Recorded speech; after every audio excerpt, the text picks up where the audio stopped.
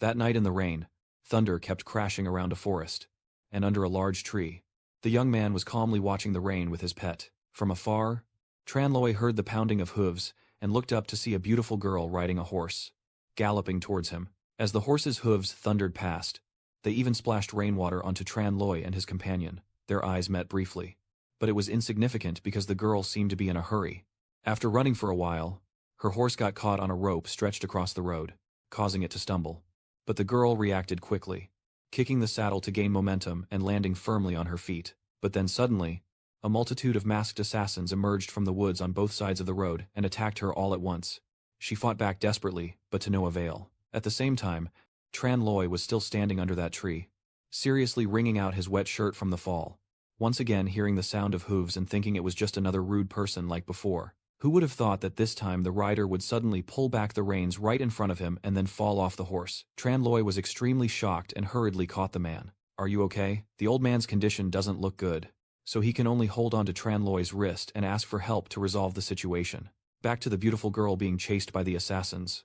They completely ignore her attacks, so she has no choice but to run away. But running forever isn't the right solution, as the girl is now pushed to the riverbank with the fast-flowing water and the assassins hot on her trail behind. With no other choice, the girl hurriedly leapt into the river, hoping to escape.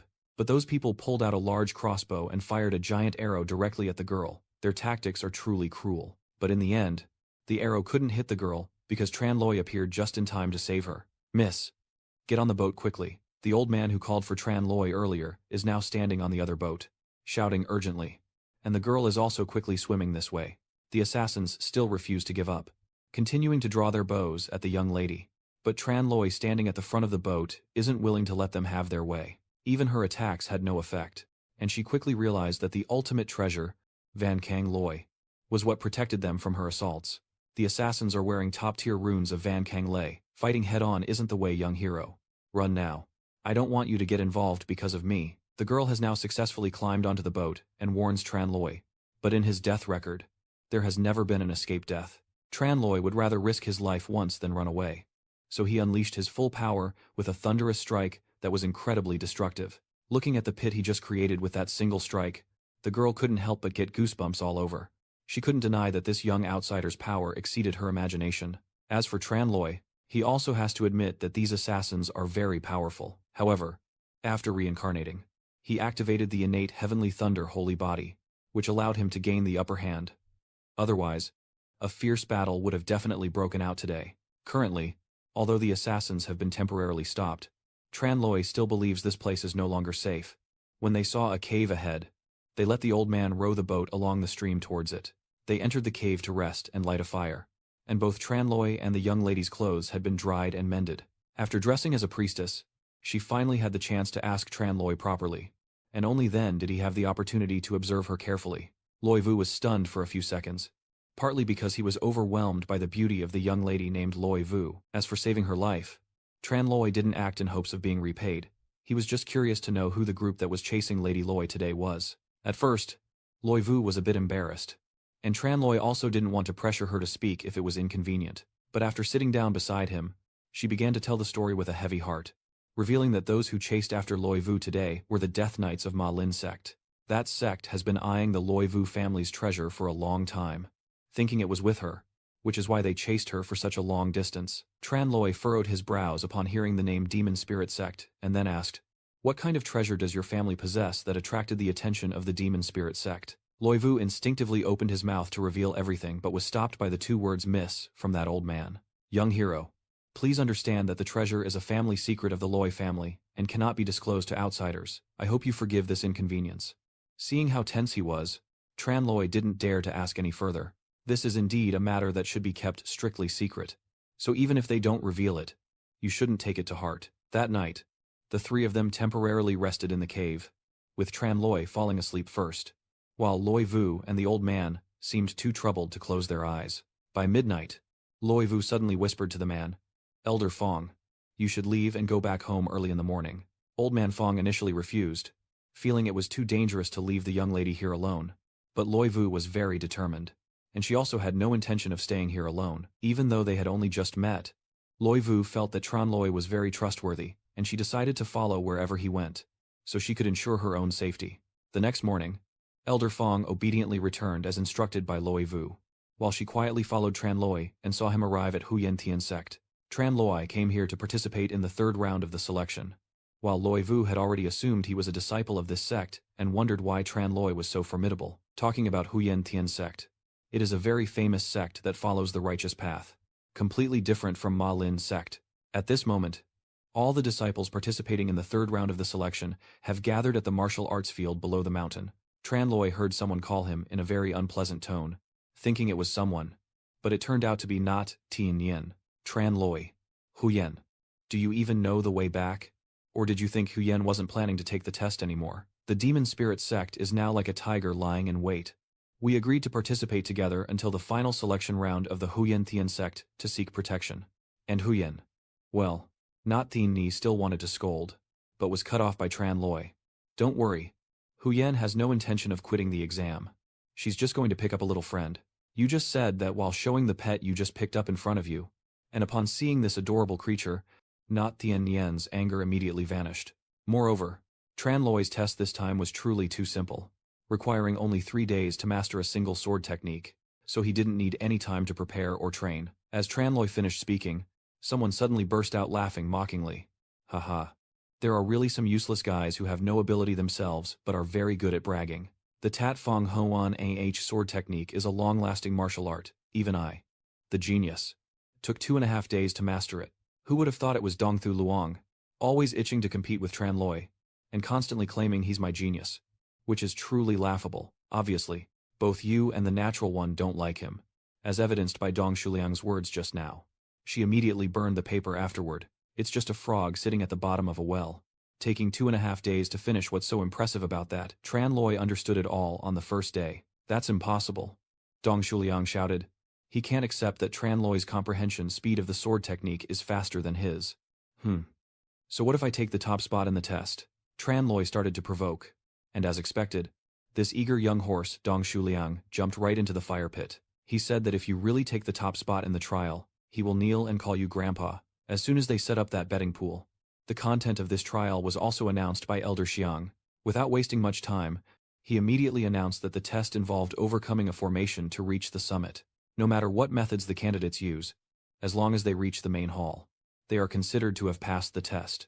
The first 10 to do so will immediately become inner disciples of the Hidden Sky sect. As for who will win the key, the elder also announced that it was hidden in the Tat Fong Hoan An sword technique given to the candidates 3 days ago. So, are you confident you can beat him? Not Thi Nian asked. Of course he's here to delay Dong Thu Luong. His nephew came knocking on the door himself, so refusing would be a waste. Tran Loi replied confidently, and as soon as the trial was announced to begin, he and many other candidates rushed forward. The formation array looked simple at first glance, but in reality, passing through it was no easy feat, just a few steps forward, and Tran Loi already heard the desperate cries for help from many other disciples. You easily navigated the obstacle courses using a tree trunk, and even the most difficult natural terrain was only a bit more challenging. But overall you didn't encounter many difficulties, because earlier, Tran Loi had already pointed out the key part of the sword technique to her. 3 days before, Elder Tuong and his 2 disciples are now standing on the mountain peak, waiting, with the 2 disciples behind him feeling a bit anxious. Guessing who will be the top this year? I hear that Elder Dongthon Lam's grandson, Dong Thu Luong, is also taking part in the trial. From a young age, this kid has shown remarkable talent, although a bit proud. He is quite perceptive, Elder Tang. What do you think? So in your opinion, Dong Shuliang will be the top candidate, until the final moment. We can't conclude the outcome. Everyone participating in this trial is not ordinary, and our Huyen Thien sect certainly doesn't need mediocre people. Just as Elder Tuong said, Dong Shuliang was born with an innate pride and is now eager to prove himself. Han charged into a formation without looking around, swinging his sword wildly and using his overwhelming strength to suppress the angry images. But while Dong Shuliang was still trying to overcome them, Elder Xiang and his 2 disciples sensed that someone had successfully passed the test. They hurriedly rode the clouds back to the main hall, and both of those disciples looked surprised that the face of someone who passed the first trial wasn't Dong Shuliang. In front of the 3 of them, Tran Loi confidently took his final steps to the main hall entrance before loudly announcing his name. Tran Thon Duong. Tran Thi.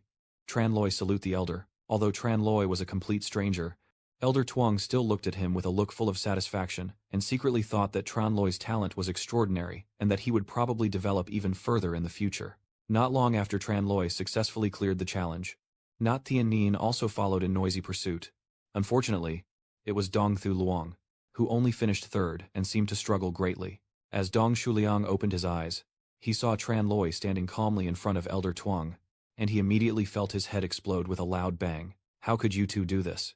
Dong Shuliang shouted at Elder Xiang. How could they have surpassed me? The genius. They must have already left the game. We came here honestly and faster than anyone else, because you're too useless. And now you're blaming us. Elder Tuong, being old and challenged by a young kid who boldly claims to be a genius, is furious and coldly questions Dong Shuliang in response. Are you doubting the fairness of this place? When Elder Tuong takes things seriously, he really creates immense pressure, instantly making Dong Shuliang so scared he shrinks back. He still refused to accept that he was inferior to Tran Loi and Not Thien Na. But Elder Tuong no longer wanted to hear his nonsense. I'll let you go this time, but the outcome is clear. You should accept it. Dong Shuliang gritted his teeth in anger, even more furious when Not Thien Nien deliberately reminded everyone of their bet at the foot of the mountain that if Tran Loi took first place, he would kneel and call him Grandpa. This is the condition he set himself, now that he's lost. He doesn't want to follow through, and even thinks Tran Loi's group is bullying him. Feeling both embarrassed and angry, Dong Shuliang finally chose to run away. And before escaping, he didn't forget to leave a threat that was hardly intimidating, making Tran Loi and Not Thien Nien laugh to death. I definitely won't forgive you guys for this mistake. That night, Tran Loi returned to his family, passing the final test and officially becoming an inner disciple of Huyen Thien sect, which was a great pride for their entire family. Now everyone outside is calling you and Not Thien the twin talents of Than Duong, and the family is very proud. But your father still seems quite worried. Loi In He. Now that you have entered the Huyen Thien sect, what about the Ma Lin sect? Tran Loi gently reassured them not to worry too much, as the Hidden Sky sect always protects its disciples, and they are also one of the top powers in the world. Right now, the Demon Spirit sect definitely won't dare to touch you, and Not Thien Nien. And your family as well as the Not family in Than Duong town will be safer. Then, Tran Loi took out a few cultivation manuals and handed them to his parents, telling them to practice on their own so they could protect themselves in times of danger. How could that be? These are all high-level cultivation techniques. If we accept them, then what will you use? Your father asked anxiously. Recently, I've had some unexpected opportunities, so don't worry about me and focus on your training, Tran Loi said with a forced smile. Anyway, I can't tell my parents that I have been reborn. And even in my previous life, I was the Thunder Emperor. These high-level cultivation techniques are now just ordinary stuff in my eyes. Seeing the warm and happy family together, Tran Loi felt happy, but also a new sense of determination rising in his heart. You have made up your mind. This life. You will not let your parents and sister suffer any more harm. Remembering the past life, I had to watch them fall before my eyes caused by the Demon Spirit sect. And in this life, that can never happen again. Leaving the inn where his parents and sister are staying, Tran Loi and Not Thien Nien returned to Huyen Thien Tong. And along the way, she kept talking about the results of the recent exam. Every disciple of Huyen Thien's sect thinks it's difficult, but I, the young lady, can easily pass such an exam. Of course, thanks to Huyen for guiding me on the sword technique. As Not Thien Yin was speaking here, the atmosphere was clearly joyful, but Tran Loi suddenly felt a cold shiver running from the back of his neck. By instinct, he tilted his head to the left, and yet he managed to avoid a disaster. Who could it be? Tran Loi turned around and shouted loudly. At this moment, Not Thien Nien still hadn't realized that the two of them had just been targeted for assassination by a malicious assassin. The culprit behind the cruel acts just now quickly appears, including not only the sore loser Dong Shuliang but also Tran Trak Quan. It seems that Dong Shuliang has decided not to let them go and has found someone to deal with them. Tran Trak Quan loudly warns, "Today I must take your life. Tran Loi, the man who repeatedly ruins my plans." I don't know how Dong Shuliang managed to connect with this man, but I still have to remind them that my father is the true head of the Tran family. Tran Trak Quan colluding with the Demon Spirit sect to usurp the family head position is treason, and being expelled from the Tran family is well deserved. As for you, Dong Shuliang, I wonder when you'll finally call me Grandpa, Tran Loi added, igniting the anger of both Dong Shuliang and Tran Trak Quan at the same time. All the assassins they brought along charged at once, determined to take Tran Loi's life tonight. But I am the main character, shining with glory from all sides. So how could I be taken down so easily by these weaklings, in just one move? Tran Loi knocked out all these useless assassins. Seeing that his henchmen were willing to sacrifice everything, Tran Trak Quan had to charge forward himself, while Dong Thu Luong also seriously supported the old man. However, at the moment they thought they had defeated Tran Loi, he disappeared, and then many other Tran Lois appeared, leaving them completely confused. This is the power of the illusionary clone technique. Dong Shuliang and Tran Trak Quan are both bewildered, unsure which one is the real Tran Loi, and your true self is so light that suddenly you strike out with both hands, sending both Dong Shuliang and Tran Trak Quan flying to the ground at the same time. That impressive performance just now really made the first saint feel amazed. Wow. Tran Loi, you're truly awesome. But you didn't even give this young lady a chance to step in. Dong Shuliang was beaten flat on the ground, but his face still clearly showed 3 words of unwillingness. He clenched his fists and kept grinding his teeth as he asked why Tran Loi could be so strong. Tran Loi also didn't hold back, directly kicking him, and Dong Thu Luong spat out a mouthful of blood, looking miserable and humiliated like a beaten dog. So, are you convinced? Dog boy, you ask. I submit now. He hurriedly replied, fine then. Obediently following the task from this afternoon. Or else I will. This time, before Tran Loi could finish speaking, he heard the scream of Not Thien Nien. Dong Shuliang hit you with the violent flower thorn. That guy really is the worst of the worst. Not worthy of being called a gentleman at all. Because the distance was too close at the time, Tran Loi couldn't dodge in time and was hit directly by Dong Shuliang's deadly Bao Vu La Hoa Tram. The feeling of being hit by the spear truly pierced the heart and soul. Not Thien Nan hurriedly caught you. But Tran Loi, in his previous life, was even the Thunder Emperor. So how could he be defeated by these little spear needles? Seeing you fall for my attack, Dong Shuliang felt very pleased and struggled to get up. A country bumpkin like you dares to embarrass me in front of so many people. And this is the price you'll pay. After humiliating you in every way, he then turned back to look at Not Thien Nien, gazing at her from top to bottom with a look full of desire. Little beauty. Don't rush. You are the next one. But first I must let this young master enjoy himself properly. If it were Tran Loi, I could hold back. But Dong Thu Luong, daring to speak so disrespectfully to Not Thien Nien, is truly unacceptable. Thinking of this, he stood up suddenly, using only silver needles, a material that cannot conduct electricity, perfectly suited for Tran Loi to counterattack. Thinking quickly, he used his strength to push all the silver needles embedded in his body out, then electrocuted them and forced them back at Dong Shuliang. That scoundrel had already been badly injured by you and now had no way to dodge. So all the silver needles were driven straight into his body, including many that pierced vital organs essential for his reproductive function. Wow. It's really cruel to watch this scene. Tran Loi closes his eyes and then begins to electrocute Dong Thu Luong until he collapses. But before I could finish torturing him, someone else stepped in. Who dares to harm my grandson? From above, an old man appears. He is Elder Dong of the Huyen Thien sect and also Dong Thu Luong's grandfather. Seeing his nephew beaten into this state, the old man quickly abandoned right and wrong and wanted to make Tran Loi and Not Thien Nien pay the price. His frantic appearance really made her laugh. So this is like a small dog bites and then the big dog comes running. Naj Tian's mouth really doesn't hold back at all. But Tran Loi knew that old man Dong Thon Lam was not someone to mess with. So he quickly stopped First Heavenly Spirit. And the enemy immediately declared, "This was my doing, whoever caused it must bear the consequences. It has nothing to do with nature. Moreover, Elder Dong, this was your grandson who attacked us first." At this moment, Dong Than Lam clearly no longer cared about right or wrong, only wanting to avenge his nephew. He held Dong Thu Luong tightly in his arms. But his strength was still incredibly powerful. Tran Loi used all his strength to defend himself but still couldn't match the elder Huan Tian Tong and was ultimately pushed back, spitting out a large amount of blood.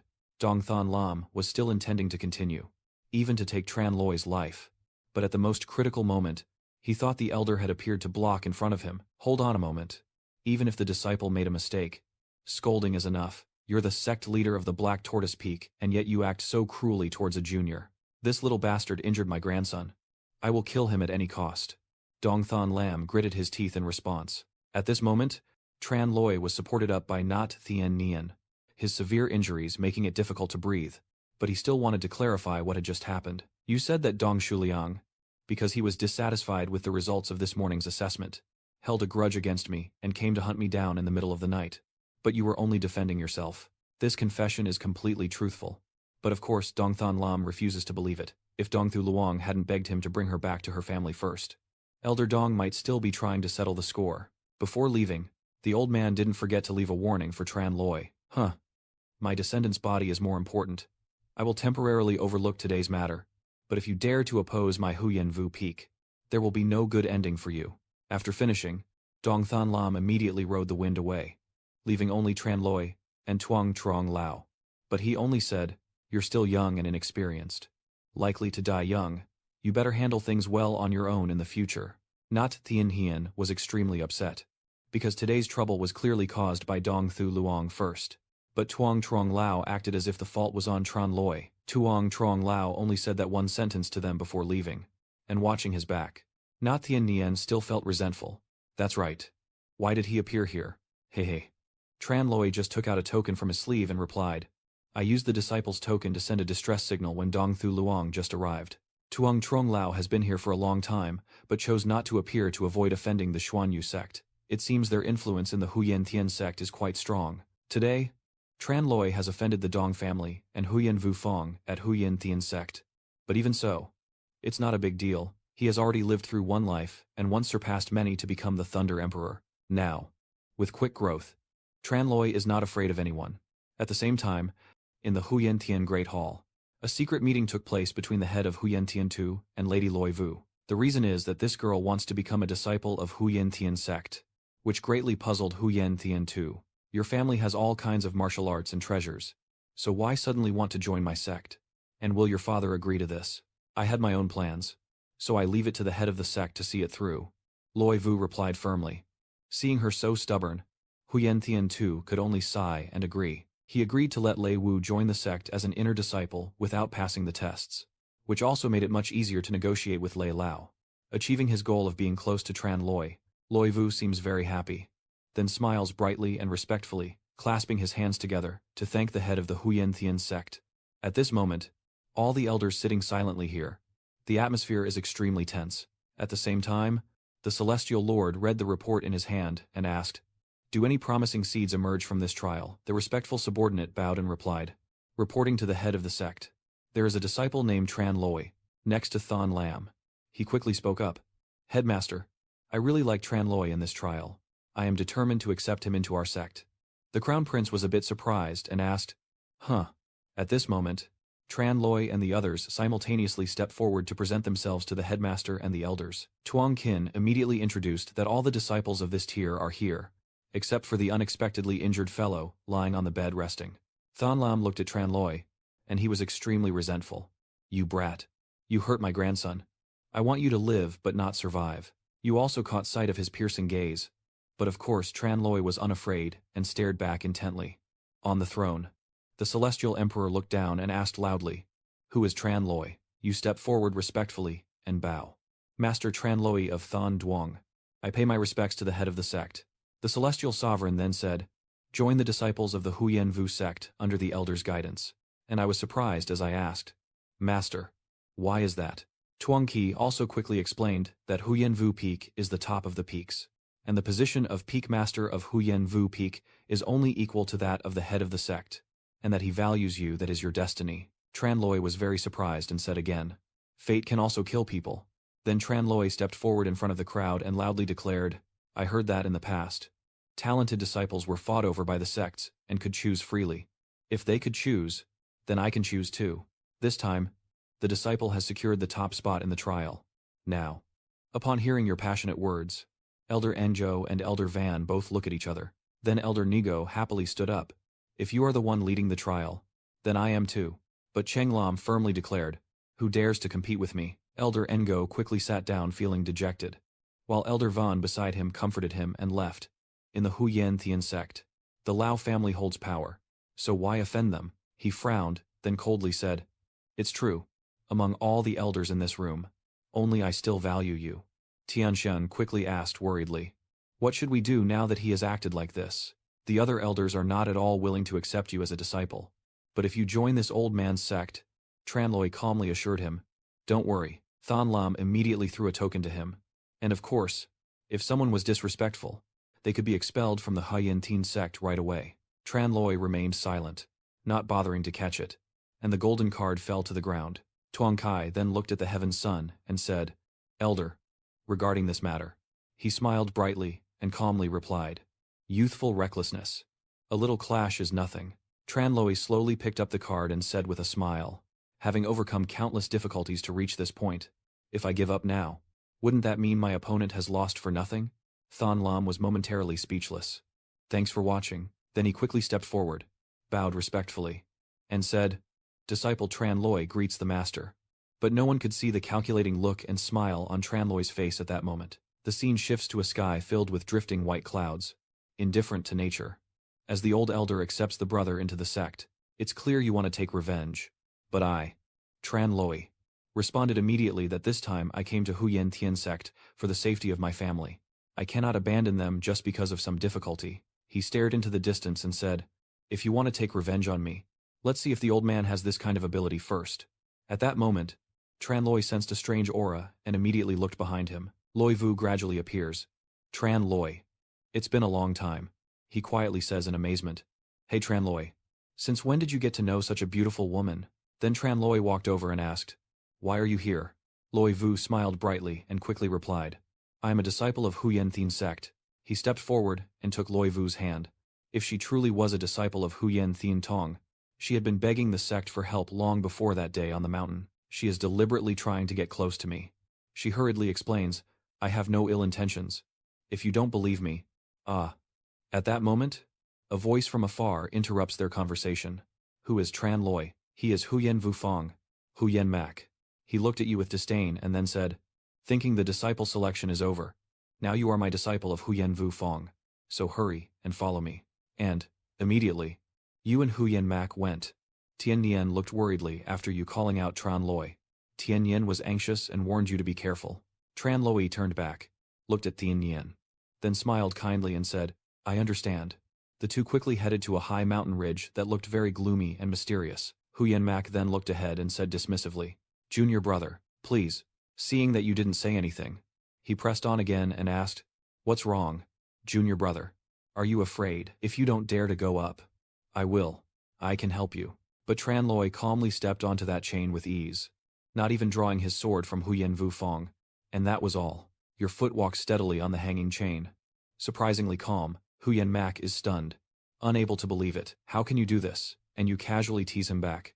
Senior brother, I'll go ahead. Finally, he made it to the other side, the wind above still blowing strongly, and Tran Loi immediately descended, his face serious and full of solemnity. Finally, Tran Loi has set foot on the place he needs to conquer, and Huyen Mak obviously cannot believe it. Tran Loi looked around, then sighed. The weeds are almost reaching his waist, and it's been so many years since anyone passed this way. Those guys from Huyen Vu Feng are really shameless. He looked up to the sky and shouted, Elder Dong, the disciple has arrived at Xuanwu Peak. I wonder what shameful grudge you still hold against us. Then a loud laugh suddenly rang out. Tran Loi immediately became alert. Huh. That voice rang out again. You are Dong Da Fat's disciple. Tran Loi looked surprised as he stammered out those three words, and the old man called Da Fa shouted loudly, That is the Elder Dong you mentioned. The useless sect leader of Huyen Vu Peak, Tran Loi respectfully said, loudly. Although I am a disciple of the old man, he took me as his apprentice to seek revenge for me.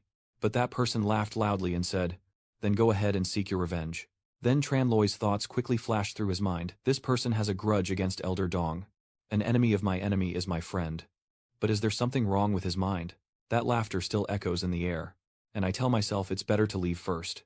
It seems they are eager to kill Tran Loi. I can't let that bastard Tran Loi go. Thon Lam reassures him and says, Don't worry. Now he has been taken into my sect. He can only be used as bait for others. As soon as he finished speaking, a familiar figure immediately entered from outside, and you respectfully bowed to the elder, then said, Disciple Tran Loi greets Senior Elder Dong. But for some reason, Thon Lam suddenly picked a fight with the old man, knelt down, and also said, Now you should call me master. Tran Loi also showed defiance and replied casually, Kneel. I don't enjoy it. Wait a moment. Tran Loi added, And your grandson still owes me a word. We are of the same generation. How can I call you master? Thu Luong gritted his teeth and said through clenched teeth, You bastard. Now you are completely in my hands. Yet you still dare to talk back. Then finally, Thu Luong couldn't hold back and pushed the cart towards Tran Loi. Shouting, I want you dead. Tran Loi quickly stepped in to gently block the cart with his foot and loudly said, The disciple just started. On his first day of training, he met a tragic end. How can the senior brother explain this to the sect? He immediately stood up and declared that Tran Loi was disrespectful to the master, then kneeled in the last floor of the Tu Kuan Yai meditation hall. Thon Lam looked cold and frowning, saying, "I want you to live but can't. Want you to die but can't." Then, following the old man's order, Tran Loi was quickly taken to the final chamber, a place filled with bones and skulls that had long since decayed. Moreover, the fierce beasts with sharp fangs and claws growling fiercely at that side, still chained but looking extremely furious. Tran Loi calmly sat on the ground and looked at them, wanting to live but unable, wanting to die but unable, thinking they had some clever trick. But it turned out to be just childish threats. That big tiger kept staring intently at you, constantly lunging at the chain tightening around its leg. Tran Loi calmly asked, knowing full well that he was slammed against the wall and still rushing forward. "Is there something wrong with your brain?" That voice rang out again. "Not just it. The beasts here are all brainless." Tran Loi immediately recognized this familiar voice. "Senior. We meet again." That voice chuckled happily again. "It seems Dong Daifa really hates people. He just entered the sect and already caused trouble here." Tran Loi didn't mind teasing him again. "So you're also locked up here. It seems your relationship with Dong Dai Fat isn't very good either." The other person replied amusedly, "You little brat. You really are stubborn and stubborn." Tran Loi lazily rested his head against the cliff behind him. "Sleeping now. Good night, senior." As soon as he lay down, the sounds of crying immediately echoed. Tran Loi suddenly opened his eyes and asked the man, "Senior, isn't it interesting?" He then explained, "The responsible old man is the one who released these restless spirits, and they are also part of the tactics of the secluded chamber. Its purpose is simply to keep people from resting, with no light, no people, no sleep, no hope." Then he asked Tran Loi if he knew how many people went insane and died in here, but it seems that Tran Loi doesn't care much. He asked again, "Senior, you're probably trapped underground, right?" He was surprised and asked back, "How do you know that?" "No. Why aren't you afraid of anything at all?" Tran Loi calmly replied, "Not only am I not afraid, I also have a way to save you and that girl out of here." Tran Loi no longer sleeps and quickly stands up. In the realm of Xuan Wu and the mind of Yang Jiqiang. But here it is, the realm of wisdom and coldness. "Someone must have reversed the earth's veins," that voice quickly replied. "With some knowledge. But it's still far from enough. You stopped in front of those monsters and demons, all in chaos, which must also be part of the formation. Senior, how many people have you offended in your career?" Tran Loi then turned around while pondering. "It seems the trail on the mountain is also part of the formation." Tran Loi then sat down again beside a stone that had already expressed regret. And the iron chain was the connection to the Huyen Thien Peak of the Truong Mon. The person who was chained laughed mockingly and said, "Truong Mon. He's worthy. I spit on him." Tran Loi quickly guessed, "Senior, isn't it true that you're being betrayed and attacked now by Truong Mon and Dong Dai Fa together?" "Wait a moment." I suddenly shouted, "Senior, could you be the previous generation's Truong Mon?" Immediately, the ground where Tran Loi was sitting slipped away, and he was also a bit startled. Then, he fell freely downward, as if the man had now accepted to meet Tran Loi. Below, it was true that he was timid, and moreover, his limbs were chained tightly, looking extremely miserable. The old man looked at you and then asked, "How do you know? Who are you really? Is it that petty traitor Dong Dai Fat who sent you?"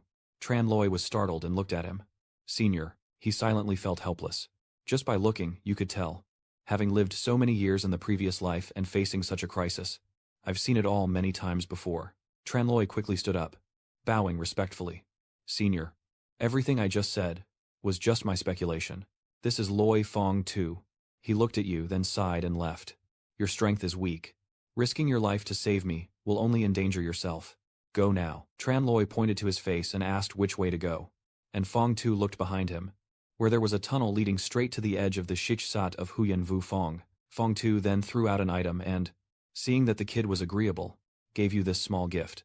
Go quickly. Tran Loi bows respectfully. "Thank you for your help that day. Senior, rest assured, I will find a proper way to save you." Outside, the surrounding space was extremely quiet, and the woman's footsteps slowly approached. Loi Vu looked around thoughtfully, thinking that the only unguarded path to Huyen Vu Fong was this one. Then she was a bit startled when she saw the change above that tower. Tran Loi then easily escaped from C Sigma School, his eyes now filled with even more intense anger towards the old man. The wind kept rising as Tran Loi calmly landed beside Loi Vu, who was on his way. Tran Loi was surprised to see her here. "Why her?" Loi Vu replied with a bitter smile. "I was about to go look for Huyen. You shouted directly in her face. Our first meeting was probably just a coincidence.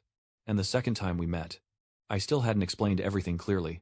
Now, in the middle of the night, you come to Huyen Vu Peak looking for me. What is your real purpose? Loi Vu honestly replied. I heard that Huyen has a conflict with the elder, and was accepted into his sect. So I care about Huyen. Tran Loi still looked very cautious and asked why he cared about her. Loi Vu blushed and turned away shyly. Seeing the hidden hero risking danger to save her, isn't caring a little bit completely normal. You get annoyed and start using your inner strength to threaten, not wanting to tell the truth. Right, in the end, you finally withdraw your inner strength and leave. I have never oppressed women, but you no longer care about her either. I have something I need to do. So don't get in my way. Over here. Someone is rushing towards us so quickly that she accidentally bumps into Tran Loi without realizing it. As soon as she saw you, she was overjoyed. Tran Loi. Huyen has come down. Right on time, because I have something urgent to tell Huyen. Seeing Loi Vu behind, she immediately asked, Am I bothering you too? Tran Loi straightened her up and then gently said, Tell me what's urgent first. After Huyen left today, I was accepted into Long Thu Fong by the sect. Does Huyen know who the grand disciple of Long Thu Fong is? Then Tianran told you the truth she knew, that Xiao Tung is a member of the demon spirit sect. Tran Loi was also caught off guard by this and immediately exclaimed loudly, What? At the same time, Liu Wu also stepped forward to reply, saying that as far as he knew, Xiao Tong was a girl adopted long ago by the elders of the sect, so how could she be involved with the demon spirit cult? But Tianran hesitated. So, then she looked at you cautiously and asked Tran Loi, Is this girl now someone you know? Loi Vu looked very determined and said, This junior sister. I was once chased and killed by the demon spirit sect, and I also hold a grudge against them. Just tell me directly. At that moment, Nature also generously said, Fine. I believe you. Immediately after, Nature suddenly recalled the past. That night she was standing by the cliff of Long Thu Fong. At that moment, Tian Ni was gazing thoughtfully at the mountains and forests when suddenly a strange sound made her alert and shout loudly. Who's there? That voice rang out. Senior Sister Nip. It's none other than the great disciple of Long Thu Fong. Tu Tung. You're surprised. The great master Hu Ying. Tu Tung approached her and asked, It's so late. Why hasn't the junior sister gone to rest yet? On the first day I started my training, I was so restless that I couldn't sleep. So I went out for a walk. Then he happily said, I heard that your master comes from Thon Duong Town. Although it's a bit far away, it's a land full of talented people. Naturally surprised, she asked, Master Hu Ying once visited Chanthon Duong. And Tu Tung looked up at the night sky and said, When I was young, I traveled with my master and passed through there once. So that's how it is. Then Trat Thien Nien broke out in a cold sweat. Huh. Why does this posture look so familiar? Remembering that face, her heart trembled, and Trat Thien Nien was then certain that it was him. According to her story, that night, Tran Trak Quan colluded with the demon spirit sect to attack Jinthon Duong. I saw with my own eyes Tio Tung in the demon spirit sect's team, and those masked people even bowed respectfully and called out, Di Lang King. Natural then recounted that he didn't make a move at that time, but the leader of the team was extremely respectful to him. After finishing, Tianran immediately told you that we came here to borrow the reputation of the Huyen Tian Tong to protect Tranthon Duong. But if the Huyen Tian Tong and the Ma Lin Guild are involved with each other, then what should we do? Loi Loi looked at Lei Wu and asked, Miss Lei, according to what you said, no one in the Hidden Heaven sect knows Tu Tung's true identity. She replied, Externally, surely no one knows. Loi Vu clenched her teeth and said, But the two of you just said that Xiao Long Wang is the grandson of the demon spirit sect's sect master, who has led people to destroy many distant cities over the years. Hearing this, Tianran couldn't help but exclaim, Oh my God. Tran Loi immediately comforted her. Tianran. We must leave now. Then he said again, If Xiao Tung's identity remains hidden in the shadows, then the power of the demon spirit sect within Huyen Tian Temple must also be kept secret. Tran Thon Duong is just a small territory. The demon spirit sect won't risk exposing their ambush in Huyen Tian sect just because of that. Then he looked at Lei Wu and Lei Nu. About what you heard today. I hope you won't tell others to avoid stirring up trouble. She agreed immediately. All right. As soon as he finished speaking, he pulled Tianyan's hand and left.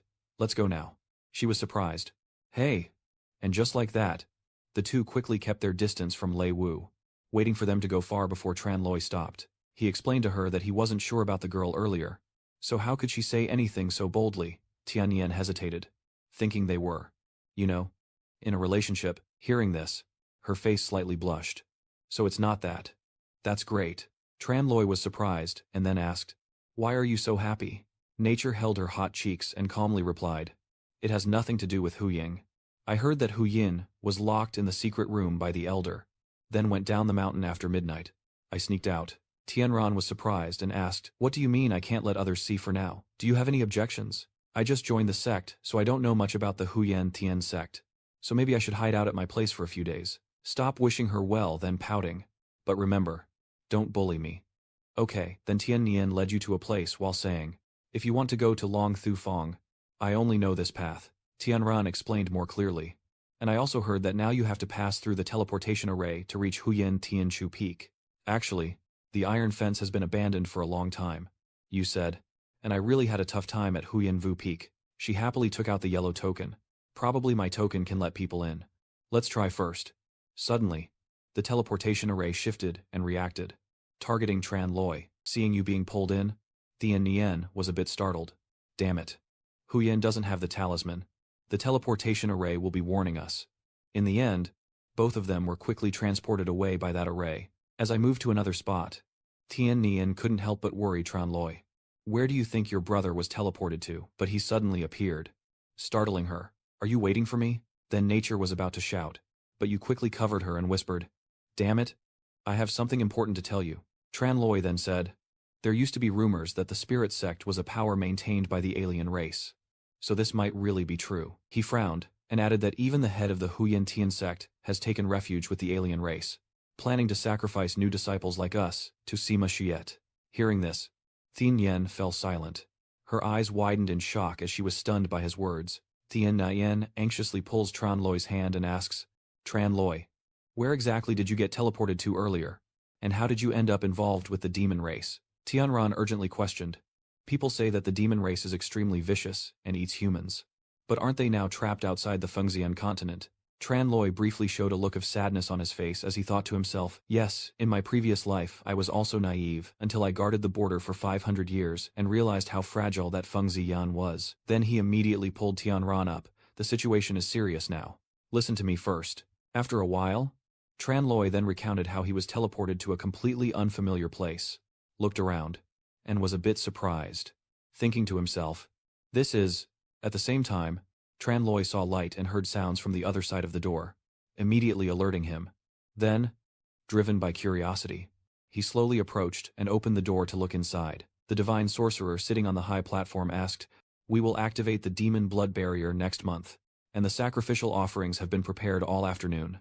Tran Loi realized this is the divine sorcerer of the alien race. Thon Long respectfully replied, "Your Majesty, we have recruited a large number of young disciples according to the plan." Han Hai's heart sneered with a sinister smile. "Very well. Even if we break through Fengxian, you can still claim they are disciples of Ren Luyen, and it can't be stopped." The Celestial Lord also smiles and flatteries. "Rest assured, we will do our best to be good inside agents." Tran Loi, standing outside, clenched his fists in hatred and cursed under his breath. "Damn these clever disciples of the Huyan Tian sect, selling myself to the alien race. In my previous life, Fengxian was occupied, and the continent was plunged into sorrow. It turns out it was them." At the same time, the divine messenger finally sensed your aura and immediately launched a strike at the door. "Who is outside?" Han's power instantly shattered the wall, and a loud explosion erupted. However, it seems no one is outside, as if Tran Loi had already left before Han discovered it. Meanwhile, Tran Loi once again heads to Feng Zi's location on his own. As soon as he saw you, a hint of joy flickered in his eyes. "Oh, you've just returned after so long. You've probably seen everything you needed to." "Right," Tran Loi immediately asked. "Did you intentionally let me go, then gave me the token to go see the sect master colluding with the alien race? Why did you do that?" Fong Tu then approached you. "Because I value that person. I thought you would head straight to the teleportation array, but instead, you spent half a day rambling about your daughter's love stories." Tran Loi honestly told him if he wanted to expose Master Tran, just say it directly. There's no need to waste so much effort. But Fong Tu also has his reasons.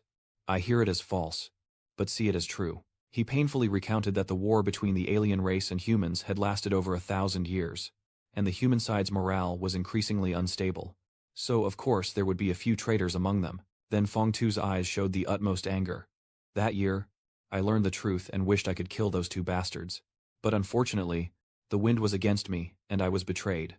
Tranloi also quickly recounted what he heard, saying they planned to sacrifice the new disciples as offerings to the alien race. If Dong Dai Fat hated me that much, then he would definitely come after me too. Fengzi frowned and replied, "That's right.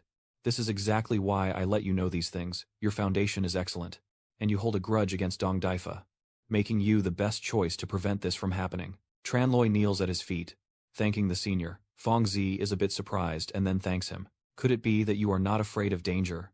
He then said. If the senior hadn't told General Tran, the evil spirits of the alien race might come true, and at that point Feng Tuyen's plan would be ruined. Lives would be lost, and the consequences would be unimaginable. Feng Tu was a bit surprised. And even in such a dangerous situation, the first thing he thought of was the people of the world, disregarding his own life and death. Thinking of this, Feng Tu immediately advised, "There's not much time left. Get ready, now." After hearing this, Thien Nian looked worriedly at you.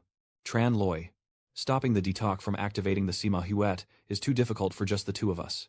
Tran Loi then said, "For now. Our plan is to take one step at a time." Then he took out a green pill and said, "Take this spirit-stabilizing pill and use it to try to break through to the mid-stage of the Qi-refining realm as soon as possible." Tianran was surprised and asked, "The spirit-calming pill? Why does Hun have such a precious medicine?" Tran Loi scratched his head and said, "Don't worry so much." Thien Nian's eyes became determined and she firmly said, "Okay. I trust Huan, then I will go down the mountain to look for opportunities and try to advance to the primordial realm before attending the Fengzi banquet." Tian Nian's eyes widened in shock. "Are you really aiming to reach the Yuan spirit realm at under 15 years old? Huan is chasing after it." "Right." But despite her worries, he confidently said afterward, "Nothing is impossible in front of Tran Loi." And the scene shifts to below Huin Thien Sect's mountain, right at Thon Down Mountain. Tran Loi said in a shop, "Manager, I want to rent a pill refining room for 3 days and also buy another batch of herbs." Xiao Sheng smiled happily. "All right. A deposit of 500 low-grade spirit stones is due in 10 days. When it was time to pay, Tran Loi was secretly flustered. "Damn it. My purse was taken during detention." At this moment, a voice rang out. "A mid-grade spirit stone. No need for money anymore." I was startled and turned around to see Loi Vu's smile. "Why are you here? Are you spying on me?" Loi Vu happily teases you. "I was just worried that Tran Huyen might go out without her purse. So I came to check. So does Tran Huyen have her money with her sighing at myself?" Even heroes struggle with spirit stones. The scene shifts to a deserted house with no one around. Tran Loi and Loi Vu just entered inside, and he immediately locked the door. Then he turned to ask her, "What exactly is Lady Loi's plan? Can you tell me now?" Loi Vu replied, "I admit I joined the Huyen Tian sect because of Tran Huyen, but I truly have no malicious intent." Loi Vu looked at her directly and said, "So I'll be straightforward. Tran Huyen is the Thunder God body." Tran Loi calmly replied, "Isn't that what's recorded in the Thunder Emperor scripture?" Loi Vu immediately pressed her, and then quickly asked, "So it's true that Tran Huyen knows about the Loi de Qin?" Yang Zhu said again that it is said the Thunder Emperor scripture is a divine-level cultivation technique left by the ancient Thunder Emperor, and the Thunder Saint body is the prerequisite for cultivating the Thunder Emperor scripture. So you've been following me all this time because of this. Huh. Tran Loi now silently reflects that in his previous life, he accidentally found half of the Thunder Emperor scripture to activate his holy thunder body. Unfortunately, what he found was only the first half, and in the end, he failed completely and lost everything. Then she also said, "Miss Loi Vu, our relationship isn't yet to the point of discussing these matters." Loi Vu quickly replied, "I understand. I will prove my sincerity to you." Loi Vu then handed him a bag. "Thank you, Brother Tran, for clearing up my doubts. These spirit stones are my gift." As she spoke, she walked toward the door. Liu Wu politely excused herself to leave. "Tran Hein, please feel free." And the door closed behind her as Liu Wu gradually disappeared from view. At this moment, Tran Loi alone inside is quietly calculating that his temperament is stable and not an obstacle to breaking through the primordial realm. Using pills is no problem. Just waiting for the herbs to be delivered. I will craft a breaking origin pill to instantly break through. But just then, a loud knocking on the door suddenly rings out. Then Tran Loi went to the door, opened it, and said in surprise, "I didn't take that many herbs." Than Than didn't say anything. Then she kicked towards him, paused for a moment, and arrogantly told him, "I need this alchemy room." "Then you get out." Tran Loi looked at the clerk and said loudly, "I paid the deposit to the head of the guild, so I have the right to use this alchemy room. Is this how you do business?" He hesitated and replied, "This young junior brother, the Tuda Huyen Hoa of Miss Hua, is a rare and hard-to-find herb, And it's also very difficult to preserve. If you haven't started refining pills yet, you might as well let her use it for a day first.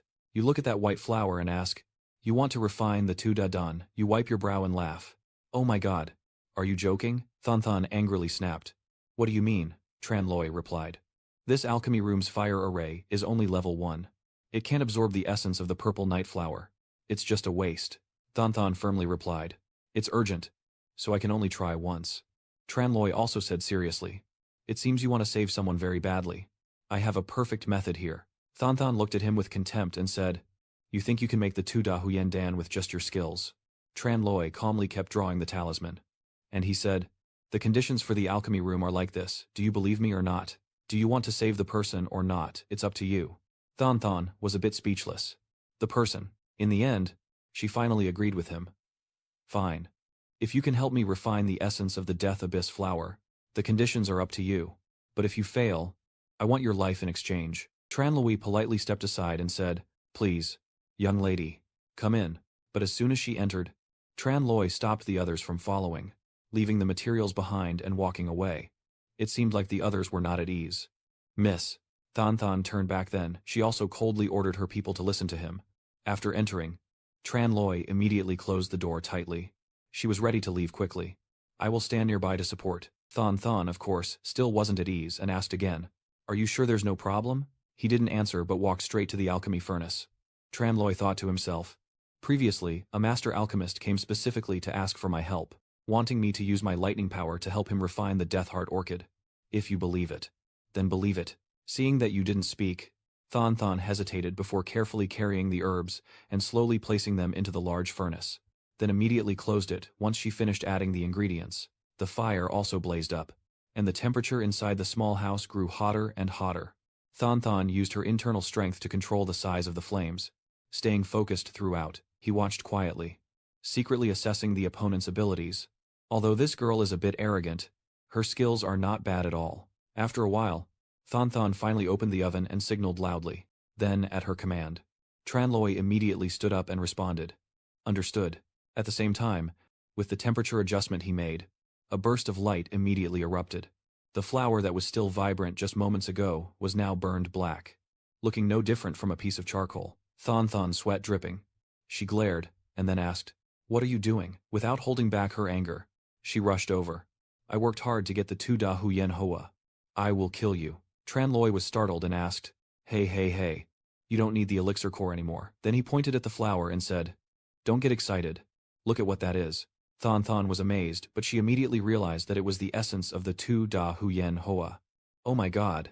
With this purity level, even a level 7, Tu Hoa formation might not be able to refine it. Tranloi looked disappointed and asked, so, do you believe me now? Seeing the high-quality divine core emerge, Thanthan couldn't help but exclaim, a top-grade Tu Huyen Dan. Tranloi still isn't satisfied. It's only a top grade. After all, it seems her technique isn't good enough. With such purity and essence of the Tin Tu Huyen Hoa, it should be a supreme grade by right. Put that pellet into the box, Thanthan said. Just tell me what you want. If I can do it, I will agree. Tranloi hesitated, then said directly, first, I need to go to Fengzi Yanyi border in the next few days to prepare a large amount of spirit stones. Since you're a person of your word. She immediately replied, no problem. Tranloi also added that he needed supplementary elixirs for breaking through to the later stage, so he hoped she could provide some valuable materials. Thanthan handed him a token and said, I give you the token of the alchemy god. Just go to the branch to get what you need. Anything else? Tranloi didn't expect Thanthan to agree so easily, so he felt a bit embarrassed and said, Miss, are you perhaps too generous? You've helped me greatly, so it's only right to repay you a little more. Then Thanthan immediately sat down on a small tree nearby and said to him, aren't you going to refine pills? Wait until you're done before thinking further. Tranloi was surprised. Isn't she eager to save the injured person? Thanthan was sweating and a bit tired from the intense alchemy practice earlier. I need to rest for a while before continuing. Besides, with such miraculous alchemy skills, I am also curious about your pill-making techniques. Tranloi also couldn't stop her and said, fine. If you want to watch, then watch. I'll start now. Now Tranloi leaned in close and looked satisfied. It seems this flame isn't bad. Say that. He looked back at Thanthan and said, help me get the alchemy ingredients over here. You angry? To you. Then she annoyedly leaned on her weight and immediately fought back. Do you think I'm your maid or something? Tran Loi didn't argue. He just looked at her with a puzzled expression, making Thon Thon secretly sweat. In the end, Thon Thon gave up and turned away, muttering, "Fine. I'll get it for you." Tran Loi calmly reached out to take the items. "Consider yourself lucky to have helped me gather some supplies." Thon Thon retorted. "Do you know what shame is?" Then Tran Loi just poured everything into the furnace and started alchemy. "All right. Let's begin." Thon Thon was utterly surprised and shouted, "Why are you so reckless?" "But I don't care. This is how I refine pills. Do you have any objections?" Thon Thon also replied frankly, "Your behavior is a waste of materials and an insult to the art of pill refining." Now it's Tran Loi's turn to be surprised. Huh. Then Tran Loi still gathered his inner strength and told Thon Thon, "Watch carefully." A beam of light gradually emanated from Tran Loi's hand, rising higher as he focused on the alchemy furnace. Following his strength, that power shot straight into the large cauldron. Immediately after, Tran Loi condensed his spiritual energy into a green pill cauldron in his hand. Thon Thon looked on, stunned, and said, "A primordial pill. How can such a simple technique produce a real pill cauldron?" Now she quietly thinks to herself, "I, Hua Tan Tan, am the daughter of the leader of the Alchemy God Union. I've seen every alchemist since I was young, but I never expected the master to be from the common folk." Then Thon Thon changed her attitude and said, "Master Tran Tien, I was disrespectful today. If you need any help in the future, please contact the branch of the Alchemy God Alliance. I will take my leave first, since you're not stopping me. See you next time." After receiving the pill, Thon Thon quickly left and closed the door tightly. Tran Loi now no longer needs to be a puppet. He sighed in relief, finally able to use the pill to break through. Immediately, he sat on the small bed and began to consolidate his internal energy, with a giant compass appearing below him. Then, Tran Loi quickly put the recently refined pill into his mouth and swallowed it. As Tran Loi absorbs the pill, he thinks to himself that he's already at the peak of the true chi stage, just one step away from reaching the origin core stage, and this is the perfect moment to harness this power. Below Tran Loi's dantian, he had already condensed a purple sphere of power. A determined look appeared in his eyes, and Tran Loi immediately opened his eyes, spreading his arms to the sides, unleashing a tremendous surge of energy. The scene shifts to nightfall, with the wind swirling through the sky and a somewhat eerie cry echoing. Tran Loi went to Fong Tu's place and told him, "Senior, why are you in such a hurry to leave? Could it be because Dong Dai Fat has already taken action?" Fong Tu was surprised to see you quickly understand the situation. "Oh, that's right. Someone will come to the retreat to find you very soon. You've broken through to the fish origin realm. How is that possible?" "At your age," Tran Loi quickly replied. "Next month I will turn 15. Fong Tu then couldn't hide the satisfaction in his eyes. Impressed. "Being under 15 inches, the nascent soul stage, is excellent. Very good. And you even love beasts more than I imagined. Then our plan can also be adjusted a bit." Say that, and he stretched his chained hand and waved. "Come here." Tran Loi respectfully bowed his head and stepped forward. "Does the senior want to give any more instructions?" Fong Tu looked directly at him and asked frankly, "Do you want to apprentice under me as a servant?" Tran Loi didn't rush to answer and said, "I've known the senior for a long time, but I still don't know your name." He coldly told you that he has long forgotten his own name, but people call him Loi Fong Tu. Hearing this surname, Tran Loi was slightly startled inwardly and secretly admired the name Loi. Fong Tu also honestly told him that back then I happened to obtain an ancient military technique called Lei Emperor Scripture, from which I learned the thunder technique. Tran Loi silently thought to himself, the Lei Di Jing. I never expected it to be the Lei Di Jing, and the twin before me also became the Lei Di Sovereign thanks to this ancient cultivation method. Then he directly asked which part of the Loi de Kin the two elders possessed, and Fong Tu did not hide it, the rear part. He added that this cultivation technique was already extremely difficult to understand, and missing the front half made it even harder to practice. Otherwise, why would I have been schemed by those two bastards? Tran Loi secretly gasped. It was because he lacked the latter part that he failed his tribulation, reincarnating. If he could cultivate the complete Thunder Emperor Scripture, then, Fengzi asked you again, do you want to become my disciple and learn the Thunder Emperor Scripture? Tran Loi immediately knelt down. Master above, please accept a tear from your disciple. Fong Tu was more than satisfied. Good. He reminds you that Dong Daifa will send you to the border soon, so you better be sure about mastering the Thunder Emperor Scripture. Tran Loi quickly took out the secret manual and said, Master, I have a way to help you escape from here. Fong Tu replied calmly, That's my matter. Wait until you return from the border to talk. Fong Tu raised his eyebrows and looked at you, probing again. So what? Are you not confident? But Tran Loi immediately told him, "Now I am 100 times more confident." Master. The scene shifts to Thon Lam's palace, now shrouded in thick fog and mist. Tran Loi asked in surprise. The disciple hasn't finished repenting yet. Why did Elder Dong call me out so urgently? He said, "This is an opportunity the head disciple gave you." Although Tran Loi knew, he still looked very surprised and let out a small cry. Thon Lam then said again that the headmaster wanted to send some young disciples to the front lines for training. This is a good opportunity. And since you're new here, it's a perfect chance to learn how to deal with alien races. Tran Loi immediately retorted, "If it's such a good opportunity, why not send Dong Shuliang instead? I heard his wound has healed completely." Dong Thu Luong refused to accept this and loudly declared that he wouldn't bother going. I have something more important to do." Thon Lam immediately pretended to cough to remind him, "Huang Mo, just follow what the master says."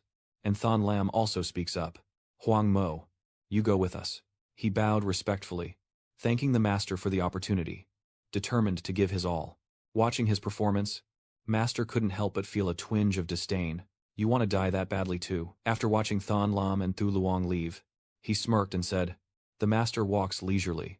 Then Hun Mak turned to Tran Loi again and said, "If your master has given you a chance, you should cherish it well." He threatened with a sinister smile, "I am your senior brother. You must listen to me at the front line. And if you dare to compete with me..." After hearing this, Tran Loi was speechless in front of this brainless guy. Time quickly passed. And the next day, at the square of Huyen Thien sect, Tran Loi and Hun Mak arrived together through the teleportation formation. He happily looked in your direction, since the junior brother just arrived at Huyen Thien sect. Just stick close to my senior brother later, and don't run around everywhere. From the other side of the mountain, I saw you shouting and waving your hand. Tran Loi, it's been a long time waiting at the mysterious tower. And at this moment, Loi Vu also came over to greet you. Brother Tran, Hun Mak appears to be a stranger they just approached, and the two nuns are newcomers. I am from Huyen Vu Peak. Loi Vu doesn't care. Big brother Tran. I am here to introduce brother Huyen Tu Tung and sister Fan Thi Vu, who will lead this team. As Tran Loi just passed by, he bowed respectfully and greeted the senior brother and senior sister. He secretly thought that the Lord of the Lang King leading the team was to ensure the plan's success. And what about this Fan Thi Vu senior sister? Thi Vu looked intently at Tran Loi, saying that he was the leader of the trial training sect and a rebellious fool who disobeyed his master. Tran Loi stands confidently in front of her, and it is said that the senior sister is the last disciple of the previous sect, Master Loi Fong Tu. To which Thi Vu immediately responds, "That's correct. You actually said so casually that the gaze of this Loi Fong Tu is also not worth much." Thi Vu, hearing this, couldn't help but be angry. "Do you dare to insult my master?" Then Tran Loi said again, "Yes, I have taken the top spot. But those slanderous words were just because someone was jealous of my talent and spreading rumors. Keep going. I heard that your senior sister has a straightforward and honest personality. But with this kind of personality, it's easy for bad people to deceive her." But he quickly pulled your hand and whispered, "You called her the wrong title. This is the senior sister." Tran Loi was surprised. "I see." Xiao Tung came from behind and said, "Sister, don't bother with these inexperienced juniors. We should set out now." And Thi Vu was blushing because of him. Seeing the two lovers, Tran Loi sighed inwardly. "Oh Loi Fong Tu, this little rascal of yours has no eye for people at all." At this moment, Tu Tung raised his token into the air and channeled his inner strength into it. Instantly, a large wooden boat appeared in the sky, breathtakingly beautiful. Wow. So stunning. He stood above and loudly ordered everyone to board the flying ship. After a while, everyone had gathered aboard, and the ship began to lift off smoothly. Tu Tung, standing above the enemy lines, said, "This time our front is Bak Chien City, which is quite far from the alien race's stronghold. Most of the aliens here are only at the Chi energy stage, so everyone doesn't need to worry." He offered a reward, and each time a demon race is killed, a battle merit point is earned, which can be exchanged for rewards at the sect and the royal court. Hearing this, the crowd below couldn't help but start discussing, excitedly. "I did have some worries before, but now I have a trump card that's incredibly powerful." Tran Loi secretly feels pleased. With only half of the Thunder Emperor scripture, I could guard my side for many years. Now that I have the other half, I fear nothing. Eventually, the boat finally docked, and everyone hurriedly disembarked. Tran Loi moved swiftly, with some gravel still under his feet. As soon as they stepped into nature, they couldn't help but marvel at how tall it was, and at the same time, a group of people gradually approached from outside, exuding an overwhelming aura. That old man is also the elder of the heavenly demon sect. Upon seeing him, he immediately said, Long time no see. Disciple Yu Tung, this time you brought new people to test their skills. Now. When Tu Tung sees the arriving person, he also respectfully bows and greets the elder. Thua Kao then looked at the young man who looked down on the alien race with contempt. This is your sect's outstanding disciple of Huyen Thien sect, ranked below your sect's main disciples. At the same time, Tivu immediately used her internal energy from afar and furrowed her brows to launch a powerful fire attack towards the old man. Seeing this scene, Thua Kao also broke out in a cold sweat as her power unleashed a massive explosion, showing no mercy to anyone. Tivu points at the old man, and the junior brothers and sisters who are here for the first time can't help but feel unaccustomed. Old man, what do you think you are? Thua Kao is annoyed, opposing Tivu. Don't interfere in others' affairs. Tu Tung quickly calmed down and then said, my brothers and sisters need to rest. Let's not argue over these trivial matters. Tivu frowned in annoyance. Tu Tung, wasn't it you who cared most about the reputation of the sect before? How can this be a trivial matter now? Then Tu Tung turned to smile and said to Thua Kao, I apologize, sir. Your senior sister. Then he turned to his fellow disciples and loudly proclaimed that the heavenly mystical sect has a sect base in Bak Chien City. Everyone rest well tonight. Tomorrow go outside the city to train. Tranloi quietly wondered, why the rush? The alien race has already set up outside the city walls. I will absolutely not give you the chance to massacre my people. Night falls. The surrounding area is desolate and lonely, with cold winds blowing. Inside the room, a figure stands behind her, making her unable to help but feel alert. Who is it? Looking at Tranloi with annoyance. What are you doing in my room in the middle of the night? Get straight to the point. I came to help my senior sister see the truth. Tu Tung Han is not a good person. Tivu with a cold face. What right do you have to slander Tu Tung? And also, my master and I are senior and junior fellow elders. You should call me senior sister. But right after she said that, Tivu was so shocked she almost dropped her milk. She looked at the token in the boy's hand. Surprised beyond words, how did he get this? Then Tranloi sat down, gently grasped the armrest, and said firmly, Lu Fengzi is not dead. He even accepted me as a disciple. Tivu replied nervously. What are you talking about? Next, she stepped forward and said firmly that this could never happen. The headmaster and the other master are both upright and honorable people. Tranloi immediately retorted, I don't need to drag him away. He was overwhelmed by the combined force of the headmaster and the senior brother beneath the mystic wind peak. As soon as he finished speaking, he sighed softly and then said slowly but with certainty, I already said that my sister's way of judging people isn't right. At this moment, Tranloi reached out his hand, and a stream of blue energy suddenly flashed and spread into gentle, flowing ribbons like water, thinking to himself, luckily, I have learned the secret water technique in front of me. Immediately, a blue light circle like a water mirror appeared in the air inside the room, and from it, a red figure emerged, a person bound by many chains. Below is a magic circle, and Thivu stands beside it with wide eyes, her voice trembling with amazement. This is Master. Then, inside the water mirror, the image of Tu Tung kneeling in submission appears, next to the demon god of the alien race. He speaks in a low but confident voice, as if to tear everyone's doubts apart. Senior sister, I'm not sure if what I heard is true. It's that eye that's real. Witnessing that scene, Thivu was confused, hesitating, and so was Tu Tung. At this moment, Tranloi hurriedly responded, feeling that he seemed unusually anxious today, clearly not wanting anyone to create a variable that could ruin the plans of the alien race. As soon as she heard it, Thivu's face turned cold, a flame ignited in her palm, and her voice was filled with anger and determination. I used to think they were all good people, but it turns out they've been deceiving me all along. Tu Tung, I won't let you get away.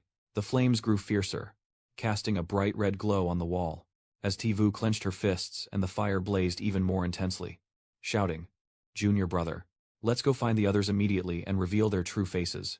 Immediately after, he quickly grabbed her hand to stop her. Then he spoke cautiously, wait a minute. If there are people from the leader among them, stirring up trouble will only make the leader suspicious and attack our master. Then, Tranloi continued, Sister, let's pretend we don't know anything for now, and when we leave the city tomorrow, we will adapt as needed. But his words were filled with hesitation. Suddenly, a blue light flickered. Lightning crackled around him. She wondered silently. Freeze the scene. And then, you speak. Sister, which words do you listen to? A few hours later, they arrived at a desolate land. The wind, howling and swirling thick dust clouds. Jagged rocky mountains emerge under a heavy, earth-colored sky. Faint light casting a harsh scene, as a group of people follow each other through a dust storm full of danger. At that moment, Two Tongue was leading the way, turning back to look behind him, shouting loudly, and everyone followed closely behind. At this moment, Thivu Ban turns his head to look at Tran Loi, who says nothing but gently shakes his head. As the line of people continues to stretch out, following each other closely, trying to keep moving forward. Now, nature beside us softly asks Tran Loi what we should do next. He whispers a secret instruction to buy more time, to find the location of the blood formation first, then destroy the magic array. The wind still howled, sweeping up layers of dust and fog, turning the sky into a reddish hue as the group continued forward, each step confident and steady. Suddenly, a loud voice rang out, strong and alert, indicating there were monsters ahead. Immediately, Two Tongue gave the order. Everyone, prepare to defend. In the distance, a swarm of iron spiders with shiny black bodies and glowing red eyes like hot coals advances step by step, emitting a hissing sound. The atmosphere grew so tense you could hear a pin drop. Two Tongue wondered, this is bad. Why are there so many different races? In that situation, he quickly turned back, raised his voice confidently, and said, follow me to the east. Immediately, a decisive reply came from behind. Wait a moment. Then, Tran Loi continued speaking. We are all only at the realm of true Qi.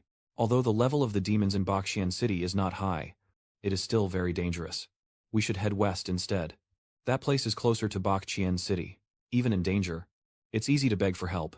Hearing that, Two Tongue responded sharply, just leaving Baxian City and wanting to hide back inside. Do you really want the people of this world to laugh at Huyan the insect? Then, Tran Loi raised his hand high in approval and shouted in front of everyone. Senior brother is right. For the glory of Huyan Tian Tong, let's overcome all difficulties and charge forward. As soon as he finished speaking, he looked up at Thivu, who responded with a knowing glance that conveyed her understanding. Then everyone charged forward together, Lei Wu shouting as he ran. Brother Tran was right. For the glory of the mystical heaven sect, we must overcome difficulties and move forward. Thivu tilted her body and responded with a rallying cry, saying it perfectly. Charge forward. Attack the alien race. Everyone has a duty. The ground trembled beneath hurried steps, leaving clouds of dust in the air, while Two Tongue stood still, unable to react in time due to everyone's swift movements. Frozen in place. Now, amid the sea of iron spiders, Tran Loi leaps high, summoning an energy sphere, shouting out with thunderous coldness. Alien pests. Perish, that thing. From above, streams of energy from his hands shot down like giant swords, sweeping away the iron spiders pouring in. While below, Thivu also launched powerful attacks to break through its armor. From one wave of iron spiders to the next, Tran Loi and Thivu face another attack, standing side by side in the encirclement, leaning on each other like an impregnable fortress. In that situation, neither of them hesitated. Both shouted out just in time, as nearby, the disciples were working together to attack the iron spiders. A loud voice echoed, powerful and full of determination. The abyss has distracted a large number of monsters for us. Everyone charge and destroy the rest. A disciple with short green hair clenches his teeth and swings his weapon down with force, the clash of metal against its leg ringing loudly. And he shouts helplessly, why are the demons so strong? At this moment, the iron spider spun around rapidly, its legs knocking the disciple away, who fell to the cold sand, eyes wide as he saw the spider approaching, shouting desperately, don't. Save me. That. One of its iron legs shot forward at incredible speed. The disciple on the opposite side, sweat streaming down his face, his eyes wide as he saw the sword just a short distance from his neck, suddenly stopped. Everyone looked confused because they didn't understand what was happening. It seemed like all the iron spiders were frozen, and a disciple shouted, what's going on? At that moment, Two Tongue stepped forward to the crowd and loudly but hurriedly declared, don't pay too much attention. But before these alien races attack us, let's go quickly, shouted loudly from behind. As if to stop everything. Wait a moment. That. Tran Loi stepped forward and sarcastically said, are you really that inexperienced? Brother. The iron spiders already scared everyone. And he quickly replied, his voice loud and commanding. I have a responsibility for everyone's safety. The space seems to be filled with tension. Vu Lan said, loudly. Softly but sharply. I see. But it looks like you have some other plan. Brother. At that moment, a flicker of doubt flashed in Xiao Tung's eyes. Then a nearly involuntary sound escaped. His mind racing annoying. Could it be that he already suspects me? At that moment, he quickly clenched the red gem in his hand. And then Two Tongue thought to himself, I must hurry and lead them to the blood formation, Suddenly it feels like being torn apart by a warning shout ringing out. Cold and urgent, something's wrong. The alien race has started moving again. At this moment, Xiao Tong raised his hand high and shouted loudly. There are at least a few of them over there. Everyone follow me, to break through the encirclement. And the group quickly followed him. Over here. Tranloi is using an electric shock to stun the iron spider. Seeing that, he calmly thinks and quickly guides everyone eastward. So it seems the blood formation is over there. As the sandstorms sweep across the desert, the group keeps rushing forward. A junior brother suddenly calls out in a broken voice. Senior brother, I can't run anymore. Tu Tung quickly turned back, his eyes cold, thinking to himself that there was only half a day left to reach the blood formation. Then he said, Everyone, take a rest for a while. Suddenly, everyone collapsed to the ground, unconscious. The sound of bodies hitting the ground echoed repeatedly, and he was startled, realizing something was wrong. Tu Tung only managed to shout a quick call, before collapsing unconscious. Now. Thanks for watching. Tivu, Loi Vu, and Thien He are standing firmly, facing each other. And she confidently says, It's over. Then, Tran Loi was startled, and looked to the side, asking in surprise, Loi Vu, why aren't you unconscious? She blinked lightly and replied softly, Secretly. Big brother Tran, even I would do it, really doesn't know how to cherish what's precious. Then, Tran Loi knelt beside Xiao Tong's motionless body, searching his body carefully, and said, Focus on the stone first. After a moment, he raised the glowing red stone in his hand, his voice tinged with relief. I found the blood crystal. The blood crystal. Then everyone hurried over to Tran Loi, who examined the stone carefully, his voice ringing with seriousness. Blood essence is the fusion of the bloodline power of the Mathon alien race, which can be used to manipulate lower-tier aliens, and it is also part of the demon blood seal. As soon as he finished speaking, he didn't hesitate, raising his voice confidently, saying there's no more delay. Let's go to the blood barrier now. Immediately, Divu, Thien Nien, and Loi Vu shouted together. I want to go too. Next, Tivu confidently declared that, with my highest cultivation level, I would definitely be able to help. Tianran quickly stepped in beside him, her voice full of passion. Tran Loi, we are childhood sweethearts after all. The atmosphere grew more lively as Loi Vu reminded. Big brother Tran. Don't forget we have the Thunder God body. At that moment, Tran Loi looked up at Loi Vu and said firmly like a command. Follow me. To which he quickly replied yes. A few hours later, as night fell over the desert, a blazing red light appeared in the sky, and the two stood on the mountain peak. She tiredly said that after such a long journey, not even the shadow of the blood formation could be seen. I'm so tired.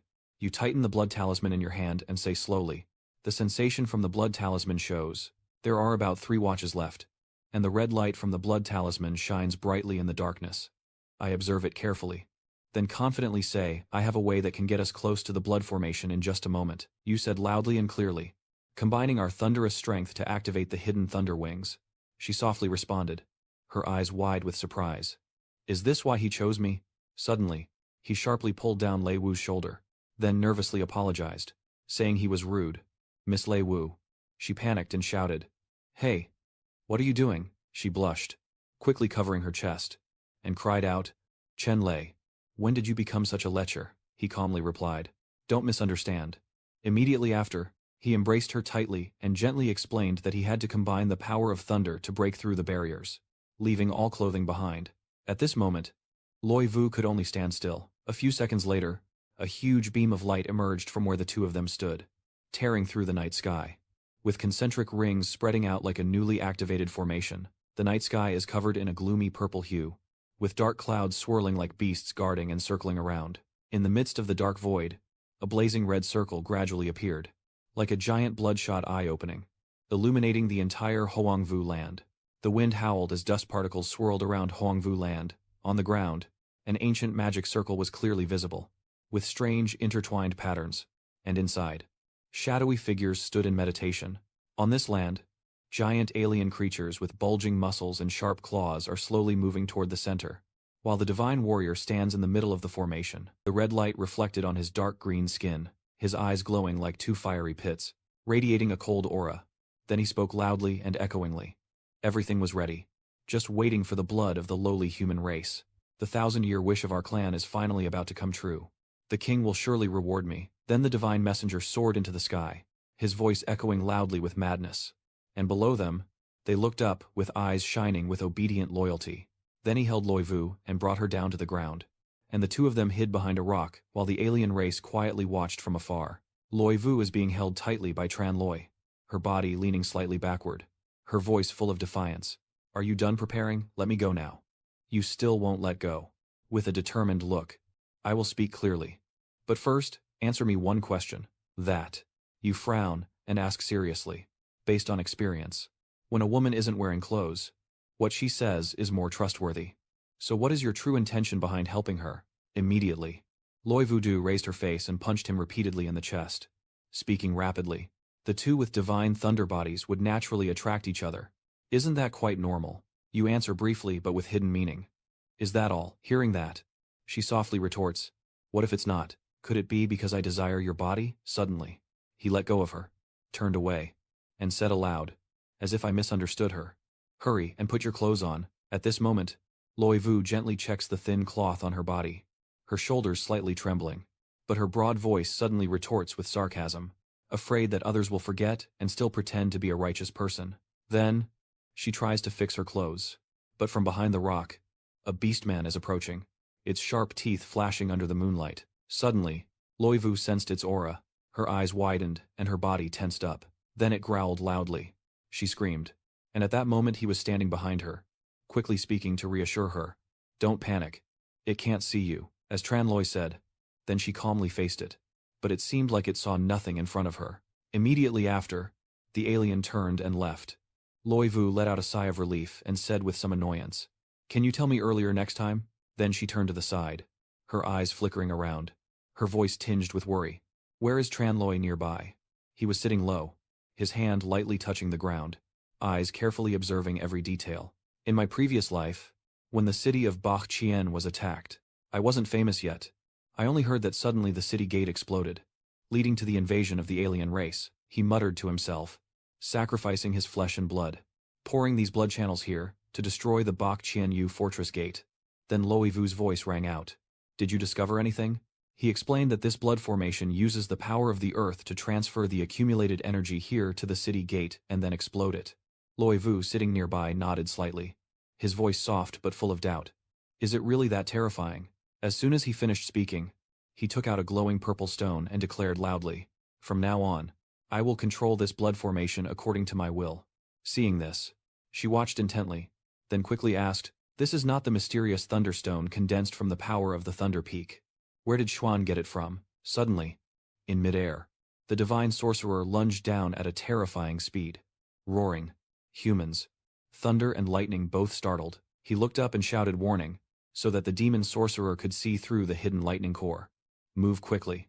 From the darkness, the sorcerer's eyes, red as two blazing pits, pierce through the shadows, emanating a fierce aura as he roars, daring to seek out the full moon, just in time to become tonight's feast. At the same time, nearby, Tran Loi was holding Loi Vu with sparks of electricity flashing around him, and he shouted loudly, holding me tightly. Immediately after, a pair of enormous black wings appeared behind him, emanating an aura as solemn as a god descending to earth. At this moment, the red moon hangs in the sky like a bloodshot eye, illuminating the towering cliffs as he carries Loi Vu and rushes forward, seemingly followed by someone. Suddenly, the divine archer swiftly approached him like a flash, and Tran Loi, glancing sideways, had already noticed him. After a moment, Tran Loi suddenly stopped, and you turned around to face him. The divine soldier saw this and asked, Not running anymore. You replied confidently, This distance is enough. He suddenly hesitated, speaking with suspicion. At this distance, killing someone would prevent those guarding the blood formation from knowing. Hearing that, he suddenly burst out laughing mockingly and said, Relying only on a human, a weak mortal. Do you even know what level I am at? Kill me. Then, he looked down and softly told Loi Vu to close her eyes and focus her mind on the wind. Trust me, she quickly replied. I will. Then, blue and white lightning tore through the darkness, swirling around his giant outstretched wings to form a blazing energy vortex, and Tran Loi spoke loudly. Watch carefully. Then, the blue light spreads throughout the space, and Loi Vu with her eyes closed gradually fades away. Now, Tran Loi stands tall, pulling the bowstring with his hands and the blazing arrow, lightning running along the bow like veins bursting with energy, winds swirling fiercely, carrying the sound of furious killing echoing through the space. At this moment, you are aiming the arrow directly at the god of war. In that moment, he froze, speaking in amazement as if his previous confidence was crumbling. What's happening? Why can't I move? Immediately after, the arrow transformed into a giant beam of light rushing straight at the motionless god of war. Now his face was blinded by the arrow's brightness. With only his glowing red eyes showing shock, he shouted in panic, "How could this happen? How could I be killed by a mere human?" As soon as he finished speaking, he was engulfed by a beam of light, and the collision sounded like thunder from the heavens, shaking the earth and shattering large rocks into thousands of pieces. Now you are high above in the sky, with a determined gaze, gripping your bow tightly, speaking with a strong and challenging voice. "This is only the beginning. The monsters we want to kill are not just you." Meanwhile, at a fortress, the sky now bears the purple and red hues of sunset, the last light of day shining on the ancient tiled roofs, creating a scene both majestic and somber. Above the city gate, the sound of hurried footsteps echoed. Armored figures rushed forward, and their cloaks fluttered with each urgent stride. On the watchtower, Thuakao and Tinfong, the city lord of the 100 Battle City, stood frozen in shock at the sight before them. Dong Than exclaimed, "This is..." Below are a series of alien creatures with fiery red eyes, when suddenly a soldier's voice rings out urgently, revealing that since last night, these monstrous beings have been secretly gathering beneath the city walls. Now, there are already 100,000 of them. After hearing the report, the commander raised his head, his expression as cold as a sword. "Your Majesty, the army of over 100,000 soldiers is right beneath the city walls. But only now have we realized it." And the soldier is kneeling, responding anxiously. "The demon race arrived in a strange way, unable to breach the defenses in time to warn us. Even more strangely, they could have launched a surprise attack on the city, but they took no action at all." At this moment, Jingfeng clenched his fists, his gaze fixed on the distant horizon as he pondered that the Huyan teen sect had just sent a disciple here. The strange race has become restless. Could these two events be connected then? He spoke with suspicion. They could ambush but choose not to attack. What are these strange beings plotting? At the same time, in the Huangwu land, the group was still walking slowly along the long, winding road. Now, Tu Tung is raising his hand to his temple, the movement slow but full of contemplation, questioning himself about last night's unconsciousness for unknown reasons, suspecting it might be related to Tran Loi. But as he finished speaking, he glanced around quietly, his eyes passing over the serious face of the boy, then continued to ponder. Everything seemed normal, yet it felt like he had thought too much and decided to stop thinking, because the blood battle was coming soon. At this moment, Tiang Nian suddenly reached out and touched Tran Loi's shoulder, speaking softly but with a hint of meaning. "Hey, I heard Loi Vu say that you two had some interaction last night. What happened? Tell me," he replied briefly, but with undeniable confidence. "Just wait and see." The wind blows fiercely across the desolate land, swirling layers of dust into the air, as the sky turns a dull yellow-gray. The hurried footsteps on the dry, cracked ground form a long line of people, their steps steady, the sound of fabric rubbing together blending with the wind. A moment later, Tankai wiped the sweat from his forehead and said with surprise, "Senior brother Tue, this really is the direction toward the city. Why have we been traveling so long and still haven't arrived?" Tu Tung replied calmly but with certainty, "What's the rush? Aren't we there yet?" Suddenly, the ground beneath their feet trembled violently, and winding cracks spread out. The wind whirls. Dust and dirt fill the air. And now, a giant magic circle appears clearly on the ground, with everyone gathered at its center. Now, Tu Tung stands apart from everyone else, his voice echoing. "This is the place." Tan Kai steps forward, asking with suspicion, "Senior brother, what do you mean?" Then the ground begins to tremble, and blazing red lights burst forth. A giant red pillar of light rises from the ground, covering everyone. This is the blood ritual. And, at this moment, Tu Tung is standing outside. A trembling voice exclaims, "Oh my God! What is this?" Then the ground gently sank as a giant beast's paw with sharp claws touched down. At this moment, Tu Tung stepped closer to Kuk Lang, grinning widely and nervously saying, "Lord Kuk Lang, once the blood sacrifice of these humans is done, we can activate the demon blood array." And Kuk Lang laughed, with a satisfied look. "Well then, I must go to the human world. Enjoy a hearty meal." Seeing the scene before me, Tankai is now imprisoned within the blood formation. His voice echoed with shock. "Senior brother Tu, how dare you betray the human race?" Outside, Tu Tung was kneeling before Kuk Lang, pouring out flattering words. Everything was for the leadership of Lord Lang Vuong. "Your wise and mighty Lord Lang Vuong," Kuklang happily laughed loudly, witnessing that scene. Tivu felt disgusted and said with contempt, in the sect she acted proud and arrogant. But outside she was just a lapdog for the alien races. Truly disgusting. Hearing that, Tutung glanced back and replied arrogantly, the human race is doomed to perish. I am just seeing further than you foolish people. Hearing that, Tran Loi in the blood formation roared loudly. You're mistaken. Stand firm. With sharp judgment, his gaze fixed on Tutung, words full of spirit. Our human race has survived for over 100 million years. No storm or heavy rain can be faced easily. So how can we be easily destroyed? Surely. Even if you break through the 100-battle city and invade the human interior, we will still drive you out. Immediately, Kung Lang struck the energy cage, holding everyone, saying arrogantly, you can only boast now. You're about to become our food. Then he raised both hands high, his sharp teeth baring with savage fury, and he roared, initiate the battle. At the same time, in the city of Bakchien, thunderous sounds echoed, shaking the walls and causing dust to fall from the breaches. Everyone was panicked. Thua Kao shouted, it's over, they're attacking the city. Then, below the city wall, the monsters began to retreat, forming a circle on the ground. Tin Fong exclaimed in confusion, what are they doing? Immediately after, the enormous red magic circle gradually appeared in the sky. He shouted, damn it. It's the blood demon seal. The sky turns red with the blood demon seal as the massive magic circle's red light shines down, staining the city walls with blood, and a voice echoes anxiously. If the seal is activated successfully, Cheng Baqiang is in danger. Then the terrifying monsters of the alien race rush towards the city gate, shouting attack. Meanwhile, in the Hoang Vu land, as they saw the former wolf howling, Thivu shouted out loud, filled with indescribable worry. What are they doing? Tran Loi beside him quickly responded with a worried look.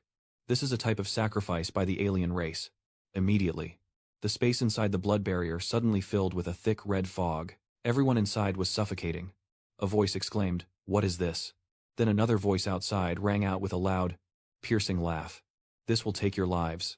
Immediately after, everyone shouted loudly when they saw Tutung turning outside, a disciple of Huyen Tian Tong, killing fellow disciples. Does he deserve to be called a disciple of the master?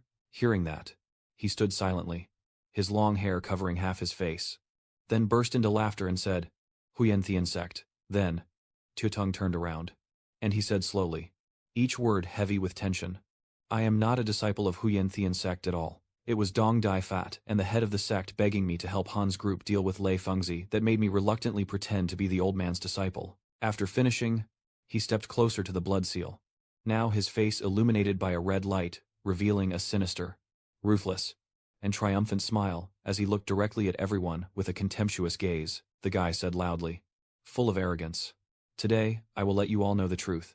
Demon spirit sect. Now everyone is in shock, realizing the identity of the traitor and the source of the evil power that is overwhelming. A cry of disbelief rises. How could it be like this? Another hesitates. The demon spirit sect. At that moment, Tran Loi loudly declared, clear and weighty. Everyone heard that the headmaster and the elder co-conspired with the demonic spiritual sect to oppose the former headmaster, Loi Fong Tu. Extremely shameless. I hope everyone bears witness. When we return to Huyen Tian sect, we must make the headmaster answer clearly. Now everyone is focused on you, paying close attention. At this moment, outside, Tutung heard that. He replied word by word like a sharp blade, full of determination. Returning to Huyen Tian sect, everything inside the demon blood realm will be completely destroyed. Not even the lizard spirit will have a chance to return. Immediately, he fixed his gaze on the man and said firmly, like thunder, then I will wait and see. Then she spun the giant, surrounding everyone, starting to whirl. Outside, Tutung and Kulang were standing happily, their laughter echoing, enjoying themselves to the fullest.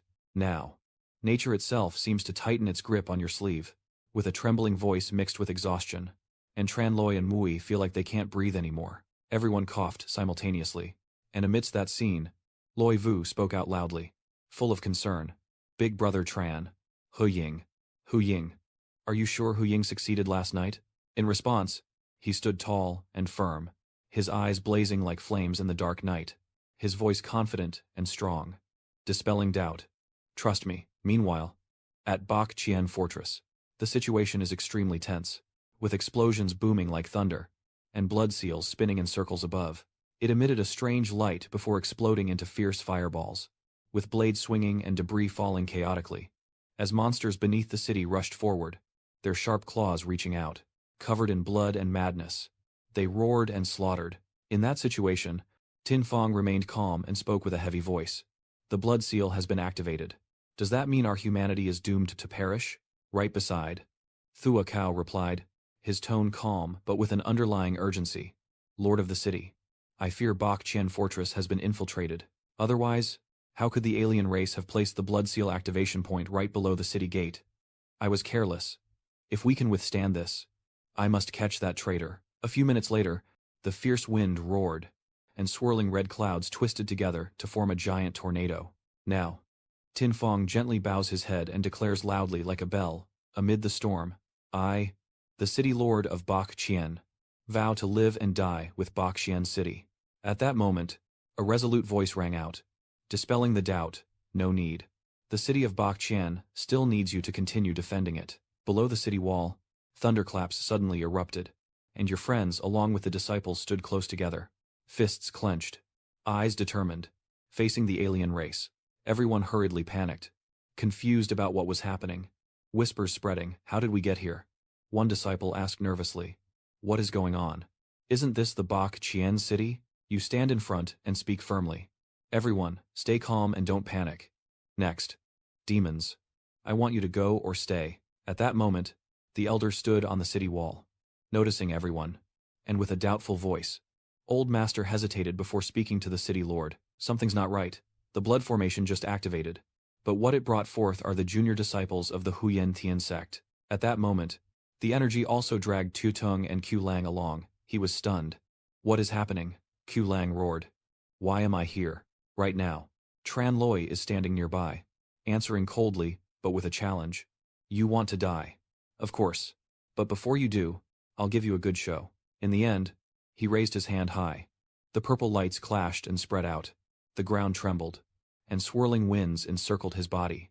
He is too powerful. Immediately after, the sky seemed to tear apart by a colossal storm of energy from above. The black-purple whirlwinds swirl and emit sounds that distort space, with brilliant purple light bursting from the center of the vortex and spreading into beams of energy competing with each other. In the center of the battle, a giant beam of purple light shot straight down like a pillar connecting earth and sky, with lightning bolts shooting out in all directions.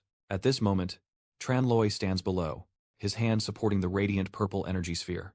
In that instant, Loi Vu Trak recognizes the technique he is performing and thinks to himself, this is the celestial thunderstrike. Immediately after, his hand clenched tightly, and fierce purple lightning erupted, swirling around his hand like fierce dragons. A few seconds later, the lightning stream transformed into a divine thunder horse, Tran Loi tightly gripping his weapon as the explosive energy surged. The purple lightning shot out in all directions, creating blazing streaks of light. A blinding stream of purple and white energy shot straight toward the demon race at an incredible speed, knocking them into the air. Their bodies crushed and disintegrated within the blazing light. Everything in the path of the beam disappeared without a trace. Seeing what was happening, the extreme wolf howled in shock. Impossible.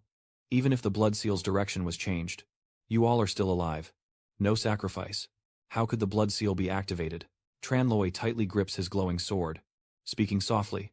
If there's no sacrifice, then the demon blood barrier is 150,000 units south. There must be a beast clan base there. And Kuklang faces him squarely. Han, filled with extreme anger, charged forward with a sharp gaze. I want to kill him. Without any unnecessary movement, you swung your sword, piercing through Kuklang's chest amidst his confusion. So, Han lost the battle, lost his life, and the atmosphere dissolved. Wu watched the scene, unable to hide his admiration, rushing over to support Tran Loi. Junior brother, you're so powerful. Seeing their leader fall, the remaining alien tribes panicked. Humans, you insignificant pests, die now. Charge all at once, not willing to lose easily. With their enormous numbers, they advanced to surround your human tribe. With so many enemies that can't be counted, a few already started complaining, but they charged forward. What can I do? Tran Loi stands tall and declares confidently, even if there are 100,000 alien troops, today, I will make them all die. Following his words, he raised the shining sword in his hand and held it up facing his own face. Then he swung the blade forcefully, delivering a slash with the dragon head symbol, exuding full authority. In an instant, all the demon tribe's bravado vanished. Their hands dissipated into the air, blooming like fireworks across the sky. The smoke from the explosion gradually dissipates, revealing some strange objects floating in the air. Looking closely, they are bright red spots hidden within the smoke, quite numerous. To not miss out on something valuable, Tranloi immediately took out a red gemstone called Blood Crystal, the essence of life from 100,000 monsters, which could not be wasted. After a few seconds, those tiny crystals were all easily absorbed by your red blood essence. Once he gathered enough life essence, Tranloi hurriedly collected the blood crystal for observation. It's good, confirming that the alien races have been buried in the air. And finally, the city gate opens. From inside, Tin Fong appeared, kneeling on the ground with clasped hands. Grateful to you. Thank you to the heroes of Huyen Tian sect for saving Bok Qian City from the fire and water. After the conversation, following his guidance, they moved into a large hall. Sitting below, Tin Fong began to speak. At the main hall of the Bok Qian City Lord's estate, Brother Tran is truly an extraordinary talent, able to turn the tide of the demonic blood formation and kill 100,000 alien troops all on his own. As he praised them, his gaze kept shifting towards Tranloi and Tivu. If it weren't for you, our human race might have fallen into chaos. Loi Vu knew that his brother's achievements were enormous, so he quickly interrupted Tin Fong and asked, Lord City Lord, Brother Tran has made such great contributions. What kind of military merit do you intend to bestow upon him? Hearing her remind him, he burst into laughter and thanked her. Then Huyen Tin Tong's Tranloi stepped forward, standing up from his seat. Tin Fong faced Tranloi directly and, in his capacity as the city lord of Bok Qian, officially awarded him the highest meritorious service. Seeing the city lord bestow such a prestigious title on him, the other human cultivators whispered among themselves about that great military achievement. This is the highest meritorious service the city lord can bestow. And with this achievement, one can freely choose a territory within the human realm. Upon receiving the position, Tranloi quickly bowed his head, clasped his hands in thanks, and expressed his gratitude to the city lord. When suddenly, a voice of disagreement spoke out. Wait a moment. Thua Cao sitting on the chair, with a hoarse voice. He spoke to object. Wait a moment. The city lord, giving such a great merit to a junior. I'm afraid that's not quite appropriate. That old man intends to resist. But Tianran immediately speaks to calm the situation. There's nothing inappropriate about that. Even if you don't consider the merits and only look at the points. 100. 000. Foreign troops equals 100. 000 points. Enough for Tranloi to earn the highest military merit. Listening to her list, Tin Fong nodded in agreement with both hands. Indeed, Tran Huyen should have received greater credit. But unfortunately, my authority is not enough. I won't beat around the bush. He raised his head and issued the final order.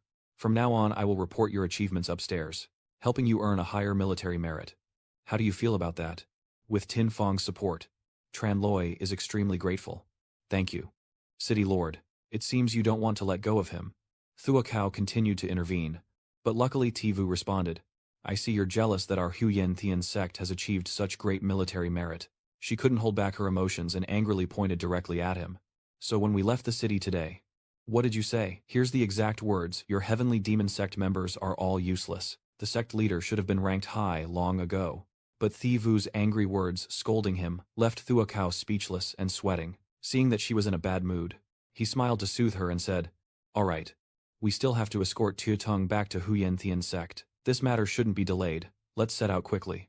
Seeing that, Thivu happily forgets the past immediately. Fine. Today I'll let this old man go. In a different place. A dark room with chains tightly wrapped around Fengzi. He raised his head high, smiling at the two facing him. What kind of wind blew these two scoundrels here? As he finished speaking, Fengzi was immediately kicked by the heaven-devouring strike from Thon Lam. You damn bastard. How dare you attack us? Over here. They didn't torture him with their hands. But the Heavenly Sun was quite angry and demanded the token to start the heaven, which was actually a fake token that the man used to deceive us. Struck painfully, Fengzi weakly collapsed to the ground, still smiling. Yu Tiao took 15 years to discover this. Truly two useless fools. Seeing that he refused to cooperate, Thon Lam frowned in anger. This bastard. Does he think I dare not kill him? Huyen Tin Tong. Everyone line up quickly and move up the stairs, seeing Tutung in front moving too slowly. Naturally annoyed, he pushed his hand to remind him, be sensible and step aside. Through the red communication talisman, A piece of urgent news made Tranloy startle. My two deadly enemies are at the door. Quickly come. Lei Fengzi. With a slightly surprised expression, he tried to calmly inform everyone below that the headmaster and the co-head elders had conspired with Chiatung to harm the previous headmaster. Loi Fong too. You all already know. Right now he is in danger. Are you willing to join me in saving him? An unbelievable thing happened. All the fellow disciples agreed with Tranloy and were willing to follow him. Our lives are all thanks to him. From today on, we will listen to him. Seeing everyone united like this, you feel quite happy. Your eyes shining with redness. Thank you all. Led by you, everyone advanced up the mountain together. But the path to the Huyenvu room was blocked by Thu Luong. Does that country bumpkin still dare to turn back? Why didn't you die in Baxian City? Seeing that he was being unreasonable, Tran Loi irritably emphasized once more. Move aside. Thu Luong. Thu Luong is not someone to be underestimated. If he refuses to step aside and points his spear to give orders, to enter Huyenvu room, bring out the little one with the Thon Trong Thuong, and then speak. Before they could act, they were tightly bound by a thick rope and pushed into a corner near the same Tutung from earlier. Loi Vu here seems quite pleased with the actions, clapping enthusiastically, trapping the two of them together, waiting to help finish the job and take them all down. Up high on the stairs, a huge stone is heading straight for them. Everyone, be careful. Using internal energy, Tranloi forcefully destroys the stone in an instant. As the stone explodes, the figure behind emerges, looking incredibly familiar. No one else. Thon Lam stands there, wearing a savage smile. You wicked disciple of heaven, daring to capture my nephew. With a tough and stubborn nature, he naturally becomes furious. You wicked disciple. Only someone like the old man deserves this title. I wouldn't dare to claim it lightly. That one sentence made him all stand up. You. No unnecessary movements. Tranloi kicked Tu Tung down hard and began interrogating him, shouting loudly. That bastard Tu Tung, who is allied with the alien race, has already confessed everything, and he and the head disciple colluded with the alien race, plotting against Senior Loi Fong Tu, with countless sins and clear evidence. Hearing this, Thon Lam was furious and clenched his teeth to retort. I am the lord of the Huyen Vu sect. How could I allow an innocent person to be accused? Especially since Xiao Tung is an outstanding disciple of my Huyen Tian sect. How could he be a foreign traitor? Don't talk nonsense given your powerful backing. Tranloi stood in deep thought for a long time. This is not just talk. The disciples and juniors who went with me to Baxian City are all witnesses. Behind us, an elder spoke up. Yes. He and the headmaster deliberately led us there as sacrifices.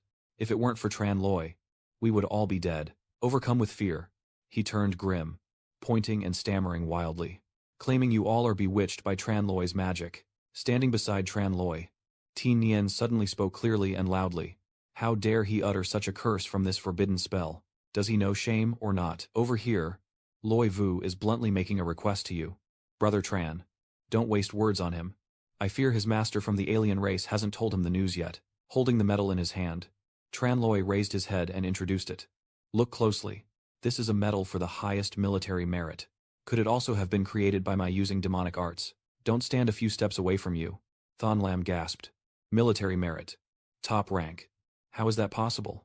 No secrets at all. You go straight to the point.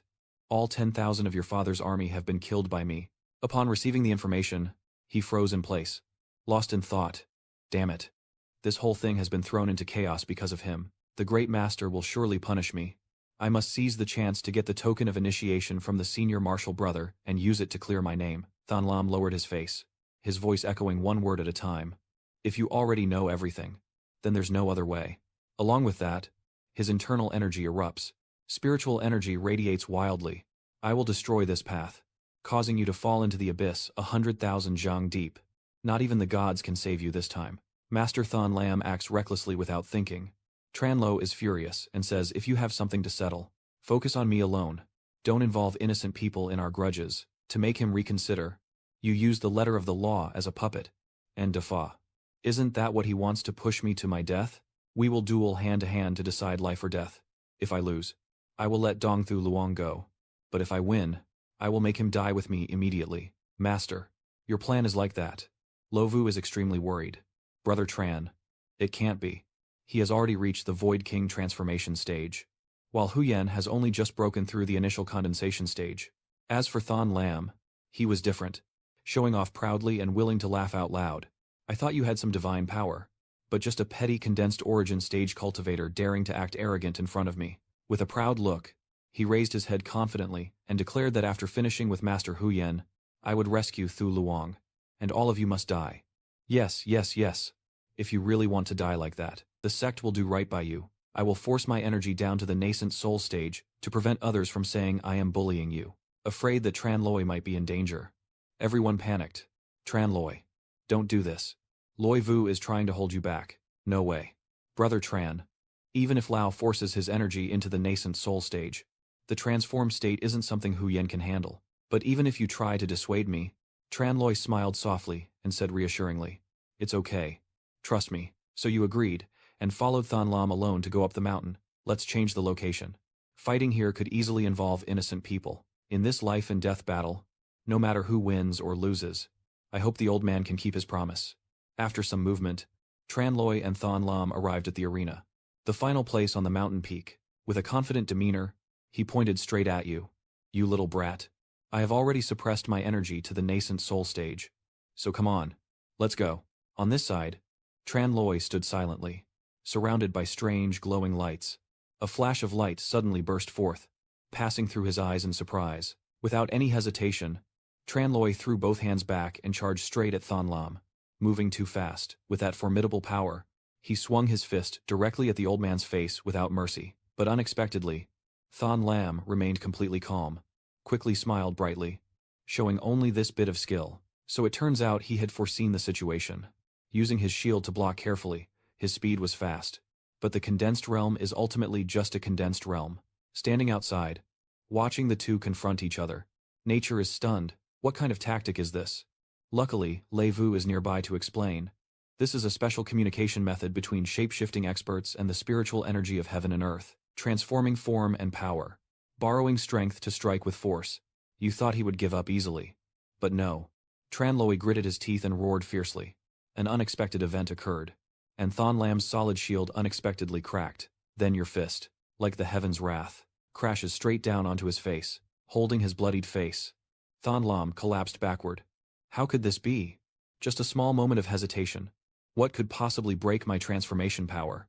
Seeing the old man just lying there, Tran Loi, annoyed, approached and lowered his voice to demand him to stand up. When Than Lam saw himself being beaten by a younger guy, he was furious and slammed his hand down on the ground. With a resentful look, he stood up and said in a hoarse voice, "You little brat. I kill people. Who's afraid?" As soon as he stood up, Tran Loi launched a series of kicks. Dong Dai fought. I'm tired of hearing this line. Once again, Than Lam was helpless, collapsing to the ground. How could this be? Seeing the old man's condition like that, Loi Vu was extremely excited. They fought fiercely. Big brother Tran. Keep going. Can Dong Dai Fa really handle this? Didn't they say they would only give a little? Why haven't they counterattacked yet? Over here. Even though you're tightly bound, your spirit remains quite strong. You bastard, Tran Loi. I want you to be torn apart and scattered, carrying the pain of humiliation. Than Lam leapt up, his body radiating spiritual energy. And all of you must die. Seeing the current situation beyond expectations, Loi Vu was confused and worried. The old man wanted to resolve it or suppress his transformation state. While beside him, Teen seemed quite stunned. The old man returned the look. Does he even know what shame is? He suddenly activated his energy and, like a bird, rushed to Tran Loi's side in an instant. With 12 success levels of restoring power. At such close range, let's see how you can still escape. Unexpectedly, the outcome was as predetermined. You turned the tables. Kicked the old man in the stomach with a decisive strike. A punch that left a lasting mark, causing dust and smoke to billow behind Than Lam. The old master kneeled down, holding onto his own pants. Tran Loi spoke, plotting against the previous sect, seeking alliance with outsiders. How should I deal with his death? Hearing the danger is near. Than Lam tenses up, tears streaming down. I don't want to die, Tran Loi. I didn't mean to do it. It was all my senior's instruction, not my own choice. Please, your kindness and magnanimity. Forgive me, Tran Loi. Without mercy for the ungrateful. Angrily scolds. The old man still wants to live. But what about the compatriots betrayed and devoured by the alien races? They don't want to live. With so much blood. Even if he dies. It's not enough to pay back. Yelling at Than Lam. But he ignores the deadly weapon prepared by him. From afar. During the observation. Loi Vu hurriedly shouted to Tran Loi. Big brother Tran, be careful. That is the peacock spirit. The poison on it cannot be endured, even in its transformed state, but it was too late. Thon Lam quickly stabbed the peacock spirit into your leg, and forced you to die. Little bastard. Caught off guard. Tran Loi quickly curled his leg and jabbed his knee into the old man's chin. And because of the immense force, the bones in Thon Lam's face and chin shattered. In the end, Thon Lam fainted and collapsed to the ground. A bastard like that dying here truly tarnishes the land of Huyen Thien Tong. Not wanting to see his bulging corpse, he turned away and snapped his fingers, the body dissolving into the air. Seeing Tran Loi win, Tivu ran over to celebrate. Well done, junior brother. Loi Vu beamed. Big brother Tran. Huyen Loi is amazing. In the end, it's Thien Ni. Tran Loi is so cool. With no obstacles left, Tran Loi sweatily suggests we should break the ceiling formation and hurry to rescue Senior Loi Fong Tu. Under Tran Loi's leadership, they arrived at the long-held mountain prison of Fong Tu. From the depths of the rock, an unexpected event occurred. As Fong Tu kicked out and sent the heavenly sun flying out, he was quite angry, raising his voice and shouting, "You evil creature! Without the sealing array, you still want to threaten me just by relying on people." Seeing Feng Zi step out from inside, Tran Loi and Tivu rejoice among the elders and master. But it doesn't end there. Feng Zi kicks the celestial. "I have always regarded you as my beloved brother. Why did you betray me?" Even as you lay collapsed on the ground, he struggled to continue. "The unification of the demon tribes on the continent is an unchangeable fact. I only wanted to protect myself." Upon hearing the emperor's reply, my face immediately darkened, and I spat out. "If you want to trample on the blood and flesh of my people to fulfill your evil ambitions, then so be it." With blood streaming from his mouth, the heavenly ruler laughed loudly and said, "So what if I have lost now? If I don't fight for myself, heaven and earth will perish, but the human race will only destroy Feng, and all of you must die with me." Seeing that he showed no remorse, Feng Zi's patience had reached its limit. "Tung Quoc, I won't let you die easily. Your suffering is what I have to bear. Now our sect will repay you in full." A powerful strike aimed at the celestial emperor, heading straight for the mountain not far away. After a few seconds, the fog of death and destruction gradually dissipates, revealing hidden skeletal figures with glowing red and blue eyes in deep sockets, all aiming at the emperor, just as I expected. The monsters, driven by their hunger, rushed to his carriage and then turned back toward Feng Zi. Seeing you and Tivu here, he was quite pleased. "You two truly are my excellent disciples." As expected, we successfully stopped this action. This time, we were fortunate that you quickly broke the ceiling formation. If not for the risk of losing everything, I would have introduced her as my master without hesitation. Everything is thanks to my junior's efforts. Knowing the contribution that Tran Loi made, Fong Tu was extremely excited. "Loi Ni, well done. You played a major role in this action." "That's right. The big head of the same generation. No more secrets." You laugh out loud. The old man was killed by him. Seeing that Tran Loi has admitted, he bursts into laughter. As expected. "I didn't misjudge you." Below, all the disciples present are kneeling on the ground, inviting Master Loi to return to oversee Huyen Thien's sect. Seeing their persistent pleas, Fong Tu also relented. "All right, Huyen Thien's sect. I am returning now." He quickly leans on Tran Loi's shoulder, and the two of them hurriedly fly up to Cao Trung. A moment later, hurrying onto the stage, he asked, "Master, the head of the sect is about to start the ceremony. Why did you bring me here?" "Lo and he. Walk beside me," Feng Zi said. "This time I was able to overcome the danger thanks to your half of the Thunder Emperor scripture, the 6 types in my memory. I whisper my thoughts to you. Master. Actually, the half-empowered Thunder Emperor scripture in your hand has helped me a lot. Without it, I wouldn't have been able to stop this wave of chaos." Standing before the vast purple pond, Feng Zi introduces himself. All right. No matter what, Master has to give you a huge part of it. This water in the Thunder Pond has been nurtured by spiritual veins for thousands of years, and absorbed most of the power of the celestial mysterious thunder. Now it belongs to you. Accept this great gift from him." Tran Loi was overjoyed and said, "Master, you just overcame the Yuanan trial. It's better to keep this Loi Tri for your recovery." Your master still intends to refuse. Feng Zi looked on indifferently. "No, this Loi Tri can only be absorbed by the divine thunder physique, so it belongs to you, and moreover, you have an even more important task." With mixed feelings, Mr. Kai raised his head and asked Loi Ni, "Do you know about the heaven-opening secret realm?" A question that left Tran Loi confused. The heaven-opening secret realm. With a curious nature, He fell into deep thought about the transmission of the origin. The primordial chaos opens once every 20 years. Only young geniuses under 20, above the primordial realm, can enter. Although I became the Thunder Emperor in my past life, I started cultivating too late and therefore had no right to participate. Through Feng Zi's narration, the image of the beginning of heaven's secret realm gradually takes shape, a place created by the previous sages for future geniuses. Inside, there are countless treasures, full of opportunities, with great unexpected chances. This time, those two hot-headed guys suddenly caused trouble because the alien race wanted to take the heavenly token from us and then enter the heavenly secret realm. Master of his teacher places all his trust in him, clenches his fists and declares that our human territory can never be tainted by the alien race. But those two reckless fools are already dead, and the heaven initiating token is still in our hands. Master Tranloi looked so full of energy that he felt somewhat reassured, smiling and patting his shoulder to encourage him. This time, entering the primordial secret realm, I will let you lead the team. Inside, there is great opportunity, but also great danger, so you must quickly increase your strength. And this Loi Chi is the best tonic for you. With Feng Tu's support, you can confidently enter the water ahead and focus on your cultivation. I will protect you. Standing in the middle of the lake, a series of bright flashes erupted around Tran Loi, startling him, as a purple gemstone flew out from his body. With a look of surprise, Tran Loi stared at the purple gemstone, and before he could react, the stone lunged forward, tearing through his clothes mercilessly, lifting his weak body into the air, with not a single branch left intact. Standing outside the lake, Feng Zi remained calm with his arms crossed, reassuring his disciple. This Loi Chi has been silent for thousands of years, and now finally, someone has stirred it. Loi Inni, you truly are my good disciple. Inside, your cultivation level is higher than the usual. Your golden sunlight shines brightly on your chest. It hurts so much. No. I have to be strong, Chi. Loi Tran has to be reborn. I haven't destroyed the Blood Wolf mercenary army. I haven't eliminated the alien race. I can't die. Seeing Tran Loi's expression, Feng Tu started to worry.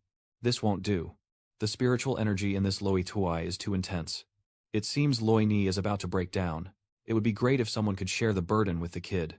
But unfortunately, only the Thunder God body can absorb this spiritual energy. He returns to another place, where the sky is clear and the scorching sun shines down on the earth.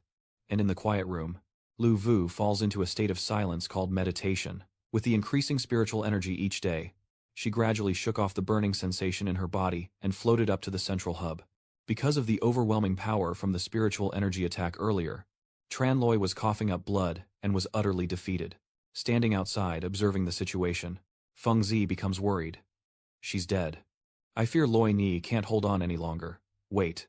Who is that? Inside the room, Loi Vu has now moved to his position, following instinct. She left her state of perfect calm, opened her eyes wide, and looked up at the central chamber. Where is this? This is your moment. So tell me, what are you doing rushing here? My disciple. Hearing the familiar voice, Lei Wu turned around and saw Lei Zongmen. How could he come here to absorb Lei Qi's energy without changing the scene? Are you trying to kill Brother Tran? Hearing her question, he could only sweat and stammer. I thought that the Loi Din's sacred body could use it. Putting that aside, Lei Wu took out a stone from his pocket and discarded it. There was no other way but this. Without hesitation, to save Tran Loi's life. She quickly threw the magic stone towards him, and under its power, Tran Loi fell from the sky. Down here, it seems everything is prepared. Lei Wu opens his arms wide to embrace him. You've been reckless too. Lei Qi even dared to rush in. Now your whole body is numb and you can't move anymore. Right. But that's not all. Holding tightly the life-saving stone in her hand, she softly whispers a few words to his hand. Big Brother Tran, I know that deep down you must be carrying many things, which is why you hurried to increase your strength. But with life gone, everything will end here. From outside, Feng Tu worries about his disciple's health. Quickly go inside and stop flirting with each other. How is Brother Tran doing now? Listen to what he's asking. Loi Vu quickly announced that there were no major issues left. Just a quick adjustment would do, to help you recover faster. She handed you over to Feng Tu. Master, change your position. Seeing how Tran Loi looks right now, Loi Vu couldn't help but laugh. It's the first time seeing Brother Tran act like a little bird nestling against someone else. Avoid wasting precious time. She quickly turned around and stepped back, handing over authority to him. Elder Brother Tran, I'll trouble Master Loi with the care. I have something to attend to. I'll take my leave now. Snuggled in Feng Tu's loving embrace, he didn't need to think. He just saw her vomit, her essence blood. Or maybe he didn't even realize. With Tran Trun's current appearance, Tran Loi looked up at him with a flushed face, and Feng Tzu teased. Young man. Just make a request and put her down. Master. Returning to another place. The sky is clear and blue, with golden sunlight shining brightly. At the main hall, with fellow disciples, respectfully bowing on both sides.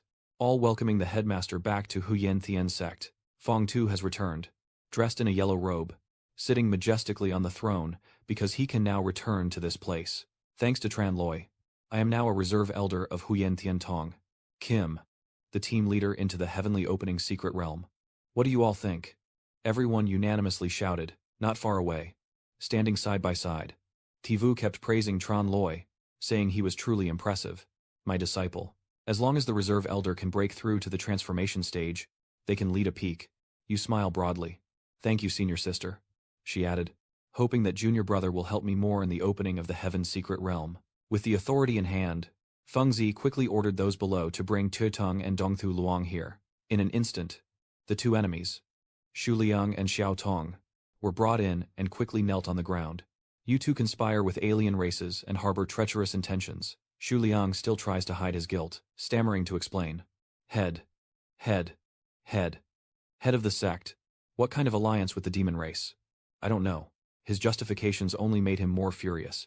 Clapping his hands on the chair to give orders, he dismissed any further excuses and decreed that Tong Shuluang's disciple status be revoked. He sentenced Tuetong to forced labor and punishment by lightning, enduring 360 strikes of heavenly thunder, which he immediately carried out. With a very serious face and the commanding aura of the leader, Feng Zi issued an order to start investigating the entire sect from today, to hunt down spies, and the Xuantian sect will definitely reinvent itself. They moved back to a place not far from the main hall, and at this moment, the atmosphere was extremely gloomy, with Tran Loi and Thien Yin personally escorting Tuetong, under the lightning's blessing. You insignificant human. If you're so capable, just end me now. He won't die. After all their efforts. Finally even Thien Ni understood. That's so amazing. Right, Tran Loi. Huyen has now become an official disciple of the head of the Huyen Tian sect. Regarding Tran Thon Duong, he raised his head and looked into the distance, then announced his plan. I am preparing to go find my master. Before he could act again, the voice behind him caught Tran Loi's attention. This matter is beyond what the master can help with. No one else but Master Feng Zi, Loi Man Ta's partner, has appeared now. How can I drive away evil just by relying on my master's reputation? Tran Thon Duong is my hometown. I must protect it myself. Seeing how much he trusts me, I felt a bit awkward. But knowing that Tran Loi was still in a difficult situation, Feng Tu smiled reassuringly and said, Don't worry. Have you forgotten your outstanding military merit yet? Upon hearing this, I suddenly raised my head in shock and realized that Master's meaning was clear. He wants me to use military achievements to take Tran Thon Duong as my private territory. Knowing the location, his eyes lit up with excitement. That private territory is so cool. Not wanting to be verbose, Feng Zi takes out a ring from his hand. But I am not so heartless. These things can be considered your most necessary possessions, making you hesitate over here. This is. Following his command, Tran Loi quickly took and put it on his hand. The lifelong treasure of those two passionate disciples, all contained within this. Seeing such a precious mirror right in front of him, he was overjoyed this time. I've hit the jackpot. I thought there were only these treasures. But no. Feng Zi snapped his fingers and a boat appeared. And I also gifted you a beach rue cloud boat that can help you return quickly to Chanthan Duong. Glancing at the intricate patterns on the boat, both of us were amazed. It's such a beautiful cloud boat. After a moment of hesitation, Tran Loi finally agreed to accept it and bowed his head in gratitude. Thank you, Master. In the vast sky, Tran Loi and the natural spirit ride on the great bitch Rue, enjoying the flight together, their voices filled with joy and excitement, finally returning home. And Tran Loi's face shows a gentle smile. You speak up, and this time you must settle the future worries of Tran Thon Duong, once and for all. At this moment, the two of them arrived in front of the Tran Thon Duong city gate, and one of the guards on the wall shouted loudly, Who is on the flying ship? Hurry and come down. Seeing that, the two of them gently descended near the city gate, with Tran Loi still standing calmly on the wall, and explaining that we are all from Tran Thon Duong. I am a descendant of Tran Jia, and the person beside me is a young lady of Nep Gia. That soldier simply pointed at the two of them and shouted as if he didn't care about their identities. I need to know if you're from Tran Jia or Nhep Jia. Then quickly pay the 10 gold entrance fee and walk inside. Immediately, Tian Ran swiftly leapt down from the wall, one hand supporting herself, then stood right in front of the soldier, hands on her hips, staring directly into his eyes and speaking. "Who are you to talk? I've been roaming in Tranthon Duong for years, and have never heard of any entrance fee." He replied that this was the rule set by our Lord Captain, and everyone must obey. Upon hearing the name, Tran Loi's face immediately darkened, and he asked suspiciously, "The town guardian? Isn't Tran Thun Duong always managed by the 4 great clans together? So where does this town guardian come from?" "That guard is Ni Min," he said proudly. "But our Tran Thu is Nin Fu's young master, a top-tier expert in late-stage surveillance." Tian Ran furrowed her brows and angrily said, "What kind of super surveillance is this?" Before she could finish, Tran Loi stopped her and said, "Tian Ran, something's not right. Come up here quickly." Then, the two of them quickly climbed back onto Bichdu's back, and in an instant it charged forward, leaving behind a cloud of dust and smoke. As Ni Min shouted, "You haven't paid the city entrance fee yet. Get down here for me." The two of them rushed straight into the city, and from afar in the vast sky, they saw a huge explosion with smoke billowing in the middle of the city, and Thien and Jian hurriedly shouted. That explosion was caused by the Tran family. Meanwhile, at the Tran residence, fires are raging everywhere as everyone rushes to put out the flames. Hien Duck is trying to focus on maintaining the defensive formation, shouting that it won't hold much longer. Everyone hurry to put out the fire. That subordinate over there, from behind, Nhut Tham Quang, the father of Nut Thien Yen, appeared with a tense expression and blood dripping from his mouth. "Hey Noi Di Tran Huyen. De Taju Tran Fap Fong Ngu Cho. Huyen Ni Noi Mot Chut Di. Nguoi Fu Nu Ben Kandang. Doi Ong I Chin La Mao. Then Nut Thien Yen. Ten La En Jok Lan." Hien Duc was sweating heavily. He turned around upon hearing this and said, "In He Ra has fallen. The remaining children of Na Ra still need Huyen to lead them. Huyen should go rest and recover first." Gok Lan tears up. She raises her hand to wipe away her tears and then speaks with a helpless voice. With Tian Nien and Tran Loi joining Huyen Thien's sect, the Blood Wolf bandits felt confident. But unexpectedly, another guard from Nin Sun Nhai appeared. The scene shifts outside, where a person lounges comfortably on a chair, watching a barrage of sharp arrows attack the defensive barrier of the Tran estate. He is the new sheriff of Nin Sun Nhai, with a plump body and a cunning face. He is holding Zhao Na sitting comfortably on his lap, then laughing happily and saying, "The Tran families are quite bold." She puffed up her face at me, and I retorted sharply, "Isn't he the Lord himself, the new sheriff of Nin Sun Nhai, just ordering his men to attack with a few beautiful women?" And they dare to resist. Then Sun Nhai raised his hand to command the soldiers behind him, "Men, increase the firepower and eliminate the Tran family for me." The scene shifts to Hien Duc, who is now severely weakened and coughing up blood. But despite that, he refuses to give up, his face full of determination as he struggles to hold on and speaks out, "Damn it.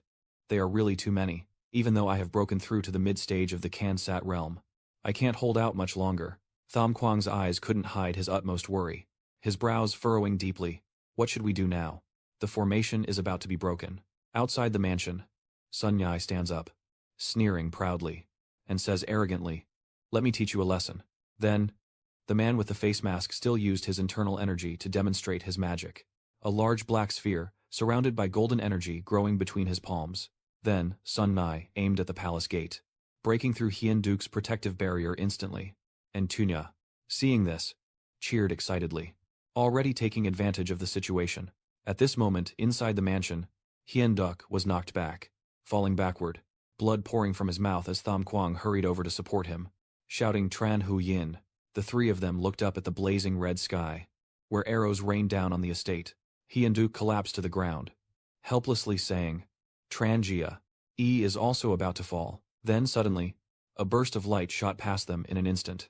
A hand forcefully pressed onto the pillar, causing its light to flare brightly. Then immediately, the defensive formation was restored, even stronger than before. That is Tran Loi's hand. He is using his power to maintain the formation. Someone suddenly shouted Loi Ni. Tran Loi.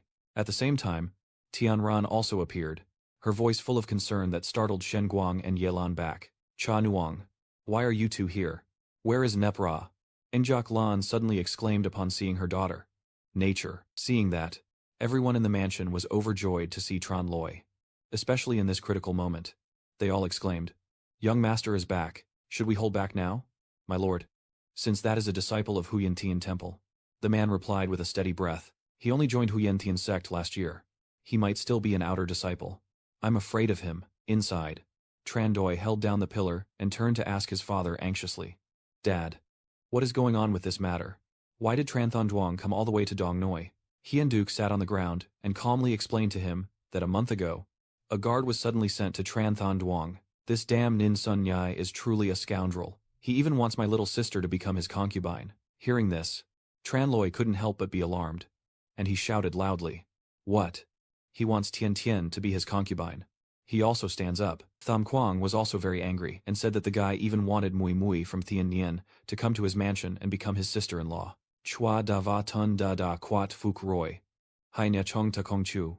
Han Lian, Truk Tiep, Phi Bin, Toi Tan Kong. Ngok la tears streaming down her face. Mr.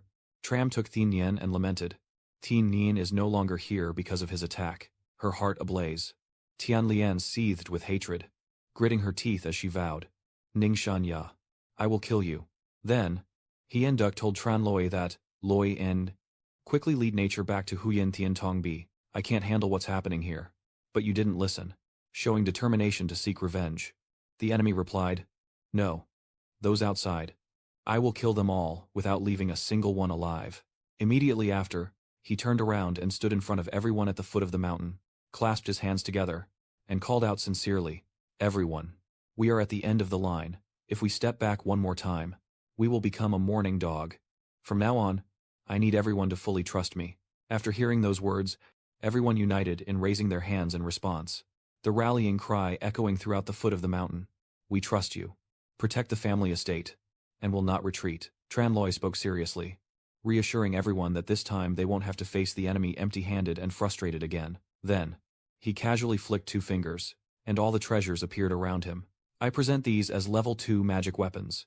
These are nourishing pills that can help you quickly recover your true energy. He secretly thought that these protective weapons actually belonged to the famous Dong Dai Fat, and the pills were taken from a beautiful alchemist before arriving at Bak Chien City.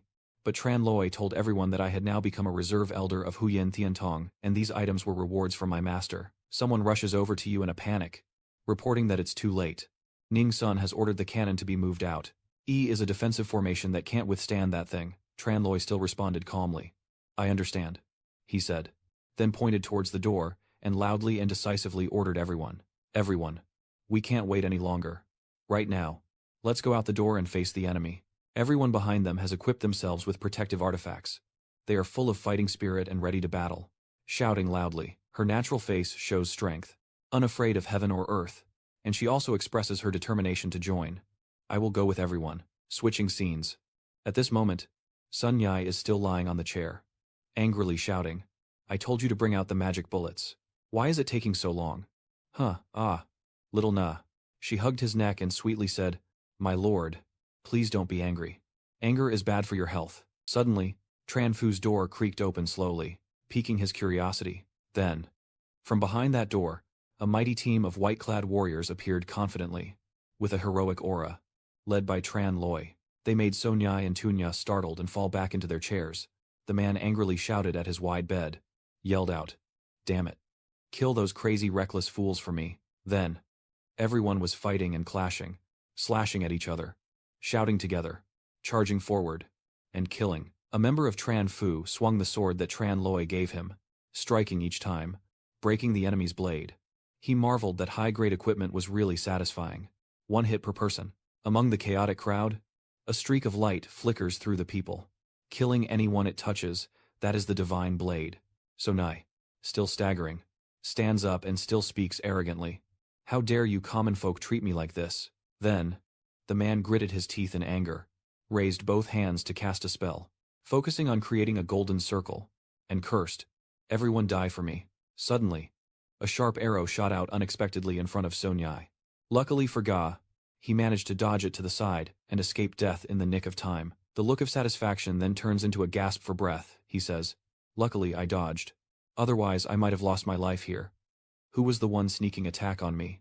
Tran Loi calmly raises his hand full of arrows and replies, Don't rush. I still have many. But next time I don't know if you can avoid them. So Nai, seeing this, was immediately frightened, and he was speechless, only able to utter one word person. Then, without hesitation, he shouted loudly, retreated, and returned to the fortress, with all his soldiers immediately fleeing afterward. Seeing that, Tian Nian immediately chased after them and shouted, "Stop, don't run." From behind, Tranloi spoke to stop them, saying there's no need to chase. She exclaimed that, since we struggled to defeat them, we should press our advantage. Your face shows a confident smile. Tranloi says that the Chanthu mansion is no longer under the control of that Ga Nin So Nyai. So Nhai and Tunya entered the gate of the fortress together. So and Nai angrily exclaimed, "I'm so pissed off." And Tunya followed behind, calling out, "Lord, wait for me to come out."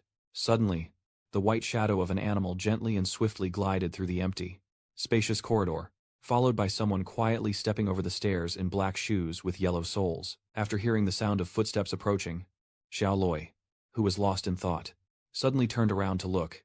It was So Nyai, and suddenly, a barrage of sharp arrows shot straight at him. Those arrows pierced his flesh, causing him pain and agony, and he cried out in despair as the scene shifted at that moment. Tranloi and Thien Nien are calmly standing at Tranfu, using magic to observe him from afar. Thien Nien speaks. Tranloi. Hu Ying is impressive. I didn't expect Hu Ying to arrange for Xiao Loi to carry the talisman and set up such a large formation. Tranloi smiled calmly and said, "The little Loi beast, after following me, was beaten into unconsciousness and can no longer recover. This time, after enduring Lei Qi's assault, she recovered her spiritual power and her strength increased significantly." She turned to Tranloi, furrowing her brows and questioning, "But why let Nin Son Nai die like that? Is it too easy for him? You see him suffering and writhing. Then you speak with a tone of hatred. He has killed so many of our two families' descendants. Of course I won't let him die easily." The look in Tranloi's eyes is full of deep-seated rage. He declares that he will make him taste the fate of everyone in the family. The scene shifts, and a sudden thought blooms in Sun Yai's mind after a lifetime of dominance. Is this how it ends? He closes his eyes tightly and whispers in despair, "I won't accept this." Then, suddenly his eyes slowly opened. A faint light from outside seeped in, surprising Sun Yai greatly. His tears kept flowing as he stood there in shock, unable to believe he was still alive. He spoke, wondering if everything just now was an illusion. But the feeling of 1,000 arrows piercing the heart was incredibly real. Then a sharp red-bladed axe suddenly appeared and lunged straight at him, making him start in panic. Then, he was split in two, strangled until he coughed up blood and suffocated. And then a hand shattered his face, a series of brutal illusions that he endured, all of which were hallucinations, but they caused Sun Yai unbearable pain. Clutching his head and crying out desperately as if he was about to explode, Xiao Na followed behind Sun Yai, saw him sitting, collapsed and cracked, and asked worriedly, "Sir, what's wrong? Why are you sitting like this all of a sudden?" When he didn't answer, she felt worried, instinctively moved closer, sat down, and saw his exhausted appearance. "But you look lifeless. So I ask again why? My lord, why have you become like this?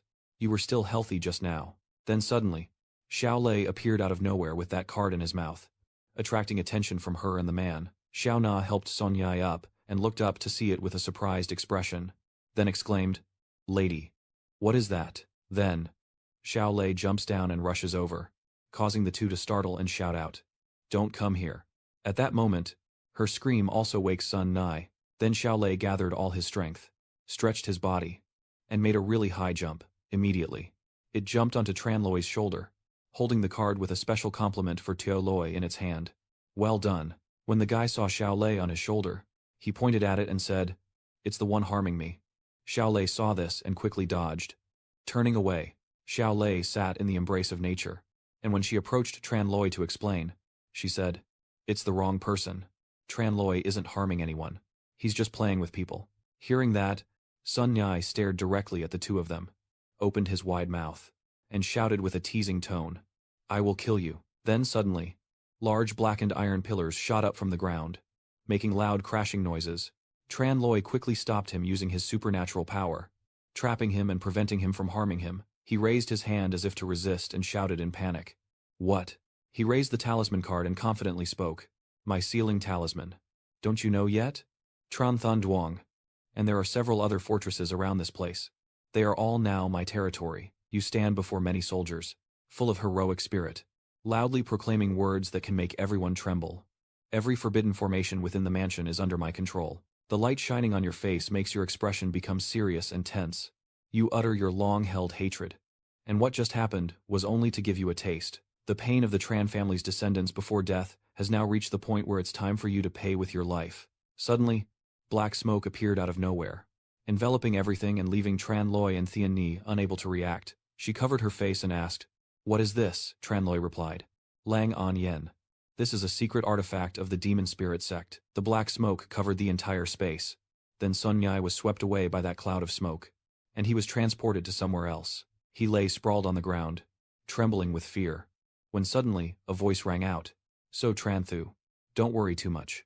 After using Lang An Yen, she will have to endure the pain of 10,000 swords biting her heart.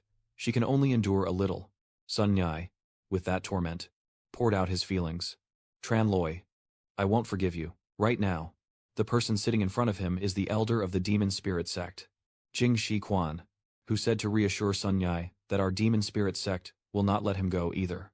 Now, darkness has fallen, thick and gloomy, enveloping the fortress. In the large room, two people are tied up and kneeling before Hien Duc and Tham Quang, Tran Loi and Thien Nian standing on either side.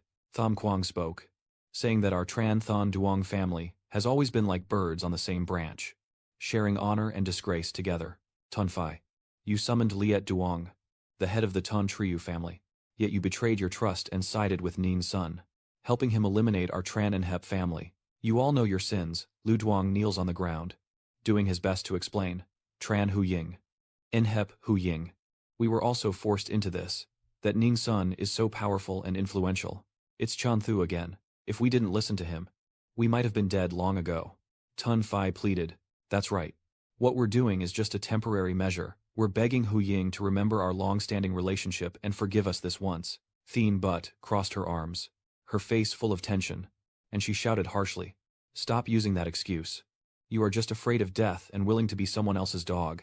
Truly shameless." In contrast, Tran Loi smiled gently and cheerfully, saying maybe we should give them a chance if the two uncles have truly repented, which made Teen Butt look surprised and exclaim.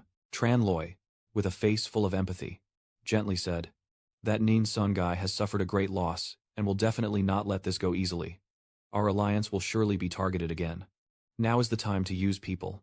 Just let the two uncles take credit for their deeds." Hearing that, they were overjoyed as if they had escaped disaster. Tun Fai quickly spoke up. Yes. We will do our best to seek justice. Besides that, Liet Duong also shouted, "Do our best. Even if it means dying." Then, Tham Kong spoke with confidence in Tran Loi. "What is there to fear? Loi Ni has already achieved 10,000 military merits and is now the lord of Tu Chao, 5 cities, and 13 districts. As long as Loi Ni says a word, that Nin guy will have to leave Thon Duong. Let's see how he still dares to jump around." I replied, "That's exactly why I'm worried."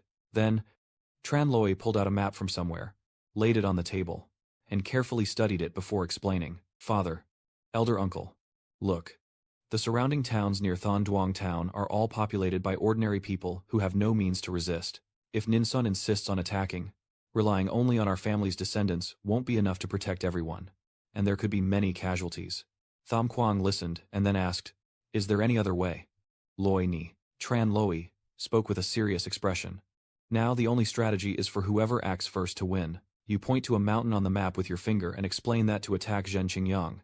We must pass through Kai Ying Sao, where the terrain is narrow and surrounded by high mountains on both sides. We just need to set up an ambush in the mountains, and wait until they pass by, and roll the boulders down from the mountain. Then we can trap them all in one net." Hearing this, he praised and said it was a good plan. In the scene outside, the sky is bright with fluffy white clouds drifting by. The soldiers sit on chairs, laughing proudly, and he exclaims arrogantly, thinking he's clever. All the young men have gone outside, leaving only the elderly and children behind. If the main character wants to obtain the Sun Pearl, it will be as easy as taking something from a pocket. Since when did Let Duong and Ton Fai appear at his place? Let Duong kneeling and reporting happily that Tran Loi is just a petty brat trying to outsmart him, truly unaware of his limits. Then, the Imperial Inspector turned to praise Sun Yai, the Nin Tran Thu, for raising good dogs. His attitude towards him was completely different. Sun Yai arrogantly replied, "The Imperial Inspector is too kind." Immediately after, he looked down at the two and said, "Your contributions as Tran Thu are well remembered. Once we seize Chan Than Duong, everything of the Tran Inhep family will belong to you." Hearing that, the two of them hurriedly bowed their heads to the ground in gratitude. Tu Fai spoke, thanking the commander, and Let Duong also gratefully exclaimed, "Thank you, Lord Kintich." Transition scene to a vast blue sky with fluffy white clouds. A giant hot air balloon gently gliding through the waves of clouds. Up there, Nature is with Tran Loi and his two fathers. She looks down below and calls out, Tran Loi, look over there. They are coming. The scene shifts to Kaing Ung Sao, viewed from above as a group of people walk through the majestic Kaing Mountain. With Tich Quan leading, she saw him and wondered who the rider with Nin Son Nai was, dressed so strangely. Then, upon seeing this, Hien Duke immediately drew his sword and said, I recognize him. He is one of the 4 great lawmasters of the demon spirit sect, the leader of the Blood Wolf Thief Guild, Lang Vuong of Tich Quan. He is the mastermind behind the ambush that night.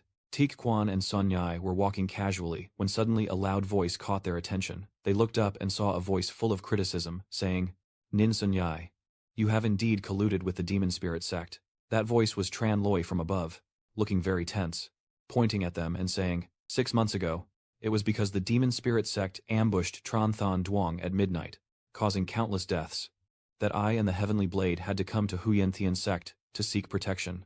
Sun Yai, you are deeply involved in this matter. Sun Yai looked at you with wide eyes and then smirked triumphantly. He calmly replied, so it must be fate.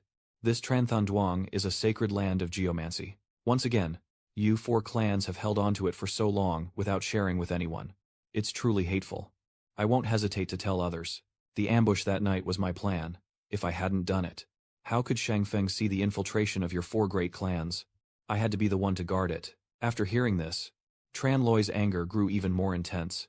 He swung his arm and shouted loudly, Fine. Today, I will avenge those who died unjustly that night. Hold it in for me. Strangely, nothing happened. The mountain opening became silent, and Sun Yai and his companions still waited calmly. Then, the commander burst into laughter and said, Don't waste your effort. Your ambush has been captured by us, and our main army has already circled behind the mountain and is rushing back toward Than Duong. After hearing this, everyone was extremely surprised, their eyes wide open as if they couldn't believe what they heard, beads of sweat pouring down. Then suddenly, from somewhere, Liat Duong and Tun Fai leisurely stepped out. He smiled proudly and said, Tran Huyen, En Hep Huyen, you must not blame us. This is called a wise bird choosing a good branch to perch on. If you want to blame someone, blame your backward conservatism for refusing to be loyal to the demon spirit sect. Those who share the blessing will share the fortune. In consideration of our long-standing acquaintance, I will find you a beautiful gem. Tun Fai suddenly changes attitude and says, Tran Loi, let your uncle teach you that war is never to be trusted. Then, the demon commander turned serious and said resolutely, Chen Lei, today I will paint the Chen family estate with blood. Drink your blood, eat your flesh, and avenge my grandson. When Tran Loi heard this, he was confused and didn't understand what was happening. So he asked, Who is your grandson? Suddenly, his face darkened, looking very grim, his eyes full of murderous intent, and his voice lowered. Surely you haven't forgotten that little Wolf King is dead. Right. When he heard the name, Tran Loi remembered and shrugged casually, saying, I didn't expect it was someone like you. So pretentious and righteous. You'll be finished in a day. I have no impression of you at all. That made him extremely angry when he heard his nephew was insulted, and he clenched his jaw tightly before shouting, You. Then, you smile mischievously and say that today you cannot take revenge, but I can send you to meet him. Suddenly, a hurried footstep rushed over, echoing loudly through the mountain pass. Sir, we have fallen into a trap. My lord, we have been ambushed. Many disciples are setting up formations in Than Duong, including the Heavenly Thunder Dragon formation, and our entire army has been wiped out. After hearing this, the demon commander was startled and panicked. Impossible. The Void Thunder Dragon formation is a top-tier Heaven and Earth Grand formation. Who has the ability to set up this formation? Tran Loi stood on the Huyen boat and shouted down across the horizon, right in front of his eyes. It was me here. He couldn't help but be stunned. How could you do this? I smile and reply, although I haven't yet reached the cultivation level to set up the Grand Formation, I have made some modifications, and that's enough to deal with your rabble. From the top of the high mountain, a guard's voice was heard reporting that everything was lost. All the disciples of Chan Than Duong who had been captured have vanished, either an illusion, a sudden attack, or a distraction from the east to the west. Tran Loi loudly announced, Uncle Tan, Uncle Chu, your mission is complete. Go back quickly. I will help you report the rival who took the wife and kidnapped the second lady. Everyone responded in confusion, No. What are you talking about? Warden serving you is our blessing. We are willing. Please don't let that fool provoke him. Sun Nai gritted his teeth in anger as he sat on his horse and said, "Those two bastards who ate the apple and shot their guns. Turns out they were just pretending to surrender and led us into a trap." He suddenly swung his sword and slashed fiercely at the necks of those around him, causing them to panic before leaving this world. Nature looked down from above with great satisfaction and said, "Serves them right for betraying us. Traitors are doomed to end up empty-handed." The man stepped forward and asked, "Loi Ni, how did you know they would definitely betray?" Tran Loi explained, "Someone who would betray both the prince and his daughter just to stay safe is untrustworthy. I was only using that to play a trick of counter-espionage." The Iron Army commander below roared and announced, "Tran Loi, you are indeed capable. But today none of you will make it back alive. You clearly state that to deal with you corrupt scum. There's no need for a crowd. I alone am enough." Tran Loi sneered. "I heard the sense of smell of a boar is sharper than a dog. Iron Soldier, and the guy called Lang King. It seems none of you are very sharp." Han was startled and immediately used everyone. Then, the Steel Army suddenly realized, it's oil. But while Han was distracted, Tran Loi drew his gun and shot directly at the Steel Army. Each arrow, blazing with fiery red flames, caused chaos below as they were sliced by the fire, wailing in pain amid the raging inferno. Sun Nhai nervously asked, "What should we do now that we're surrounded by fire?" But at this moment, Tiet Quan still didn't realize how serious it was, and replied, "Extinguish the flames a little." "What can you do to me?" Then Han let out a loud cry, and a group of alien tribesmen, hearing the blood, rushed forward quickly. Tiet Quan jumped onto its back and flew toward Tran Loi, swooping swiftly through the sky. Sun Nhai couldn't do anything but cling to the leg of the Steel Army and desperately beg, "Steel Army, take me with you. Don't leave me behind." Han Gui grabbed the strong man and coldly announced that they were no longer useful. Sun Nhai fell into the blazing fire below, his screams echoing loudly across the sky. Tran Loi Voi Vong Thong Bao, Kong On Roy, Chung Muon, Fa Vong Vei Tu Tran Kong, Thien Nien Buo Kra Noi, Tran Thuk Thuk, Cha, Chung Tadi Chan, Chung Lai, Hein Goi Dong Yi, Duok Roy. Then the three of them stepped onto the flying boat and descended below, quickly eliminating the swarm of bugs following the Iron Army. Soon after, arrows were shot out like missiles toward them. The foot soldiers and monsters immediately fell from the sky. That's how Tran Loi operates, shoot the horse first before the man. He clenched his bow and declared, "Catch the leader to catch the general." But when the arrow turned towards Tiet Quan, he suddenly disappeared without a trace, leaving me confused. "Where is he?" Suddenly from behind, a giant blanket pierced through Tran Loi's body, catching him off guard and causing blood to spurt from his mouth and the wound in his chest. The giant blanket curled and disappeared into Zhen Jun's arms. He said, "Too bad. Just a little short." The three people below, busy performing, quickly realize it's Tran Loi and Loi Ini, and nervously warn, "Don't bite me, you little pests." On the boat, Tiejuan slowly approached and asked, "So how is it? Does it hurt a lot?" "Don't worry. You won't die," Han declares. "I've changed my mind. Your brat, harming my nephew, killing my clansmen, ruining my big plans. If you die like that, it benefits you too much. I must keep you alive and slowly crush you. Living is worse than dying for you." Tiet Quan proudly introduces, "This sword is called the Bloodshed Soul Eater. No matter how high your cultivation level is, as long as it pierces your heart, you will be forever enslaved by the sword master. You can never be reborn. I will turn you into my puppet so you can personally destroy the Trangia Trang and settle the grudge in my heart." The Crimson Serpent Kung Vu envelops the space, and a powerful expert unleashes a deadly attack on the wounded Tran Loi, creating a scene full of murderous intent and bloodshed. Despite his injuries, Tran Loi still desperately used all his strength to dodge in the nick of time, avoiding the furious pursuit from the fiery red snake beast roaring menacingly. In that split second of life and death, Tran Loi swiftly dodged the deadly strike from the giant blood-red head, causing the surrounding rocks to shatter. The Iron Army gritted his teeth and roared, "There's no way you'll escape." Tran Loi, exhausted and breathless, felt anxious inside. It's over. His vision growing increasingly blurry, his strength gradually fading. Could it be that this is truly the end for him? He gritted his teeth and made up his mind. "I can't let the Tran family be wiped out. I can't let the tragedy of the past repeat." Tran Loi vowed that even if I die, I will die with him. Then, he kept slipping past the bloodstreams and charged toward Tiet Quan.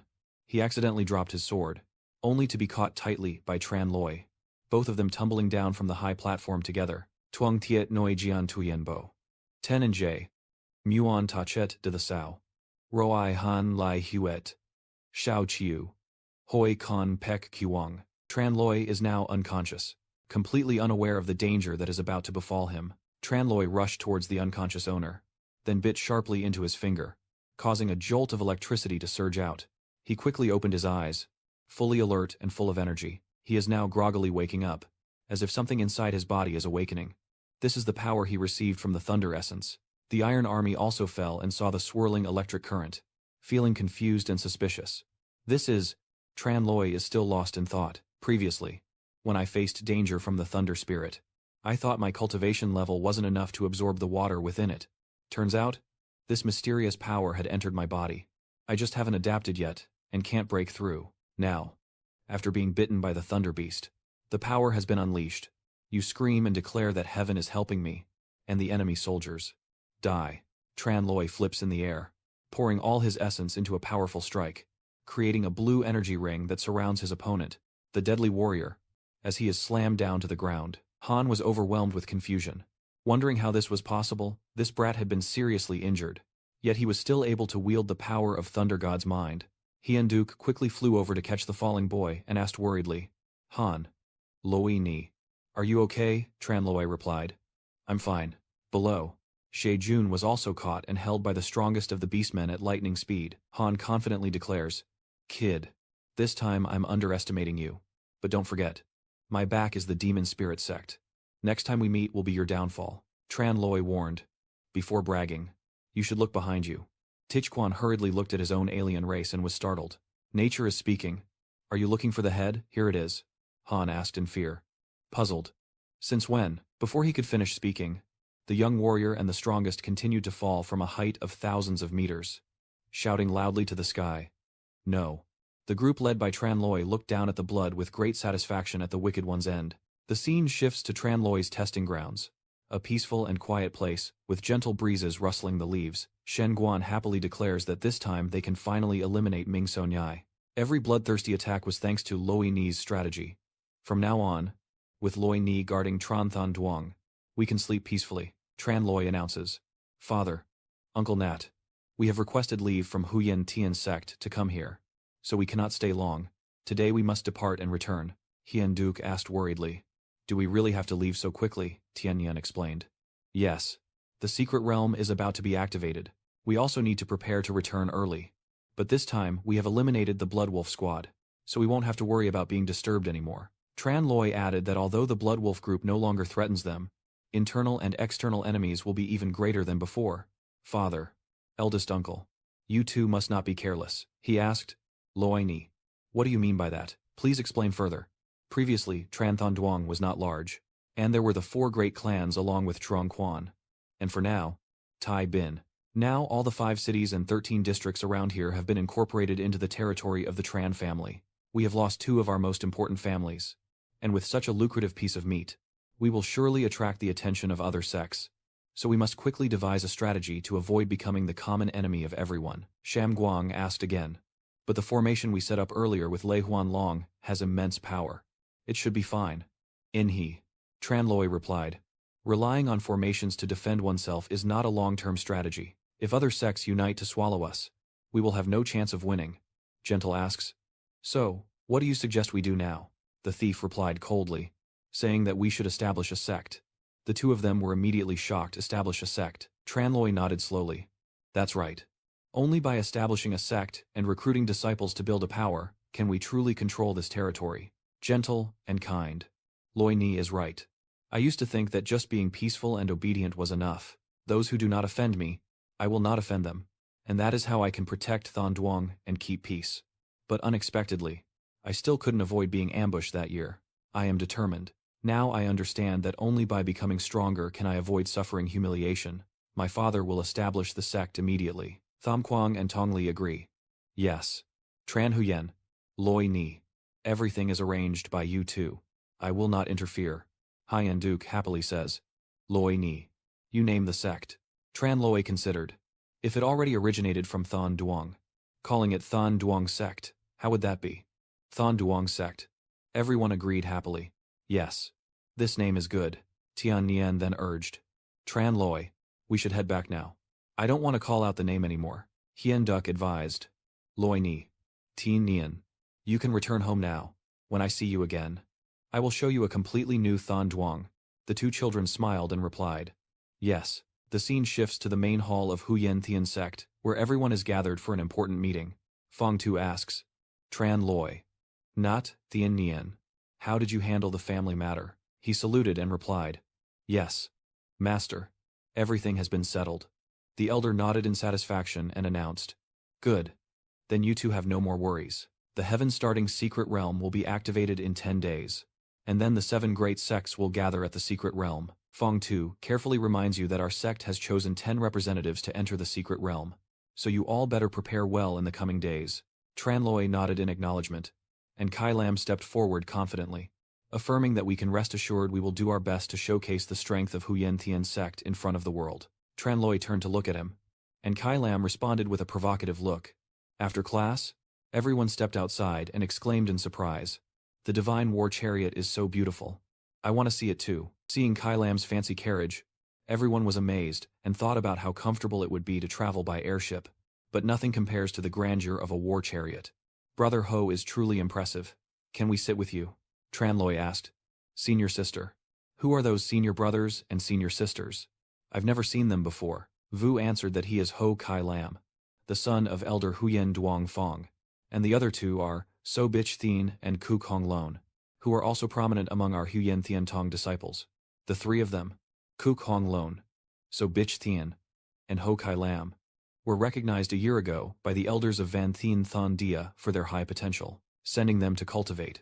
They just returned yesterday, and you newcomers haven't met them before, so it's very normal. Normally, the heavenly realm is just a chariot of the dragon star. Nothing special. Besides, it was Tran Loi who led the team into the secret realm, and I don't know why he responded just now. Loi Vu added. But if they have already entered the destiny of the heavenly sacred land, then in theory they should no longer be disciples of our Huyen Thien sect. So how can they still represent our sect? Loi Vu reminded them. You don't understand.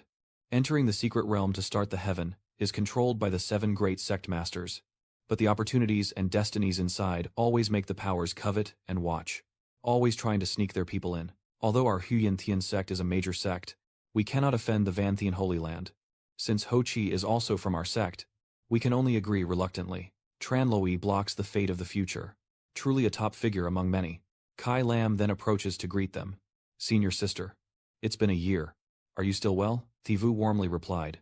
I heard this chariot is a treasure of Van Than Than Dia, and Hosude has only been in the sect for a year but already possesses this treasure. It seems he's highly valued. He chuckled softly and said, My senior sister is joking. The Van Thien Holy Land and the Huyen Thien sect always maintain a friendly relationship. Master heard that I wanted to return, so he deliberately lent me this carriage. But I only gained a little reputation for the sect. Then, Kai Lam turned to Tran Loi and said, That's right. This is Brother Tran, isn't it? Although we are outside, your matters echo like thunder in my ears. I didn't get a chance to greet you earlier inside. Don't blame me. Even the monks are speaking up. I heard a young genius from the Huyen Thien sect has appeared, defeating rebels and defeating alien races. I thought it was some 3-headed, 6-armed character. Today, meeting him, it turns out he's just like that. Hong Lon also sneers. I don't know what the sect leader thinks. Letting this kid lead the team. Maybe he's been locked up too long and lost his mind. Tianran heard this and was so angry.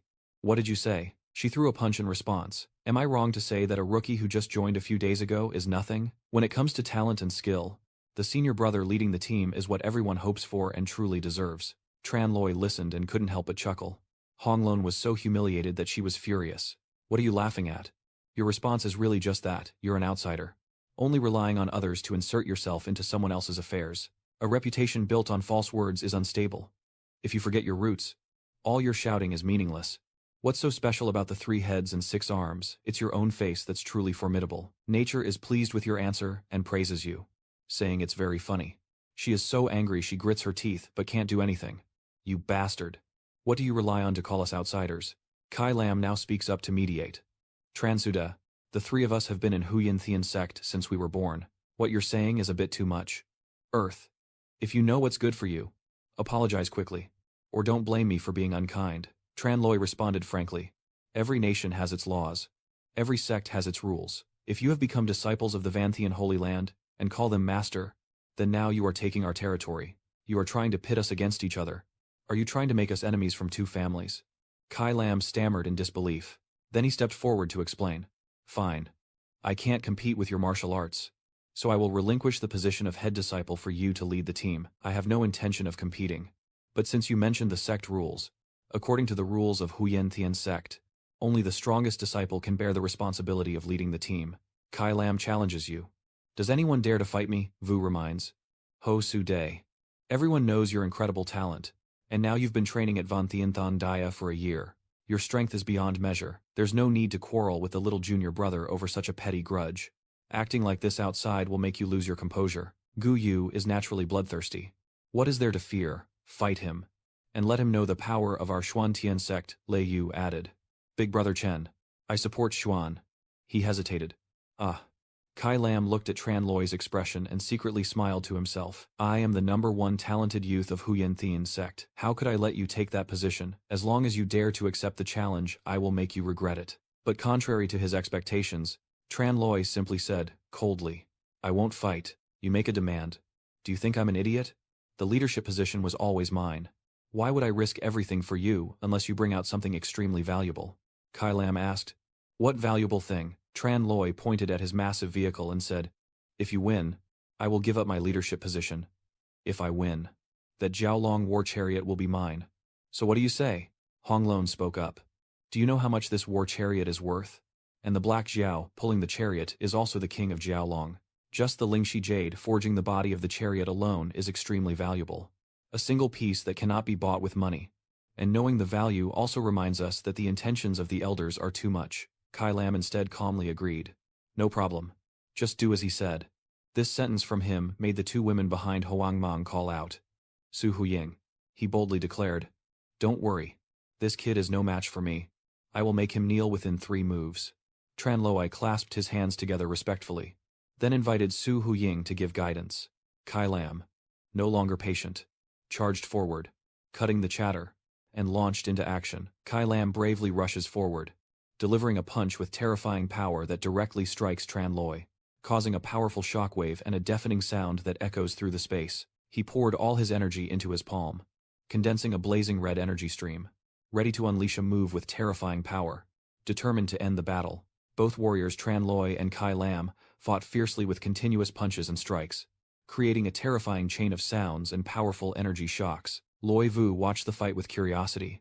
Senior sister, the technique of Master Hu Ying is really strange. There is a layer of light in the fist aura. What kind of cultivation method is this? Vu replied. This is not our sect's unawakened state. It must be the cultivation method of the Vanthian Holy Land. I've never seen it before. Hong Lon arrogantly spoke, sitting with her legs crossed and pretending to be indifferent.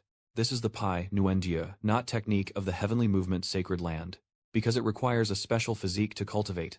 Ordinary people can only reach 30% of their potential. But Master Hosu Hu Ying is a blood moon spiritual body that appears once every 100 years, capable of exerting its maximum power. Bitch Thien explained that initially it was because the master saw Hosu Hu Ying's physique and didn't want to waste this talent. So she personally took him as her disciple and passed down her cultivation method, which he now fully masters. At this moment, Master Hu Ying used a talisman, and the life of the young Master Chan was about to be lost. If you don't want him to be seriously injured, you should persuade him to beg for mercy soon. This sentence made all 3 people around Tran Loi choke, and no one could respond. Over here, Qi Lin boldly charged forward and declared, Your brat doesn't respect Master Huyin. He's arrogant and self-important. Today I will teach him a lesson on behalf of the sect leader. Tran Loi smiled and replied, A daughter married out is like water poured out. Teaching our disciples is also a happy duty. His hands gathered strength, ready for a new attack. Kai Lam suddenly rushes forward to remind you.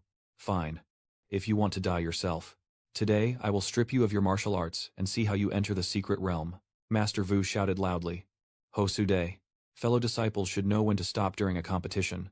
How can you use deadly moves? Tran Loi concentrates his power into his palm, gathering a pure white and blue energy mass, ready to unleash an attack that could change the course of the battle. The clash of energy between Tran Loi and Kai Lam created a massive explosion of white light and a deafening roar, showcasing their incredible power and intense confrontation. Tran Loi gritted his teeth and unleashed a powerful counterattack with all his strength.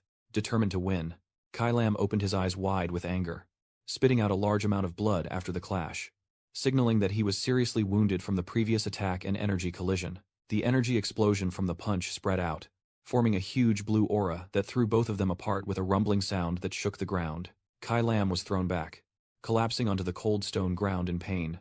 The groan revealing his body had endured beyond its limit of strength. Hong Lone hurriedly rushes over, asking anxiously, "Senior brother, how are you? Are you okay?" He still finds it hard to believe and exclaims, "How could this happen?" Hong Lone angrily turned to blame him.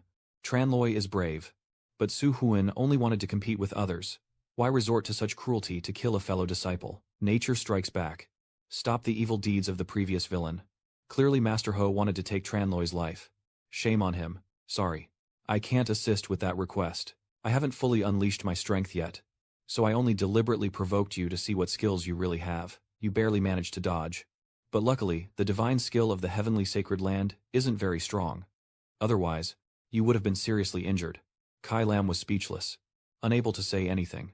While Han wondered if you had been immersed in the Thunder Force, Tivu replied, "That's correct. Brother Transudi defeated the traitor and saved the sect master. So the sect master rewarded him with thunder energy." She explained further, "And you, Junior Brother Ho. I also want to remind you all not to keep calling this kid by such disrespectful names. Now, Tran Loi is a provisional elder, holding a higher status than ordinary disciples. So you should respect him a little." The group of people listening here were so angry they didn't know what to say. "Brother, an ordinary disciple."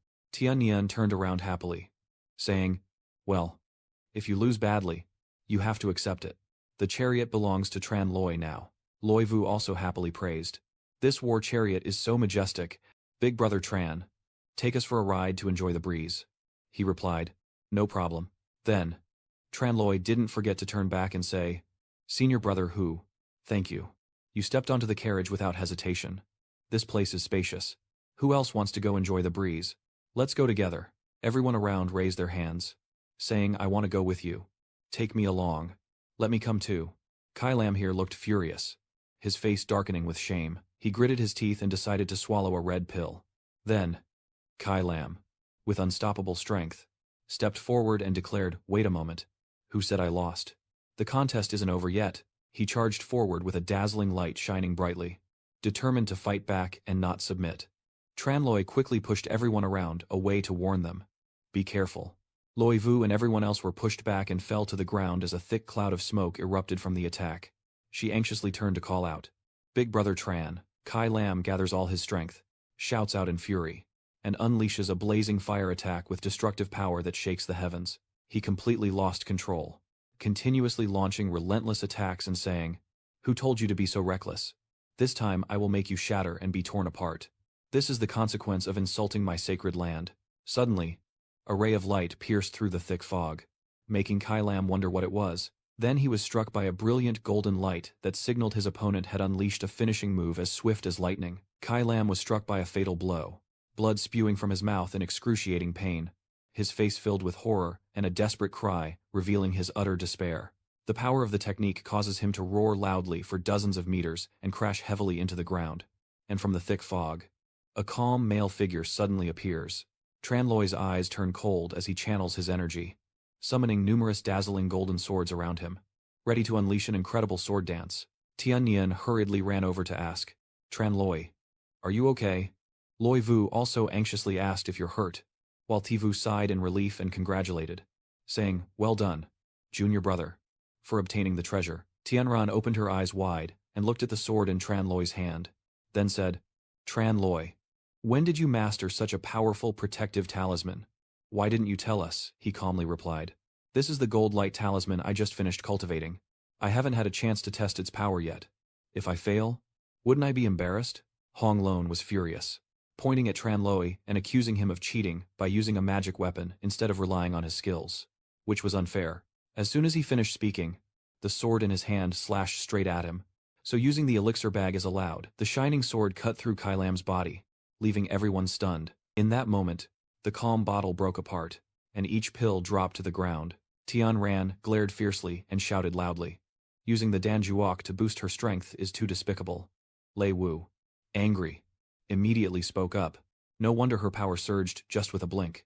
A voice full of anger rang out from the crowd. accusing him of secretly using the talisman and even biting back.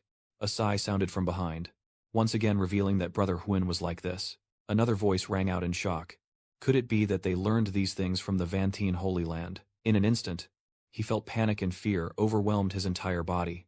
His eyes filled with solemnity. The voice echoed throughout the arena. Junior Brother Ho. During the fair competition. Using medicinal pills is strictly forbidden by our sect. I am your senior sister. I cannot ignore this. It seems I have to invite someone to the sect leader's presence to clarify everything clearly. Knowing the situation, he lowered his gaze and whispered nervously to Kai Lam. Senior brother, we can't let this go too far. If the sect leader gets angry and strips us of our qualifications, it will be a big problem. Han quickly clasped his hands before Thivu, his voice full of remorse. Senior sister, I was wrong. I've had a cold these past few days. My tone is careless and eager to win. So I accidentally crossed the line. I am willing to give the dragon chariot to Brother Tran as a token of my apology. It would be better if our sect leader's side didn't cause a disturbance. Tianran's eyes were cold, and her voice rang with anger and mockery, saying this chariot was won by Tran Loi and must be a gift. Hong Loa gritted his teeth and shouted loudly. Enough already. Don't push people too far. Thien Yin sneered coldly. So now you realize you're in the wrong. Who told you to swallow your pride? Seeing the tense situation, Tran Loi quickly smiled and tried to mediate. Well, since our Huyen Tin sect and Van Tin Than Dia have had a long-standing relationship, we should show some respect to them. You smile softly and say calmly but cleverly. If Brother Huan shouts 3 times, Brother Tran, I'll surrender to you. This matter is settled. He roars, full of fury. Are you? With a calm look, Tran Loi softly said, I don't want to. Then just leave. I have never liked forcing others. Brother Su, the overall situation is delicate. Regaining his composure, he took a deep breath and shouted, Senior Brother Chen. I admire you, Senior Brother Chen. I admire you, Senior Brother Chen. I admire you. The crowd around watched the spectacle, all covering their mouths to hide their delighted smiles. Tran Loi chuckled softly, his gentle voice echoing, Thank you. Thank you. Then Tran Loi turned his back, walking away and saying, Whoever wants to go enjoy the breeze. Let's go. When everyone had climbed onto the black dragon, its eyes flashed brightly before it roared loudly. And amidst the wind, the 3 of them still stood below, glaring angrily as they watched them leave. Kai Lam clenched his fists. Nian Jiang said, Tran Loi, let's wait and see. Let him cause trouble. She hurriedly advised. Senior brother, don't be rash. A gentleman takes revenge after 10 years. Hong Lon coldly said, Wait until we enter the secret realm and then teach him a lesson. The scene shifts to a peaceful space where white clouds gradually disperse to reveal a clear blue sky. And below, in the large square, people line up neatly and orderly like a flowing stream. Amidst the joy, Tran Loi looked up ahead, his voice full of excitement.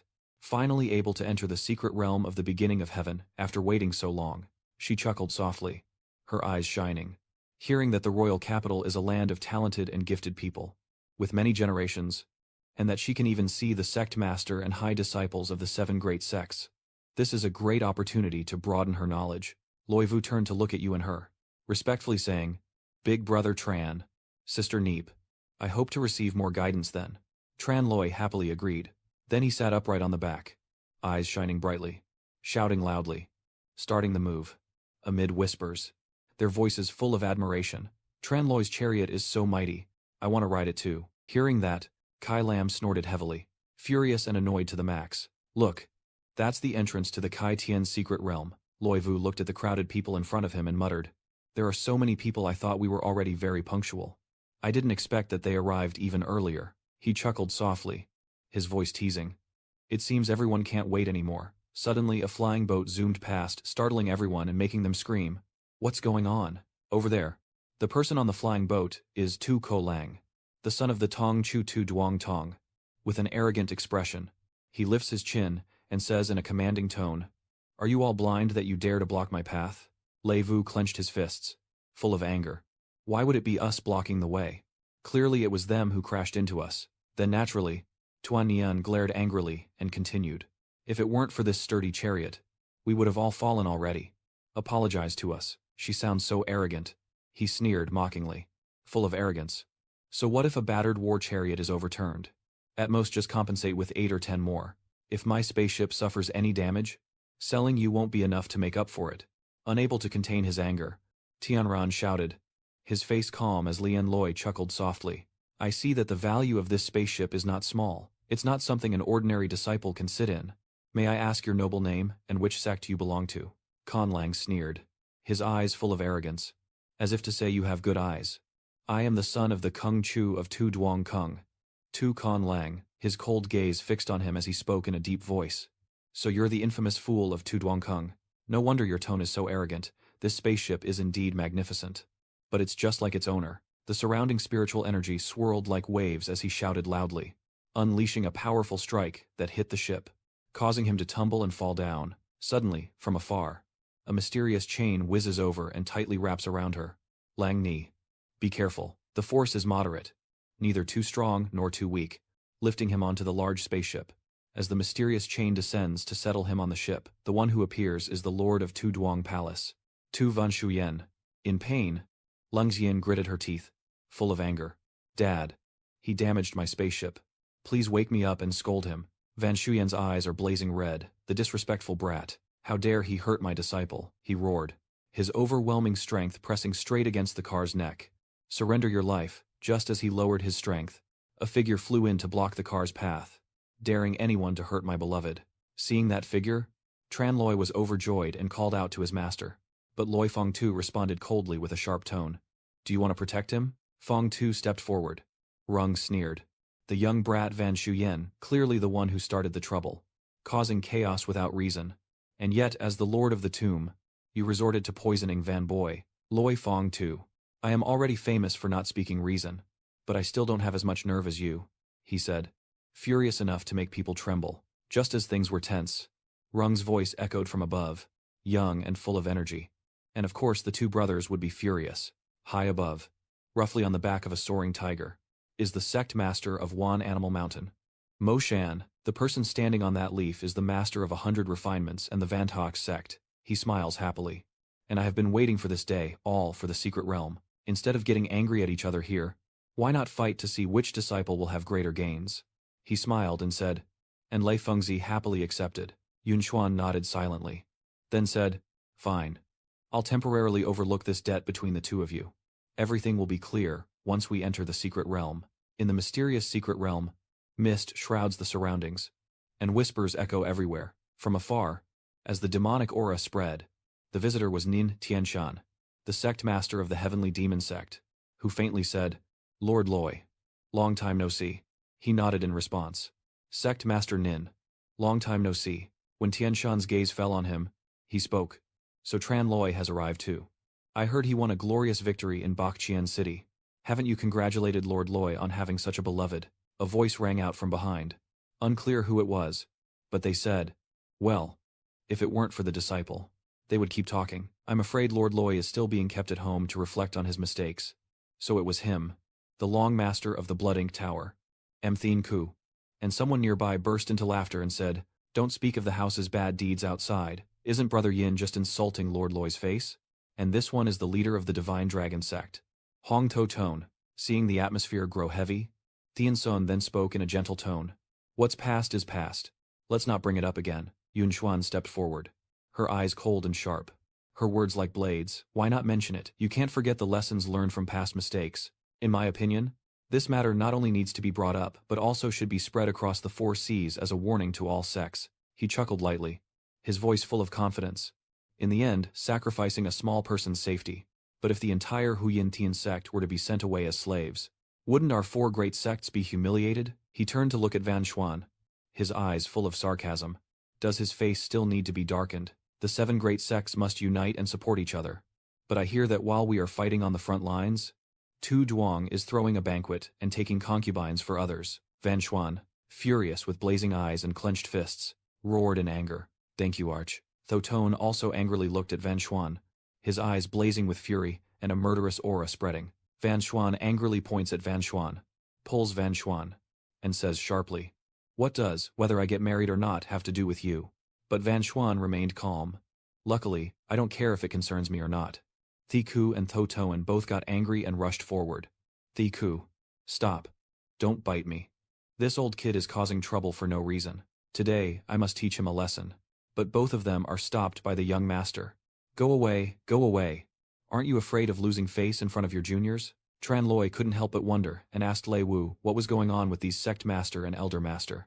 They keep provoking each other every time they meet. She just smiled. Really like grown-up children. While chatting, they suddenly heard a call from behind, causing both of them to turn their heads. Loi Sumui. So it was Voan. He asked about her. I thought I had mistaken someone else. But no. She's really my little sister. Loi Vu hesitated and greeted him. Yin master brother. Vo Ange moved closer to Loi Vu, touching her, which made her a bit startled and stepped back. After many years apart, she has grown up a lot. What are you doing? Naturally, you should be angry and ask who you are. Why did you start touching that girl just after meeting her? Vo Anha. Seeing that, asked back. What are you two? My junior sister Loi is engaged. What do our conversation have to do with you two? Tran Loi was very surprised and asked, engaged? But Luo Wu quickly explained, don't listen to him talking nonsense. I only met him when we were kids. We're not close at all. He was just joking about marrying me when we grow up. She thought that Vo An was just deluding himself. But her words directly pierced Vo An's heart. I have never agreed. Vo Anchi quickly proved herself. Senior sister Loi. I am very serious about this. I've waited for you all these years just to marry you when you grow up. So why don't you admit it? Hearing this, Tran Loi couldn't help but ask. You said you are engaged to Loi Vu. So do you have my second proof of engagement? Your parents' words. Exchanging tokens of love. Calculating and bargaining, there's nothing there. Yet you open your mouth and demand to marry someone. There's no such thing as an easy deal in this world. Vo An keeps talking more and more nonsense. He's just stubborn. So, does the promise I made count too? Although I didn't agree back then, I also didn't refuse. It's already been accepted quietly. And now you want to take back your words. There's no way. Unless I promise to marry someone else. Otherwise, I will make her stand up and take responsibility. Loi Vu didn't expect him to be so unreasonable. I couldn't help but speak up. Brother. Tianran scolded him directly. Don't think you can fool around and try to hurt Tianyi anymore. I tell you, Loi Vu already has someone he's dreaming of. He was shocked. What? Vo An quickly spoke up confidently. Go ahead and tell me. Let me see who this formidable character is. Once I meet him, I will definitely break his neck. Tian and Yen immediately pushed Tran Loi forward to introduce him. This is him. Tran Loi, the youngest reserve elder of Huyen Tian sect. A young genius who suffered a crushing defeat against the alien race on the front lines. Anyone who dares to touch him is an enemy of the entire Huyen Tian sect. After finishing, Tian Tian sneered, taunting Vo An. So what? The head is right here. If you dare. Come and twist it.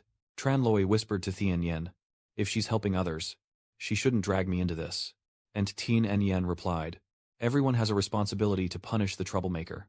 So just sacrifice a little. Vo An suddenly turned back and asked Loi Vu. Loi Sumui.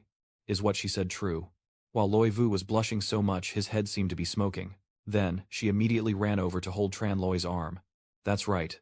Tran Dai Ke and I have a deep bond. We plan to marry soon. And soon we will be married. While Tran Loi just stood there, stunned, wondering what kind of wind was blowing. Vo An. Deve, Devo, Kungtuk, Jan, Mang. Kak Nugoi Dam. Enjo A E Tin Sao. Lung Ta Sao. Tran Loi Tuk Jian Noi. Nga, Now, Enjuoi, Kungan Fan, Du. Sao Lai Noi, the. As they argued heatedly, a summons to gather was issued, and everyone turned towards the sound. To the disciples of the various sects gathering together, Vo An brushed past and deliberately stained Tran Loi's hand with blood. Then said, Fine, I won't waste words with you anymore. Wait until we enter the secret realm and settle the score later. He threatened Tran Loi, knowing that when the secret realm opens, life and death are unpredictable. If you dare compete for the woman with me, don't even dream of coming out alive. As the sect leaders stand before the stone, a command rings out. It's time, senior brothers.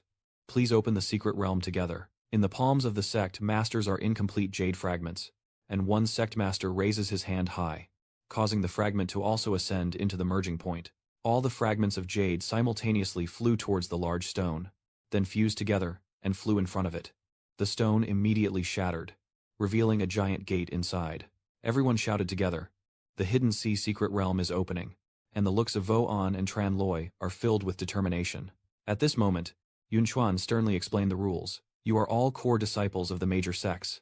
Having survived all these years to enter the secret realm is your destiny. And this trip will last 10 days. Meanwhile, the secret realm will close, and you must return before the deadline. If you get trapped inside, even gods and immortals can't save you. Remember that. Wan Shuang then chuckled encouragingly. Now I invite disciples of the sects to enter in order. I hope you can pass this time and bring glory to your sect. Then the disciples quickly entered the secret realm, one after another, to face the 102 challenges. Fengzi carefully reminds the four of you. Listen up, everyone. Although the secret realm is full of opportunities, it is also extremely dangerous. Remember not to show off too much, and don't be greedy. Safety comes first. Assess yourself and listen to your master's advice. Everyone will feel more at ease. Tran Loi replied. Don't worry, master. After speaking, the four of them calmly stepped into the Kai Tian's secret realm, and as soon as they entered, Tran Loi was momentarily blinded by the dazzling light of the realm. This place has mountains, rivers, animals, and trees living in harmony, but it is also full of dangerous monsters that always want to eat the weaker species. A scene never seen before and breathtakingly beautiful, making Tran Loi can't help but marvel. This is the Kai Tian's secret realm. Amidst the scenery, Tran Loi looked around for a while before turning back to find his teammates. Where did the others go? So here, Tran Loi rests his chin on his hand, guessing that the portal is a space teleportation device. Those who enter are randomly transported to different locations, and he hopes they won't face any danger. Lost in thought, Tran Loi heard voices arguing. Step aside. This grass is ours. Nonsense. We found it first. Whoever arrived first gets it. You guys should move aside. There are some treasures on the ground, and those people are fighting and arguing over them. But how dare they attack others? It's a reckless move against them. Tran Loi. What you're calling spirit grass is just low-grade herbs. If it were outside, it might be rare, but in this secret realm it's just common stuff. Taking up space for no reason, and fighting over it shows a narrow view. Tran Loi, based on his instincts, looked up and headed towards the distant mountain, where the strongest immortal aura was.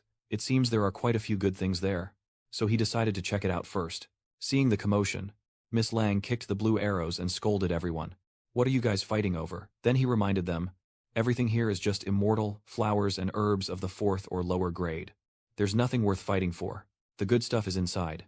Hurry onto the spaceship and make the most of the time to get there before others do. They responded accordingly, and Ko Lang and her group from the same sect casually shot out blue arrows. Not long after, they all flew together towards a distant point, but suddenly they got caught in a barrier, causing everyone to lose their balance. The previous arrows also fell one after another, and they immediately landed freely on the ground. Miss Lang was knocked down and stunned. He wondered what was going on, and someone replied, Senior brother, it seems there's a prohibitive formation here, preventing us from flying high. Before they could recover, a sudden wave of dust and smoke appeared out of nowhere, making Ko Lang and his followers unable to breathe. What is this? So that's the smoke from the car Tran Loi is in. He waves and greets. Senior brothers, I'm leaving first. Goodbye. Miss Lang couldn't stand losing. He ordered his followers, damn it, chase after him. In a place with mountains and rivers, the wind blows gently, and the scenery is peaceful. There is a fish skeleton that has been completely eaten, as if someone had stopped here. So it turns out that was Tran Loi, who happily said, I'm full. I'm full. This pond really is a treasure trove. The spiritual energy of a dragon spirit has completely defeated a garden of flowers, which means this stomach is too full to eat anymore. Suddenly, an idea came to mind, and Tran Loi sat up. Tran Loi pulled out a fishing net from somewhere, looking very proud, glad he was prepared in advance. After getting everything ready, he finally felt at ease and jumped into the pond to find more food to replenish his spiritual energy. Tran Loi dived into the lake full of fish with top-grade spiritual power, happily thinking that the blood jade, golden unicorn, and fairy flower essence were all spiritual creatures of at least level 6, catching a few more to bring back to the natural spirits. After confirming the target, Tran Loi decisively used the damaged net to catch the fish he wanted. The net aimed at the biggest fish and was gradually opening to trap it. When the fish was caught in the net, Tran Loi held the net tightly with one hand to prevent it from escaping. In the end, that giant, full of spiritual power fish was in Tran Loi's hands. Tran Loi didn't find it too difficult to catch this big fish, so he said very casually, Got it. But suddenly, Tran Loi felt that something was not quite right about this fish. Yeah. The fish is too big and too strong. It pulls Tran Loi's whole body swimming swiftly underwater. Tran Loi struggled against the water, making it hard to speak, but he still cursed at the fish. You little devil, don't even think about escaping. Then he immediately used his skills to trap the fish in the net and defeat it. But the fish only struggled for a moment before helplessly plunging straight to the bottom of the pit, because the fish was too heavy. When it fell, It released a cloud of bubbles around it.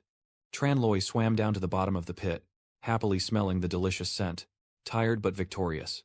This time, let's see where you run. However, something seemed off here that made Tran Loi extremely alert.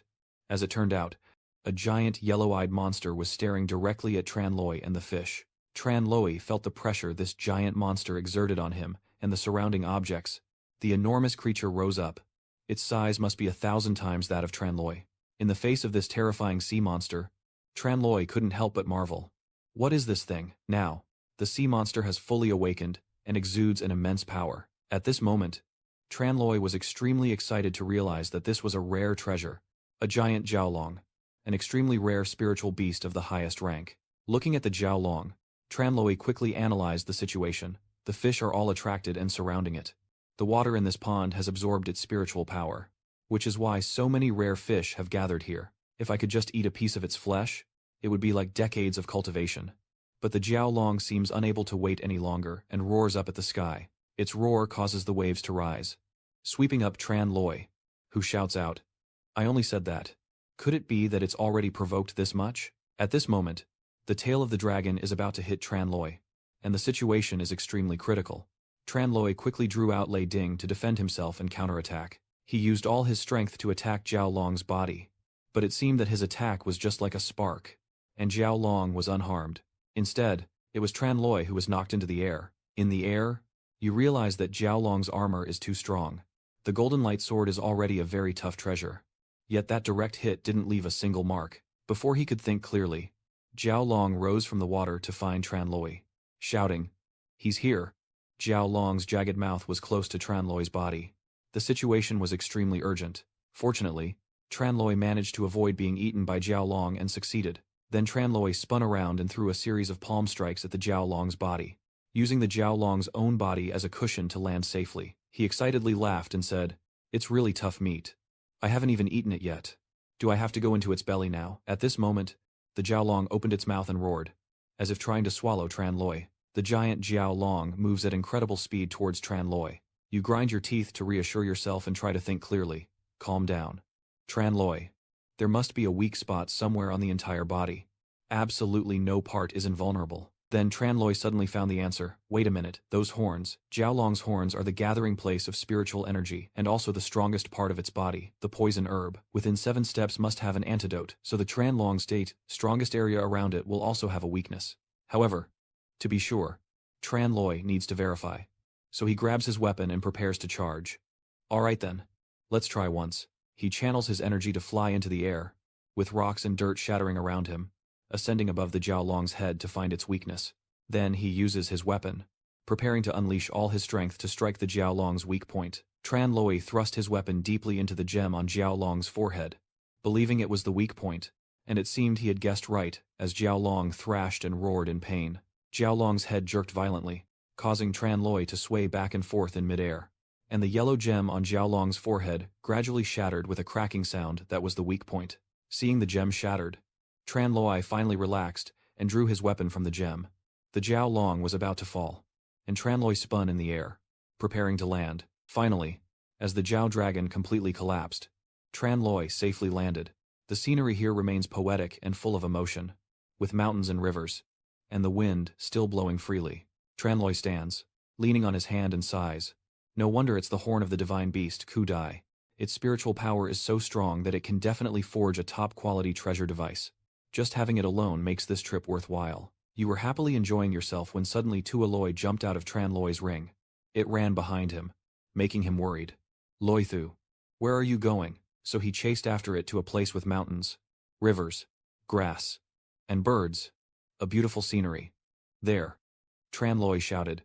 "Beast of the wind, where did you run off to? Come out quickly." I'm muttering to myself. I clearly ran this way. "Where did you go?" While searching, Tran Loi suddenly heard a familiar voice. "Brother Tran." A beautiful girl stepped forward from the rock over there. It turned out to be someone Tran Loi knew. Loi Vu. Loi Vu was so happy when she saw Tran Loi, finally meeting Hu Yen. "I just woke up and didn't see anyone around. I was worried Hu Yen might be in trouble." "Me too. That entrance to the secret realm is probably a teleportation array that takes us to different places." Then Tran Loi suddenly remembered Tian Ran and asked her, "Right. Did you see Tian Ran, That girl is quite reckless. Without me by her side, she might end up causing trouble. Loi Vu suddenly showed a puzzled look and whispered to Tran Loi. Hu Yen really cares about Nepsu T. Tran Loi didn't hear clearly, so he asked Loi Vu what she said, but Loi Vu just brushed it off, saying nothing. This secret realm is really too vast. I didn't meet anyone from my sect on the way here. Then Loi Vu suddenly remembered her purpose and asked Tran Loi. That's right. Big brother Tran. Why did Hu Yen come here? Is Hu Yen also searching for the Thunder God chain? Hearing that, Tran Loi was extremely excited, feeling as if struck by lightning, and asked again, the Lightning Divine Lotus. Upon hearing this name, Tran Loi asked Loi Vu, you said the heaven-defying lightning spirit lotus, the legendary treasure of the lightning system, and she explained to you right away. Yes. The life of the Thunder God Link has always been a treasure that lightning element cultivators dream of possessing. It is said that with it, one can even avoid heavenly tribulation. She explained to Tran Loi what she knew, revealing that many top experts had dedicated their entire lives to finding it, but no one had succeeded so far. And unexpectedly, its aura was here. At this point, Lei Yu asked based on the similarities between the two. I followed its aura to get here. Both Hu Ying and I are Thunder God physiques. Hu Ying must have sensed it too. This made Tran Loi ponder deeply, as an oppressive atmosphere filled the surroundings. Not at all. It seems that although we share the same physique, her sensitivity to lightning is stronger than mine. Just like last time in the lightning pool.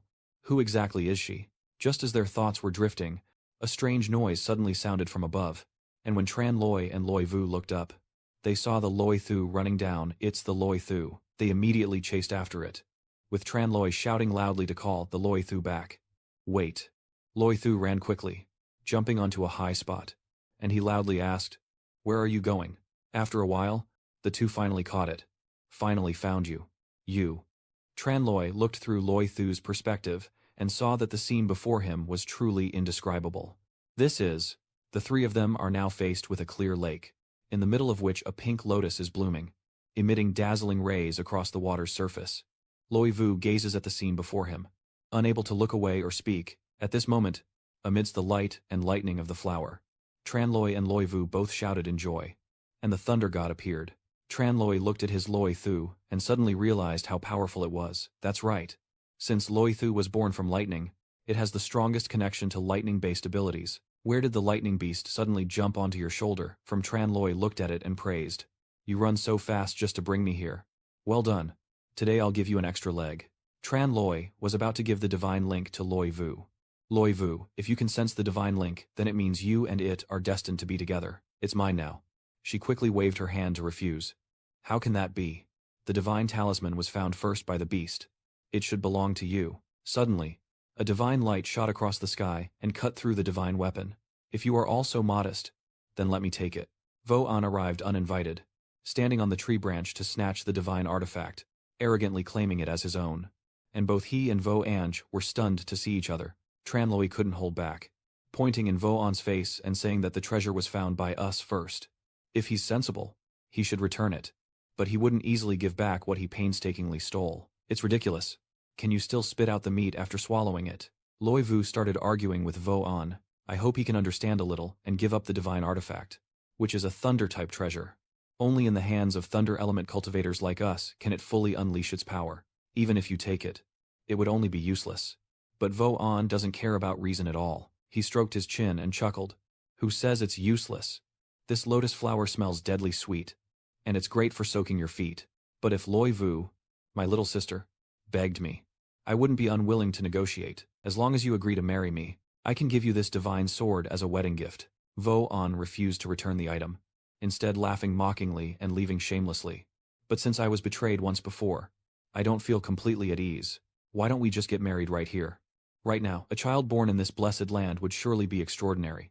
What do you say? Loi Vu couldn't hold back any longer and shouted. That person is truly shameless. Tran Loi quickly responded. This divine link is one of a kind, truly worthy of Vu's sister's status. But if it's a dowry, then of course I must personally present it. Your words made Loi Vu blush slightly, and she softly called out, Big brother. Then without hesitation, Tran Loi launched a punch straight into the void. The place where he was standing suddenly exploded, with smoke and debris flying everywhere. After a while, as the smoke cleared, the scene before him gradually reappeared, and Tran Loi looked at what was in front of him with great shock and disbelief. How could this be? Emerging from the smoke, Wu Ying appears unscathed, leaving Tranloi confused. You can take a direct hit from me and still be unharmed. His face suddenly darkened. A smug smile curled on his lips, and his strange arrogance was almost infuriating. Voan raised both hands, preparing to channel his energy to strike Tranloi, while also showing off the valuable item he had just acquired. The blood-protecting blood pond in this secret realm is indeed formidable. Just a short soak has such a powerful effect. Just in time, using you to strike the blow. One of his eyes is blazing with murderous intent. Let you taste the power of my steel that pierces but does not break. Tranloi and Loi Vu hadn't had a chance to look yet when Voan appeared right behind them. Wielding two swords, Voan charged straight at Tranloi, aiming for the back of his neck. But he noticed immediately too fast. Voan slashed directly at Tranloi, but he quickly dodged, his eyes blazing with fury as Voan quickly looked around for Tranloi. Then he swung his spear again, aiming straight at Tranloi, but he dodged everything. Voan flicked his hair to deflect the weapon, and the hair flew toward Tranloi, grazing his temple. Seeing Tranloi in danger, Voan kept a needle in his mouth, aiming to strike Tranloi when he was distracted. Sensing the critical situation, Loi Vu outside shouted a warning. Be careful, older brother Tran. Tranloi quickly drew his sword to block Voan's surprise attack. As he parried, he sneered and asked Voan, really now? Do people from your blood ink tower all enjoy sneaking up on others? Tranloi and Vo An both brandished their spears to change their fighting styles. Vo An, full of murderous intent. The Blood Pattern Pavilion is indeed the #1 assassination sect in the world. Sneak attacking others is what I do. Tranloi, today you were already destined to die at my hands. My Han took out the Blood Shadow Immortal from his ring, and also showed it off in front of Tranloi for him to taste the power of my Blood Shadow staff. After speaking, Wuxiang jumps high, still with blazing red eyes, launching the Blood Shadow Immortal at him. The trees and cliffs around the Blood Shadow Immortal are split in two, but Tranloi remains standing with his two swords. Because I know about the Blood Image Immortal, Loi Vu outside warns you to be careful. Elder brother Tran, that tree branch is extremely poisonous. Don't let it touch you. As soon as he finished speaking, the result was clear on the cliff cut by the Blood Shadow Fairy. Tranloi saw all the poison flowing out. Seeing that you're not paying attention, Invisible Shadow charges forward with the Blood Image Fairy. Vu Vu. Are you really aiming at this scholar? I will smash him into a pile of meat and see if you still like it. Tranloi used your sword to block the attack, secretly planning a trick. And his speed is surprisingly fast. There is no gap. And the body has been strengthened through blood sacrifice. Doing so only drains more of your own strength. I must quickly counterattack. Voan keeps hitting with the whip, while Tranloi is searching for his weakness. But where could his weakness be? He looked at Voan's dry hair and thought, then glanced down at his soaked clothing and pieced together the clues. It seems that in the end, Tranloi has found Voan's weakness. That's right. This guy's clothes are soaked, but his hair is dry, probably because he didn't submerge his head. Lost in thought, your two swords have now been entangled by his Blood Shadow Fairy. Voan raises Tranloi's sword into the air, looking triumphant as if he has secured victory, his protective aura also taken by me. Now let's see how you defend this time. Now, it's too late for you to defend yourself. You rush straight at Voan, but he hasn't reacted in time and can't pull back his spear. Tranloi unleashes a powerful strike right at Voan's face. A second later, his head slammed down onto the ground, causing a violent shock. After landing, Voan's eyes rolled back, blood spitting from his mouth. He had lost. Seeing Tranloi finish the fight, Loi Vu ran over to ask, Brother Tran, is Huyen okay? He replied softly, I'm fine, but I can't say the same for him. Tranloi looked at Voan lying on the ground and teasingly said, they say you shouldn't hit someone in the face, but I've never met anyone with such an annoying face. But honestly, I really couldn't hold back. Sorry. Then you quickly took the ring off Voan's hand. Now it's time for the item to return to its owner. You take the Spirit Lotus to Loi Vu for Mui. But she refuses. The Spirit Lotus was found by both of us. So how can she claim it all for herself? Let's split it in half. Listening to Loi Vu's good proposal, Tranloi couldn't refuse. So he agreed. He used his sword to cut Than Lien in half, splitting it into two. Then, a strange purple light radiated around the spirit link, and it gradually disappeared. The petals no longer remained intact. At the top of the mountain, a purple beam of light shoots straight into the sky, making the surrounding animals unable to hide their curiosity. Facing the intense light, Tranloi and Loi Vu had to shield their eyes. After it disappeared, Tranloi slowly opened his eyes. But for now, you and Loi Vu no longer have Than Lien. Than Lien is gone. Loi Vu noticed the soul insect, Lin immediately pointed it out to Tran Loi. Big brother Tran. Is there any trace where Thun Lian used to be? The soul insect flies toward the two of them. And Tran Loi is surprised. This is Loi Vu immediately responds. Brother Tran. Congratulations to Huyen. This is a soul insect. She raised her hand to continue, saying that the soul clone is the fruit of divine connection, absorbing essence to become. Its value is even greater than that of divine connection itself. Although for now, our cultivation cannot use it. But once we reach the martial soul stage, with this soul insect to help us, we can easily overcome the heavenly tribulation and ascend directly to heaven.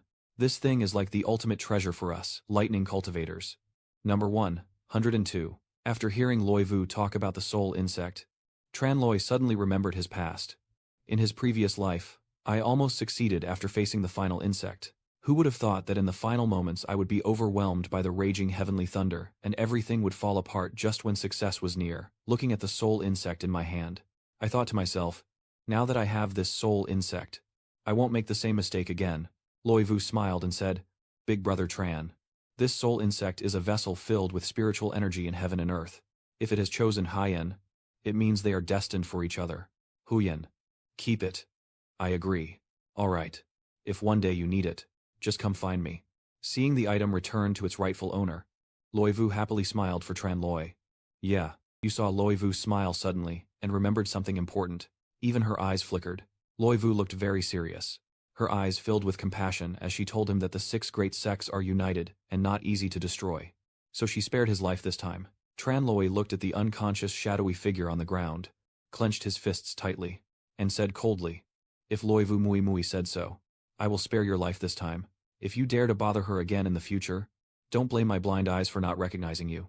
Saying that, Tran Loi and Loi Vu left Vo An there, and the two of them moved forward. Let's go. Vo An may be lying on the ground, but he is still conscious, grinding his teeth in anger and determination to take revenge. He stole my ring and even wounded me badly. These two are just pretending to be grateful and righteous. Today, I will definitely repay this humiliation tenfold. The clear sky is blue. The wind is blowing fiercely. And the trees and bridges are living in harmony. It pulls Tran Loi's car to the place he wants. Sitting in the car, he checks what's inside the invisibility ring. Spiritual glass. Snake, spirit skin. This guy has found quite a few good things. Seeing the good items, Tran Loi thought of Lu Vu and immediately handed them to her. Here. For you. She blushed, reached out her hand hesitantly, and asked Tran Loi if Huyen hadn't put it on for her. And Loi Vu's words made him confused, and he let out a sound. Huh. She hesitated and said, Wasn't Huyen the one who said she was my fiancé? It seems Loi Vu misunderstood, Tran Loi said as he scratched his face to explain. Girl. Don't mind me. I said that just to tease him. Loi Vu didn't expect much after hearing that. I already knew about the ring on Tran Loi's hand. I was just joking with Huyen a little. Huyen is scared now. After that, Loi Vu lowered his face, his cheeks suddenly blushing as he silently thought to himself that he must be crazy to have played such a joke. Tran Loi's war chariot is still being pulled vigorously by the carved dragon, moving at a very fast speed. Hearing the noise, Loi Vu asks Tran Loi, What is that? You quickly replied that it seemed like there was a fight going on, so we should go check it out. The noise came from a group of people fighting near a waterfall. Close to where Tran Loi and Loi Vu passed by, a man desperately unleashes a powerful strike, and the 3 opponents in front of him are defeated by Kai Hoa's attack. One of them is on the ground, bleeding and trying to escape, but a man named Ngan Than has stepped in front of him. Where are you going? Ngan Than, holding a fan in one hand and with a sinister smile, made the opponent terrified. The man on the ground begged for mercy. Please don't kill me. Save me. But he didn't care at all. Ngan Than waved his fan, and, in less than a second, blood splattered everywhere. Tran Loi and Loi Vu hide in the distant bushes. Observing the situation, Tran Loi whispers, The attack was so vicious. I don't know which sect these two belong to. They're young but already so formidable. Lei Yu recognized them and exclaimed, I know those two. Kai Hoa and Ngan Than stood motionless amidst the blood of those they had just slain. They are Shao Kai Hoa and Nhep Ngan Than, both disciples of Kang Kon Than Dia. Nhep Ngan Than and Shao Kai Hoa of Kang Kon Than Dia. Tran Loi asked in surprise. Kang Kun Holy Land. And Loi Vu explained immediately. Kang Kun Holy Land and Van Thien Holy Land are both overseas holy lands. They are also similar to Ho Kai Lam, replacing members of certain sects to enter here. Tran Loi is extremely sharp. He has recognized their strength. No wonder they are not comparable to the deathless Lang or the invisible Yin. But why do they have to kill people? Kaihua suddenly turned around, shouting loudly in a very alert tone. Who is it? Stop sneaking around. Your cover is blown. Come out now. Are Tran Loi and Loi Vu hiding in the bushes? Caught already. A red light shoots toward the three of them from the other side of the water. A woman's legs are gradually touching the ground. Surrounded by a red glow, Loi Vu quickly recognizes that this is Hong Lon, the swordmaster. Hong Lon appears with great grandeur, surrounded by a blazing aura of fire. Kai Hua, seeing her, shows a look of suspicion and calls out her name. Hong Lon. Hong Lon glared at the unlucky people lying on the ground and sternly asked Xiao Kai Hoa and Nhep Nan Than, what grudge do you have against the 100 Refinement sect that you would assassinate these disciples? Ngan Than Te still holds his fan, smiling as if he and his allies are completely innocent. And if there's any blame, it's only because they came to the wrong place, as if sensing something unusual. Hong Luan looked in one direction. Then, she didn't hesitate and flew straight into the rushing water. Hong Lian stands in midair, one hand touching the water as if to part it, gradually revealing a majestic and mysterious city before her. Hong Lian looked at the city with surprise. This is Bishlak Palace. On the other side, Tran Loi was no different from her. He was also extremely amazed. Bichlak Palace is the cultivation retreat of Bichlak Emperor. Tran Loi imagined the legendary story associated with Bichlak Palace in his mind. It is said that Emperor Bichlak, before ascending, accidentally wandered into a mysterious cave dwelling filled with many rare pills, scriptures, and treasured artifacts. The emperor succeeded in ascending thanks to these things. He changed his name to Bishlak to commemorate this fate, but his descendants have never found the legendary place to this day. So it turns out that inside the secret realm, Kai Hoa stood watching Bichlak Palace, her eyes showing reluctance as she saw Hong Lon preparing to enter. This Bichlak Palace is the treasury left behind by Emperor Bichlak, and legend says it contains secrets to help one ascend. Do these disciples deserve to enter? Hong Luan stood above, looking at Votan with crossed arms and questioning him. Isn't he also a disciple of the Divine Dragon sect? So why did you all kill him? Votan laughed happily, waving his hands and explaining that our Thon Long Jiao has dedicated ourselves to the Kan Kon Thon Dia for many years, helping the Holy Land develop its power within the country. This Bichlak Palace was also discovered by us first. I immediately informed the two senior brothers, but how could we compete with them? So just being able to broaden our horizons was already enough for us. She sneered after hearing that and sarcastically said to Mo Vot Tan, so their people really are just obedient dogs. Hearing this, Vo Tuan clenched his teeth in anger and could only let out a sound as she was being attacked. Hong Lon pointed at the three people and explained the reasoning. The four great sects and the Holy Land's annual diplomatic relations. If everyone benefits, disciples and secret realms should compete fairly. But you, in your desire for treasures, act so cruelly, not caring about destroying the relationships between both sides or damaging the reputation of the Holy Land. From afar, Tran Loi witnessed everything and was deeply grateful for Hong Lon's sincerity, although her words were a bit sharp and her tongue somewhat poisonous. Her heart was truly upright. Kai, Hoa, and Ganthan rush forward together to take Hong Lon's life, their eyes filled with murderous intent. But if she has been seen through, her life cannot be saved. Today will be her day to die. Master Mu, don't blame me for being ruthless. Hong Lon stands above, only seeing a blinding light heading toward her. That powerful attack flew directly at her, so strong that the water in the waterfall was split in two. At this moment, Hong Luan, undeterred by fear, focused her energy, surrounded by flames, and thought, you want to kill me, just relying on others. Hong Luan quickly extended both hands forward to unleash a full-scale attack. Two extremely powerful forces are clashing right in front of Bishlak Palace, causing a violent upheaval that even the river below is trembling. Hong Luan gently channels her energy, her internal strength surging intensely, spreading her aura everywhere. Tran Loi looks at her seriously and whispers, that's really impressive. Just this one internal force already surpasses Ho Kai Lam. But why does she idolize Ho Kai Lam so much, talking about him as if he's the #1 in the world? When I heard that, Loi Vu blushed slightly and replied softly, only we girls can really understand this. Over there, the battle is blocked. Wu Tan spun his staff and shouted, two senior brothers. Let me help you. He channels his inner strength, causing countless skulls to swirl around his body, with black mist curling beneath them. As the skulls attack and bite Hong Lon, being bitten and torn by the skulls, she lost focus in pain, shouted loudly, what is that? So troublesome. Get lost. He saw Hong Lon distracted and rushed in, shouting, now is the moment. while she can't focus her energy to take her life. He concentrates his inner strength and follows the command of the silver bell, rushing forward to attack fiercely.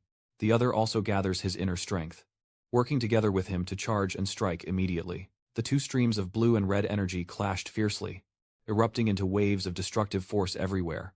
Their combined power gradually pressed toward Hong Lone, creating a heavy pressure around her. At that moment, a surge of inner strength rushed toward Hong Lone, and she quickly used both hands to block it. Levu, furious, hurriedly rushed forward and shouted loudly, 3 against 1. It's truly shameless. Tranloi quickly grabbed her hand, emphasizing his voice. Wait a moment. She hasn't even used her full strength yet. She looked confused and stammered. What? Hong Luan angrily and impatiently said, I only wanted to bring them before the 7 great sects for punishment. But if they're so cowardly, don't blame me for showing no mercy. From the ring, inner strength erupted. A blazing red firebird appeared. The fiery energy surged intensely. Water splashed everywhere around, swirling wildly. A blazing red flame envelops, burning the heads until they are completely destroyed. The fiery red spirit beast spreads its wings, flames spreading across the space as it suddenly appears behind Hong Lone. She marveled and praised. So the master craftsman had tamed the fire phoenix. But how did Huyen find out? Tranloi explained, his eyes shining. I saw a faint red mist on her body earlier, which is a sign of a spirit beast master. So I guessed she must have tamed some powerful spirit beast. Ho alone flapped its wings, soaring high and unleashing fireballs that rained down below, causing everyone to panic. Be careful. Hong Lone's face turned serious as she controlled her internal energy and issued a sharp command. Now that she realizes the danger, it's too late. Burn them all for me. She looked around briefly, sensing something unusual, her whole body suddenly sagging, weakly whispering, what's happening? My body has lost all strength. Ho alone, shocked, flapped her wings in panic as she saw Hong Lone weaken and fall to the ground. Taking advantage of Hong Lone's weakness, Ngan Thon quickly shot the fan towards her. A good opportunity. Above Ho alone, a huge surge of internal energy erupted below. Kai Hoa gathers all his strength, his aura surging below, and sternly declares, let me give you one final blow before he unleashes his power directly at it, causing the space to tremble beneath him. Hong Lone falls freely, her body heavy and sluggish. Rong shouts urgently, Ho alone, you're falling freely, hitting the ground hard, dust flying everywhere, pain shooting through her body. He wiped the blood from his lips with his hand and sneered, did you think those skulls were just a joke? My black skull contains fragments of deadly bone poison. If it bites you, with your skills, in the next 3 hours you won't be able to move anymore. Kai Hua looked at him and smiled in admiration, saying you still have some skills left in you. This time, you've earned some credit. Votan chuckled in response. Thank you, senior brother, for the praise. His cold and hateful gaze made us suffer so much. Hong Lone, I won't let you die easily. Votan smiled sinisterly, revealing his malicious intent. Brother Trao, why not let me kill this woman? I won't say anything else. But when it comes to punishments, our divine dragon sect is the best in the world. I have a way to make her live worse than die. He slightly curls his lips into a cold smile. Fine. He slowly stepped in front of Hong Lone, pretending to be sympathetic with a fake expression, thinking that this fiery-hearted person who looks down on everyone truly makes people feel pity. I won't be so heartless as to strike. Votan knelt on one knee in front of her, his lips curling into a cruel smile. Wasn't she very powerful earlier? Even calling me a dog. So why is she now lying motionless on the ground like a pile of mud? Hong Luan forced herself to lift her head, her voice hoarse but full of hatred. That kind of dog-like human won't die a good death. The smile on his lips disappeared, replaced by a cold, ferocious look. He tilted his head in contempt and arrogantly said, Fine. I will knock all your teeth out and see if you can still keep your mouth shut. Votan grimly raises his skull-headed staff, ready to strike down on her. Hong Lone helplessly lies there, resigned, closing her eyes and waiting for the blow. A blazing beam of light rushes from afar, piercing through the morning dawn, as Tran Loi draws his elegant sword and charges fiercely at him. He hadn't recovered from the shock when they launched their attack on him, blood splattering everywhere. Loi Vu quickly went to her side, helped her up, and asked anxiously, Master Ti, are you all right? Hong Lone struggled to sit up and weakly said, It's you guys. She frowned and asked nervously, Why did you two withdraw from me? Tran Loi sternly said with a cold look and a commanding voice, Don't overthink it. I just couldn't stand 3 men looking down on a woman. Loi Vu carefully hands the antidote to Hong Luan and gently says everyone is fellow disciples, so of course they should support each other. Put past grudges aside for now. And you should take the antidote first. Kai Hoa angrily pointed at you, her voice booming. Who are you to dare to attack someone from our Kong Kon Holy Land? Tran Loi sneered coldly and replied, I am a disciple of Hu Yen Tin sect. Tran Loi. After hearing Tran Loi's response, Han immediately lunged forward with a fierce voice. So you rats from the same nest. Perfect timing. Let's settle the score together. Ngan Thon sneered maliciously, looking at Kai Hoa and Master Trao. You two beauties, leave them to me. Han took a deep breath, internal energy surging wildly, aiming straight at the target to keep it hidden. Tran Loi immediately stepped in front, his tone sharp and commanding, urging his senior sister to go ahead. The dazzling power rushes forward. You dodge. Loi Vu quickly supports Hong Lon and runs away. You land firmly and shield in front. She helps Hong Lon run to safety. The clear blue sky. The two quickly rushing through, their steps golden as they ascend through the forest. Hong Lon leans close to her, struggling to speak. I still have no strength at all. Loi Vu calmly explains. The antidote will take some more time to work. Don't worry. I will protect you. As they approached, they saw Yen Cheng leaning against a tree trunk and smiling. Where are you planning to go? Great hero. He chuckled lightly, his tone full of sarcasm, thinking that the hero from ancient times was like a famous general, promising not to see a white head in the mortal world, with such beautiful sisters. If they lose their youth, wouldn't that be truly frustrating? After saying that, Ngan Thon laughed terribly and swung the iron fan towards the two of them. Let me help preserve your beauty here in the forest. A fan thief with terrifying strength rushes toward the two. Hong Lon panics and screams. Loi Su Mui. Be careful. Loi Vu concentrates. A fierce golden light blocks the raging green fan. Lightning flashes, and the intense battle causes dust and smoke to cover the sky. Kai Hoa continuously channels her inner strength, her fierce power rushing straight at him. But Chun Loi stands firm, using his sword to block Han's relentless attacks. Kai Hoa pursed his lips, his eyes showing both surprise and disdain as he said, Kid, you can actually withstand my pressure. You must be a talented figure from the Hu Yen Tian sect. But that's all there is to it. Han's inner strength erupts, a blazing blue light forming the shape of a dragon spirit beast. As he roars fiercely die, the green dragon roared loudly, opening its mouth to unleash a powerful stream of energy toward him. Chan Loi clenched his sword tightly, his whole body tense with power, ready to fight. Suddenly, the sword bamboo transformed into a spirit beast, swirling in his hand, leaving him completely stunned. Then the sword bamboo turned into golden claws wrapping around his arm, merging with his body. Chanlei looked at it and thought to himself, this is the previous Rak Long. Rak Long is where the spiritual energy of Rak Long gathers. Has it already sensed the pressure of this white dragon? He clenched his fists and said with a determined look, let me see if your power is the might of the strong, or if my Rao Long's thunder is truly domineering. You focus your inner strength, forcefully striking the ground. A mighty barrier. The hidden dragon emerges from the sea. Suddenly the sky darkens. A circular whirl of lightning appears, like a colossal storm swirling around. Under the ground, a strange object emerges, emitting fierce flashes of lightning. As the electric whirl spun around him, the white dragon's body curled and radiated fierce power. Chen Lai gathered all his strength, channeling the great wilderness rejuvenation dragon fist towards him. The two green dragons entwined tightly, claws and horns clashing, thunderbolts exploding across the space. The two spiritual beasts roared in fury, still holding their inner strength. With claws and horns colliding, they clash fiercely, their sharp fangs tearing flesh, claws gripping tightly. Then lightning channels their power, eyes blazing as they scream. Lightning strikes from their wings.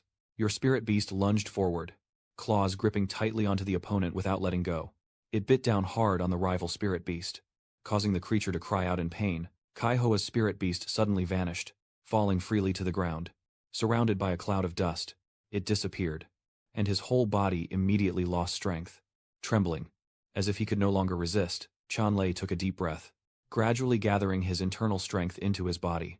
And as his blood surged powerfully, he smiled happily and said with a bright look, "Good spirit." He spat out a mouthful of blood, struggled to stand up, and in a hoarse voice asked, "You actually managed to break through to the Satsuma realm?" Chen Lei took a deep breath and said with a look of surprise and gratitude, "This dragon sense attribute is strong and resilient. If it weren't for your pressure to suppress some of its ferocity, I wouldn't have been able to refine it immediately, let alone use the Thunder Sea to break through the Sentry realm. We're not that close. Yet you gave me two big gifts at once. I feel embarrassed." Kai Hoa forced himself to hold on, full of anger, calm down a bit. He's just a young disciple of the Huyen Tian sect. Yet he dares to insult my clever disciple like that. He rushed to his side, clenched his fist full of murderous intent. I must make him vanish into 100 shadows. But before he could strike, Kaihoa's body froze, his eyes vacant. Seeing him collapse, you sigh and speak slowly. If your organs are already shattered, don't get angry. Or you might only have a little more time to live. Then she looked into the distance, suddenly remembering her, murmuring, "That's right. There was someone else just now. The thunder vortex is in danger." In the fierce battle, their suppressed power erupts, uprooting trees on both sides. Loi Vu struggles to hold on, sweat pouring down. Honglun retreats to dodge. Suddenly she looked up at the sky and saw a fierce tornado of lightning, and worriedly exclaimed, "Big brother's foot." Nganthan pursed her lips, her eyes cold and disdainful as she said, "Little miss, don't hold on to hope anymore. Your good big brother is definitely no match for Brother Chao. He's probably turned to dust by now." He clenched his fan tightly, his eyes cold and sharp, and charged fiercely towards them, saying, "I will send you to meet him." The fierce force exploded forward with a gust of wind, as Lei Wu gasped and trembled, weakly saying, "I can't hold on anymore." She thought sweat was streaming down her cheeks as she whispered, "I can't hold on anymore," and that immense power surged forward, colliding fiercely and creating a cloud of dust around them. Nganthan frowned, a hint of regret in his eyes, sighed and said, "I can't retract my power. What a pity. What a pity." At that moment, a sudden flash of light startled him, and he asked anxiously what was happening as flames spiraled around, distorting the space. With sweat beading on his face, Hong Lian gently lifts her into her arms, speaking softly, "Sister Loi, give her a quick treatment, then leave her to me." Loi Vu's mouth still has blood on it, and she happily asks, "Sister Kuksu, have you recovered your strength?" Nganthan pursed his lips, sneering with sarcasm, and said, "A passionate couple." Then he suddenly swung the fan toward the two of them, eyes flashing with cruelty, loudly saying, "I love being cruel to women the most." Honglun led her to a safe place and calmly said, "Rest here, I will return later." Loi Wu looked a bit worried and seriously warned, "Sister Kwa, be careful." She frowned, her sharp and cold gaze saying, "I usually don't bother with men in dresses, but you've managed to make me angry." A bright red sword suddenly appeared in Honglun's hand, and she said in a serious tone, "The Crimson Yoke Sword." Honglun decisively kicks back with a powerful strike towards him, full of strength, gathering her inner energy, leaping high, spinning in the air, and delivering precise counterattacks. Then she lands softly, bounces on her feet, and prepares for the next move. Hong Luan uses the ground's force to charge straight at the man with incredible speed. The blazing red sword strikes the fan's body, sparks flying as the sound of clashing echoes loudly. She breaks through the barrier in front of her and charges straight at Nganthan without slowing down. But Honglun suddenly realized that even with all her strength, her sword still couldn't reach him. Yenthan smirked, his eyes full of confidence, and coldly said, "It's useless. He still has strong spiritual power."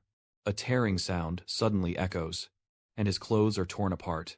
Yenthan sneers, with an arrogant look in his eyes, and a sinister tone says, "I have long since trained in protective energy. Your armor is so tough that my broken sword can't even scratch a single hair on me." Hong Luan pursed her lips, her eyes full of contempt, and in a cold voice, she whispered. Suddenly the man was startled, eyes wide with surprise as he realized what she was about to do. Hong Lun pours all her strength into the sword, her feet firmly on the ground, her eyes blazing, shouting loudly. Flame vortex break. The blazing red sword pierced through his body, flames erupting all around, power spreading, causing him to fall backward heavily as dust billowed everywhere. Yin Silver is surrounded by flames, feeling terrified, her voice trembling as she screams, "No, it can't be. My body is perfect. There can be no flaws." Then he took out a small pill, quickly put it into his mouth, and swallowed it in an instant. Seeing that, Loi Vu hurriedly shouted, worried. The surgeon was very careful. He had eaten with Bao Hoan, which could reduce the temperature in an instant. Suddenly, the sword embedded in his body turned into a layer of cold ice covering him, freezing completely. As the ice spread along the flames, gradually freezing all the burning fire around him, the entire mass coalesced into a giant icy block shining with cold light in the sky. As the silver voice still erupted with internal energy, breaking the ice apart and sending shards flying everywhere. Then the silver sound soars into the sky, her face twisted with rage, shouting loudly, "Hong Long, remember this for me. From today onwards, Kang Kun Thandi and you are enemies for life. Once I get out, I will destroy the disciples of Van Thien and Huyen Thien's sect. Or I will not be human. At the same time, your voice rang out calmly but with a sharp edge. So I can't let him go outside. Tran Loi immediately appeared in front of him in mid-air. Rushing forward with lightning speed, he poured his inner strength into a strike aimed directly at his head. Catching the man off guard and unable to react in time, his face immediately broke out in cold sweat as the attack's aftershock spread across his features. That power spread across his body, turning it into a shimmering silver, with terrifying sweat marks appearing all over. A deafening explosion erupted. His body burst apart in midair, and light spread across the sky. Then Tran Loi descended to the ground. Loi Vu ran over, her bright face calling out, "Big brother Tran," she happily said. "Congratulations on breaking through to the Kansat stage. You are not arrogant at all. Just smiling and saying it's all thanks to your opponent." Hong Lon crossed her arms, muttering annoyed. "If you can't fight, why secretly use medicine?" "What is that?" Tran Loi chuckled softly, teasing himself. "I wonder why sister didn't get angry like this when Ho Kai Lam took the medicine before." She calmly replied with a smile. "That's Hosu Huyen's tactic. How can it be compared to that petty villain?" He chuckled bitterly, teasingly. "My senior sister really is two-faced. Luckily I wasn't pulled away just now, or that would have been a real pity." Hearing that, Hong Luan blushed with anger, raising her eyebrows slightly. "You two are like fire and water. Just a glance could ignite a blaze." Loi Vu quickly intervened, trying to defuse the situation. All right. We need to return to Bitch Lac Palace quickly, or we'll be beaten to it." He nodded, blew a long, echoing whistle to signal the approaching carriage, which then appeared rushing toward the three of them. Enveloped in a cloud of dust, Tran Loi helped Loi Vu onto the carriage, but both suddenly turned back, their eyes fixed on Hong Lon. She laughed out loud and cheerfully said, "Sister Sculptor, come with us." Hong Lon shrugged and replied, "No need. I can walk on my own." Loi Vu crouched down, his voice worried as he advised, "Sister Cuke, the toxin in her body still hasn't been fully expelled. You just fought with the best in Hip Ngan City, so you must have exhausted a lot of your energy. Why not ride with us instead?" Without giving her a chance to react, he suddenly lifted Hong Luan in surprise and said, "Seriously, stop showing off." Loi was carrying her while joking around, saying that the chariot from his heart was the loser to me. Not ashamed of anyone, not even her, so just sit still. Hong Lon struggled, blushing and flustered, shouting, "Let me go." The car sped away as she gritted her teeth in anger. "Tran Loi, I will not forgive you." At the building, a continuous cascade of cool blue water poured down, creating a peaceful yet majestic scene. Hong Lon sadly knelt down, her hand touching the scattered broken pieces on the ground, her heart heavy. Loi Vu sighed, his gaze contemplative, softly saying, "Hua Lon, loyal protector of the master, is an extremely intelligent spiritual beast. It's truly a pity that he died like that." She looked up, her eyes sad but determined. Hoa Lon is an immortal pair. Even if the physical body is destroyed, as long as the spiritual essence remains, they can be reborn. Hong Luan bowed her head and softly said, "If you have died for me, I am willing to use half of my cultivation to help restore your spiritual essence." Then she poured all her inner strength into her body, releasing a powerful energy that enveloped everything around her. The surrounding fragments were swept up by Hong Lon's inner force, floating in midair. Then the fragments slowly spun around, merging into the blazing fireball in her hand. She then poured all her energy into it and shot it straight into the sky. Blindingly bright, the blazing fire surged upward into the sky, illuminating the entire space. And from the flames, a fiery red phoenix was reborn, known as the rebirth of the Crimson Fire. It shrank in size, happily perched on Hong Lon's arm, its eyes sparkling with vitality. Tran Loi saw her smile and, slightly pausing, asked sharply, "What are you laughing at?" Loi Vu smiled warmly, his eyes full of admiration as he said, "I may seem sharp-tongued, but I truly love a spiritual beast like that.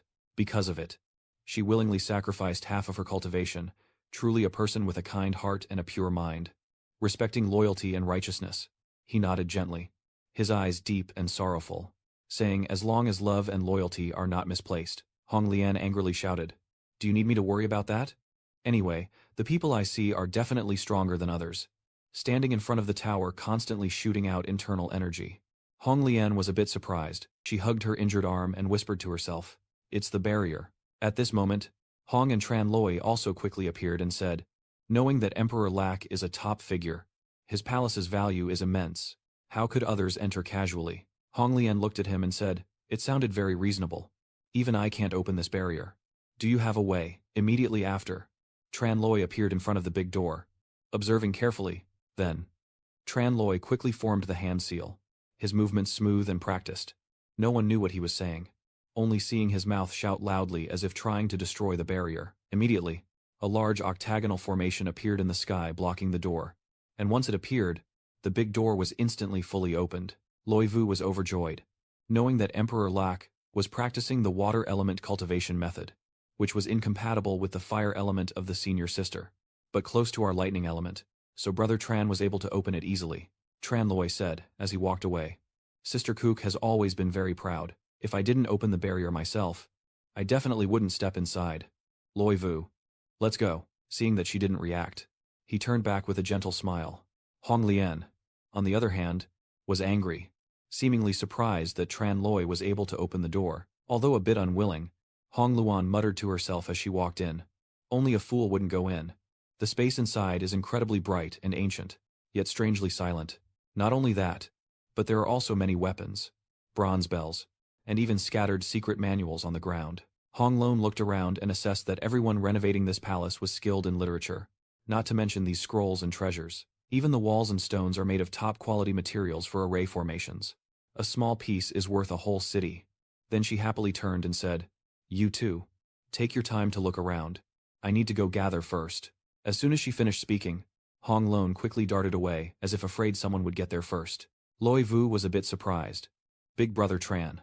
Aren't we going to take anything?" Tran Loi smiled softly. She really is a fool. How could good items be placed where everyone can see them? We've finally reached the legendary palace, so of course we have to take a look around first. Did you hear anything just now? There's the sound of running water. Loi Vu quickly replied. No, I didn't hear anything. Tran Loi immediately ran ahead and said to her, "It's coming from that direction. Let's go check it out." Finally, following Tran Loi, they arrived in front of a large door. He pressed his hand against it and listened for a while. And sure enough, the sound of water was coming from inside. Not stopping there, Tran Loi begins to channel his inner strength and slowly pushes the door open wide. Inside, there is indeed a small pond, but the abundant energy constantly surrounds this place. Tran Loi looked on with a look of amazement and said, "The spiritual energy is too strong." Then, he slowly moved closer to that thing to see what was happening inside. As they passed by, both of them saw their own reflections below. Loi Vu couldn't resist the allure and sat down, reaching out to touch her reflection, marveling at how beautiful it was. Tran Loi had been on high alert all along, then looked around carefully. Sure enough, as he predicted, the water surface was rippling, and he immediately stepped in front of Loi Vu, shouting loudly and cautiously. The result of blocking for her was that Tran Loi became the target, and his entire body was now being pulled into the water hole below, before sinking completely. He saw Loi Vu on the shore worried about him, but now, Tran Loi's whole body was completely powerless, as the water kept pulling him down. Soon, Tran Loi was taken somewhere he couldn't even see clearly, and he looked around in confusion. Then Tran Loi slowly looked around, feeling dazed. This place is a lake, but I didn't expect there to be such a large space here. He hesitated for a moment, and the large yellow cauldron suddenly appeared out of nowhere, startling Tran Loi. This is it. Now he was stunned with his mouth agape, realizing that the spiritual energy all gathered here. On that vessel, 5 large characters are inscribed Kuthien Bish Lak Chung. Tran Loi stared blankly, muttering to himself, Kuthien Bish Lak Chung. Suddenly, the golden vessel reacted strongly, continuously emitting a dazzling aura, and as if the cord was cut, it plunged down and swallowed Tran Loi inside. Then, although no one was influencing it, the urn still made a loud ringing sound. Inside, Tran Loi felt like the noise was about to ruin his ears. With both ears blocked, he shouted loudly. Things didn't end there. The space inside continued to shrink gradually. Tran Loi struggled to push it away, but that Chung was basically immovable. He felt like he was about to suffocate, and Tran Loi was on the verge of being crushed into a paste. But luckily, for some reason, the Bichlak sphere shrank smaller, and Tran Loi escaped the danger. You suddenly wonder what's going on. And at the same time a voice echoes from above. The Cu Tien Bichlak vase is a spiritual object that can sense people's hearts. If people's hearts are wicked, what just happened would have shattered into dust. Then the jar also obediently flew away in another direction. This person seems to be the owner of that vessel. He asks you, "Little one, who are you? Identify yourself." Standing there with a composed face, You respectfully reply. Tran Loi. Disciple of Huyen Thien Tong. Then Tran Loi sized up his opponent and, noticing that the man was not very old but spoke with confidence, asked who he was. The man simply replied calmly. I am the Emperor of Bishlak. I am helpless and reply that my true body has long ascended to the upper realm. What you see now is only a spiritual form. The peak of my beauty. Tran Loi also secretly realized that Emperor Bishlak was actually someone who cared about appearances. Then he said, it is said that the Emperor gained many opportunities for ascension in Bishlak Palace. Could it be that Bishlak Trung is the key? Bishlak told you that greedy and lazy people always want to eat without working, so they come up with all kinds of tricks. But the path of cultivation is very long and not achieved overnight, indeed. It was during that year that I gained many benefits from Bishlak Trung, but I did not ascend solely because of that. The Emperor then said coldly, the only secret the Emperor relies on to attain enlightenment is one secret method. Tran Loi showed a look of urgency, then immediately asked, Your Majesty, please enlighten me. Bishlak smiled brightly and calmly replied, keep trying. Tran Loi seems not to accept it. This answer makes you want to fight. He replied that for tens of millions of years, many have entered the secret realm, but no one has ever passed the test of Bishlak Trung. You are the second person after the Emperor, and today you have come this far and received its approval, proving that you are very fortunate with the Emperor. Then Bishlak took out the golden bell and said, I will gift you this Bishlak Trung and pass on the Bishlak technique to you. What do you think? Tran Loi smiled brightly. You don't mind revealing the truth. Nothing in this world comes for free. The Emperor has given me so many benefits, surely there must be some conditions behind it. Bishlak immediately praised him for his intelligence, saying that since you've gained benefits from me, you must also do something for me. Tran Loi looked at him and then said, Go ahead and tell me. If you can't do it, I won't promise. Bishlak continued. The difference between heaven and earth. Once I leave this world, I will no longer be attached to mortal affairs. But I have an unfulfilled wish that my descendants will carry on my legacy, which is why I left my spirit here to wait for those destined. You just need to take care of them for me. Tran Loi was surprised. Is that all? He asked very casually. What do you think this is? Bishlak's gentle face. Mr. Tran Thon said, After all, I am not some evil spirit.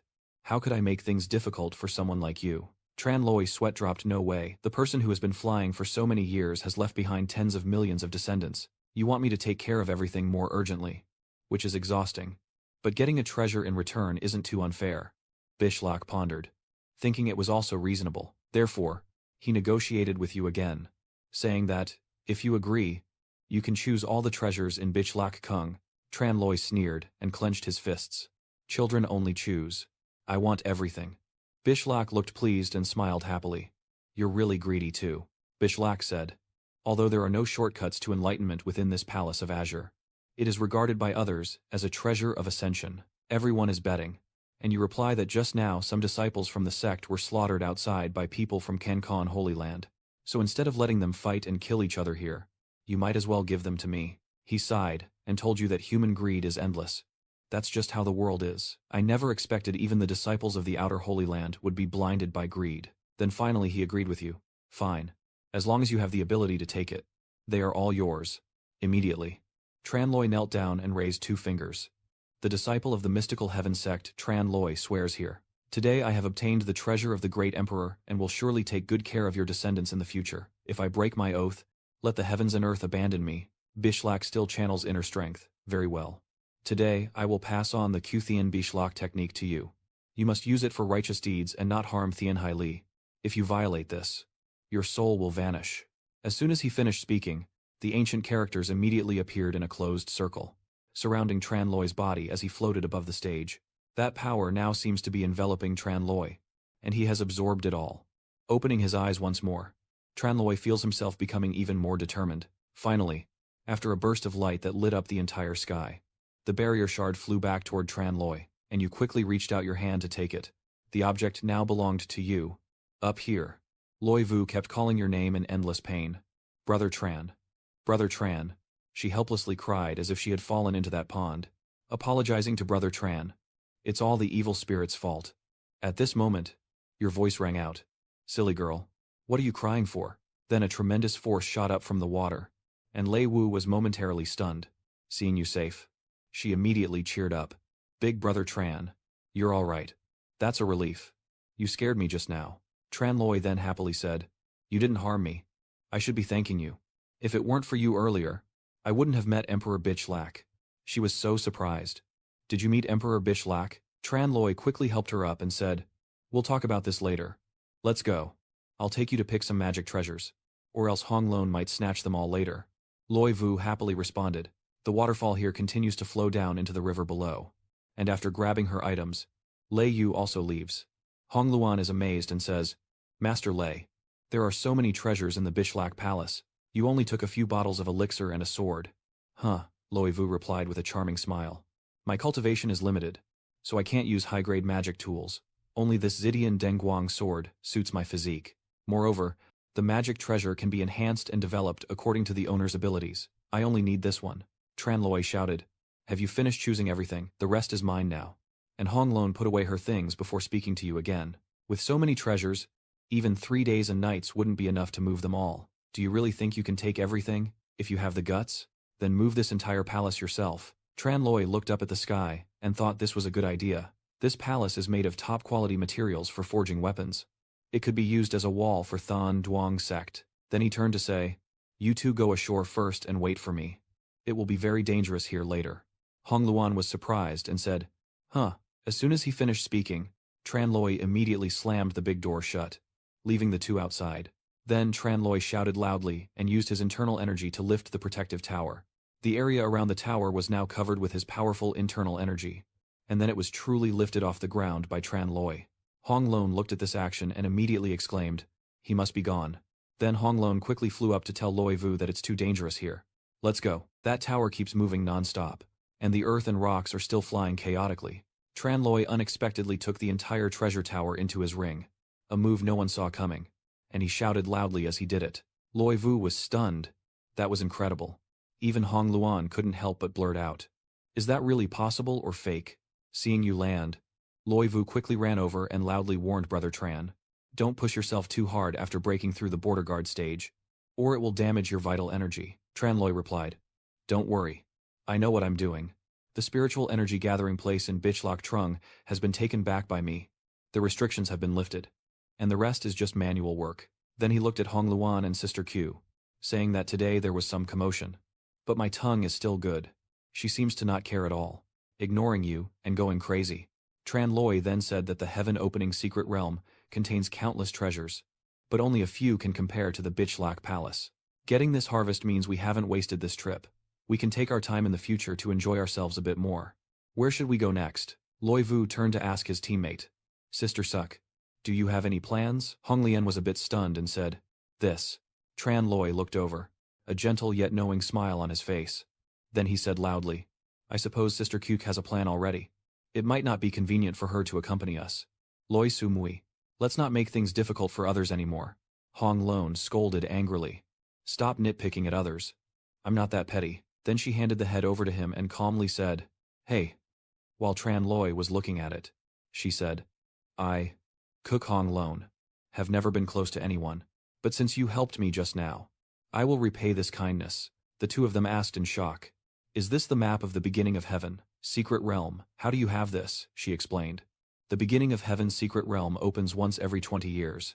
Before now, the elders who entered the Vanthene Sacred Land's secret realm have recorded everything.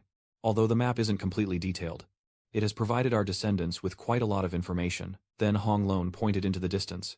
Not far away was the Golden Plain of Peace, and beyond it was the Thunderstorm Swamp, which might be beneficial for cultivators like you who practice the lightning system. Tran Loi seemed very pleased that you agreed quickly. "All right, we will go there." Finally, the three of them quickly followed the map. While in the sky, the bluebirds flew gracefully. Everyone's wheels kept rushing across the ground, crushing the golden grasses beneath them. The scene here was truly magical, as if the plants were glowing with a faint light. Loi Vu poked his head out of the carriage and said, "Brother Tran, look, even the trees and grass here are yellow. You explained that it's because the land here contains a lot of spiritual energy and metals, and these plants have been nourished by spiritual energy for many years, which gives them their color, the purer the yellow, the richer the spiritual energy." Hong Lon also added, "As if you have some knowledge. But the most precious thing here is still the golden beast." Loi Vu was surprised and asked, "The golden beast?" Hong Lon then explained to her that these are spiritual beasts living here, feeding on plants and water infused with spiritual energy for generations, accumulating over the years to condense into a metallic essence. The carriage continued along the main road, with a herd of deer running alongside, their fur also golden, with eyes as blue as sapphires. Lei Yu couldn't resist and reached out to touch them. So beautiful are the spiritual beasts. Just then, a wolf from behind lunged forward and bit the deer fiercely on the neck, causing it to cry out and collapse. With just one bite, it caused the prey to perish here in the wilderness of Hoangsun. But there was not just one, they had a whole pack, and together they tore through the entire herd. Hong Luan looked out the window and quickly recognized it as Huangjin village. Here. Tran Loi stands up with great confidence. Arriving just in time. Those spiritual beasts were harmless and innocent, so I have no reason to hold back. If they are divine beasts, then the master doesn't need to be polite anymore. Hong Lon looked back and coldly said, "Do I still need you to tell me? Go drive the car. Let me handle them." Tran Loi was surprised. Oh. With a practiced motion, she leapt out of the window, her arms exerting just a bit of strength. In a flash, Hong Lon soared onto the roof of the carriage, looking at her guard with both grace and incredible strength. Meanwhile, Tran Loi quickly drove the carriage as Hong Lon instructed, then shouted loudly and left. Over here, a golden wolf was knocked far away by Hong Lon, causing the others to be startled. She stood high above, looking at them, then roared fiercely, "I am here." Then they quickly chased after Hong Luan because now she is their target. The big wolves charged at Hong Lon all at once, and Loi Vu watched in fear, warning her to be careful. But Hong Lon remained calm, still full of internal energy, shouting loudly with her Biem Nigui Kiet. Hong Lon's attack burns the wolves to ashes, and now they only scream as they fall, like fiery lumps. It seems these golden wolves are no match for her. After completing the mission, Hong Luan quickly lands on the ground, and Tran Loi happily steps out. The fire element cultivation technique of the master is truly perfect for dealing with the Golden King beast. The arrow was forged with both strength and skill, hitting 2 targets at once. Impressive, indeed. Hong Luan then said, after knowing each other for so long, "It's like we've finally spoken a word of respect." Loi Vu picked it up and moved with difficulty. "This gold crystal is too heavy." And Tran Loi also said, "It's incredible, this fist-sized crystal weighs around 100 pounds and has an extremely high purity." Hong Lian then continued, "There are a total of 7 here. How should the 3 of us divide them?" Loi Vu then said, "All the members of the Hoang Kim village were killed by the master, so of course she gets the larger share." Tran Loi agreed with her. Then at the same time a voice rang out, drawing her attention. "Master Mui. So the young man who just arrived is Chu Dak from Van Thien Thon Dia." Hong Lon seems very happy and runs over. "Senior brother Chu." Chu Dak approaches. "Sister Mu. It's really you. I saw the blazing fire image over here earlier and guessed it might be you." As expected, he then looked at the 2 and asked Tran Loi who they were. Hong Lon then introduced them as fellow disciples of Huyen Tien Tong. Tran Loi, Loi Vu, Su Mui, and then pointed to Chu Dak, saying he was the senior brother of Van Thien Thon Dia Chu Dak. Using the power of Tu Duong Kung to enter the secret realm, he frowned and looked displeased. He is obviously Tran Loi. "Right." Seeing that, you calmly asked Chu Dak if he knew me. He chuckled happily. "The youngest reserve elder of Huyen Tien sect, whose reputation is as loud as thunder. Who wouldn't know him?" Hong Lian continued. "Brother Chu, it's really great to meet you.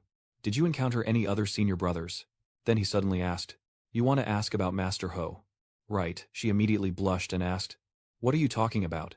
Chu Dak also said that he met Ho Su Dia not long after coming here, and they have been working together ever since. Now he's nearby. Hearing this, Hong Luan actually looked genuinely happy and asked, "Really?" Then Hong Lian quickly invited him. "Let's go meet him now."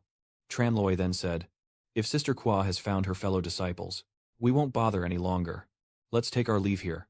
Hong Lon also hesitated before speaking. "You say that? Really? Although I am from the Van Thien Holy Land, Huyen Tien sect is also my home sect. So why must we clearly divide ourselves like that?" Chu Dak also said, "That's right. The Xuan Tian sect and the Van Thien Holy Land have maintained a long-standing friendship. Neither side is more important than the other. So why don't the 2 of you travel with us, making it easier to support each other along the way?" But Tran Loi quickly declined, politely, "No need. I guess Brother Hu also doesn't want to see me farewell." Loi Vu also added, "Sister Kook, if fate allows we will meet again." But as soon as they left, Chu Dak immediately called out for them to stop, then coldly added, "If everyone is family." He would speak frankly. This is now the story of Chu Da. Not long ago, my group and Ho Su Days were being chased by the Golden Golem. Falling down the cliff, We discovered a mysterious cave entrance there. And we guessed it must contain many treasures inside. It's just that there's a formation outside. You need at least 7 people to activate it. And we're still short of 3. Then he bowed respectfully. So I specially went to find someone to help. I don't know if you two agree to join us in opening the secret cave. Tranloi immediately responded. I see. Why didn't you say so earlier? If there's a benefit, it's fine to go once. Loi Vu also agreed. I follow Brother Tran's advice. The scene shifts elsewhere, where Chu Dak's people are waiting. Cheng Sheng sits on a stone impatiently. Brother Chu. I wonder why it's taking so long for him to return, Kai Lam responds. I don't know if he met with a fellow disciple. But if he isn't one of our Vantine disciples, shouldn't we share a part with him? Bethian is now worried. Not knowing where her senior sister is, it would be great if she could meet her now. Just then, Chu Dak's voice rang out. Look at who I brought back. As soon as she saw them, she couldn't help but be delighted. Master Ho, Sister So, Bai Teen, and Kai Lam also looked pleased. Sister Cook. She immediately ran over to everyone and asked, Are you all doing well? Senior brothers. At the same time, Kai Lam's gaze suddenly locked onto Tran Loi, surprising him. Then Kai Lam immediately turned cold and looked at him with a hostile expression. Are you the one? Over here. Juo Dak put on a gentle and smiling appearance. Let me introduce everyone. These two are senior disciples of the mystical heaven sect. Tran Loi, Tran Sude, and Loi Vu. Sumui, he looked over at the youngest guy.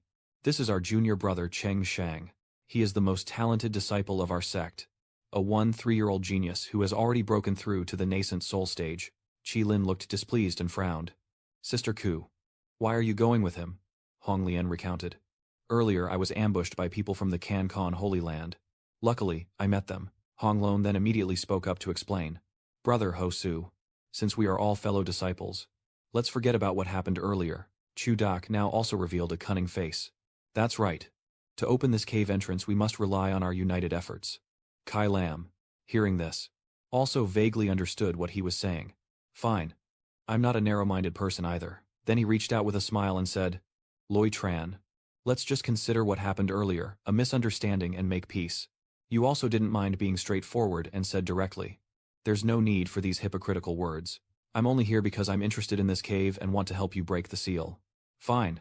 But say it beforehand, how will the treasure inside be divided?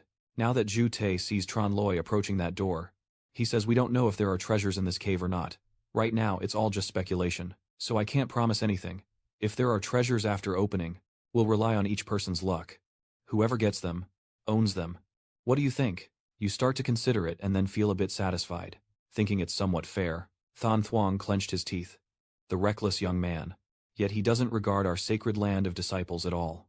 Kai Lam was also annoyed and said, I must kill him. At the same time, Zhuo Te grinned cunningly. No need to rush. Once inside, I will definitely help you vent your anger. Hong Lon here was annoyed and scolded him. Tran Loi. Just now, senior brother Hu was holding your hand. What was your attitude towards him? Tran Loi calmly replied. I do whatever I like. What does it have to do with you? At this moment, Chu Te passed by and said, This time it's the 7 stars barrier. With a total of 7 seals. Only when all 7 people work together and channel their energy simultaneously can they open the large gate. Tran Loi seemed very impatient and calmly said, Let's skip the talk and start right away. As he finished, Tran Loi quickly stopped gathering internal energy in his hands and simultaneously looked straight ahead. Loi Vu and Hong Lon's group also stepped in to help, because this time they needed everyone's combined strength. After a while, they finally charged directly at the front of the door. In the sky, at this moment, a 6-pointed star-shaped source of inner strength materialized, shining brightly. Not only that, the 6-pointed star kept emanating inner strength continuously. It seems that the door has also changed, with a drop of water appearing on top of it. And just as the light fades, the large door slowly begins to open. Everyone looked on happily, feeling glad that it was open. Then, the crowd immediately rushed inside, and in the vast space beyond the door, they looked tiny. Tran Loi was not in a hurry. He just walked while glancing around carefully, his mind also secretly alert. The spiritual energy is so dense, it's like being inside the Bichlak Palace. Could it be that this mountain cave was built by some great emperor? But if that's the case, why was the falling star array so easily broken? That's really strange. Seeing you just standing there in a daze, Loi Vu became curious. Big brother Tran. What is Hu Yen thinking? You whisper to her that something's not right in here. Stay close behind me, and don't wander off. At that moment, Kai Lam suddenly sees a shimmering light in the distance. He happily runs forward, sure that the treasure is right ahead. Kai Lam keeps walking without noticing anything, and he doesn't care about the danger waiting ahead. Suddenly, Kai Lam stepped on some kind of trap, and immediately, the large door outside began to close slowly as before. Everyone looked at the situation with great surprise. What's going on here? The silver arrows immediately appeared on the wall, and were aiming straight at the people below. Tranloi immediately reacts, quickly pulling out the lightning weapon to fly up. There's a trap. Get out of the way. As he finishes speaking, a barrage of arrows is shot straight at them. Kai Lam immediately drew his weapon to defend and warned everyone to retreat quickly. They just escaped the arrow rain. But now another danger lurks ahead. Tranloi looked ahead, realizing that the small battle outside was just a distraction. The real formation was inside. Hong Loa looked around and replied, "These arrows may not be very powerful, but they keep coming non-stop and are so dense that none of us are defensive types. How can we get through this?" At the same time, Loi Vu spoke up. "Big brother Tran, let me try." Feeling a bit worried, you asked again, "Is it okay to use the spear?" Loi Vu responded, "Although my abilities are limited, this level of attack from Loi Quang Trao should be able to withstand it." Tran Loi finally agreed. "All right then. Do your best, and don't push yourself too hard." Seeing that I was worried about him, Loi Vu also felt happy and quickly responded, "Uh-huh." Then Loi Vu stopped gathering his inner strength and charged forward at Loi Quang Trao. Immediately, everyone was enveloped in a golden protective barrier. Indeed, those arrows couldn't penetrate them, and everyone was safe together. Hong Loa was also very pleased to see this, and everyone kept holding on a little longer. "We're almost there." Dan Tuong, who was behind Tran Loi, had been watching him intently all along, and at this moment, a sly smile suddenly appeared on his face. He kept pushing into Tran Loi's back, catching him off guard and unable to hold on. Just as Tran Loi was pushed out, the arrows were also flying toward him. Loi Vu quickly turned back and saw this scene, shouting in panic, "Brother Tran." Of course, Loi Vu couldn't just watch as Tran Loi was thrown out, so she quickly reached out her hand to pull him back. He hasn't achieved it yet, and his true face is now revealed as he shouts and urges them to go quickly. So the Red Lotus group flies up, regardless of the danger to you and Loi Vu. At the same time, Tran Loi quickly drew his weapon from the ring on his hand, then hurriedly embraced Loi Vu and pulled her close to protect her. Immediately, Tran Loi soared into the air and quickly cut all those arrows without danger. Then he swiftly retreated to a safe area, no longer pursued by the arrows. Now, his eyes glance over the holy spear. The kid who ambushed him. He's shameless. Brother Tran, why weren't you more careful? We almost turned into hedgehogs just now. But now, in his eyes, there was a look of extreme fury. Kailam quickly stepped forward. "What do you want to do?" Zhuode also chuckled. "The little junior brother is still young. It was definitely just carelessness earlier. Luckily no one was hurt. Don't bother with him anymore." Tran Loi gritted his teeth and questioned, "It's precisely because you're still young that you're so terrifying. I have no choice but to fight you. But you secretly poisoned me. If I hadn't reacted quickly, I would have died with Lei Wu in this arrow attack. Therefore, you still rely on your inner strength. You're so young but already so cruel. When you grow up you'll surely bring disaster. Today I cannot spare your life." But at this moment, Hong Lon rushed forward shouting, "Brother Tran, disciple of Lu Tin." She clenched her hand. The incident just now was indeed Thon Thuong's fault, but ultimately, he is still a person of Van Thien Thon Dia. If you handle him personally like that, it will definitely cause conflict between the Holy Land and the mystical Heaven sect. Keep him alive, and when you return, I will report to the Master, who will give you a clear answer. However, the little brat Thon Thuong behind Kelam still didn't know fear and sneered mischievously. Tran Loi couldn't hold back his anger and swung his sword directly at him. Saint Thuong stands there with a fierce expression, his face stretched in a long line. After regaining his composure, Saint Thuong suddenly startled, covering his face, my face. He kept charging forward. "Damn it. How dare you hurt me?" Uncle Dak O holding him back. "Little disciple, calm down for a moment," Tran Loi coldly warned. "I don't care who you are. If you dare to secretly harm someone again, tell your master to come and settle the score with you." The holy weapon went berserk, continuously screaming and shouting, "Let me go so I can kill him." At that moment, the cave door suddenly shook violently, and rocks fell from above. Tran Loi instinctively looked up and was a little surprised to see a glowing ring. At the same time, a head slowly rose from the dirt and rocks. Everyone watching this scene couldn't help but be amazed. "What is that?" That thing now looks like a man made of iron, staring intently at Tran Loi's group, and as soon as it appeared, It swung its axe to attack. His slash carried immense destructive power, and as he struck the ground, the rocks shattered apart. Everyone was momentarily thrown into chaos, all of them leaping into the air to dodge the attack. Hongloa looked carefully behind and said, "We can't move forward. There's an arrow rain battle ahead." Now, the Iron Man is rising again. Stepping forward with a loud rhythm, Tran Loi actively confronts the enemy, swinging his sword to strike, pulling from the brink of death. At this moment, the snake from the sword surges toward the opponent, fiercely attacking Yang Ying.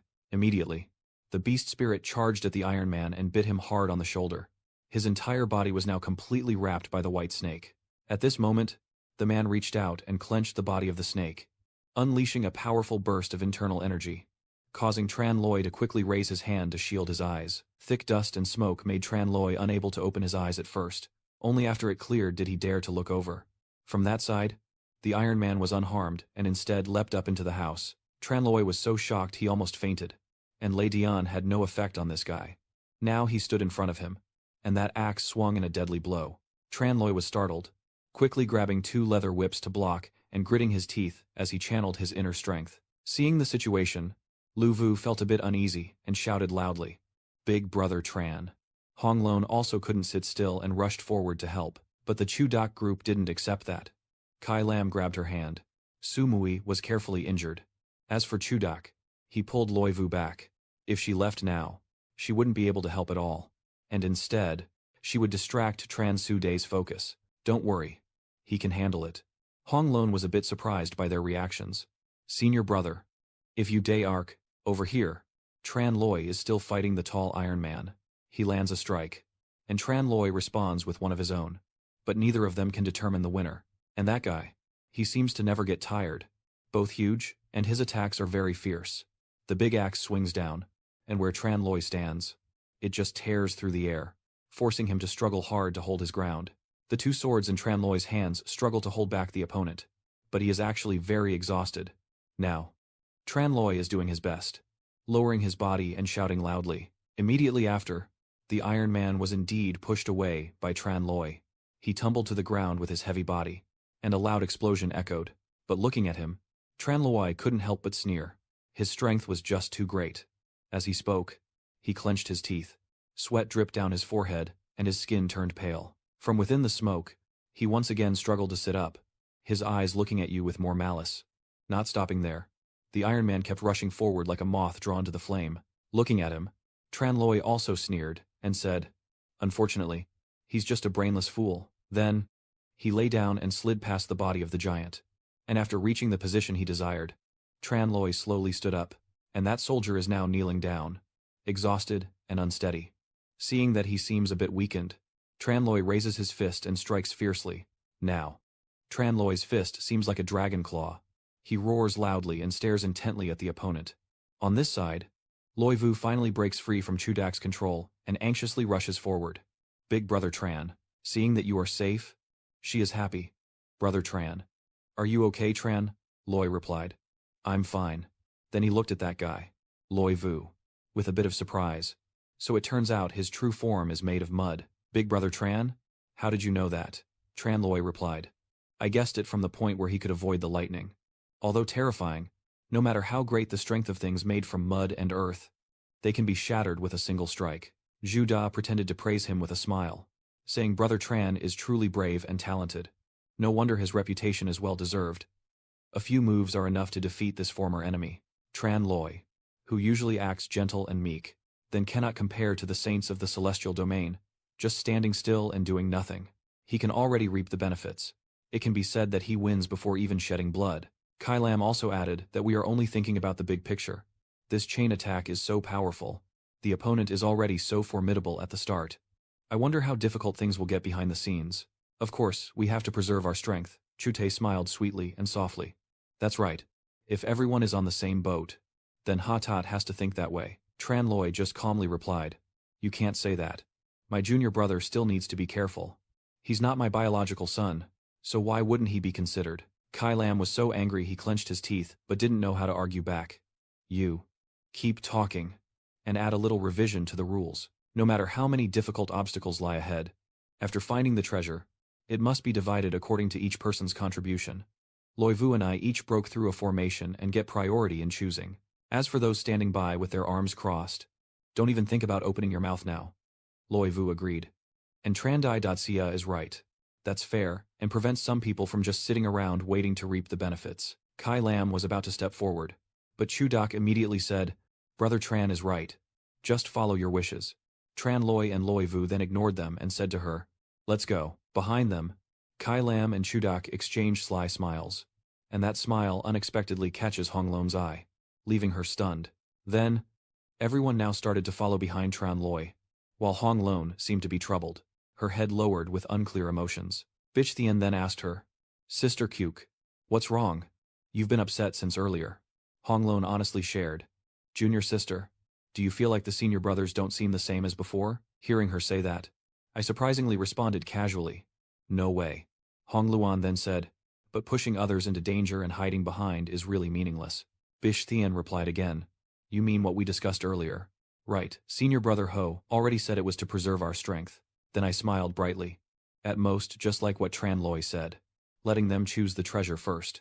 Don't think too much anymore. The most important thing now is to focus on breaking the formation. Bitch Thien spoke again and looked around. But senior sister, do you feel like this place is getting hotter and hotter? As soon as she finished speaking, strange blue flames appeared on the stone row. Not just one, but a long crack running around, creating a surreal scene. Suddenly, a skull with a sinister smile appeared in midair. This ghostly figure looked extremely strange. Just like those horror movies with a hand holding a scepter. Tran Loi looked at him then chuckled happily. It seems we've reached the 3rd level. Among the top contenders.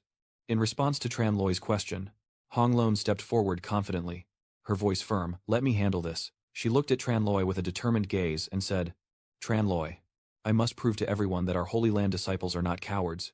On the other side, Hatcot began to surge forward with the blue flames, looking fierce and savage.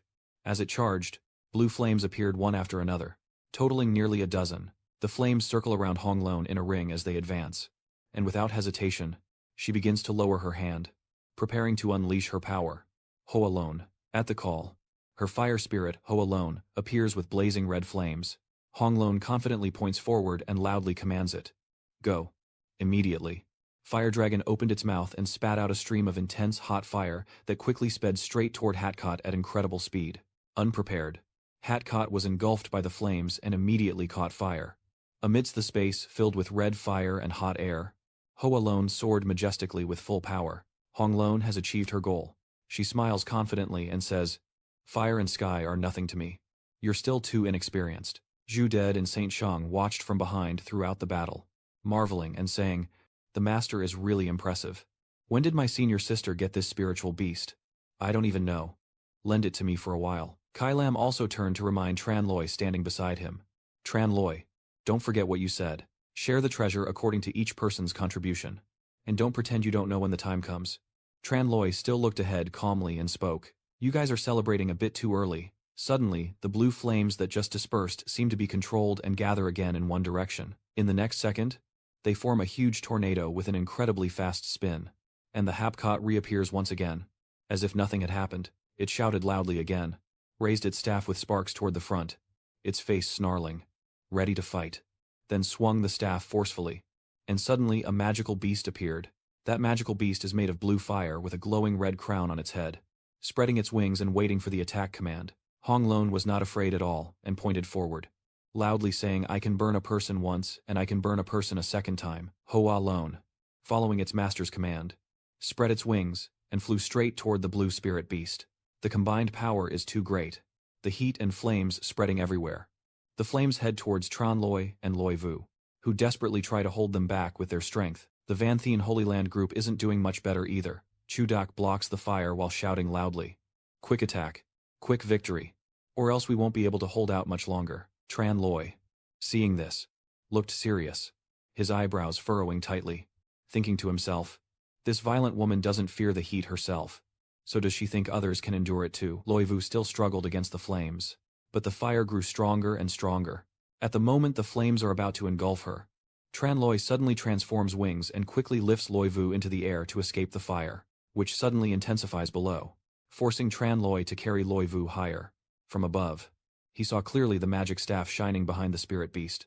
emitting a bright and powerful blue light. Seeing that, Tran Loi shouted loudly to Hong Lon below, telling her that the enemy was not the skeleton, but that staff. Hong Lon then realized, smiling confidently and smugly. So that's how it was. Then, Hong Lon clenched her sword, engulfed in red flames. Immediately afterward, Hoa Lon, and she curled up and soared upward above Hak Kot. Hong Lon raised her sword high and then plunged it straight at Hak Kot, piercing through the creature with flames without hesitation. Hak Kot, when pierced through, immediately burst into flames, roaring loudly. In an instant, it was consumed by fire and disintegrated into pieces. Hong Lon lowered her sword, turned to walk towards everyone, leaving the blazing fire behind her. The flames gradually died out, and Tran Loi also gently lowered his Loi Vu to the ground. Uncle Dak and Kai Lam saw that it was finally over, wiping sweat from their brows and letting out a sigh of relief. Beach Thien hurried over anxiously and said to Hong Lon, "Sister Such, if it had gone on a little longer, we would have been roasted alive." Hong Lon forced a smile and apologized, saying she was momentarily driven by passion and only thought about winning, not considering anything else. Tran Loi stood beside her, smiling and saying, "If I hadn't reminded you, I'm afraid you would have turned this place into a mess. Now that you have the treasure, shouldn't you share half with me?" Hong Lon turned back and said suddenly, "Look at how stingy that person is. Do you really need to haggle over every little thing?" Uncle Jia and the others from the Heavenly Transport Sacred Land also rushed over to remind us that time in the secret realm is limited, and we've been inside for quite a while. Everyone raised their hands with determination and said loudly, "In the next stage, let's give it our all to win quickly." Okay. In the upcoming challenges, everyone will put all their strength into winning. Specialist Zhan uses his sword to fiercely break through any challenge that appears.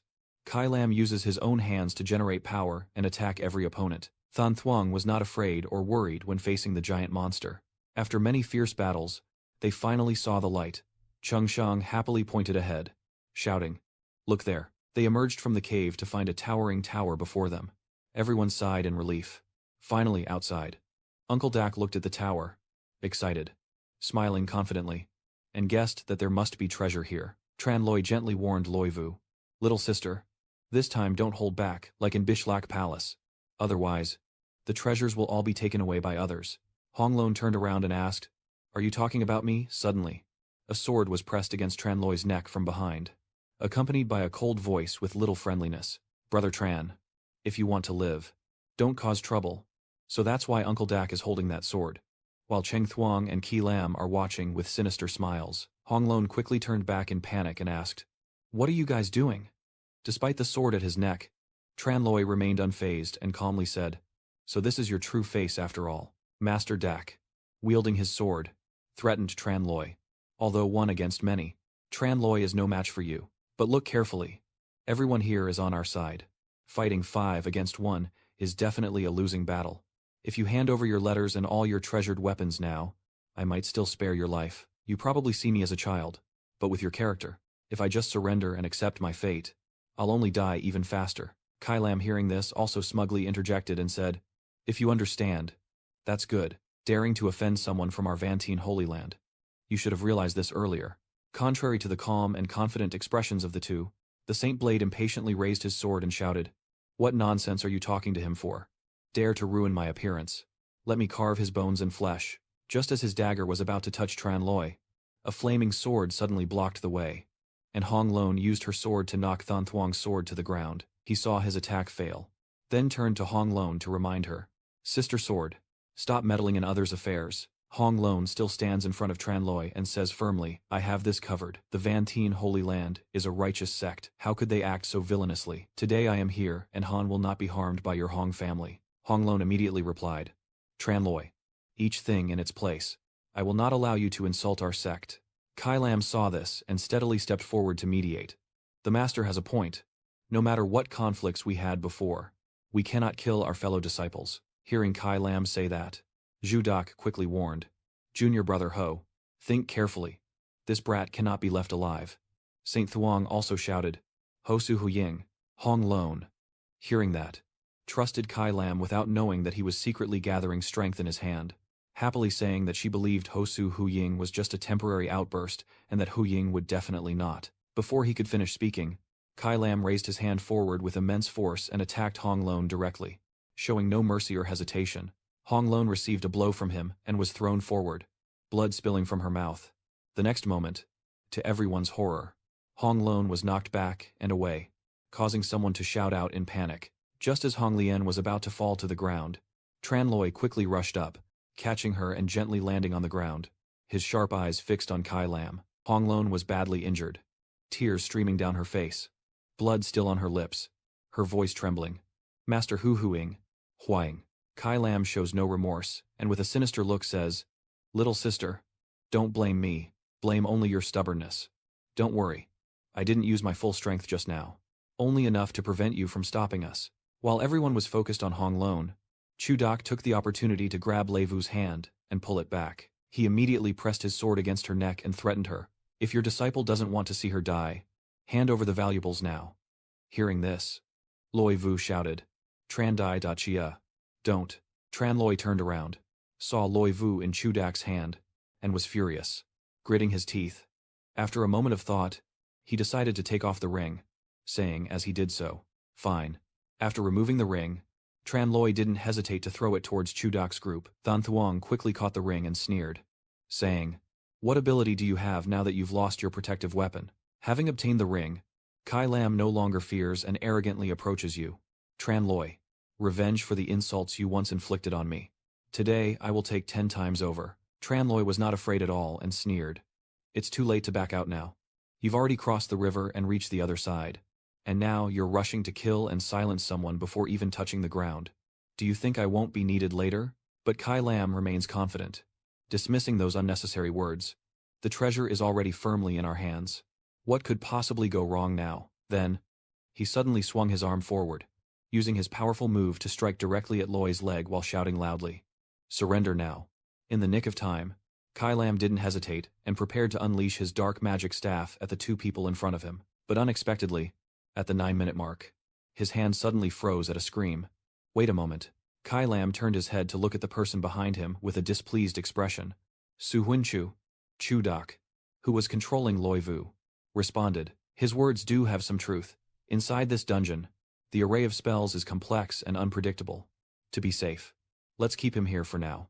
Than Thuong stands nearby, looking skeptical. "Senior brother, don't let him deceive you. He's just saying that to make it easier to struggle in his dying moments." Kai Lam clenched her jaw tightly and said, "Fine. I'll follow what senior brother says. After all, he's already a fish in the trap. It's no different now. We'll take the treasure first, and then slowly let him die to avenge my heart. There's no other way." Saint Shard could only helplessly agree. "Fine." As soon as the group made their decision, Chu Dak quickly pushed Loi Vu forward, causing her to startle and cry out, "Ah!" In less than 2 seconds, Loi Vu's entire body was thrown off balance, and she ultimately collapsed in front of Tran Loi. At the same time, Chu Dai continued to raise his hand, creating talismans inscribed with dark spells. In an instant, the magical papers flew to encircle Tran Loi's group, eventually forming a cage. "Wait a moment." Chu Dai began to loudly warn that the poison on these thorns turns deadly as soon as it contacts blood. Those poisoned won't even have a chance to circulate their energy before dying on the spot. So I advise you not to act rashly, and use this time to say your goodbyes. At this point, he didn't give any more warnings before leaving. "Brother disciple Hu, sister disciple Su, you two stay here with them. I and the younger disciple will go ahead and scout, then come back to film for you later." After speaking, Zhuo Te and Sheng Shang turned around and headed toward the protective tower. Meanwhile, Ji Lin stood behind, beginning to ponder. With so many protective formations outside this tower, there must be ultimate treasures hidden inside. And wasn't the opportunity to seize the divine chance earlier? If they hide the good stuff, wouldn't he suffer a loss? Just as he thought of this, he quickly turned around to check on the person behind him. Sumui-so. And he didn't know what the situation inside the tower was. "I should still follow in to be safe. She's here watching over them. If there is any abnormal action, just act directly." And Huan Huan will shout loudly in panic, "Senior brother, wait for me. Let's go together. Senior brother Ho." At the same time, inside the prison cage, Lei Wu anxiously asked Tran Lei what to do. "Brother Tran, what should we do? Do we really have to sit here and wait for death?" Meanwhile, Hong Lon was also trying to persuade Su Muiso outside. "They are all going crazy. I can't hand over the innocent to the evil. It's still not too late to release us now." No Thien looked awkward and said, "Su Tai, please don't make things difficult for me. I can't disobey Su Huin. Suddenly, Tranloi smirked knowingly and said, your senior brother is about to die. If you don't let us go now, you might regret it later. With just one sentence, Biet Tian's expressive meditation was immediately frightened. What is this person trying to imply? Tranloi casually reclined on the grass. Ha. I've already warned you. After going through so many doors, I'm exhausted. I'll sleep first. And so, a few minutes later, the floating clouds continued to drift across the sky as the bright sunlight tirelessly shone down on the tower's tiled roof. At this moment, the 3 members of Kai Lam's group are pushing forward into the tower, and what immediately catches their eye is a gigantic statue made of gold and amber stone. As expected, Thon Thuong and Kai Lam quickly ran over to touch the gemstone. Isn't this pure gold? There is also a huge mountain like this, with pure quality. Even if we kill all the spiritual beasts on the Golden Plain, it wouldn't compare to a corner of this golden mountain. Zhu Te smiled with delight. So the Golden Plain was just a smokescreen. This place is truly the strongest spiritual energy. I was truly blessed by heaven. If we hadn't been chased and fallen off the cliff by that giant serpent, we wouldn't have discovered this treasure land. So, he shouted excitedly, what are we waiting for? Gather it quickly. As soon as his words finished, the 3 of them immediately rushed to dig through the gold coins without stopping, and in the blink of an eye, those sharp strikes quickly began to destroy the structure of the stone block. It seemed they were about to succeed, and Kai Lam, Chu Dak, and Thon Thuong all smiled with joy. At the same time, a golden light suddenly radiated through the rippling water. It seemed beyond expectations. The 3 of them suddenly changed their expressions. What's going on? Then, everyone's eyes were drawn to a strange beast-shaped shadow slowly approaching. Suddenly, a huge, ferocious beast appeared, growling fiercely as if about to charge and attack the group. Zhu Te has recognized it, and quickly said it's a ferocious beast. The Holy Spear was also frightened, and said, isn't the formation already broken? Why is there a ferocious beast now? Kai Lam frowned, gritting his teeth as he looked at the beast, shouting loudly, I don't care. Kill him. He began to raise his hand forward, using his power to prepare for an attack. Seeing that, the holy weapon also focused and gathered a burst of blue light energy. Zhu Te took out his sword and stared intently ahead. As soon as they were ready, the 3 of them launched their attacks with all their strength towards Tao Thiet, and suddenly the tower was shaken by a fierce tremor and a loud scream. Knowing that the monks outside heard that, he broke out in sweat and shouted anxiously, Senior Brother Chu, Senior Brother Hu, there's no more activity inside. So I quickly turned to Hong Luan and asked, Sister Hu, do you think the senior brothers are in trouble? Hong Luan also doesn't know what's going on. So she turned to ask Tran Loi, you definitely know what happened inside. Don't try to muddy the waters. Just tell me. Tran Loi, still lying peacefully on the grass, seemingly clueless. This cave requires 7 people to open it simultaneously. The entrance uses the 7 stars formation to create chaos and confusion. Everywhere is connected to the number 7. It can be seen that the owner of this place intends to set the formation using the number 7. But along the way here we have encountered several battles. Knowing meditation, he recalled the battles he had encountered in the cave and began muttering calculations. The arrow rain battle, the giant battle, the skull battle. Loi Vu also calculated it quickly and announced the result. A total of 6 battles. Hong Lon seemed to have understood as well, and asked, meaning Tran Loi no longer wanted to hide it. He stood up and confidently concluded, that's correct. Then he pointed directly at the tower and confidently said, if I'm not mistaken, this tower is the final protective formation. Then, Tran Loi chuckled and continued, these formations get more powerful with each one. Only by fighting with all our strength can we barely get through. And they entered without any suspicion, relying only on the 3 of them. The bird in the cage. These 3 words. I think they suit them better as a gift. Bish Thien still couldn't accept the truth after hearing it. No. It can't be. Tran Loi, don't think that only people are powerful. In terms of cultivation and skill, Brother Hu and Brother Chu are also talented cultivators and will definitely come out safely. As he finished speaking, another upheaval occurred inside the tower, a powerful force unfolding within. In an instant, Kai Lam and Chu Dak were thrown out, falling directly onto the grass. Thao Thiet rushes out of the tower, soaring straight into the sky. Chu Dak and Kai Lam crawl in fear on the ground, quickly preparing to stand up and run away. Thon Thuong was already caught in its mouth, struggling and shouting for help. Help me. Kai Lam was like a spear. Thao Thiet clenched him tightly with its sharp teeth. Immediately after waking up, along with the scream, a large stream of blood flowed from its mouth onto the grass below. Bithian and Hong Lon witnessed the scene and both screamed in fear. Junior disciple, Chudak now realized his fear and fled towards Tran Loi, pleading, Tran Loi, Tran Sudi, we were wrong. We were blinded by greed in a moment of foolishness. Please, noble one, do not punish the petty ones. Within this treasure tower, there is a top-grade spiritual vein as tall as a mountain. If you save us this time, we will give you everything without taking anything in return. Is it really that good? Then you suddenly smile wickedly, whispering that once you kill them, the treasure will naturally be yours. So why bother wasting effort? Kai Lam, realizing he hasn't achieved his goal, starts to raise his voice. Tran Loi, don't be arrogant. Don't forget whose hands hold your life. Tran Loi nonchalantly said, I was just taking a break after sniffing around a lot earlier. Now I've rested enough. Then immediately, the vine cage was shattered into fragments. And you sarcastically said, do you really think these torn grass vines can hold me? Kai Lam saw Tran Loi break the cage, and was both angry and scared, grinding his teeth as he said, Dink you watching? Immediately, Tran Loi raised his hand to summon the spirit beast with the blood magic. In less than a second, little Loi appeared from the ring, carrying a blue glow, holding the ring tightly in its mouth, and gazing at Tran Loi with shining eyes before leaping out of Chudak's grasp as though Theat's claws pressed down. After everything went wrong, little Loi returned to Tran Loi's embrace, gently stroking it and praising it as good, though Theat was still growling angrily, its eyes blazing red, preparing to stomp forward. Chudak, terrified that it was about to step on him, shouted loudly, No. Don't. Immediately, though Theat's foot stomped down with unimaginable force, crushing the guy. After dealing with Chudak, it turned to face Kai Lam, who was trying to escape. At this moment, Bish Thien immediately rushed over, ready to use her strength.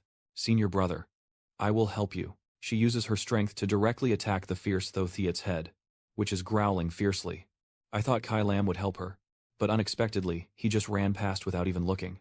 Bi Chen was caught off guard by the situation, stammering Su Huan, but all she got in response was a fleeting back figure, running away without turning back. At this moment, Bitch Thien finally remembered and immediately turned her head back toward Tho Theat, which was now very close, its sharp teeth ready to bite the person in front of it. As soon as its mouth clamped down, a streak of red light shot swiftly through, slicing across. So it turns out Hong Lone came to save Bitch Thien. She asked, Sister, are you okay, Bish Thien?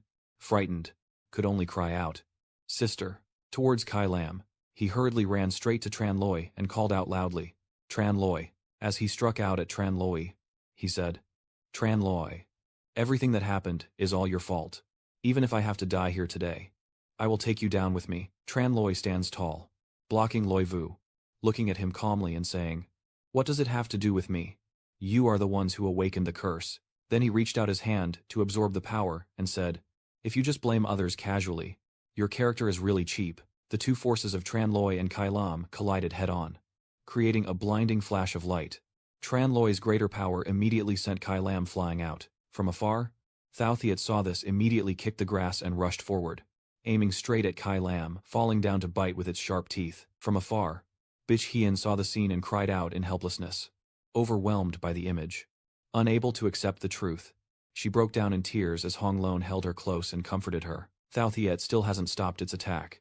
It suddenly turns its head to look at Hua Hak, then charges straight at Tran Loi, eyes fixed on him, seemingly considering him the next target. Loi Vu also saw Thao Theat about to attack Tran Loi and widened his eyes. Be careful, Brother Tran. Thao Theat moved closer to Tran Loi, opened its mouth wide, eyes blazing, red growling, then suddenly bent down to bite deeply. But luckily Tran Loi was quicker and flew away. He extends both hands forward, channeling his energy to create a stream of blue light that pierces through the creature's jaws and directly strikes Thao Theat's mouth. Tran Loi Vua Ton Kong Vua Tram, Trunin Lin Thu Truok Mat. Noilon. Thichan Nhu Ve Thita Secho. Nguoi Undu. Teep Sao Du.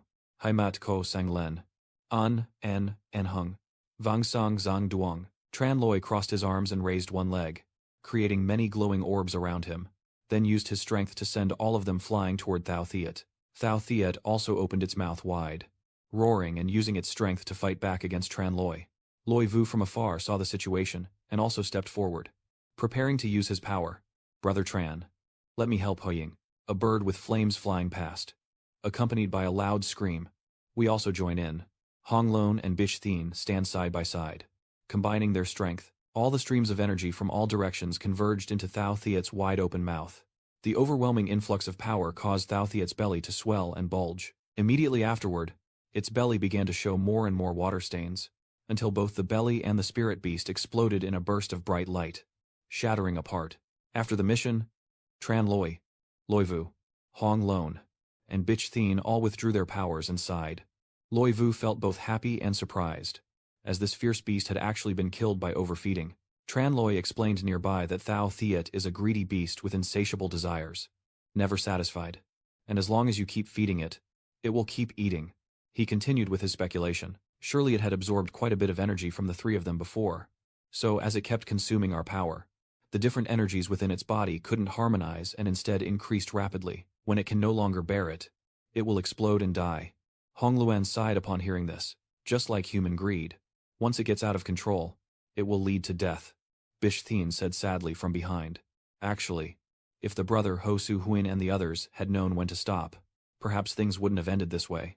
At that moment, suddenly far away on the horizon, a beam of light appeared. Lei Yu noticed it, immediately pointed in that direction, and exclaimed, "Look over there." On the ground, among the shattered debris, many golden fragments suddenly fell, scattering everywhere.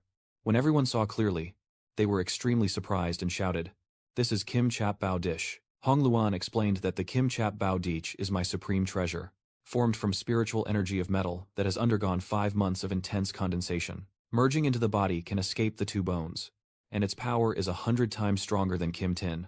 At this moment, Tran Loi seemed to realize something, his eyes fixed on the treasure as he spoke. So all along it was just a distraction. This is the real secret treasure inside the cave. Then he turned to distribute the treasure. And since only the 4 of us remain here, we might as well divide this Ho Kim Chap equally. Knowing meditation, I think again about the death of my senior brothers and feel uneasy. The senior brothers and the master all died at the mouth of Thao Thiet. I find it a bit strange. Hong Lon also immediately refused. I don't need it either. Loi Vu smiled and said, "My cultivation technique is support and defense, so if your physique is too strong, it's not good." Tran Loi saw no one intended to accept, so he turned back and said with a smile, "Since everyone is so polite, I won't be polite anymore." He then used his power to turn and fly toward the Kim Chap Lake, and as soon as he jumped into the middle of the lake, he immediately absorbed the Kim Chap treasure. Tran Loi stood in the whirlpool of Kim Chap, with his teeth clenched and both hands raised, closing his eyes to absorb the power. Streams of energy flowed into his body, starting from his arms and spreading throughout his entire form. Tran Loi, with his eyes closed, immersed himself in the new power and marveled that the spiritual energy of Kim Chap had infiltrated his body. This sensation was truly extraordinary. Bish Thien outside, seeing so much time pass, asked worriedly if Tran Sude had absorbed too much. Hong Lon also felt uneasy and said, "This power of Kim Chap is very formidable. The amount absorbed must match the body's capacity. If too much is taken in, it will backfire and cause an explosion like a burst of thunder." Loi Vu also panicked and quickly ran over, reaching out to Tran Loi, shouting loudly, "Big brother Tran, that's enough. Come out now." But Tran Loi still happily enjoys the power from Kim Chap, feeling his body being filled up, every muscle packed with strength. Such a good treasure. How could he stop now? Suddenly, a surge of power directly struck Tran Loi in the chest. He swallowed it down quickly, then started to feel uneasy, his face grimacing. Immediately after, Tran Loi's whole body was burning like fire, the scorching heat spreading all over, making him scream in pain. Kim Chap's power is too great, forming a circular vortex in the sky that keeps growing brighter, with white smoke and strong winds spreading everywhere as if to blow away everything. After a while, the sky gradually returned to normal. No more wind or overwhelming power. Loi Vu, Hong Lon, and Bitch Thien slowly open their eyes as Tran Loi appears in the distant fog, surrounded by a radiant glow. Loi Vu saw that Tran Loi was still safe and sound, then happily smiled and called out, "Brother Tran." Bitch Thien covered her mouth in disbelief. How could this be possible? So many Kim Chaps and he absorbed all of the stars. Hong Lon also exclaimed in admiration. This little brat's potential has already broken through the limits of his body. Loi Vu ran over to Tran Loi and said, "Big brother Tran, you almost scared me to death just now. I thought something had happened to Hu Yen." Tran Loi softly reassured her, "You silly girl. I have the divine body of the Thunder Spirit to protect me. Nothing will happen." Then Tran Loi continued, "Even though Kim Chap is gone, I won't let you suffer any injustice. Once we reach the lake at the Lo Din, I will find you a powerful magic treasure. Lei Vu smiled happily. Thank you. Big brother Tran. As I said, Tran Loi turned to Bitch Thien and cheerfully invited her. Sister So, what do you think? Would you like to join us? Bitch Thien still hesitated after hearing that, closing her eyes and deep in thought. Seeing this, Hong Lon stepped forward to an Ui, reassuring her. Don't worry. No one will blame you for what just happened. Let's go. Hearing that, Bitch Thien finally relaxed and quickly agreed with a smile, saying yes. Next, they had to cross the marsh to the Low Din, where it is said that a true dragon once fell and transformed here, with thunder filling the sky for many years, covering the heavens. That's why this place is constantly struck by lightning and rain, with waterlogged ground everywhere, creating a gloomy atmosphere and giving rise to many fierce and dangerous beasts. The body of the true dragon also turned into countless treasures, attracting many disciples to enter the secret realm. It is said that the most valuable among them is the Thunder Spirit Pearl, which was formed from the divine energy within the true dragon. If someone with the lightning attribute obtains it, their cultivation will increase by 100 years. Outside the vast forest and marshes, a group of people are discussing. There are 102 of these Thunder Spirit Stones, and even if we die, we must get them. In the 2 previous explorations of the secret realm, your senior brothers even entered the swampy forest but were struck dead by lightning before they could go in. This year we still watch Bak Lu Yen go. Everyone wants good stuff. Rely on your skills. Whoever wins, it will be theirs. Then everyone hesitated no longer and moved forward, shouting loudly with determination. Go up. Go up. Immediately, the sky poured down heavier rain, and powerful lightning strikes began to shoot straight at the newcomers. The group of lightning users just happened to arrive outside the swamp and, witnessing the scene, he said, "It seems this swamp is even more dangerous than we thought."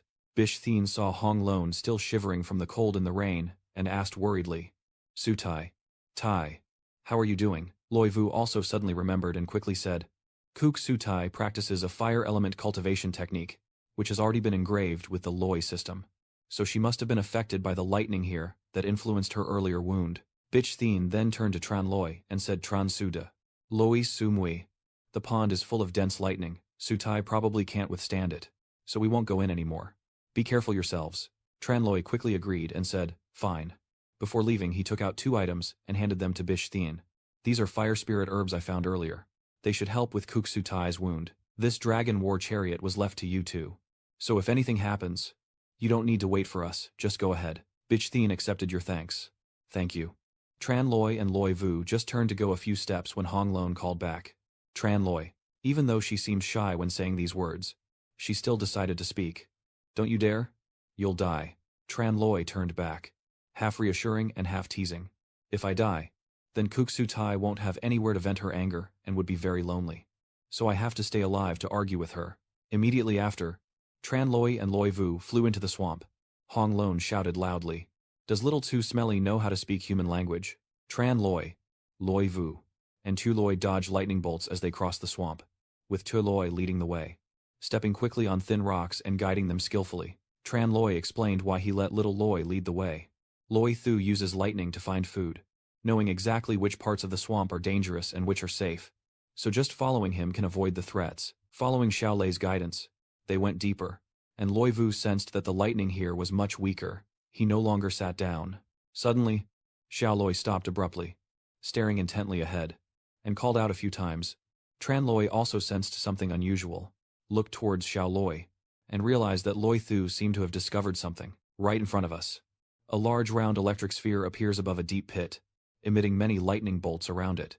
The sphere glows with a purple light, and the lightning flashes in the same color, continuously flickering with apparent immense power. Tran Loi and Loi Vu both recognized the sphere and joyfully exclaimed, It's the Loi Lin Chao. Suddenly, footsteps came from behind, along with laughter echoing. What a good treasure. From then on, Ko Lang appeared with a half-smile that was sly, and Tran Loi asked loudly, Are you Ko Lang? Thank you. I've been wandering here for days, and if it weren't for you guiding me, I wouldn't have found the Loi Lin Chao so quickly. Loi Vu quickly whispered to Tran Loi, Big brother Tran. He seems a bit different. Tran Loi guessed that inside him is no longer the same as before. It seems he has had some enlightenment. Ko Lang, still immersed in her joy, sighed in relief. The heavens are watching over me. I just entered the secret realm and found from the journal of the divine beast. Recently, I have gained a new insight and broken through to the realm of the divine predator. Then he glared at Tran Loi and shouted loudly. Tran Loi, you dared to knock my spaceship down before, embarrassing me in front of everyone. Today I will make you pay with your life here. Tran Loi smirked challengingly, speaking shamelessly. The alignment is perfect. I am the same. Let's see how powerful you really are. Then Miss Lang began to use her power to summon the spirit beast, a large and fierce creature charging straight at Tran Loi, seemingly ready to attack. It opened its mouth wide, revealing sharp teeth and blazing eyes, ready to swallow its prey. It charged forward, lifting its front legs above Tran Loi's head, screaming non-stop. Tran Loi said as he extended his hand to absorb his power. His body too large, perfect for testing how strong my metal grip really is. He then raised his hand directly at the spirit beast, launching a powerful burst of energy, and the two forces collided instantly, illuminating the entire sky. In the next second, Tran Loi's Kim Chap power seemed to overpower, pushing the spirit beast away. Then Tran Loi charged straight at Ko Lang, approaching while saying, "The Death Day Unicorn is just like that. Take one more of my moves." Lang immediately raised her hands to block and summoned a protective barrier, causing Tran Loi's weapon to bounce off and not touch her. That protective layer, though tough and strong, was already showing cracks after taking a hit from Tran Loi. But then a stream of purple smoke appeared, bringing a gust of wind that blew away the dust and obscured everyone's sight. Tran Loi, surrounded by the thick smoke, wondered what had happened, why he couldn't see anymore, and where Tu Ko Lang had gone. Loi, Vu, unable to see anything, gasped through the smoke and asked, "What happened? Why can't I see anymore? Where did Tu Ko Lang run off to?" The purple smoke still hasn't dissipated and even grew stronger, swirling into a circle. But when Tran Loi wasn't paying attention, a hand suddenly struck directly at his back. Tran Loi was caught off guard and immediately fell to the ground. But he quickly supported himself and analyzed the situation. "That's not right, this isn't ordinary fog, and I didn't feel anything from such a close attack. Luckily, with the gold elixir refining the body. Otherwise that strike would have either killed or at least wounded him." Ko Lang, emerging from the purple smoke with red eyes, arrogantly declared that, now, feeling it was too late. This was the initial power of the primordial energy that could block the five senses. Then he raised both hands to attack again, confidently declaring that in the fog, "I am the only lord, and even if you are a great Lakim Tien, turn into a blind or deaf person, you can only be beaten." Unable to sense it, Tran Loi was attacked once again from multiple directions with various forces. Seeing that, Miss Ling sneered smugly and asked, "Tran Loi, how does it feel to be toyed with? Even if you kneel down and beg for mercy now, it's useless." Not stopping there, he raised both hands high to summon more debris and shouted for death. The giant debris rapidly charged forward, unleashing all its power to attack Tran Loi. Thinking she had succeeded, Ling smirked and taunted, "This is the price of offending me." But her joy was short-lived as he suddenly froze in panic at the familiar voice echoing in his ear. "You've celebrated too soon." Tran Loi appears with wings behind her without a scratch, sweating, eyes wide with shock, stammering in disbelief. "How are you still alive? This can't be." Tran Loi kindly explained that the primordial death aura can indeed block a person's male perception, and those who underestimated this are now paying the price. Tran Loi continued, "This place is the Lightning Swamp Peak, where thunder and lightning are everywhere. Even if your male senses disappear, I can still manipulate the storm to break through your fog." After explaining, he crossed his arms and folded his wings, ready to unleash his power. From the purple fog, Tran Loi soared up with a streak of blue light, breaking through the formation. "You took back your weapon," shouted loudly as you charged forward. "Was it satisfying to knock me down just now? Now it's my turn." Ko Lang had to step back, grit her teeth, and use the broken music truncheon to block Tran Loi's attack. The two sides clash with immense power that makes the ground tremble, and the To Ai En Hak Trui can no longer withstand your strength. Showing signs of falling, that very attack turned against her arm holding the broken music hammer, causing his bones to shatter into pieces. Ko Lang, overwhelmed by the power, screamed in helplessness. Ko Lang painfully clutches her shoulder and screams loudly, "My hand." He just held it with fury and pain so intense it made me faint, grinding her teeth and howling, "Tran Loi, I will tear you into 100,000 pieces." Tran Loi glances at him, his expression cold as ice, like a defeated general, confident enough to take the head. He looks at him with a cold gaze, gripping his sword tightly, ready to draw and strike down. Ko Lang steeled herself and forced herself to stand, summoning her last strength to attack him. A sudden burst of blinding light made Tran Loi squint. Temporarily blinded, he slowly opened his eyes, looking around after the blinding light suddenly disappeared. All Tranloi saw was thick fog, and he couldn't see Ko Lang's figure anywhere. He furrowed his brow and angrily said, "That was careless. This guy actually knows teleportation magic." Loi Vu anxiously advises Brother Tran, "You've already cut off one of his arms. If he returns to Tu Duong Palace, he will definitely seek revenge." Tran Loi still calmly smiled. "Then go ahead. That Ziyun Xuan has always been at odds with our Huyen Tian sect. So if we can use this opportunity to settle the score, it wouldn't be bad." She was momentarily stunned, unable to believe her own hand. Then she turned to Lei Vu, smiled softly, and said, "Let's not talk about this anymore." Then he looked up at the sky, watching the dazzling lightning. This thunder dragon was indeed a true dragon turned human. Having absorbed so much thunder power, it truly lives up to its reputation. Tran Loi spreads his wings, soaring into the sky and charging straight at the lightning spirit ox, channeling his inner strength into his hand as he swings his sword down fiercely. Tearing through the air with a flash of light, the thunder spirit bull endures Tran Loi's fierce slash, roaring like a great wave, shattering into pieces. And from the fragments, a burst of light emerges as the Chan Long transforms into a serious form and flies out. He looked at it and couldn't help but smile faintly, wanting to run, when a blazing red constriction rope shot straight toward the target from Tran Loi's hand. The red constriction rope shot out swiftly, expanding and then tightening around the leg of the dragon, which struggled fiercely, opening its mouth wide, trying to break free from the red rope. The dragon roars loudly, its body shining brightly as a blinding light spreads across the space. The binding rope gradually tightens, pulling someone along, as the creature coils itself in a desperate struggle. Finally, the binding tightens and it shrinks down, fitting snugly in your palm. Tran Loi unties the bonds. Glancing down at Tran Long, how could the guardian of Tran Long be so small? He gently smiled, lowering his voice. "Little friend, don't be afraid, I won't hurt you. You've been here alone for many years. You must be very lonely, right? Let me take you somewhere else to stay." Then Tran Loi descended beside Loi Vu, who was waiting quietly below, and she looked at the small object in his hand, happily saying, "This is the incarnation of Tran Long Can Sat. So adorable." Then, Loi Vu smiled brightly, congratulating Brother Tran on gaining it and advancing his cultivation even further. Tran Loi brought it over and handed it to her, and Loi Vu was surprised. "Huh." He smiled and said, "Wasn't I already saying I would give you a powerful magic treasure? You've helped me a lot along the way. How could I let you suffer a loss?" Hearing what Tran Loi said, Loi Vu's face flushed with surprise. She blushed slightly, shyly nodded in agreement, her voice barely audible, then floated gracefully to her feet, lightly resting her hand on Loi Vu's shoulder, making her smile softly. Tran Loi also smiled brightly when seeing Loi Vu so happy and carefree, and the two of them stood there, laughing and chatting happily, as if they had forgotten all worries. Suddenly the sky brightened, and they both looked up immediately. The dark clouds suddenly dispersed, revealing a strangely clear blue sky. Chen Lei calmly stated that the surrounding lightning was being drawn to the lightning pearl, and now that the clouds had dissipated, outsiders would soon flood in. He tilted his head to look at Lei Wu and said, "If the most valuable thing has already been obtained, then there's no point in staying here any longer. Let's go meet up with the master craftsman." She nodded softly and replied, "Yes."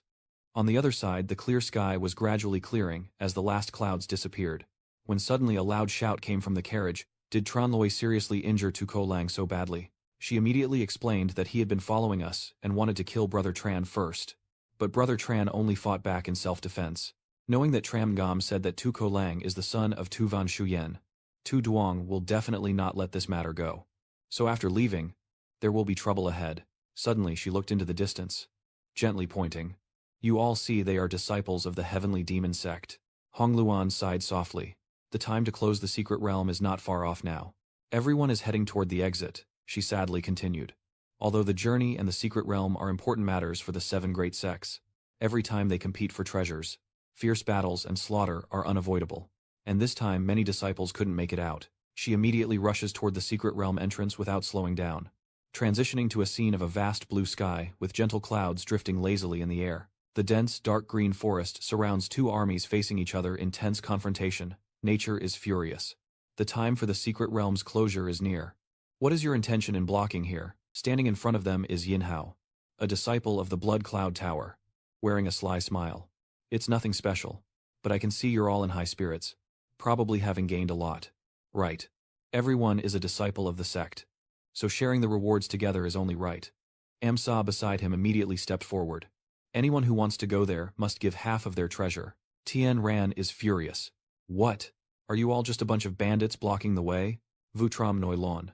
Huet Van Lao Von Chi La Mo Dam Kuop. Chu Yen Ne. Kung Kong La. En Hung Jio Chung Da Hop Tak Voi. Thun Long Jiao. Dong Joy. Mantha. Kong Ko Loi Cho Chung Ta. Hearing that, everyone became even more annoyed. Do we really have to hand over half of the treasures? They disagreed and said, how could that be? I won't agree. Seeing their opposition, the rascal shouted, don't pretend you don't want to accept the wine, but then punish with wine. We have more people than you. If you're sensible, hand over the treasure peacefully. Or don't blame us for being rude. At that moment, a person stepped forward from behind the crowd, standing tall like Kim Lang, the great Earth Son of 10,000 Beasts Mountain, loudly declaring, listen to me everyone. These treasures were obtained through our risking our lives and hard work. They must not be given to them. Although they have more people, we have trained and improved through the secret realm, so if we fight hard, we might not lose. And everyone nodded in strong agreement, saying, that's right, let's fight them. Yin Hao looked at the scene and roared in anger. Kim Lang, do you want to seek death? Fine, I will show you the strength of our blood cloud cave. Then he mobilized his internal energy, and his rage erupted fiercely, enveloping his entire body. That power transformed into a violent shockwave shooting, straight at Kim Lang. Kim Lang also did not show any fear, took half a step forward, and shouted loudly, do I look like I'm afraid of you? Kim Lang's spiritual power erupted, revealing his spiritual beast, the heavenly bitch. The celestial bitch roars fiercely, charging straight up, relentlessly attacking Am Hao with its sharp claws, its roar full of power, as it unleashes a fierce assault towards him. Yin Hao sneered contemptuously. I thought you had obtained some powerful treasure to boast like this, but it's just a fierce demon beast called Tian Bish. After speaking, he suddenly shot forward with arrogance in his voice. Just a five-tailed beast. What can it do to me? A loud explosion echoed throughout the forest, causing the earth and rocks to shake violently. Nature immediately responded. Voice urgent but confident. Everyone charged forward, following Kim Su Huyen. And Thivu also roared loudly, full of momentum, rushing ahead. The two groups immediately clashed in a fierce battle, attacking relentlessly, seeing the chaos ahead. Emsa's face paled as he hurriedly said, he casually dismisses it. The false commander says, it's just a bunch of rabble, so deal with the leader first. He pushed his inner strength into a swirling force and immediately charged forward without hesitation. Am Hao uses his strength to leap high, preparing to deliver a powerful attack, channeling his energy to unleash a fierce assault. A powerful block severs both of the Heavenly Blue's arms, causing it to scream in pain. As Am Hao channels his inner strength into his arm, ready to unleash a devastating attack, he continued to unleash his power, piercing through the heavenly shield and charging straight at Kim Lang. Hit by a powerful blow from Am Hao, he immediately was wounded and spat out a mouthful of blood. Seeing Kim Lang injured, everyone panicked and shouted, Senior Kim. He rushed over to them, his eyes full of contempt. Anyone who dares to move will face the same fate as that fool. Yin Hao took a step forward, his voice even more ruthless, saying, if you weren't willing to give 5 parts earlier, now, if you don't hand over 8 parts, no one should even think about leaving this place. He burst into loud laughter as he saw his opponent fall, showing his arrogance. Suddenly, a green dart shot swiftly towards him from afar. Yin Hao was still stunned when the arrow pierced through, leaving him no time to react. Seeing him fall, everyone rushed over in panic, all shouting in alarm. Third senior brother. At the same time, everyone looked toward the direction of the arrow just shot. Seeing him standing there, the arrow just shot down. Everyone shouted loudly, it's the real Loey. Lu Vu steps down from the carriage and happily calls out, Senior Sister Nip. Senior Sister Fan. I finally found everyone. She smiled and replied, I thought you guys had already gone out. But seeing the 2 people I dislike, naturally, she asked with annoyance, why are you guys with those 2? Hong Lian calmly stepped forward, graceful and sharp. Meeting here is not allowed for her. Chen Lai approached and stood behind her, calmly saying, it's a long story. I'll tell you when I have free time. The group over there is struggling. What should we do now? Yin Sa gritted his teeth and said grimly, the 3 swords formation has already been formed, and we are definitely no match for him. He couldn't help but become furious immediately and drew his weapon. But I wouldn't let them escape easily.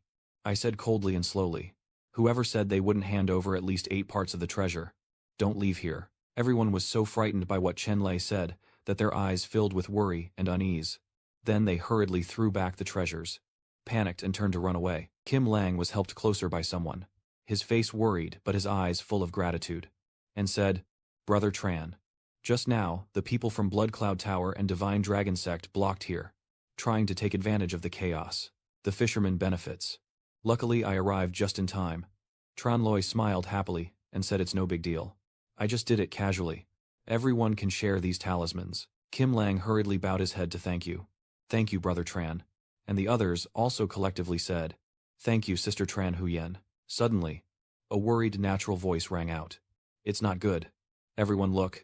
The exit is starting to close. She hurriedly panicked as the exit started shrinking. And everyone immediately grew worried. If they couldn't escape the secret realm in time, they would have to wait for the next opening. They were terrified, their voices trembling. But this place is full of dangers, and no one could survive here for 20 years. Moreover, it is said that no disciple ever imprisoned in the secret realm has survived to this day. Tran Loi immediately shouted loudly and decisively, What are we waiting for? Get on the carriage. The dragon roared loudly, causing the entire forest to shake violently. You quickly climb onto the chariot and rush toward the mysterious gate, with Tran Loi's voice echoing across the sky, saying, Hurry. Below. The fleeing people panicked, their voices urgent, the gates closing. He watched them fly up, desperately pleading, Wait for me, don't leave me behind. Tran Loi's chariot immediately accelerated to the maximum, rushing straight toward the mysterious gate.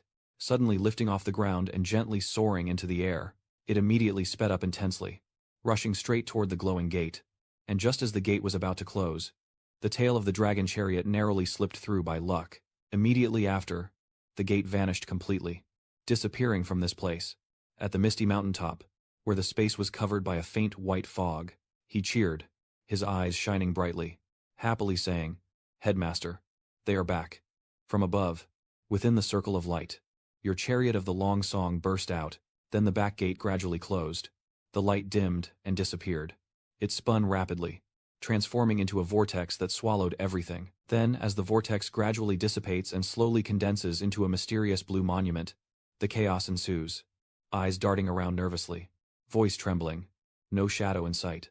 Has anyone seen my invisible son?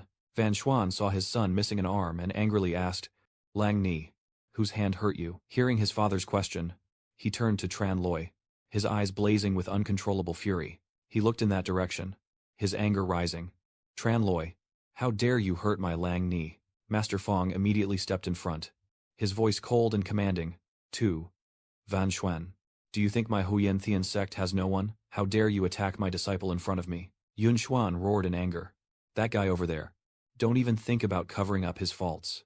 Your disciple crippled my son's hand. I want him to pay with his life. He refuses to admit defeat, and coldly replies. How ridiculous. If your son's hand is gone, do you want to take my disciple's life? So today I lost a hair. Isn't your death supposed to be destroyed too? Hearing that, he felt uncomfortable and said, Don't talk nonsense. Wan Thach stepped forward to advise them to stay calm and wait, because this situation shouldn't be judged based on one side's words alone. There might be some misunderstanding inside. Tu Kolang was truly hurt by someone she loved. Right, Fengzi nodded, reassuringly. You don't need to hold back. Everything will be settled by our master. Tran Loi calmly and decisively replied. That's correct. I disabled his hand. But he attacked first. He was following me and Master Loi Vu, intending to kill and steal treasures. Master Loi Vu can testify. Senior Brother Tran is not wrong. Van Xuan still doesn't believe. Her tone sharp. She is from your Huyen Thian sect. Her words don't count. Especially since my son is honorable and righteous. He would never resort to such petty tricks. Kim Lang stepped forward, speaking firmly. I can also testify that in the secret realm, Tu Ko Lang repeatedly ambushed us, injured people, and stole rings. If you don't believe it, you can search them. They probably still have the tokens of other sect disciples on them. You really got on my nerves. Talking back like that. Fine. Bullying us all the way to the top of the Beast Mountain range. Old man listened quietly to everyone's words, then turned to Van Xuan with a serious tone and said, Van Xuan, brother, it seems you need to give everyone an explanation. He angrily glared at Lang and stepped forward with a powerful presence. As Van Xuan's footsteps quickened and rapidly approached from afar, he angrily slapped him. You bastard. How could you do something that dishonors our Tu Duong palace like this? Just wait and see how I punish you when I return. Van Xuan takes a deep breath, clasping his hands and addressing everyone with a serious tone. Elder brothers and mother, your teachings on raising your son have not been strict enough. I am truly ashamed. Everyone in the secret realm has suffered greatly. Many disciples are injured. Let's go down the mountain to recuperate first. I will definitely punish this bastard when I return and restore justice for everyone. Feng Zi's voice rang out clearly, like a nail being hammered in. Everyone heard it. This young man is responsible for his own actions and has nothing to do with Tran Lei. Don't use this as an excuse to trouble us later. After speaking, he flicked his sleeve and said firmly, the sky is no longer early. Huyen Tian's sect will take their leave first. Van Shuyen crouched down, her face grim to the extreme, her cold and fierce gaze. And seeing this, Duan kept whispering softly, Dad. He believed that with his bloodshot eyes and thunderous voice, he could not let today's humiliation go unavenged. For I, Tuvan Suyen, cannot be humiliated. In the bustling streets, the lively crowd makes the scene unusually vibrant. Feng Zi happily sits on a chair, chatting and laughing, never expecting that after this trip into the secret realm, I would have so many adventures and even break through to the realm of the police. Master looked proud, his eyes shining brightly. Tran Loi, my good disciple, you truly did not disappoint me. Then Feng Zi solemnly warned, but these matters are for me to know alone. Don't tell others when you leave this place. And also remind Lei Wu to keep quiet and not to reveal anything outside. He doesn't understand yet. Ben asked why, and he solemnly explained that you must understand that the treasures you possess are rare and extraordinary. This time we didn't bring many people outside. If we move out, it will attract the attention of the villains. Secretly attacking is not good. I see. The master's words are wise. Tran Loi bowed his head and replied, yes. Disciple will remember. The scene shifts to a small shop in Yen Bin Street, the gentle breeze swaying the soft light. As the doctor hurriedly bandages his wound with careful precision, Ko Lang angrily kicks the doctor and shouts, get out of here. What good would these medicines do? My hand probably won't grow back. Yun Xuan stepped in, her voice icy cold. Get out now. The doctor hurriedly bowed and stepped back. Yes, yes. I apologize. I will take my leave. He looked at his father and asked softly with concern, Dad, am I ruined? He gently reassured him. Her voice was calm, but firm.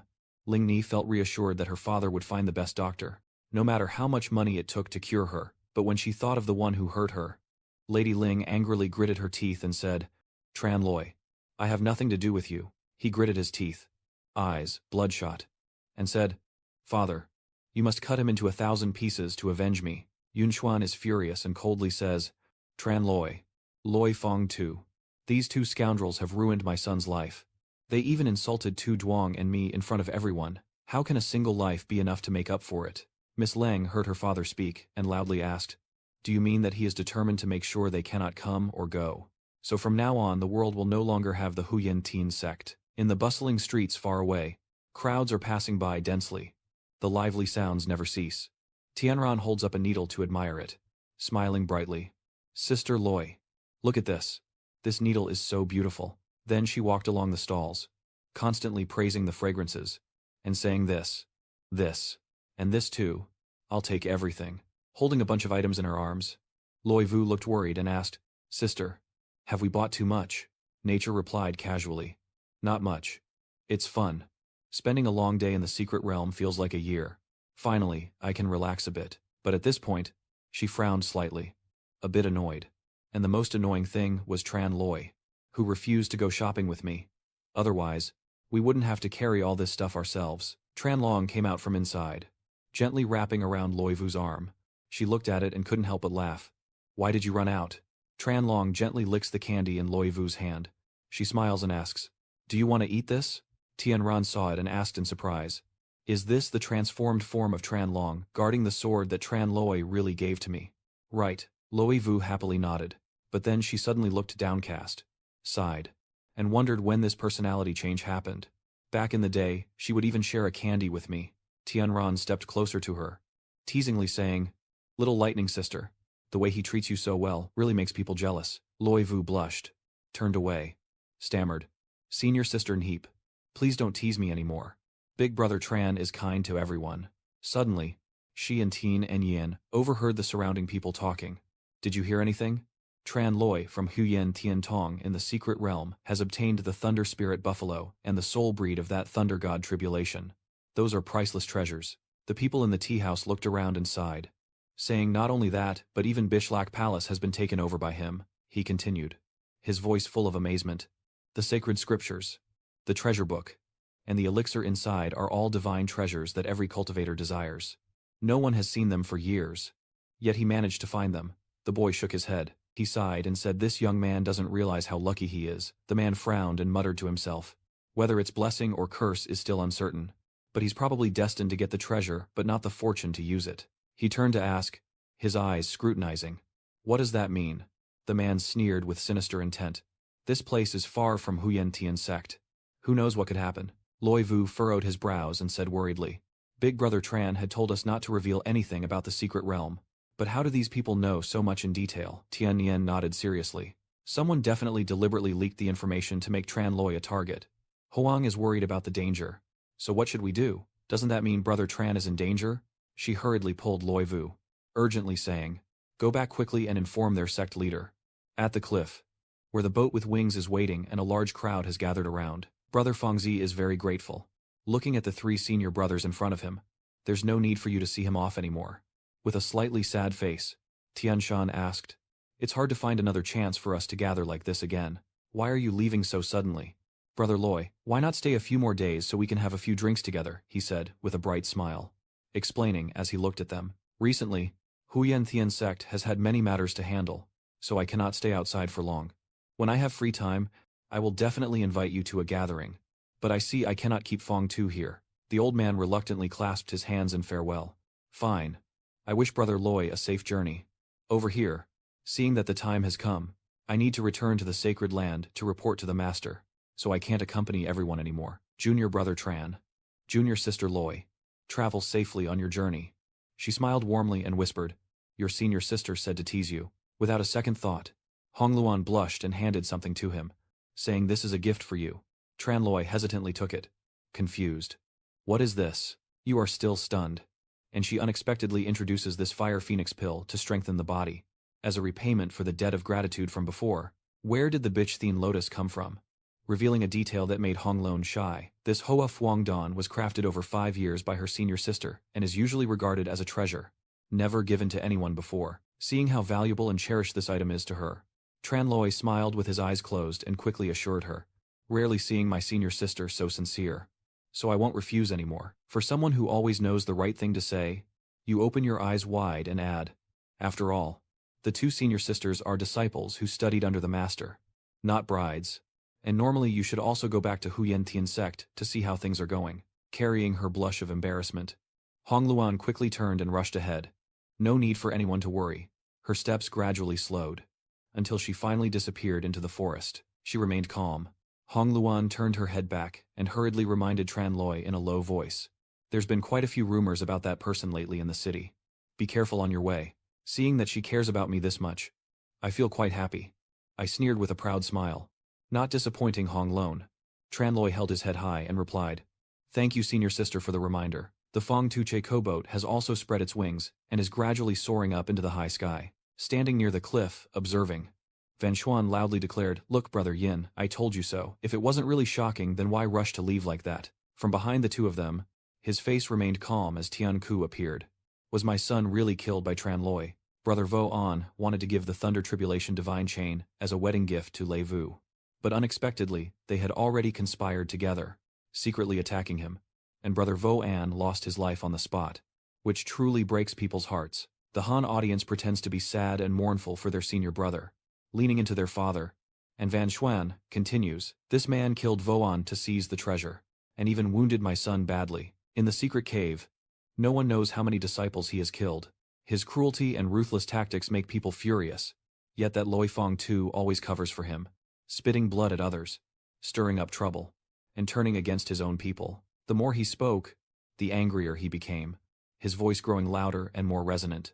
For having someone like him lead a sect would be like a worm in the rice pot, causing great harm to our 6 great sects. Master has evidence from both Van Xuan and his son Can Jiang. Tian Ku is furious. The enemy who killed his child will not be allowed to escape. Today I will personally kill my enemy. If Loi Fong Tu dares to cover for him again, I will kill him too. As soon as he finished speaking, he soared into the sky, carrying all his hatred and grief over losing his child. Standing below and looking up, Miss Lang smiled in admiration. Her father was so clever, first spreading the news to attract the people from the Rang Ho to catch Chan Luai, then fueling the conflict with Huet Van Lao, causing the two sects to slaughter each other. Even if other sects have opinions by then, They will only blame Amthine Cow, and not us. Seeing my son so happy, he mischievously revealed his next plan. Wait until Lei Fengzi dies. Then the Huyen Tian sect will be like a headless snake. We can use the pretext of inquiry to smoothly take over the Huyen Tian sect. By then, Tu Duong and I will become the strongest sects among the 7 great clans, unstoppable by anyone, and both of us will be so pleased that we send a loud shout that startles the birds in the forest. Returning to the clear sky, gentle breezes pass through the clouds as the giant ship of Fengzi spreads its wings and speeds forward. Behind the boat, a group of people using their martial skills are chasing, determined to catch up, each armed with weapons and flying on the air. While Dingia keeps discussing, Tran Loi is on that flying ship, and Huyen Tian sect is not with the other sects. Walking alone, it really feels like the heavens are pulling me away. Once I get the treasure, how will we divide it? What will we divide? Whoever takes it is the owner. The 2 disciples of the Blood Pattern Pavilion looked at each other in confusion. But where are they going? This path doesn't seem to lead back to the Huyen Tian sect. Let's check again another night. Forget it. We've already left the So territory. Even if they want to seek help from other sects, it's too late. The ambush is about to happen. This is the perfect opportunity, regardless of where Fengzi's boat is headed. They quickly use flying planks to rush forward, jump onto the boat, and land smoothly. Looking quite professional. Why is no one around? Seeing them struggling pitifully, a voice rang out. Are you looking for me? Tran Loi appeared with Tran Long, above the heads of those who fight fiercely. We're in trouble. They've set a trap. From the small boat, through the window frame, Lei Wu whispered praise. Brother Tran guessed correctly. Sure enough, they planned to ambush us on the road.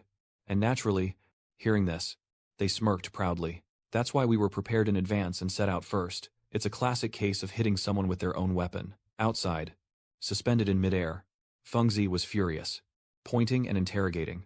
How dare you little brats target our Huyen Tian sect? And who was the one who spread the rumor to you? A subordinate from the Huyen Van Lao Kenjiang group, Ngok Nung, revealed the specific reason that the story of Tran Loi obtaining the supreme treasure in the secret realm had already spread throughout the Jianghu. There are currently a large number of people heading here. You won't escape. So why not hand over the treasure now, and maybe you'll have a chance to survive and return. Seeing that guy as being unreasonable, Tran Loi didn't want to waste words, lowering his head and clenching his fists repeatedly, saying with conviction, Then I will send you all off. His boastful words fail to scare the subordinate, who sneers with a contemptuous smile. To make them afraid, Tran Loi pointed forward and issued an order, and as he did, the boat suddenly capsized, causing everyone to lose their footing and fall freely. The remaining group watched from outside, their eyes wide with fear, worried that everyone might run away. Another guy clenched his teeth and spoke in a reassuring tone. Everyone regained their composure. There are only about 20 or 30 of us.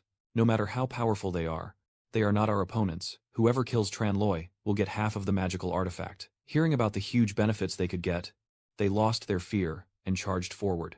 Right on cue. Everyone rose together, prepared to fight with confident, long, sharp teeth. Tran Loi spread his wings wide and leapt from the head of the dragon beneath. Fine. Then I will play with you all. He started playing chase, running up high to make everyone follow. Forget about the others. Our target is Tran Loi. In just a few seconds, Tran Loi had lured the whole group up into the blue clouds. Far from the Fengzi area, Zhuang Men, shouldn't we go help him? Seeing their concern, he quickly reassured them. No need. He can handle it alone. Just as he predicted, Tran Loi alone used his wings to weave through the sky, with a crowd eager to kill him behind. After a while, they all moved deeper into a space filled with mountain peaks and thick fog. You can try to catch me if you have the courage. There are many treasures here. Come and take them if you dare. Seeing how daring Tran Loi is to provoke, one of the pursuers gritted his teeth and declared that if he caught him, he would make him understand what it means to die riding. The chase continues without end, as Tran Loi rushes into the mountain, twisting his body to soar into the sky, with the others following behind, stunned by his move. Speeding ahead, losing momentum, 2 of them crashed straight into the cliff and were done for. Seeing a few of them eliminated, Tran Loi was pleased. Flying and celebrating non-stop, he pauses in mid-air, crosses his arms and looks down below, wondering why no one is there. Only 2 or 3 moves and it's over. So what's the point of continuing? As if guided by a sharp instinct, Tran Loi's tightly closed eyes suddenly snapped open. From above, a blazing red meteorite was hurtling down at an incredible speed. Resembling a celestial body crashing to Earth, it boldly crashes face first into the ground, leaving a deep, sucking hole behind. Smoke billows afterward, gradually fading until it completely disappears. Suddenly, the meteorite changed dramatically, with watermarks gradually fading. Sensing danger, Tranloy grabbed his weapon and swiftly soared into the sky. A few seconds after he left, a barrage of small rocks rained down like a storm, culminating in an explosion that shook the heavens. The small rocks from earlier are now falling everywhere. Luckily, Tranloy agilely dodged them, but a new problem has appeared, a flaming boulder rushing past right beside him. Tranloy was stunned, sweating with fear, but managed to react quickly, dodging the flaming boulder and escaping danger. From above, a foot silently descends, getting closer to the top of that fiery boulder. The shadow is quite formidable, and the resentful voice echoes through the sky. Even after being struck by my deadly foot force, it hasn't died. And your little brat's life is indeed tough. A very familiar character. The one who has been attacking you repeatedly is none other than Tien-ku. After carefully observing his appearance, Tranloy boldly guesses his name and concludes he is from the Blood Van Tower. Without hiding anything, Tien-ku lowered his voice and nodded as he introduced himself. I am the father of Yin Wu-ying, the owner of the Blood Moon Tower. Yin Tien-ku, the old master, also revealed his true identity, and I couldn't help but smile mockingly, thinking it's no wonder that as the lord of a tower, he would consort with a bunch of rabble to attack a junior. Truly disgraceful. Seeing Tranloy's attitude, Tien-ku grits his teeth in anger and says, my Blood Vortex Tower's treasures are countless. I don't bother with your nonsense. Standing below, he was a bit curious and stopped asking loudly, so why did you ambush me? A deep and terrifying voice from the old man said, to avenge my son Vo-an. Hearing that news, Tranloy was stunned, his face covered in sweat. Is Vo-an dead already? His expression only made Tien-ku more resentful, pretending to be surprised for what? Someone has seen with their own eyes the person and the void shadow wearing the Loi Kiep Then Lian. And now its tokens are on your disciple's hand. Are you afraid to admit it? Unlike that old man, Tranloy remains calm and composed, explaining gently and calmly. That's right. I did meet him in the secret realm, and he insulted my master, forcing her to marry him. I couldn't hold back, so I only taught him a lesson. Just injured him and took his tokens. I didn't kill him. As for why he can't go outside, I don't know. But seeing you refuse to admit your actions, he went crazy, screaming so loudly that blood appeared on his forehead, and he even wanted to fake innocence. My son's affection for that lay girl was a blessing, yet she conspired with your wretched son to murder him. People like that deserve to be torn to shreds. Not wanting to fight Tranloy, the old man tensed up. A red light appeared. I will send you to the afterlife for my son first. Then it will be her turn.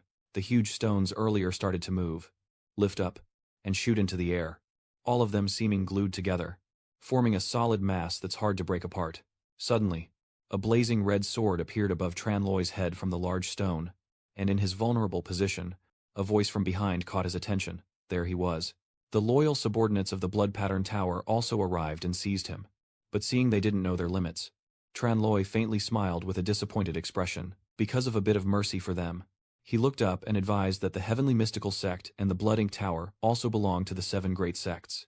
Although the old man doesn't distinguish right from wrong or black from white, I still advise him that it's still not too late to leave now. Tranloy's words made Tien-ku standing nearby feel restless and open his eyes wide. He couldn't hold back and burst out laughing. You're about to die, and you're still so arrogant you're just a petty police officer. Do you still dream of challenging my Marshal Saint level? Seeing there's nothing more to warn about this kind of person, he sighed and declared, if you're in such a hurry to die, don't blame me. Then, Tranloy's eyes filled with power, opening widely in an unusual way, and his hands were also moving, still attacking as if drawing circles. Seeing Tranloy's strange and unusual actions, the heavenly realm sneered and shook his head. Using the divine weapon of this level with his current cultivation was truly seeking his own death. He also didn't want to waste time and ordered the fire sword to attack. The deadly evil cloud. Go and die. Seeing the sky turn bright red in front of him, the subordinates' faces turned pale with fear. What is that? Danger. Everyone disperse. When they tried to run, you glared and declared, not a single one of you is leaving. Then followed a series of strange movements from Tranloy, pointing with his left index finger, forming seals with both hands, sealing with his right hand, commanding heaven and earth, invoking the wind of fate, intimidating the southeast, respecting the west and northwest, or using the central region, the most ancient palace, with his own name at the center, finally, with wings spread and flames surrounding him, his hands forming an X shape, commanding heaven and earth, shouting to collapse the palace, igniting divine power, burning fiercely. Each move, like an order. Seeing the scene before him, Tianku's face changed drastically. Sweat pouring down in fear. This is the ancient fire demon, blocking the fortress. How is that possible?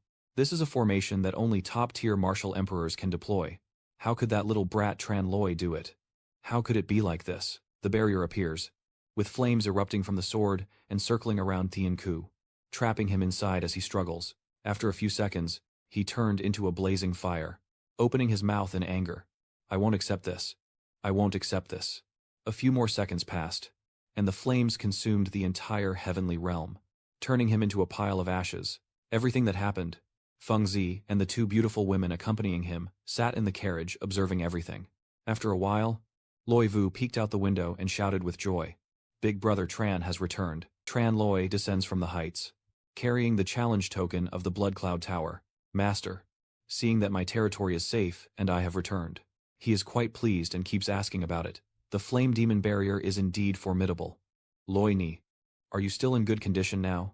Seeing Feng Zi's worry, he respectfully clasped his hands, bowed, and responded, thanking his master for his concern. I read an ancient story on the 10 Techniques scroll in the hidden Lotus Palace and learned that this place was once a site blocked by the flame demon vanguard.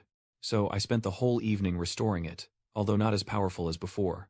It's enough to deal with them. While chatting comfortably, Tran Loi hesitated for a moment, which made the person beside him quite confused. But what happened, carrying his worries? He lowered his head and whispered. Tianku thought that he had killed his son Voan, who had just blocked his way. But at that moment, the formation had already been activated. So, seeing Tran Loi like that, Feng Tu raised his head, his gaze fixed on the flames, and Tianku was also a leader of a generation of sects. Unfortunately, this naive personality, lacking understanding and cunning, is the easiest to be exploited. Someone must be provoking behind the scenes. I can't blame you. So to ease your worries, he smiled brightly and declared, if someone from the Blood Ink Tower comes to demand an explanation, I will obviously stand up for you. Feng Tu nodded in agreement. Tran Loi gratefully clasped his hands and thanked his master, not wanting to waste time. He looked at his subordinates and gave the order. All right. Everyone set out, as if remembering something.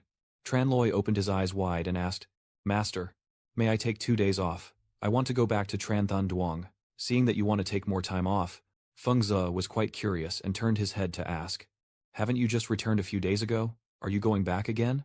Do you have a lover at home? His question made Tran Loi break out in a cold sweat and feel nervous. No, not at all. Honestly. He spread his palms and looked at the 2 rings with a heartfelt expression. Tranthan Duong just went through a great battle, with its vital energy severely damaged. And there are many things that need to be re-established. I want to give these treasured weapons to them. Seeing that you are sincere, he stroked his beard and accepted it. Fine. Now everyone believes you have returned to the Huyen Thien sect, and it's actually safer there. But you must be careful with everything.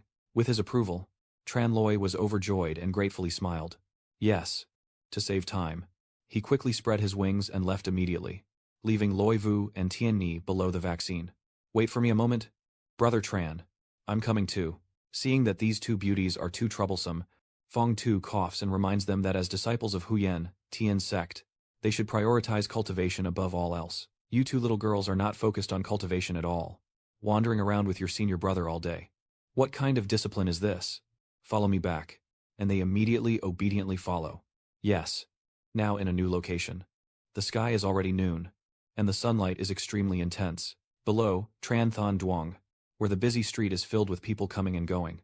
Not far away, on the tall buildings representing famous eateries, below, at a roadside tea shop, Tran Loi quietly sits at a table, with a few men chatting in front of him. Have you heard?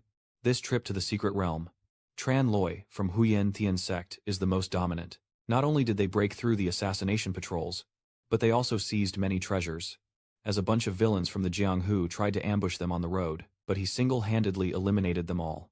Now he is famous throughout the world, and no one dares to provoke him. The 2 men looked at each other and discussed endlessly, hearing that the Tower Master of the Blood-Writing Tower's Yin Heaven Realm was also there. The Blood Ink Tower wants revenge, and has ordered an assassination. Anyone who can bring down Tran Loi will be richly rewarded. One person opposed this and quickly argued, but no assassin in the world dares to accept the job. Even their leader was reduced to dust.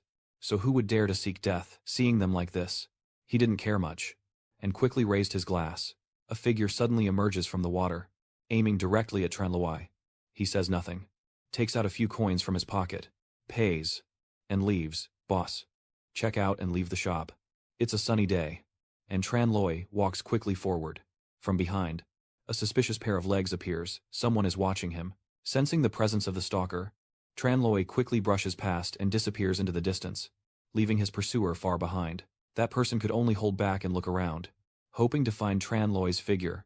Suddenly, he appeared unexpectedly, descending from above with a swift strike. You've been following me for so long, but I don't know what you want. Facing each other, the follower looked at Tranloi and said, I originally wanted to let you go peacefully without pain. If you've already been discovered, I will make your death clear and straightforward. Smiling, he begins to introduce himself. I am a hitman named Wang Bing, sent by the Blood Ink Tower to take lives. As he closes his eyes, Wang Bing whispers to Tranloi, we have no grudges or debts between us. If anyone's to blame, it's only because your head is too greedy for money. But I am the one who needs the money. Hearing your story, you sighed with a look of disappointment. So this person is really a killer, killing people, and still explaining so much. Recalling his past life, Tranloi suddenly remembered. But Vuong Bin, I also remember this person from my previous life. Vuong Bin appears with a group of children with bloodshot eyes, known for loving money as if it were their life, and famous for having a team of ruthless, cold-blooded child assassins, killing without leaving a trace, only exploiting the helplessness of others' children to take their lives. With sweat pouring down his head, he looked up and faced him. Could it really be him? With a ready mind to fight, Wang Bing raised his hand to give the signal. All right. Today, you are destined to die at my hands.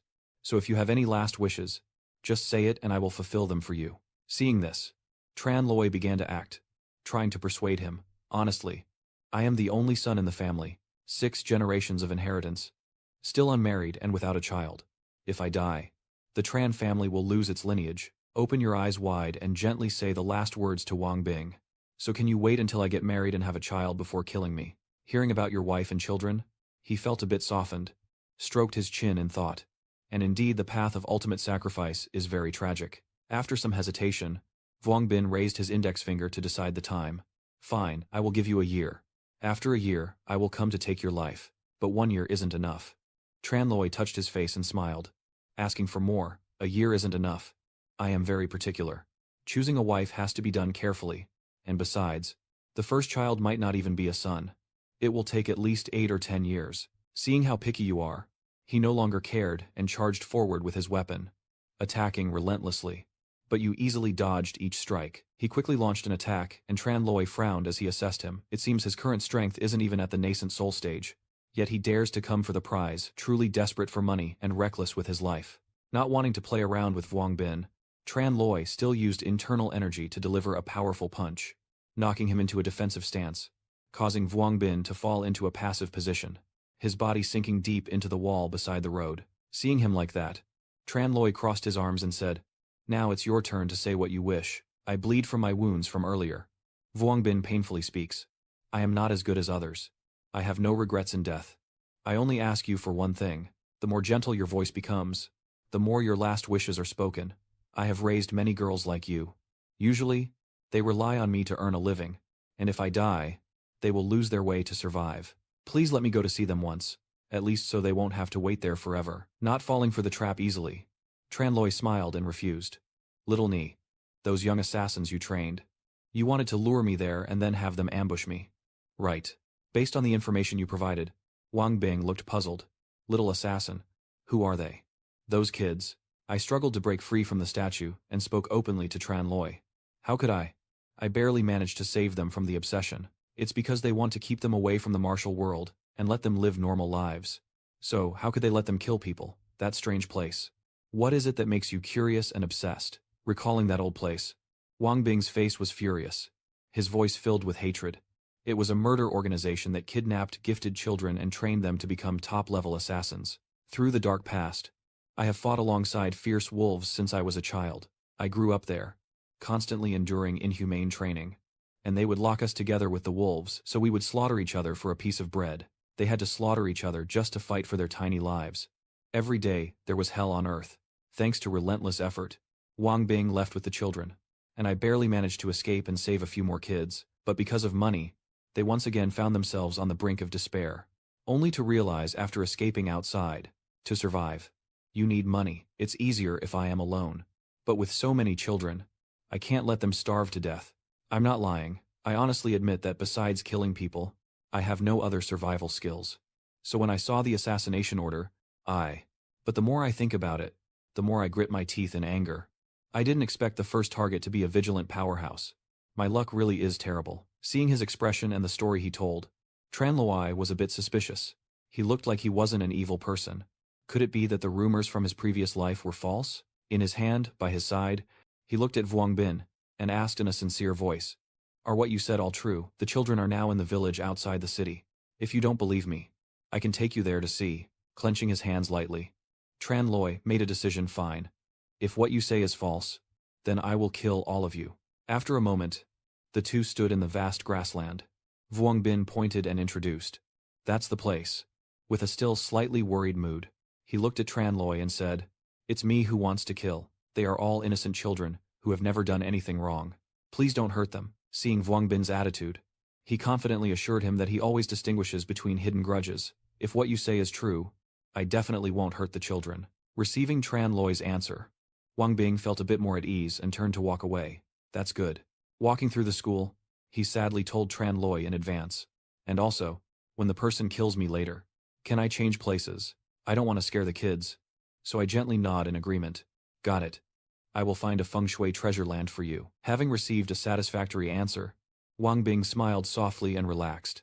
Now I can rest assured, peaceful for now. He suddenly makes a new request. That's right. Besides me, they have no one to rely on. After I die, can you take care of them for me? Seeing Vuong Bin keep making requests, Tran Loi was so angry he almost exploded. "If you keep hesitating and wasting words like that, I'll kill you right here and now." Seeing your expression, I was so scared I ran away immediately. I know. Watching Vuong Bin's figure fade into the distance, I sighed heavily. Why are there so many talkative assassins in this world, using their mouths to kill people? After a while, the sky was already bright, with the noon sun shining fiercely across the landscape, and he slowly approached the children's residence. Holding onto the doorframe, Vuong Bin swung it open and happily announced, "I'm back." An unexpected event occurred, causing his eyes to widen and his face to be filled with panic. A series of sharp arrows sped quickly toward him, too fast for the naked eye to see. With quick reflexes, Vuong Bin calmly dodged the danger. From above, the bandits resembling robbers rushed down. Vuong Vuki fights Ukan, who is already armed with weapons, crossing his arms, while Vuong Bin endures the sharp blade biting into him. The warning strikes he delivered sent each attacker flying high into the air. Suddenly, out of nowhere, a blow hit Vuong Bin square in the back, leaving him stunned. After being hit by an unknown wound, Vuong Bin was thrown far away and sprawled on the ground. The defeated enemies, now regaining consciousness, grabbed his limbs tightly, pinning him in place. Vuong Bin struggles to his feet, lifts his head high, and looks at the leader sitting on the chair, a face he hasn't seen in a long time. It's none other than the indifferent one, with a rather smug face.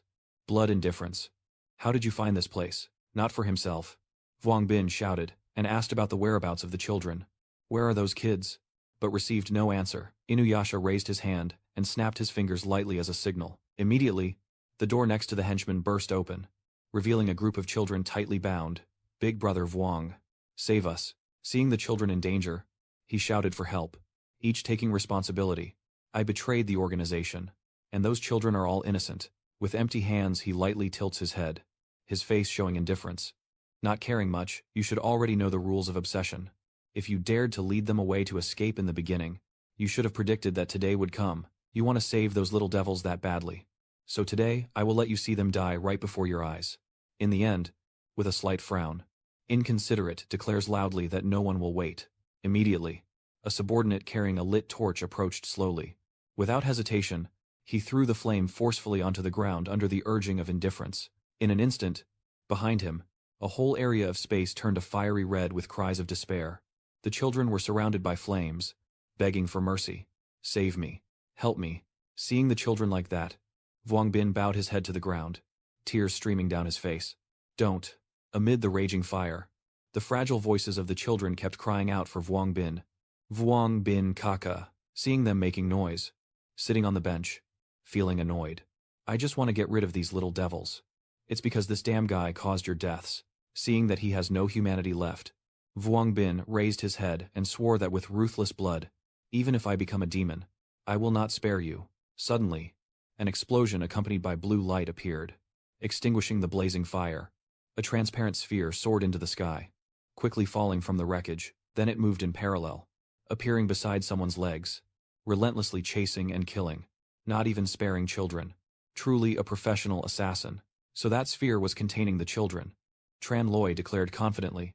Unfortunately, today you all failed to kill anyone, and your timely appearance caused the chaos to be broken.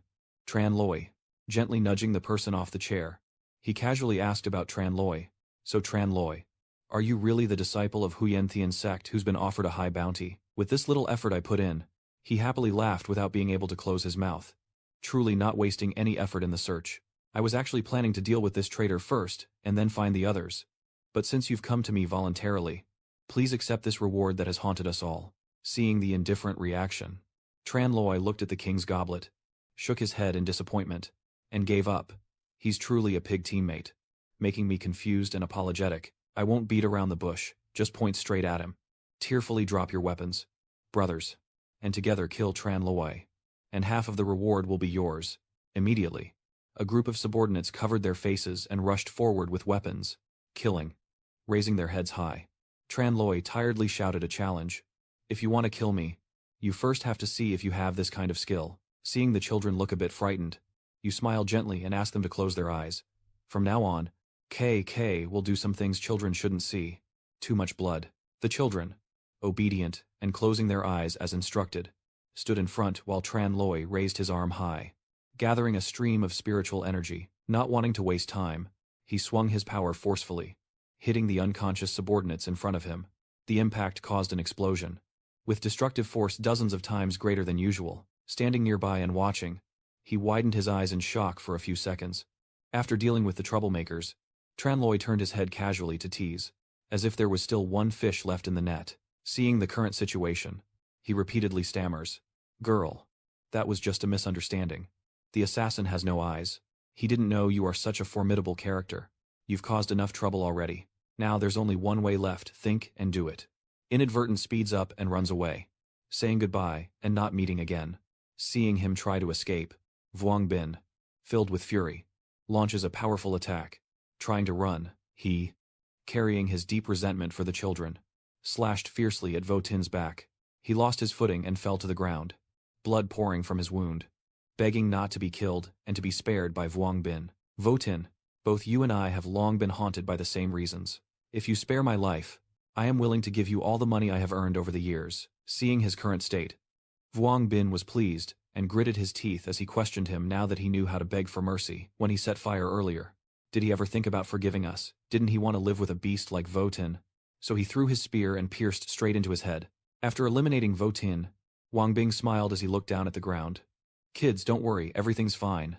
The children ran to him, crying happily. From afar, Tran Loi also approached. "Now that these people are dead, you no longer need to hide everywhere. What are your plans for the future?" My face still shows concern as Wang Bing lifts his head to speak. "You wouldn't understand. Vo Tin's blood is the path to the obsession sect. I was just a traitor before, not worth their attention. But today, I killed him. The night is when the feud with Am Huyen Sa truly begins, and they will surely use all their strength to hunt me down."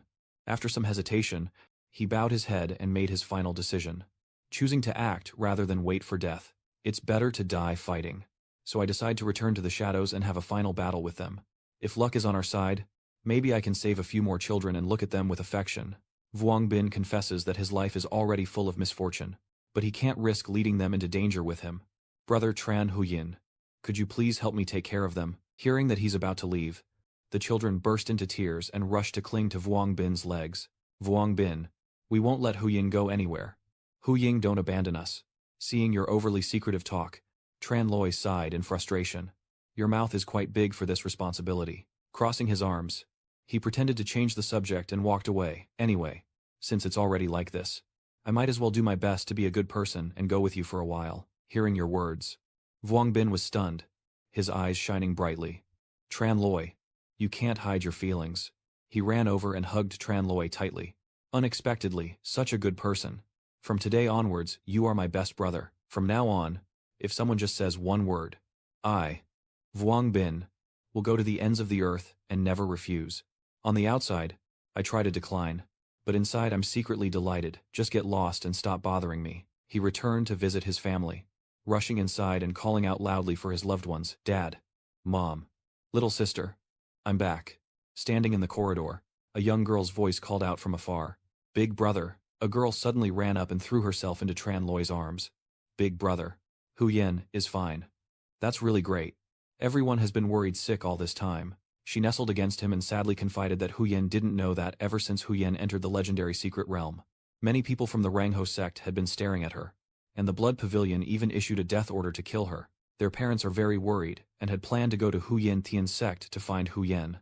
But then they heard that Hu Yen had not returned yet, gently leaning her head on Tran Loi's shoulder. The girl sighed and said, Big brother, we all miss Hu Yen very much. Recalling memories. You remember right. It's strange.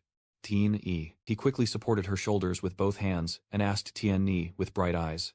It's been a short while since we last met. Why do you look so much older now? Almost like you've aged a few years. Hu Yen might not even recognize you anymore. Hearing about this, her face turned shy and blushing. And it's all because of Hu Yen, she said, making the boy stop in surprise. Ah. The fairy bottle appeared in Tien Yi's words, collecting the pills Hu Yen left behind. And inside, they found the legendary divine human pill. After taking the elixir, Thuk An became youthful and vibrant. And once her mother took it, she changed completely, instantly appearing over 10 years younger. Originally honest and a bit shy, she confided everything to Tran Loi. But her curiosity got the better of her, and she secretly ate a pill, which unexpectedly caused this change. As soon as she finished speaking, Tien Yi suddenly moved her hands and feet, hitting him repeatedly. You little rascal. You're going to kill someone. She dodged aside, and Tran Loi was stunned. Clearly she ate it herself. How could she blame me? Suddenly you remembered something. Looked at your sister with curiosity. But where are your parents? Tien Yi gazed into the distance, recalling the place where their mother was heading. The mother went to the mountain to pray for your brother. And your father was in a meeting with Uncle Note. It seems they are discussing matters at Than Duong sect. Tran Loi quickly asked, What about Than Duong sect? What is going on? She tries to gather information, but she's at a loss and doesn't understand anymore.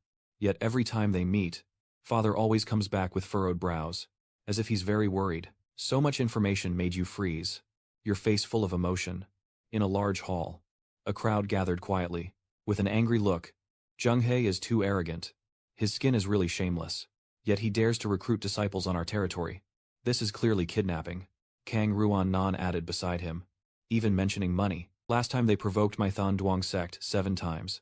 This time I can't let it go easily. With such fierce enemies, Hien Duke hurriedly warned. But with our current strength, we have no way to fight back.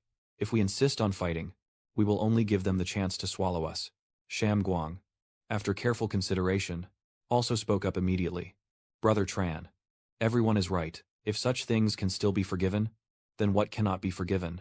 The more we retreat, the more they will push forward. I believe we should fight for a chance. We don't want to be like turtles hiding in their shells. His words immediately earned praise from the Phoenix. The clan leader, the throne is too verbose. Kang Ru and Shen Ke, nodding in agreement. That's right. This time I'll swallow my anger, but next time they'll keep pushing us to the edge.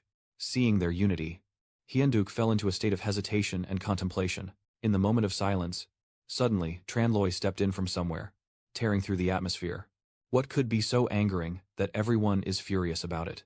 His presence surprised him, and he raised his voice loudly. Loi Ni. Seeing his son's return, the virtuous man was surprised and stepped forward to question Loi Ni. Why did you come back? I was worried about Than Duong sect, so I asked for leave from the headmaster to come back and check on it. Your face is full of curiosity. May I ask a few more questions? Did I hear earlier that the Than Duong sect has encountered some trouble? Virtue began to realize that Tran Loi understood everything. Oh.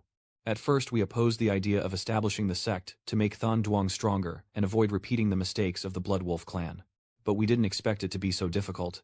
Shen Quan beside him added that, anyway, our Than Duong is just a small sect, so it's too weak to expect too much.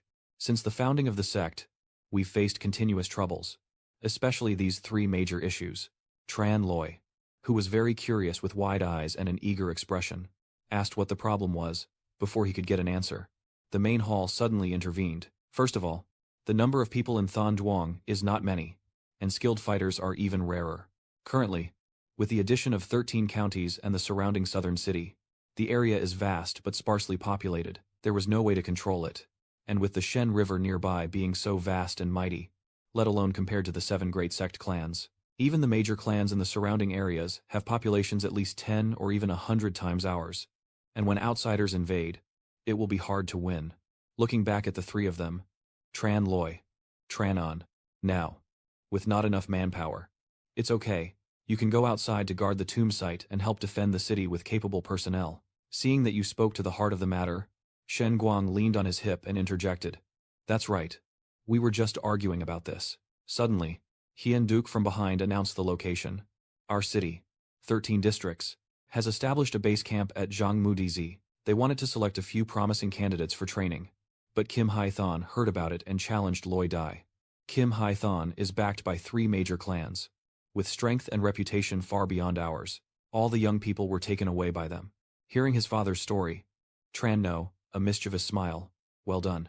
Even digging a corner wall dares to dig up to my head. Standing among the 5 of them, Tran Loi clapped his hands and confidently declared, there's no need to worry about this.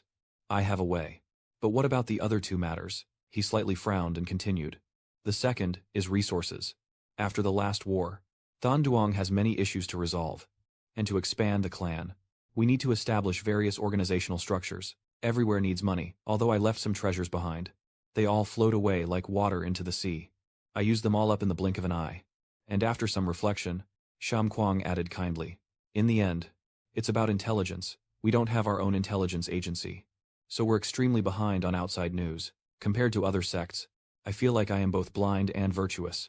And the more I go on, the more I will suffer losses. The urgent matter is to establish our own intelligence network, finding someone who shares his views. Chen Lei was overjoyed.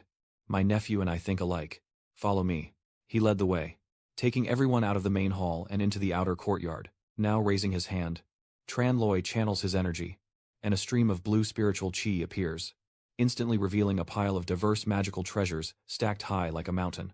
Turning to look at everyone behind, Tran Loi happily shared that these items are all things he obtained from the secret realm and are enough to use for expanding Than Duong Di. You've collected so many valuable items, Tham Quang exclaimed in amazement. That's enough. More than enough.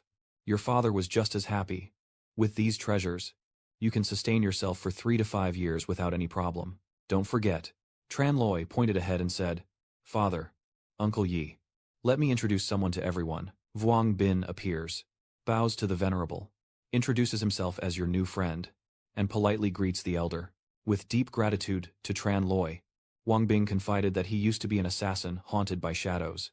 But he escaped because of those shadows, and has been living a life constantly hunted by the organization. Fortunately, I met Tran Huyende at the level of Yuangai Ta Kuaichin, and joined Than Duong sect to repay his life-saving kindness. Hearing him talk about what Tran Loi did, Hian Duke felt very proud. Of course, if you are Loi Ni's friend, then Than Duong sect will naturally wait for you. Suddenly, the atmosphere fell silent as Vuong Bin's stomach growled, clearly indicating he was hungry. Seeing his body react like that, Vuong Bin lowered his face, sheepishly scratching his head, then openly admitted to everyone that he hadn't eaten for several days. Seeing that he hadn't eaten anything, Hian Duke pointed to the tray of sugar and suggested that I had just finished arranging a foot cleansing ceremony for Loi Ni. Thank you very much, Senior. The door opens to a table of top-quality dishes that make him young and eager. Remembering something, Vuong Bin turns around loudly and calls out, Kids, time to eat. From outside the door, a group of small children ran happily to his side. Not just a few, but a long line passing by the 5 of them. The children and Vuong Bin cheerfully rushed to the table, eating happily. So delicious. So delicious, it's meat. It's been a long time since I last ate meat. Standing outside, the kind and gentle man was stunned, sweating as he looked at Tran Loi and Loi Ni. What is this? What kind of relationship is this? Having been used to such things, you smile and explain to your father that these children were traumatized and forced into captivity, and you intended to train these young girls as assassins. When you shattered their trap, you saved them. The talented children appear in the scene, and according to Tran Loi, there are still 200 more outside, since it's inconvenient to bring them all along. You arranged for them to stay in a thatched house. Right. They all have exceptional talent, and are talents who can be trained to travel 1,000 miles in a day. Standing behind the 2 seniors, he wondered why we still need to go out and show ourselves when they are here. Looking at the talent in front of us, Master Hien Duke smiled warmly and said, Loi Ni, you have truly solved a major problem for us. Standing in the middle of the large courtyard, a gentle breeze blows by, and Hien Duke speaks softly. Now only the final issue remains. Loi Ni. Mr. Lai looks at his son and asks, have you prepared everything this time before returning? Or do you already have a plan? Turning his palm, Tran Loi nodded firmly and declared that, yes. The assassin network runs through the entire Jianghu. All information in Jianghu cannot escape their eyes and ears. And now the assassin has been eliminated. He plans to recruit their subordinates and establish an underground organization, so that Vuong Bin can take on the role of the leader. Sitting inside, full and satisfied, Vuong Bin gently wiped his mouth and sighed. I used to have a pretty good relationship with those brothers. I believe that as long as I talk to them, they will surely be willing to turn over a new leaf and dedicate their efforts to the Bright Sun sect. Seeing that you have wide connections, the virtuous one suggested, that's a great help, so I'll leave it to you. He glances softly at his brother beside him and confides in Tran Loi and Loi Ni that it was originally his idea to establish the Than Duong sect. It's just because I still have to return to Huyen Thian sect, so my father has to force my uncle to do the hard work. These days, I really feel like my head is about to explode. The two of us pretending to be weak is truly unbearable. Hearing his words, Shen Guang sadly lowered his head and mumbled, that's right. I still want to see the natural world get married and have children. If this continues, I'm afraid I won't even hold my grandchildren before I exhaust myself and die. He tearfully emphasized that the position of sect leader should still be returned to that person, holding his brother tightly. And Xianda added, if you don't plan to stay, then this is truly terrifying for your biological father and is unfilial. Both of you feel the same. It makes Tran Loi sing. Now that you're older and playing the victim, really childish. I don't want to disappoint them. I will stop raising my head and smile to reassure you. This time I am returning mainly to arrange the two Than Van sect, so staying for a while, finishing everything, and returning the Than Duong sect to the right path before talking again. That one sentence reassured everyone. That's just perfect. At the Huyen Thian sect's main hall, the sky was pitch black, and lightning streaked down into the courtyard. The intensity of the lightning strikes didn't weaken, but actually increased significantly. All of them crashing straight into Tutung, driving him into a frenzy of screams. Standing before Tutung, a calm figure spoke softly. This wicked bastard truly bears a heavy sin.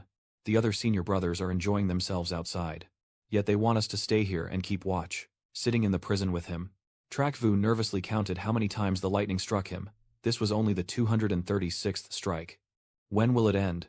Heavens, although it's a punishment, Ngok Bitch still shows some mercy. But the head of the sect is also truly ruthless. This life and death ordeal is the highest punishment of our sect. The one tied up there is struck by lightning every day, enduring pain to the bone, unable to die. It can be said to be the most brutal punishment of all. Seeing her relax her vigilance, I immediately turned my head to remind him. What patience do I have? This traitor colluded with demons to plot against the sect leader. If I keep going and cause Huyen Thian Tong to be destroyed, chopping him painfully might be a good lesson for him. And only this kind of punishment can truly serve as a warning. Seeing both of them talking about me, Tu Tung became furious and lowered his head, saying softly, I am actually the little wolf king of the demon spirit sect. I endured at Huyen Thian sect only to complete a great cause. He, full of hatred, lifts his head to threaten them. You people of Huyen Thian sect are all useless. Having been played in my hands for so many years, this time I lost. Only because a trivial outsider suddenly appeared and caused trouble. Otherwise, right now, the one tied up here would be that old man with the surname Loi. This time, Tuatong has realized his fear. Tears welling up. I can't take it anymore. I beg you. For old time's sake, let me go. His words moved Nokbish. Only Trak Vu remains rational. This little brat is inherently cruel and unforgivable. Don't let him deceive you. To silence Tuatong, I rolled up my sleeves and stepped forward. This cowardly scoundrel is about to die but still wants to run from the devil. Let me show him how I teach a scoundrel a lesson. Trak Vu clenched his fist, ready to teach the guy a lesson for life. As Tuatong's eyes widened and darkened, clearly having prepared a plan, he opened his mouth wide, biting into Ji Yu's arm, blood spraying everywhere. At the same time, lightning struck the angry pillar above, hitting both of them. He was struck by lightning and fainted, with black smoke billowing from his mouth and no sign of consciousness. Seeing Trak Vu fall to the ground, Ngok Bitch was stunned, and Tuatong laughed loudly. If you like this pillar so much, then stay here and enjoy it at your leisure. His master has escaped from the life-threatening pillar. She is extremely frightened and tries to retreat. But Tutung ambushes her from behind. Someone come here. A surge of his spiritual energy was enough to knock Ngok bitch unconscious, causing her to fall backward with blood spilling from her mouth. After finishing off the two, Tutung smugly ran a hand through his hair, then raised his head with a cold, sinister smile. Tran Loi, I've come to find you. Cut to a quieter place. Kim High City. At the master's residence, where Hung listens to his subordinate report and asks, "You say Tran Loi has already returned. Is that true? Did you see it with your own eyes?" The subordinate continued speaking. "That's definitely true. And it seems he already knows about our fight at the arena with Chan Thun Duong and Chuang Mo Dia too. This morning it was announced that all 5 cities and 13 counties are under the jurisdiction of Thun Duong sect. They want our people to leave today, or they will cross the border to handle it. No more words. Hang Hung Nye Vei Thivo Kung Tuk Jian. Han Mang. Kon Nan. Thang Ot Kon. Vei Ma Lai Dam Noi Loi Ng Eng Quang Nju Vei. Ro Rang La Kong Koithan Kim He Taraji. Lu Kin then advised. Hang Hung. Bak Huyen. I think we should assess the situation and make arrangements. I heard that Tran Loi has extraordinary talent and a cruel heart, so it's better we don't make enemies with him. Hang Hung looked at Lu Kin and questioned. Lu Huyen. Why are you supporting Thon, the for others? Self-destruct your own Wai Fong. Bach Lian agrees with Hang Hung. I don't believe it. Could it be that our 3 great clans unite together? As for that little brat, Lu Qin said unwillingly, I don't want to admit defeat, but in one night, that kid killed everyone in the Jianghu who underestimated him. Even the Yin, Tian region of Blood Cloud Tower was destroyed by him. So his strength cannot be underestimated. Now if we confront him head-on, we really can't afford to. Suddenly, a loud voice rang out in the main hall, revealing that the 3 great clans of Kimhai City's renowned Lanza are actually just a bunch of cowardly mice, bullying the weak and fearing the strong. Hang Hung raised his hand forward, cautiously asking who it was. Despite the big explosion at the entrance, the owner of the voice still hadn't appeared. After the explosion, the large fire had died down, leaving thick smoke in front of the door. A shadow wearing a conical hat and a large cloak stood amidst the dissipating mist. He turned around and walked toward Hang Hung and the others standing there. Hang Hung, tall and imposing, asked suspiciously, Who are you and why are you sneaking into Jiata's place? The mysterious person holding the gold hat with a slight, confident smile is Tu Tung, revealing a familiar face when Jiata takes off his hat. Jia says, I am the one who can help you flatten the 2 Tran Neep families and Nu Trung Thun Duong. Hang Hung, Lu Qin, and Bak Lian were shocked. The person said about the Trung Thon Duong Liu Qin whispered that this person had an unknown background, possibly a spy sent by Trangia. Be careful not to fall into a trap. The fierce man stroked his beard and said to the mysterious person, Kim High City may not be in the same school as Thon Duong, but they are close by. So the Lai family should work together to watch over it, and let that petty villain stop stirring trouble here. But Tu Tung immediately closed his eyes and asked back, Is that true?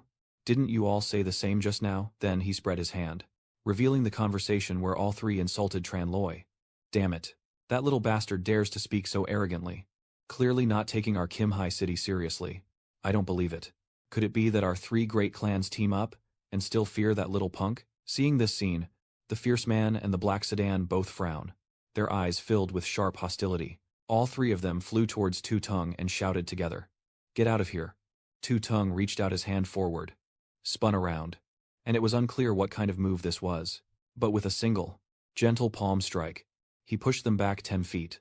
Si Tung lowered his hand and said, Rest assured, if I wanted to harm you, I would have simply presented this item. There's no need to waste time here.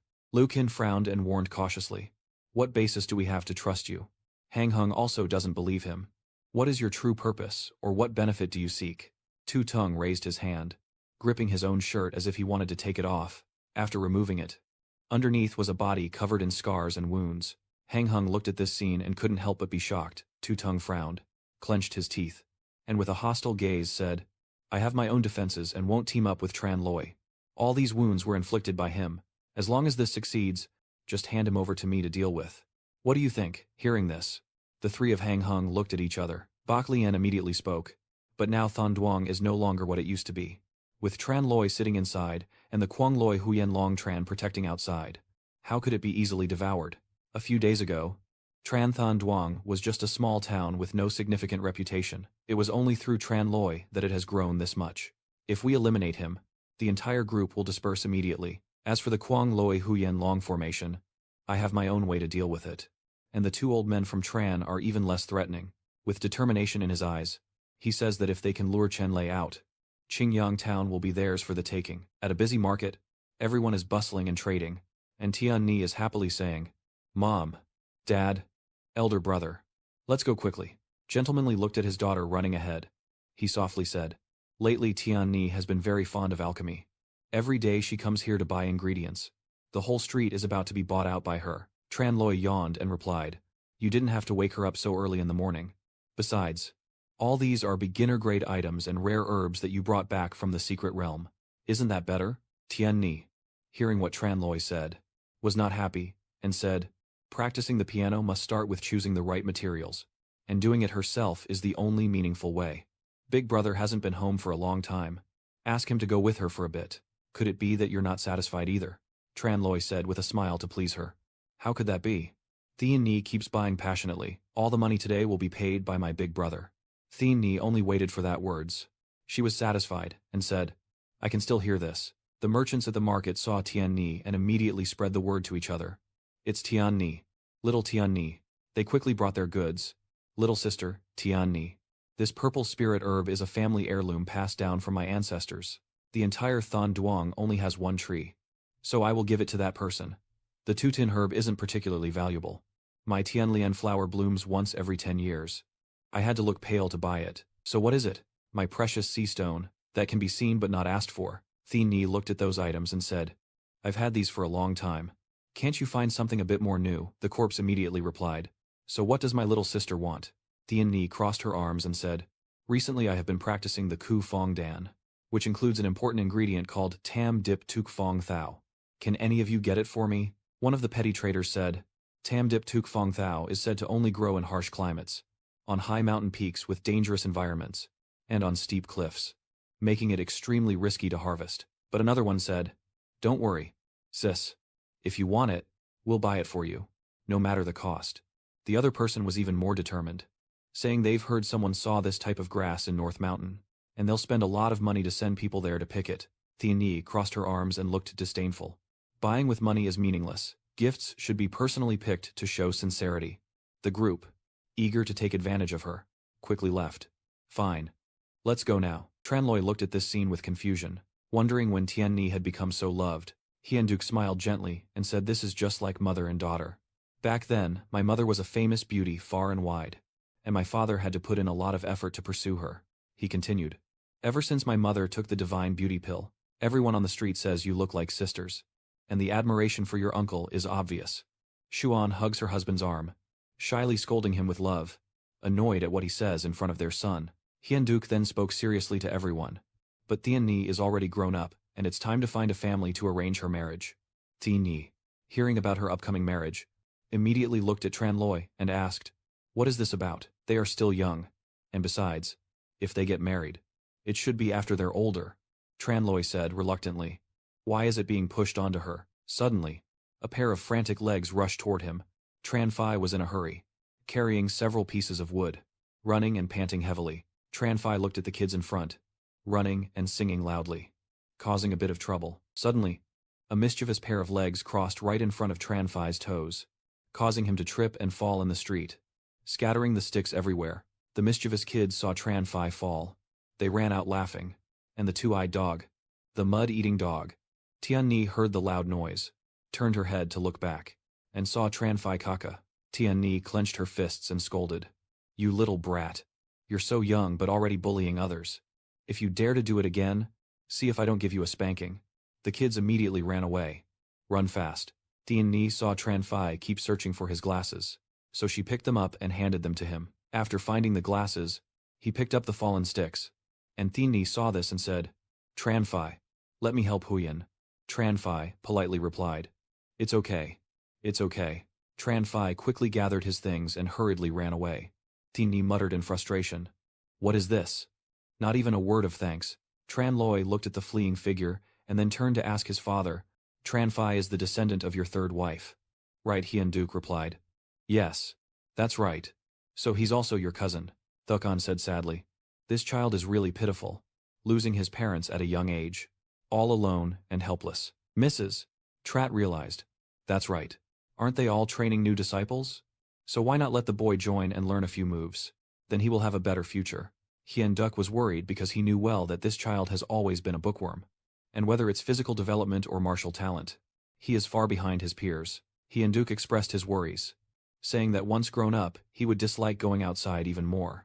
And he seemed unsure of what to do, which makes it hard to achieve great things. Tran Loi couldn't help but recall that in his previous life, during the Blood Wolf Squad's night attack, everyone was panicking and flustered. But Tran Phi, who was not considered important, was the first to step forward to organize the counterattack. Tran Loi thought for a moment and quietly judged Tran Phi, saying he must be a talented person. In a small room at the back of the courtyard, loud noises echoed inside as a pair of diligent hands used all their strength to carve a piece of wood on the table, followed by a series of continuous hammering and chiseling on the surface.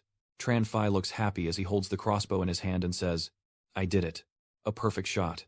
The king's death is near." Tran Phi immediately wanted to test his new crossbow, aiming at the target in front of the door to see whose strength was better. Then he squeezed the trigger, and the crossbow shot out swiftly. Suddenly, the door to the room swings open, and Tran Loi calls out, "Brother Tran Phi." Seeing the arrow rushing rapidly toward Tran Loi, Tran Phi shouts out, "Oh no." Tran Loi still didn't understand what was happening, but he quickly caught the arrow nonetheless. Tran Phi anxiously asked, "Are you okay?" And Tran Loi sighed in relief. "Luckily I dodged in time. Otherwise, death was unavoidable." Tran Phi immediately bowed respectfully to the sect leader. But Tran Loi quickly waved his hand and humbly said, "What sect leader? It's just for outsiders to see.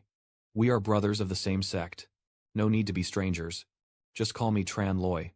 You suddenly remember the reason you came here, hearing that the person has been closed for 3 days without leaving. Is this why they did it? Tran Phi held the bow and replied, "Yes, but unfortunately I've made over a dozen of them, and each time they all fail at the last moment." Tran Phi muttered about the bow and praised its design, the only issue being the lack of materials, which he didn't understand. Loi explained that to shoot accurately, the weight must be balanced. This arrow was made from mid-grade spirit stones, but the bow's material is just ordinary wood, so a single shot makes it hard to control the spiritual energy inside the arrow, which can cause leakage. If reinforced with gold essence, its power would surely increase 100-fold. Tran Loi takes the bow and slowly raises it forward, aiming at the door. The bow in his hand now appears stronger. Tran Loi fires a shot, the arrow from the bow flying out and piercing through the door, then continuing to soar forward. Tran Phi happily looked at this scene and said, "So that's why I kept experimenting but couldn't find the problem.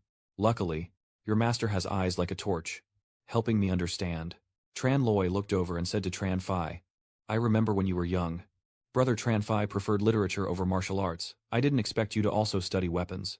Tran Phi sadly said, "Since the last ambush by the Blood Wolf Squad, I have been tirelessly thinking every day about how to improve our strategy for the Than Duong, to avoid being humiliated and trampled on again. Your sect master understands and accepts reason, and recruits disciples to increase their numbers. But improving martial skills is not something that happens overnight. The more you analyze it deeply, the more you realize that studying armament is more effective and faster. By refining high-quality materials into bows and crossbows, even old people, women, and children without martial arts skills can hurt or even kill a martial artist." Tran Phi explained his reasoning behind the decision, "Which is why I thought of creating this bunch of bows and crossbows, so that everyone can carry it with them. In case something happens, they won't be left sitting and waiting to die." Tran Loi clapped his hands and said, "Exactly. Why didn't I think of that?" Tran Loi said to him, "Brother Tran Phi, if it's your idea, then you'll take care of it.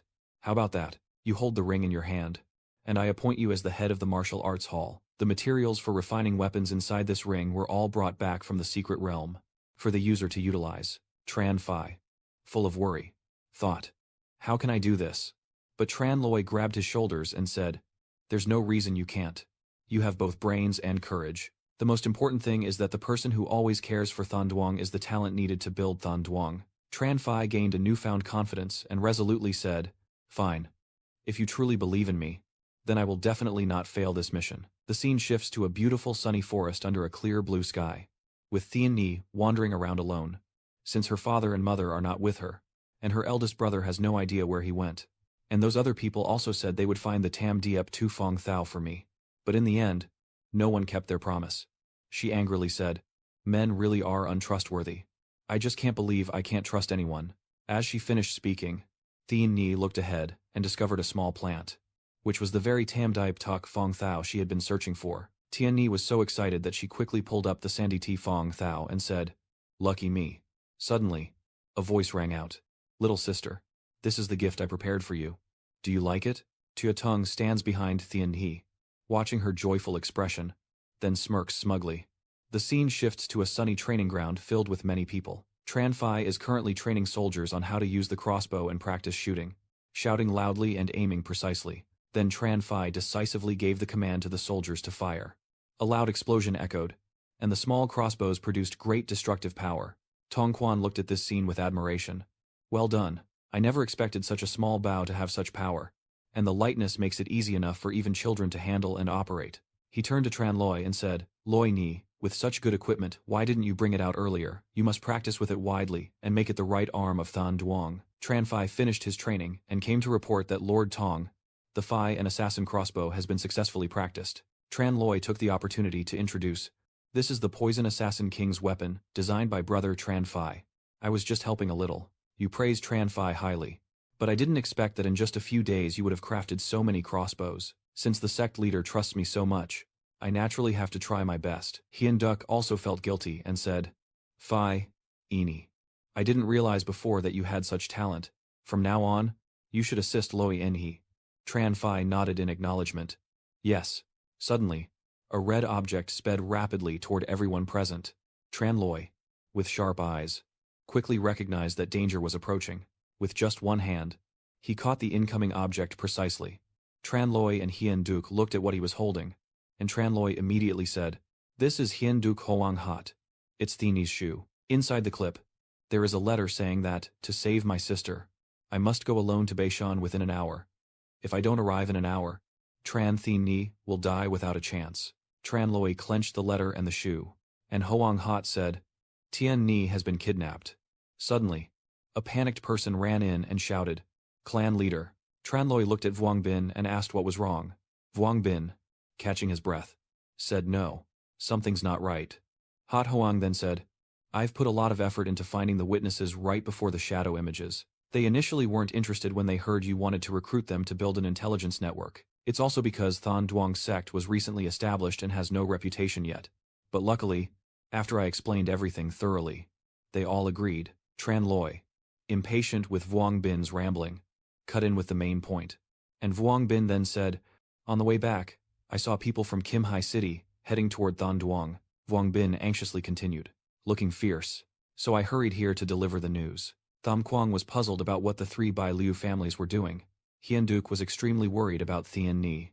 But no matter what, saving Thien Ni was more urgent. Tran Loi looked serious as he said, "Thien Ni has never formed a sworn brotherhood with anyone.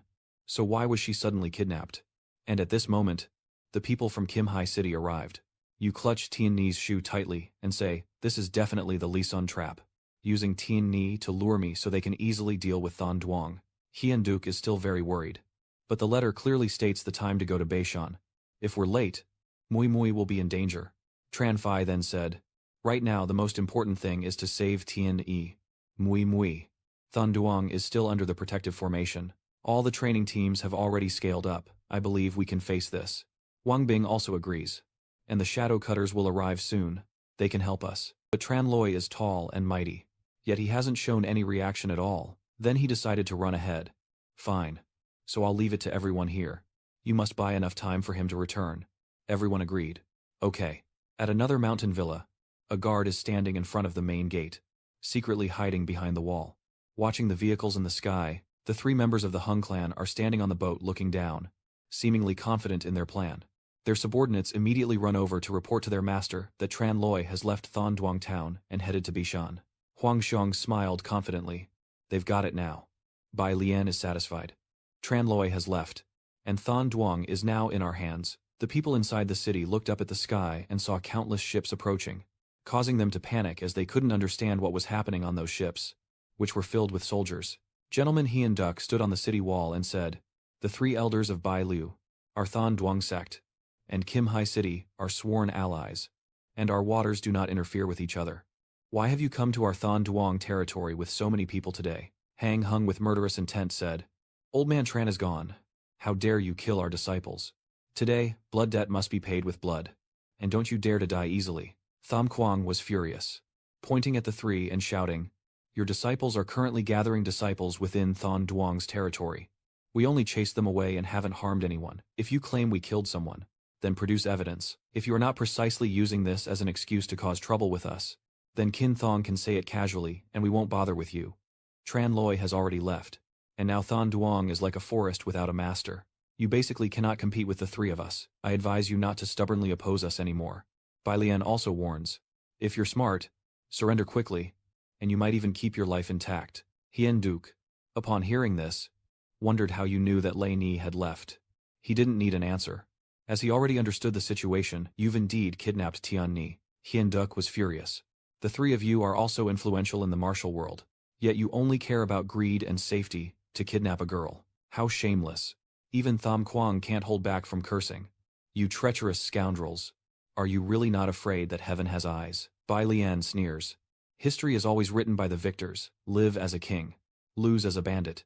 If we kill you all today, who will dare say anything? Ha Hung couldn't wait any longer. He ordered to stop talking and kill them all. The ships full of people are starting to open their sails. The large cannons at the front start to load energy. And once ready, they begin firing massive shells. Countless cannons fire from the ships, directly attacking the city. Hien Duck can't just wait to die.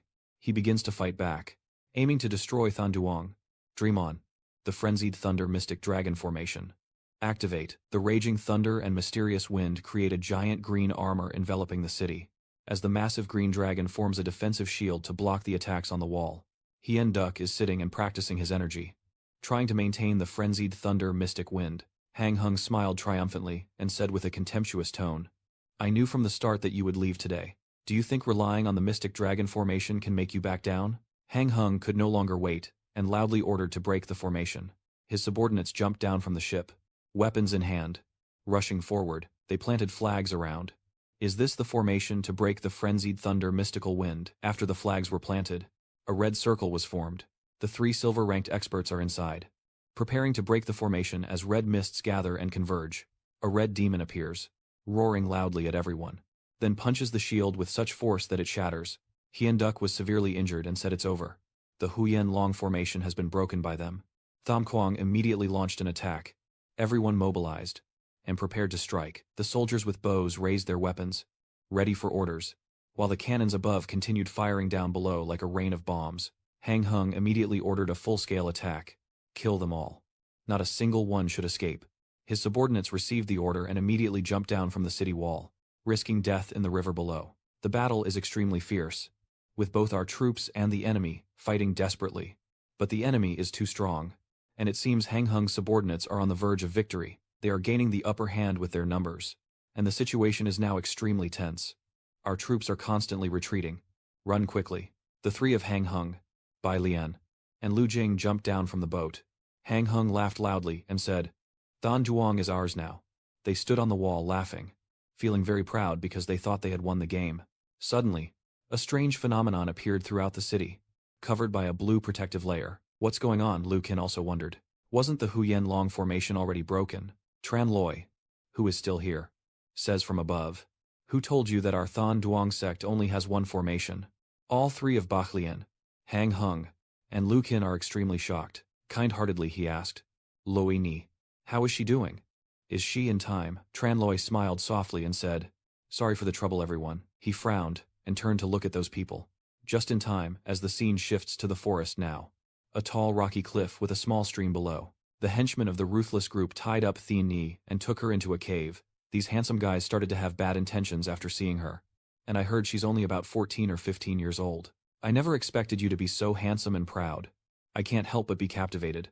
Truly a treasure born from heaven. Thien Ni was very worried and cautiously asked them, "What are you planning to do?" One of the henchmen, with a shameless look, replied, "What do you mean? Of course we are making love." Hearing that, Thien He was extremely frightened and immediately threatened. Do you know who my brother is?" "My brother is Tran Loi, the genius young master of Huyen Tien sect. If you dare to hurt me, the district won't let you go." But these guys are fearless and rush at her. The young master didn't say anything else. After today, even the words Thon Duong will vanish.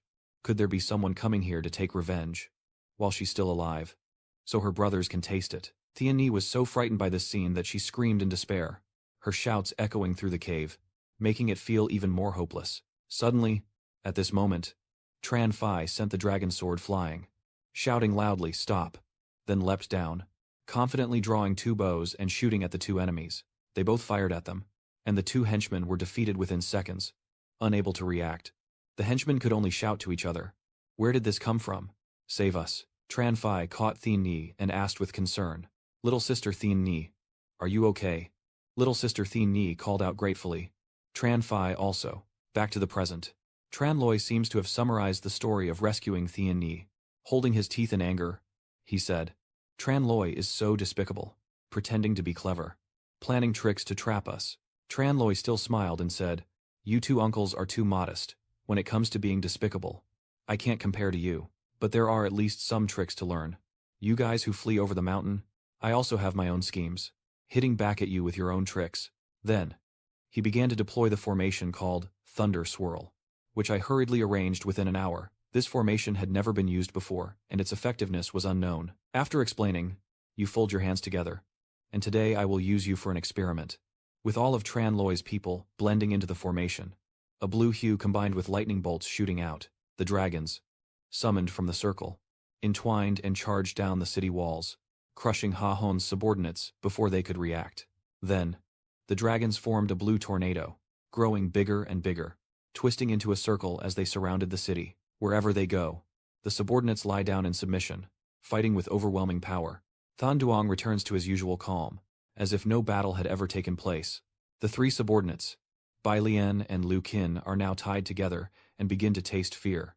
The subordinate reports that all members of Kim Hai Than have been captured and awaits the sect leader's decision. Hien Duc asked his son, Lo Ni, how he planned to deal with them, and Tham Quang reminded him that we and Kim Hai Than have no choice but to fight. They dared to provoke us, seeking to destroy our Clear Yang sect. People like that are better off dead. Maybe it's better to kill them all, Tran Loi pretends to think.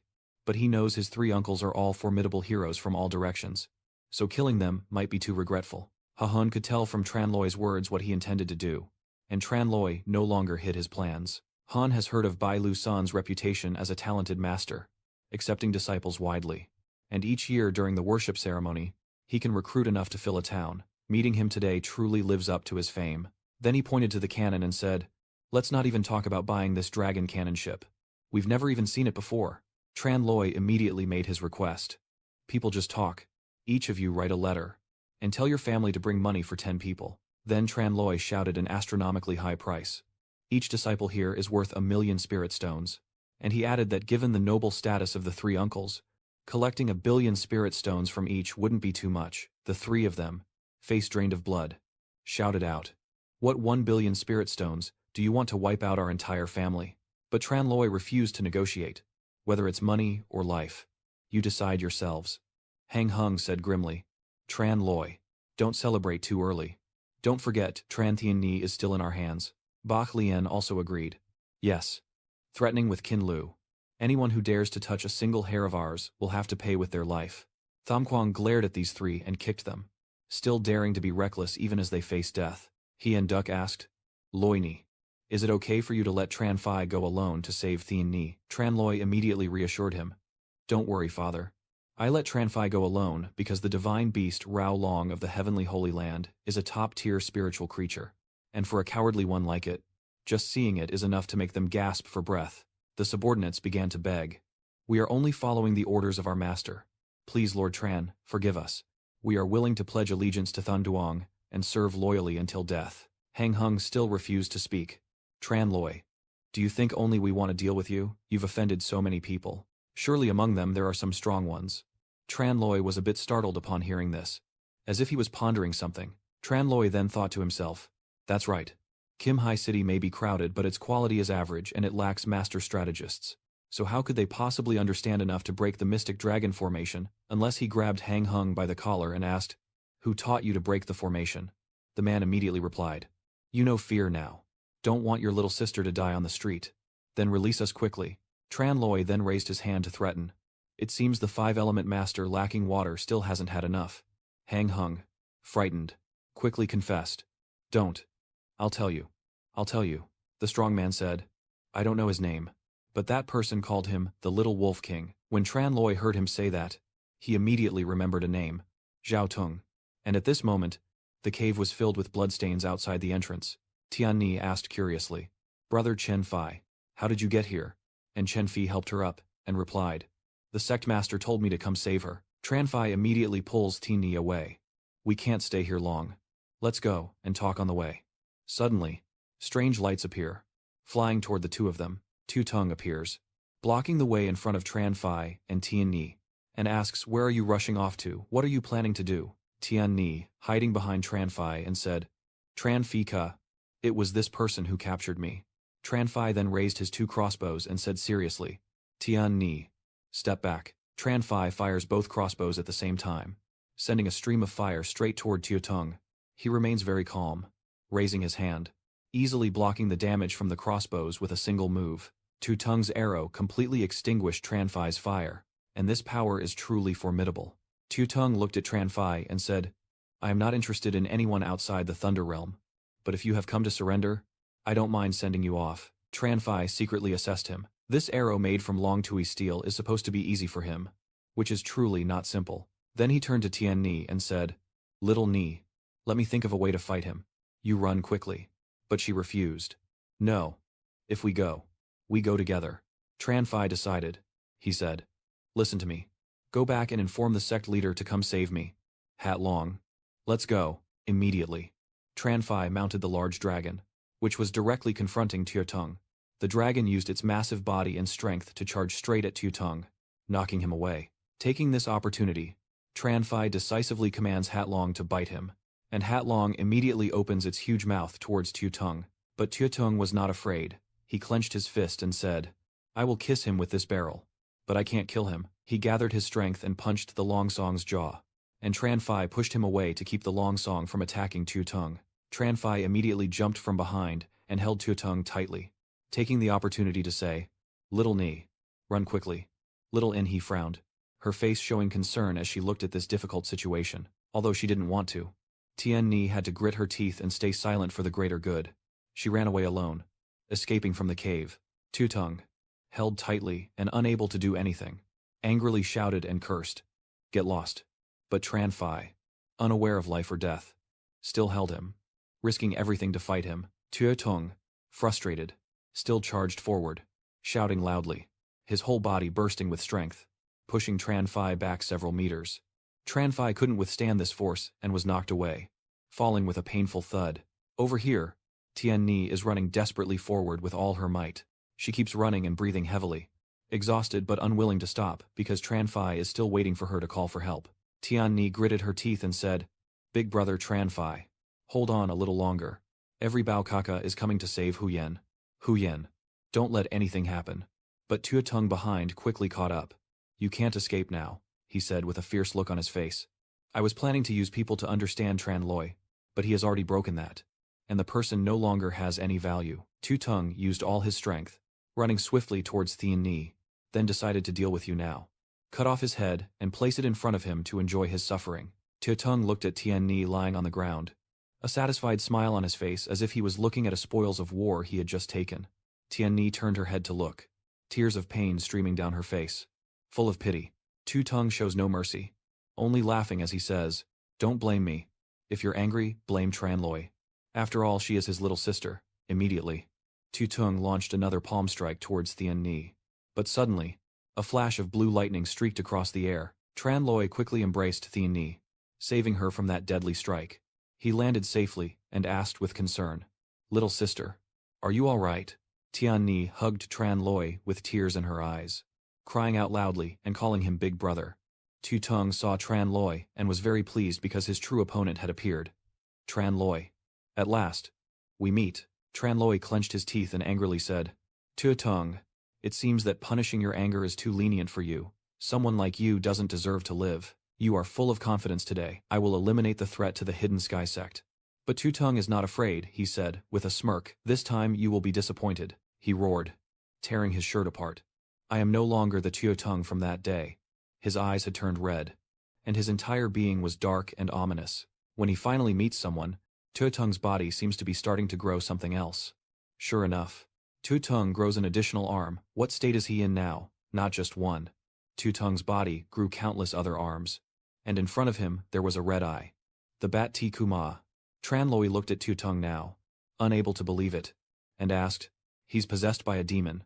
Tu Tung, with blood-red eyes, long ears, and a horn on his head, replied to Tranloi, "I didn't expect that." The lightning from that life-threatening moment with Tu Tung not only didn't kill me, but also awakened the potential within my body. Tu Tung touched the inverted eye in front and said, "I have to thank you. If it weren't for my hatred for you, I wouldn't have gained such an extraordinary demon body." Then he didn't wait for Tranloi to reply, but immediately raised his hand towards him, as if to crush him as a way to repay him. Tranloi quickly struck out with his palm towards Thien Ni, shouting for her to get away. As Thien Ni just managed to dodge away, Tu Tung had already swung his massive arm down where Tranloi was standing, creating a huge hole in the ground and putting Tranloi in danger. Thien Ni couldn't see Tranloi's figure anywhere and shouted anxiously, "Big brother." Tu Tung's name, using his mocking laugh, said loudly, "Tranloi, I overestimated you. It turns out you can't even withstand a single blow." He was so pleased with himself, thinking he had won. Tranloi was dead, and my revenge was finally gone. Tranloi immediately spoke up, warning the arrogant one. "Where are you looking?" Tranloi is using all his strength to resist Tu Tung's giant hand. Tranloi frowns, confident despite his busy hands. "I just used a little force." Immediately, Tu Tung's giant hand presses down on the ground, blood splattering out. But at this moment, Tranloi had already drawn his two swords and escaped, freeing himself from Tu Tung's grasp. The bloodied hand of the man was pierced with pain, and blood gushed out from here, causing Tu Tung to roar in anger. At this moment, Tu Tung roared in rage. "How could it be? How could anyone withstand my power?" Tranloi calmly smiled and replied that some predetermined efforts are bound to fail. "And a lot has happened while you were suffering the punishment. Now, you begin to explain that in the secret realm of Kaitian, I not only obtained the Golden Seal treasure scripture and transformed my body and bones, but also absorbed countless heavenly and earthly treasures, breaking through to a powerful realm." At this point, the young man confidently declares that the Tranloi of today is no longer the innocent teenager from before. Tu Tung roared in fury. "I don't believe it. I don't believe it. How can I be chained by the life and death of the master, suffering countless tortures to obtain the demon body, and yet you break through so easily?" The fire of hatred flared up, and he began to stride forward fiercely. Regardless of whether his opponent was a fierce assassin or a martial king, "Today I will make sure you die here." In an instant, Tu Tung's giant hands suddenly struck towards Tranloi, but unfortunately, due to his overwhelming strength, Xiao Tong once again had to watch as Tranloi easily dodged his attack. Sigh. Unlike the heavy appearance of the opponent, Tranloi now smiles softly, as if he doesn't want to be human, but insists on being an octopus. "Let me help you fix your tentacles a bit." At this point, he immediately clenched the sword in his hand as if performing a dance of justice, and Tranloi struck without hesitation at the giant arms, and with that, Chen Lei landed gracefully, and in less than 2 seconds, the sharp cuts sent severed tentacles flying. Along with that, the fierce face that was beginning to scream in agony seemed as if a part of its vitality had been completely drained. Gradually returning to its human form, despite becoming a cripple himself, he still tried to tighten his belt and bite down. "Tranloi, you are truly engraved in my destiny. I am skilled in both literature and martial arts. Yet why do I keep losing to you over and over again? Like that." Tu Tung kept repeating himself over and over. "I couldn't accept it. I couldn't accept it." In the end, the madman cursed and swore, "I would turn into a demon and never forgive you." Tranloi glanced at him and said, "Wait until he's turned into a demon before talking. Once the decision is made, you don't need to waste any more words. Just draw your sword with full force." In just a moment, Tu Tung's life was suddenly taken away. Witnessing this, Thien Ni hurriedly ran to Mr. Tranloi in worry. "Big brother, you're just comforting her. Everything's fine now." After a long while, in a certain house where the sunlight of hope shines tirelessly, Hien Duk is now carefully checking Tranfi's pulse. Meanwhile, Thien Ni stood outside asking about the situation.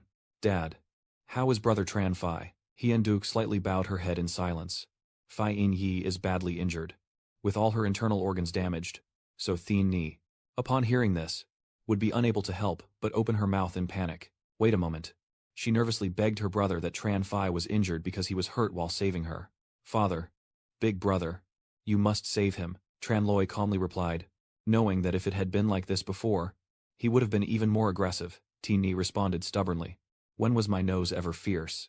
When someone helped him pick up his things, shouldn't he say thank you? Stop for a few seconds. Her voice suddenly thickens. All right, as long as Brother Tran Phi is okay. Mui will definitely treat him well in the future. Tran Loi happily held the medicine bottle in front of Tian Ni and said, look at his nose, he's about to cry. I was just joking about his nose. This precious pill was obtained from Bitch Lac Palace. It has a miraculous effect of healing wounds and restoring life. Don't tell this little wound. Even if the tendons and bones are all broken, they can be reconnected.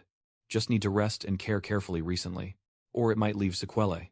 Thien Ni shyly pats his chest a few times, not telling him earlier, making Mui worried. You bad brother. Without hesitation, she hurriedly brought the medicine bottle to the bedside, leaving the care of Brother Tran Phi to me. It seems that a special emotion is flickering in her eyes as Thien Ni gently looks at the person lying on the bed. Tran Phi, please recover quickly. Time passes quickly and quietly. 1 month later, at a peaceful mountain villa, Tran Loi is sitting alone in his room, practicing a technique to increase his strength. Tran Loi spins his hand, releasing a surge of energy, forming a sphere in his palm as he clasped his hands together and recited a mantra. His body undergoing a major transformation. Suddenly, the window in the room opens by itself, caused by the power escaping from inside. Tran Loi happily looks at his hands and says, I finally broke through. I have succeeded in breaking through the 9th level of the strong body cultivation. In the quiet corridor, with no one around, sunlight shining down below, Tran Loi happily runs to his parents' room and joyfully says, Mom and Dad, I broke through. But at this moment, the room is filled with a pink hue as Hien Duke is dressing Thuk An, the bride. Look, isn't this hairpin beautiful? I picked it out myself for you, Thuk An shyly said. This is the kind young ladies aged 18 to 20 wear. How could I wear it? Hien Duke quickly tried to flatter her. In my eyes, she will always be 18 years old. Thuk An scolded affectionately. Tran Loi looked outside and saw Thien Ni carrying something away. Tran Loi waved his hand and told her, Little sister. But Thien Ni refused to listen. Big brother. I'm busy. I'll tell you later. Thien Ni saw Tran Phi go outside and felt worried. Why did he come out now? The scent mark is only just barely there. If you catch a cold, what should you do? Tran Phi said firmly. I feel much better now. I want to go out and see how the small team is doing. Thien Ni scolded immediately, not listening to me. So from now on, I will ignore you. Tran Phi smiled and said, Don't be angry. Can I just go back to my room now? Tran Loi looked at the pair of lovers in front of him, sighing deeply.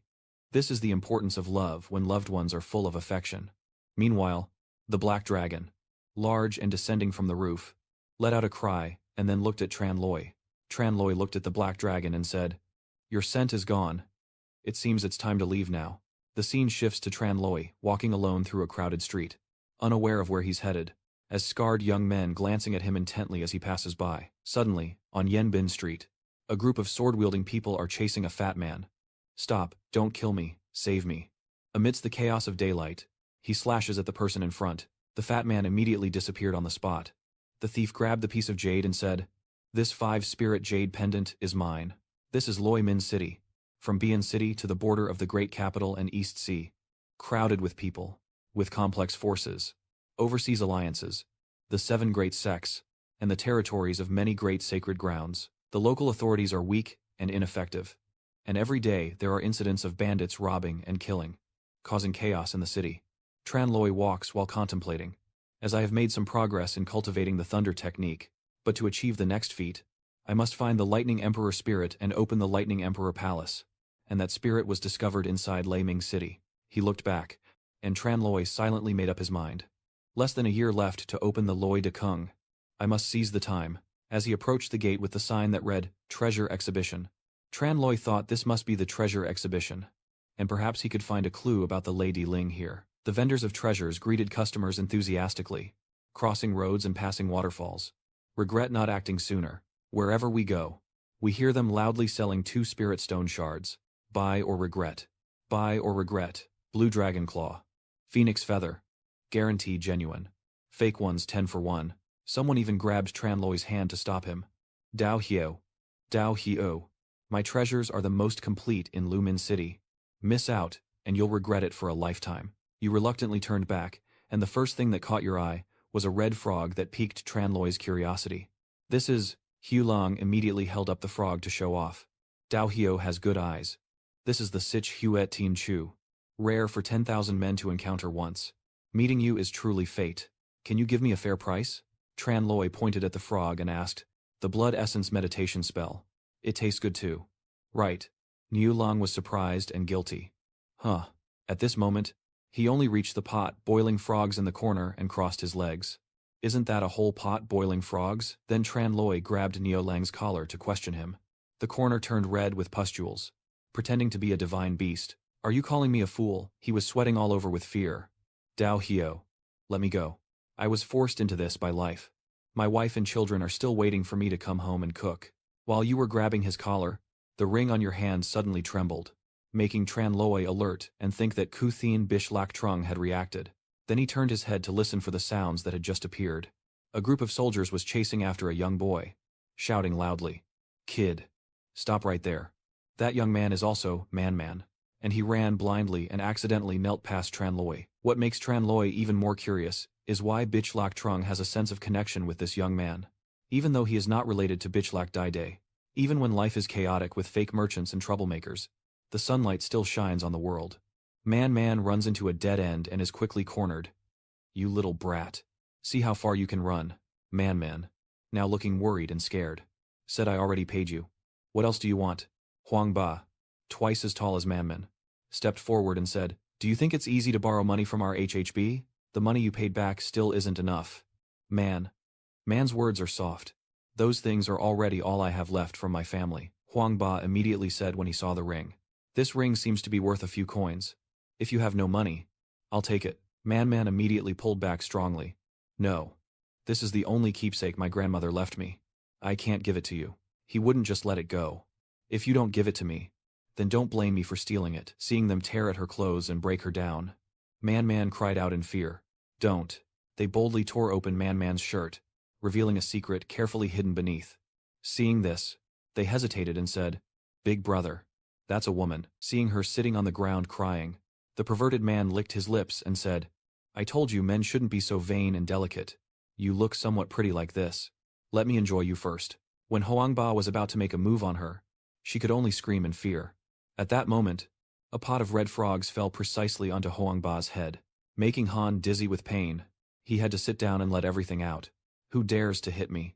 Who? At this moment, Tran Loi immediately appeared and said with a smile, Sorry. I lost control. Ngyo Oa's duck is also quite delicious. Immediately afterward, a whole group rushed towards him with swords drawn. Grabbing it, they all jumped at once. And Dao Gon was about to slash at Tran Loi, but he simply lightly grabbed the wrists of the two closest ones. Then he casually turned their wrists with a gentle twist, causing the two burly men to turn into porcupines, shedding feathers. Both of them, completely under his control. Watching his teammates fall at his feet in an instant, the fake Huang Ba stammered bravely. You dare to kill members of the Black Gang. You're dead for sure. Then, he still jumped onto the roof and ran away, leaving all his teammates behind, and said, Wait for me. Tran Loi slowly approached and asked softly, Are you okay? But because of the tense situation, she quickly shouted, Wait here. Tran Loi immediately waved his hand to reassure her. Don't be afraid. I'm not a bad person. Then he quickly grabbed one of their weapons, intending to take off their jacket. Tran Loi turned away and threw the jacket to her, so she could cover herself with it. Seeing that, she was a bit moved as she looked at Tran Loi's back in front of her. The scene shifts to a small house, where the sunlight still blazes down fiercely. Inside the house, there is an altar with incense and offerings burning. A woman holding a bowl with both hands presents it and says, Brother Tran Dai, please enjoy. Now that I think about it, I just want to thank Hu Yin for saving me. But I have no money left and only a few things at home. So if Hu Ying likes, feel free to take whatever you want. Tran Loi looked over and softly said, I probably won't need these items either. She immediately blushed and said, Hu Ying, don't misunderstand. I didn't mean it that way. Then she began listing each item in her house. This chair may be old, but it's still very useful. This cabinet may be broken, but it's still good for rainy days. Then she continued, There is also a frying pan here. Great for stir-frying. Tran Loi also honestly said he really didn't need it. I tried to look outside. These things are not useful to me. After hearing this, she excitedly said, I don't need this or that. What exactly does Hu Ying want? Hu Ying, save me. I just want to repay a little. He chuckled softly, having only faced debt collectors demanding payment, never forcing others to accept gifts, but with a chair, a table, and a cabinet not enough to show sincerity. In this situation, It would be more appropriate for a daughter to repay with her body. She immediately grabbed the pan to defend herself. I thought that someone with such an outstanding appearance wouldn't be like those thugs from the band. But it turns out all men in this world are just as wicked. Just as malicious as those people. It really seems like they all want to harm me. Tran Loi sighed helplessly and said, "Don't think so simply. I just happened to encounter something unjust on the way and helped you out. I don't want anything in return." Man was surprised and couldn't believe it, asking, "You don't want anything at all?" Then she immediately said, "How could it be? Loi Min City is full of cold-hearted people. Everyone has their own agenda. No one would act for others." Tran Loi gave in, sighing helplessly and saying, "Being a good person is so hard." Then he seriously asked, "If you really want to repay, answer a few questions for me." She was a bit worried and asked, "What do you want to ask?" Tran Loi then asked, "What is your name? Is there anyone else in your family? And why did you have to disguise yourself as a man to be chased and beaten by those people?" After hearing that, she still hesitated and asked him, "Are these statements true?" Tran Loi, "Are those the answers? Once we finish answering, neither of us owes the other anything. Right?" She was still a bit worried and distrustful, but she held it tightly in her hand and then quickly let it go, deciding to trust you. "Fine." Man's expression turned sorrowful. "I am Man. Orphaned since childhood. Only raised by my grandmother. But a few days ago, she was murdered. I had to borrow money from others to arrange a funeral for my grandmother. And then I went out to sea to fish to pay them back, but no one knows how much money I paid them. They all said it was not enough. And in recent days, I have gone back and forth dozens of times." Man clenched her fingers tightly, beginning to hesitate. "I don't have the money to pay them. So," stop for a moment, and then she resolutely said, "This ring is the last keepsake her grandmother left behind. I cannot give it to them even if I die." Tran Loi finally waited for this moment. He reached out his hand. "Can I see that ring? Even if she no longer has it? Because this is her life-saving token." She hesitated, and finally decided to take it off. As soon as the ring was placed in his hand, a very clear aura of gathering light was felt. Tran Loi thought to himself, "That's right. The sensing of Beechlak Zhang earlier was definitely caused by the spiritual power of this ring." Then, he said to himself that since they knew this girl's family name, it must be related to Emperor Beechlak. Maybe even a descendant of Emperor Beechlak. She is increasingly unable to trust you. Too sensitive to the ring's aura, and snatched it back. "Have you finished watching?" Then she asked again. "How did her grandmother die? Did she leave any last words before passing?" It made her sad to recall. But she still told the whole story. Her grandmother, who was severely beaten and died before she could be saved. She told me that Grandma was a master of spiritual cultivation. But I have been weak since I was a child, and couldn't practice cultivation. Grandma was always worried that I would be bullied.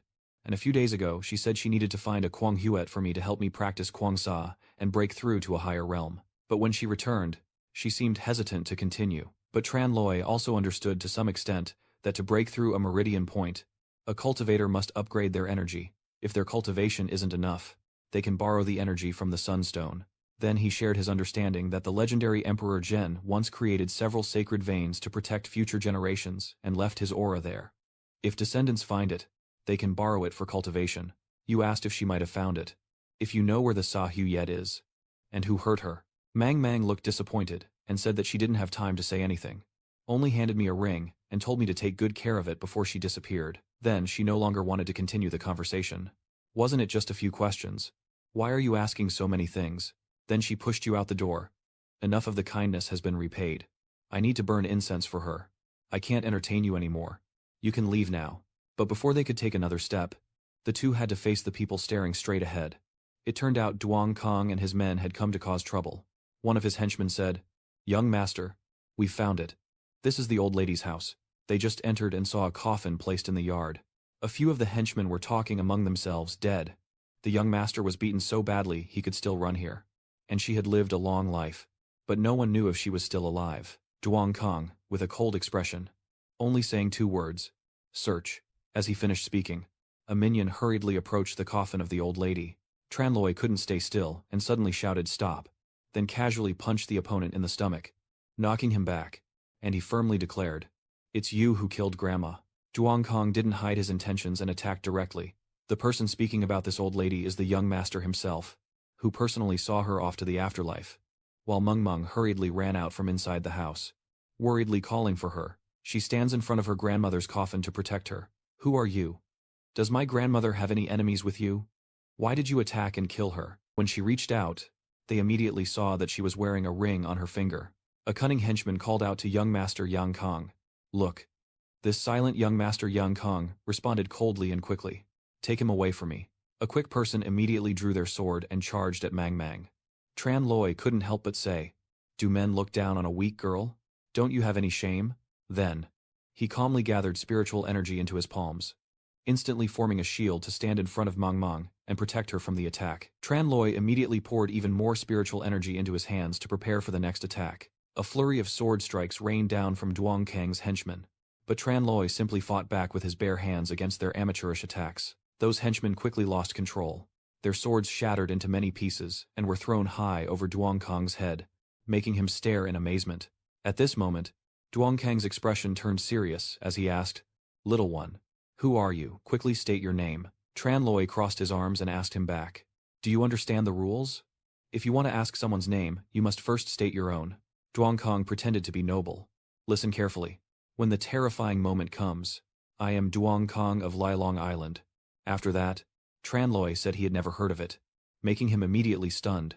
Meanwhile, the person next to him had already realized that Li Long Island is one of the most powerful families on the island, and the male Vu Vuong, there is a talent from that family. This Duong Kang is even more famous, known as the Genius Youth, young but already breaking through to the Martial King level. This time, Loi still held Tran Loi's arm and said Huyen is no match for him, better to tell them to run quickly. Duong Kang is also shining brightly this time. If I kill someone from Lilong Island, I still hope to survive and run.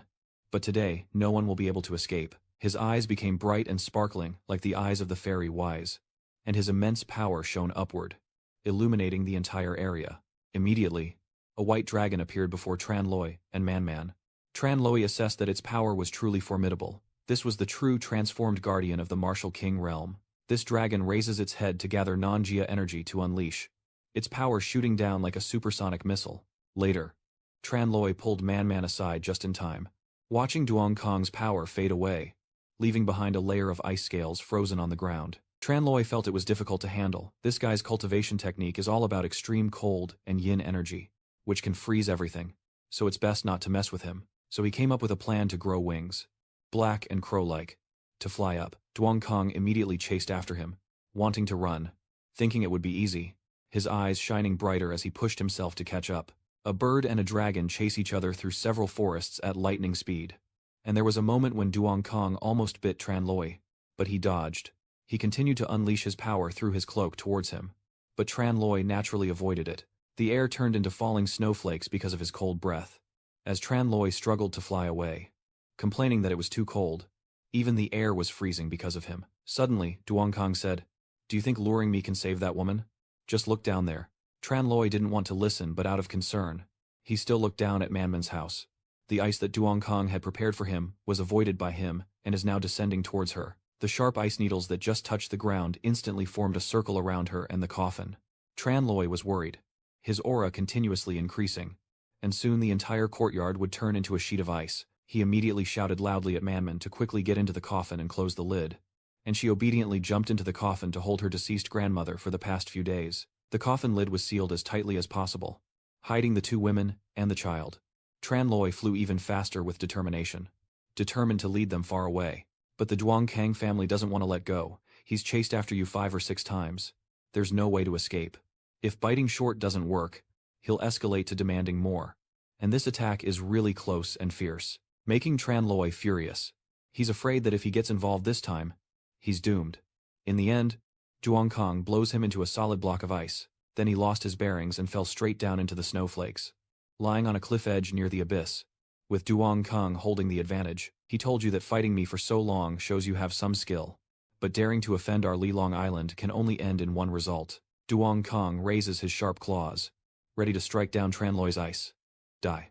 On this side, the coffin carrying the 2 elderly women and the child has also been sealed in ice. Man Man lies with her grandmother, feeling the oppressive aura seep into her skin. June trembles as she hugs her tiny, frail body and screams, "Cold. The pressure too much." Then she turned to talk to Bitch Ha. "Grandma, you must have been very lonely. Right man, man has come to keep you company. But that person is only being chased by Duong Kang because of her. Ms." Tran Thon clasped her hands in prayer, begging Bitch Ha. The heavens must surely protect him. Man focused all her faith, to the point that even the ring on her finger could feel it. And just then, as Duong Kong's foot was about to step down, the ice block from Tranloi emitted a familiar light. It was the sacred fire's light that immediately shattered the ice. And Tranloi, wielding his weapon, soared straight up while Duong Kong was still gaping wide. He was about to bite him again, his lips tightly closed. But Tranloi kept teasing him, causing him to bite himself. Then the boy delivered several sharp sword strikes across his entire body. Duong Kong painfully opened his mouth to scream. But this time, it was to release a cry of agony, rather than to unleash his power in arrogance. The dragon form vanished, revealing a bloodied Duong Kong kneeling on the ground. He looked back at Tranloi behind him in disbelief and said, "How is this possible? How could I lose to a young boy in the early stage of the cultivation realm?" Tranloi is now completely unscathed, smiling brightly. Too dangerous. Luckily, the fire spirit spell from the craftsman T saved him, or he wouldn't have been able to dodge just now. At the same time, after praying with clasped hands, the ring on Manman's finger suddenly lit up. Outside, the ice surrounding the coffin lid gradually melted, and the surrounding temperature was no longer as cold as before. The light from her ring melts the ice wherever it shines, raising the temperature around her, and she gradually opens her eyes, full of doubt, no longer feeling cold. Man quickly sat up from the coffin, anxiously searching for Tranloi. She looked around and saw no sign of anyone. Feeling puzzled, where has everyone gone? At this moment, near the shoreline by the coast, the water below has completely frozen over. Man hurriedly runs to this side. Panic-stricken, Tran died. She looked at the broken ice shards scattered on the ground, thinking that Tranloi had been shattered by Duong Kong, and she was stunned. Man's eyes immediately welled up with tears, her face full of deep sorrow and self-blame. She knelt beside the broken ice, crying out in self-blame, "Big brother Tran, it's all my fault for hurting you. I doubted and misunderstood you earlier. I said those things to you. I'm sorry." Suddenly, she heard a voice behind her. If given another chance now, she would agree to repay him with her body. Manman confusedly turns her head toward the sound and sees behind Tranloi, still intact, crouching down and looking at her. She was so frightened, thinking she saw his ghost, that she yelled loudly, then forcefully hit him, and Tranloi couldn't dodge in time, taking a blow that made him stagger and feel intense pain. Manman finally realized that you are not a ghost and asked suspiciously, "Brother, you haven't died yet?" Tranloi helplessly cupped his face and sighed. "Did you see any ghostly figures? Look clearly before hitting, or else you'll get trampled by Duong Kong and turn the ghostly spirit into a smashed head." Man punched Tranloi angrily, blaming him for not speaking up and asking if he knew how worried she was. Seeing her so worried, he told her to stop joking, that he was just joking a little, and not to hit anymore. At this moment, Man buried her face in his chest and cried loudly. "Do you know how painful it is to lose a loved one, watching someone you care about die right in front of your eyes, and then being left all alone in loneliness? Do you understand how uncomfortable that feeling is? Are you just joking around to make yourself happy?" Tranloi saw her reaction and knew he had gone too far. He looked at Man with concern and gently patted her head, saying, "It's okay, I know I was wrong, I shouldn't have waited for you. I will take on Man's role. Look at you sincerely, and seriously promise that, if you agree, I will take care of you on behalf of your grandmother, until you grow up and become a strong person." Man looked confused and tearful as she looked up and asked, "Brother, why are you so kind to me?" But for now, we still don't know for sure if she is a descendant of Bishlak. So to avoid disappointing her, it's better to keep it a secret. He smiled outwardly and said, "Because I made you cry. Just consider it a punishment." Manman, hearing his reluctant and flawed explanation, angrily scolds him. "Do I deserve punishment? Am I so hateful? Is being with me a punishment?" She said irritably. "Honestly, being with someone like you is the real harm. Always causing trouble and acting brave, not knowing your limits, scaring people half to death. Knowing you, I'll probably get dragged into it too. Don't force yourself if you don't want to." "Okay." Man, hearing this, quickly locked pinkies with him, saying, "Don't you dare regret it." She looked at him with hopeful eyes and only made one condition from now on. "No matter what happens, you must not lose me." Just like before, Tranloi looked directly at Man, smiled softly with confidence and sincerity, and replied, "Okay." He stood up, stretched, and slowly walked toward her, saying, "Now let's get to the main task." Man felt uneasy as he approached, clutching her bag tightly, and hurriedly asked again, "The main task." Tranloi, seeing her so cautious, couldn't help but sigh in frustration and say, I really don't understand what you've been thinking about all day. The scene shifts to Duong Kong, and only now does Tran Loi have time to deal with him. On the grass, he kicks him down forcefully. Tran Loi asked him about the motive behind his recent actions, why he wanted to seize the ring, and how he had hurt Granny. Even lying flat on the ground, Duong Kong stubbornly smiled and said, "You have no right to interrogate me." His mouth corner bled, but he still arrogantly threatened, "Don't forget, I'm reminding you. Li Longdao's people are right here. If anything happens to me, they have every reason to make you live worse than dead." Upon hearing that, he smirked mockingly and said, "So I should be afraid, right?" Tran Loi looked directly at Duong Kong with a cold, threatening gaze and said, "If you don't want to die, you'd better tell the truth. Otherwise, I will make sure you die without a trace." Then he suddenly pressed hard on his hand, causing Duong Kong to grimace in pain. He spat out a mouthful of blood, then clenched his teeth in utter fury. Unable to endure the torture, he finally broke and revealed everything. Duong Kong remembered the torture she endured earlier and how she refused to speak even if she died. Then, he noticed she kept clutching the ring tightly, so he cut off her hand. "Bring it out to see."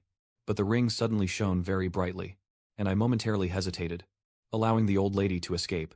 Mang listened sadly as he recounted, and Tran Loi looked at her seriously, deducing that the old lady risked her life to give her the ring, which must be related to the location of the Za Shui. Yang Kong was surprised and angry as he pressed for answers, insisting that the person said the old lady from Bao Dao needed to find the distant burial site.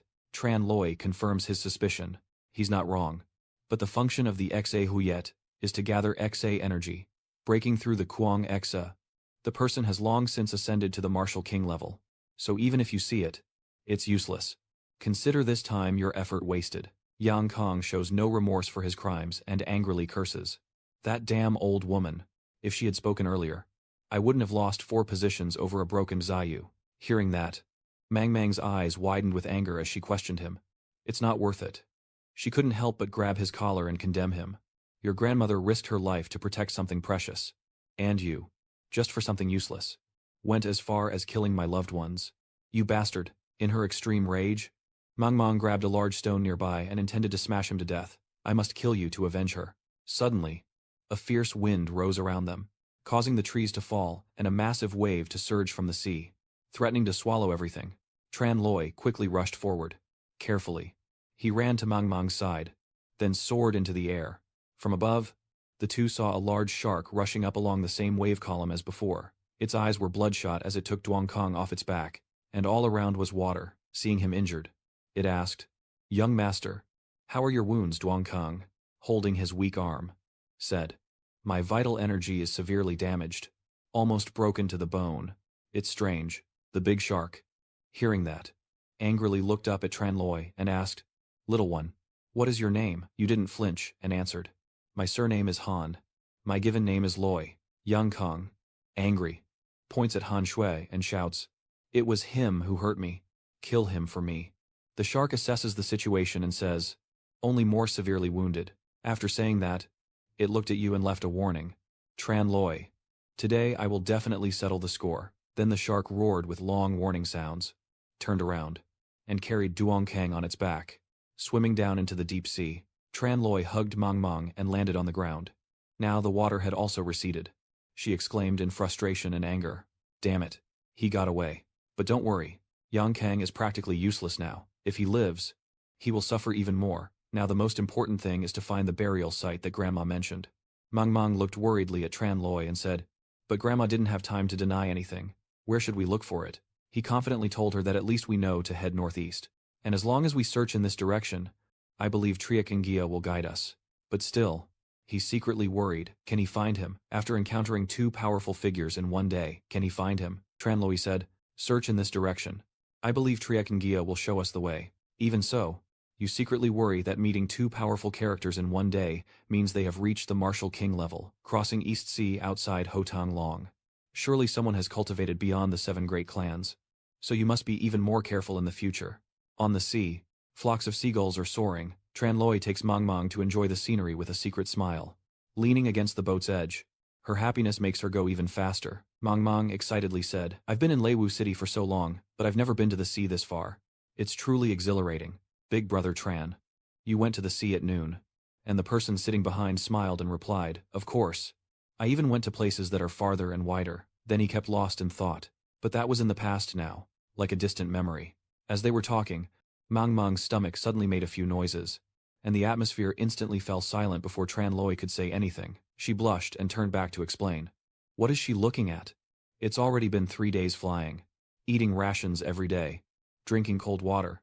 It's normal for her stomach to feel uncomfortable. He forced an awkward smile in response. That's right. That's right. That's right. It was my mistake. Suddenly, Tran Loi pointed ahead and said, It seems there's an island up ahead. Let's go in there to get some food. Baekdu slows down to let the two of you land on the small island below. Suddenly, a giant creature rises from beneath the island, opening its mouth and tentacles attacking the boat. Tran Loi guides the Baekdu to dodge the monster's attacks, singing softly, Be careful, just escaped from danger. Mang asked in horror. What kind of monster is that? Tran Loi replied. It's a giant white beast. You get up. Stretch your arms and legs. Smile confidently. Perfect timing. Mang, do you want to try grilled white beast? She excitedly replies, Yes. Then, Tran Loi concentrated his power into his palm, preparing to strike the white beast. Suddenly, the mountain below slowly moved, as if alive, rising up gradually with the sound of flowing water. From the water, the head of a huge monster floated up from the island, opening its mouth to swallow the white beast. The two looked at the terrifying scene before them, unable to hide their shock. After the monster fully surfaced, its shape gradually became clear, a gigantic turtle. Having eaten its fill, the creature slowly sank back down, leaving only its shell exposed at the top, resembling an island trapping its prey. Tran Loi couldn't help but marvel. It's too dangerous. That turtle is a 10,000-year-old turtle. If we had fallen earlier, we would have become its meal. Mang also looked very worried and said this sea is dangerous inside and out. So scary. Suddenly, the two of them heard someone shouting from afar and turned to look. Behind them, 3 mudboats rushed forward at full speed, with sailors shouting, Faster, faster, push harder. The old man on the boat saw something chasing after him and desperately ordered the helmsman to go all out. Absolutely not. Let it catch up. It turns out to be a strange, jade-eyed beast with many horns on its head. This is a dang NGU. Swimming rapidly to approach the fleet, it charged forward, leaping into the air to create huge waves that battered the boats, causing them to sway violently.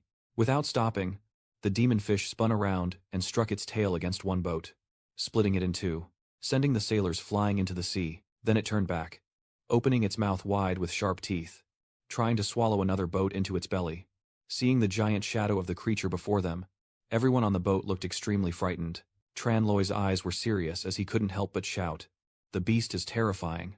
Wings appearing on his back, he charged without hesitation toward the distressed boat. Tran Loi draws his sword, his eyes cold and sharp as he faces the giant head of the whale.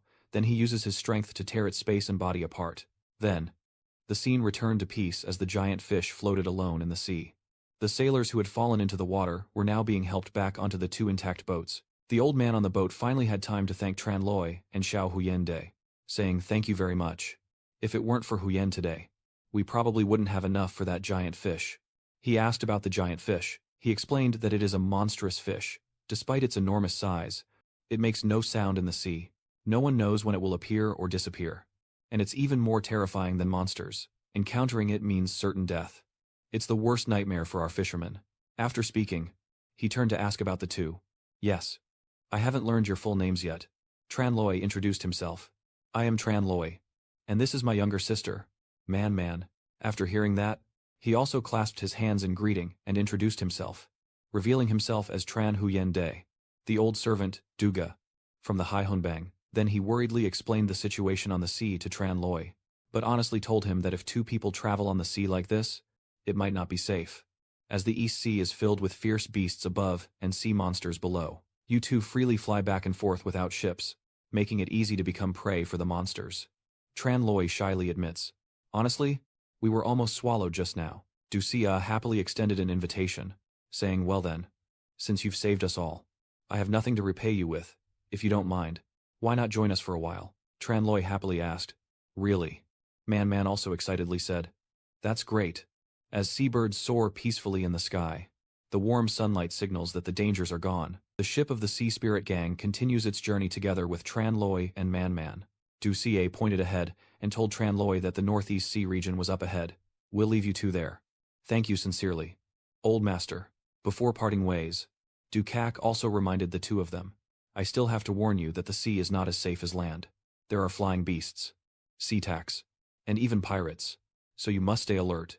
Moreover, not every place is accessible. Ordinary people like us can only go to certain areas, and if we're not careful, we might end up in the territory of the three great powers, which would be very troublesome. After hearing this, Tranloy couldn't help but wonder, and asked again, and Dukak was willing to explain more clearly for him.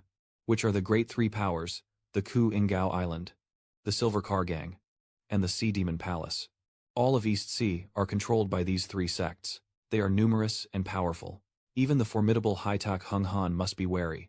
To thank Tranloy for his help, he gave him a map, which is a route map that might help with the area, and Tranloy happily expressed his gratitude. This is exactly what we need. After giving detailed instructions, Duga and the team prepared to leave, bowing respectfully, and said we will return here, wishing you a safe journey. Tranloy and Mang switched to riding the flying boat and prepared to continue their journey, and he opened the map and couldn't help but exclaim, it's very detailed, not only listing all the islands in the East Sea, but also including their geographical positions and potential dangers, which really helps us plan ahead. Mang asked curiously, so where do we go now? Tranloy pointed at the map and said, look, there is indeed a small island ahead, a common trading spot for sailors. You know she's been starving herself these days. Right, let's go eat. Mang's eyes sparkled with complete agreement. The scene shifts to the island, a bustling trading hub with many routes, and the area is increasingly lively. As Mang slurps her noodles, her cheeks puffed out, hands constantly reaching for more. Soon, the last bowl of noodles was finished. Mang exhaled with a satisfied look. That was delicious. Tranloy watched Mang eat 6 bowls of noodles and couldn't help but marvel. She can eat too. Will your stomach hurt? Mang nonchalantly replied. That's nothing. They haven't eaten anything for 3 days. Difficulties only make us more eager to reach the shore. So of course she ate her fill, and then happily ordered more. Boss, give me 10 more bowls. The noodle shop owner happily agreed. Suddenly, there was loud arguing behind, and when Tranloy turned around, he saw a crowd gathered behind him, apparently members of 2 factions fighting with each other. Over here. Nam Yi and the people of the Silver Sand Gang are too much. You dare to attack our Silver Sand Gang members. Are you tired of living? Facing them are members of the Sea Demon Palace, still arguing fiercely. Clearly the ones who started the trouble with us and then dared to block us. Do you think our Sea Demon Palace has no one? Another voice said. Senior brothers, show them the power of the Sea Demon Palace. At this moment, another group of people rushes forward to intervene. Raising their hands, the Huyen Kwai Thuong Nan has given orders not to be disrespectful. Nam Yai said often that the Heavenly Noble Elder only manages the rebellious islands and not us. Van Huyet also scolded harshly, claiming it's none of their business. Get lost. The people of the mysterious Noble Master immediately became furious and rushed in, daring to ignore our Siyun Gao Dao. They must be taught a lesson. So these 3 groups clashed with each other, indistinguishable from one another. The sound of weapons clashing was very intense, especially those from the Black Sand Gang and the Sea Demon sect. When Tranloy heard these 2 names, he felt familiar. The Black Sand Gang and the Siyun Gao Gang belong to the 3 great sect clans. Everyone is wondering why they are all fighting together when they each have their own territory. Zhang Bao, who also owns the shop, responded when he heard this. Isn't it because of the treasure land? Right, the 2 of them asked in unison. The treasure land. Zhang Bao explained that a few days ago the Silver Sand Gang discovered a treasure land on the sea, intended to keep it secret. But somehow the information was leaked. He continued. Now not only the 3 great sects but also the surrounding powers, sects, and even some demon clans are all rushing here to compete, making our small island always lively. Tranloy quickly asked if he knew what the treasure land was. Trong Bao uncertainly replied that he heard it was the Xuanwu Copper Palace. Man looked disappointed and said sadly, I still thought that the sacred site was where Grandma found her opportunity. Man then turned to Trong Bao and asked, what is the Huyen Vu Dong Fu? Is it a very powerful place? He helplessly said, you really only know how to eat. You don't know anything else.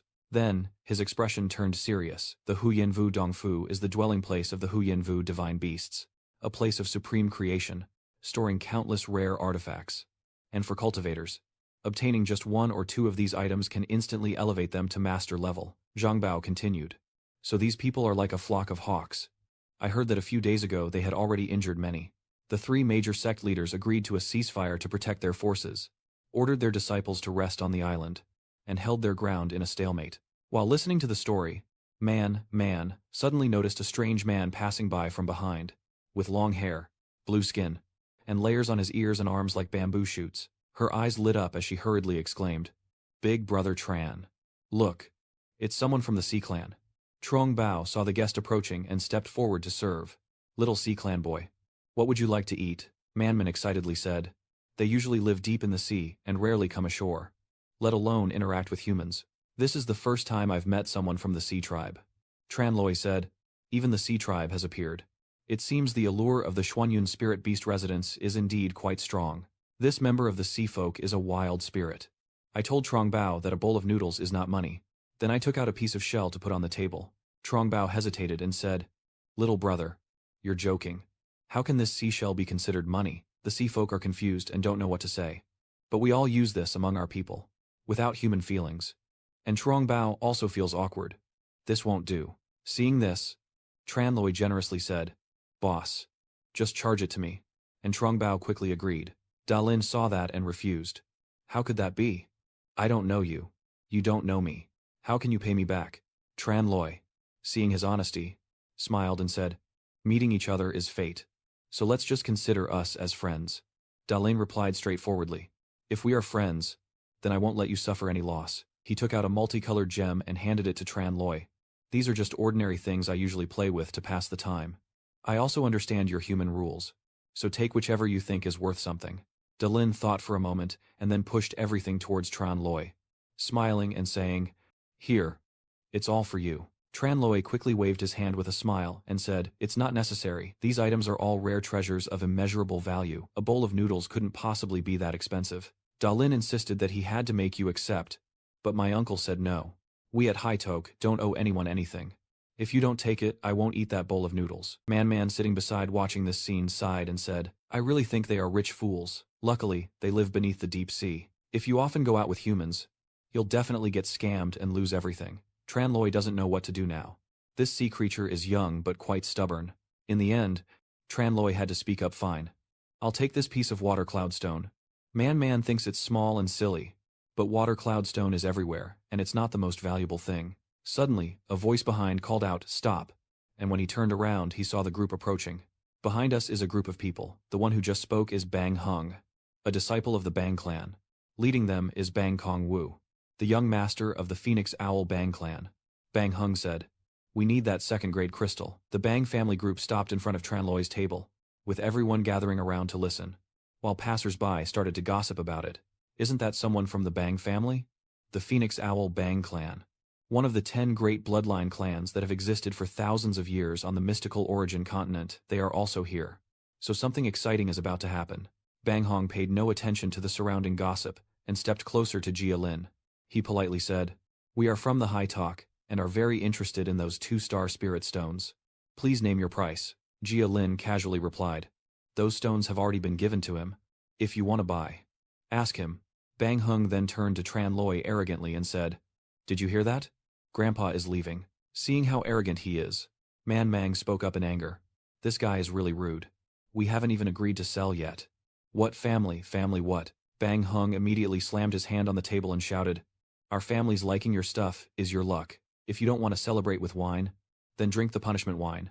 Tran Loi calmly smiled and said, "This crystal stone wasn't originally something we wanted to take, but I do have a habit of stealing others' belongings." Then he turned to Dalin and said, "Brother of the Sea Clan, if you are sincere in offering this to me, I will no longer hold back." Without waiting for Bang Hung to say more, Tran Loi and Man Mang stood up confidently and said, "Let's go." Bang Hung shouted, "Stop right there," as if trying to chase after and provoke a fight. At this moment, Bang Kong Vu pats his shoulder to stop him and says, "Wait." Han gently reminded Bang Hung that this is still the territory of the 3 great sects of East Sea, and since we are leaving, we should hold back.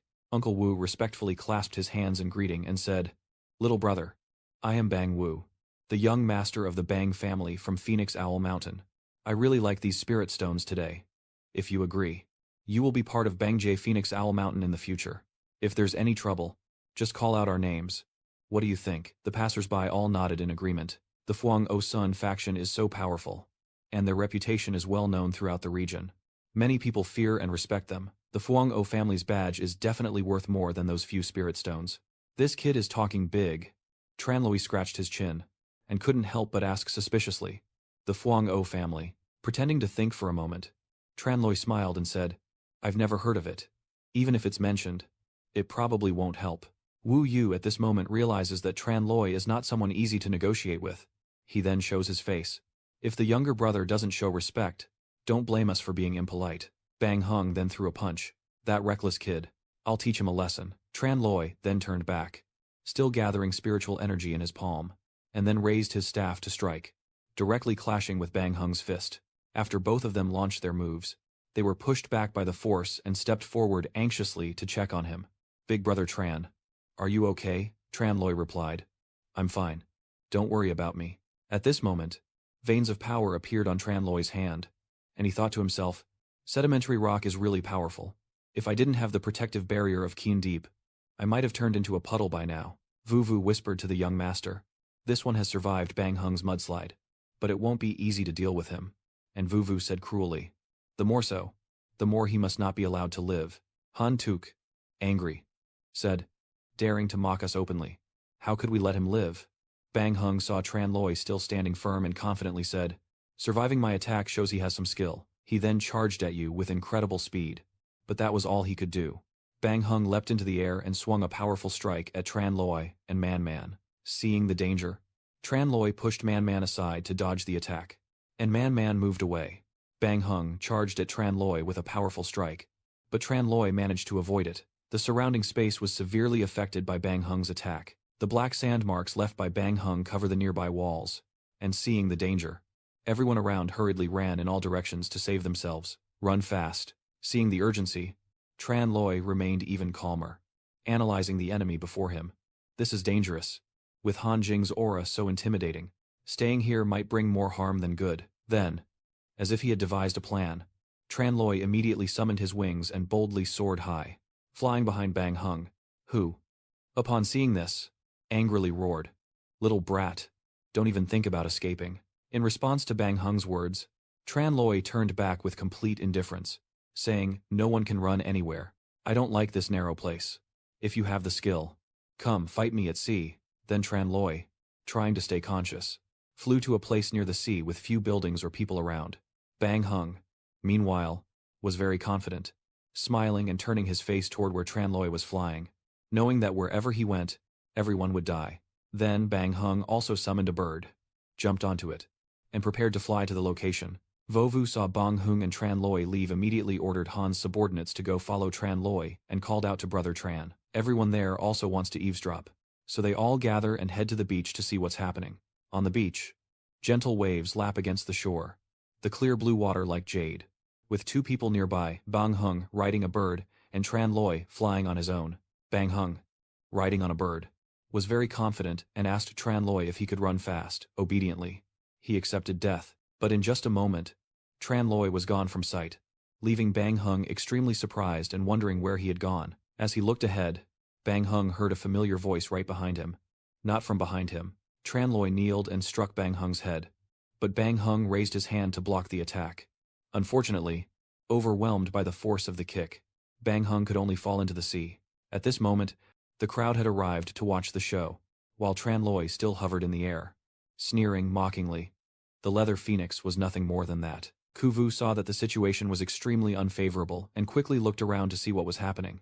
The sand dune standing nearby seemed to understand the situation well, and he asked Kuvu, Young master, do you need me to step in? Han replied, No need. Others say he is weak and cowardly. Kovu revealed a sinister smile.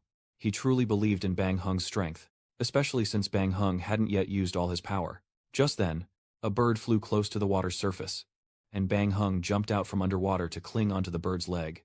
Bang Hung was soaked all over, and Jian Jianglian warned Tranloi and Tutu, You've provoked me now. Bang Hung drew out a spear that looked incredibly powerful.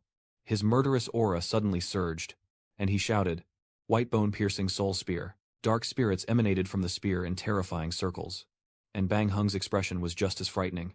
Dark energy radiated from Bang Hung as he uttered a deeply sinister words. I will make you learn what it means to be worse than dead. Bang Hung spins the spear to form a circle, surrounded by rising purple miasma energy. After completing several loops, he points the spear forward and orders the spirits to move. Countless soul rings are rushing straight toward Tranloi, who is in a life-threatening situation. The toxic aura brushed past Tranloi's neck and wings, proving to be truly difficult to deal with, since Tranloi managed to dodge it. The toxic energy shot straight down into the sea. The toxic energy merges with the sea, forming a purple whirlpool that turns the entire ocean chaotic. The whirlpool grows bigger and more powerful, showing no mercy to any creature. After the whirlpool disappeared, countless sea creatures had died and floated lifeless on the surface of the water.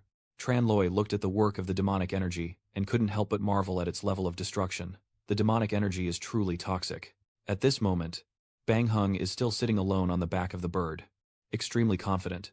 But now it's too late to realize that this is the power of the 10,000 demonic soul-devouring sand. Seeing how proud Bang Hung is of this forbidden spell, Tranloi kindly reminds him that the 10,000 demonic souls corpse sand is dark and sinister, requiring the consumption of many lives to increase power, and is a forbidden dark magic that orthodox sects strictly prohibit. Tranloi doesn't forget to mention the victims of this forbidden spell. Reaching this level, the number of people who have died from it is probably countless. But Bang Hung didn't care at all. He sneered maliciously. To achieve his goal of 10,000 bones, he needs 999 lives, and having others' lives to cultivate is a stroke of luck for them. After saying that, he became even more determined to kill Tranloi to break his own record. Today, he will make your death the 1,000th. You secretly despise Bang Hung, but at that moment, you drew your weapon. A savage act. Slaughtering so many lives for your own benefit. Today, I cannot forgive you. Tranloi gripped the body of the sword to prepare to sweep away the soul rings, then launched a stunning mid-air strike that the air currents couldn't reach. The soul rings flew away into the sky and gradually disappeared, leaving nothing between Bang Hung and Tranloi, and the two of them charged at each other with their weapons. The spirit rings suddenly come back to life, as if they can gather themselves together, and then, as if they hear Bang Hung's command, they hold tightly onto Tranloi's sword charm. Tranloi is now surrounded and panicking, thinking to himself, how is this possible? How can the golden thread not break through this place? At this point, Bang Hung grew increasingly confident and explained to Tranloi that it was useless because this was a gas condensed from 999 furious souls. As long as they surround him, not even the great golden immortal can escape. Mang still stands below watching the battle, looking extremely worried for Tranloi. Bang Hung didn't wait any longer and charged straight at Tranloi, shouting, "Die now." Tranloi was still immobilized and couldn't move, trapped in a hopeless situation. At this point, Mang couldn't take it anymore. She cried and ran forward. Stop. In the critical moment, Tranloi suddenly connected with the ring, and the ring immediately lit up. Then a blinding beam of light enveloped the vast sea, causing Bang Hung's soul rings to completely vanish.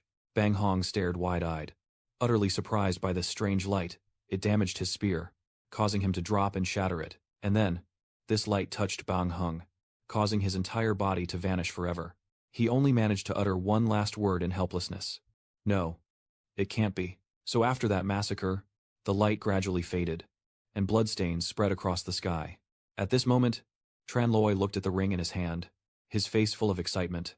The ring, engraved with a bell, still emits a faint glow. Seeing it, Tranloi truly regarded it as a lifesaver and secretly believed that the Nine Heavens bitch Lak Zhong had protected him. Kong Wu, seeing Bang Hung killed, then challenged Tranloi to a fight, daring to kill my disciple to avenge him.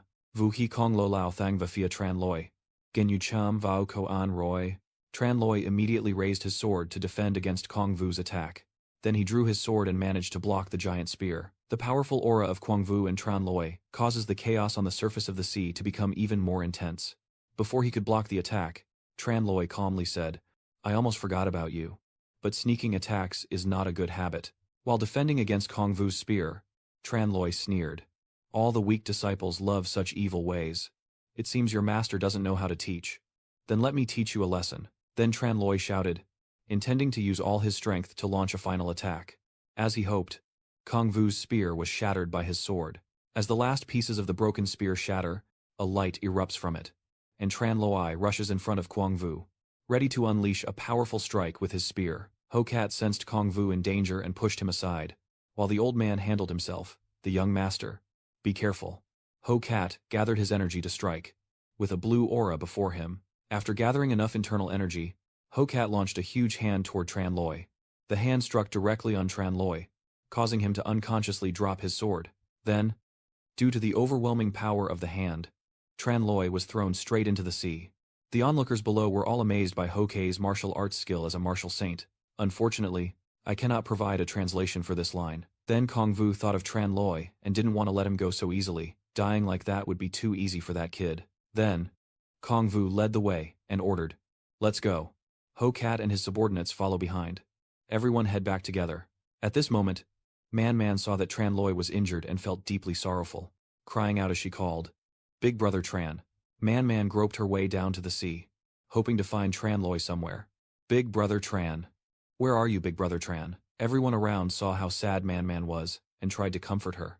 "Young lady, don't call anymore. That young man was injured by a Vu-Tan expert and has long been shattered into pieces." But Man was very determined. She always firmly believed in Tran Loi. "No. I don't believe it. Big Brother Tran can't die." Then Man ran quickly toward the sea, intending to do something. Turns out she planned to dive into the water to find Tran Loi. Man swims through the dark sea, her eyes actively searching, her face showing clear worry. Man looked around nervously, hoping Tran Loi was still alive, and when she turned around, she saw Tran Loi not far away. Man paused in surprise, then quickly swam towards Tran Loi. When she was close enough, she reached out to touch him, and finally managed to grasp Tran Loi's hand. Touching Tran Loi's hand and seeing that he was still breathing, Man let out a sigh of relief. Fortunately, he's still alive, just unconscious. Tran Loi is still breathing, but because he was underwater too long, his breathing is irregular and he's in great discomfort. Man approached, holding Tran Loi's head and placing her lips on his to perform CPR. Gradually, Tran Loi regained consciousness and slowly opened his eyes. Seeing Tran Loi open his eyes, Man felt a wave of relief and looked at Tran Loi with a smile. "It's good now. Brother Tran, finally." It seemed like she was reaching her limit, but just before passing out, Man saw Tran Loi wake up, and a moment later she also fainted, then woke up again. Luckily, Tran Loi had regained consciousness, so he gently caught her. Man. Tran Loi recalls the moment Man performed CPR on him, feeling deeply moved. The scene of Man giving him CPR becomes increasingly vivid in his mind. Tran Loi realized he owed Man a lot and showed a determined look to protect her, because she was the one who saved him. After thinking, Tran Loi held Man tightly, and both of them prepared to swim to the shore. Tran Loi swims towards the light, moving quickly. As the light becomes clearer, he realizes he's about to reach the surface. Tran Loi held Man tightly, his eyes determined, silently encouraging her inside Man.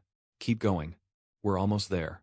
Just as he was about to reach the surface, something suddenly grabbed Tran Loi's leg, causing him to lose his balance and let go of Man, pulling him straight down.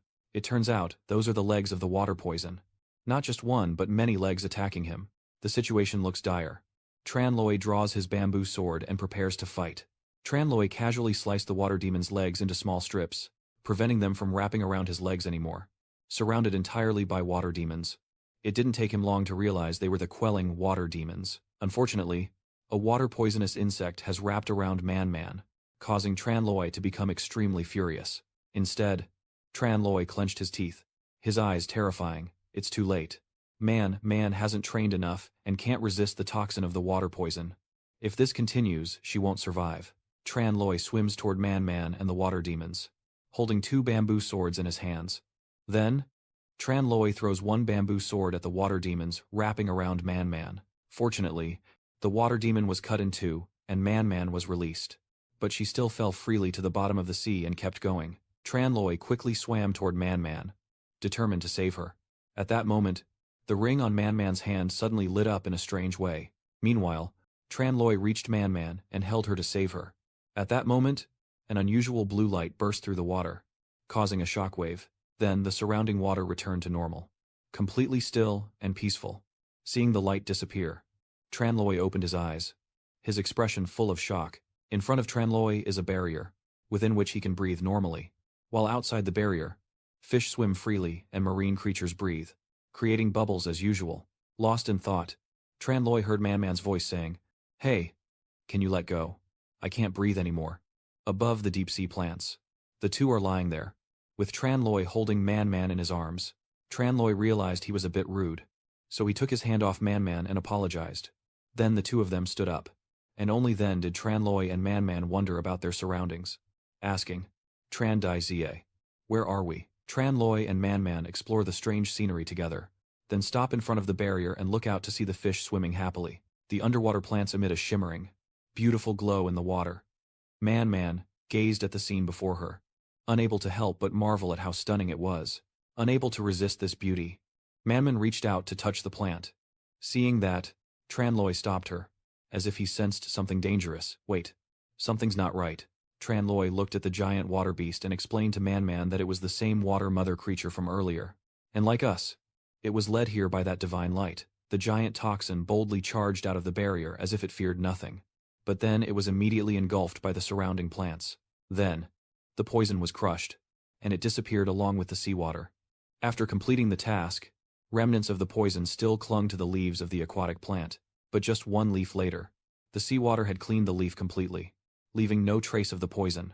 Tran Loi looked at what just happened, his face very serious. I guess I was right. This seaweed area is extremely dangerous. Getting too close could be swallowed whole. Suddenly, the ring on Man Man's hand lit up, and she was surprised as if she had just discovered something. The ring emitted a beam of light, shining into the distance, and Man Man looked in the direction of the light. The beam of light illuminated the aquatic plants, causing them to sway to the sides and revealing a path leading to a palace. Seeing that scene, Man Man pointed at the place and shouted to signal Tran Loi. Big brother Tran. Huyen, look. It seems there is a palace inside the coral. Now, in front of Tran Loi and Man Man is an underwater palace. As soon as he saw this place, Tran Loi quickly recognized it and excitedly shouted its name. Bishlak Palace. Man Man asked curiously. Bishlak Palace. Seeing that Man Man seemed unsure, Tran Loi explained to her that this is the ascension place of Emperor Bishlak. But Bishlak Palace is inside the secret realm of Koithian, and this is only its illusion.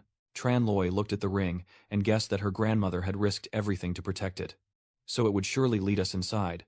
Now the illusion of Bishlak Kung appears again. Could it be connected to the distant vortex? Man Man muttered while looking at the ring. Grandma. So Tran Loi and Man Man entered the palace, both eager to explore this place. As Tran Loi and Man Man approached Bishlak Palace, the palace gate suddenly opened, unleashing a burst of intense light. Tran Loi raised his hand to block the powerful aura and couldn't help but marvel at how strong the aura was. Then he made a suggestion. Man, we've found it. This is the hidden tomb of Emperor Bishlak he left behind, and you've entered the palace. The absorbed aura will help you break through to the extreme distance stage quickly, so I can support you. Man Man did not hesitate and immediately agreed to Tran Loi's proposal.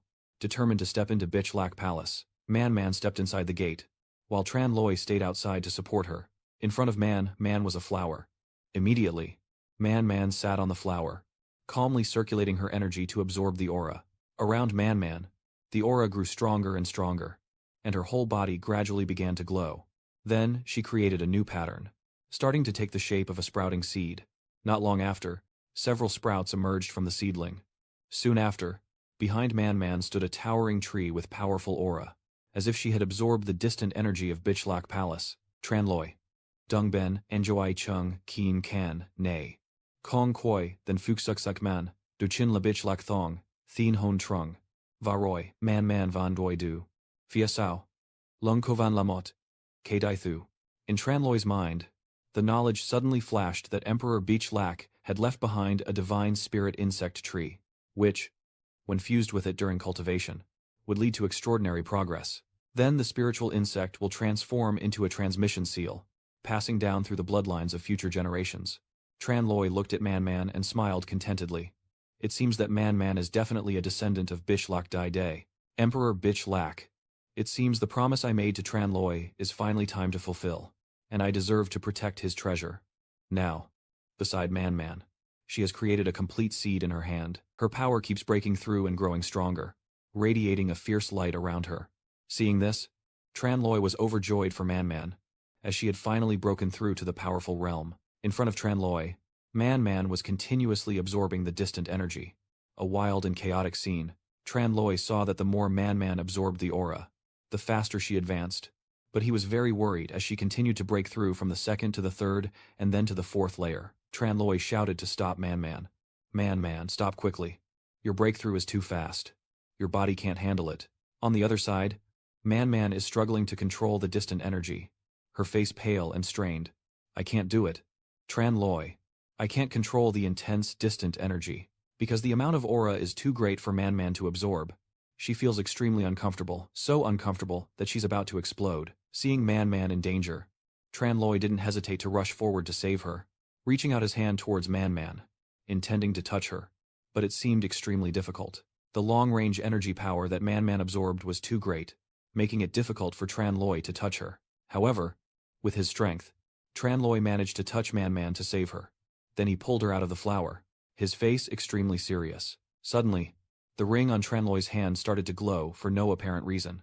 Then he shouted loudly, and his aura, along with Man's, burst out. The primordial energy of Tranloy and Man merged together, forming a bright beam that shot upward. After the chaos, Bishlak Palace gradually returned to its usual peaceful state.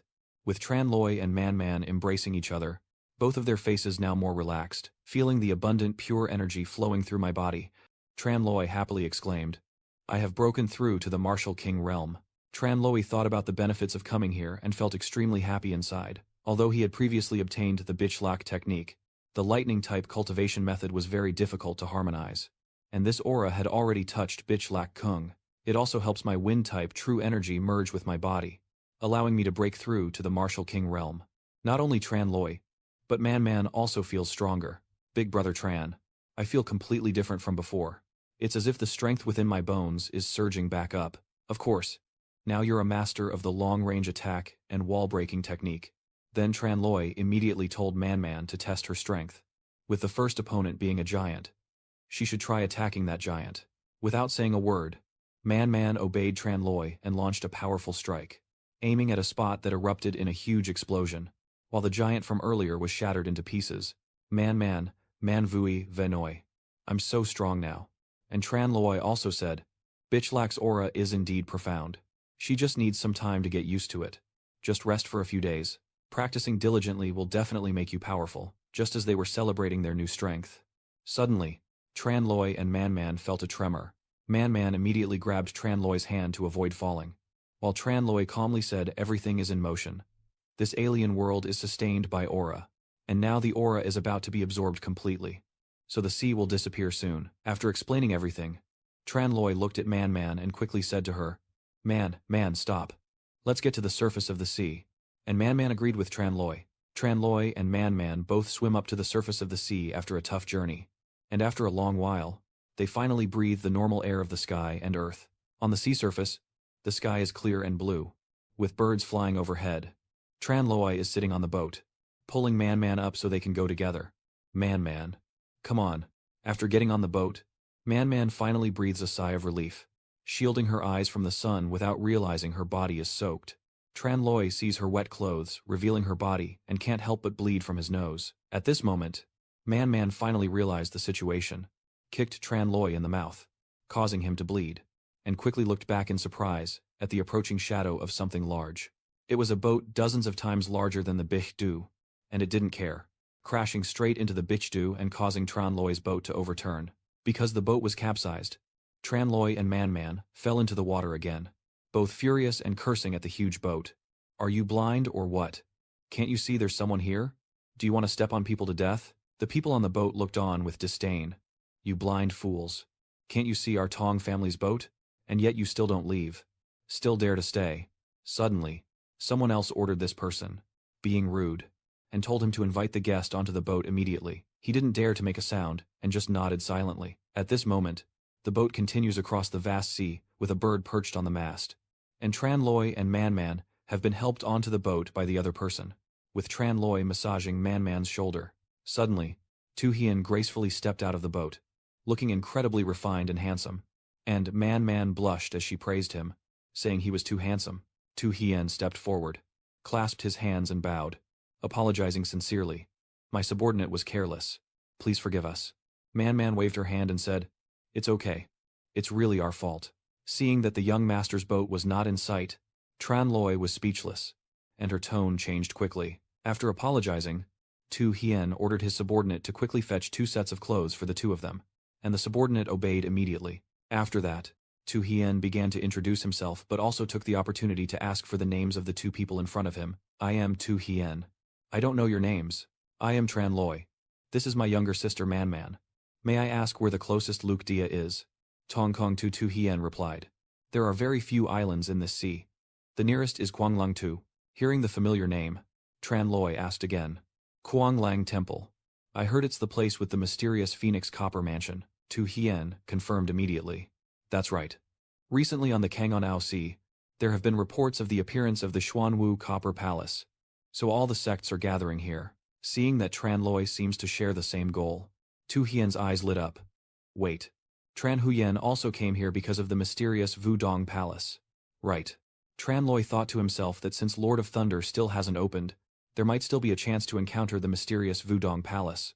After some consideration, Tran Loi replied to Tu Hien. Our two mysterious women just happened to come here by chance. Since fate has brought us together, we might as well stay and see what happens. Tu Hien, hearing that, kindly offered, that's perfect. We're actually heading there too. My subordinates have already changed course. If you don't mind, may we escort you there? Tran Loi and Mang Mang exchanged smiles, seemingly about to step ashore easily. Tran Loi clasped his hands and bowed politely, then said to Tu Hien, we won't be so formal anymore. On the sea, the sky is clear. White clouds drift lazily, and birds soar through the air, while dozens of large warships are anchored nearby, all seemingly heading in the same direction. Everyone instinctively stepped onto the stairs, heading straight for a single point. As many experts from all directions gathered here, their eyes filled with determination. Mang Mang was dressed in a very beautiful outfit, overwhelmed by the scene, as if the warship was too much. Tu Hien then explained further. Yes. All the sects of Huyen Nguyen have gathered, and Tran Loi also said that judging by the situation, the battle for Huyen Wudong Fu is becoming even more intense. It seems she has noticed something. Mang Mang points in one direction and calls out to Tran Loi. Tran Dai Xia. Look over there. That is a giant warship with the character Bang on its hull. It belongs to the Bang clan. You told Mang Mang that it seems like the Bang Vu and that old Martial King are also coming. Mang Mang nervously said, Big brother Tran. I'm afraid that old man is so powerful that if he finds out we're here, hey.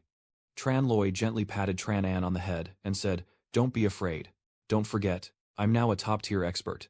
Supporting Big Brother Tran will also protect me.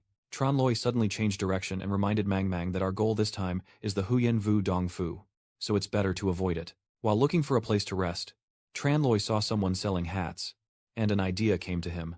Tran Loi used 2 coins to buy hats for himself and Mang Mang, and the transaction went smoothly. Tran Loi and Mang Mang switched their hats on their heads, feeling a bit more at ease.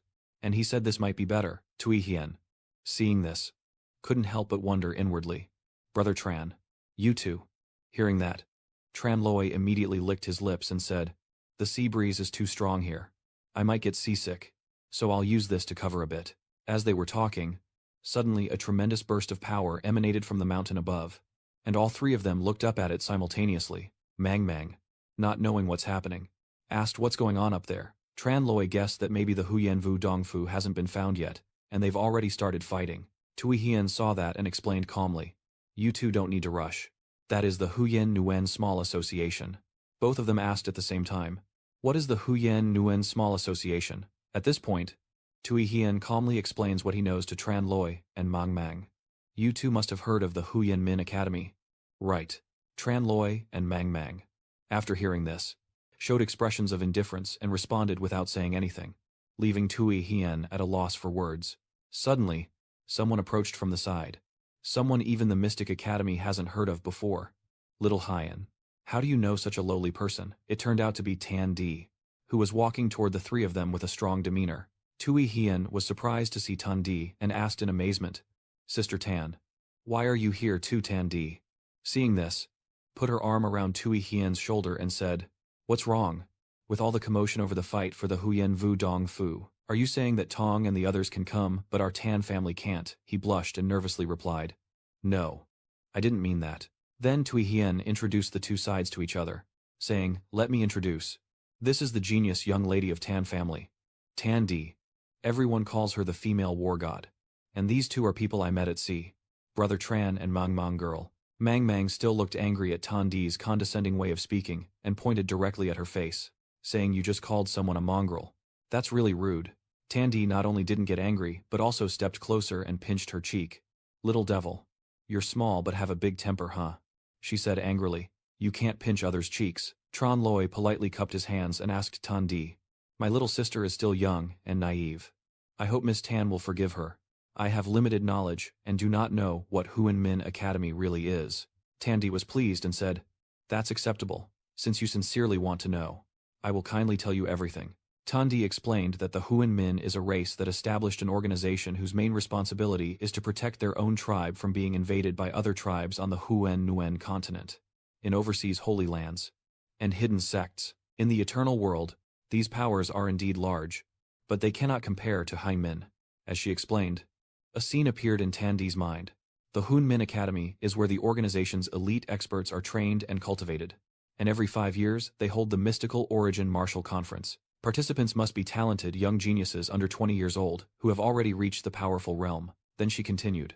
Only after winning many battles and emerging as the top talent can one qualify to enter the Huan Min Academy, which can be said to be 1 in 10,000. Tu Hien responded to Tan Di.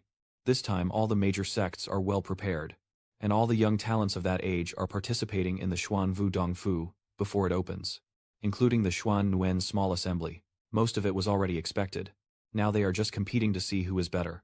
Hearing this, Tran Loi was very surprised. At 20 years old, he had already entered the Dao realm. No wonder this didn't impress him. Tran Loi smirked to himself with great pride. It seems starting too high really makes it hard to understand the joy of those who dare. Then Tan Di wanted to pull Tu Hien along and said, Come on, let's go join in the fun. But Tu Hien refused, knowing well that I've never liked fighting or competing, so there's no need to go anywhere. Of course Tan Di wouldn't accept that, because of his personality. Those inexperienced kids often bully him, and my man Tan Di's man can never be looked down upon by others. Seeing that Tran Loi and Man were confused, Tan Di casually explained, By the way, I am his fiancé. Tu Hien felt embarrassed and shy. Tan Tai, why did you say such things out loud? Tan Di calmly asked back. What's wrong? I am the eldest daughter of the Tan family, and your fiancé. Do you feel ashamed? Then Tan Di pinched Tu Hien's ear and asked if he was going, and if he refused, she would pinch his ear again. Seeing this, he had no choice but to agree. Fine. Fine. I'll go. That's enough. Right. Seeing the two of them walking together, Man turned to Tran Loi and said, This couple really suits each other. The sky is clear, with a few white clouds drifting lazily across the sky. In an arena, Nahan Kiet and the Hao are holding swords and preparing to duel, surrounded by a crowd watching eagerly. Both have drawn their swords, eyes full of determination, ready to attack. At the same time, Renji did not hold back and charged forward. The two shining swords clashed with great force, and Renji frowned as he looked at his opponent. The crowd around is extremely lively, shouting non-stop, cheering loudly. Go on. Fight. Fight.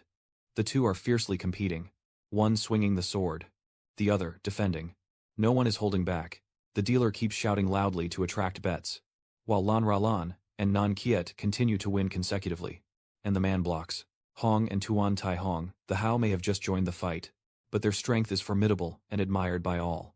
Who will be the winner, once you see? Place your bets quickly. The man is in my hand. 1 to 10. One person bets.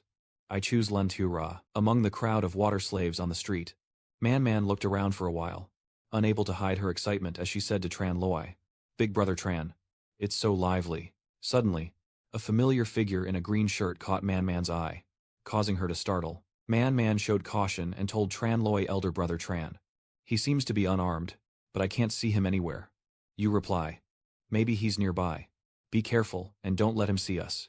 In front, Tan Di seems very interested, so she turns to ask Tu Hien. These two look evenly matched. Who do you think will win? Tu Hien carefully analyzed that although Lan Gongzi is skilled in martial arts, having won 5 consecutive battles, he is at a disadvantage. Hong Gongzi's tactics are draining him, and now all of Lan Gongzi's resources are clear. The outcome will be decided in no more than 3 moves. After hearing this, Tran Loi couldn't hide the smile in his eyes as he looked directly at Tu Hien.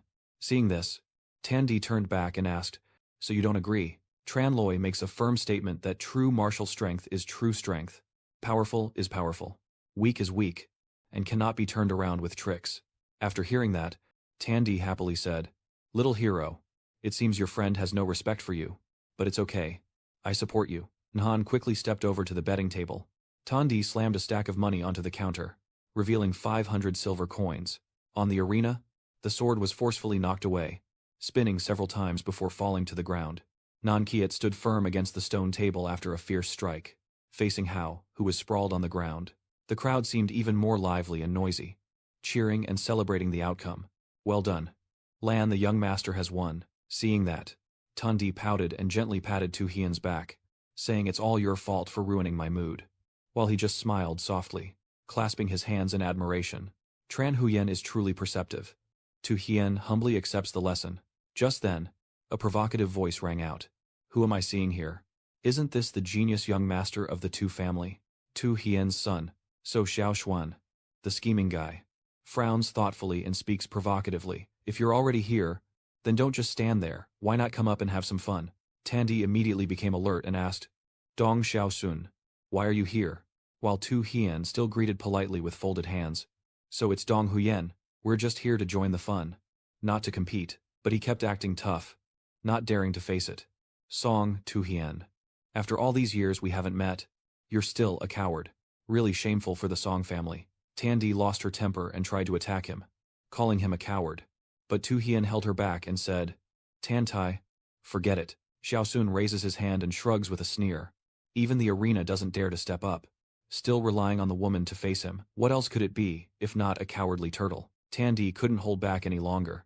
She broke free from Tu Hien's grip, shouted loudly, and rushed forward, covering her mouth. Tandy swung her large sword with a swift, decisive strike, releasing a powerful burst of energy. A swift, gusting strike headed straight for Xiaoxun, but he quickly raised both hands to block it. Standing firm, the dust gradually settled, revealing Xiaoxun's triumphant eyes and a satisfied, sneering smile. In a split second before anyone could notice, he approached from behind Tandy, grabbed her arm, and a cunning smile spread across his face. Xiaoxun taunts Tandy. Others may fear her, but I don't. If she's protecting that cowardly guy, then let's settle it. She accepts without hesitation. Let's see who fears whom. Xiaoxun was not easily willing to compromise, seizing the opportunity. He pushed Tandy to the limit. If I win, she will cancel her engagement with him. He bent down gently, caressed her cheek and continued speaking. To take me. Tandy became even more furious and shouted. Suddenly, a hand reached out, performing a move. Releasing a burst of green energy, a sudden powerful force burst between Xiaoxun and Tandy, causing him to raise his hand to block and then be pushed back. Tu Hien stood in front of Tandy and said sternly, If Dong Huyen has such intentions, then I will compete with Huyen. Xiaoxun broke out in cold sweat, his eyes turning wary. Tong Tu Hien. Then he sharply pointed his staff at him and challenged him. Fine. If you seek your own death, I will grant your wish. Let's go to the arena and fight. Tu Hien and Xiaoxun face each other on the arena. The wind blows, causing their robes to flutter. Xiaoxun, holding a sword and scrutinizing Tu Hien. The man raised an eyebrow and smirked in disdain. Tong Tu Hien, I hear you've never competed once since you were a child. Your father and the Tan family formed an alliance through marriage, because Tandi is a female war god, waiting until the day she is married to the goddess. Then everyone can relax and enjoy their lives. Tu Hien still calmly smiled and replied, I have always believed that men do not necessarily have to be stronger than women. Like Sister Tan, who is a hero among women. Those who stand behind her are also fortunate. Then Tu Hien chuckled faintly, unshaken in attitude, for only some ugly and low-quality men would be willing to eat plain rice. And I doubt any woman would agree. Xuan realized he had been provoked and gritted his teeth in anger, shouting, You. Tu Hien waved his hand. A faint blue glow of alcohol gradually appeared, enveloping the surrounding space. A longsword appears. Tu Hien looks ahead and confidently says, Many words are useless. Please enlighten me. A surge of purple energy radiates from Xiao Xuan's sword. He roars loudly. Okay. Let you see the power of my death-seizing soul sword. Both sides charged at each other. The clash of weapons, creating powerful gusts that shook the entire arena. Tu Hien swung a strike, but Xiaoxun dodged, jumping high to avoid it, then landed back on the arena and struck down at Tu Hien. But his attack was blocked by his sword. Both sides fought fiercely, with no one backing down, as everyone below watched intently. The clash of weapons echoing non-stop. Tran Loi expressed his admiration, surprised that the refined and scholarly young Master Tong also played so skillfully in the match, while Trandy squinted and crossed his arms, watching intently. Then she responded to Tran Loi with a proud look, saying, I really like his personality. Always so calm and composed. Better than any man in the world. At this moment, the host loudly announced, Please choose. Please choose. Tong Tu Hien will duel with Dong Te Suyen. Who will win in the end? Who can defeat the female war goddess Tan Di? Please choose. Please choose. The crowd quickly moved forward amid the shouts of the old man, discussing how Dong and Tong are both from prominent ancient clans. Their strengths are all very formidable. How to choose now? Tong Ra has a great reputation. But I hear that this young master Tong is introverted and has rarely left his house since childhood. Judging by his strange demeanor, suddenly, someone from the crowd smiled fiercely and said aloud, "Could it be that the turtle retreating into its shell is really what young Master Dong said?" Tan Di, hearing this, was furious, pointing at the source of the voice and shouting threateningly, "What are you saying? Who dares to call me cowardly? I will break that person's mouth." Just then, someone approached and spoke, startling Tan Di and making him turn around. "Granddaughter." Everyone was just joking. There's no need for Dai to be so angry. Better to settle this once and for all with the old man. He looks very much like Xiao Xuan, especially the mole on his right cheek. And whispers spread that he is not Dong Xiaoshuan's father. How is old master Dong Qiu doing? With him in charge below, Dong Xiaoshuan is surely going to win. Tan Di didn't hesitate and decisively accepted Dong Qiu's proposal. Even if it meant risking everything. Tan Di forcefully pulls off the ring from her finger. A very valuable item of hers. She turns around and throws the ring onto the table, then decisively announces, "The entire team, the former Tong Tu Hien wins. His strength has long been unmatched, having slain over 10,000 monsters in a single day." Watching Xiao Xuan deliver decisive strikes at Tu Hien, he continued, "His blood magic is formed from blood, each step killing a person." Then he looked at Tu Hien, blocking the attack, and continued, "Even though Tong Huyen is a genius, he has never faced real danger before. And competing on the arena is not about warfare. He is definitely no match for Tu Xuan." Then, Dong Qiu also placed a ring on the table and arrogantly told Tan Di to obediently wait to become the daughter-in-law of the Dong family. Tan Di suddenly felt uneasy and anxiously looked toward the arena. Her eyes filled with longing. Tran Loi walked over, gently patted Tan Di's shoulder, and reassured her, "Don't worry. Tong Huyen hasn't used all her strength yet. You have to believe in him." Tan Di heard that and immediately looked over, her expression becoming calmer. On the stage, Xiao Xuan kept attacking, throwing sweeping strikes, while watching her opponent closely. Tu Hien, overwhelmed by the relentless and powerful strikes from Xiao Xuan, begins to waver as Yen Jiang maintains his grip on the sword to control the situation, gradually retreating under the continuous assault. When he looked to the side and realized he was at the edge of the arena, Tu Hien immediately stopped himself before slipping out. Xiao Xuan makes a sweeping attack, leaps towards Tu Hien, and shouts loudly, "A snake blocking the way, with no one around. Tan Di will be mine." Tan Di saw the situation and felt extremely worried. She shouted in panic, "Tu Hien." Seeing the opponent's sword close to her face, surrounded by a purple aura like deadly energy, his face flickered with a hint of shock, but immediately, his gaze became resolute, raising his sword to block the attack. And Tu Hien's figure suddenly split into three before Xiao Xuan's eyes. As his sword point struck, the figure immediately dodged and vanished in an instant. Xiao Xuan only managed to slash at the illusions, and the missed strike caused him to stumble forward. Tan Di quickly realized that Tu Hien's move was the Huyen Nguyen body technique, and the one beside him also responded, allowing Brother Tong to win. Tan Di did not hide his confidence and said, "You are truly a bloodied hand, taking lives step by step to claim souls and cause pain. Elder Dong, then we won't hold back anymore." Dong Ku remained silent, only quietly looking at Tan Dai, a hint of concealed calculation flickering in his eyes. After the missed strike caused Xiao Xuan to lunge forward and fall off the arena, he tried to cling to the edge with his hand. Tu Hien still smiled calmly and reached out to pull Xiao Xuan up. "Dong Huyen has given way to us, but he still provokes and insults you. Song Tu Hien, this isn't over yet. How could I lose to a turtle hiding in its shell?" With a fierce shout, Xiao Xuan, still holding the sword in his other hand, prepares to unleash a move, his eyes cunningly fixed on Tu Hien. The hand gripping the edge of the arena tensed up as he summoned all his strength. Then Xiao Xuan surged up from the floor and charged straight at Tu Hien with his sword in hand, leaving him stunned. Seeing the unexpected situation unfold, Tran Loi sensed something was wrong and shouted loudly. Without hesitation, he used his internal energy to rush straight to the arena where Tu Hien was stunned by Xiao Xuan's sudden attack. Xiao Xuan poured all his fury into the attack. Stabbing his sword straight at Tu Hien, Tran Loi reacted quickly, reaching out to block him with a force like thunder. A strike from Tran Loi directly hit Xiao Xuan, knocking him back and spitting blood. But his spear had already forcefully plunged into Tu Hien's chest. Xiao Xuan was thrown off the arena, falling to the ground with his spear beside him. Tu Hien collapsed onto the fighting stage, bloodied and wounded, his face full of pain. Tan Di anxiously pushed through the crowd and ran over, calling his name. Tu Hien. She supports Tu Hien, his face already pale, eyes closed in silence. Tan Di desperately calls out, Tu Hien, are you okay? Don't scare me. Tears streamed down her cheeks as she looked at his condition with deep compassion. Tu Hien. Tran Loi pointed his finger at Xiao Xuan and shouted loudly, You bastard.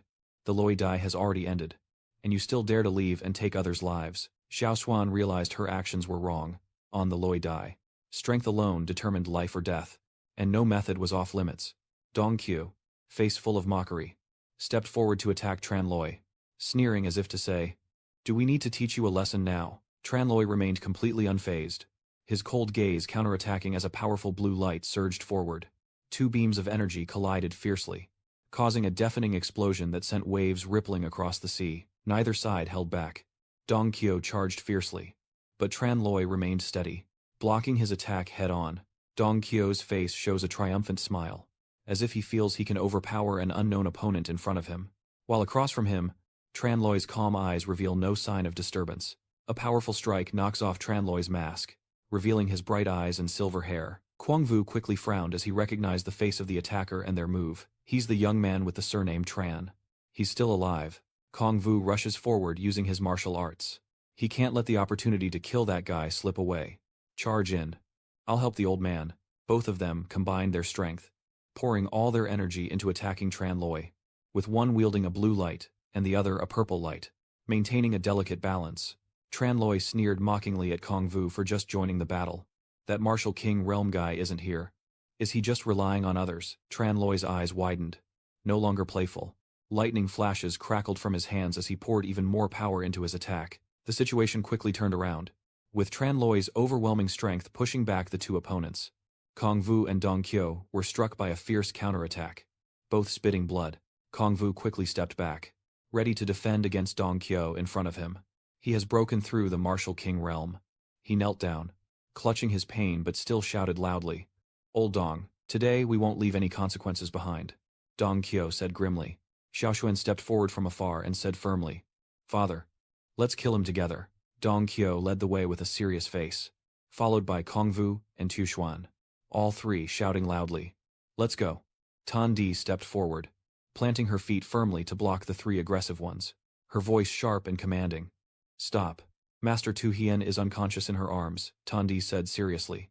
I don't know what grudge you and Tran Kong Tu have, but Huyen is a close friend of Tu Hien, and she just saved Tu Hien's life. Anyone who dares to attack Huyen is declaring war on my Tan family. Are you capable of bearing that responsibility? He naturally understood all of Tan Di's words without protest, only grinding his teeth and grimacing.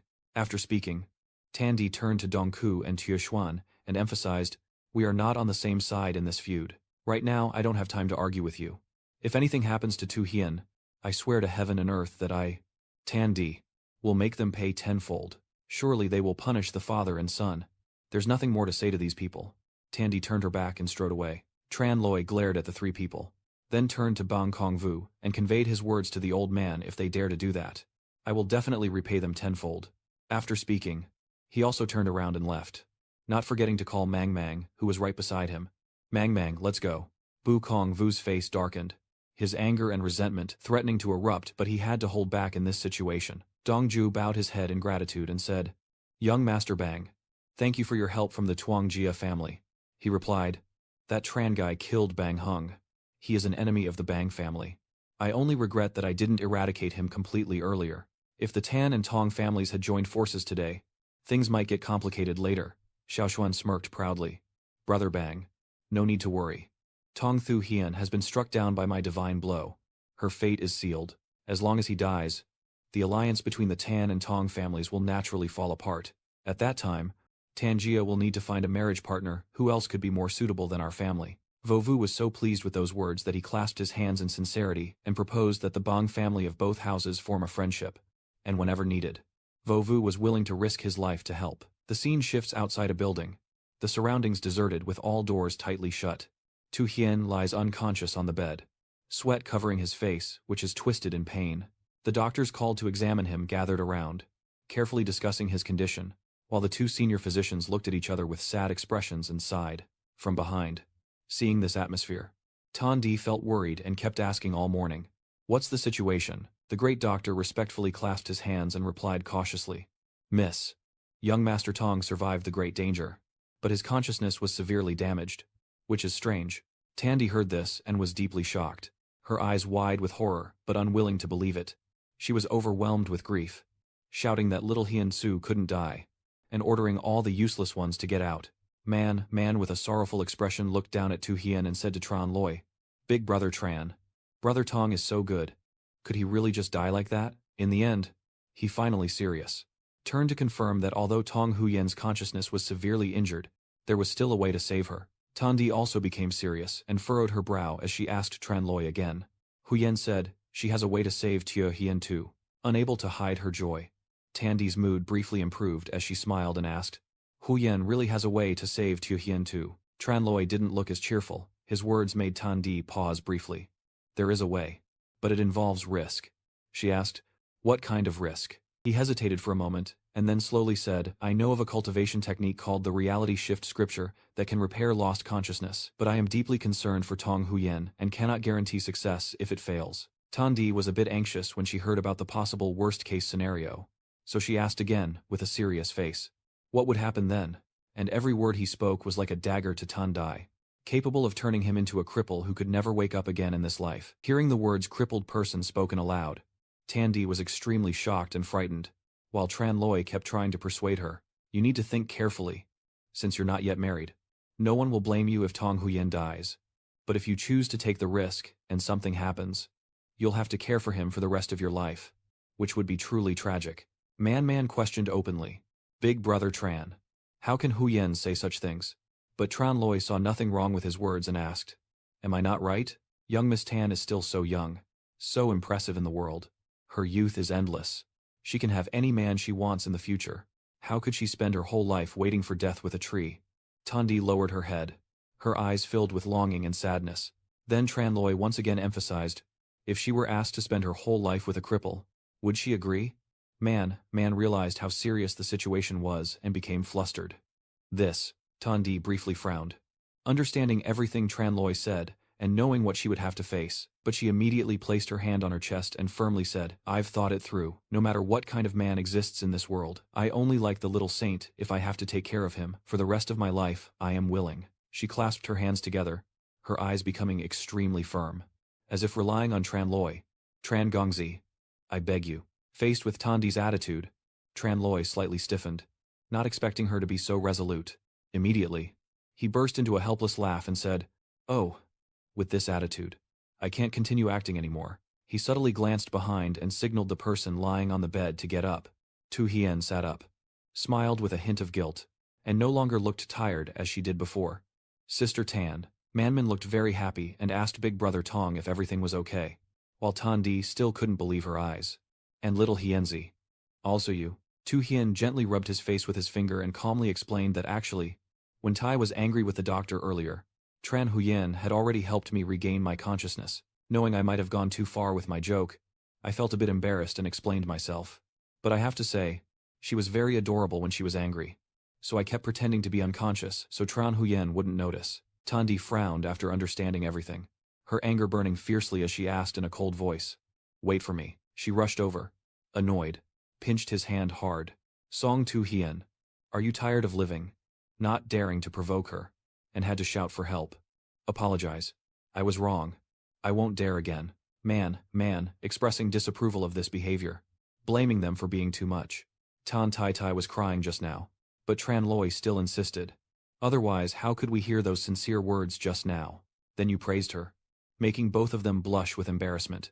And although a bit fierce, Huyen has met a very good young lady. Tan Di still hasn't gotten her revenge. She casually tapped Tu Hien on the head. "Where am I fierce?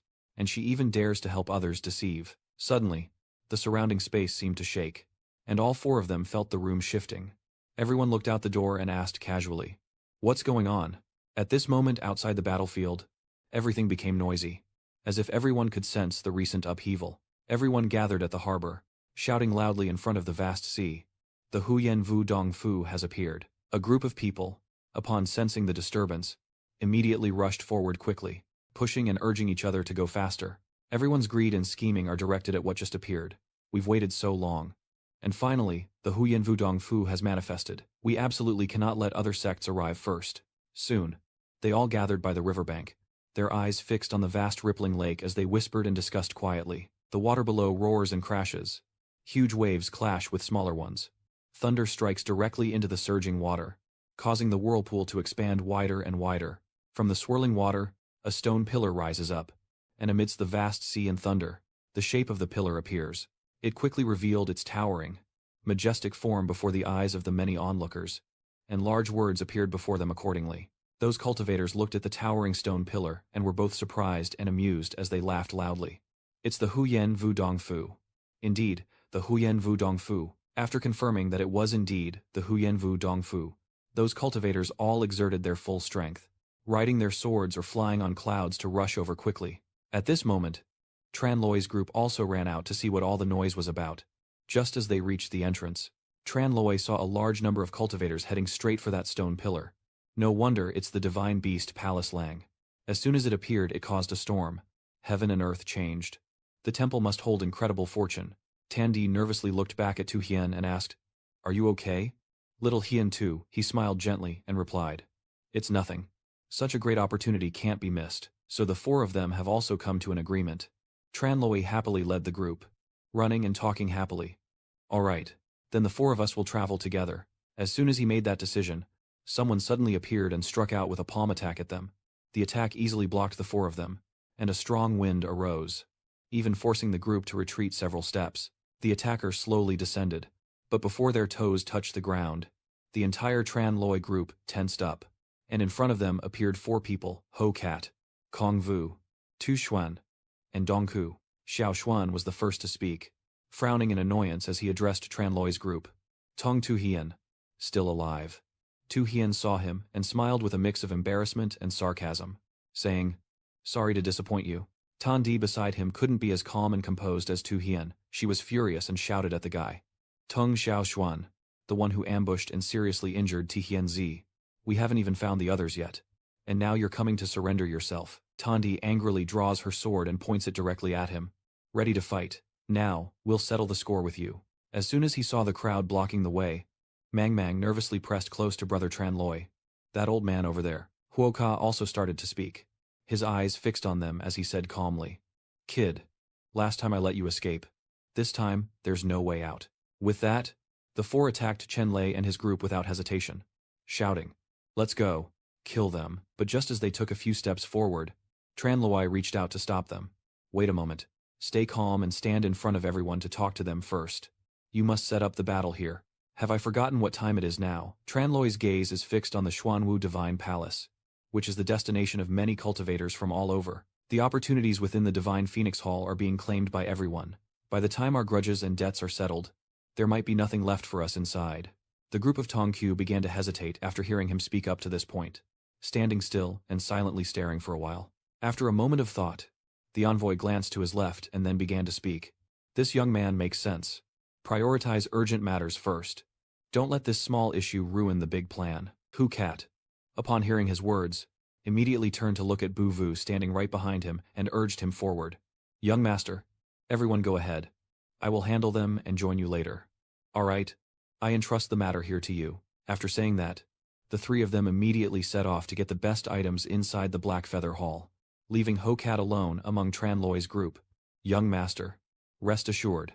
You look at him without turning your head and say to Tan Di and Tu Hien behind you, 'Song Huying, Miss Tan, please take care of yourselves and go ahead.'"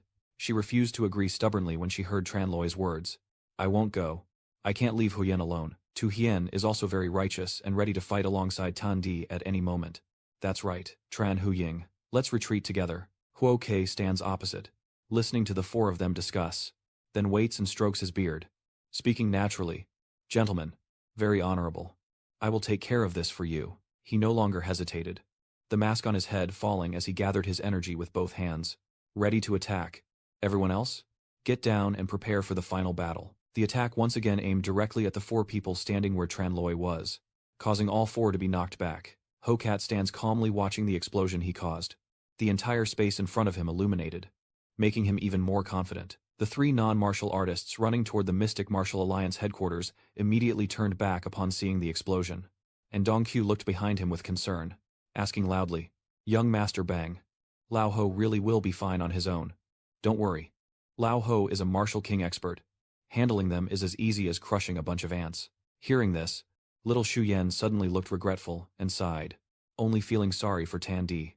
The three of them, flying and talking while fighting, quickly caught up to the stone pillar in the middle of Min Mong's water sea. "Everyone, look, the Xuanwu Hall is in front of us." Xuanwu. Then the light grew stronger and stronger, shooting out countless rays from the direction of the glow. As the three non-weapon group members hovered on the cloud, their eyes fixed intently on the source of that brilliant radiance. Suddenly, Dong Q froze, his eyes wide with something unusual, and his head inexplicably sprouted a mass of beams of light shooting outward from inside him amid his agonized screams. Then the strange light not only appeared above his head but also spread down to his waist, and his scream grew even more tragic. In the blink of an eye, his entire body suddenly vanished, leaving only a burst of blood spraying in all directions, causing Xiao Xuan to panic. "Father." It's not just Dong Ku who experienced that and disappeared. Many others faced similar situations, leaving the young monks accompanying them puzzled. "Master, what's going on?" No one answered his question.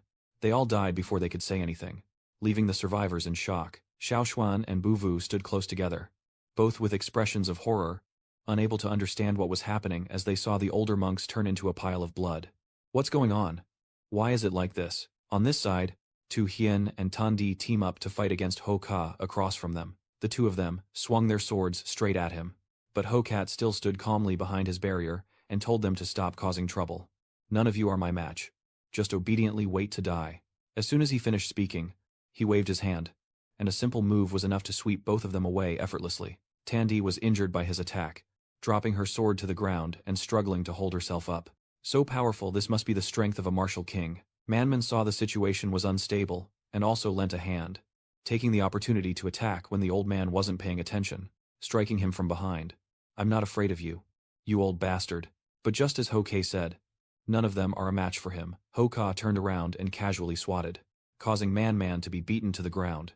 At this moment, Tran Loi appeared to assist, summoning two distorted orbs resembling thunderbolts in his hands as he rushed forward, protecting Man behind him, and using his strength to confront the old man head-on. The two energy forces clash, causing the entire space to shake. Ho Ka remains calm, unshaken, facing Tran Loi with one hand, saying, "Kid, in such a short time, you've broken through to the Vu Vuong realm. Truly a talented person. But unfortunately, you've met me, so it ends here." His voice was full of confidence, as if he had already secured victory, and he furrowed his brows before shouting loudly to summon even more strength. Even Tran Loi was defeated by him. Unable to hold back, a mouthful of blood spurted out as he fell backward. Man saw his injuries and couldn't hide her worry, shouting loudly, "Big Brother Tran." At the same time, Tan Di was also seriously injured, a blood stain on her lip not yet wiped away, and the nearby cultivator looked on in shock towards Tran Loi. Chen Lei crashes backward, sliding a long distance as blood spills from his mouth, a testament to his injuries. In the end, your body crashing down caused a large-scale explosion that filled the air with dust before finally settling. Tran Loi's back slammed into the rocky mountain, causing a large crack to appear. Yet he still managed to endure and look towards Ho Kat. Even the Li He Loi Fa and the Tian Bishla Ke couldn't stop his gale. This old man truly possesses formidable martial power. Ho Kat, seeing that you haven't been defeated and sent back to the heavens, prepares to strike again, his eyes filled with cruelty as he says, "Surrender your life." At that critical moment, the continuous light and screams from the mysterious stone drew the old man's attention. Over here, the older cultivators managed to avoid being struck by the piercing light and disappearing from this place. Cat Ho glanced at the terrifying scene there, his already gray eyebrows tightening even more, as the three cultivators also turned their attention toward the sound from that side. Seeing the scene there, the expressions of all three grew even worse than at the Mystic Feather Hall. That was the light path, and everyone who entered had already died. Tran Loi also silently watched them, a deep and inscrutable look in his eyes. No one knew what he was thinking upon seeing those scenes. After a moment of contemplation, Tran Loi suddenly spread a pair of large wings behind him, then slammed his hands on the ground and shouted at Ho Ka, "Old man rotten, if you have the ability, come here." After provoking him, Tran Loi suddenly flew away quickly, and Ho Kei immediately turned back to his ongoing battle. Trying to run, it's not that easy. He quickly summoned his mount to chase after Tranloi, and the two of them raced towards the Xuanwu Dongfu, leaving the others behind, causing the three of them to stand there in shock. You said, don't go there. It's too dangerous. But Tranloi didn't have time to explain to her. He just spread his wings and flew as fast as he could. Soon Hosea was close enough to catch up with Tranloi, but his eyes were full of calculation. Only Ho-Ka was also very clever, and he was smart enough to realize Tranloi's true purpose. What they want is to lead me to my death. But it's not that easy. They can't pass the power of the mystic martial realm, because they are too weak. I am a martial king expert. Even if the old man is stronger, he can't touch a single hair. You all must die. They continued to pursue each other, but once inside the range of the Huyan Vu Dongfu's power, one after another slipped through the protective barrier surrounding the area and went deeper inside. Finally, Tranloi found a spot to land, slowly lowering his wings onto the lush green grass here. Followed by him was Ho-Cat, who also descended calmly, causing Tranloi to turn his head back to look. Ho-Cat, surprisingly, was unaffected by the power of the mystic void copper palace, and the old man calmly approached him and said, "There's no more way to run. Accept your death." At this moment, his footsteps suddenly stopped in mid-step, and Ho-Cat stared in panic, as something unexpected prevented the old man. The power that he believed couldn't affect him suddenly appeared on his body, and his entire form shone brightly in Ho-Cat's astonished eyes. How is this possible? His body started to glow, then began to dissipate amid his desperate screams, refusing to believe the truth impossible. In the blink of an eye, his entire body vanished like the other cultivators, leaving only a pool of blood splattered everywhere where he had just stood. Tranloi at this moment finally let out a long breath, his tense face relaxing. Outside, the mystic Vu Hall, the dazzling circle of light still shone brightly, but it seemed to be undergoing some kind of transformation. The barrier gradually disappeared with time, and the rings of light became less frequent and weaker. At this moment, the three of them finally caught up with Tranloi, and upon seeing him, Man quickly stood up, waved her hand, and called out loudly, "Big brother Tran." Seeing that you are safe, she threw herself into Tranloi's arms, clutching his shirt and tearfully crying, "Huyan Kong is really okay. You scared me to death." At the same time, the other surviving monks took turns ascending the Xuanyu Dongfu, but they stood in several circles from high to low, shouting, "It's okay. I'm okay." They all landed safely and let out relieved sighs. "That's great, we're still alive." But around them, the noise started to grow louder as the young cultivators tried to look in different directions and call out loudly, hoping to find any survivors from their sect, their master, or their senior brothers. Tandy looked at them, calling out loudly towards the sea, and asked Tu Hien in confusion, "What exactly is going on?" Tranloi quickly explained to everyone, clarifying that it was a type of forbidden formation. A forbidden formation. You know that Tu Hien and the others don't understand this restriction, so I try to explain it as clearly as possible. Usually, the owners of the Alloy Mansion set rules to limit the number of people entering to protect the treasures. Only those with exceptional talent can enter, because like the secret realm of the beginning sky, only young cultivators at the nascent soul stage or higher are qualified to enter. At this point, Tranloi smiled meaningfully and looked around, but the mysterious Wudong Palace defied that logic. His gaze paused on the young cultivators who had just been terrified. There are still people who haven't been able to calm down and stand up on the cliff. Those who died from that light were all martial kings or higher, while ordinary fighters survived. At this moment, the network only paid attention to them, according to Tranloi's words. She looked around and then understood indeed. All the elders of the sects had disappeared, leaving only the young disciples. "Sister, Brother Huyan has already broken through to the Martial King realm. So why is he still okay?" Tranloi looked at her, a wider smile spreading across his face. And when he passed through that light, he had suppressed his cultivation so he wouldn't be attacked by that force. The more Tandy listened, the more confused she became. Isn't it supposed to be very strange that they let a bunch of weak people take their treasured possessions? Tu Hien beside him also had some mischievous thoughts. Huyan Vu is a divine beast, so it cannot analyze human thoughts. On that path, Tranloi crossed his arms and looked seriously at his three companions, thinking that Huyan Vu wanted to probe human greed. Greed. You secretly observed very carefully the elders who were blown up by Huyan Vu. Many experts lost their lives in the explosion, while the lower-level disciples easily passed through. If those people had temporarily returned to the island and thought carefully, it wouldn't be hard to see that pattern. But that didn't happen, and no one was willing to stop and think, only fearing that the treasure would be taken away. So they let the light turn them into dust, but their greed blinded them, and they insisted on entering the tomb to steal the treasure, ultimately leading to their downfall and death. At this moment, life drew closer to you, and Miss Hanho spoke her thoughts to Tran Loi. So Brother Tran deliberately led the old man out here, using the forbidden array to deal with him. Despite all his cultivation, he was able to break through the light and reach this place. They are truly masters at the peak of the martial saint realm. While they are still talking to each other, suddenly the ground beneath their feet begins to tremble.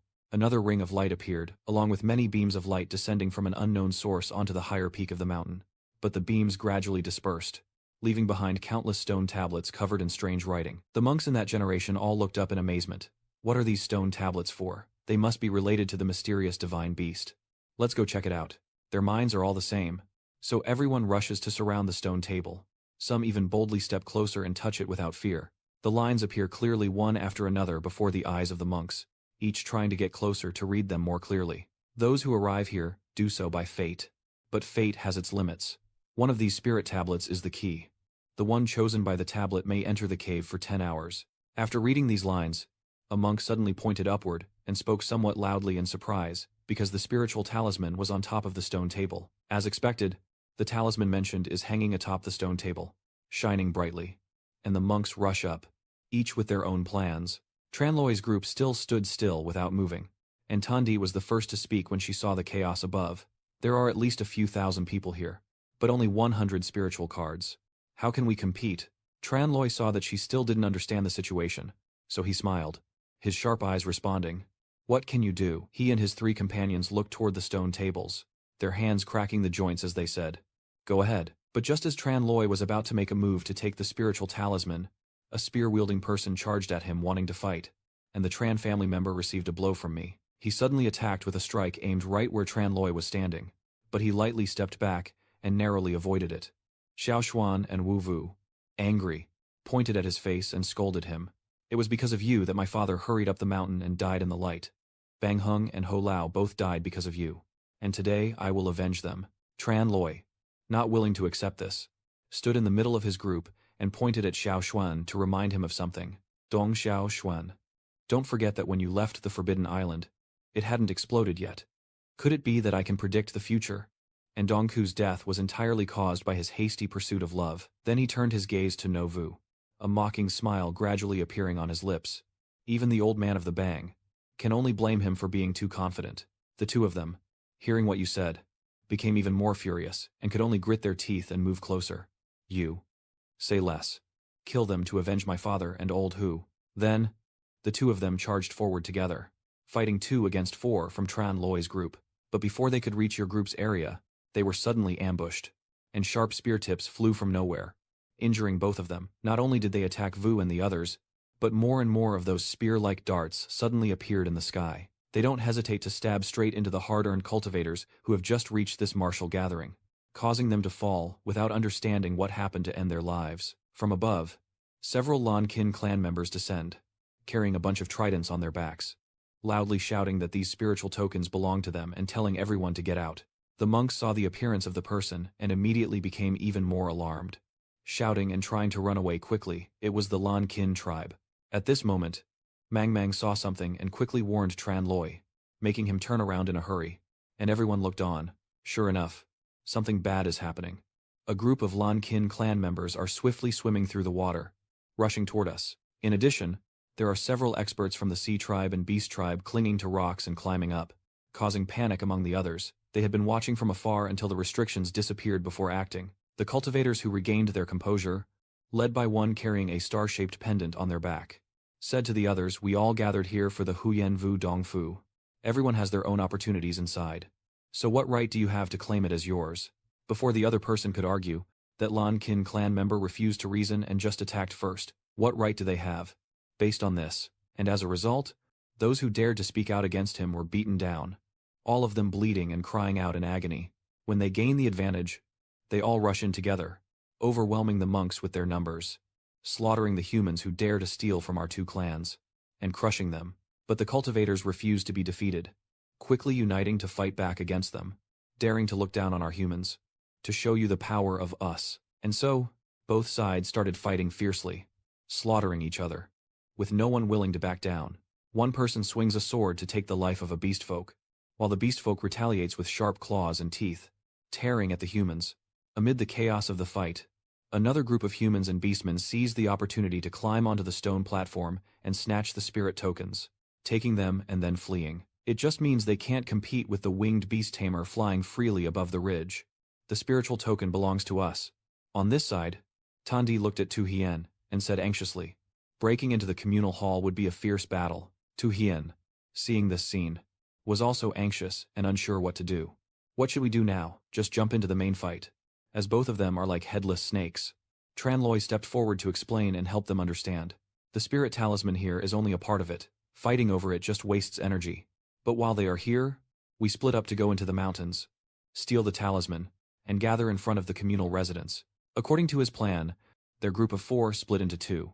Tu Hien and Tandi headed toward the tall, rocky mountains, while Tranloi and Man ran in the opposite direction. The position of another stone tablet quickly came into view.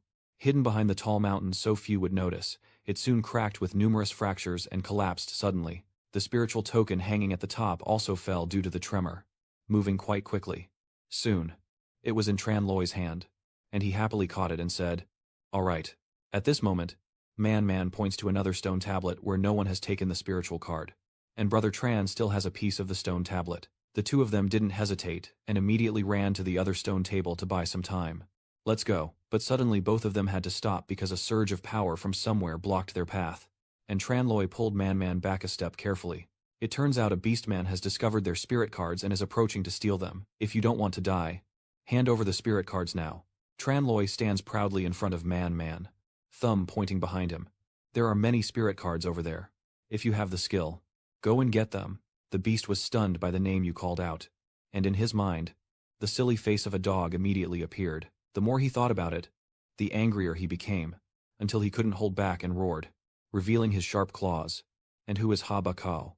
I am Lang Dada of yours." Tranloi, seeing him lose control from the provocation, sneered and mocked, saying, Man, take the spirit talisman and go ahead. I'll stay here and deal with this dog." Man received your order and quickly ran away. But before that, she still worriedly turned back and reminded you. "Okay, Big Brother Tran, be careful." Engan Lang couldn't wait and launched a surprise attack, slashing with sharp claws like blades towards Tranloi. Pretending to be Thien Qua, Engan Lang's strength isn't to be underestimated. Even his attack had a certain scale to it. But, unfortunately, his opponent is Tranloi, and with just a wave of his hand, a brilliant golden light appears. A tiny meatball that can even be called a shield to cover the sky. Tranloi dismissively delivers a powerful strike to give Ngan Lang a chance to broaden his horizons. "I'll help you dig a hole." Ngan Lang didn't expect to face such a formidable opponent, his body curling up to embrace his arms on both sides. A second later, Tranloi tore through the curtain of space and swiftly appeared next to Yen Lang, who reacted slowly, looking up and shivering all over. Then, he playfully tugged and jumped onto Ngan Lang's neck, sitting on its head and smiling mischievously, making him stare in shock and ask what he was planning to do. To answer that, he grabbed one of his ears and said, "I heard that dog hair can cure cold and flu in the elderly, so now is the time to show filial piety to my old father." Without hesitation, Tranloi grabbed a large tuft of hair from Ngan Lang's neck and quickly pulled it out, causing Ngan Lang to cry out in pain. At this moment, Mang also took the opportunity to climb to the top of the other side of the stone platform. She sat there, holding up the spiritual card she just obtained, and shouted loudly to Tranloi, "Big Brother Tran, I got it." While Mang was still happily showing off her victory, she didn't notice a flock of birds approaching her head first. The birds looked at Mang and discussed their strategy to snatch the talisman. They received the signal and then moved to seize it. Without a word, the entire flock of birds spread their wings and swooped toward the port as it neared. Taking advantage of Mang's distraction, they suddenly attacked with the crowd, some grabbing her limbs, others trying to steal the spiritual card. Tranloi, still fighting the serpent below, turned around anxiously at Mang's scream, then without hesitation, grew wings and headed straight for Mang, leaving the serpent behind. He summoned thunderbolts, his face angry as he glared at the bird-like crowd and held back his fury. Tranloi's lightning bolts strike directly at the group trying to capture Mang, each one hitting precisely and scattering the bird people without harming her. Mang was just lifted high by them, and when they were caught off guard and let go, she fell from above, but luckily, Tranloi arrived just in time to catch her safely. "Everything's fine now. Mang, let's go." They quickly completed their goal of obtaining the 2 spirit cards, and the scene shifts to the mountain range. There are already quite a few cultivators and beastmen gathered here with the spirit stones. This is the Huyan Wu Dongfu. They hold the spiritual talismans in their hands and run inside through the door carved with flowing patterns that emit light, then ascend. Meanwhile, Tran Loi also carries Mang Mang and gradually descends to the meeting point with Tandi's group. As soon as you landed, the two of them hurried over anxiously. Tran Hoyen. Tran Loi looked at them, his brow slightly furrowing as he asked, "Has everyone obtained the spirit talisman yet?"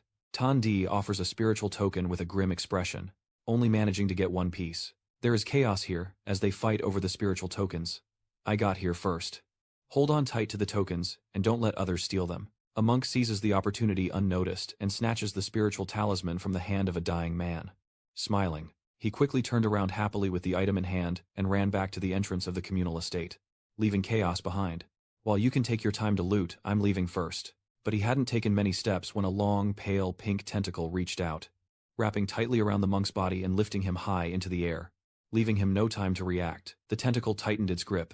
The chains around the monk's body creaked loudly, growing stronger and stronger, until soon the tall, adult body was shattered by the tentacle's hold. The spiritual token slipped from his hand and flew away. Then another tentacle shot out and wrapped around it. The one with those long tentacles in his hand laughs loudly in victory. From now on, all the spirit talismans here belong to me. Seeing his enormous body, the human cultivators stopped fighting each other and all rushed towards him shouting, "It's ridiculous. Only with difficulty did we get the spirit talisman. How can we let you monsters steal it away?" Everyone now begins to share a common enemy, and once again they unite and run for their lives. Hurry and get into the communal mansion first. But Hatman didn't give them a chance to enter the gate of the communal residence in front of him. He swung his tentacle and twisted his body toward them, trying to run, and as a result, the tentacles wrapped around each person, preventing them from escaping inside. The more they resisted, the tighter his tentacles squeezed, causing everyone to fall into panic and terror. But it was all too late. No human monk could escape his tentacles. All were squeezed until they disintegrated into a mass of goo. At this moment, he turned to look at a remaining monk slumped on the bloody ground, begging, "Please don't kill me. Spare me. I don't need the talisman anymore." Despite his pleas, Hatman still thrust his tentacle straight into his body before lifting the entire corpse up and slowly bringing it closer to his mouth. Then, a man was completely swallowed by him, and the survivors who witnessed this scene were all terrified. Scared. Too frightening. A devilish creature. They are terrified of his power, all dropping their spiritual tokens and fleeing as fast as they can. I don't want to die here. Just so you know, the spiritual stones on the ground are gone, so I won't hold back anymore. You finish speaking and immediately bend down to pick up a spirit card. But Tran Loi is missing one, so he picks up exactly one. You throw it to Tu Hien standing behind you, smile, and say to him, "Song Huyen." Catch. At this moment, Hatman, who had been there all along, suddenly spoke, causing Tran Loi to turn around and look back. Unsure if he understood correctly, he looked at Tran Loi with his four bright eyes, his voice full of warning. "I told you all the spirit stones here belong to me. Seeing that you ignored my threats and dared to touch the spirit talisman," he couldn't hold back and charged at Tran Loi, wanting to show him his strength, someone who is doomed to die. But he didn't reply, calmly transforming into a shining golden sword in his hand. Then, Tran Loi's sword swept through, cutting all of Hatman's original tentacles into pieces. Hatman couldn't believe how outstanding Tran Loi was, standing there stunned for a moment to process the information. But Tran Loi didn't give him much time to adjust, looking up at Hatman with a mischievous smile. Then, with another strike, the upper half of Hatman vanished from Han's body, and Man, seeing the severed tentacles on the ground, mocked the entire octopus race, calling them weak. At this moment, Tu Hien looked over at Tran Loi with a joyful expression and said to him, "Your octopus's cultivation level is only at the peak of the Kwangza stage at most. It's just using muscle to scare chickens and monkeys. So they dare not face the huge demon tribes. They're just here to threaten the weak and helpless." Tran Loi also agreed with him, mockingly replying that this is just the price of a young non-horse. After finishing the matter here, the four of them each had a spirit token, and Tandi Li happily looked toward the gate and the lush manor and said, "Now that all four of us have spirit tokens, we can't delay. Let's go to the manor." The four of them didn't linger any longer and immediately stepped into the barrier right before their eyes, quickly passing through the shield and entering the shimmering divine residence. In front of them stretched a vast and expansive scene with layered mountains. This place was not as barren and desolate as outside, but lush green grass and the presence of other living creatures thrived here. This place also features tall buildings and floating mansions above the central area. The people seeing this scene couldn't help but be amazed and delighted. This is the Huyen Wudong Palace. At this moment, a few beastmen who had entered earlier were continuously enjoying the lush green scenery of this fairyland. So beautiful that they felt like they had reached paradise. The other beastmen, while admiring the lush grass with the shao and horse-drawn carriage, showed disdain. This grass is just in front of you. Enjoy it here. We're going to steal the treasure. After saying that, the two of them quickly followed the others into the forest, rushing forward. Seeing the others already searching for the treasure, Tandi looked at Tranloi and shared her opinion. There are many opportunities in the mysterious divine martial alliance, and it might not be good for the four of us to go together. Splitting up and acting separately is what I also think. Tu Hien, hearing the future heir of his own, clasped his hands and bid farewell to Tranloi, saying we part here, wishing Tran Huyen all the best. The four of them parted ways again, with Tu Hien and Tandi bidding farewell and then turning to fly away with the wind. Manman finally looked at him anxiously and said, Big brother Tran, this place is so vast, where should we go now? You didn't hesitate at all and snapped your fingers. Left Azure Dragon. Right, Silver Tiger. Above Sovereign. Below Huyenvu. After some calculation, Tranloi happily pointed in one direction and said to Man, based on my estimate, heading this way will surely lead us to a heaven-defying opportunity. At this moment, large wings appeared in the clear sky of Huyen Wudong Fu, stretching wide and flying swiftly toward a certain place. Tranloi and Man also arrived at an abandoned-looking city that no one paid attention to, and everything here was strangely deserted.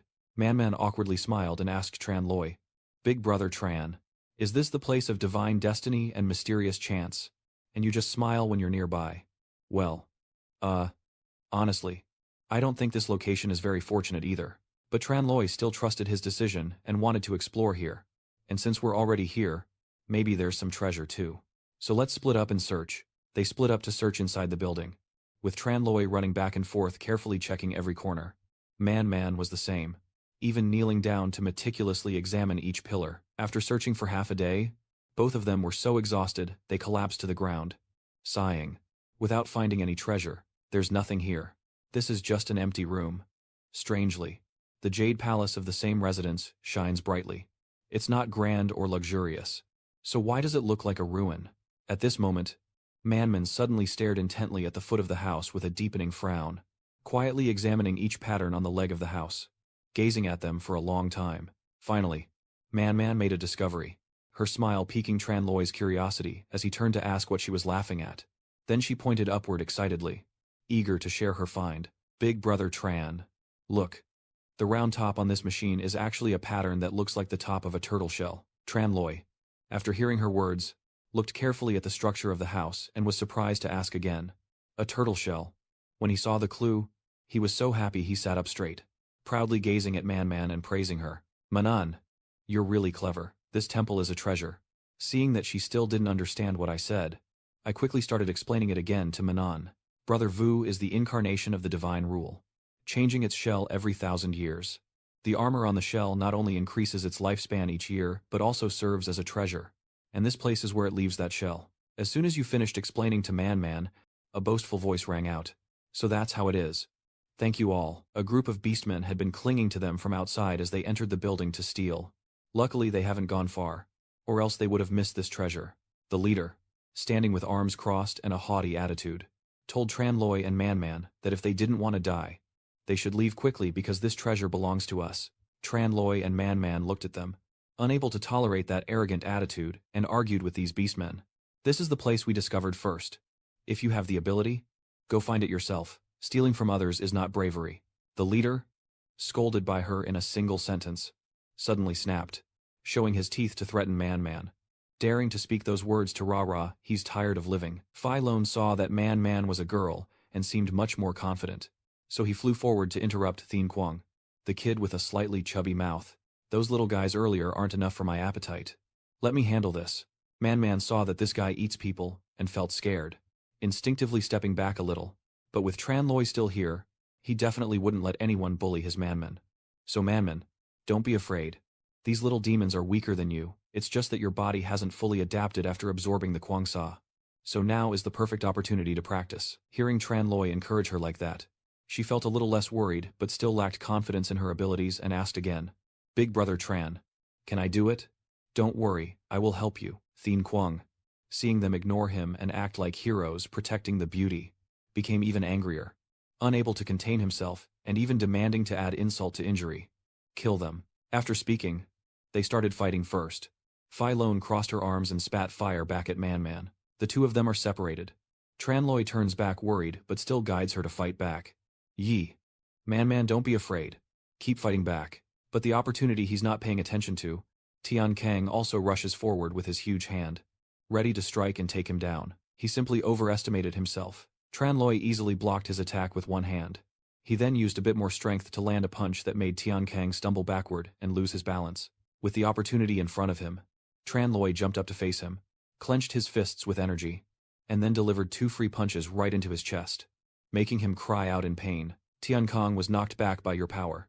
Stumbling all the way to the wall behind him, his massive body slammed into the wall, shattering it, with 2 dark marks on his chest. It's hot like this, and wearing such heavy fur must be uncomfortable. Right, this new look is probably much cooler now. It was only then that he looked down at the fur on his chest, unable to believe that Tranloi had stripped him completely, exposing his flesh. The 2 wolf-like beastmen couldn't help but burst into laughter, tears streaming down their faces at Thien Kwang's appearance. A fearless fool dares to mock Tian Chang with his words at this moment. The proud young master of the mighty clan who is being humiliated like this. Spreading it around would only bring shame. Hearing this, he became even more furious, trembling with rage, shouting loudly, "If I don't tear you into 100 pieces today, I am not the mighty Thien Kwang." As he finished speaking, he threw back his head and roared, suddenly unleashing an extraordinary surge of power, with 2 more sharp swords appearing in his hands, slashing towards Tranloi. Then he simultaneously launched his attack, swinging both swords at the spot where you stood still, ready to die. Tranloi immediately responded, forming hand seals, muttering loudly, casting Q Thien Bish Lak Trung. After Thien Kwang's slash landed, it hit the shield that Tranloi had just raised with Ku Thien Bish Lak Trung. Both sides stared at each other in silence until Thien Kwang suddenly panicked and stared at him in shock. It turns out his pain cannot reach Tranloi because the shield he created is too strong. It's impossible. Humans cannot resist my power. I don't believe it. Tranloi stands inside the shield, arms crossed, waiting for that sword to reach him. A sword forged from 2 tiger teeth is nothing impressive. It only shows that the person is shallow and ignorant. But I don't mind playing with you. The more you insult me, the more impatient I become. Little one. So arrogant. But things aren't looking good for Man Man's side. She's being pelted with fireballs by Phi Lone and running for her life. Little girl. Don't run away. Those who can't escape are the ones my heart cares about. He flies and throws fireballs at Man Man like a cat pouncing, looking very smug. Obediently. Go be my meal. But she remained determined not to give up, turning around to raise her blue forehead shield to protect herself. But the strength difference between the 2 sides is still significant, and Man Man is about to be overwhelmed by the heat of the fireball and shouts, "It's too hot. Brother Tran. I can't hold on anymore." As soon as she finished speaking, her shield could no longer hold out much longer. Tranloi suddenly remembered that Man Man was behind him. He turned his head in worry, focused his mind, and began transmitting the Ku Thien Bish Lak technique to her. But she was still channeling her energy according to the technique's instructions. Man Man follows Tranloi's instructions, closes her eyes, and raises 2 fingers to begin channeling her energy for support. In an instant, the energy surrounded her body, and Man Man opened her eyes in amazement, watching it twist and protect her this feeling. The heat of the fire bridge seems to dissipate, and Man Man rises into the sky amidst a light that resembles a maiden. As the surroundings around Man Man changed, her power suddenly surged. Phi Lone was alarmed by this scene, unable to believe it, while Nian Zhang gritted her teeth and asked, "What's going on? Why has her rage suddenly become so strong and abundant?" Tranloi quietly smiled with satisfaction at the Chunghua Man Man had achieved. No wonder she is a descendant of the great emperor of Beach Lak. Her first encounter with the Bitch Lak decisive technique felt as familiar as if she had known it for a long time. He calmly stands in his defensive chamber, while Tian Chang throws punches and turns to guide Man Man in using the Spirit Flag sword technique. She followed his advice, closed her eyes again to focus her mind, and her slender arms moved gracefully, condensing her energy into a sword. The Bitch Lak Spirit Sword. Very quickly, the Water Man Man transformed solidified into a sharp sword. The Bitch Lak Sword. At this point, Man Man was much more confident, swinging her sword to cut several times at the flying Phi Lone above the battlefield. He was caught off guard and had no idea things would turn out like this. Just like that, he was cut down by her Bitch Lak sword. His huge body collapsed onto the ground, and his wings were torn by Man into a few strings, leaving no feathers behind. She couldn't help but laugh out loud at his miserable state. Does she want to eat me? Look at yourself. You look just like a feathered bird. Phylone glanced at her beautiful wings now exposed, feeling too embarrassed to speak, and could only blush as she curled up on the ground. But a man's pride won't allow him to be looked down on by a girl like Man. He charged forward, shouting and cursing. You damned servant. How dare you hurt my sacred phoenix, the most precious bird. I will swallow you whole. But Man now is no longer the fragile girl from before. Upon hearing him, she immediately reached out and continued to attack. A direct hit to his wing caused Fei Luan to retreat as he lunged forward, falling to the ground with severe injuries and a long trail of blood shooting into the air. On this side, Thien Quang is still tirelessly attacking Tran Loi's shield, but it seems like trying to move a mountain with a handful of sand. You even just stood there yawning because he still wouldn't give up. I'm telling you, you should just give up. I'm a bit tired too. Tien Quang was so angry his face turned red as he roared at Tran Loi. Impossible humans can't withstand the strength of the mighty clan. Give me another hour, and I will definitely break you. His hand clenched the sword, forcing himself to cut down until his hand bled. But all Thien Quang got was the sword breaking in two while Tran Loi remained unscathed. You mock him. Lift your teasing face to look at him, and ask in a steady voice. Are you done with the threat? Now it's my turn. Without a word, Tran Loi burst out of his shield, hands reaching out at lightning speed towards Tien Quang. A powerful strike aimed directly at his stomach, leaving him no time to react. Tien Kang groaned in pain, the strike so fierce and powerful that he spat out his internal pill. Tran Loi quickly caught it, the shimmering pill now resting securely in his palm. You pick up the inner core and hold it up, asking Tian Chang what it is with a confused look. Seeing what you're holding, he suddenly shudders and growls. Give it back to me. He immediately panicked, his face and ears turning red, quickly raising his hands to beg. Please don't throw that. It's my love pill. Tran Loi pursed his lips in a smile, holding the love letter in his hand as he pretended to speak. So this is a love letter. If you didn't say it, I wouldn't have known. Tian Chang quickly covered his mouth, his face turning pale, realizing he had spoken out of turn, and then looked at him in confusion, asking what was going on. Big brother Tran, what is a love pill? Tran Loi gently explains that it is an internal pill cultivated by the beast tribe, where all their cultivation and power are concentrated. You bite your lip, with a teasing look in your eyes, and in a playful tone, you say, I heard that beast clan's love tokens are like human organs, controlling all the body's meridians and senses, and are very sensitive. But I don't know if that's true. Tian Chang was furious, his face flushed, rushing forward and saying, give it back to me. He reached out his hand, gently wiping the love talisman in his hand, and briefly smiled. He collapsed to the ground, trembling all over, crying out in agony and despair. Tian Kang shouted at his companions. What are you all just standing there for? Kill him. Those two guys exchanged glances, their faces pale and trembling as they whispered nervously. Even the young master of the Hung clan and Sich Cam Phi Lone are no match for him. If we go in, it will only be a matter of surrendering our lives. One of them nervously tried to reassure the young hero. Don't be afraid. We'll call for help. The other glared at Tran Loi. Pretend to be fierce. Little one, don't be proud. When our big brother Kim Hoang Ganlang arrives, he will definitely beat you into pieces. You frown slightly as you look at them, then briefly think about what they said. Kim Hoang Nanlang. Tran Loi shrugs, casually holding a tail he just got from the previous fight, and asks, is this the one you're talking about? The two of them immediately turned pale, shouting in unison, Big brother. Everyone run away. The boss is already dead. Run quickly. She watched the shadows of the two guys run away, her eyes wide with surprise, whispering, they really run fast. Tian Kang gritted his teeth, clenched his fists, muttering in frustration. These cunning energy clans. He lifted his chin, a look of stubbornness mixed with helplessness, and loudly declared defiantly, Kid, if you've fallen into someone's hands, you're just unlucky. If you want to kill, go ahead. But if you want to humiliate me, then I am no longer the Hung family patriarch. Tran Loi looked straight and replied, fine, full of spirit, but I don't want to kill anyone. Tran Loi Mim Kwai Nang. An Chang, Ne Dao Oc Ngu, Si Tu Chi Fat Trian. July, Lam, Chut Viek, Nang, Enhak, Kung Tot. He crossed his arms, thinking, with a faint smile of pleasure on his lips. After all, having a bear by his side makes him look even more impressive. Taking a step forward, Tran Loi said calmly, if you submit to me and accept me as your master, I will spare you. Is that okay? Thien Quang stared wide-eyed, shook his head forcefully, growling, and pushed away the thought. I cannot bow to humans. The boy replied calmly, then pressed his hand onto the demon core. Tran Loi forcefully presses the demon pill, channeling all his inner strength inside. Tien Kwang immediately feels like his whole body is pierced by needles, crying out in pain. It hurts so much. It hurts. Then he felt completely helpless, desperately begging not to press any further. Tien Kwang collapsed on the ground, tears streaming down, crying desperately. You're not human. You're a beast. Tran Loi refuses to let go, boldly provoking and even daring to scold, forcing me to strike again. He lifts the demon pill, his eyes sharp, focusing all his strength. Ready to press further, he hurriedly knelt down, clasping your hands earnestly.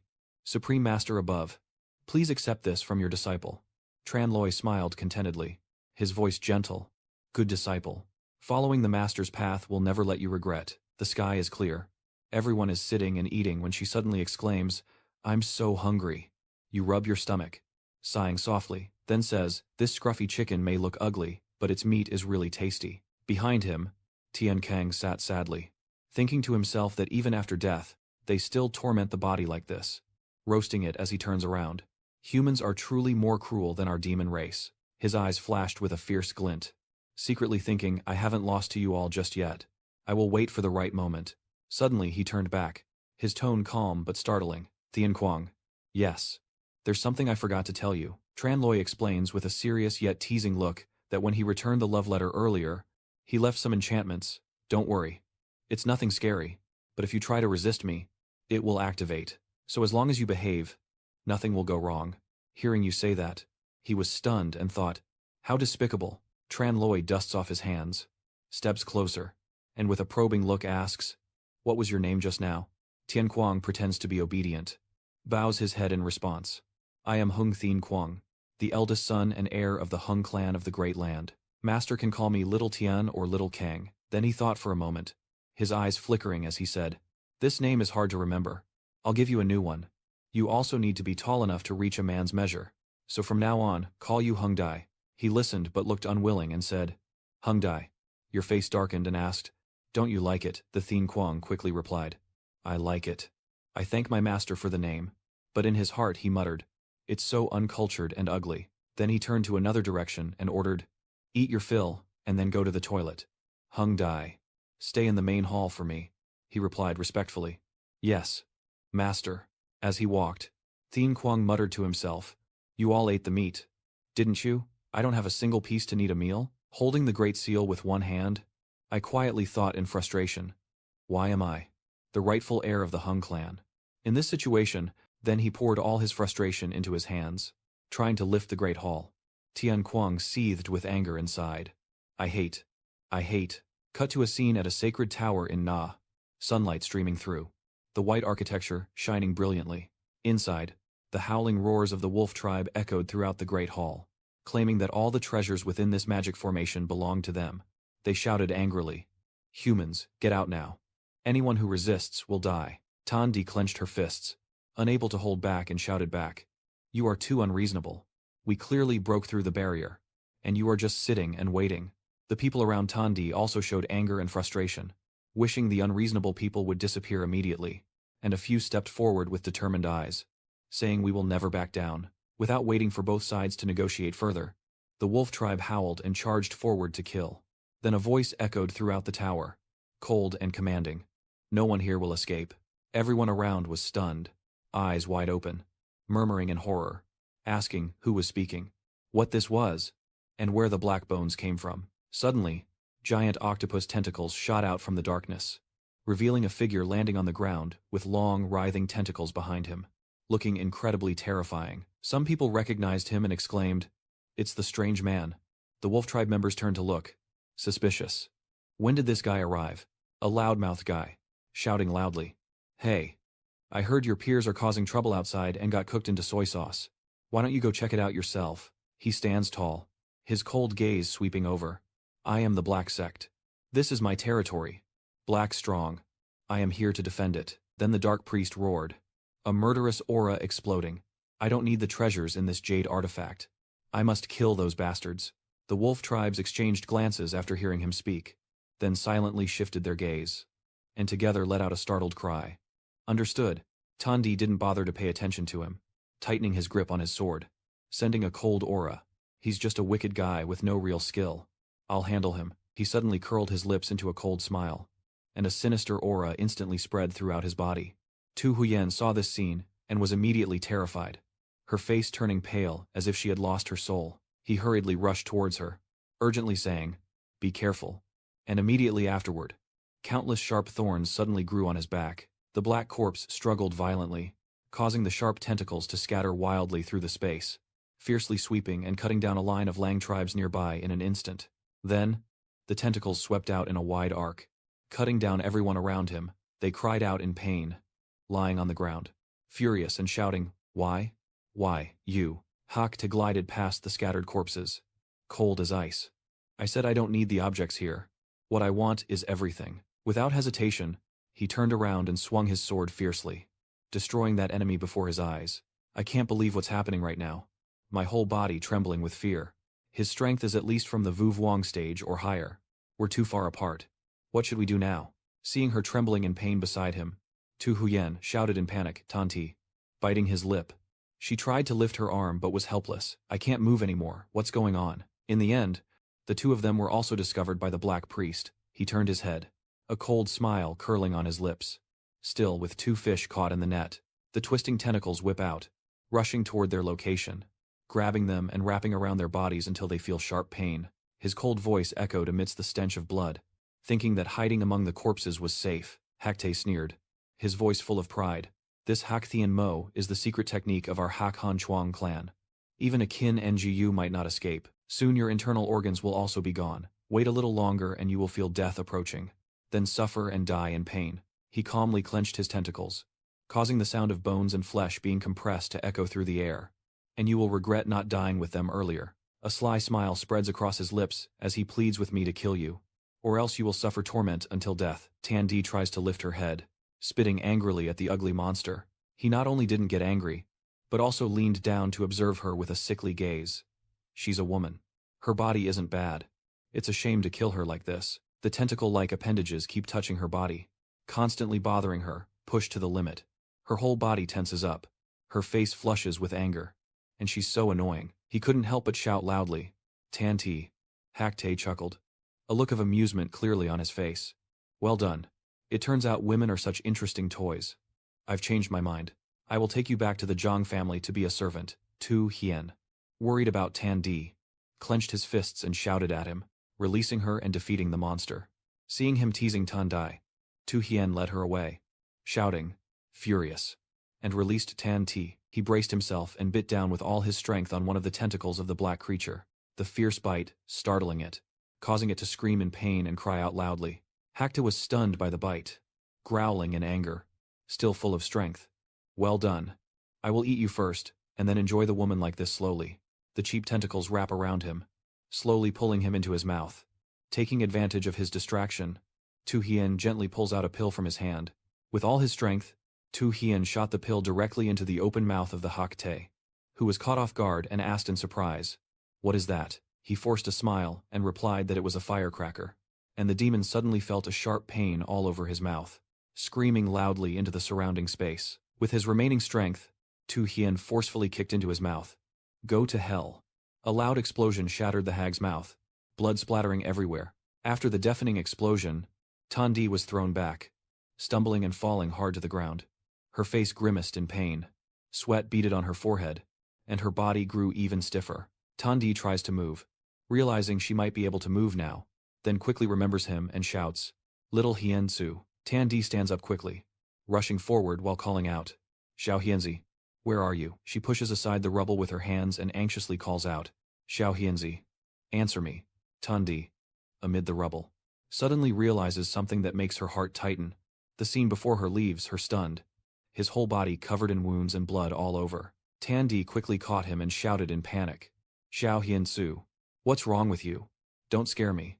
Tu Hien gently smiled, using the last of his strength to lift his hand and softly stroke her face, reassuringly saying, "Tanti, you're fine. It's okay now." His body was exhausted, his hand hanging down. Then his eyes closed, and he immediately lost consciousness. She panicked, shouting loudly, Little hero. The scene shifts to the vast sky and endless mountains. With the sound of birds singing, Tiancheng concentrates his inner strength. His muscles tense, and his fist lunges forward. With a sudden surge of energy, the force blasts out and knocks the monsters far away. While on the opposite side, the monsters are all pushed back and shot straight into the sky. He happily carried the pile of treasures over, bowing to the forest. Master, these treasures and valuables are all taken from them.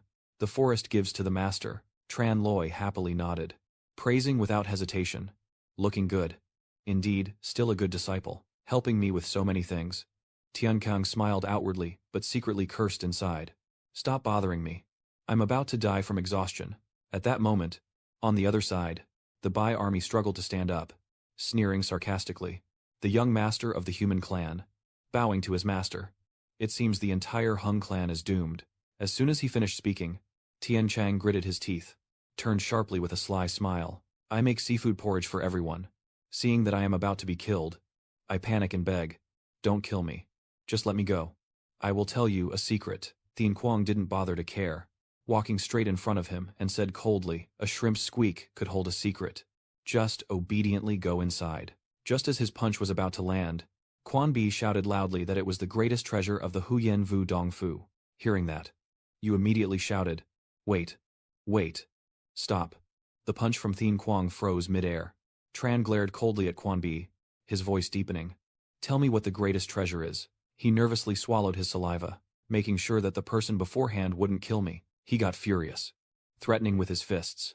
Still bargaining, do you believe I won't tear you apart? Quan Bi trembled and immediately shouted. Stop. I said I can tell you. He helped him, speaking softly. Huyen Vu is the greatest emperor of our sea tribe, so that secret is only known by our tribe. Then he continued explaining, his voice trembling, saying the greatest treasure here is a divine spirit ox, the incarnation of the Huyen Vu god, called the pure spirit beast, located in the eastern part of the celestial continent. Tran Loi lightly pondered, his tone seemingly indifferent but with profound implication. The divine beast transformed from the Huyen Vu god, its value beyond measure, there's no reason to let it go. Jun Bai thought, not willing to argue. I just want to go that way. Who would have guessed I'd run into you guys? I've already said everything I know. Let me go. He chuckled softly, his gaze calm yet hard to read, reassuring us that we speak and keep our word. Then the corner of Tran Loi's mouth curled into a sinister smile. But, finally, they finished off the soldier, and he asked with a smile. Tasty Tiangang nodded, chewing. So good. So good. Mang Mang turned to look, eyes full of interest. Big brother Tran. This disciple of Huyen is really good. Tran Loi smiled, his face bright and cheerful but with a faint hint of deep meaning. You have to feed the horse some fresh grass to keep it from running away. After eating his fill, he obediently helps his master steal the pure spirit talisman. From afar on the island, a huge explosion lit up, making him startle and look up. At the foot of the island, a fierce explosion erupts, causing chaos among the crowd. The sea tribe all draw their weapons, their aura surging wildly. The pure spirit talisman belongs to our sea tribe. Anyone who dares to approach will be killed without mercy. The Lang clan won't back down either, their cruel laughter echoing. Thinking, this is the Sea Palace. With our numbers, there's nothing to fear. Immediately after, both sides charged at each other simultaneously. A fierce melee erupted. Screams echoed through the sky. Whoever seized it would keep it. Charge forward. Kill. Over there. Tran Loi and everyone else land on the island, the wind around them whirling fiercely. He smiles and commands. Heroically. It's time for our master. Let's go. Thien Quang also nods and responds.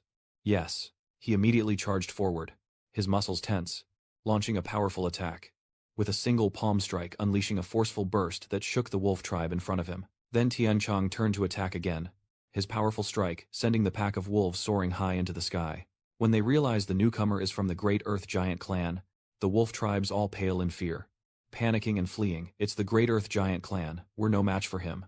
Run now. Suddenly, a cold, commanding shout echoed from afar, pressing down with overwhelming force. A group of useless people. Get out of the way. Bap Mu stepped forward with great presence, causing the wolf tribe to panic and scatter in multiple directions. She stepped forward, exuding a heroic aura. Undaunted by the imposing figure of Tian Chang, Bap Mui takes a deep breath, her eyes blazing as she raises her hand to prepare a fierce attack, and the two of them charge at each other simultaneously.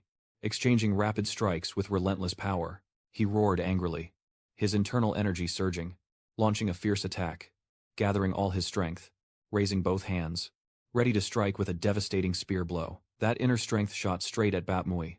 But she quickly blocked the attack with both hands. She managed to block the attack, causing Tian Kuang to momentarily worry.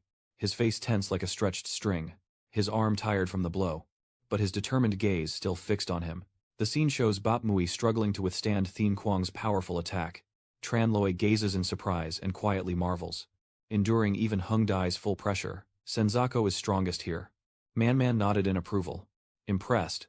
And she's a woman too. Over there? Tian Kuang tried to hold on. Nenjiang said, her strength is too much. Tian Kang roared in anger. But he still lost. If you don't want your flesh to turn to mush and your bones to shatter, admit defeat quickly. Or else, even if you're a woman, I won't hold back. Bumpkin sneered and pouted. I see he's just a bumpkin. If you have the guts, show it now. He retracted his hand, preparing to strike a stronger blow, his expression cold. This is a test for himself. Tian Kuang growled softly, still full of energy, then charged forward with a powerful attack, continuously unleashing fierce punches and kicks aimed directly at her with terrifying precision. Thick dust billows up. Stones fly chaotically around the two fighters, and Yu and Man stand far away watching the intense battle erupting ahead. After a series of fierce attacks, Tian Kuang steadies himself, gasping as he stares directly at his opponent ahead. In the thick white fog of the village, Batmui's figure gradually emerges with full resilience. She kneels on the ground, trembling all over but still resilient against every attack. He sees her standing firm, fighting back. Eyes full of amazement, she clenched Tian Kuang's hand as if calling out to the mighty Earth Tribe. Then a powerful punch knocked him to the ground. That was all. Immediately, she pulled out a sturdy wooden stick, full of power, and then raised it high. Ready to deliver a strong strike, she immediately struck the ground hard near where Tian Kuang had just fallen, then repeatedly swung her staff around him, trying to land several painful hits. Tian Kuang lies on the ground, furious and growling. How annoying. She looks at him, making him smile. Wasn't she just showing off earlier? Now, she can't even speak. So what? Losing to a girl like her feels so humiliating. He tensed up, sneered confidently, then stood up, headbutted her hard, and shouted, I won't lose to a girl.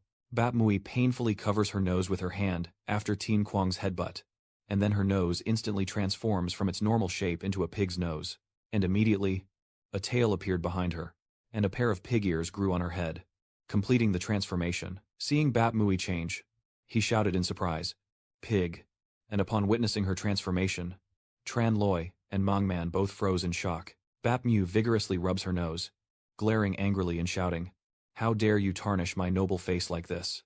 She roared in fury. Wake up. I will make him pay. Then Batmui continued transforming, causing Tian Kuang to involuntarily startle. Finally, she completely transformed into a giant, terrifying pig. The giant pig went berserk and charged straight at him. The sea folk and the beast folk panic and scream. The demons are crazy. Run now. Batmui roars in fury and charges straight at him without hesitation. Tian Kuang quickly jumped up, causing her to become alert and prevent him from escaping. Immediately wrapping her tail around Tian Kuang, Batmui used her immense strength to smash Tian Kuang down from above. Then she quickly ran, dragging him from one side to the other with her tail. Tian Cheng tears up, looking at you screaming desperately. Master, save me. Tran Loi gently shakes his head, sighs softly, and laments, I'm so embarrassed to be beaten like that by my daughter. He tilted his head to look at her and tried to explain that. Girl, hurting my disciple like that is wrong. But not to the point of killing someone. With such a kick, she's probably dead already. Can't we just forget about it? Batmui couldn't hold back her anger anymore and shouted, There's no other way then. You tighten your sword and step forward, no matter what. I must protect my disciple. Tran Loi leaps into the air, swinging his sword to cut off the tail that is constricting his disciple. Cut off from her tail. Batmui screamed in pain, furious as she saw her tail fall with Tian Kuang, and she roared at the young human. How dare you? Then Batmui roared fiercely, charging straight at you with ferocity, howling in anger as she lunged forward, ready to attack. Tran Loi only slightly furrowed his brow and responded with sarcasm, unable to digest it. He then swung his sword fiercely, repeatedly striking at Batmui, who couldn't withstand the onslaught and quickly collapsed to the ground. Tian Cheng quickly moved behind Tran Loi, smiled, and praised. Master, that was a great fight. He glanced at her, his tone calm but serious. "You're no match for me. If you admit defeat, I'll let it go. What do you say?" Suddenly, Bap Mui's eyes flashed fiercely with anger, clearly showing her unwillingness. And then she unexpectedly saw the talisman behind those two. Bap Mui gathers all her remaining strength, then suddenly leaps high into the air and charges straight at it, opening her mouth wide to bite down hard. Seeing her action, Tranloi immediately freezes in surprise. She angrily stared at you and gritted her teeth, saying, "If you want the pure talisman, then exchange it for that clumsy bear." Bap Mui continued slowly, with a commanding tone. "I know I won't trade for someone, but if you take me, I will destroy it. And by then not even a speck of dust will remain." Tranloi just sighed softly and said, "If it goes that far and she demands to trade me." Thin Quang panicked and immediately held onto my leg, crying and throwing a tantrum. "Master, don't hand me over to her." Man also tried to mediate from behind, softly saying, "We are all daughters. I know you're extremely angry after being beaten like this, but you wouldn't go as far as wanting to take his life, right?" Hearing that, Bap Mui was so shocked. "Who asked me to kill him?" Knowing she didn't intend to kill Thin Quang, Tranloi was a bit confused and asked again, "So you?" Bap Mui blushed and shyly whispered, "Bap wants to take me." Huh. When he heard her say that, he was so surprised he couldn't believe his ears and shouted out loud. Hearing that Bap Mui wanted him to marry her, he immediately froze in shock and amazement, while Man quickly covered her mouth with her hand upon hearing Bap Mui's words. She straightforwardly explains that our clans are warrior clans, and martial arts competitions are used for matchmaking. After reaching adulthood, girls are assigned to a fighting arena to compete with the men who come to propose. Only strength and bravery can allow a girl to reveal her true form and have the right to marry and bear children. Then, Bap Mui stepped forward and declared boldly that she had defeated more than 100 boars so far. "It's hard to defeat me. Only someone who reveals my true form can do so. So you have a responsibility to me. You have to take me." Tranloi frowned. "Is there really such a rule?" Man also widened her eyes. "It's truly the first time I've heard of it." Thin Quang and Kuayo shouted, "Auntie." Bapumi immediately retorted, "Who is your auntie?" Bapumi is famous after all. He scratched his face and tried to explain. "Miss Bapi. It was just an accident earlier. And besides, I'm not a pig. Cross-species marriage doesn't fit the rules of our Hung tribe." But regardless of Thin Quang's refusal, she remained stubborn. "I don't care. After all, I am already pleased with you," he angrily retorted, "dreaming if you think you can marry a gentle and kind woman as the young master of the mighty clan, not bothering with someone as violent and crazy as you." Bap Mui just chuckled softly. "This is not up to you." Then she turned to Tranloi, coldly saying, "You are his master, his marriage will be decided by you. Which is more important, the spiritual talisman, or this useless idiot you choose for yourself?" Tien Kang crossed his arms confidently, saying, "My master won't be threatened by you." But Tranloi chuckled softly and told Bap Mui that from today on, she would be my slave. He stammered in panic. "Master," Man stepped forward to advise, "because this little girl is very beautiful even when she's not in her true form. Marrying her means you're taking advantage. If you're unhappy, just nod along. I see you two are a very happy couple." Tian Kang replied gloomily, "You don't know. The clans and the hero clan are two opposing tribes. Women rule the family. Men are used as beasts of burden, and have no status at all." He thought for a moment, then continued speaking. "And furthermore, to develop the race's strategy, they produce more offspring, even allowing multiple wives and crossbreeding with many boars, which is truly savage and brutal." "You said it," Tian Kang quickly opposed. "I won't accept a marriage without dignity." Hearing his disciple's concern, Zhen Lei chuckled. "So that's what you're worried about? Then it's simple." He turned to Bap Mui and proposed that the two of them make a pact after Bap Mui marries him. She would be completely devoted to him and not have any relations with anyone else. How about that? She happily nodded and agreed. "I already have no interest in scolding anyone else. I want to live with someone until old age." Hearing that, she turned to him, frowned and reproached. "The girl is so spirited, yet you just frown and pout. And you're a man." Tian Kang looked at her, his face flushing immediately after hearing those words, and he shyly responded with a faint sound. The sky is clear and wide at this moment, with sparse drifting clouds catching the bright morning light. As she signs the marriage agreement in front of her, she cheerfully said, "Don't worry. I will treat you well in the future." Thien Quang felt embarrassed, secretly thinking, "It feels like I was just sold." Tranloi looked at the two people seriously and asked, "Can you now give me the spirit talisman?" The girl confidently nodded and said, "Don't worry. I always keep my promises." Then she gently and calmly released the talisman from her mouth. It immediately shone brightly, sparkling against the vast clear sky, and Tran Loi slowly approached the large talisman. This spiritual talisman, Man Man Nin Thai En Hung Thu Tren Tai Kao Bong Sang Len, Ngac Noi, Tran Dai Sia, En Hung Qua Huyen, Vu Dong Sang Len. Tran Loi was also surprised and explained that they are the Huyen Vu precious weapons, both originating from Huyen Vu's body, which is why they are connected. Then he slowly stepped toward the glowing talisman above, gradually raised his hand, and prepared to take the next action. Tran Loi's hand touched the talisman, causing it to emit a blue light, and he was momentarily surprised to see a faint glow spreading out. Luong Sang immediately teleported Tran Loi to a completely unfamiliar place, and he looked around in astonishment, asking, "Where is this?" A giant monster wielding a sword growls before slowly advancing, and Tran Loi, terrified, steps back quickly, raising his hands to prepare for an attack. But strangely, that monster passed straight through his body, and Tran Loi couldn't help but whisper, "It's gone through." Then he turned around and kept watching what was happening, seeing the monster charging straight at an old man. From afar, a group of people suddenly descended from above, and the monsters, humans, and beasts clashed fiercely in battle. The monsters immediately roared fiercely and charged forward, while the spiritual beasts and humans also fought back fiercely in a decisive battle. You look around at the strange images and say softly, "This is the world inside the spirit talisman." Tran Loi walks gently through the spirit realm, observing the fierce chaos around him as humans and wolf clans fight desperately. About to collapse onto the ground, the beast spirit raged fiercely, attacking from all directions. Then the chaotic images gradually faded away, slowly disappearing from sight. Suddenly everything before his eyes went dark, a black curtain of space, and Tran Loi jolted awake, his breathing rapid as if he had just escaped a nightmare. Tian Kang chuckled and joked, "Master, you've slept so long, if you don't wake up soon, I'll be exhausted." "Seeing you're awake," he happily said, "Big brother Tran, Huyen is finally awake." Tran Loi gently pats her head and asks what happened. She laughs and explains, "Huyen doesn't remember anything. At Mount Zhu, Huyen touched the spirit talisman and immediately fainted, scaring me half to death." He quickly added that the spirit talisman had also disappeared and could not be found anywhere, and we searched all morning but couldn't find it. I was planning to keep looking. Tian Chong nodded, but Bati was furious at him, asking what he was looking at. "The Sea Clan and the Beast Clan will definitely come back to seek revenge.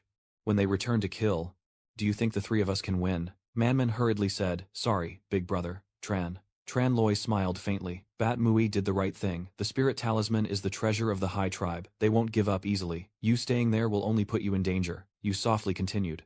"And the spirit talisman did not disappear but entered into my mind." Hearing that, everyone gasped in unison.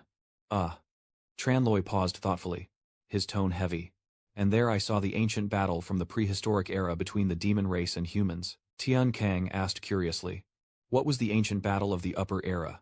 And Bati also frowned. "What was it?" Manman explained. "I heard my grandmother talk about it. It was a great war between humans and demons 100 million years ago," she continued. "The alien races are inherently brutal and bloodthirsty, always oppressing humans, advancing step by step into the flames." Manman continued. "Luckily, the great emperor and the immortal king united to fight against the enemies, killing their leaders, splitting the universe apart, and separating them with a wall of void." She said again that, although some demons still remain in this land, they are only a few defeated remnants and not enough to cause fear. And moreover, since ancient times they have been exiled to the desert, now serving as a battlefield for the great sect to train their disciples. After listening to Manman's story, Tran Loi fell silent. "This is just a legend. The truth is much more brutal. You regret what you witnessed. Even though the battle ended in failure for the alien race, the human race paid a heavy price. I saw that neither the emperor nor the fighters survived, and the immortal king and divine beast used their blood and bodies to create a barrier to keep us outside the universe." The more Tran Loi spoke, the more worried he became. And what was even more frightening was that the leader of the alien race was only wounded and not dead, and it even swore that one day it would return. Then you continued. "At that time the divine beast Xuanwu also joined the battle, using the Buddhist spirit to record this historical event. Inside Xuanwu's cave, I think it was waiting for the destined person to discover it and inform the world," my sister said as she walked. "I've met all kinds of demons, but none are as terrifying as you say. The mighty warriors of the heroic clan would tear it apart with a single spear if those brainless beasts dared to come here." Hearing them talk so easily, Tran Loi was furious. "You haven't seen that battle yet to speak so lightly. compared to the powerful alien races. Those alien tribes outside the city are like ants in grass. Keep going. With a worried tone. If one day they break through that shield, it will be the greatest disaster for mankind. Man quickly dispelled the heavy atmosphere. Big Brother Tran. Don't worry too much. After all, this happened hundreds of millions of years ago. Over the years, many outstanding sects have appeared in the mortal world, along with numerous emperors who defy the heavens.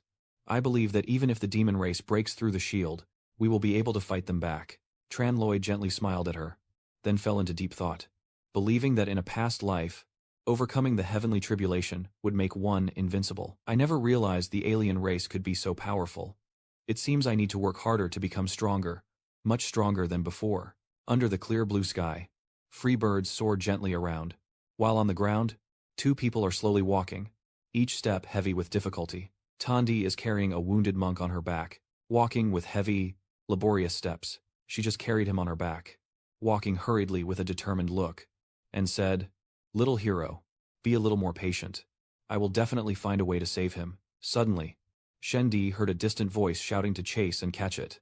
A boy ran ahead casually, showing no sign of panic. Brother Vu sneers. "Come on then. Come and catch me if you can." Sin He clings to his back, orders him to stop it. Sin Chi is probably furious. Don't let him escape. Sin apche toifia truoket lon. Na bat len vuive kien kao a kong bat keep va enga. Enjao swang dot. An ta va man vao sin aproi kunga theo. All three of them fell down together. Sin Ni hurriedly shouted, Okay. Stop making noise. Sin must be so annoyed. Blind eyes. Why are you touching that? Watching those fools bump into each other. Hunvu sneered and said, I'm done playing with you guys. It happily jumped away to another place, feeling playful and carefree. Then Hunvu immediately disappeared from that spot without leaving any trace. As soon as it hit the ground, it suddenly realized it was trapped in a snare. The trap was pulled up high, causing Hunvu to panic and shout loudly, Let me go. He saw it fall into the trap. This little troublemaker. We've caught someone this time, he continued, sharp and fierce. Let's see where you can run now. Hunvu was caught in the net hanging high above, struggling in fear. The others chased after him, eager to see where he would run. Finally catching him, I'm exhausted to death. Shin Chak, feeling annoyed, looked at Sin Ap, the youngest and weakest, whose part was good enough, and still dared to have an opinion. He hesitated and replied, I don't dare. Shin Chak with a cunning look, holding a knife. Brothers, I will no longer hold back. Hunvu saw that scene and was frightened, using his small hands to block it, when suddenly a loud voice shouted, What are you doing? It is none other than Hunvu's elder sister, Tandi, with a bruise on her cheek. Hunvu saw that scene and was terrified, using his tiny hands to block it, when suddenly a loud commanding voice rang out.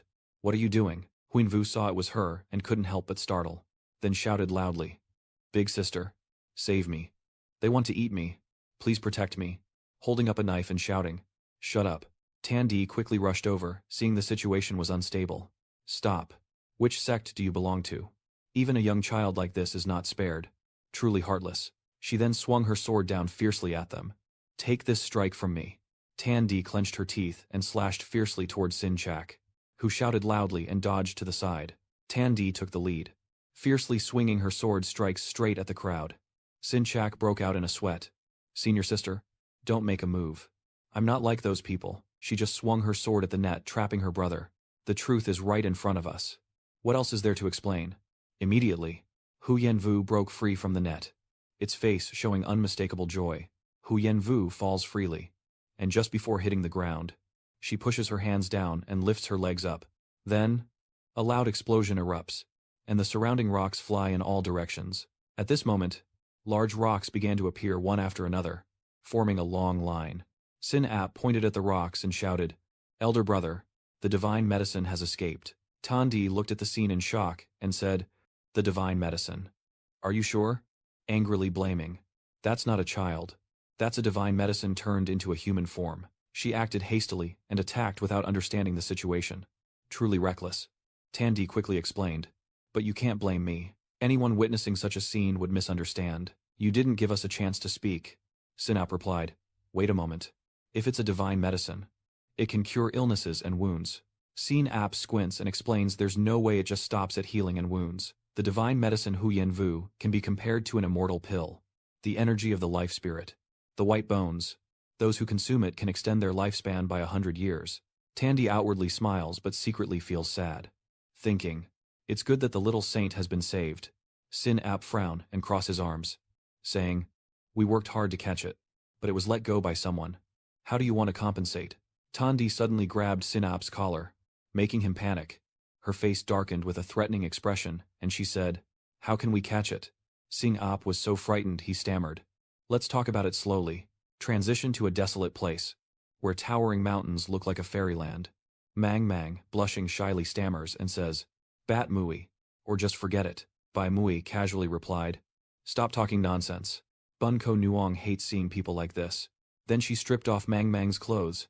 If no one laughs, I'll have to take action. A moment later, both of them soaked in the warm water. Bat Mui said, with a satisfied look, it's just taking a bath after all. We are all girls. There's no need to be shy. Mang replied shyly, I've never bathed with anyone before. I feel a bit unfamiliar. Ming said, happily. But this hot spring is really comfortable. Warm and soothing. Soaking in it makes blood flow freely everywhere, Bat Mui replied. Of course. This is not an ordinary hot spring. The two looked around at the scenery and kept talking, noticing that everything nearby was filled with immortal herbs, and even the cracks in the rocks emitted spiritual energy. This was clearly a rare medicinal bath. Soaking in here is even better than eating elixir pills, Bao Mu excitedly said. That's right. Let me massage your back. The incessant sound of snoring kept ringing. No way. It's so itchy. Behind the rocks. The two of them heard that voice and couldn't help but blush. Tian Kang shyly spoke. Master, I feel a bit hot. Tranloi closed her eyes and said, following Master's example, a calm heart will naturally feel cool. A loud voice suddenly shouted out, causing Tranloi to panic and scream. What's wrong? Over here I caught a fish. She couldn't help but feel proud. It's just a fish after all. Look at the frightened person. The panicked duo hurriedly retreated, wondering why this fish was so cunning, constantly circling their feet. Both girls looked intently at the two people on the other side, standing behind the rock. Both Tranloi and Sin Chak watched the fiery scene in front of them, blood rushing to their noses. Mui threw the fish in her hand directly at Tranloi's face and shouted, don't look, while Mang quickly covered her eyes. The scene shifts back to the forest area, where dense trees and fresh air prevail, and both Sheng Ke and Sheng Xiao are lying on the ground. Observing their surroundings, a foot mercilessly kicks Sin Chak in the butt, making him cry out in pain. Tandi dismissively complained, are you guys just a bunch of black turtles, lying there on the ground like that? With this speed, when will we find the divine herb? Sin Chak, standing with his back straight, then pointed at her and said, how dare you say that? If you hadn't caused trouble earlier, how could it have run away? Tandy narrowed her eyes and asked, are you blaming me? Sinchak hurriedly denied. No. It's all our fault, and we caused Su Titan to misunderstand. Sin leans on the ground and says, Senior sister, there are things you don't know. That divine medicine Hu Yen Vu is very perceptive and can go underground, so it's hard to find just by searching on the surface. Tandi, annoyed, crossed her arms, enough with the act. Trying to find underground when you're on the surface, your eyes can't see through everything. Sinchak chuckled proudly. If you sincerely ask, I will kindly let you see the treasure that protects my mountain and the king's mountain. As soon as he finished speaking, he took out a bright red rope. Pugan Zheng. Sheng Ke looked at the rope wrapped around his hand as he introduced it. This is Pugan Zheng, a treasure tool used to find immortal artifacts. Don't underestimate its small size. It can stretch for several meters, and once it bursts into action, it's like a never-ending rope. That divine beast may have escaped, but its silk threads still remain, and no matter how far it runs, it cannot escape from my grasp. The protective cord in front of Sin Yen moved. Surprising him, Sin Hien turned to look at Sin Chak excitedly and said, Grandmaster Hu Yin, look. Sin Hien pointed to the rope and said, Hu Ying, look at fuck. Ken Thang. The fleeing creature slowly crawled into the nearby bushes, making rustling sounds. Tangi shouted loudly, Chase. And everyone immediately pursued the creature. Sinchak shouted loudly, Don't let it escape. The fleeing creature was startled by the loud shout, and Sin Yen lunged to catch it. But where was it running to? Immediately, a loud bang sounded, and dust filled the air. Sin Yen happily grabbed Pukan Thang, catching it. At this moment, Fukkan Thang is tightly holding a huge tail, and Sin Hien looks on in confusion. What is this? A giant snake with 2 heads suddenly appeared before Sin Nien, causing him to freeze for 3 seconds. Sin Nien, sweating profusely, stared at the scene in front of him with wide eyes, unable to believe what he saw. Everyone else only reacted in time afterward, hurriedly shouting to run away. Run quickly. The fire barrier must have been detected by it. As Tandi ran, she kept looking back at the poisonous serpent, while Sin Nien was attacked and fell over several times. He quickly grabbed Tandi's leg in fear to save her. I haven't married yet and don't want to die here. She accidentally kicked Sin Nien in the face. Get out of the way and don't block the way. As soon as she finished speaking, Tandi swung her sword and cut off both heads of the poison beast. Immediately after, one head was sliced off by Tandi, and the other remained. Furious, the venomous beast spat poison aimed at Tandi but was easily dodged by her. The area where the poison hit was quickly corroded into a large pit. Sin Ap gently tapped Tu Hien on the back, accidentally getting the poison from the demon snake on his arm, causing him great pain. In less than 3 seconds, Sheng A and Tu Hien fell to the ground, seeing the situation there. Tandi called out worriedly, "Little Hien, just a few seconds of distraction." The demon beast swung its tail toward Tandai. Immediately, she was struck and pushed hard against the nearby tree. The evil beast opened its huge mouth to reveal 4 large fangs, ready to swallow Tandi. Seeing this, she was terrified and covered her mouth with both hands, then shouted loudly. Suddenly, a bolt of lightning struck the demon beast from the sky. Immediately, it was burned to charcoal by that lightning strike. Tian Kung happily hurried over. Great. Now there's food for this afternoon. He didn't demand the sword but bit down hard on the charred tail of the demon beast. Before chewing much, Tian Chung spat out the piece of meat. He frowned and turned to scold. Master, can you be a bit gentler next time? Everything got chopped into ashes. How can we eat? Tran Loi calmly stepped forward and said, Why would you say such things about the master? Am I not your chef? Tian Kang lowered his head and replied, I dare not any more. Seeing you arrive. Tan Di was overjoyed and called out, Brother Tran Loi. After a while, Tran Loi was channeling his internal energy to heal Tu Hien. After finishing the treatment, Tran Loi withdrew his inner strength and let out a breath. Tan Di quickly asked, It's too late. I will explain that although Tianyan's meridians can be repaired to restore consciousness, I cannot heal external injuries. I can only temporarily protect his original essence. He frowned slightly and added, But Brother Song's injuries are too serious. If we don't treat him quickly, I'm afraid she will panic and shout loudly. Little brother. A loud voice suddenly rang out from this side. Little junior brother. Sheng Ya weakly asked, Senior brother. Am I about to die? Xing Jian held you in his arms, crying. It won't happen. The 3 of us brothers will face life and death together. I and the eldest senior brother won't let anything happen. Let me give him a punch on the head and settle this. It's just a little poison release. For someone from the Poison King clan, is that considered a big deal? Sheng Ap quickly said. Senior brother. You're so exhausted you can hardly breathe. Sheng is sweating all over. Where is the antidote? He recalled nervously saying, It's ruined. It must have just fallen on the road. Sin Ap Huang exclaimed, All 3 of our antidotes are on your person. Isn't this just a game? Sin Nian added, Senior brother, check carefully again. Sin is hurriedly reassuring you. There must be an antidote within 10 steps. All 3 looked at the hole corroded by the venom of the poison serpent and couldn't help but freeze in shock, breaking out in cold sweat. All 3 immediately embraced each other and cried, Little disciple, senior brother and I couldn't save you. It's the end of the world. Tian Kong pointed at himself and then at the other 3, asking if they were looking for herbs. There are plenty near the mountain spring. Huan Vu jumps down from the sky. You damn human, wanting to eat my divine medicine. Just go dream about it. It crossed its arms and leaned back, sneering contemptuously. In response, you can stay inside the evil beast's belly and enjoy it slowly. As soon as he finished speaking, Huan Vu cupped his hands to catch water from a nearby river, running a long distance.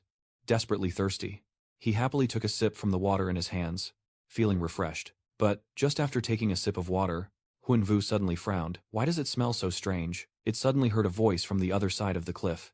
Men are truly useless. Let them go find some food. They've been gone half a day and still haven't come back. Driven by curiosity, Huan Vu quickly climbed up the cliff to look over, and saw 2 figures bathing naked in the warm water. Bat Mui wondered if something had happened. Mang Mang frowned worriedly. Don't suspect everyone.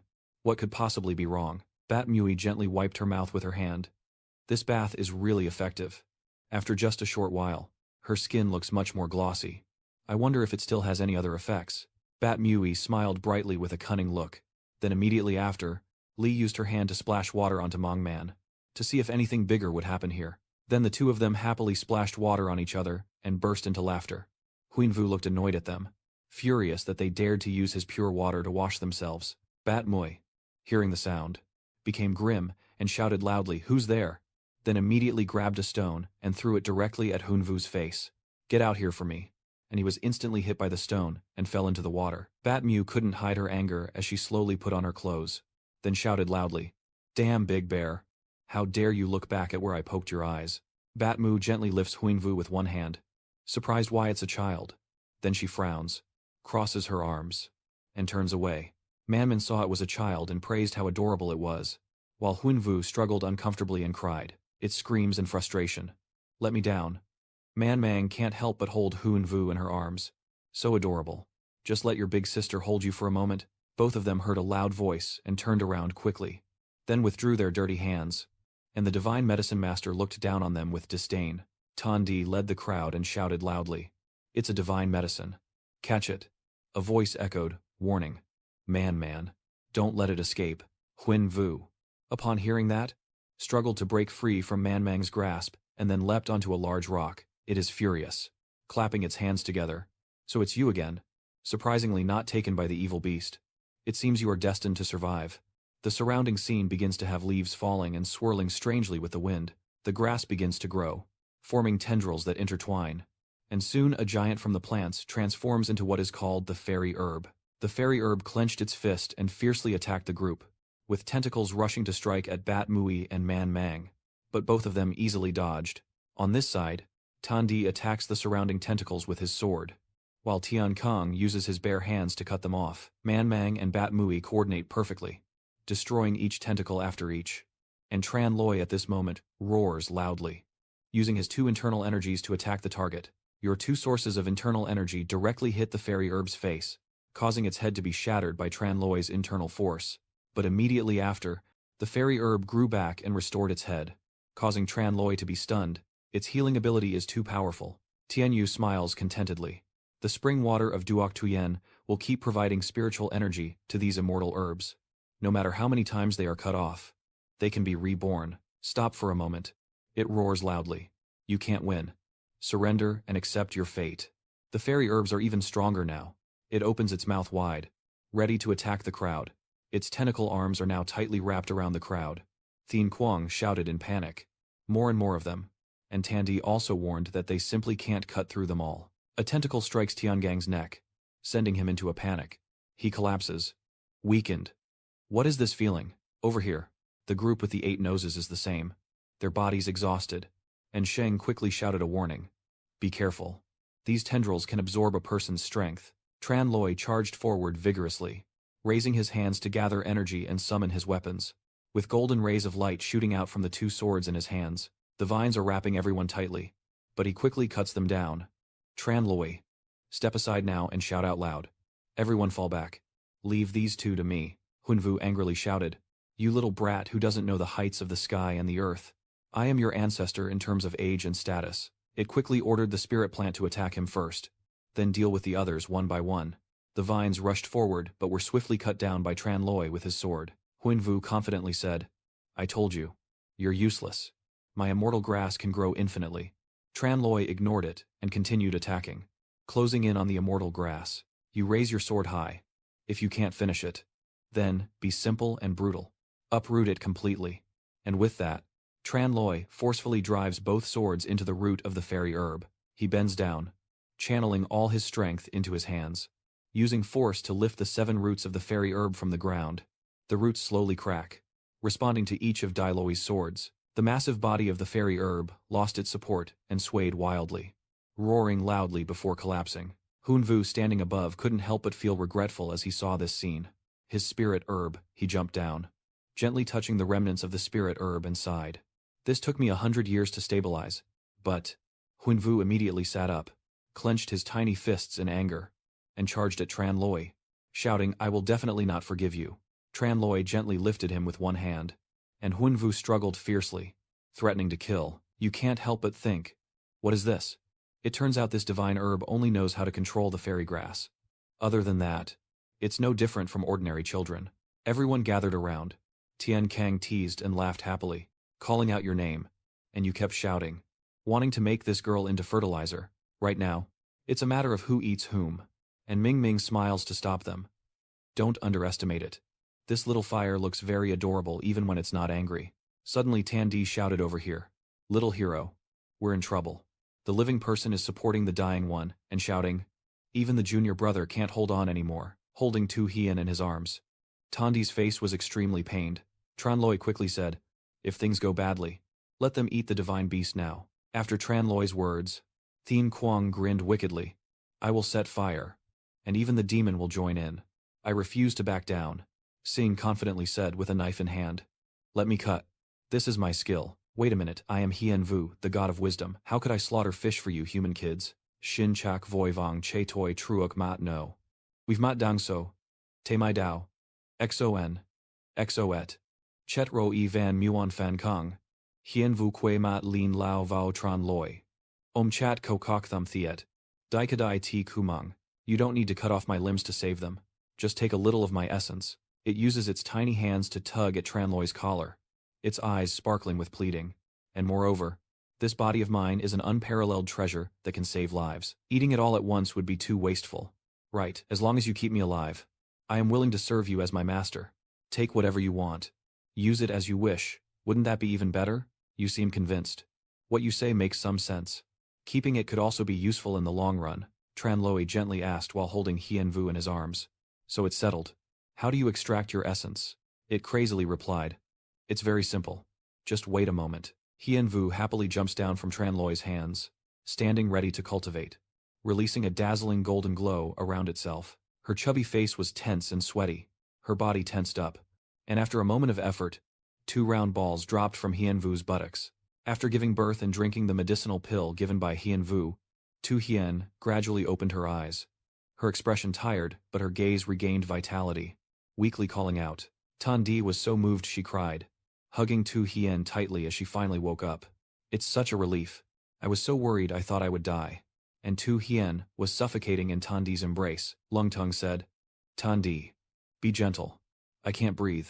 He couldn't help but wonder, and asked Tan Di what happened here. She worriedly replied, forgetting everything, including the poison in the love tower and being injured by the Loi Hoa curse, almost losing her life. Tan Di turned to Tranloi's group, luckily meeting them and finding the divine artifact. Tu Hien stepped forward to sincerely thank them, and Tran Huyen once again saved me. The clan master cannot repay everything. Tranloi replied with a gentle smile, refusing those polite words, saying we are good brothers, so saying such things is like considering each other as outsiders. Tu Hien turned to Tien Quang and Bat Mui to ask about them, and the 2 beast tribes quickly introduced themselves. I am Dai Hung, the young master of the Dai Di Hung tribe, and I am a disciple of my master. Bat Mui also happily added, I am the 8 Muses, his wife. She stepped forward and took Tu Hien's shoulder, expressing her admiration for his actions. What others have heard about is that he didn't want to blow himself up to protect his woman. When the same goal is achieved, that action is already too beautiful. 8 younger sister then turned to Tian Chung to remind him to set a good example for others. Such a glorious death in our clans will be remembered by everyone. Respectfully, he immediately retorted, everyone is dead. There's nothing to mourn. Only demons would believe that. Big brother. Look. They are very happy right now, celebrating their birth. And I feel full of strength all over. Brother Vu, beside him, couldn't help but feel proud and confident as he said, of course. It's natural. My own strength is clearly evident. Accept a bit of my essence, and you'll be considered one of the greats. Shin Ap then asked curiously, what is essence? Shin Jian also kindly reminded her at this moment, advising her not to try to find out. Suddenly, 2 strangers appeared from behind them and said, if the disciple of the King of Ghosts has achieved such a strong advantage, then he should bring it out for everyone to share. These 2 are dressed in armor and leather, each carrying a sword, looking quite similar, one with black hair and the other with white hair. Curious. I wonder who they are. Tu Hien Lian replied that they are the disciples of Thien Am and Ko Chio Duong of the Yin Yang Holy Land. Tandy Cao said, I met them at the martial arts gathering. Their skills are not impressive, but their demeanor is quite proud, relying on being disciples of the Holy Land to act arrogantly, not considering our sects seriously. Thien Kong Hao said, our yin-yang holy land and the Medicine King sect have a good relationship, and we usually show you a lot of favor. So everyone in this blood dance spirit pavilion should support each other. Obtaining treasures shouldn't be selfishly taken alone. Please allow me to step forward politely and say that Senior Brother Thien is right. Our Medicine King sect has long admired the yin-yang holy land. But now that the divine medicine has been entrusted to this senior brother as the master, we cannot just give away the benefits lightly. The two people from the yin-yang holy land looked at Tran Loi with suspicion. Cho Duong then spoke up, asking which sect this brother was from and requesting his name. Tran Loi also paid attention to these two people and casually replied, "A nameless person. It doesn't matter if I mention it or not." They immediately showed contempt upon hearing that. With the heavenly sound like a blessing. Looking at his humble attire, it is probably an unorthodox disciple. If you offer a divine medicine, I can guarantee your entry into the yin-yang holy land. So, what do you think? Zhang Yang added. This is a once-in-a-millennium opportunity. Think it over carefully. Tran Loi replied with a gentle smile, saying that his sect is humble, but he is grateful and would never betray. Supporting the yin-yang holy land is not a good place either, as it is said to be among the great holy lands. Sep. Dongovi Triquoi. Tuai Bukmin Truok Tai, Dukyo Engao Kwa, Bon Ho Noi. Su Fu Thuong De, Toi Lam Duoi, Phuong Chu Kong, Lam Dao Ga. Kang Shrat Chung, Kang Fai, Ju Tai, Du Kiem. Biet Roban, then Minhwa Dung Trong Luong. Don't be like those birds that only know their earth-made cages and think they're vast. Tian Yin understood the insult behind your words and was furious, little brat. How dare you speak so boldly and disrespectfully? Insult my holy land. Zhang Yang beside me also threatens that if they don't consider us as part of the human race, I will let you die here. And see how their attitude changes once they realize we are all of the same clan. You two should be fighting those beast clans, not here glaring at our treasures. Tandi beside him smirked. Are you really that afraid to try? Tianyin's eyes widened, his face contorted with humiliation, and he roared loudly. Tran Loi said calmly, "Sorry. I have no interest in your three-part land. I'm leaving now." He shouted loudly, "Let's go." And Huyen Vu slowly entered the ring on his command. Tran Loi then turned his back, ignoring them, and told everyone, "Let's go." Thien immediately used various techniques to stop Tran Loi. Han shouted loudly, "Stop right there."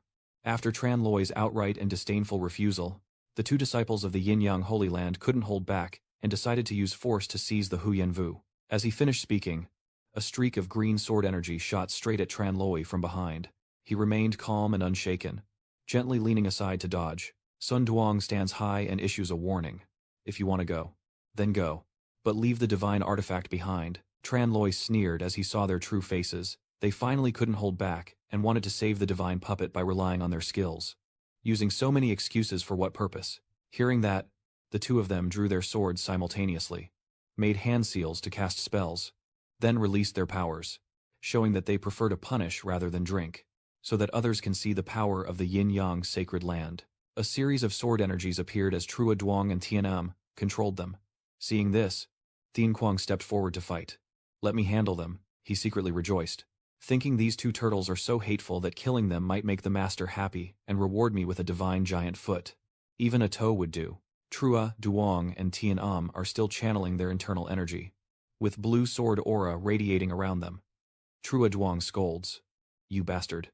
You're just asking to die." As he spoke, patches of sword energy gradually assembled into the shape of a giant tiger, opening its eyes and roaring loudly to showcase its power. The giant tiger beast lunged forward with its jaws wide open and sharp teeth. Attacking directly at Thien Quang, he quickly prepared himself. Firmly gripping the two fangs of the beast with both hands, Tien Kang roared, his legs steady, pulling its head down forcefully. Everyone outside cheered and encouraged, showing some support, while the others also got excited. "Great job. Well done." Encouraged by his teammates, Thien Quang gently lifted the tiger beast into the sky. He punches, his foot stomping hard on the ground as he launches straight at the tiger horse. Continuous powerful punches are thrown by Thien Quang onto its body. The shards of sword energy on the tiger's silver body couldn't withstand his attack and seeped under its skin. Seeing this, Tianam on the ground pointed and scolded, "You brute. Dare to ruin my yin-yang divine sword." At this moment, Thien Quang had compressed the tiger gambler into a shard of colored glass, gently lifting it with one hand and saying, "What divine sword? It's just a pile of colored debris." Before they could react, he threw the colorful sphere forcefully and shouted, "Here's yours." The two of them, Trua Duong and Tien were shattered by the throw. Fragments of swords falling everywhere. Tian Kang landed on the ground, proudly saying, "Whether he's my master or not." Tran Loi immediately praised him. "Well done, my disciple. I'll give you another leg. Your arrogance is also encouraging. Very good. Mighty one." He pointed to his face and said, "With such great strength, try giving me a little scar. Can you be a bit more generous? Master, you, little brat. How dare you take the Hung tribe as your servant? They believe they are acting as heaven's enforcers and boast that they didn't want to pursue and kill to the end, but you dared to indulge your lust with the barbarian clan and even destroyed the protective artifacts of our holy land. Don't blame us for being merciless. Today we must eliminate you. Wicked human." They stand up and continue to perform their divine arts, their hands slipping down the robes they wear. One person casts a spell with one hand, while the other throws 2 white robes and 1 black robe into the air. Then shouts, "Go." These 2 robes, when they rise into the air, don't fall but spin continuously, eventually forming a huge yin-yang circle above the group of mortal people. The light from the formation shines straight down on them, like an invisible wall trapping those inside. Man, feeling confused, reaches out and asks, "What is this thing?" Tan Dai, feeling extremely worried, replied, "And Chan Mon's treasure of the yin-yang holy land. The yin-yang battle formation." Tu Hien also spoke seriously. "I've heard that no one has ever survived coming out of this formation before. I'm afraid to say. Senior brother, senior sister. There's no need for such a big commotion. The people around are also worried and supporting. That's right. Everyone is friends. And we can discuss things calmly. The evil god outside now cruelly denies that anyone is your friend. 3 of you are friends with this kind of scum. From now on, our holy land and the Juvuang cave are enemies. Not friends." The mysterious land exclaimed worriedly. "Why is it like this?" Tian Kang then wiped his face and said, "It's just setting up a trap. Let me see what kind of power it really has." He wiped his face and threw a powerful punch at the transparent wall holding them. But suddenly, Tian Kang was pushed back forcefully by the recoil. Bat Mui quickly ran to help Thien Quang, her face full of worry and panic as she shouted loudly, warning of great danger.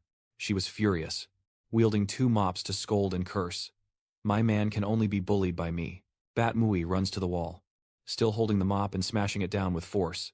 Like Tian Quang, she is pushed back forcefully by the recoil. The celestial being laughed triumphantly. "Beasts are just beasts, with only brute strength. Today, I'll make sure you die without a burial place." Then, the 2 of them continued to cast spells into the formation. With hot and cold energies beginning to emerge in their hands, they leaned on each other, channeling more spiritual power to make them spread even stronger. At the same time, the yin-yang battle formation in the middle of the array spins even faster, suddenly unleashing opposing streams of hot and cold energy upon Tran Loi's group. One side is filled with cold air, trees and birds are frozen, and strangely, snow is falling from the sky. The other side is blazing with fire. The ground radiates intense heat, and everywhere is covered in red flames. Tran Loi and his teammates turned their backs to each other, using their inner strength to dispel this strange atmosphere. Tu Huyen stood firmly in front of Tan Di, shouting loudly, "Tan Tai, be careful. There are flames erupting fiercely from the ground beneath them." This side, everyone is trembling and shivering. "Big brother Tran. I'm so cold." Tian Kong and the others are about to give up. "It's too hot. Our bodies are about to be burned to ashes." The evil Sun Lord said, the singing light of the yin-yang ice-cold formation. With boundless white mist and scorching heat, the 2 forces swirling around will shatter even the void. And soon you will be turned to ash and ice and fire. Tianyin becomes even more confident as she casts her spell, now regretting that she didn't obediently hand over the divine medicine earlier. It's too late now. They watched everyone suffer from above, and they reveled in casting even more powerful spells while laughing loudly with joy. At this moment, Tran Loi looked at them disdainfully and said, then he still gathered his spiritual power, unleashed his attack, and a large golden bell descended, enveloping everyone inside. Tran Loi concentrates his spiritual power. The light around the central object grows brighter and brighter. He clasped his hands together, forming a complex seal, surrounded by a powerful energy flow, and shouted loudly. The surrounding light source radiates immense power, melting all the ice blocks and soaring upwards. At this moment, Tran Loi also charged straight toward the yin-yang battle formation above, exerting great force on the 2 extremes of the formation to break the eye of the formation. As the 2 sources of energy collide, a mist begins to seep out from the center of the formation, and a roaring sound echoes in the sky as the supposedly invincible heavenly formation shatters into pieces. Trong Duong and Tinam outside are now bleeding from the backlash, and Tran Loi gently descends to the ground, surprising everyone. Because the formation has been broken, Trua Duong and Thien Am are being bitten and tortured by their own power as they scream in pain. The yin-yang battle formation is destroyed, he said in disbelief. How is that possible? Tran Loi calmly explained that this battle formation exploits the opposing principles of yin and yang, appearing to be invincible. The illusion of the ancient divine phoenix's falsehoods. Its greatest weakness lies directly in the white-haired man's eyes. Once you see through this point, it can be broken easily, with no difficulty at all. Zheng Yang sternly said, "The secret of our sect. You can actually see through it." Tian Yin couldn't help but ask, "Who is helping you?" The young Tran Loi sneered and replied, "I told you. I am just a nameless nobody, a second-rate disciple of the Yin-Yang Holy Land." At this moment, Tran Loi rolled up his sleeves and stormed over to confront them, accusing them of being truly cruel, wanting to destroy us completely. Now that their protective talisman is gone, let's see what else they can do. He rushed at the two of them to strike down, but unexpectedly, their bodies shattered like broken balls. Then a thick cloud of purple smoke suddenly appeared, and the Sun Yang and Tian Yin had already vanished. Everyone was completely stunned by this scene, asking suspiciously, "Are they dead?" Tran Loi guessed that the yin-yang technique is very cruel, and if the magic power is too strong, it will be hard to control. And these two have very good talent, so it seems they had an adverse reaction. "I'm afraid I might have been mistaken all along. The Lord of the Yin-Yang Divine Land is Tu Thien Am's father, and the sect's treasure was also passed down to him, originally meant to protect him, but it ended up harming him." Suddenly, loud noises erupted from underground, causing everyone to panic. What's going on? The ground beneath their feet suddenly cracked open, leaving no safe spot. The Blood Rain sect's secret realm is about to close, and soon the entire island will sink to the bottom of the sea. We must leave quickly. Tran Loi hurriedly pulled back the dragon carriage, quickly saying, "Everyone get on the carriage." After everyone was settled, the dragon claw pulled the chariot and soared into the sky, temporarily escaping danger. Everyone was flying past another island. Suddenly, she noticed movement below and called out, "Brother Tran, look over there." Loud explosions echoed, surrounded by dust, rocks, and smoke. Below the island, chaos is unfolding as countless members of the sea race and beast race fight fiercely against each other. An angry merman said that all the treasures on this mountain belong to our merfolk and not a single one is allowed to be taken away. The beastmen, like Fat Dien Lao, charged forward, declaring, "Are you kidding? Do you think we beastmen are vegetarians?" They roared. "Who's afraid of who kill?" Tran Loi assessed the situation and said that the sea race and the beast race were fighting over the treasure, with a sea warrior using spiritual power to turn water into sharp arrows to fight. Countless members of the beast tribe were unable to escape and were severely injured, and a lion beastman, seeing his comrade being attacked, roared in anger. It lunged forward with sharp claws, tearing apart enemies with powerful hands, while other beastmen seized the opportunity to attack. The battle is extremely fierce, with some people panicking and shouting, but as they fight, they quickly retreat from the area. The king of the sea tribe turned back upon hearing the call, unleashing a powerful strike that knocked down those fleeing. Escaping was not so easy. He concentrated his strength, forming a giant energy ball in his hand, shouting loudly, "Great sea pressure." Suddenly the surrounding air becomes extremely heavy, a tremendous pressure like the sky pressing down from above. Each water column suddenly rises high, swallowing those it passes over. Anyone who is submerged by the water suffers immense pressure from the great sea suppression, causing them to bleed from the mouth. The Sea King, seeing this, still refuses to stop, pushing even harder to expand the water column, causing everyone around to scatter and flee. At this moment, he has created a massive wall of water that tightly seals the island.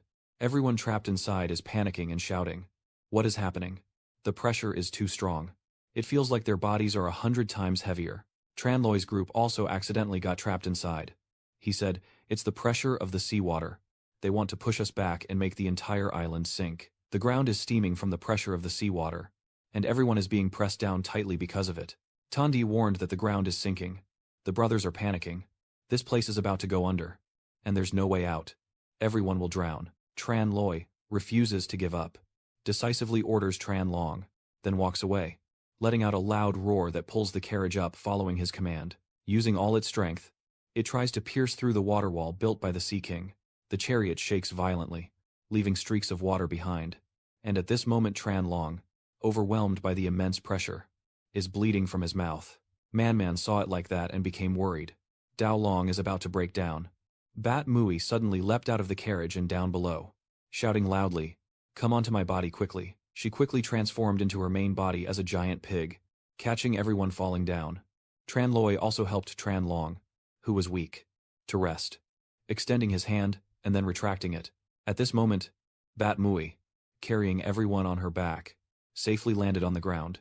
Without hesitation, she continued to use her protective spiritual energy around her body to withstand the pressure. Bat Mui quickly runs to the water wall about to submerge the island. As she runs, she tries to leap up, eyes closed.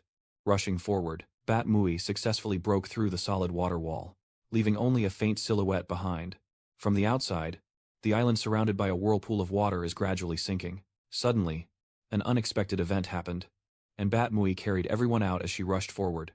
At this point, she has exhausted her strength, reverts to her human form and surfaces, unable to hold on anymore, and then everyone falls into the sea. Tran Loi and his team narrowly escaped disaster but were caught in the whirlpool, pulling everyone down into the depths of the sea. Luckily, after a while, everyone struggled to swim away from the whirlpool and broke the surface of the water. They all used their last strength to hurriedly swim to another nearby island. Tran Loi happily said, "We are out of Huyenvu Mountain now, and Mui is also very happy. We are saved." Tran Loi turned to Bat Mui gratefully and praised her, and Du Tuk proudly replied, "In critical moments, women like us are still important.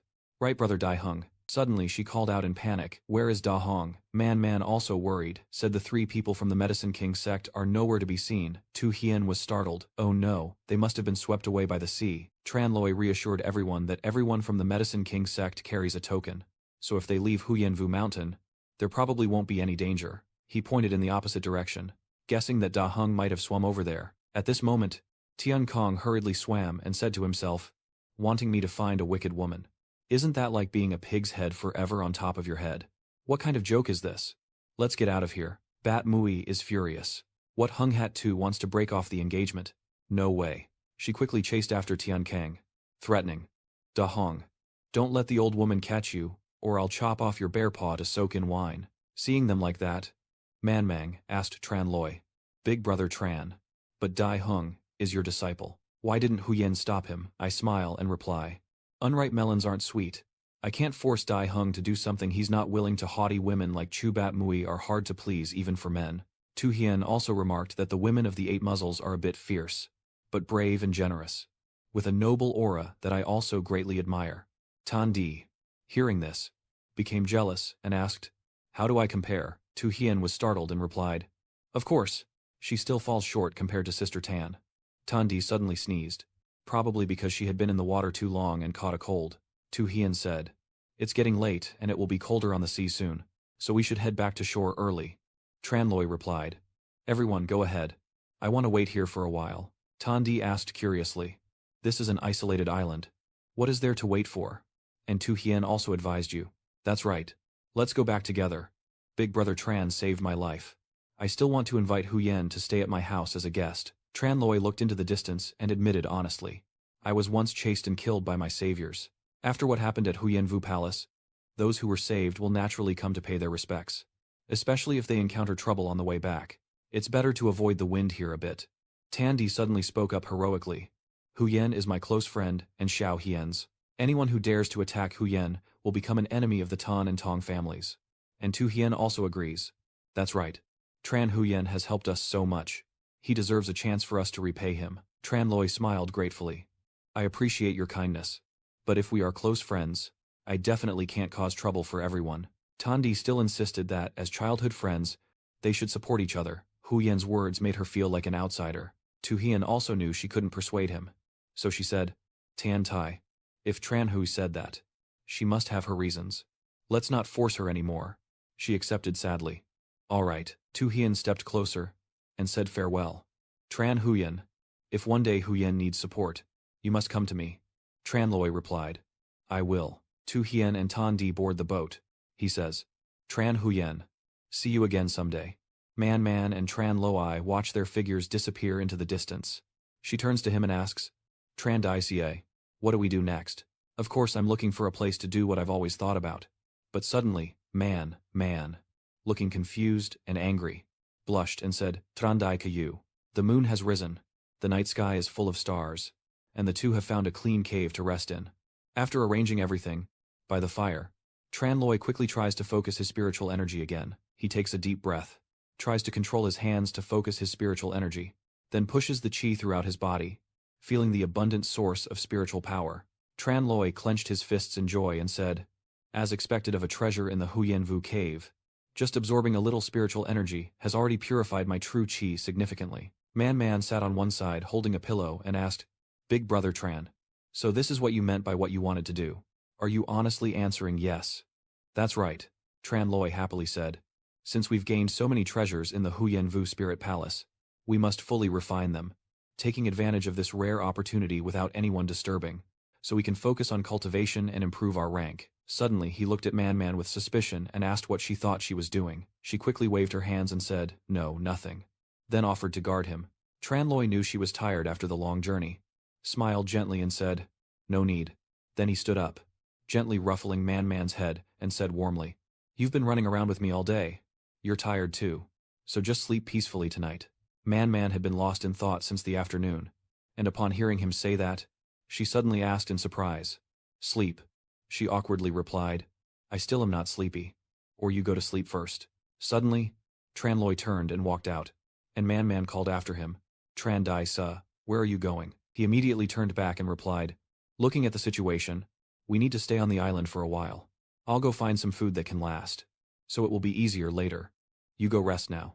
After saying that, Tranloi ran off before Man could finish, but as she watched his figure disappear, she softly whispered alone. People can be afraid when they're alone.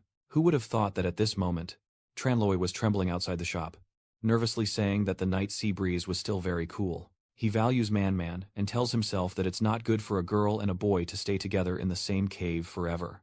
So tonight they'll just leave it at that, and think of a way to part tomorrow. The next morning, the sun was high in the sky, waves crashing, schools of fish swimming on the surface, and Man was sleeping soundly in the cave, exhausted from overthinking the night before. Suddenly, a strange woman's face appeared behind her, licking her lips and drooling. Man was awakened by the strange sensation, slowly opening her eyes and thinking, what the hell is this? She suddenly opened her eyes wide, her mind wandering. Could it be that? Man gasped, imagining Tranloi behind her, holding her, and saying, Man, don't be afraid. Huyen will treat me well. Frightened by her own imagination, she blushed but became more alert, then shyly turned her back and whispered, Tran, big brother. I'm not ready yet. Suddenly she opened her eyes wide, and behind her was no longer Tranloi, but a giant spider demon with a long tongue, looking at her and saying, good morning, little treasure. Man screamed loudly, and outside Tranloi had no idea where he had gone.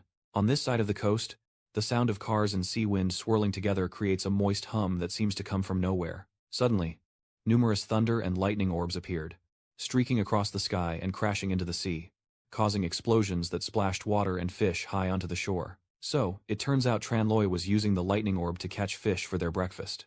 He smiled with empty hands, saying he never expected the lightning orb could be used this way. With so many, they could eat for a month. At the same time, Man's scream echoed, and Tranloi was startled, heading towards the cave to check on her. As soon as he arrived at the shop, Tranloi, worried about her condition, called out to Man. She looks like she's covered in milk, hanging in midair from a large spider web, with her limbs tightly bound by spider silk and her torn dress flapping. Tranloi saw this and immediately put away his weapon, reassuring her, don't be afraid. I'm here to save you. Big brother Tran, be careful. Tranloi rushes forward with two swords like lightning to save Man. He tried to cut the web with his sword, but it was too strong even for his blade. Tranloi couldn't help but say, stuck. At this point, the web had wrapped tightly around both his hand and his sword. Suddenly, the demon spider lunged down from above, attacking, and the spot where it struck exploded with a deafening noise. But Tranloi quickly jumped back to safety. You just safely landed on the ground, eyes coldly staring at the attacker. Around her, a purple glow emanates, 6 eyes glaring at Tranloi with admiration. Her skills are impressive. After assessing the enemy, he confidently confirmed it was the Zhong tribe, then rushed forward to embrace Man, threatening with a sneer, saying if he didn't want this woman to get hurt, she should hand over the treasure inside Huyen Vu Dongfu. Tranloi then said, Huyen Vu Dongfu, So you also come from Huyenvu Mountain. You can't help but be curious about the power of Ahau. Since beast tribes can't break through the defenses of the sea tribe, how could a single member of the beast tribe escape? The poison insect proudly said. All creations in heaven and earth aim for fairness. Although our insect race's tactics are not strong, it is precisely because of that we have mastered survival skills in all circumstances. A patiently explained that our kind was born small and weak, and even a single raindrop could drown us. The poison beast then said that, to prevent rainwater from seeping in, a water-resistant organ was developed on our bodies. And tiny thorns even grew on our feet, allowing us to walk on the surface of the sea as if it were land. Ah. Licking her fingers awkwardly, she looked at Tranloi and said, I have been watching you in the cave palace. The black feather, divine medicine, and spiritual talisman are all in your hands. But at that time your group was large and strong, and the young master of the Hung clan along with the 7 sisters are following. We have to wait for the right moment when you're alone. It's really not easy. Tranloi, seeing that she has been watching them from the beginning, wanted to remind her that if she always follows us, she should know my strength. Where does she get the confidence to take the treasure from my hands? The poison understands my meaning. I am not your opponent directly. But this girl has my extreme poison curse. And to cure it, she can only exchange a treasure, patting her face gently with a threatening tone. You can take your time to think. But I remind you that the poison from the deadly curse is extremely powerful, damaging the bones and marrow. Without an antidote, she can only survive for the length of a stick of incense. Trungdok is forcing Tranloi to make a choice through threats. Now half the time has passed. If he delays any longer, he might cure the poison but also turn into a fool. Mang man. So hai goi. Tran dai ca. Tranloi the nung gi koi noi kovela that. So that, su se lam tun thuang mang man. He quickly removed the item containing the huang wu from his hand and said, fine, I'll give it to you so the poison bugs can't easily get it. Tranloi threw it out of the shop with force. Oh. I see that it's over now. The object of the world is mine. So I quickly run away in relief. Tranloi, seeing that the poison doesn't care anymore, rushes forward and uses force to cut the web and save Mang Man. The boy gently pats her hand and soothes her. Don't be afraid. Everything's fine now. Under the trembling ground, in the dense forest, the poison bug is busy searching. But where did it go? After a moment of despair, in a dark corner she happily discovered the ring, found it, and thought she was about to seize the treasure in her hand. The poison insect held up the ring to admire it. She realized something was wrong. Her face shifting from joy to anger, she shouted, ah, squeezing the ring on her hand, knowing she had been deceived by Tranloi. She cursed with hatred. How dare she deceive me? At this moment, the two appeared. Tranloi calmly said, you still have to choose the day to deceive people.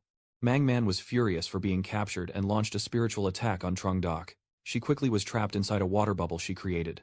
But her attitude remained arrogant and accusing. Her deception. The insect poison recognized the situation and asked, who? Her deception. How could she act like this? Chenlei scoffed, saying that a bug is just a bug. Its brain smaller than a blade of grass. You just said I had a divine elixir that could dispel even the widow's curse. The other side immediately scolded. You rotten spider. Daring to ruin my precious sleep time and causing me to develop such a dangerous illusion. So hateful. Aren't you afraid of water? Let's see if you can drown or not. I grit my teeth and refuse to surrender. The treacherous humans falling into your hands are just my misfortune. Killing me won't be that easy. Then the poison spores burst forth with power, destroying what was holding her captive. And suddenly the spores shook, releasing countless small purple spheres from beneath her skin. The bugs fell to the ground and quickly turned into tiny spiders crawling everywhere. The poison bugs looked at their small army and then ordered, go ahead, my treasures. Mang Man, overwhelmed by the swarm of tiny spiders on the ground, instinctively hides behind Tranloi, feeling nauseous as the spiders scream out. Tranloi gently uses his sword to eliminate dozens of them in one strike. The poison bug took the opportunity to escape by leaping onto a tree while Tranloi was distracted. Seeing this, he wanted to run but instead used his spiritual power to create a protective layer around himself and channeled energy into his sword. Tranloi cast a spell, controlling his sword to chase the poison insects. And just when he thought he had escaped, he was pierced through the abdomen with a single sword strike. 2 months later, on the clear beach under the warm, shining sun, Tranloi sat on the sand, surrounded by swirling internal energy that constantly moved around him. After much effort and training, an explosion occurs, signaling that the result is near. A treasure artifact is produced, shaped like a shield or armor, with an opaque ivory white color. Seeing the item I put so much effort into, Tranloi happily retrieved it. The final protective treasure has been successfully refined. Great achievement. Looking into the clear water, the withered face makes him startle in surprise. Who is this strange person? The person across the way listens to Tran Loi's question and calmly explains. That is Hu Ying. She hasn't left the mountain cave for 2 months and hasn't bathed either, so it's no wonder she looks like a wild person. Hearing the faint mention of the milestone on the island, he was quite surprised. 2 months. So I've been living on this island for that long. The one beside him suddenly spoke up. So isn't it already autumn outside? Standing in a damp, dark cave. She pointed at the spider webs. Luckily, these silk threads can be made into curtains, or else she would have frozen to death. The two of them quietly followed the existing path, gently brushing aside the spider webs, gazing into the distance.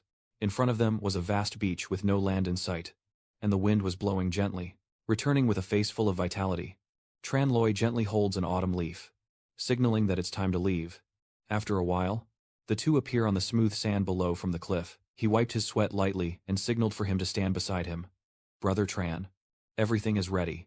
But looking at the pile of stuff as high as a mountain, Tran Loi was sweating profusely. Do we really need to carry so much? Unable to hide his emotions, he pointed at the fish below and asked, what the hell is all this fish for? Man knew that Tran Loi was still quite naive, so she opened her eyes wide and explained that on the island, it was these fish that allowed us to survive each day, so now you want to throw them away. And besides, bringing them ashore to sell could still make money. Your face shows no emotion now. But Faizu is only this big. Where would these things even go? Besides, these fish are both dried and rotten. I can't stand it. But Man blocked her, shaking her head firmly. No. The nose must be kept. Something came to mind. Tran Loi froze, his eyes showing fear. It's ruined. His expression made her panic too. What's wrong? Tay gently smiled shyly and announced that he forgot Faizuo had fallen into the sea after being pushed by brother, and if he had known earlier, he would have let them keep one. Seeing the situation was quite serious, Man widened her eyes, her face covered in sweat. What? Does that mean we can't go anymore? With indifferent eyes, she couldn't hold back her emotions and shouted out loud. Why is it like this? 10 days later, the sky was quite clear, and the seagulls happily spread their wings searching for food. Unlike them, underground. Tran Loi and Man, hungry and exhausted, leaned against each other, holding the last fish horn. She complained that the last fish was also eaten, and if she couldn't think of a way to leave, they would have to eat grass. Holding Man close, he comforted her and said, don't be too pessimistic. I've used the immortal herbs in the secret room to refine quite a few pills. 1 pill can last a month. A bright idea flashed in her mind, and she smiled happily. Man turned her head and suggested, that's right. Big brother Tran. Isn't it possible for you to transform into 2 birds so you can carry each of us and fly away? The vast ocean is so endless and directionless. It would make you exhausted just trying. And it's impossible to achieve. Man was extremely upset and didn't care. They are still so young and don't want to die here. As they were about to argue, a voice suddenly appeared, asking, do you know how to get to Kui Tien Island? Hope is just ahead. Look up. There's a boat not far from the reef. Seeing the boat like a blazing hope, Man cheered and urged Tran Loi, Big brother Tran, to catch them. Seeing that, he signaled to someone, still using internal energy to control the long wings, appearing behind him. Then, Tran Loi took a shot, leapt into the air, aiming at the boat out at sea. On the boat, those present were quite surprised when they first saw you. What is that? The boat is leaving. Look quickly. Seeing the situation was unstable, the helmsman moved the boat, steering through the water to change position. With a face scorched and battered, Tran Loi flaps his wings and gestures with his palm.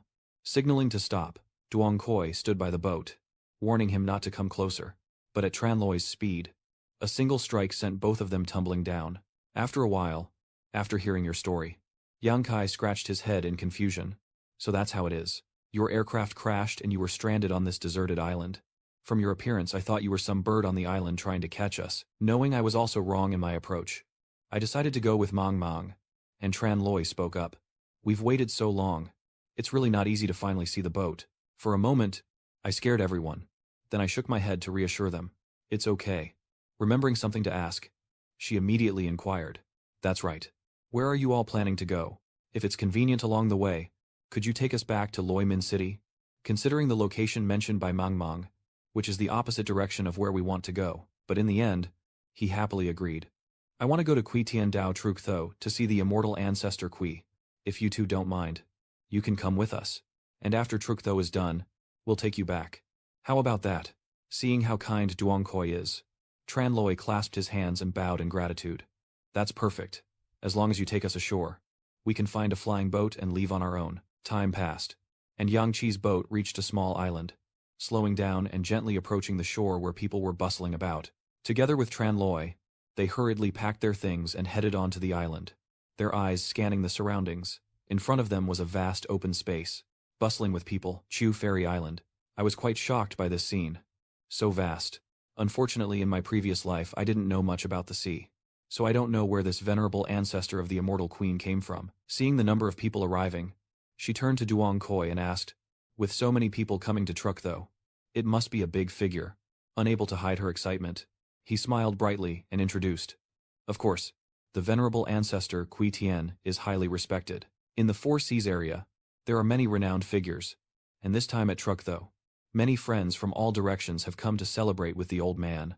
Over here, Tranloi glanced around quietly and whispered, "This is too strange. I've never heard that." Zhu Tuo even brought his grandson along. She chuckled softly and added, "It's not like he wants money for New Year's greetings." Seeing that both of them are still quite naive, Duong Koi points and lectures them, not knowing that Kuai Tian Lao too also has another identity, which is the Celestial Examiner of the Huyen Min Academy, a name that left both of them stunned, eyes wide with curiosity.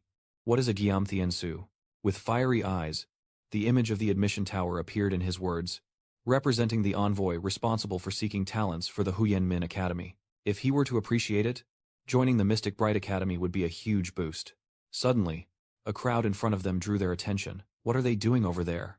Mang Mang and Tranloi struggle to push through, weaving into the crowd. And looking ahead, they realize it's a fierce duel between two men, which looks quite spectacular at a glance. Still using internal energy, Tin Ha launched attacks, punches appearing, all rushing toward Jiat Than, who was surprisingly quick, leaning back to dodge smoothly. After identifying his mistake, Jiat Than slightly bent his body and, with just 2 fingers, pressed lightly into Tin Ha's throat in surprise. He collapsed to the ground, blood pouring from his mouth. The loser. So, Tin Ha lost the battle. Jiat Than was pleased and challenged. Is there anyone else willing to fight me in a duel? Standing outside watching Jiat Than land his strike, Tranloi shook his head in analysis, realizing it wasn't truly sinister. If the young man had only hesitated just a little earlier, he might have avoided it. I'm just worried they'll lose their lives right there. Seeing them all shouting loudly, their voices harsh and fierce. These people aren't here to wish us well, so why are they causing a commotion here? Next to the 3 of them, as a spectator, Tru Tuong sat and spoke. Duong, always seeking fame and profit, because gaining reputation is something he would do at any cost. How should I put it? He looked at them and continued speaking. Everyone knows about the Huyen Vu Spirit Palace incident that happened a few days ago. Seeing the unfamiliar story, Duong was stunned. The prosperous world shook the seas. Who wouldn't know? You also paid attention. They are fighting. What does it have to do with the Mystic Phoenix sect, carrying a tense atmosphere? Uncle Tuong began to recount in detail the battle for the mysterious Vu, gathering many talented young men from major sects, the Holy Land abroad, the ancient era. Many talented people have escaped death and gone on to the afterlife, and it is said that the venerable ancestor pays close attention to this. He plans to select talented individuals from there, and he turns his gaze to the stands, where the arrogant god is basking in his pride. But some sects, due to various reasons, missed out on this glorious era, and Vanko Duong Ra is one of them. Giant god here, not wanting to fall behind, set up a duel to force others to fight him, aiming to attract the attention of the ancestor of the immortal realm. Staring directly at Tin Ha's battered appearance, he decisively emphasized the point that the young man was the one he forced to step forward. It's clear now that Tranloi is furious, forcing and coercing without even drinking water, still bullying the weak to make himself look better. Everyone is outraged for Tin Ha. What's there to compare if you want to fight? Just do it without hesitation. Seeing the tense silence, Jiat Than feels extremely uncomfortable. So, who's next? Seeing how ruthlessly he acted, everyone bowed their heads, hesitant to find a way out.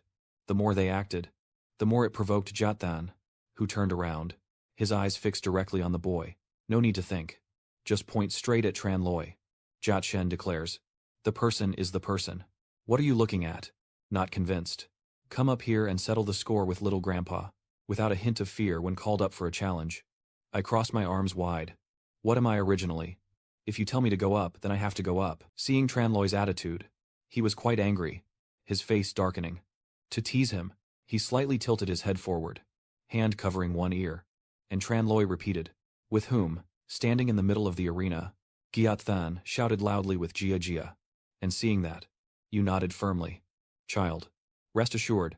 A single sentence from Tran Loi made the atmosphere much more cheerful, and everyone burst into laughter. Feeling insulted, Jia Than flies into a rage, pointing forward and yelling, "You insolent fool. I'll beat you until your teeth fall out." A fierce golden spiritual energy slash appears, devastating the surface of the arena terrifyingly. And to protect everyone, Tran Loi raises his hand to the front, stepping back. Thanks to your internal energy, his spiritual energy was dispersed and blown back. Seeing the ground torn apart by Jathan himself, Yang grew worried his power was too strong. Unlike before, he is as different as heaven and earth. Faintly sweating, Uncle Tuong introduces him. Duong Jiathan can be called a teenage genius. At only 16, he has already reached the martial king realm. Someone like him at this age is quite rare.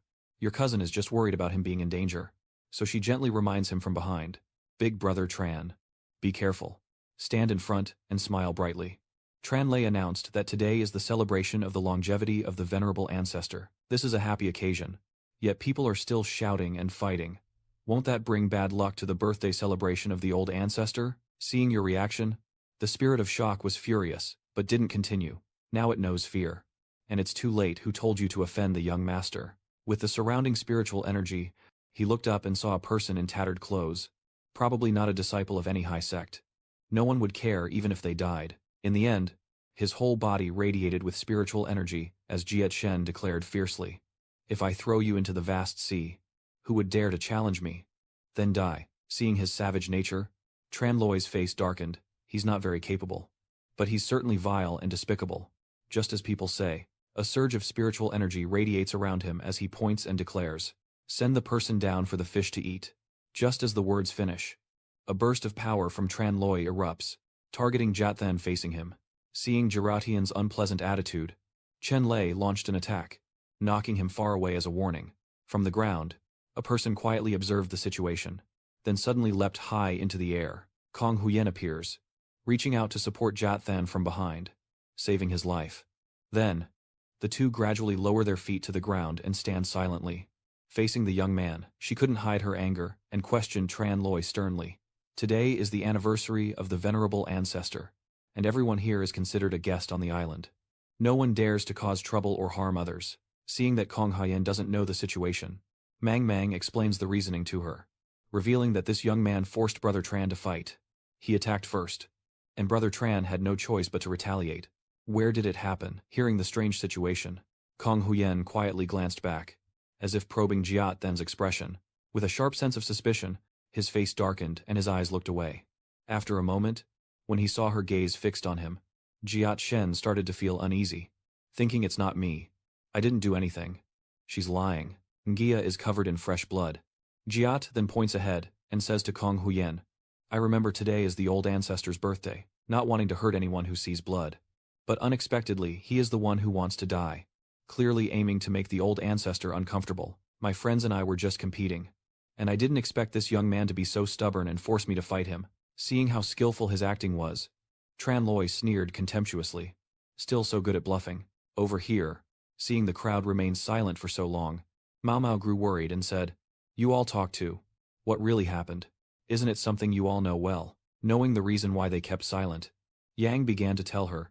Yang is the eternal world. Yang Jishen is the eldest son of Yang Ra, known for his narrow-mindedness, so they are sure not to dare reveal the truth to offend him. And because of that, Mang was stunned, unable to believe it. Turning back to Jiat Shen, he smugly patted his chest, and Kong Yuan continued. Is there anything more to say? Now, please leave the Immortal Realm Island. I don't want to waste time with people like them. I was never sure who the old ancestor of the Immortal Realm was, nor did I plan to ascend the Bamboo Island for longevity. But since I've come this far, I won't leave without getting to the bottom of it. A single word from Tran Loi was enough to make both of them fall completely silent. No movement at all, as they quickly crossed their arms. Stop raising your head. Tran Loi commented on her. This young man has a beautiful face, but his mind is full of nonsense. He doesn't understand right from wrong, and I still want to wait for the immortal ancestor to come out to see how he will handle it. Seeing you say that, Kong Huyen's eyes widened in anger. knowing that the old ancestor's status is not something anyone can meet just because they want to. This is your last chance, she said proudly. Fists clenched. You should cherish this opportunity while I am still willing to talk. Let people leave on their own. If they don't blame me for being rude. Still with the same indifferent look. Tranloy's tone was full of disdain. So let's see if you have the ability to make me leave. Your arrogant behavior has angered Kong Huyen, who now offers you wine and punishment instead of respect. She remains focused, hands clasped, as a wave of spiritual energy radiates around her. When her energy had gathered enough, a series of sharp swords were released. The 5 colored swords. Go. Following Kong Yuan's order, all 5 colored swords rush straight toward Tranloy, who slightly retreats, still using his internal energy and recalling his weapon. The golden light pendant. Now it's Tranloy's turn to strike back. He throws his weapon, aiming directly at the 5 colored sword, and leaps into the air surrounded by Kong Huyen's sword barrage. At this moment, her blades are being drawn into the spiritual energy emanating from the Kim Kwang Jian that Tranloy controls. And finally, all of them turn back to their owner, Kong Huyen. In an instant, the sharp sword was close to her body, leaving Kong Huyen stunned and unable to react in time. Feeling surprised, she lowered herself and looked ahead. Now, the opportunity was here.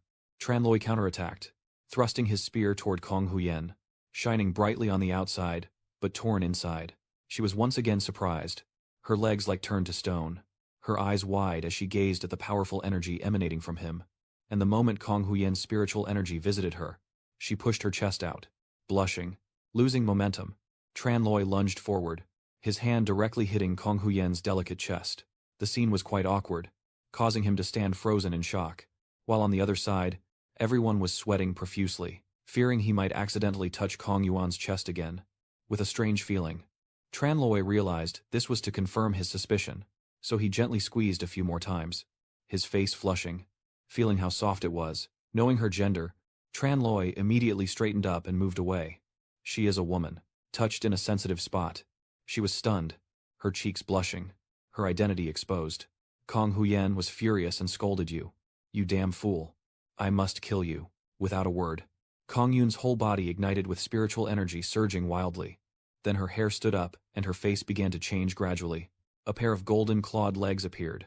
Belonging to a noble bird, turned out to be a person.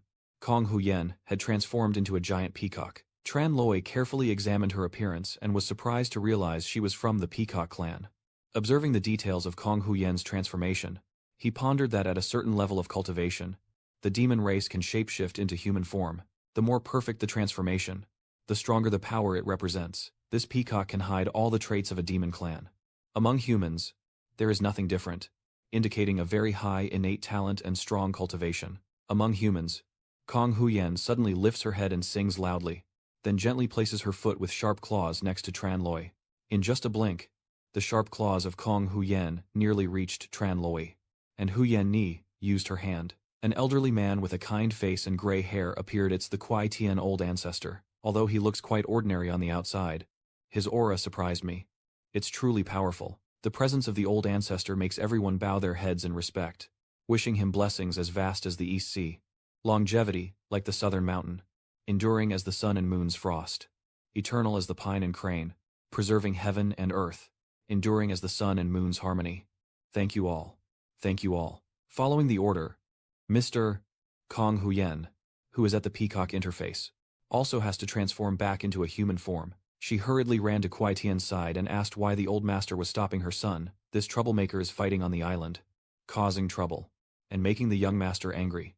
If it were me, I would gouge his eyes out for the birds and not call Kong Huyen. With gentle words, he admonished her. Who and why? How could a young girl speak so rudely? One sentence made her blush in shame. Old patriarch, fearing that the ancestor would easily overlook this, he quickly ran over to report. Old ancestor, this young man has an unknown background and is very poor. I am sure he has no invitation. He might be here just to eat and wait. He carried his smugness and continued to escalate the situation. Mistress Kong politely asked him to leave, but he refused and behaved so vulgar that he must be taught a lesson, or else the reputation of Kui Tian Island would be ruined. Seeing that the situation was unstable, Chu Tuong quickly clasped his hands and reported to the elder of the immortal realm that these two were definitely not guests on the island. I met them at sea when they were stranded on a deserted island. I had planned to help them leave after the birthday celebration. Who would have thought? They even begged the elder to forgive them. Seeing their appearance, he sneered contemptuously. Look at them. They are indeed beggars. Kong Yuan didn't hold back. Boldly ordered. Everyone, chase them out. From afar, seeing his actions, Tranloi sneered.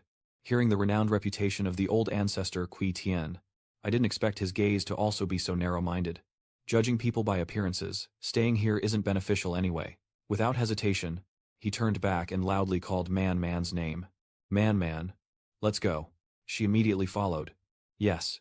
Seeing both of them leave without a care, Kong Huyen was furious, daring to insult the elder, which was against her.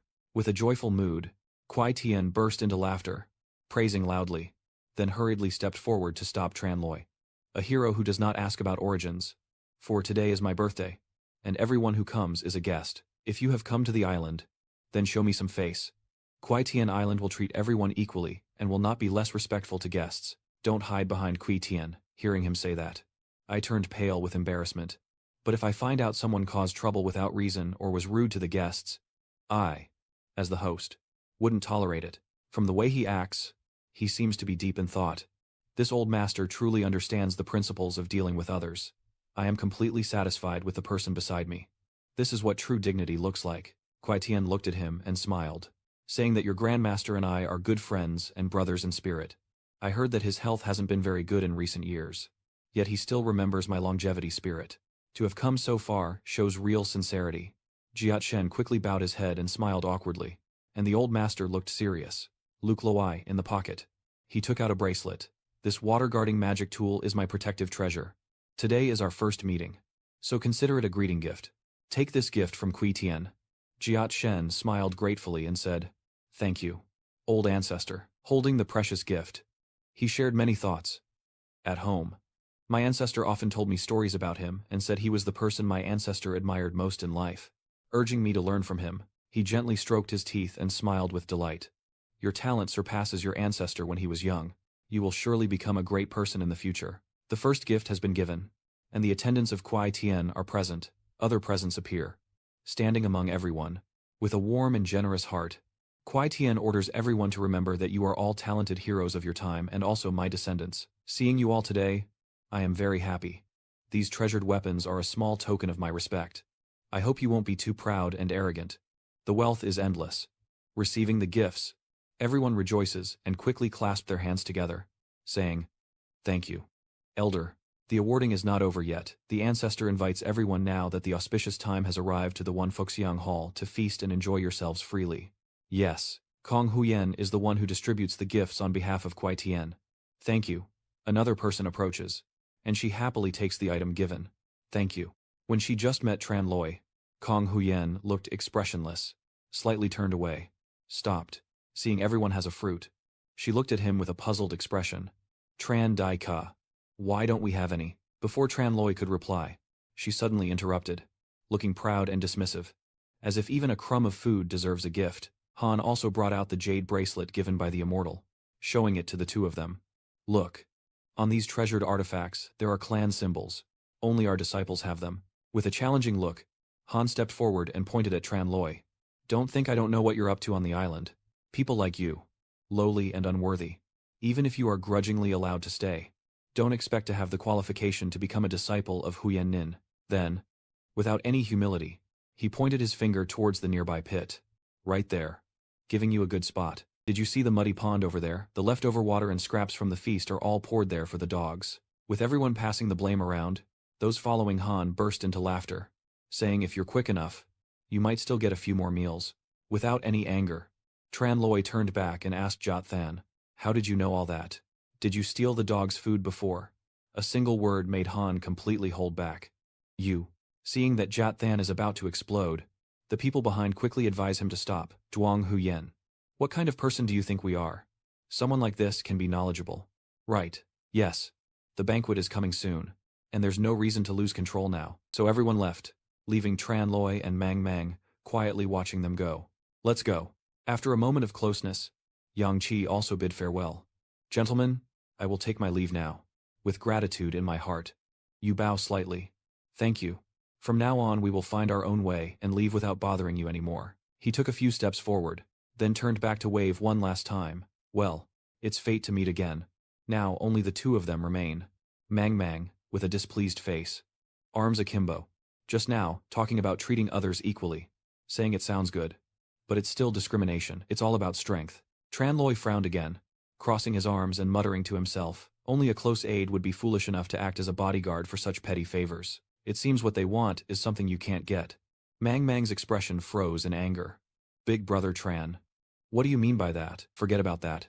Turn to look at her and smile, saying it's nothing. Go find the flying token first. And later I will bring back some delicious food.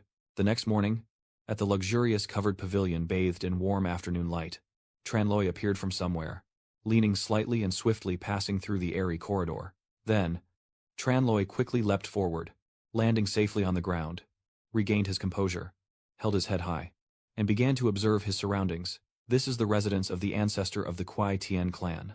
It's enormous. Tranloi glanced around, seeming to be searching for something, then suddenly ran into the giant turtle shell lying on the ground. At first glance, he immediately recognized it. You don't have to be inside the turtle shell to be called the ultimate immortal. Curious. Tranloi poked his head in and looked inside deeply. How should he proceed? A turtle appears, lifting its head to look at you. Truly a turtle.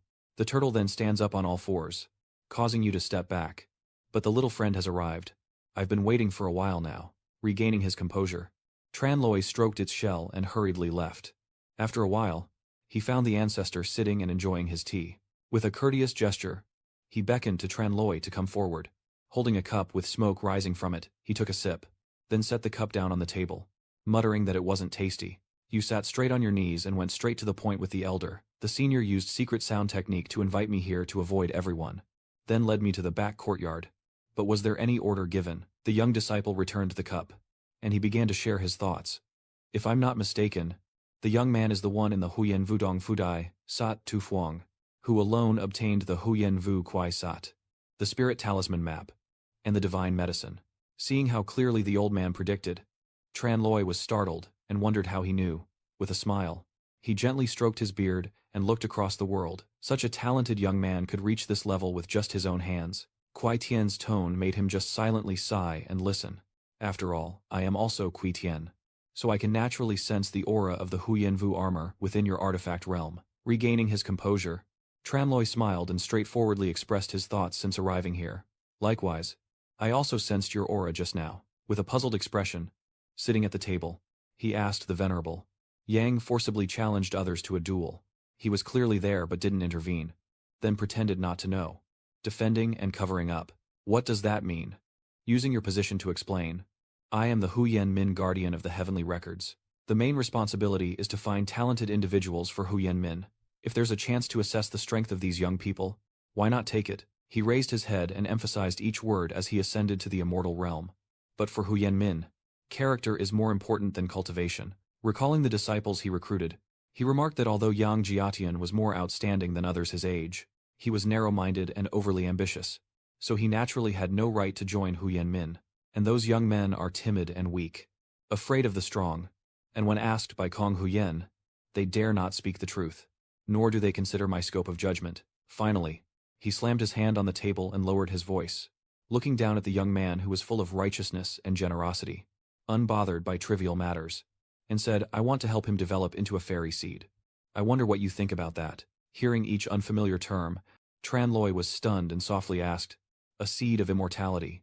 What is that? With full passion, Kwai Tien raised his head and recounted that it was a plan of Huyen Min to select young talents with unlimited potential and nurture them into peerless experts. Those discovered might not participate in the Huyen Min martial contest but directly join Huyen Nin. The more he spoke, the more he closed his eyes and sighed with regret, regretting how rare talent is. Until now, I have searched all over Tian Shanwan Shui and only found 2 people worthy, which made Tranloi extremely curious about who they were.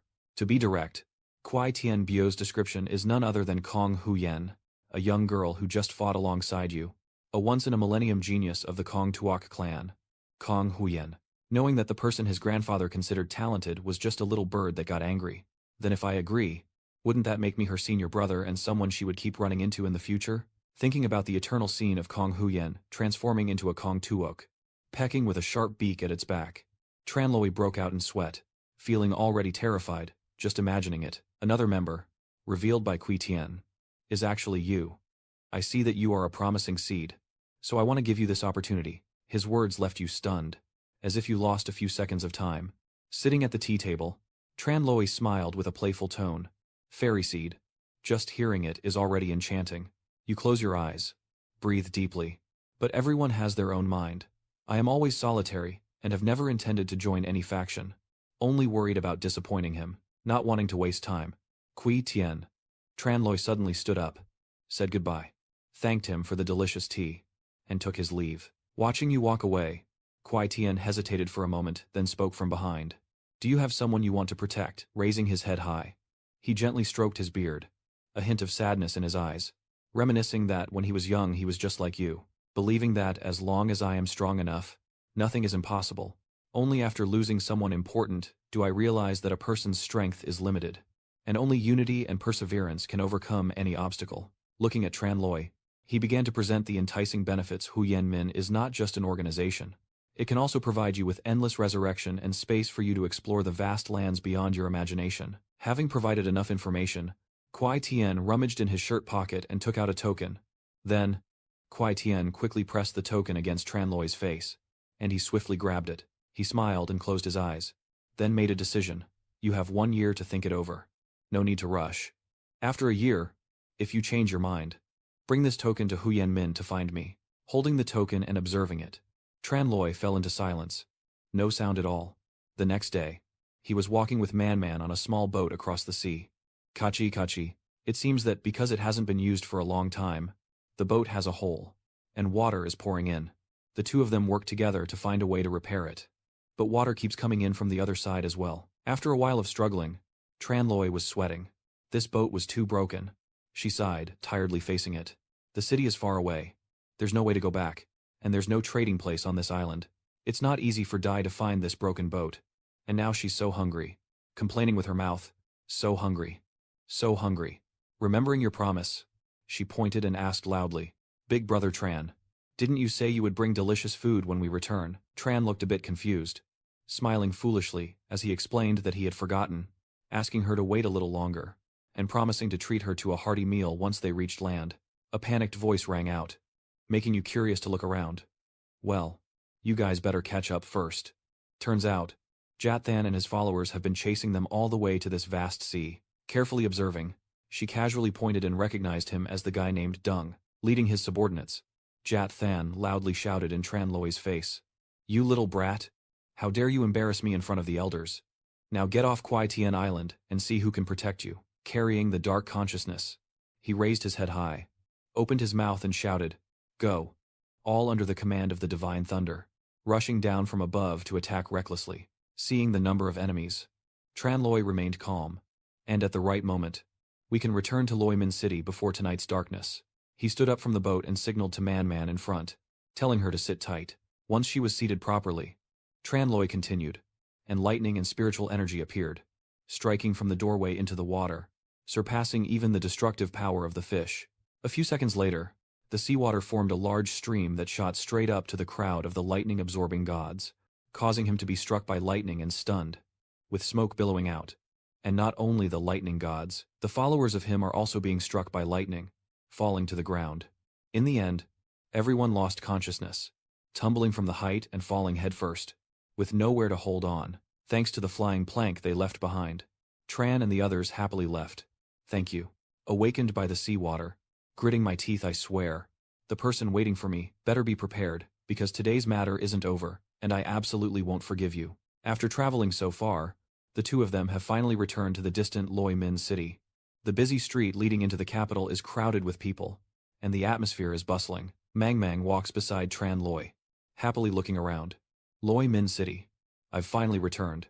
Then they stopped at a restaurant, and the food on the table made her eyes sparkle. After months of eating salty seafood, I was quickly turning into a dry person. Watching Mang eat happily, he couldn't take his eyes off her. After a while, Tranloi's expression changed slightly as the number of plates kept increasing. After a while, the plates piled up like a mountain, his face pale like a banana leaf, sweating profusely, with a full stomach that made him breathless. Mang collapsed there, silent in happiness. Seeing that Tranloi isn't eating at all, she wondered, Big Brother Tran, why aren't you eating? Hiding her hunger. Tran Loi smiled and said, I'm not hungry. As long as you're happy, that's enough. Although Tran Loi appeared calm on the outside, his mind was in turmoil. He wished he hadn't mixed all the spirit stones into the refining process. Save a little for your meal money. I am the Lord of Thunder. Do I really need to stay here washing dishes and sweeping floors? A while later, a roasted piglet was brought up by Dongzi. Sir, here is your roasted piglet. Looking at the dish, you smile. And yet it's still here. With not enough money, Tran Loi scolded him again. Waiter, can you negotiate with the boss a little? I don't have many spirit stones left. But I do have some top quality treasures. Can I leave them here and come back next time with more money? Unexpectedly, Dongzi's eyes flashed with anger, dismissing it as if someone was using fake magic tools to deceive and cheat us, trying to trick us into surrendering. From afar, the noble appears and blocks his way. No need. No need. Your meal money has already been paid. The bill has been settled. Tran Loi looks puzzled, face confused. Payment done. Lost in thought. Tran Loi gazed blankly. Who could have paid for us? Could it be a relative of mine? She was also surprised. Probably not. My only relative is my grandmother. And after she passed away, I didn't know anyone in Loi Min City. There is no answer. So he turns back to look at the owner. Mr. Vin. Do you know who that person is? Even he doesn't know the origin of the person who paid, only describing the anonymous person's actions wearing a hood, drawing a picture, and leaving the money before quickly leaving. Hearing the details of the drawing, Tran Loi once again raised a big question mark, drawing the portrait. After a while, leaving the restaurant, the picture revealed his own face, walking alongside Tran Loi. Man looked at the picture and guessed that this person could draw a likeness of Brother Tran, definitely familiar with his appearance. Could it be Huyen's friend? Looking at the sketch on the paper, he analyzed that, if it was someone from the Huyen Tian sect, or Thun Duong town, there would be no reason for them not to show up. He lightly touched his lips and continued to guess that it might not be a scholar, perhaps an opponent. With a bright smile, Tran Loi spoke, telling him to go ahead. The new opponent is quite the eater. I also hope for more of this. Your way of handling things makes Man very pleased. And what you said is also correct. A new problem has arisen, making her lower her face in thought. But my room and grandma's were destroyed by that Duong Kang. So where should we go next? Walk a little further, and the attendant will come out to introduce themselves, asking if the two guests would like to stay at the inn. There. The inn happily offers a list of benefits, with full amenities, free drinks and food, as well as performances, singing and dancing, bathing services, and massages. This is a pretty big deal lately, covering a whole month for just one spirit stone. Very worth it. Right. Following the server's guidance, a stage with enchanting beauties, dancing and captivating everyone. Seeing how they treat guests with such enthusiasm, this inn is really good. A single spirit stone can let you stay for a month. Her question made the other patrons at the table glance over immediately. What was it? Feeling cheated, they rushed over and pointed at the waiter. Why didn't you mention this kind of treatment? You said, a table of food has taken 10 gold crystals from me. The innkeeper is cheating. Pay up. Customers, calm down. Don't make a move. Listen to my explanation. Seeing the deceptive way the inn operates, Tran Loi frowned in displeasure. Then he walked over, grabbed the collar of the man, and asked, are there people forcing you to do this? Tran Loi's actions made the servant nervous, who then made excuses. I also take money to do this. You don't need to make things difficult for me. In the crowd now, a masked shadow caught your instinct, and when Tran Loi glanced back, the anonymous figure fled, causing you to shout stop. With a flexible body, Loi Vu jumps high, skillfully leaping over each machine, then lands and takes a deep breath after escaping Tran Loi's gaze. But unexpectedly, I caught up, standing behind you. Stop right there. Who are you and why are you following me? Seeing that Tran Loi has gotten close to her target, she panics, runs away, calling out as she goes. So don't blame me for fighting. Without saying much, you still use internal energy to throw a spiritual energy ball at the masked figure, and just a gentle wave of energy instantly knocked away several masked and Loi Vu hats. She was quite shocked, quickly raised her hand to signal stop. This is her own person. Hearing the voice and seeing the face of the person in front of her, Tran Loi was stunned. Her Lightning Vu sister. She quickly smiled and winked at you. Brother Tran. Long time no see. That night in Loi Min City, it was bustling with people coming and going. Tran Loi chuckled awkwardly, gently touching his head. I'm so stupid. Among all the people I know, only she has the surname Loi. Why didn't I realize sooner that it was her? Hearing that, Loi Vu explained from across. My house is in Loi Min City, and when I returned, I heard about Duongkang and Yulong Island. After hearing them describe the appearance of that young man, I immediately knew he was my brother. And then I heard he had gone to the Huyen Vu sect. So I quickly arranged everything in advance. Sitting at the water table with Man, she covered her mouth with her hand and smiled smugly, intending to play a little joke. But unexpectedly, she was quickly caught.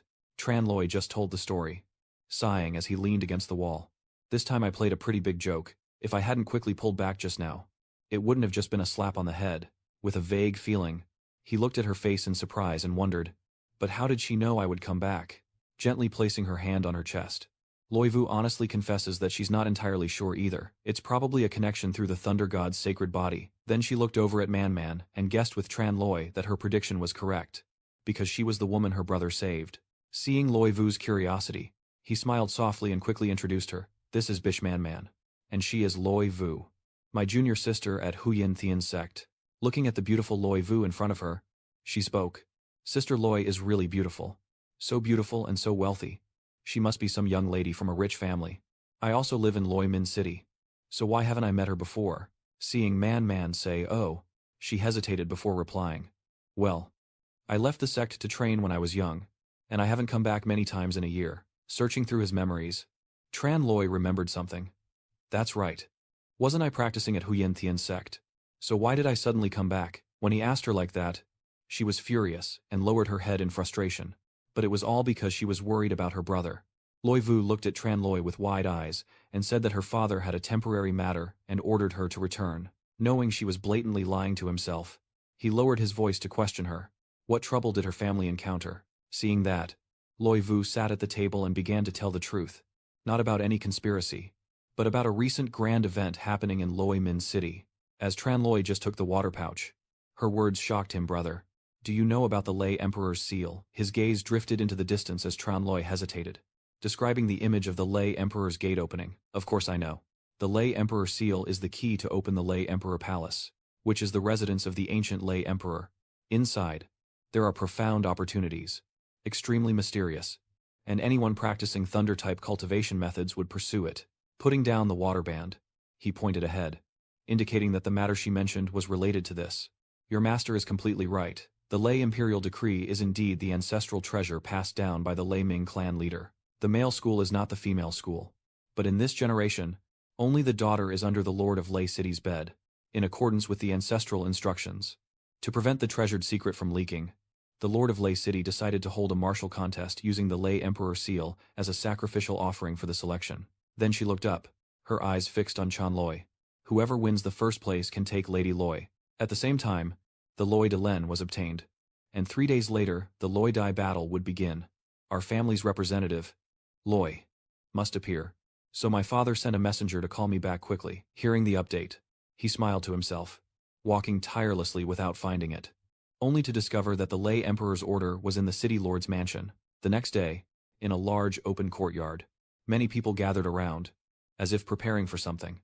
Chen Loi and her 2 junior sisters pushed their way into the crowd, trying to see the scene, but there were too many people, so they couldn't find a spot to stand. A mother loudly pulls her young child by the hand, saying, "Our little protector is young but strong and has unlimited potential. Why can't he participate in the betrothal?" A man following orders immediately refuses, saying he is simply too young. "My young lady is choosing a husband, not picking a little old man to sign up.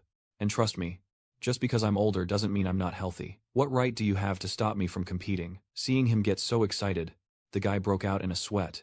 "Sir, the notice clearly states that participants must be between 14 and 30 years old. How old are you? Don't watch the situation. Quickly stop the chaos and think to yourself." Luckily, there is an age limit. Not only afraid that all the men of Lei Ming Chung will want to compete. Over here, a group of young men kept gossiping about what this young Lady Loi looked like when she grew up. If he's that ugly, it's too tragic. Just forget about him, as long as I get the Thunder Emperor's order and the Loi family's assets. Isn't it just a matter of tearing up a piece of paper? Another perverted voice said, "I heard this young lady grew up beautiful as a fairy, more charming than the flowers and the moon. So singing would be a win-win situation.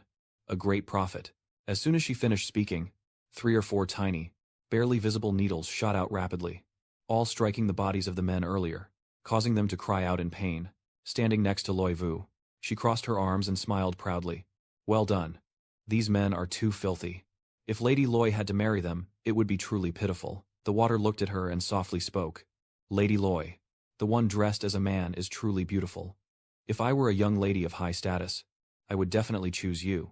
Loi Vu then added, I just wanted to come and cause some trouble. Who said my big brother can't fight? He's been afraid of fighting since he was a child. As soon as he heard about the martial contest, everyone ran away. So I can only step in for him, holding my head high. I look at Brother Tran Loi from afar and say, Brother Tran, if you get the Thunder Emperor's seal, don't forget to share it with me, Vu confidently declares. Of course. Then we will enter the Thunder Emperor's domain together. Standing at the center of the stage, Kwa can announce the opening. Young heroes, today is the day we compete for the Thunder Lord's favor. Now, I will explain the rules to everyone. The four-tiered stage layout he described was due to the large number of participants, dividing the competition into 4 lightning arenas for one-on-one battles, until a winner was determined in each, with the final showdown to be decisive. Then, Kwai Kan ordered a lady to come forward with the lottery box. Now, please draw lots and go up to the corresponding thunder platform, according to the color you draw. A group of contestants step forward, each lightly drawing a slip of paper, revealing a golden thunderbolt or a blue storm. Seeing the different colors, everyone is worried that those who draw different colors will go to different lay platforms. But she drew a different one, which is even better. I also don't want to be eliminated by Brother Tran. He took the stick, struck the bell forcefully, the sound echoing across the arena, clasped his hands behind his back, and announced that the competition officially began. The match begins on the field. Viet Duong appears. I have never fought an unknown opponent with my deadly martial arts before. Young man, give a false name. Seeing his demeanor, Tran Loi silently pondered to avoid any unforeseen incidents and decided to keep using a fake name. Crossing his arms, he slightly bowed his head and politely introduced himself. I am Tran Vu Dien. Please enlighten me. Hearing the name Tran Loi, Viet Duong slightly smirked and said, Tran Vu Dien, I've never heard of you. Judging by your youth, I advise you if you don't want to die, admit defeat quickly, or next year on this day will be your last. Just a gentle gesture forward. Tran Loi calmly issues a challenge. Strength isn't something to be blown out. So if you have any powerful moves, bring them all on. Don't face each other as opponents. Viet Duong said confidently. If I want your life, I don't need to use my hands. Using internal energy, Viet Duong gently catches a toad, opens its mouth, and presses it in. Since I was 3, I have eaten the most poisonous things in the world to train my body into an immune form. Around him now, countless deadly creatures from snakes to scorpions surround him. And within 10 steps the air is filled with deadly toxins. Only by using a cloak to block them can someone stand here. With his body surrounded by purple spiritual energy, Viet Duong smiled proudly, knowing that as long as he moved slightly and revealed a small gap, his life would be instantly at risk. While running his internal energy smoothly, a slight interruption occurred in his spiritual chi, and a thick net suddenly descended from above, startling Viet Duong and causing his body to be tightly entangled, making it difficult to move or escape. Across from him, a line of soldiers pointed and gave orders. Someone so vile doesn't deserve to live. Drag him out. Seeing their actions, Viet Duong panicked. What are you doing? His body lost the ability to resist, being kicked high into the air by a soldier. Watching everything unfold, Tran Loi shook his head sideways. This firepower is probably just a rookie. Standing still, 3 young men suddenly jumped down from above, declaring that Loi Min Tam Ket and our group would fight until evening. After looking carefully for a long time, Tran Loi recognized the familiar person. The 3 Bao Tai, with a serious face.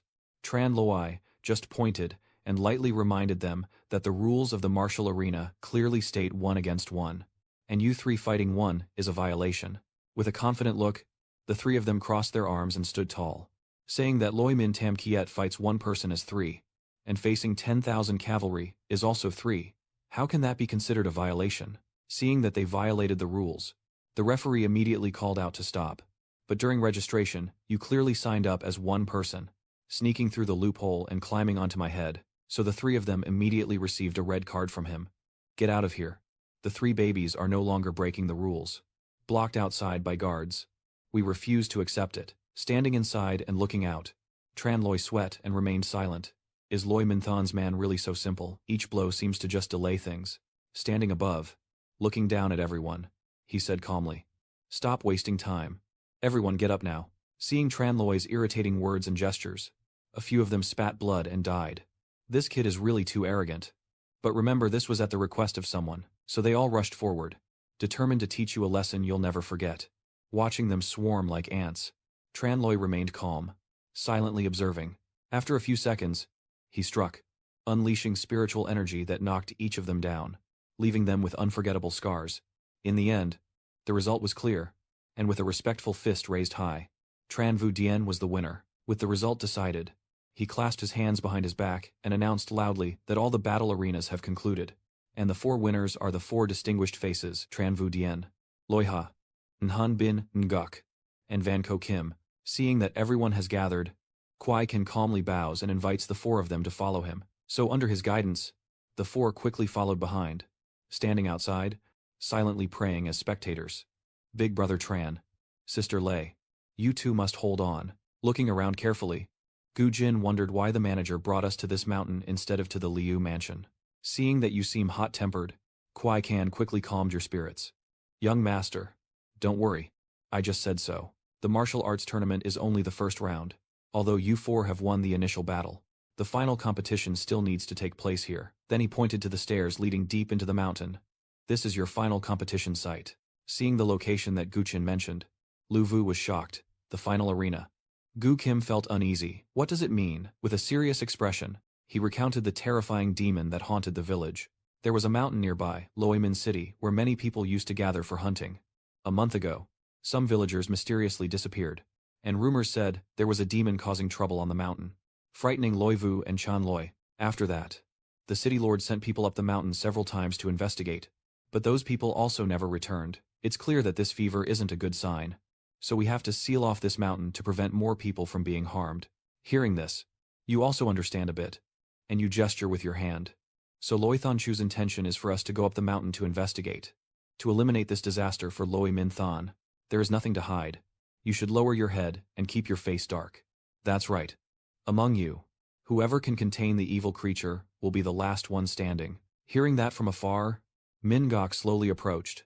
We came to compete in beast taming, not to be sorcerers or to be loved by you. Lian has never seen a face as determined as Lady Loi's, wanting to risk her life to save Loi Ra.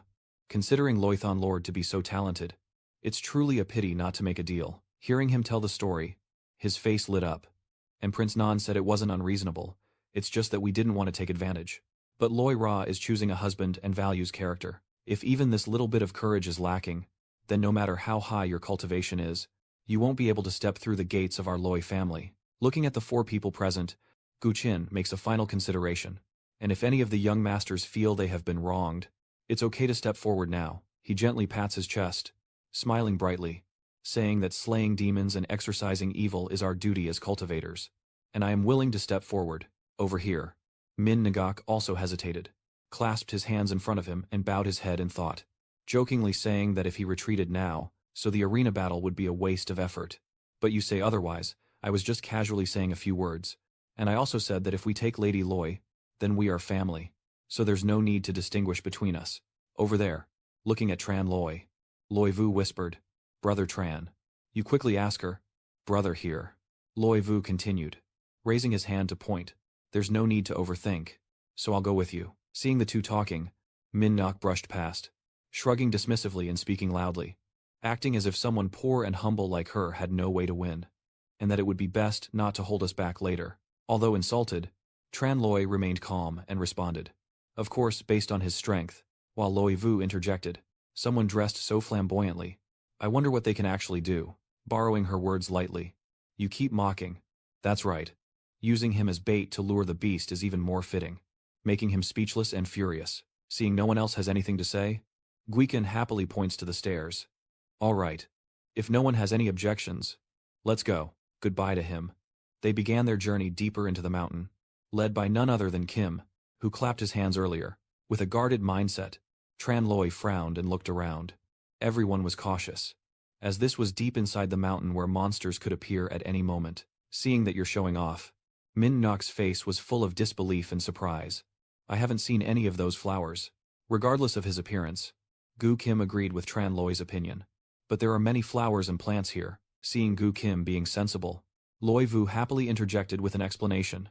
Of course, this mountain herb is on a spiritual vein, with abundant spiritual energy, here producing many rare flowers and herbs which are very effective for refining pills. So, it's not just the Li Min city people, but also those around here who often come to pick herbs. Upon closer analysis, Min Nok here was captivated by a single flower. Han curiously reached out and touched the flower gently, knowing it exuded such enchanting charm and was perfect to give to Loi Tutu. Loi Vu, sensing danger nearby, shouted a warning. Careful, that is a wind-swayed flower. But it was already too late. A swarm of insects with long wings flew out, making a terrifying buzzing sound. Min Gok was startled, instinctively pulling her shoulders back and stepping behind the nape of Kim's collar. It seemed like only a few. But no, the number was terrifying, reaching tens of thousands, surrounding the four people and carrying disease. The Western man held a sword. Loi Vu, with his eyes half closed, shouted loudly, hiding behind others, but this time, Tran Loi stepped forward to shield her and said, hiding behind her. As he finished speaking, he forcefully raised his arm, channeling his internal energy and spiritual power. On this side, a creature with a sharp needle in its rear presses it close to Min Nok's face, startling him. Seeing a burn mark left by it, he goes crazy, channeling spiritual energy. Damn it. How dare it prick my face. So the female insects were neatly eliminated by Min Nok, ending the chaos. On this side, Kim also stepped in, using the talismans wrapped around her body. The boundless heaven and earth. The great Kyun presentation of the law. When he threw the talismans, the swarm of female insects was burned and turned into ash. Seeing how Kim used it, Tran Loi was a bit surprised, with the divine magic paint. It turns out this big bastard is from the Da sect, really a no-skin bastard. When dealing with them, he scolded Min Nok, saying, "Why are your hands so careless? Playing with them peacefully. Why bother provoking them?" Even if he's wrong, he still raised his voice to defend himself. How could I have known that these secret insects were so active inside the flowers? Feeling scolded, Min Gok turned the tables, looked directly at Not Lu Vu, and said, "If you knew this was a storm of flowers, why didn't you say so earlier?" Then he saw a scene that made him ponder, as Tran Loi held her tightly, blushing and shy. "Tran Daiga, it's okay now, you can let go of me." As expected, with a chatty mouth, Min Nok and Ko Kim are a bit off. I also nod in agreement. I see it too. With curiosity, he moved closer to observe Miss Mi, especially her, a fair and beautiful girl with a gentle voice, looking like a delicate young lady. Perhaps not. As Min Nok spoke, he leaned back in exhaustion, saying, "You two are truly meant for each other." Ko Kim, standing behind him, whispered softly, "I've heard that such brotherly love exists. So it turns out you two like that kind of relationship." Standing side by side, Tran Loi began to deny. "We're not. Don't talk nonsense." Loi Vu also spoke up, who says all men have to be tall and handsome, with rough voices. "You all are just biased." A sudden voice from the forest echoes out. Stunning. Everyone. Calling for help. A girl appears, running headlong to escape the demons. Save her life. Save her life. Seeing them, once again, the four people were stunned because the precious words they needed to say had become reality. Creatures of the night. Running in fear, Tu Ni tripped over a stone and fell to the ground, her face and limbs burning with pain, her voice trembling as she cried out in agony. The opportunity has come. The evil spirits rush in at lightning speed, determined to capture Tu Ni completely. Min Nok saw the beautiful girl and suddenly felt a surge of heroism. "Young lady, don't be afraid. I am here to save you." When he struck, spiritual energy was present, pushing the demons far away, leaving them unconscious and scattered across the ground among dust and grass. Seeing the injured beauty, Min and Jok's heart ached as he approached her. "She is truly a beautiful girl, miss. Are you okay now?" Tu Ni respectfully bowed and thanked the young hero for saving her life. While the two of them were still tenderly in love, a demon awakened from afar and suddenly stood up. It charged quickly, raising its sharp clawed hand toward the two, who were still in shock. Min Jok and Tu Ni's faces turned pale as they watched the demon approaching them step by step. Ko Kim anxiously shouted a warning, but luckily Tran Loi appeared just in time, knocking it away and inflicting pain on the demon with his attack. Then he stepped back behind Min Ngok and Tu Ni to observe. Just as he fell to the ground, the demon's body started moving again. Eyes wide open, it suddenly sprang up, trembling as it looked all around. Not just one, but three have recovered and returned to normal strength. It lifts its head high, eyes blazing with fire, howling in ecstasy and full of challenge. Standing in shock, Tran Loi looked on. How is this possible? Loi Vu stammered from behind, his wounds healed and restored, sweating and introducing himself. These are not ordinary monsters, but evil spirits. And hearing their nickname, Tranloy was stunned. Evil spirits. He nodded slightly, and continued. Yes. It is indeed after death that the spirit energy does not disperse, but gathers and condenses into a demon creature. Normal attacks are ineffective against them, even if their bodies are shattered into pieces. They can automatically recover. Only destroying their skulls will have an effect. When I heard Gu Kim talk about the past, I began to understand a bit about their origins. So this is how it is. They returned to the place of the demon corpses. The three of them stumbling forward, approaching them with a sword in hand. Tranloy was already prepared. As the three evil spirits approached, he delivered a swift slash, cutting them in half instantly. After a few seconds, their decapitated bodies lay scattered on the ground, blood pouring like rain. And the task was done. You look at history and tradition, and have long heard that the Mao San sect is skilled in understanding yin and yang and the five elements, and is well versed in the research of EOA Tatu. Brother Van immediately recognized this as a corpse demon, truly deserving of its reputation, and accepted Tranloy's request. I'm a bit shy. Brother Tran, you are so courteous, representing our sect with pride. And yet you know about our sect. It's truly an honor. Our Mao San sect cannot compare to your great immortal cultivation sects. All the disciples together number no more than 10, and these past few years have been especially difficult due to the contract issues. With one hand behind his back and the other gesturing forward, he confides that this time, his master has ordered him to go down the mountain, to handle the finances and repair the Taoist temple. Just when I happened to encounter Lord Loy's martial arts contest to choose a husband, I didn't really expect to be selected. I only thought that knowing a reputable sect and building some good karma would be enough. Seeing this, the history is quite impressive. Tranloy smiles in praise. The mountain is not high, but it has spiritual energy. And Mao Sun Monastery, despite few disciples, excels among demons and exorcists. Meeting Brother Van would truly be my honor. Loy Vu approached from afar, pointing at him as he explained. Master Loy, the city lord, values talent highly, with virtuous manners. Someone like Van Kong Tu will surely be appreciated. Don't say rebuilding. Even expanding the courtyard is just a matter of a word. That is to show appreciation for the person. Here. She gently places her hand on Min Nok's chest and whispers softly. Thank you, young heroes, for your help. I have nothing to repay you. He quickly grabbed her hand, full of concern. Saving people in danger is the duty of us cultivators. Miss, you shouldn't be so polite.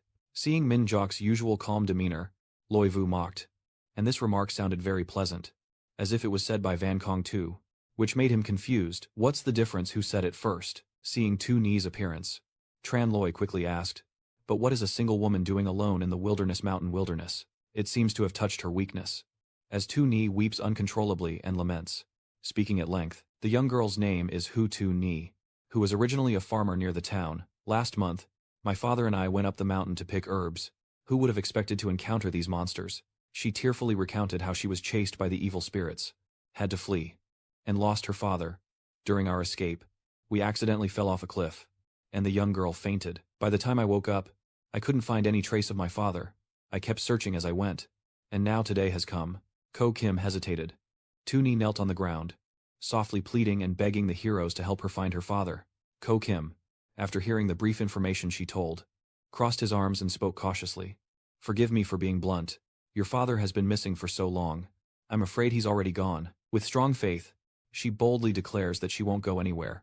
I have had no mother since I was young, and my father and I have relied on each other to live. My father will not abandon me and leave.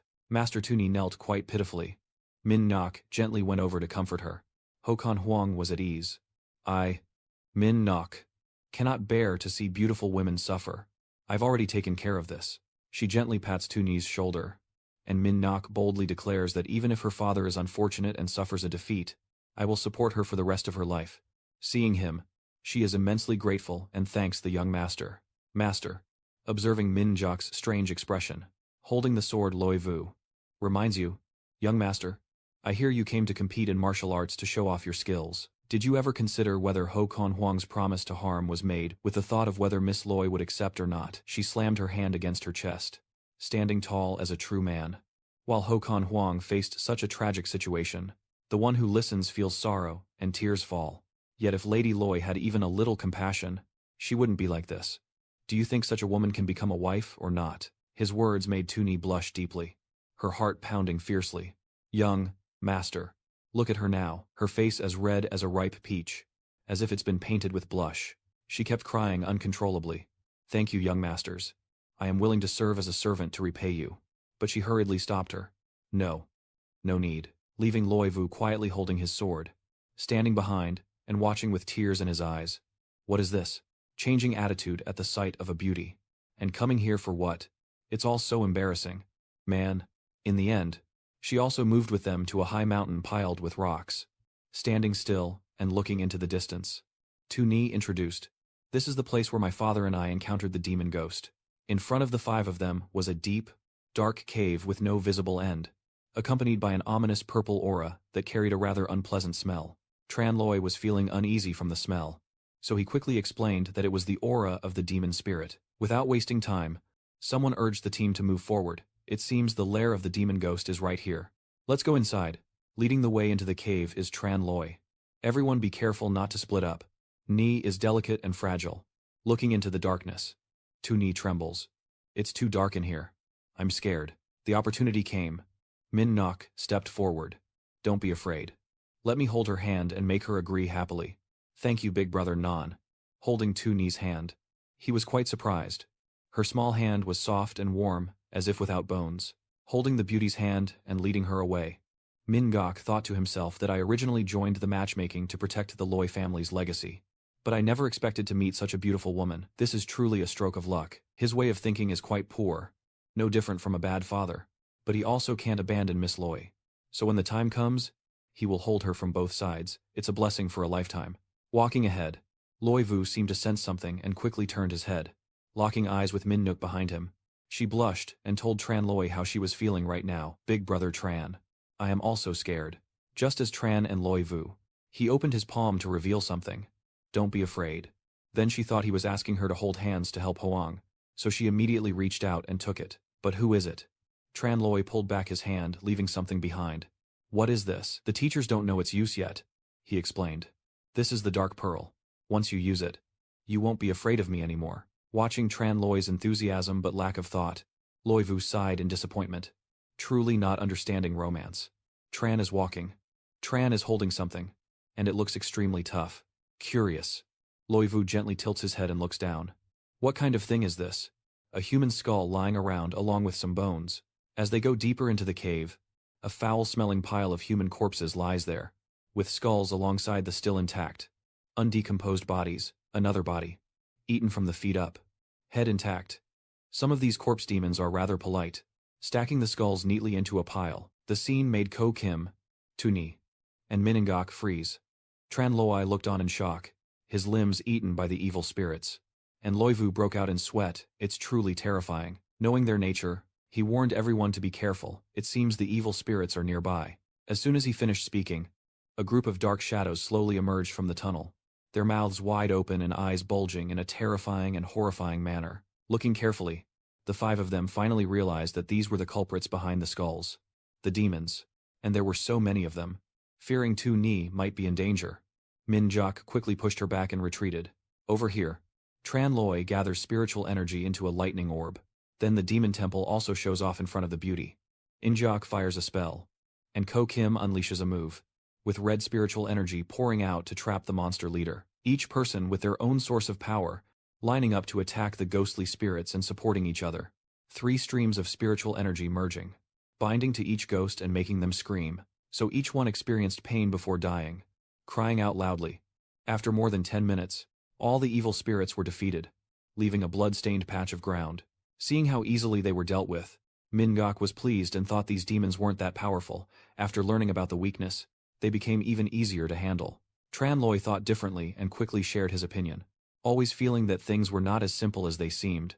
Seeing him so contemplative, he gently reminded everyone that the matter had already been settled and there was no need to doubt or suspect anymore. Remembering a different issue, Min Gok looked at the ghost and asked loudly, but everyone exerted their strength. So how should the victory or defeat be decided? After a moment of dividing the points, Loi Vu proposed a specific plan, or else just count the number of defeated ghosts and see who has the most to determine the winner. It's a bit awkward historically and culturally, so he gently pats his head. This is tricky now. It seems they're all quite close. Min Ngok still wants to compete.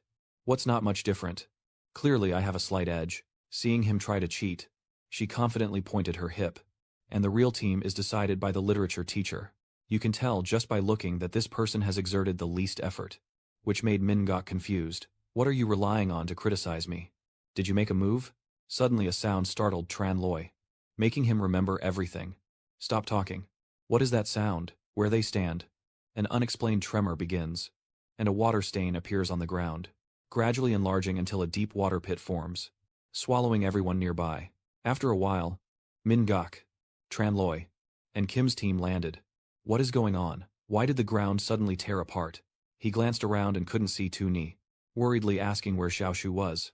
Did you see Xiaoshu? Hearing she disappeared? He also realized that Loi Vu wasn't here, and Loi Vu was nowhere to be seen. Seeing that, he went over to reassure them, saying they probably fell somewhere else, and told everyone to look for them. Following Kim's instructions, the three of them began to split up and search for the two disappearing beauties. While searching, Min Jok shouted and tremblingly pointed ahead.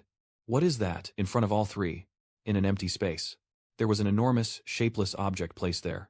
Looking carefully, I see that it is a product of the ghostly spirits. They are like glue, sticking tightly together, with no way to separate any gap, even at the foot of that mutant. Kim stammered in amazement. This is demon training. Lightning strike nearby, confused. What is demon training? With a slightly fearful face, he recounts that normal people do not turn into corpse demons after death, unless there was extremely strong resentment while alive. But that's just a rare case. So ghostly demons have never appeared on a large scale, fearing imitation. A question left Kim confused. But there are so many evil spirits here. The only possibility is that something actively leads the curse into their bodies, which is the practice of cultivating spirits. Carefully observing the possessed spirits, he realized that this is how the evil spirits are created. They feed on human flesh, have huge bodies, move clumsily, and are very afraid of light. It cannot move for 3 days, and can normally only hide underground. So after killing someone, it actively leads the curse into the body, turning them into zombie slaves, and then sending them to capture living people, to bring here for its use. You sweat and finally realize the truth. It turns out it's the real culprit at the top. Over here, looking at the two, Min Jok is just as likely to win, and you could say that whoever can defeat him will be the last one standing. Without another word, he hurriedly bowed his head, risking his life to run ahead and compete for fame. Apologizing to both of you. I will take my leave first. Min Jok leaps up and lands on the highest point of the demon creature, then raises his hand holding a stream of dark, enchanting spiritual energy, and says die. A clean and swift slash cut across its head. Simple and easy to do. Holding the head of the demon corpse I took for myself, Min Gok was pleased. Claiming the young lady as mine, suddenly, 2 arms unexpectedly grew from the demon's head. Then it stared and grabbed his neck with its hands, mouth wide open as if about to devour him alive. If Ko Kim can cast the talisman at the right moment and help, carefully, the talisman will directly hit the demon's head and make it suffer. And that's the end. Finally, it let go, flew off Min Gok's body, and lay writhing on the ground, as its left leg gradually formed, seeming to become more complete. Next, its right leg and other parts also appeared in an instant, so it carried a complete body, standing upright and looking at Min Jok. Han was frightened by the scene. What kind of situation is this? This fire, but it grew a body. Holding the talisman, Ko Kim explained the reason to Min Nok, clarifying that the skull chopped off was not the true body's skull, but that of the victim. These remnants will eventually become new evil spirits once they escape from the demon training. And upon hearing that, Tran Loi looked ahead and saw something unusual. Everyone, look. With sharp eyes, he recognized the true form of the demon that needed to be destroyed. Smiling faintly, Tran Loi softly praised Min Ngok. It seems his success has caught its attention. The remnants of the demon corpse begin to move, its massive body slowly rising, with some limbs cut off and its head falling to the ground.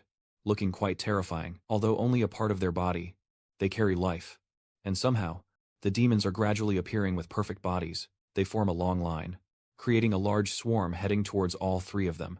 As the main body of the demon screams loudly, its voice piercing, the urgent order was given, and everyone charged forward, attacking wildly. Min Gok was stunned by the scene. They are coming back here, and the number is even greater than before. With a calm and stern face, Tran Loi uses spiritual energy to attack a group, while on the other side, Ko Kim employs red spiritual energy to deal with another crowd. He also used his own strength to deliver a fatal blow to the demon. I don't believe I can't find the person. Minangak unleashes his spiritual energy to cut them down in a frenzy. Like an explosion of rage, a demon head flies off, accompanied by an impending surprise. It has been reborn, and its body is rapidly recovering at an astonishing speed. Gujin saw that the situation was unstable and hurriedly corrected Minnak. Don't do this. It will only provoke more evil spirits. On his side, Han kept fighting with a single target. Like this head, which one is the true form of it? But Tranloi thought differently from Minnak. If they couldn't find it easily, then blow everything up. And he did, using all the spiritual energy he had to unleash and destroy them. A devastating explosion occurs, with blue spiritual energy filling the entire space without waiting for a gap. The evil spirit is vaporized by the spiritual energy, turning into a cloud of smoke within seconds. Not just one, but all the other clones have completely disappeared. In the end, the smoky spiritual energy also reached its conclusion, gradually vanishing. Yuan Gukim and he walked that path in silence, waiting for the result. After all efforts, the head of the true body of the evil spirit appears, blood erupting like a fountain. Nam lifts its head. Tranloi is quite relieved. Turns out the mark is inside the stomach. Luckily it's still safe. I hurried over, clasped my hands and bowed. Tran Huyen. Congratulations, Huyen. Huyen won, with a touch of politeness.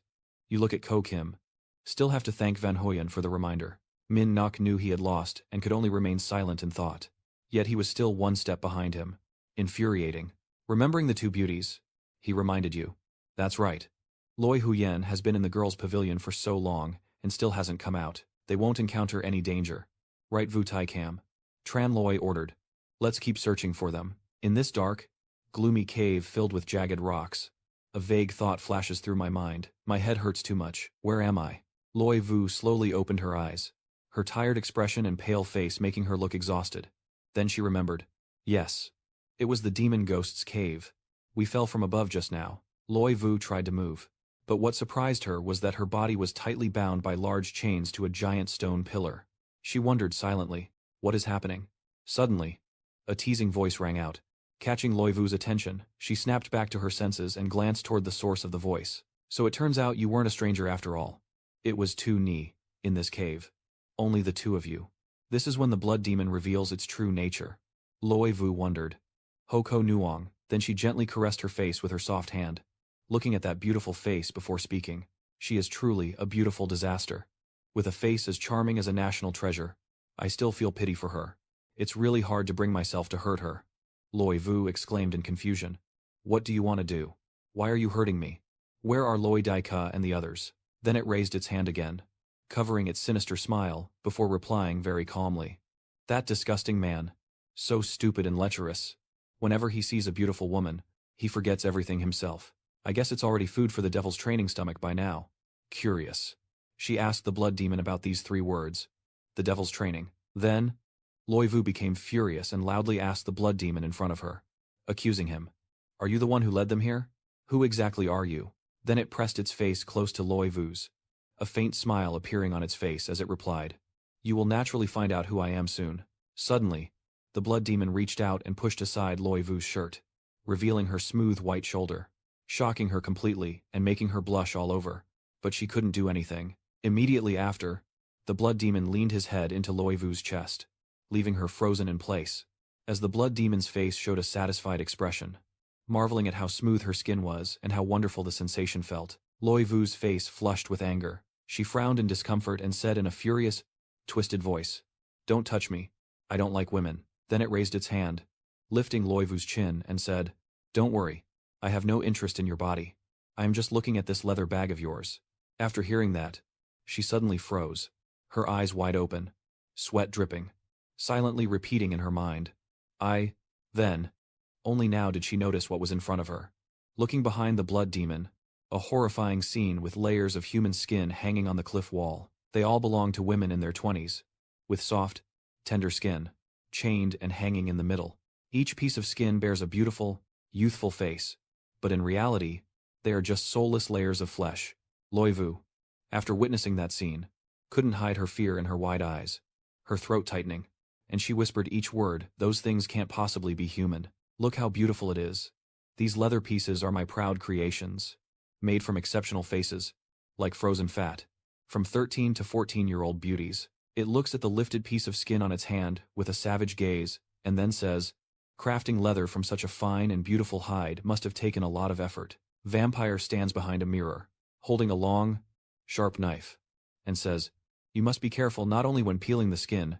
After that, it took a needle, focused, and carefully stitched the piece of skin, telling Loi Vu to sew tightly and precisely. Then the blood demon took a layer of yellow fat and applied it to the peeled skin, speaking in a very calm tone.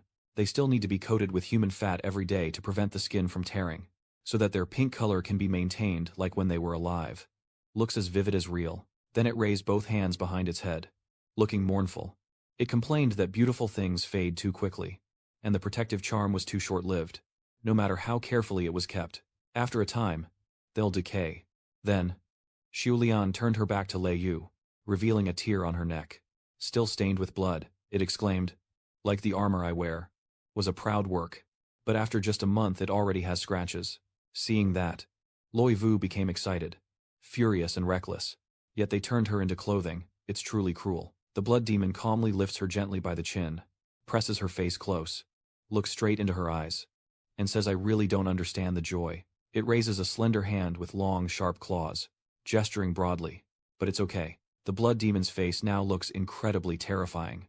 The human shrinks back, and its long tongue licks its finger before declaring that very soon you will become one of them. Suddenly, Loi Vu's body felt strange. She struggled to move but couldn't, and she exclaimed in confusion that her strength was gone. The blood demon laughed excitedly, raising its voice in a sinister tone. "Don't waste your strength anymore. To prevent you from tearing your skin by overexertion, I have sealed your meridians. Now your body is as soft and powerless as a newborn, unable to circulate any internal energy." Immediately after, its attitude suddenly changed 360 degrees. The blood demon's eyes hardened with fierce intent. Then it sneered, and a fierce purple flame erupted from the palm of its hand. It spoke softly, "Obediently becoming my leather armor." But unexpectedly, some source of power shattered the stone layer of the shoe. It tore through a large section, and then Tran Loi, Minjok, and Ko Kim stepped in from behind. Luckily, they arrived just in time before it could strike Loi Vu. Tran Loi unleashes his power, throwing a punch that creates a bright, powerful blast of energy shooting forward as he strikes with all his might, forcing the blood demon to be knocked back and fly away. Then Tran Loi went to Loi Vu and smiled brightly at her, asking casually with a worried expression, "Sorry, I'm late. Are you okay?" "I'm fine. Big brother Tran. We were all fooled by her. She and those evil spirits are the same group." After Tran Loi's attack, stones scattered everywhere, and layers of bark hanging on the cliff fell down like rain. Loi Vu pointed at them and said, "She has murdered these women and made their skins into clothes." Hoko Nuong. "Why?" At that moment, Loi Vu turned to him and said to awaken him, "You're so obsessed with beauty, you're going crazy. And where is Hoko Nuong? She should be called a demon creature." His face full of sadness, seeing the skins she painstakingly collected turn to shreds. The blood demon knelt down, holding them and crying out, "Her." The torn pieces of skin scattered everywhere, some on the ground, as the voice of the blood demon echoed throughout the cave. Some are only half of their upper bodies, caught on a large rock. It keeps repeating those two words. "Her." The blood demon lifts the pale skin on its hand, sniffing the person's skin and then crying out in pain, tearing her clothes. Then, its rage and madness erupted, its face darkening, and its whole body radiated deadly intent. Step by step, "I am approaching those people," the blood demon says. "You reckless fools dare to ruin my precious robes." Immediately after, the blood demon's face changed with yellow eyes like those of a beast, reciting a strange incantation as if a demon had appeared, raising its hand to attack and roaring loudly, "I will destroy you all utterly." Seeing that, Ko Kim immediately unfurled a talisman with red inscriptions, infused with a blazing aura, and shouted, "Beware, evil creature, do not be too fierce." Then he suddenly pressed it onto the blood demon's forehead, preventing it from resisting. The talisman covered the blood demon's eyes and took effect immediately, erupting with a fierce bright light, causing the blood demon to suffer, gritting its teeth to reveal two sharp fangs. Then, its body contorted and swelled like a balloon from head to toe, tearing its outfit apart. Then, a dazzling light emitted from it, causing Tran Loi to raise his hand to shield his face, while Loi Vu closed his eyes tightly. Thick smoke billowed through the air, and from behind the haze, a large, shadowy figure gradually emerged. A hideous figure with earth-colored skin and a disheveled head emerges after the beautiful white shell is shattered.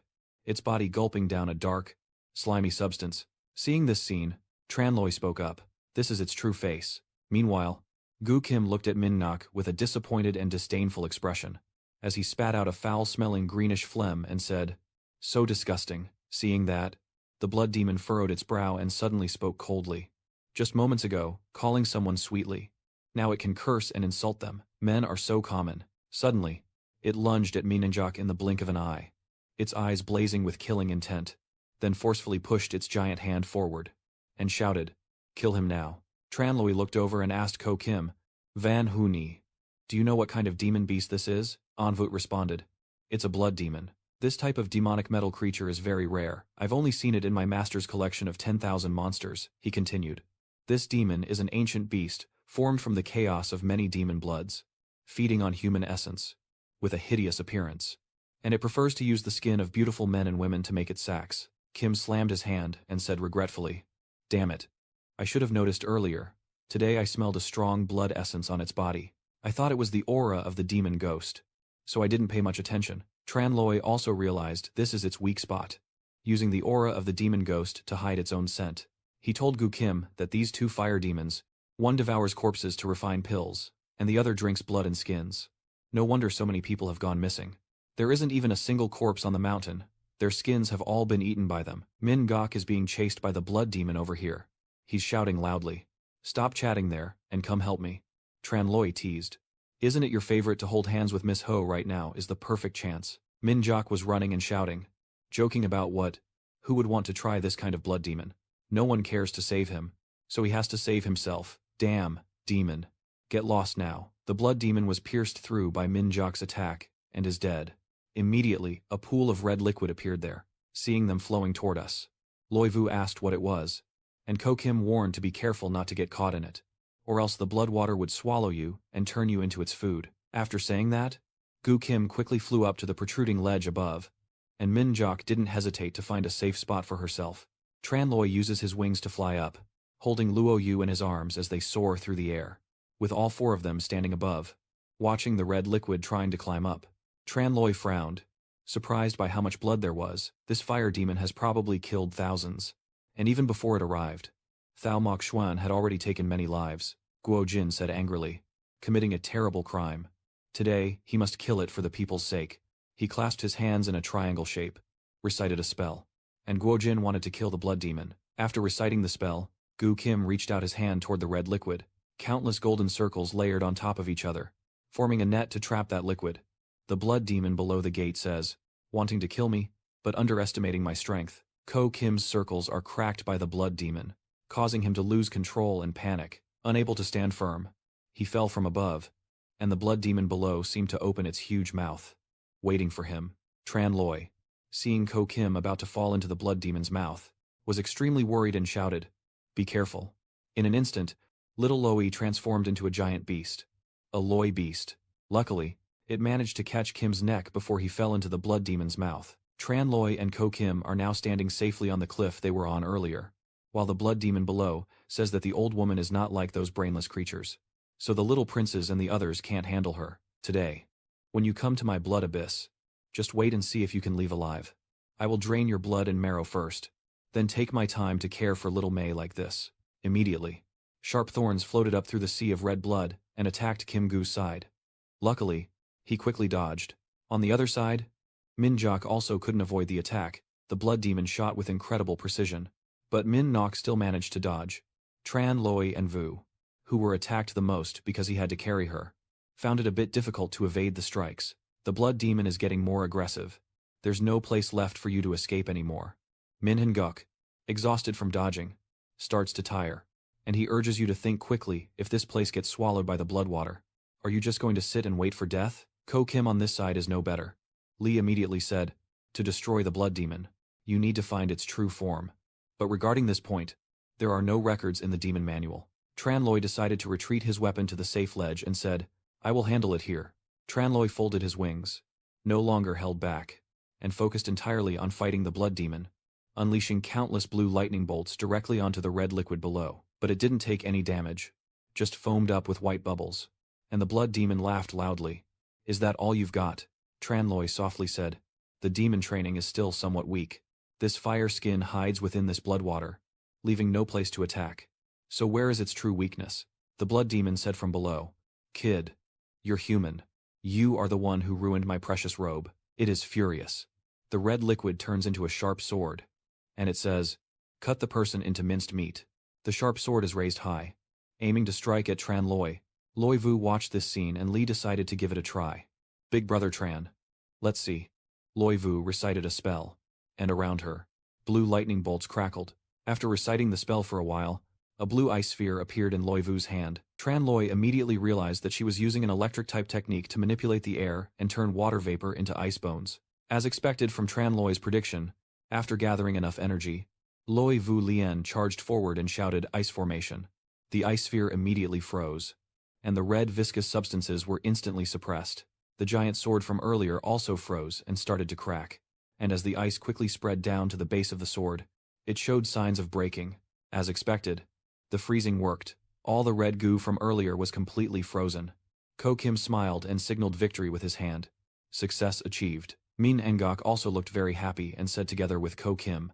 Tran Loi then realized that the weakness of this guy was being afraid of cold. Lei Vu and Mui are really smart. Loi Vu Lien said, because I noticed it is very afraid of cold water, and when it touches me, my body temperature is unusually high. So I also relied on that. It's a perfect match. Loi Vu immediately remembered the moment she was just captured, when the blood demon pressed against her. It was too hot.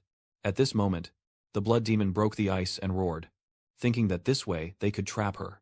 But it's not that easy. At this moment, the blood demon rises from below, its body covered in sharp spikes. And Min Nok, seeing such a hideous blood demon for the first time, looks a bit surprised. Even Tran Loi and Loi Vu looked at it with shock. Tran Loi also saw this monster for the first time. Gao Ming looked down and immediately recognized it. That was its true form. A blood demon covered in red with sharp spikes. Now howling. Immediately, it lunged forward with all its might towards Tran Loi. Tran Loi sneered. What use is a big mouth? The true form has already been forced out, and its back is against the wall. Tran Loi grimly said to it, this demon creature has killed so many people. Today, let blood repay blood. The blood demon howled, ignoring Tran Loi's words and charging forward, willing to die. Tran Loi used his sword to slash at the blood demon, delivering a swift, horizontal strike with his sharp blade. After the strike, Tran Loi stepped back as a loud explosion echoed inside the cave, watching the bloodied remains of the blood demon shatter apart. Loi Vu softly said, it's finally over. After everyone finished dealing with the blood demon, they left the cave, and Tran Loi hugged the little Loi beast, happily saying, little Loi beast, I missed you so much. It's been a long time since I saw you, and you've grown so much. Looking at the ugly head just brought out, Guosen immediately asked, is this the thing that harms the herbal mountain? Min Gok quickly replied, that's right.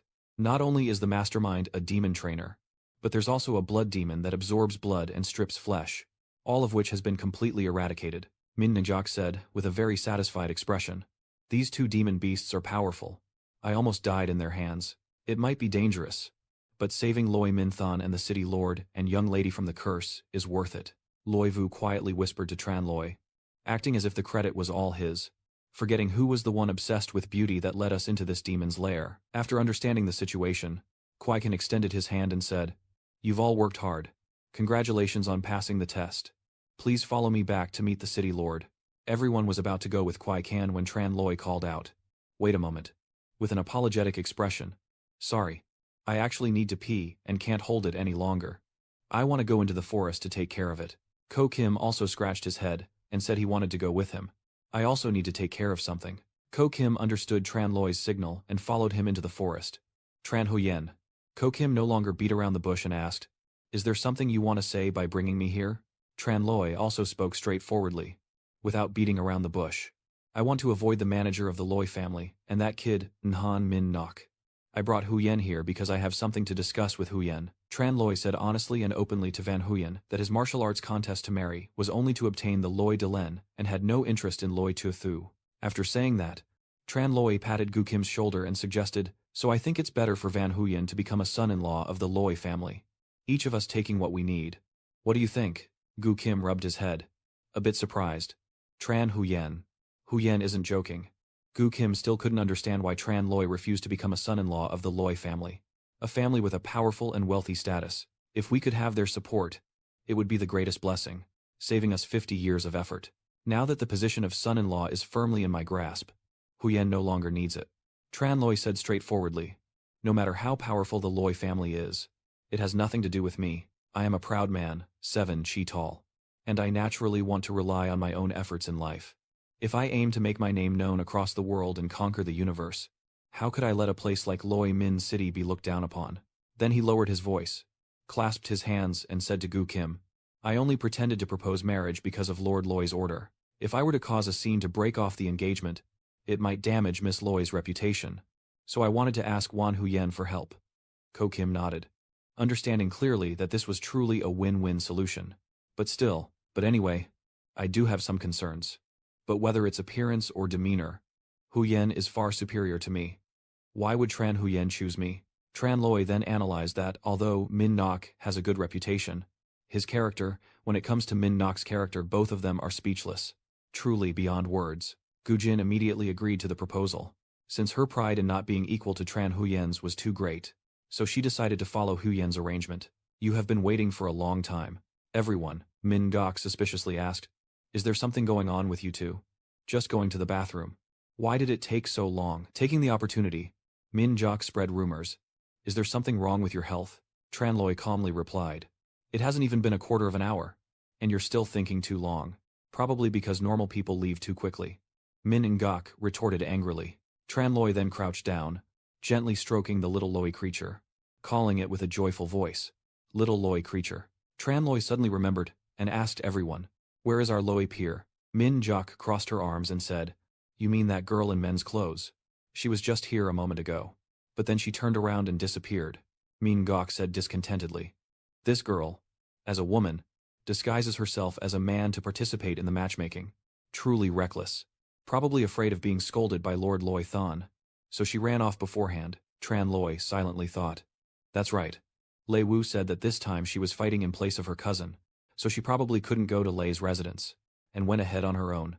Kuai Kan at this moment reminds everyone, all right, if the two young masters have finished their business, please follow me back to the manor to meet the old man. The scene shifts to everyone arriving at the place.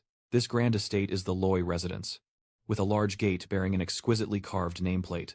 Seated in front of the three men is the city lord of Loi Min City, Loi Lao Ho. Tran Loi silently assessed the person in front of him. This is the city lord of Loi Min Than, Loi Lao Ho.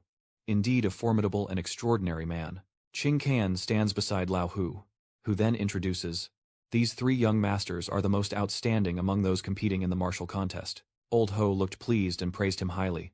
Well done, young hero with great strength. You three have defeated the alchemy demon and the blood demon. Because Loi Min Than has not yet gone to paint, I thank you on behalf of the people of Loi Min Than. Lao Hu then looked down at the three people and called out a name, asking who Tran Vu Dien Tran Kong Tu was. Hearing his name, Tran Loi stepped forward, clasped his hands in a bow and said, I am at your service. Old Ho looked at Tran Loi with great satisfaction, hearing the butler say that he personally killed the two monsters, so he is the future son-in-law of the Loi family. Old Ho turned to Kuai Kan and said, Steward, take Tran Kong Tu to the back hall to wash up and rest. Prepare the bridal chamber. And arrange the wedding immediately. Kuai Kan bowed and obeyed. Tran Loi immediately refused, saying that he could not obey the order and respectfully withdrew to the back hall. Old Ho was happily celebrating when he suddenly heard Tran Loi refuse the marriage. And he was a bit taken aback. Even Min Ngok Han couldn't believe his ears. Only Ko Kim remained calm. Kuai Kan frowned and pointed at Tran Loi, asking what he meant. Did he want to refuse the wedding? Tran Loi calmly replied now, admitting that Lao had some cultivation, but was not proficient in yin and yang 5 elements, while Van Huyen Van Ko Kim came from Mao Sun, being well versed in the weaknesses of demons and monsters. Luckily, he pointed out the vulnerabilities many times, allowing us to protect ourselves and complete the mission smoothly. After finishing his words, Tran Loi raised his hand towards Gu Kim and said a fair word. The credit goes to Van Huyen. Old Ho, after hearing the explanation, relaxed his facial muscles and asked, is that so? At this moment, Gu Ji immediately bowed. Brother Tran is humble, but those two demon creatures have absorbed the blood and flesh of many people. With my limited magical power, if Brother Tran hadn't stepped in to help, I definitely wouldn't have been able to win on my own. Old Ho laughed loudly after hearing him say that. I've heard that Mao Sun may be small, but is full of experts. just lacking the chance to meet them. Today I see. Indeed, their reputation is well deserved. Min Nyuk, seeing himself ignored, seeks to feel alive. Not just between the two of them, but also including me. He points and says, I recognize that blood demon, at first glance. A clever ploy. Infiltrating the demon's lair and using his body as bait to attract the attention of the demon cultivator. Tran Wudian was just taking advantage. If it's about merit, it should be shared equally. Tran Loi said, this guy's face is too thick. I won't step in to expose his lecherous behavior. But making such a mistake. He still dares to rush out and steal credit. But Min Nok heard it. And he immediately threatened. Don't think I don't know. You and that woman from the Loi family have been watching each other all along, so everyone can see what kind of relationship you have. Now you're pushing Kim's past out into the open, clearly mocking Lady Loi and publicly embarrassing old Lady Loi. Han lips his warning that if you dare ruin my plans, I will reveal your secrets. It's a lose-lose situation for everyone. La Ho at this moment said seriously. This might be difficult to do. If that's the case, all three of you have contributed. But La Ho only has one daughter. So how should we handle this properly? He paused for a moment, then raised his empty hands and said, let me think. Then La Ho made a decision. Fine. Since the little lady has chosen her husband, naturally she should be pleased, he continued. Tonight the three of you will stay here to drink and rest. And tomorrow you will meet my daughter. Whoever can win her attention will be my son-in-law. The three people below, after understanding everything, bowed in respect and said yes. We obey the order. Then the scene shifts outside Lord Loi's residence, where a clear sky and a lavish feast suddenly appear, making it hard to contain one's excitement. Tran Loi was surprised by this generosity. These are top-tier treasures like the Red Flame, Phoenix Banner, and the Azure Dragon Banner. These are all divine beasts of the highest rank. How could the food of the Loi residence be so good? Tran Loi wondered about the strange herbs displayed in the glass jar. What are they? Chu Kan explained that it is a celestial silver tiger ancestor, and this bottle is something old, kept as a treasure, usually used when hosting distinguished guests. So young master, please don't be polite. After explaining everything clearly, he clapped his hands and signaled the servants to come in. The group of singing girls stepped in together. Kwai Kan stood to the side, smiling softly. Tran Loi was a bit surprised, opening his mouth and watching the group of girls approaching. The singing girls holding their instruments smiled charmingly and shout in unison. Good sir. Tran Loi's eyes widen in confusion, his face puzzled, and he looks towards Kwai Kan, pointing ahead, wondering who they are. Kwai Kan raised his hand to the side and introduced them, saying these people are all renowned singers and dancers in the city. Kwai Kan smiled faintly, nodded slightly with his eyes closed, and then said, today you fought in the arena. Aside from the two lovers, you've already worked hard, so I invited them to help lift your spirits.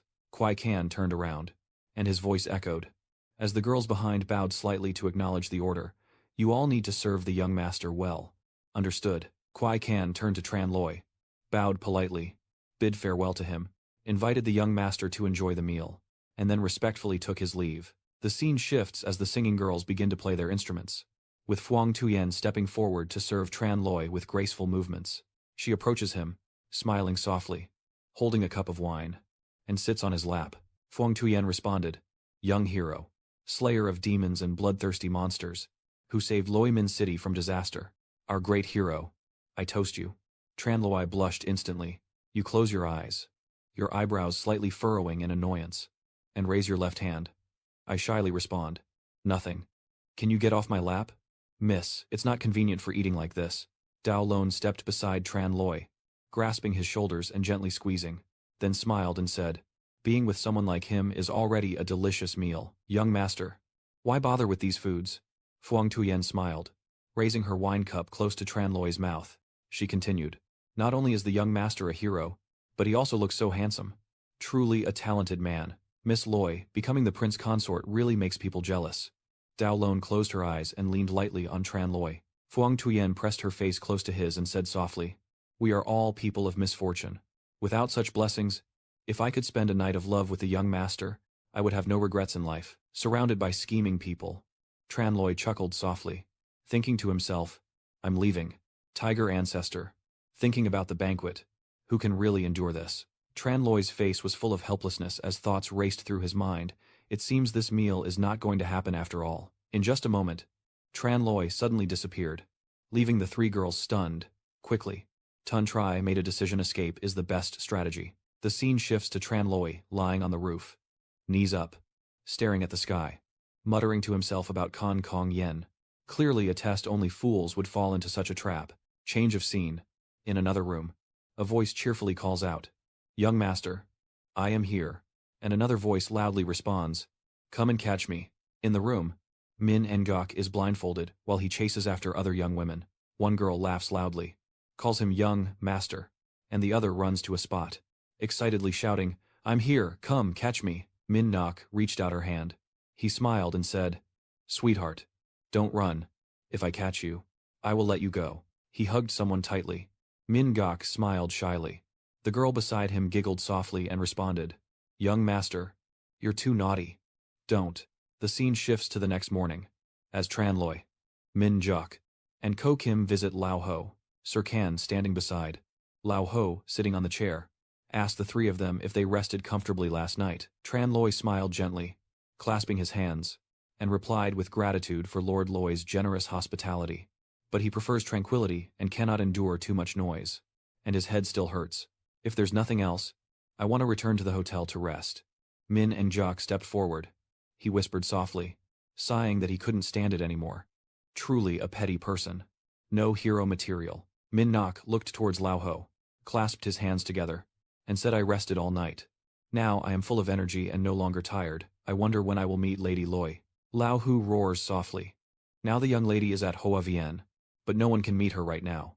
As he finishes speaking, Lao Hu raises both hands and claps loudly as a signal. Two soldiers suddenly step towards Min Nok, grabbing his arms, and his face changed from surprise to fear. Min and Gok quickly looked at Lao Ho, panic-stricken, shouting, pulling Lao away.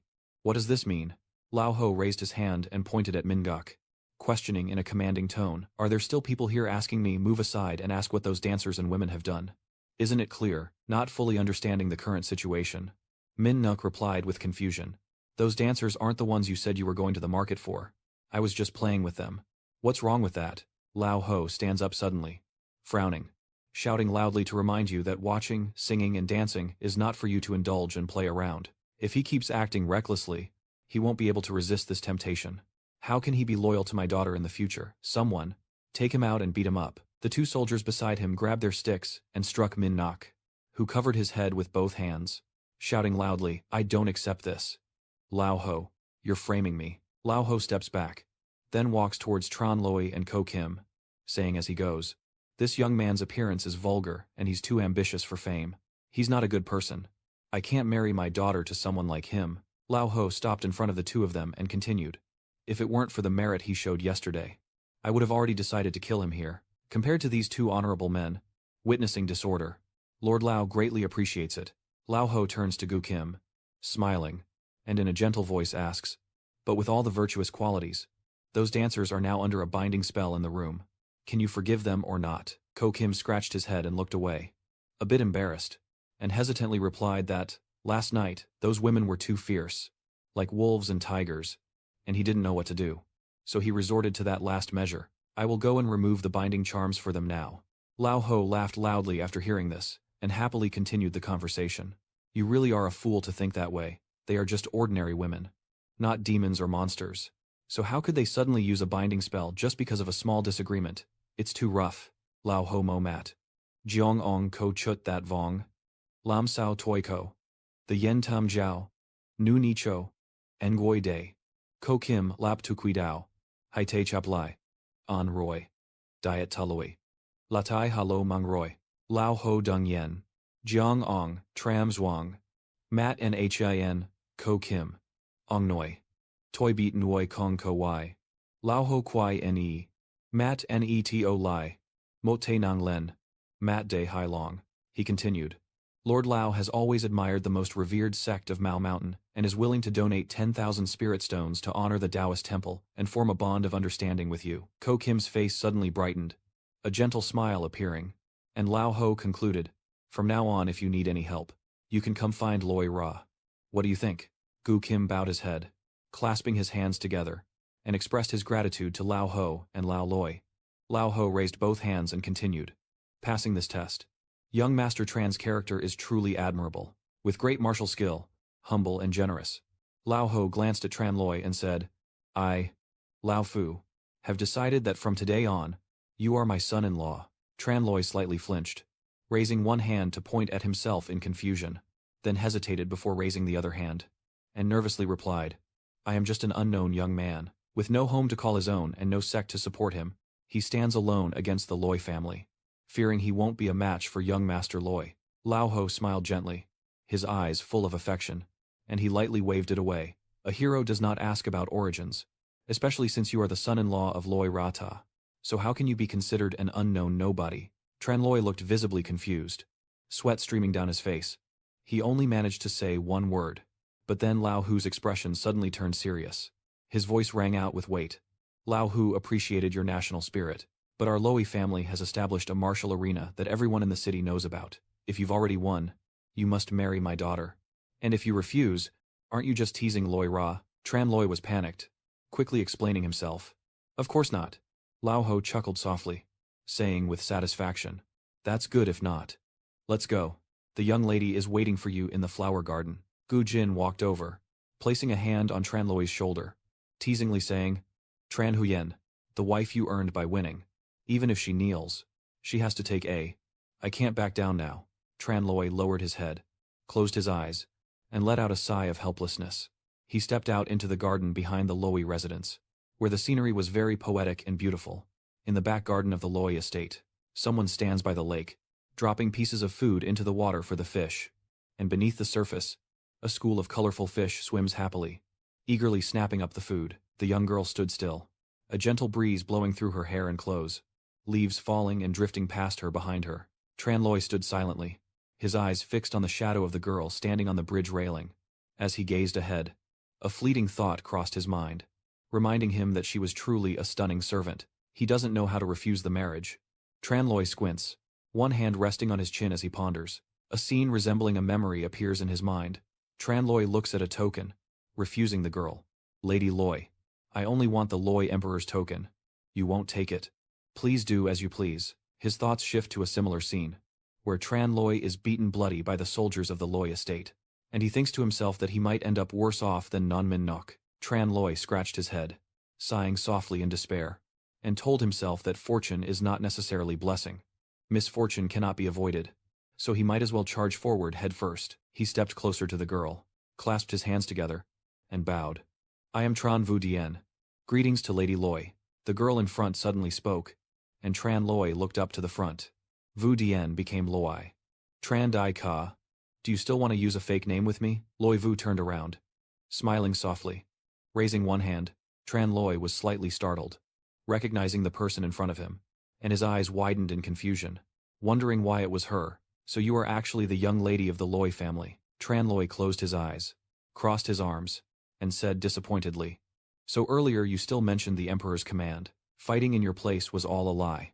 Loi Vu hurriedly interrupted him. Brother Tran Dai Sia, please don't be angry. I have my own struggles. Loi Vu looked away, her hand clenched, and softly said, my father arranged a duel, but that was not my wish. I lied to you to make you fight. I didn't want to marry someone I didn't like. Tran Loi stood with his arms crossed and asked Loi Vu, you are the pawn of the Lord of the Lei City, and just by testing us, you can tell how much they love you. I don't want to marry, so he can't force me. Loi Vu closed her eyes, let out a tired sigh, and replied, Big Brother Tran, you don't understand. She opened her eyes, and Loi Vu's voice slowly echoed as the image of the Loi Day seal appeared in her mind. The Luo family has long been based in Lei Ming City, and although there are many members, only those with the Emperor Luo's decree in hand can be the head of the clan and the city lord. Lei Vu glanced at Tran Loi. She continued to fly forward. And I once told you that the Loi clan values men over women, and that the Loi imperial decree is passed down through generations. According to the family rules, only the male descendants can inherit it. But my father only had a daughter. Actually, those uncles from the clan had long been longing for it. Several times they came to discuss, and a memory flashed through Loi Vu's mind. She began to recount how her father was injured. They could only arrange for Feng Ba to take her and the Loi de Len to escape from the house. But unexpectedly, they encountered assassins from the Ma Lin Guild. Tran Loi realized the story and said, so those who chased after me back then wanted to seize the Lei Emperor's order. Loi Vu placed a hand on her chest and agreed. Yes, that's right. But at that time we had just met. It's not convenient to tell brother everything. Tran Loi frowned, thinking to himself, I really am stupid. Loi Vu is from the illustrious Loi clan. I should have realized sooner that she might be connected to the Loi de Len. So after all that circling around, what I was looking for was right beside me from the start. Loi Vu thought she needed to train hard and raise her cultivation so that others would see that a woman from the Loi family was not inferior to men, but didn't expect that those uncles would come to her house to pressure her father. As soon as she was gone, Loi Vu glanced up, her brow furrowing slightly with a serious expression. And after brother left the Huyen Tian sect, Feng Ba immediately informed me. I was worried about my father's safety, so I had to return immediately. My father said those uncles came aggressively this time and won't give up until they get the Loi de Len. She looked down below, her hand raised close to her face. Loi Vu continued, saying that the immediate solution is to hold a martial arts contest with an unrelated person from the Lei family, so that the marriage can be officially recognized and protected from the city lord and the Lai emperor's decree. Loi Vu placed one hand behind her, her face blushing. She softly said, I know this is a reckless gesture, but no matter what, I don't want to marry a man I haven't even seen face to face. What a coincidence, I heard. You're also in Loi Min City, so I just... Tran Loi squinted and thought for a moment. I didn't expect the Loi clan's #1 family to look like Ui Fong but secretly have so many undercurrents. You smile. Raise one hand. And Tran Loi gently says, if that's the case, just say it directly. Isn't that better than going around in circles? Tran Loi sighed softly and said gently, this time I am relieved. I thought I would really have to marry Lady Loi. So, you really like Lady Loi that much? Brother, she raised her hand, looked away, her face blushing, and Loi Vu's voice slowly said, are you curious? Or is it that big brother Tran hates me? Tran Loi raised his right hand to wave it off and quickly denied it. Of course not, Loi Vu. You are as beautiful as a fairy. How could I possibly dislike you? Loi Vu moved closer to him, her face near his, and confirmed, I don't hate you, so I must like you. Tran Loi stepped back slightly, hesitating as he said that. Big brother Tran. Actually, I've always wanted to tell you something. Tran Loi looked towards Loi Vu and responded with curiosity. What is it? Loi Vu turned around, clasped her hands together, and softly said, actually, ever since that night, you saved me from the hands of the demon cult. I. Suddenly, a voice rang out, causing Tran Loi and Loi Vu to turn around instinctively. Vu Mui. Tran Kong rushed toward them, shouting, who dares to take Vu Mui from me? Tran Kong and the others stormed over, shouting, Vu Mui, where are you? Come out and meet me. Kwai Kan stepped forward to block them and said, young masters and miss, she is not in the flower garden. Go to the reception hall A to wait. I will send someone to report. Tran Kong stepped forward, kicked Kwai Kan aside, and shouted angrily, get out of here. What do you think you are to stop us? The three of them walked towards him. Van Hack puts his hands behind his back, his tone arrogant. Blind to the obstacles. We came to visit the young lady. Yet we still need this servant to inform us. Dong Hai crosses his arms. He frowned, his tone showing disdain. It seems I need to have my eldest uncle make that dog's paw scratch himself. Dong Sun stood nearby, pointing directly at Kwai Kan and arrogantly saying, not even bothering to see who was in front of him. You are so unruly. Tran Loi stood from afar, watching the crowd gather, wondering who they were and how they could be so unruly and yet accuse others of having no manners. Loi Vu turned to you and replied that they are your older brothers. Loi Chan Kong, the chubby one, is the son of your second uncle and also the oldest among us, with the strongest cultivation. She glanced towards Dong Hai and Dong Sun, and Loi Vu continued, those two brothers are the children of Tuthuk, called Loi Dong Hai and Loi Dong Sun. Loi Vu pointed towards Van Hack and told Tran Loi that the skinny one is Loi Van Hack, the only child of Tam Thuk. Though his father passed away early, both looked towards them, and Loi Vu's expression was a bit contemplative as she continued speaking. But they all join sects and usually practice outside, so they won't come back unless there's something urgent. Today's gathering must have been called back by their father to prevent the wedding of Loi Fu. Loi Vu turns around, grabbing Tran Loi's wrist, her tone indifferent. Tran, big brother. Don't mind them. Let's go. Tran didn't look into the distance and saw Loi Vu and Tran Loi walking away, suddenly exclaiming Vu Mui. Tran leapt into the air, leaving behind the clouds, Dong Hai and Dong Sun staring in confusion. Tran Kong jumps directly to Tran Loi and Loi Vu, lands on the ground, and stands in front of them. Tran Kong frowned, looking at Loi Vu, and raised one hand to ask, Vu Mui, I heard your father set up the Loi Dai to compete for your hand in marriage, wanting to find a son-in-law to enter the family. Is that true? Tran Kong to Wei Kong Hai Long. Ana Anchong. Fan Bak Lai. Sao Lai Kong Lin Quan. Tam I Qua Toi Dua. Voi Mui Bao, He Nam Ne Chang Le Mui Kong Biet. Sao Mui Ko. The Gachong Goi Kach. As soon as he finished speaking, Tran Kong stepped forward, grabbing Loi Vu's hand tightly, his voice firm. Let's go. I want to talk to the elder brother so she can marry me today. She will become a goddess. Tran Loi stood nearby, overhearing the conversation, and quickly stepped forward, grabbing Tran's hand to stop him from approaching Loi Vu. He turned to look at Tran Loi, who smiled gently and said, "If you have something to say, just say it. It's too rough to lay hands on the girl." Tran didn't quickly pull his hand back, and he grumbled, "You're quite bold, daring to spread rumors about this young master." Loi Vu ran over, hiding behind Tran Loi, and she spoke up to answer for him. "He is the head of the Loi Dai martial competition. Her fiancé. Tran Vu Dien Tran Kong Tu." Tran pointed at Tran Loi and snarled, "So you're the little brat." Van Hack, standing nearby with arms crossed, scoffed mockingly, saying, "This poor little kid is so impoverished. How can he be worthy to marry into our Loi family?" Dong Hai said, placing one hand on his hip, smiling, "I've never even heard of Tran Vu Dien. No matter which sect he's from." Tran didn't fold his arms, but sneered contemptuously. He looked down on Tran Loi, a cowardly nobody, daring to threaten our Li Minshao Loi talk. Dong Sun stands behind, hands on hips, mocking that even a wild boar dares to eat the celestial goose. Yet he doesn't bother to look in the puddle of urine to examine his own virtue. Tran Loi remains calm, pointing at them with a mocking tone. "So I've always used a mirror. What's wrong? So you guys are using urine to look at your faces." Tran Kong straightened up, raised his hands forward, shooting fireballs at Tran Loi, shouting, "Die already." Tran Loi stands still, glancing upward as fireballs seem to fly toward him. Suddenly water spirits emerge from nowhere and clash with Tran Kong's attack, extinguishing the flames.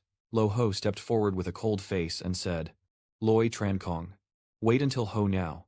My city lord is here. This is not your wild place." Tran Kong was surprised and called out loudly, "Uncle." Tran Kong clenched his fists, frowning and saying, "Why are you causing trouble? I should have told you about the martial arts contest to marry Vu Mui." Lo Ho crossed his arms behind his back and replied sternly, "You're too reckless. You're just a junior. Do you still need the approval of the family head for family matters?" Dong Vu stepped forward and said, "Big brother, you can't say it like that." Dong Vu smiled softly, raising a hand to express his opinion. Huyen, although she is the clan leader, is also the head of the Lei clan, so her family affairs are also the affairs of our entire clan. And of course we have the right to participate. Thon Chao, standing nearby. He smiled in agreement. "Second, brother is right. Vu Ni is Min Chao of our Loi talk. How could she marry someone outside? That's not proper protocol." Thon Chao looked at the old tiger, one hand pointing at Dong Vu standing beside him. He said, "After all, Vu Ni's husband is the heir to the Loi de Len. How can we let the treasure of our Loi talk fall into someone else's hands?" Dong Hai and Dong Sun shouted together, "We absolutely do not agree." Van Hack loudly agreed in unison. "That's right. We absolutely do not agree." Tran Loi stood still, his hands spread out, calmly saying, "If Lao Ra is the clan leader of the Loi clan, then the rules naturally are set by him. I have never heard that the clan rushing to the clan master's house to report crimes is the custom of any house." Tran Loi smiled, his eyes fixed on the people before him, and he continued, "If Loi Lao Ho has spoken in front, he has not yet entered the palace, and the Loi de Ling has not been wandering outside, nor has he passed down his lineage. Do you really want to suspect your close relations, as if they are wolves stalking prey?" Tran Kong furrowed his brow, pointing at Tran Loi with a sneering voice. "This is our Loi clan's matter, not for an outsider like you to interfere." Tran Loi raised one hand behind him and placed the other on Vu's shoulder, then replied softly, "I am the son-in-law officially recognized by the Loi family, soon to marry Vu.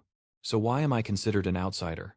Loi Vu blushed slightly, then looked at Tran Loi beside her and smiled brightly. Tran Kong rushed over, raising his hand between the two, shouting angrily that no one was allowed to use their dirty hands to touch Vu's sister. Dong Vu stood behind, closed his eyes, calmly scolding Tran Kong. "No second thoughts. Stop." Dong Vu furrowed his brow. He raised one hand and said to Lao Hu, "Big brother, the throne of Lord Lei is the treasure of Loi City, passed down through generations in our Loi clan. Not everyone is qualified to inherit it. Doing so is not proper and goes against our ancestral teachings." Dong Vu lowered his hand, closed his eyes, let out a sigh, and with a somewhat disappointed tone, decided that this martial arts contest was better to be abandoned again. Tran Kong chuckled softly, pointing at Tran Loi, and arrogantly said, "Did you hear that? Little brat. Go back to where you came from." Loi Vu stepped forward, looking dissatisfied, and spoke up to defend Tran Loi, saying that Tran Huyen fought Loi Dai, and except for the second love, it's not easy to reach the top position, so how can it be so easily destroyed? Old Ho frowned and coldly replied, "Second and fourth brothers. Don't go too far. Everyone knows the martial contest yesterday ended completely. If I say cancel, then cancel. Where do you think my Loi Lao Ho's face is?" Old Ho narrowed his eyes and said in a threatening tone, "Even though you are brothers of the same clan, if you do not regard me, the clan leader, with respect." Dong Vu and Than Chao were both surprised by those words, their faces turning fearful. And Lao Ho concluded, "So don't blame me for being rude." Van Hak quickly approached Lao Ho, smiling gently as he softly advised him not to be angry, saying that the second uncle and the others are also thinking for our Loi clan. Van Hak opened his eyes, sweat streaming down his face, his voice trembling as he continued, "That's right. Vu's marriage is a major matter. Not only us but other clan leaders wouldn't agree either." Dong Vu stepped forward and continued awkwardly, "If the eldest brother wants to let this kid stay in the Thunder clan, he must also give everyone a reason they can accept and believe in." Old Ho stood still, eyes fixed on Dong Vu, calmly asking him what his reason was. Dong Vu looked away, pointing to the sky with one hand, and replied casually that unless this young man could repair the Thunder Emperor's order and open the Thunder Emperor Palace, it could only mean that the ancestors agreed, and then no one would have anything more to say. Old Ho sensed something was wrong, his face serious. He only uttered a word. Then Tran Loi stepped forward. Bin Tin responded calmly, "All right. Then follow his words." Dong Vu's face was sinister, as if he had achieved his goal, and he said, "Kid, this is what you said. Don't regret it." Tran Loi confidently replied with a smile, "A gentleman's word is his bond, and a swift horse is the best. You all won't regret this." Loi Vu now instructs, "Command the guards to deliver the message. Tomorrow at this time all the clan heads must gather at the Thunder Emperor Palace. If Big Brother Tran can revise the Thunder Emperor's decree and open the Thunder Emperor's palace, no one will be allowed to oppose my marriage." Van Hak and Tran Kong behind look extremely uncomfortable. Dong Vu responds grimly, "Fine. It's settled." After securing the deal with Tran Loi, he achieved his goal of issuing the order. "Let's go." Tran Kong looked sullen and unwilling, glancing back at Loi Vu as he walked away. Old Ho's second daughter couldn't help but ask nervously, "Vu second, the Loi dispel is not something a person can easily do. Do you really have such confidence in him?" Loi Vu then smiled and looked at Mr. Tranan. "Dad. Just relax." On this side, Tran Kong gritted his teeth as he kept scolding, "You spirit obstacle. How dare you steal my sword spirit and insult me? I will make you pay with endless suffering to satisfy my hatred. Dad. Why did you stop me earlier from killing him?" Dong Vu looked completely serious, explaining that Lao Hu was the chief of the Lei clan no matter what. If we had killed that young brat just now, it would have been a fight to the death and torn our faces apart, which wouldn't benefit us. We would also be ridiculed by others later. Now that he has agreed to the challenge, isn't that even better? Tran Kong looked not very bright and still didn't quite understand his father's meaning. So he asked, "So what does my father mean?" Than Chao saw he hadn't understood and smiled meaningfully, saying, "You little fool. Do you still think the Thunder Emperor's seal is so easy to hold? It seems he has carefully planned this move. The Thunder Emperor's residence is where the ancient emperors once dwelled. It is protected by extremely powerful formations, and even with the Thunder Emperor's seal, only those who have transformed into a form-shaping expert or higher can break through. And it must be the Loi Din Than, or else he will be struck down by the 5 thunderbolts and perish." Van Hak understood and added, "Let that young man go. He can break through without us having to intervene, just by removing this obstacle." He then bowed respectfully to Dong Vu and said, "This move by second uncle is truly brilliant. I admire it." At this moment, Dong Sun beside him suddenly spoke out with his concern, "But Lei Vu is indeed the Lei Ting, Than Ti." Dong Hai also wondered and asked, "I heard that the young man has some skill. If he can really open the Thunder Emperor gate, what should we do?" Dong Yu stroked his chin with a thoughtful expression and said, "Although Lei Yu has some reputation, his cultivation is limited and not enough to cause concern. Unless that young man can truly break the seal, it seems he's worried about the plan failing." But Dong Vu then said, "Well, that's even better." Dong Sun and Dong Hai looked more confused as they listened to his cryptic words. Dong Vu saw this and immediately stepped forward to explain that within the Thunder Emperor and boundless opportunities, It is said there is a scripture of the Thunder Emperor detailing the method of ascending to immortality, along with a divine thunder artifact that enhances the Emperor's innate talent. He seemed to have considered all possibilities and confidently said, "Then that would be your chance. Follow him inside to seize all the treasures inside. Once the treasures are in our hands, the three families will unite, and we won't fear that Thunderlord." Without hesitation, he smirked and said, "Fine." At that moment, Vu Mu would be in my pocket. His face turned cruel when he spoke of Tran Loi's fate. And that little Tran boy, I will definitely make sure he dies a miserable death. The scene shifts to a majestic high mountain, surrounded by thick lightning, with everyone gathered, waiting for Tran Loi to arrive for the duel. After the crowd from Dongvu set up their rain-making plans, they also came to watch the excitement. At this moment, Tran Loi paid no attention to them, only focusing on the mountain where the Thunder Emperor Palace was located, silently thinking, Thunder Emperor Palace, separated by a lifetime. I, Tran Loi, have returned. Laho, the head of the clan, stepped forward to speak, and I believe everyone already knows about the invitation to the Lei family. He explained the reason for his presence today, but some family heads accused him of being someone else's, and the Loi to clan's rules were used to block the marriage of the young lady. So today the Lafu invited everyone here to witness. Laho confidently declared that if Master Tran could repair the Thunder Emperor's decree and open the Thunder Emperor's palace, it would prove his ancestral Thunder lineage, and from then on, he would be recognized as the son-in-law of the Thunder clan. No one is allowed to question anymore. I don't know if anyone has any objections, but everyone in the clan all bow their heads and shout in unison, obeying the clan leader's arrangements. After everyone agreed to witness today's duel, Lahu nodded satisfactorily and said, "Good." He used the power of the clan leader of the Lei clan and his own cultivation to slowly open the gates of the Lei Emperor's palace, which had been tightly closed for years, gradually revealing their secrets. Inside is a tall thunder platform, with powerful lightning bolts swirling around the top like an impenetrable protective net.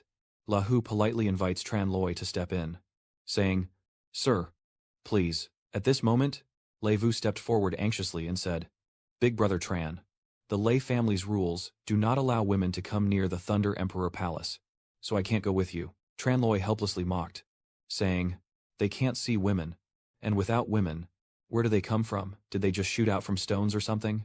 Then, Tran Loi smiled happily at Loi Vu and promised, "Mui Mui. Wait there. Wait for me to return from the Loi Day Palace, and I will help you succeed as the next city lord." "Changing the clan rules doesn't mean you can ignore morality," she said, with a fierce smile. "Don't look at them sweetly, or it will make him annoyed." "Hey, what are you bragging about? Are you scared?" Dong Sun also chimed in, not daring to stay. "Quickly get down and confess your sins, and make amends for our entire clan. Maybe they will spare your life." Dong Hai also said irritably, "Stop wasting time there." Tran Loi ignored the three fools flapping their gums and turned away, slowly stepping into the Thunder Emperor Palace and rushing straight up to Thunder Great on the high platform. Tran Loi holds the token in his hand to open the door and enters the secret chamber of the Thunder Emperor Palace, channeling his spiritual power into it. The token responds to his command and flies straight up toward the Thunder Tower, as if it has a consciousness. On Lei Tai, the talisman floats in the air, emitting a bright golden light with lightning crackling around it. Tran Loi stands directly below, watching as it attracts more and more lightning. From the sky above, Lei Da, bolts of lightning with immense power strike directly at Tran Loi, thunder rumbling loudly. Ko Kim sees the power of the Lei Di Kung and becomes very worried for Tran Loi, calling out to Tran Huan. The people of the Lightning Clan outside couldn't help but marvel. This lightning is too powerful, comparable to the strength of a heavenly tribulation. Maybe only the Thunder God body can open the Thunder Emperor Palace.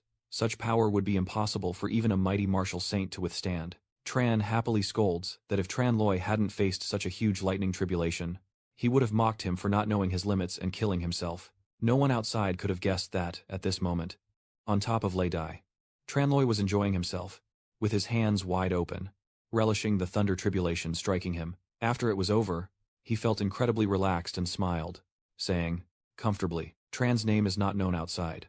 So his face shows disbelief and says, how is this possible? The people with him are also confused, but that heavenly thunder was absorbed by him. Old Ho was extremely happy to see Tran Loi safe and sound. It turns out Tran Hien is also Loi Ding Sant body. Vuni, you've known all along, she said with a mischievous smile as she looked at Lao Ho, then leaned in close to Mr. Slive. Tithum, hearing Loi Vu's words, he exclaimed in panic. What? He is Tran Loi. the young hero who eradicates demons, seized the armor in the secret realm, and founded Thon Duong sect. Gu Kim, who was nearby, finally recognized when he heard the man speak and said to Loi Vu, although Maoshan is a remote place, we have also heard of this Lord Tran's reputation. It's truly no surprise that it's Tran Hu Ying. Loi Vu quickly signaled him to speak. Brother Tran is prominent, currently operating solo in the Jianghu. Many people want to cause trouble for Hu Yin, so he changed his name to Tran Vu Dian to hide his identity and avoid trouble. Old Ho couldn't help but laugh loudly. No wonder the kid is so confident. He teased Loi Vu. Your son's eyes are truly remarkable. It seems this time my Loi family has found a talented protector. She shyly hugged his arm and called out, Dad. At this moment on the lightning platform, Tran Loi walks through an energy gate shining with a dazzling blue light. Hearing this, Hong Jung immediately points loudly, and the Lightning Emperor opens the way. He knew the opportunity had arrived, so he signaled to his companions. The door is open now. Let's go. Lao Hu saw them wiping and immediately turned to give a hurried order to stop the others. Ko Kim and Loi Vu immediately rush forward to stop the group from Tran Hong trying to enter the Loi De cave. Dong Vu and Thon Chao also follow the plan to block the two of them. Everyone. Wait a moment. At the same time, the four of them had successfully passed through the Loi De Kung gate. Ko Kim immediately questioned, What are you two trying to do? And Loi Vu also angrily reminded them that only the heir of the Loi De Len can enter the Loi De Kung. They are not allowed inside. Dong Vu saw this and fake smiled. Vu Ne. In the Thunder Emperor's palace there are dangers everywhere. Tran Hong and the others entered together to protect that beloved person of yours. Han Cho Cheo said, Big brother. Don't be so petty. The inheritance treasure of our Thunder clan can be given freely to outsiders. Van Hack and the others are all our descendants. Do we still need to be cautious? Old Ho also realized their true intention in challenging Tran Loi, and he was furious. Tran Loi descended into the Thunder Emperor's palace. Surrounded by a landscape of endless green mountains, he silently thought that everyone believed the Thunder Emperor's palace was just a palace. But in fact, it was a divine blessing for the Thunder Emperor before ascending to immortality. Tran Loi couldn't help but recall that in his previous life, the internal conflict within the Thunder clan led to the Thunder Emperor's decree being leaked.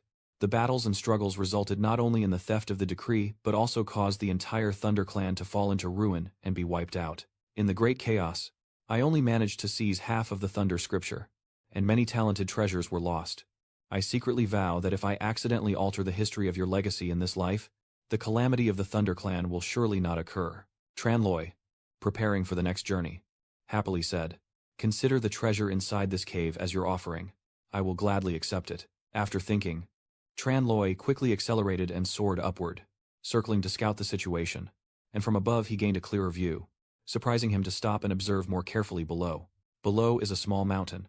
In front is the entrance to a cave, and from inside to around the door still shrouded in mist like a fairyland. From above in the fog, Tran Loi faintly sees a signboard in front of the cave entrance. He whispered softly, The Loi Vuong Cave, said to be where Lord Loi practiced his cultivation, is filled with countless opportunities that have condensed into the lifetime of Lord Loi. Tran Loi quickly rushed down, blocking the uninvited entry. Now he couldn't ignore it. After landing, he saw lights inside the cave and slowly stepped inside. Inside the cave, it's not what you imagined. Everything around is completely empty. Only a strange statue lying in the center. Tran Loi stepped closer, slowly entered and stopped in front of the strange artifact, then stroked his chin in thought. This is the lair of the Thunder Emperor. Yet just this. After circling around the cave and examining it, Tran Loi checked if there were any secret chambers or ancient artifacts inside. His head tilted in confusion, finding no scriptures or alchemy pills, as if someone was playing a joke on him. At this moment, Tran Loi focused on the strange artifact, a large mountain cave with only this artifact inside. He assessed that this Loi Day might have been a dedicated cultivator. This form doesn't look like a demon. Tran Loi didn't give up and examined the strange mountain formation for any mysterious secrets, suddenly realizing that it was the Thunderbolt God, and he was overjoyed at the discovery. Tran Loi examined it more closely and thought that the essence of the Thunder Calamity God is indeed a spiritual object, which is why it has a connection with this stone formation. He guesses that unless there is a barrier inside, nothing can be added. Tran Loi begins meditating on the strange formation. Suddenly, crackling sounds emerge from beneath it, and small lightning bolts shoot out around it. Tran Loi's eyes widened in shock, astonished by what was happening. The small sparks quickly grew stronger, forming a shining golden cocoon that enveloped him. Inside, on the cocoon wall, are strange characters that Tran Loi thinks are inscriptions, reflecting his deep understanding of the Tao of thunder. He began to circulate his true energy, gradually absorbing this source of energy, the so-called Great Prosperity Simplification. This retreat is as simple as that. If it weren't for the constant sensing of our souls, I would consider this lotus formation as just an ordinary stone. Tranloi closed his eyes, gradually sensing, and the lotus itself from deep within offered guidance. You begin to enter a state of cultivation. Lord Loi Di. If it is indeed the will of heaven, then I shall not hold back. Fortunately, I have encountered a great opportunity. Tranloi concentrates and sits in the cave to cultivate. After a moment, a large lotus bud appeared in the cave, shining with sparkling light, with purple runes surrounding it. Suddenly, the lotus bud slowly bloomed, and inside was Tranloi meditating with his eyes closed. You suddenly notice what is appearing around you, and the lotus has now fully bloomed. Tranloi happily thinks, this is the Thunder Tribulation Divine Chain Technique. He couldn't help but wonder that ordinary cultivators only reach the level of martial saint to manifest a Dharma avatar, using true power to wield the Dharma avatar. It is 100 times stronger than magic spells in combat, and right now I only have the realm of the martial king. But I have already cultivated the Thunder Tribulation Divine Connection Technique, which shows the power and mastery of Lord Lei. Tranloi hesitated, reining in his spiritual power. Knowing time was limited and he couldn't comprehend everything here, so he could only take this artifact back to study gradually. Then he quickly used some talismans to store the artifact inside. Suddenly, from outside the cave, Tranloi heard the faint sounds of beast roars and hurried outside to check the situation. Standing at the entrance, listening carefully, the screams continued, and Tranloi realized it was the cry of the Tu Van Loi Ho, a guardian beast raised by the Thunder Emperor. And this beast was a rare treasure in Cao Trung. He smiled happily and said, perfect timing. Let me see the power of this divine form. Without hesitation, Tranloi rushes out, his aura forming wings as he soars into the sky, quickly heading to the place where he heard the sound of the death script Thunder Tiger earlier. The lush green trees stretch endlessly, shrouded in mist, creating a tranquil and mysterious mountain forest scene. Sunlight filters through the lush green bamboo, creating streaks of light that shimmer, evoking a peaceful and refreshing scene like escaping to a fairyland in the martial world. Van Hak, Donghai, and Dongsun stand beneath the towering tree, looking up as they introduce it. This is the Teach Ta Kim Truk. Donghai blinked and looked up before speaking. My father said that the Teach Ta Kim Truk is not only an ultimate divine treasure of cursed energy, but also a symbol of trust for all my demons. Even a small piece can make 10,000 of us invincible. Dongsun added that this bamboo is truly precious. Only 100,000 can grow a single joint, and today we found it. It's truly a great destiny.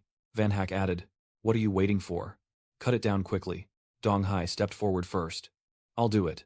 He suddenly punched the Teach Ta Kim Truk hard, making it shake violently. But then Donghai also got shocked by the lightning and was knocked out. Van Hak worriedly asked, are you okay? Brother. A cloud of smoke billows from Donghai's mouth as he warns, forgetting that this bamboo has a protective spell. Van Hak, unafraid, charges forward recklessly. No match for me. Han confidently approaches. Already prepared with one hand, Van Hak swoops through the lush forest at high speed, holding a blue shield, moving nimbly and gracefully. The giant bamboo tree glows with a powerful blue energy, showing the might of an attack that has just been launched. Van Hak cautiously stares at the protective shield. A curved energy aura surrounds his body, ready to face the hidden enemy. Han raises the blue jade shield, surrounded by swirling golden light, ready to form a strong defensive barrier. Van Hak grit his teeth and endured as the shield absorbed the dazzling attack, the loud clash revealing an incredibly fierce collision of power. A series of sharp white beams rushes in at terrifying speed, creating streaks of motion that signal a deadly concentrated attack. Han stands amidst the swirling blue and purple energy, his eyes focused intensely, ready to break through the dangerous formation. Van Hak leaps into the air, activating his protective shield as a fierce burst of golden energy erupts beneath his feet. Van Hak then lowers his body to defend, the shield blocking the attack from above, his foot stomping hard on the ground with a loud rumble. Van Hak furrowed his brow in thought, resting his chin on his hand, his gaze fixed straight ahead, showing his strategic calculations in a critical moment. White Lake, a white fox with mystical blue light, appears among the deep green bamboo, creating a mysterious scene of a spiritual beast. It charged forward at incredible speed, claws slashing down to create a shockwave. The white fox stood tall, roaring fiercely, its massive body with sharp horns and purple lightning surrounding it, exuding the ferocity of a spiritual beast. Van Hak hurriedly clings to the bamboo to avoid the attack, showing his struggle and fear. The two brothers from Donghai and Dongsun also cling tightly to the bamboo trunk, their faces filled with fear as they try to dodge the dangerous attacks coming from below. Van Hak above, sensing the danger, recognizes it as a guardian beast, with a close-up of its fierce white face, blazing yellow eyes, roaring in fury, ready for a decisive strike. It appears amidst a circle of sharp bamboo, roaring loudly as it unleashes a lightning-fast attack that devastates the entire space. A constant blue light shines through the bamboo, creating large water cracks and a loud cracking sound, signaling an extremely sharp attack. A series of bamboo stalks were cut down with sharp, clean slices, splinters flying everywhere, showing the destructive power of the attack. Van Hak, Donghai, and Dongsun panic as they cling to the bamboo, dodging the destructive attack tearing through the forest. White Tiger roars threateningly as the broken bamboo forest shows the terrifying destructive power of the spiritual beast. They all hide behind the large boulder, quietly observing the situation. Van Hak speaks. Brother Dao, this tiger isn't easy to deal with, Donghai suggests. Maybe we should just leave this golden bamboo and look for another treasure. Dongsun angrily refused. No way. I must have this Teach-Ta Kim Truk. It's just a beast. I don't believe the three of us can't handle it. He insisted. Let's go together. Van Hak, Donghai, and Dongsun shouted together and charged straight at the white fox, showing their determination to hunt the spirit beast. It hears that, with sharp and vigilant eyes, signaling the anger of the entire group before the humans' aggressive actions. White Lake roared thunderously, its jaws wide open to reveal sharp fangs, showing the beast's dominance and fury. The three of them desperately dodged a barrage of sharp energy arrows, demonstrating the terrifying threat of the spiritual beast's attack. Donghai was struck by a powerful energy attack, his body trembling and his face contorted in intense pain from the sudden assault. Dongsun was also struck by the energy attack, his face contorted in pain, his body trembling violently, showing the attack's incredible power. Bai roared and lunged straight at Van Hak, showing fury and terrifying physical strength. Han was so scared that his body froze and couldn't dodge, only able to cry out for help in despair. Save me. Save me. And the angel has appeared, with Tranloy's wings fluttering in the sky, boldly declaring, Pray. Surrender your life. Tranloy concentrates his internal energy into his palms, forming a blazing golden energy sphere that demonstrates his immense inner strength. White Lake gazed at the blazing energy sphere rushing down, always shining with a fierce golden light from above, carrying destructive power. It roared fiercely and in fear, its body trembling violently, ready to withstand the attack from its opponent. The energy attack hits powerfully, creating a large crack and a deafening sound, demonstrating its terrifying might. Tranloy's feet remained firmly on the ground, forming a whirl of energy beneath him. He looked at his hands, silently praising himself. Just a small trick was enough to kill a death-marked tiger lightning beast. The Thunder Tribulation Divine, linked formation. Truly extraordinary. Tranloy stands amidst the bamboo forest, his cold gaze fixed straight ahead, exuding a calm and confident demeanor. His hands and the bundled object make a rustling sound as he marvels, recognizing the treasured protective artifact. This is the precious item he guards. The East Sea and East Mountain gang, jealous, shouted to each other. Don't let that kid Tran take the gold bamboo. Donghai and Dongsun launched their attacks together, creating countless dazzling golden energy spheres that relentlessly struck their opponent. Tranloy hides behind the giant red bamboo. Countless golden energy spheres explode around him. He watches the attack thrown at him with a smile, riding the lightning bolt, matching the small technique. Then, Tranloy counterattacked with a blue shield. A large golden energy mass clashed loudly, protecting him from the attack. Tranloy's shield repelled the attack, creating two swirling energy spheres that shot back at the bamboo. Donghai and Dongsun hurriedly watched the fireball bounce back, showing surprise at the opponent's superior counterattack ability. The two were then struck by their own fireball, with a blazing golden aura surrounding them, their faces filled with horror and pain. Van Hak, seeing his comrades like that, couldn't ignore it and focused his inner strength, holding a blazing golden energy sphere with both hands, his eyes determined, ready to unleash his ultimate move, Death for Me. The energy from Van Hak condenses into the shape of a giant golden flaming crane ready to attack. The giant fire crane soars straight into the sky, leaving a blazing trail of light, with characters on either side being thrown aside, demonstrating absolute dominance. Tranloy watched the bird, secretly marveling. This kid has grown up like a sickly one. I can't believe he can still catch a spiritual beast like this. He easily jumped onto and off the crane, then confidently teased it. But unfortunately, the bird was too weak. Tran Loi gathered his strength into a punch, his body surrounded by a dazzling white glow, ready to strike directly. The surrounding space suddenly trembled violently, and flashes of golden light shot out in all directions. Van Hack dodged with all her might as a barrage of blazing golden energy arrows flew toward her. Moving with incredible agility, Tran Loi stands over the fallen brothers and unconscious Van Hack, showing the end of a fierce battle. Tran Loi clenches his fists, exuding confidence and satisfaction after defeating his powerful opponents. Tran Loi then spoke up. "It seems you haven't been idle during the half-day I spent in the cave. If you found me, I'll gladly accept it. You talk too much. You three little brats. Sneaking into the Thunder Emperor's domain without saying a word. If it weren't for me just now, you'd be already swallowed by the Thunder Tiger. And now you're repaying kindness with enmity, wanting to help me." Tran Loi argued that Vu Mui and I are to be married in the future, and if you dare to do this, where will my reputation as the son-in-law of the Loi family be placed? You three prepare to fight. If you are not brave enough, then step down. Today I will use you three to stand for me. Van Hack nervously pleaded. Wait a moment. Tran Loi looked at his face with suspicion. Van Hack seized the opportunity to rush forward, flattering Mr. Icher, Tran, Mui Fu, and asking him to calm down. Tran Loi helplessly sighed. You, Mr. Tran. This was too sudden. He shamelessly flattered without any shame. In the past, we were blind and didn't see Mount Tai, worried that Vu Mui would meet bad people. So we did foolish things. Now, seeing the skill of the Mui Fu, we are convinced and respectful.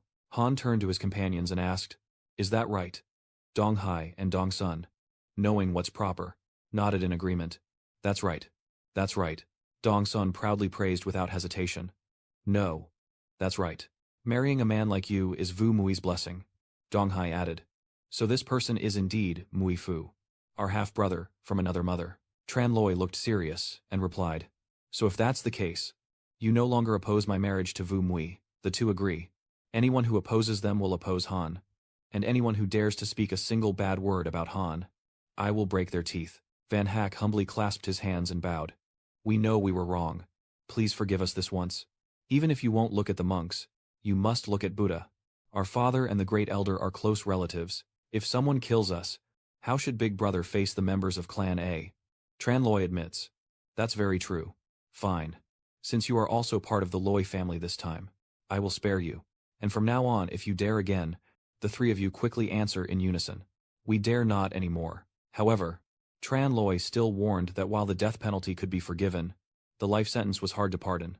So to prevent you from forgetting quickly, I must leave you with something. Then, you suddenly unleashed two slashes that flew into the air, striking directly down on the faces of the two Dong Sun Dong Hai, leaving a clear streak of blood.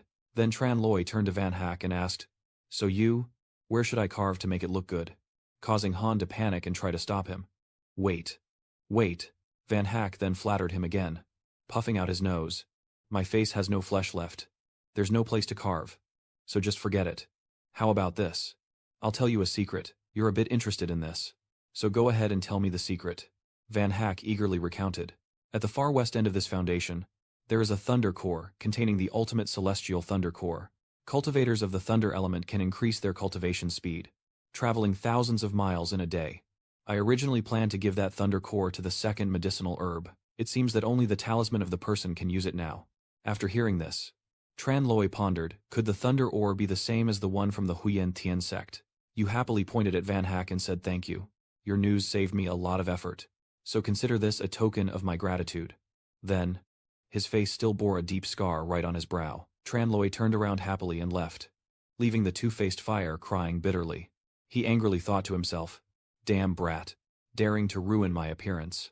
So I'll burn you along with this protective gold trunk. Tran Loi approaches the Tik-Ta Kim Truk, his hand ready to touch it, while the three people behind secretly think, Go die. But when their hands finally touch the Tik-Ta Kim Truk, the main character's aura shone brightly, making the tree glow with a shimmering light. Van Hack, Dong Hai, and Dong Sun were extremely startled and confused. What is happening? Tran Loi still doesn't know anything, and happily exclaims that the bamboo stick is in his hand. Very simple, eh? Then, the eagle takes him away, and before flying far, Tran Loi doesn't forget to tease. I'm going ahead. Dong Hai and Dong Sun were furious and questioned him intensely. Why did you only tell him about Loi's words? If he finds out, wouldn't that be doubting him? Van Hack still innocently reminds him now. Don't forget. Loi Tran is not in the West. He's certain that this kid stole Loi Vu. And Loi Tran will soon hate him to the core. Van Hack is probably about to declare that although his mind may not be useful, he is still the top expert of the Loi clan in this lifetime. He Miu Mo is contemplating that if Loi Tran cannot find him, he will definitely kill and cut him apart to satisfy his inner revenge. In the sky right now, Tran Loi was also puzzled. Wasn't it supposed to be in the west? So why is Loi's shadow nowhere to be seen? You wonder if it's a delaying tactic, leaving some signs that can't help them remember Lao A. And maybe you should have acted more decisively earlier. The sky remains clear and sunny for now, with white clouds drifting lazily. But in an instant, the world plunges into darkness, as continuous lightning strikes from unknown sources. Tran Loi was startled to realize that the lightning was extremely powerful.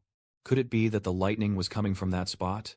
From the mountaintop in the distance, where all the lightning was striking, Tran Loi stepped onto the ground, facing the mysterious gate full of secrets waiting to be uncovered. He pondered that the sword cultivation cave, not just lightning, would bring him great joy.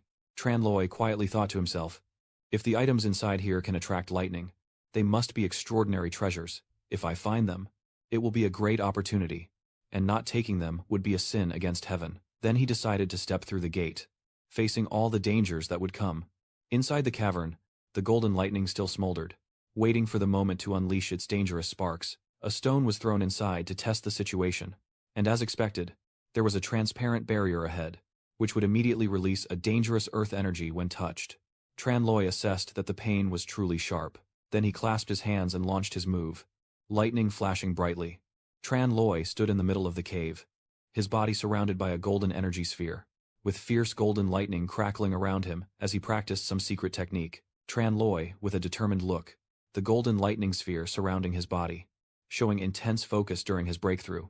You stand in the narrow mountain pass, golden lightning energy spreading throughout the space, signaling an incredible power about to be unleashed. Tran Loi's eyes widened in amazement as he saw the thunder sword floating in the midst of the golden energy sphere, surrounded by light and divine radiance, giving it a mysterious and powerful aura. A giant golden lightning sphere engulfs the entire space, with the heavenly thunder sword inside, being tempered by thunderous, earth-shaking lightning. The lush green tree stands in the misty haze, with bright golden light shining through, creating a peaceful and mystical natural space. Tran runs at full speed, his footsteps leaving blurred trails. He hurriedly moved forward but suddenly stopped at the scene that appeared. Tran, not happy, summoned the heavenly mysterious thunder pillar, finally found the person. Remembering what Dongvu told him earlier, there is also a thunder pillar at the far west of the Thunder Emperor, although it is not the true main divine thunder pillar, but just a creation made by a person for trial and sacrifice. The thunder seal in the southern lead area can be reached if you hold on for half an incense stick.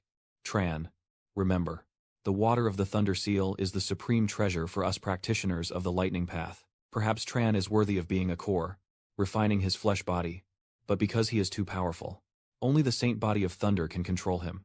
After you find the absolute thing, you must not use casually. Bring the water from the pond back. Wait for your father to finish studying, and then help you absorb it gradually.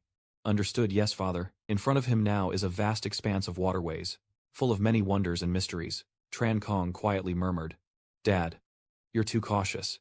Don't forget, I am the #1 genius of the Thunder Clan, far surpassing Vu Mui. Then he suddenly leapt into the air, still lost in thought, wondering if only one person in the Thunder Clan could absorb this Thunder Chi-Chi power. Then it must be Thunder Tran himself. Then Tran Kong plunged into the water, and the clear blue water quickly shot out sparks of electricity. Tran Kong, Kogang, Chiu Dung Tu Luyen. Nhat Long Chi Luke. Nhi Long Chi Luke. Tam Long Chi Luke. His arms swelled up, the continuous flow of power surging into him. His chest muscles also quickly grew stronger. Tran Kong marveled that this is the power of Thunder Chi water, which can increase cultivation so rapidly in just a blink of an eye. He suddenly realized, wait a minute, it's stretching too much. I've absorbed so much, but the water level hasn't dropped at all. On the contrary, it's getting more and more intense. Tran's body kept growing uncontrollably, and he struggled to think, my body can't digest this anymore. I feel like I'm about to break apart. Tran Kong just realized now that this is bad, pulling this chi to want to control me. Then he quickly surfaced and swam back to shore, but the strong current pushed Tran back, making it impossible for him to swim anywhere, and he shouted in panic, Save me. Save me. Tran helplessly sinks into the water, bubbles rising as he calls out names in vain, Dad. Dodo. Then suddenly, the water becomes strangely calm, and small bubbles start to surface again. Then from the depths below, something shook, causing the water to surge like a tsunami. Tran didn't shoot straight up, but exclaimed happily, "I broke through." He looked at his changing body and sighed, claiming only the Thunder God body could control it. But it was all lies to scare the timid mice. This thunder metal water still belongs to me after all. Tran Loy was not overly confident. And there was still someone else. The scene shifts to the sword cultivation cave, where the heavenly thunder tree is still unleashing its powerful, unmatched energy. Its power continues to grow, as if its awakening has made it eager to show all its abilities to its new master. Tran Loy watched Tian Lei just muttering in frustration, creating chaos, divine light flashing wildly. With a grand gesture, if it were to be refined properly, it would become a divine weapon that shakes the heavens and earth. You sigh and think to yourself that this tree is recognizable. But it just means being trapped here, unable to show your talents, and thinking about how lonely the person must be.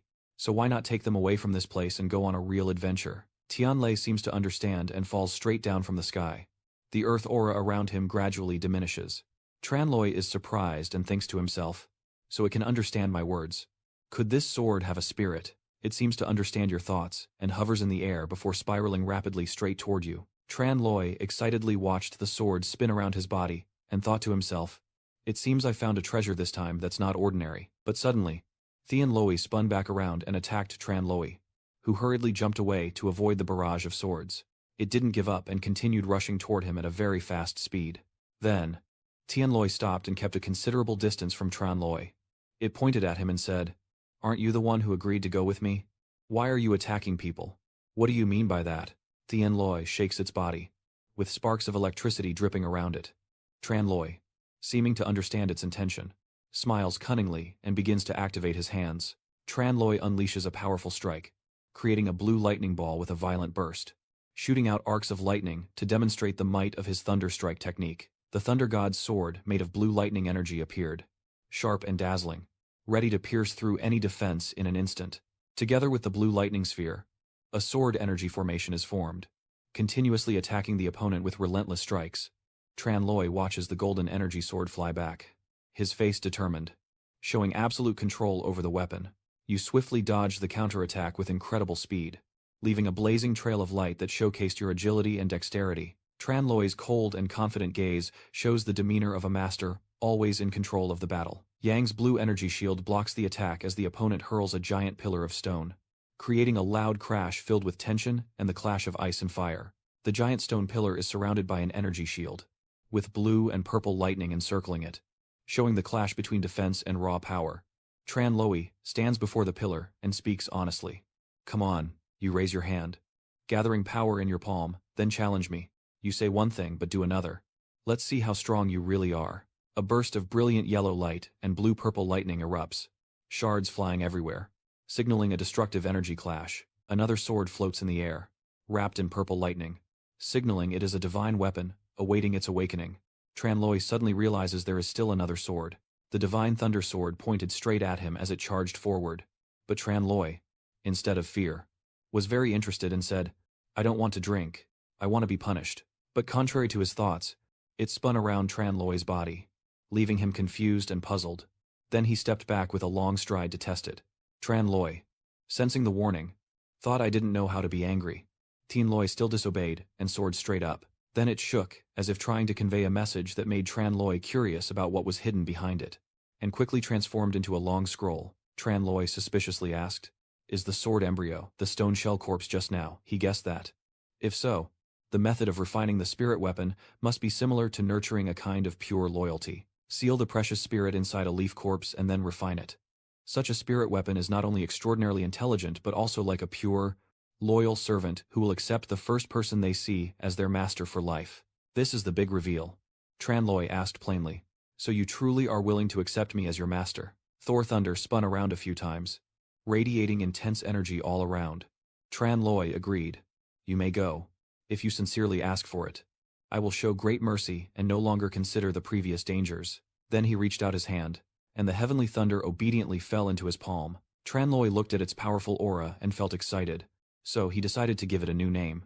A name fitting for someone forged through the trials of the thunder tribulation. Call it Heavenly Thunder. Seeing it shake constantly, Tran Loi happily sighed, Are you that happy? This little fire spirit still clings so tightly. But before they could rejoice for long, a sudden strong tremor shook the cave, causing Tran Loi and Thon Bao to freeze in panic. It moves very quickly, then uses the tip of the sword to strike the ring on your hand. Tran Loi quickly understands and jumps up high, trying to reach the edge of the pit above. After escaping from the original sword training, Tran Loi stood high above, watching it gradually collapse. He exclaimed in panic. Luckily, I acted quickly, or I would have been torn to pieces. Suddenly, behind Tran, someone appeared out of nowhere and said, "So you, Tran, are not easy to find." He brought a surge of unpredictable electric power and praised you, yet still couldn't push him away. Truly a big life, Tran Kong declared firmly, but it seems he can't leave here anymore. The two exchange glances, realizing they've met again, and Tran Loi secretly suspects that the pressure just now was released by him. Tran Loi looked seriously at Tran Kong, feeling a bit worried, yet capable of crushing the entire forging sword origin. Is that really how strong he is? His body seems different than before. Careful observation shows that the thunderbolt mind power around him is too strong, unless Tran Kong then arrogantly speaks up. Ca. The Kuthian Huyen Thunderbolt is just a secret treasure that every thunder element cultivator dreams of obtaining. So many have dedicated their lives to find it, and only those who see its true power before they die should be grateful to me. Tran Loi was shocked when he heard this, and asked if you meant the person who found the Thunder Talisman. He denied it, saying, "Don't talk nonsense anymore. The Thunder Talisman's water pointer can only be absorbed by the Thunder Palace. It depends only on the person." Tran replied, unbothered. "Brother Ka, what's so great about the Thunder God's body? It's only powerful in front of absolute strength, whether it's a genius or a treasure. I use them all." He lost patience, clenched his fist, and said, "Vu Mui and I are childhood sweethearts, inseparable, true love. Yet you dare to steal her from me. Today I will make you pay with your life." Tran Kong warned him to go die. The man didn't release the fiery red dragon, but charged down at a terrifying speed, attacking directly at Tran Loi, who was flying in the middle of the battlefield. Tran Loi's body radiates a dazzling golden light, ready to counterattack with thunderbolt techniques. The red fire dragon coils around a small object. Golden light erupts, showing the absolute dominance and destruction of the fire spirit beast. It roared fiercely, opening its mouth to spew a blazing stream of fire. With the heat and power of the attack distorting the air, the blazing red flame spirals forward with terrifying heat, threatening everything in its path. Tran Loi silently thinks, "It's too intense." Zhen Kong clearly knows you're upset, but still enjoys it. As if no one has told you, I am the dual spirit of thunder and fire, with thunder aiding fire, fire supporting thunder, working together for immense power. He confidently declared that no one could escape and obediently turn into ashes. But Tran Loi also has a trick up his sleeve. If he's not careful, I might have one too. Tran Loi concentrates his energy, forming hand seals with both hands, his body radiating a brilliant blue aura, signifying the casting of a grand spell. His legs stand firm, with swirling blue lightning energy beneath, signaling an extremely powerful internal focus. The azure lightning dragon appears majestic, circling the spear tip, demonstrating the restraint of a mighty spirit beast. The blazing red fire dragon roars fiercely, surrounded by fiery energy, showing its ferocity and destructive heat. The two majestic spirit beasts create a clash of energy and momentum, with the red and blue dragons entwined into a massive vortex. Swirling fire and lightning energies colliding fiercely. A blue lightning energy sphere appears amidst the black mist, ready to unleash a devastating piercing attack. The fire dragon and the azure dragon appear together, forming a pair of opposing spirit beasts in a magnificent, colorful battle scene. In the end, the azure dragon wins, swallowing the long Hoa dragon neatly without leaving any fragments. This scene makes Chan Kong exclaim in shock, "Long Sao, maybe I also have a brain." He cannot accept this reality, and continues to unleash uncontrolled and reckless attacks. "Wasting the 10 years I spent cultivating, how dare you? How dare you?" he declares. "I must kill you." Without another word, Chan Kong unleashed the Loi Kuang Tian technique. A barrage of sharp, golden energy streams shot out at terrifying speed, tearing through the air and leaving a trail of destruction. Tran Loi was thrown off the ground after a white light explosion. With rocks and dirt flying everywhere and a loud rumble, the ground trembled violently, and water shattered into large spiderweb-shaped pieces, signaling the tremendous power of the attack just unleashed. Tran Loi angrily calls out his full name, Loi Chan Kong. He reminds him that he originally looked up to Loi Vu and didn't want to fight seriously. "But if he keeps using deadly moves, don't think I won't fight back." Chan Kong provokes, Who needs a spectator? He warns. Come and take my life. Tran Loi unleashes a red-orange energy whip that coils and spins in the air, demonstrating agility and power in its binding move. Chan Kong, with wide eyes full of surprise and tension, shows his shock and extreme stress. You stand amidst the swirling blue energy, like a raging forest. A shining blue crown-shaped energy sphere rushes toward you at incredible speed.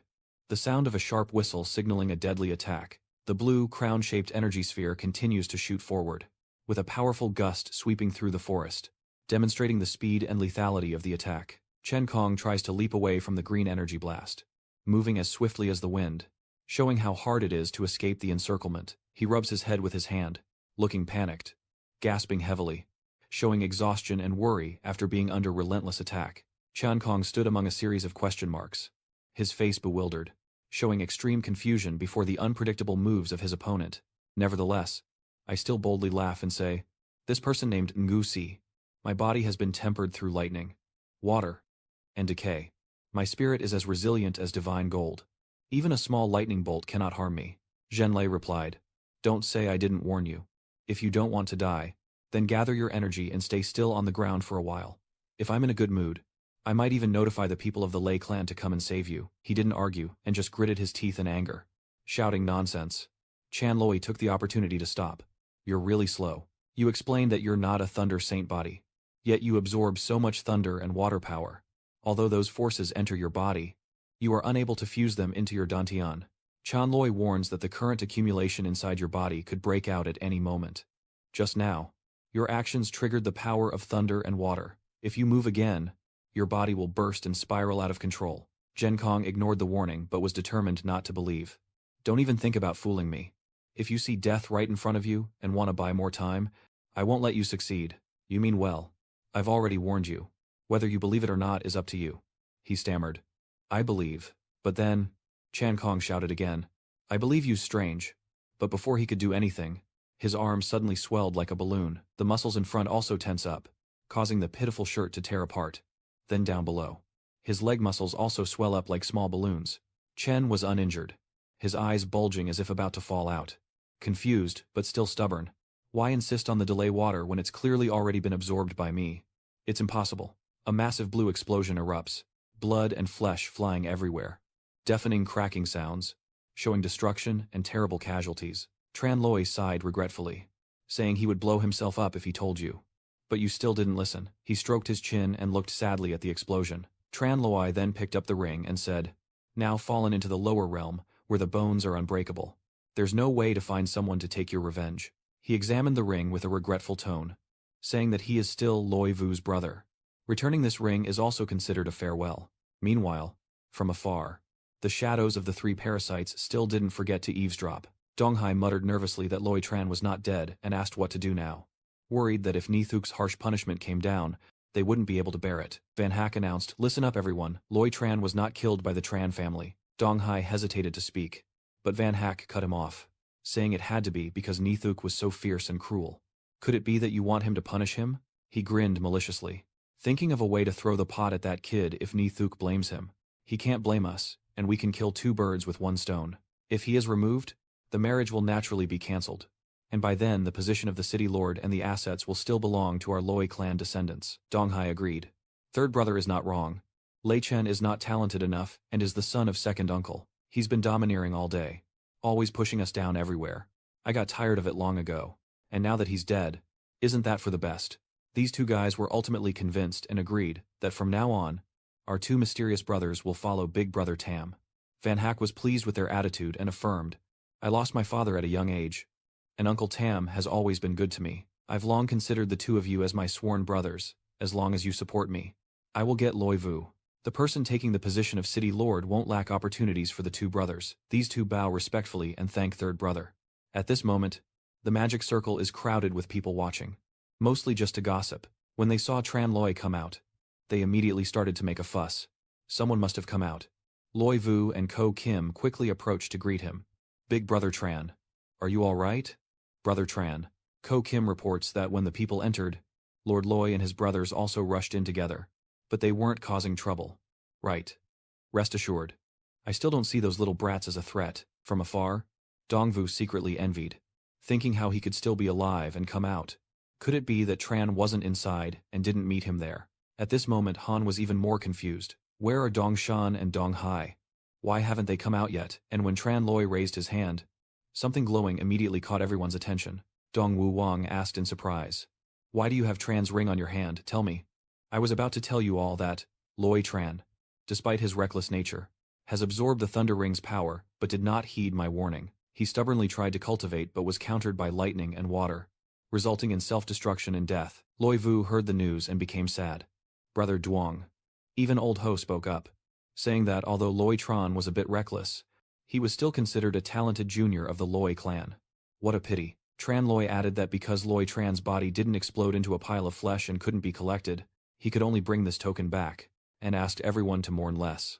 Dongvu just received the news like a bolt from the blue, his heart suddenly tightening with pain as he shouted in disbelief. Suddenly someone shouted a warning. Second uncle, don't be fooled by him. Everyone quickly gathered to discuss. And another person stepped out. It was Lei Van Hock leaving us. Van Hack quickly spread the news that it wasn't the water backlash that killed Brother Duong, but that he was murdered by him. Dong Sun pointed at Tran Loi and confirmed it firmly. Dong Sun and Dong Hai looked furious, glaring at Tran Loi's group and loudly confirming that Duong Sa was indeed killed by that Tran kid. Thon Chao was extremely surprised by this information and asked Dong Sun and Dong Hai. Dong Sun, Dong Hai, what did you say? Van Hack crossed his arms, still showing anger, and added to Tran Loi's group that amidst the many dangers of the Thunder Emperor and numerous ferocious beasts, the four of us entered with good intentions. Van Hack took a few more steps forward, pointing fiercely at Tran Loi and saying, who would have known that he had set an ambush inside? Using poison to kill Duong Ka. Gu Jin and Lai Wu naturally didn't believe what Van Hack said and strongly opposed, accusing him of lying. Big Brother Tran would never do such a thing. And what proof does he have for that? Dong Sun and Dong Hai remain extremely fierce. Dong Sun points to the wound on his face and says, Dong Hai also adds that the wound on their faces is proof that he originally intended to kill all three of them. Luckily, we ran fast. We almost died at his hands. Dong Wu shot a sharp glance, raising his hand to gather energy. And while speaking about his son, he said that he had long warned that the Chan Kong was the power of the Loi Tri Water. It's not the Thunder God body. It can't be taken lightly. Why isn't it listening? As he finished speaking, Dong Vu quickly rushed to Tran Loi's side, ready to strike him, but it turned out to be someone else. Seeing Tran Loi in danger, Old Tiger rushed from behind to push him aside and took the hit from Dong Vu himself, stopping the fight. After a fierce clash, both Lao Hu and Dong Vu stopped. Lao Hu appeared very calm and reminded Dong Vu to carefully assess the situation before taking action. Second, brother, the matter hasn't been fully investigated yet. How can you act hastily and harm someone based on just one side's words? Dong Vu looked very confident, shooting a piercing glance at Lao Ho and Tran Loi. Just punishment. Huyen, if you are protecting him because he is the son-in-law of the Loi family, don't blame me for not recognizing you. Huyen, this big brother. Over there. Loi Vu pulls Tran Loi's hand, urging him to tell the truth quickly. Big brother Tran. Huyen. Quickly explain clearly to everyone. They are the peacekeepers for Huyen. Right. Tran Loi didn't hesitate for a second and honestly admitted to what he had done. The wounds on these three men's faces were indeed caused by me. After revealing shocking information, Tran Loi calmly shifts the topic, not because of what they said. He crosses his arms and looks at Dong Sun, Dong Hai, and Van Hack. Then, straightforwardly explains, these fools, driven by their inferiority, don't know their limits and followed me into the palace seeking the treasures inside. As a result of being attacked by the Death Banner Loi Ho, if I hadn't killed Loi Ho, they would have been wiped out long ago. Or worse, turned into traitors. Tran Loi showed a serious look and threatened Dong Sun, Dong Hai, and Van Hack. But unexpectedly, they repaid kindness with enmity and wanted to kill me. So I had to punish them and give them a lesson. Tran Loi still calmly explained to clear his name, asserting that Loi Chan's cultivation was no higher than that of the three of them. If what they said is true, I didn't kill Loi Chan. So I have no reason to silence these three. Isn't it supposed to be easy? So why leave only small wounds and let them escape? Isn't that self-sabotage? The people around, hearing Tran Loi's explanation, also found it reasonable and started to discuss excitedly, agreeing that it made sense. Dong Sun and Van Hock, realizing they have been exposed, look pale and hurriedly try to cover up, stammering and pleading. Uncle Second, Lord, please don't listen to what he says. Don't believe that he was killed by him. Van Hack stepped forward and pointed at Tran Loi. saying that this young man has great strength and a cold heart. We won't easily escape his deadly grasp. Dongvu saw things getting a bit out of hand and reminded Dong Sun and Van Hak that if everyone still had doubts, then Loi Chan himself would clarify everything. Dong Sun and Dong Hai were even more furious, shouting directly at Tran Loi. What nonsense are you talking about? Brother Duong is already dead. So what more is there to say? Hearing Dong Sun and Dong Hai say that, Tran Loi just smiled faintly and explained. Earlier this year, not leaving any evidence would make it too easy for others to frame me, so I kept the eye of the heart. Using the water mirror to replay the scene, Tran Loi opened his mind's eye so everyone could see what happened at that time. The scene of Tran Kong absorbing excessive lightning essence appeared on the mind's eye, and he was extremely alarmed upon hearing Tran Loi's warning, as he was not a Thunder Saint body but was still able to absorb so much lightning essence. Although those forces have entered your internal body, you cannot use them properly. Now they are accumulating throughout your entire body and will break free at any moment. Just now, your actions triggered the power of lightning and water. If you move again, you'll burst and die instantly. Dongvu was heartbroken to see his son like that, and shouted loudly. Dongvu woke up, tears streaming down his face, feeling heartache for his son Zheng Kong and wondering why he had fallen so far. La Ho saw that everything had been revealed and quickly drew a conclusion to prevent the situation from dragging on, as everyone had already seen it. Loi Chan's failure is entirely due to his desire for the Loi Chi Chi Tui, seeking strength on his own, and has nothing to do with Tran Hian. At this moment, Lu Wu angrily points at the three people in front. Gu Jin is equally furious. Now that the truth is clear, what more do the three senior brothers have to say? Brother Tran and everyone else have no grudges or enmity. Why do you want Vu An to suffer? Swallowing the blood talisman. It's truly disgusting. Dong Sun, Dong Hai, and Van Hak gritted their teeth and clenched their fists when they heard the insults. Feeling nauseous, suddenly, Tran Loi wanted to show off a bit. He pointed up and prepared to gather energy. Oh right. Recently his tattoo has improved a lot, and the range of the water mirror's rotation can be even wider.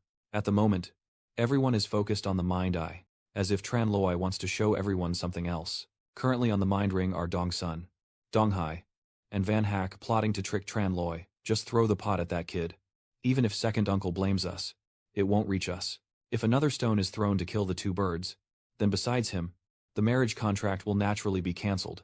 At that time, the position of the city lord and the assets he brings out will still belong to our Loi clan descendants. Third uncle is right. Loi Chan is not talented and is the son of second uncle, always causing trouble all day long. Everywhere they suppress us. I already knew I wouldn't get used to him, and now that he's dead, isn't that for the best? Van Hak devised a plan, and Dong Sun and Dong Hai thought it was good, so they followed suit, not caring about personal gain, as long as they supported me.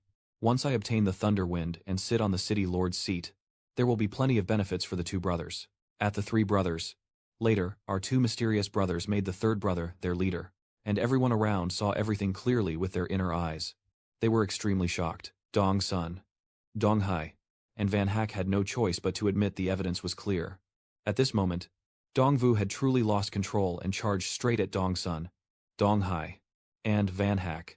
Reckless and wild, Dongvu struck with a single blow, sending all three Dong Sun, Dong Hai, and Van Hak flying, their mouths bleeding as they collapsed onto the rocky ground. Van Hak, clutching his wounded side, struggles to speak. Second uncle, let me explain. Dongvu shouts loudly, while Than Chao feels sorry for Dongvu. There's nothing left to explain.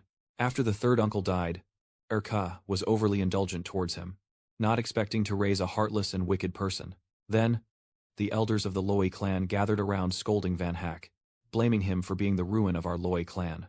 Than Chao folded his arms in front of Dongvu, trying to beg for mercy for the two innocent children. Brother Ni, Dong Sun, Dong Hai are young and innocent. They were all corrupted by this beast. After speaking, Than Chao pointed directly at Dong Sun and Dong Hai in anger. You rebellious children. Why don't you admit your guilt to second uncle? Dong Sun and Dong Hai were speechless, unable to find the right words at that moment. Dong Sun and Dong Hai both kowtowed and admitted their guilt. By the way, transfer the older ones to Van Hak. Seeing himself betrayed, Van Hak became worried. Second, uncle's intentions all stemmed from involving Van Hak. We were momentarily confused and followed his words. Your Excellency, please forgive us, you two. But Dongvu would never forgive the one who killed his son. He was so angry that he said forgiveness isn't that easy. Don't think that just because Chan is not dead, you can be proud. Then Dongvu struck fiercely, aiming directly at Dong Sun and Dong Hai. I want you to be buried with him. Laho saw Dong Vu lose his composure and quickly stepped in before something bad happened. Wait a moment. Laho remains very calm, showing great seriousness and assessing the situation. Although the three kids are guilty, the clan has rules and cannot execute punishment arbitrarily. If the matter has been clarified, then hand them over to me, the clan leader, to handle. Laho confidently assured Dong Vu that he would deliver a satisfactory result. And seeing the reasoning in Laho's words, Dong Vu decided to entrust the matter to him. Seeing Dong Vu agree, Laho quickly shook hands and took action, and a group of Thunder Clan members promptly received Laho's orders to escort the three down. Dong Sun, Dong Hai, and Van Hak are being escorted away, looking extremely displeased. The three of them. Let's go. After the chaos on the other side, Laho shifted the topic and spoke to Than Chao and Dong Vu. Second, brother. Fourth brother. We already said before that if Tran Hian Chat can repair the Thunder Emperor's order and open the Thunder Emperor's palace, he would be accepted by our ancestors. And everyone has seen his ability and character. The other two also have something to say, although neither Dong Vu nor Than Chao want to. They both have to accept Tran Loi. Then, Laho turned to ask the opinions of the others standing there. The elders of the Laho clan.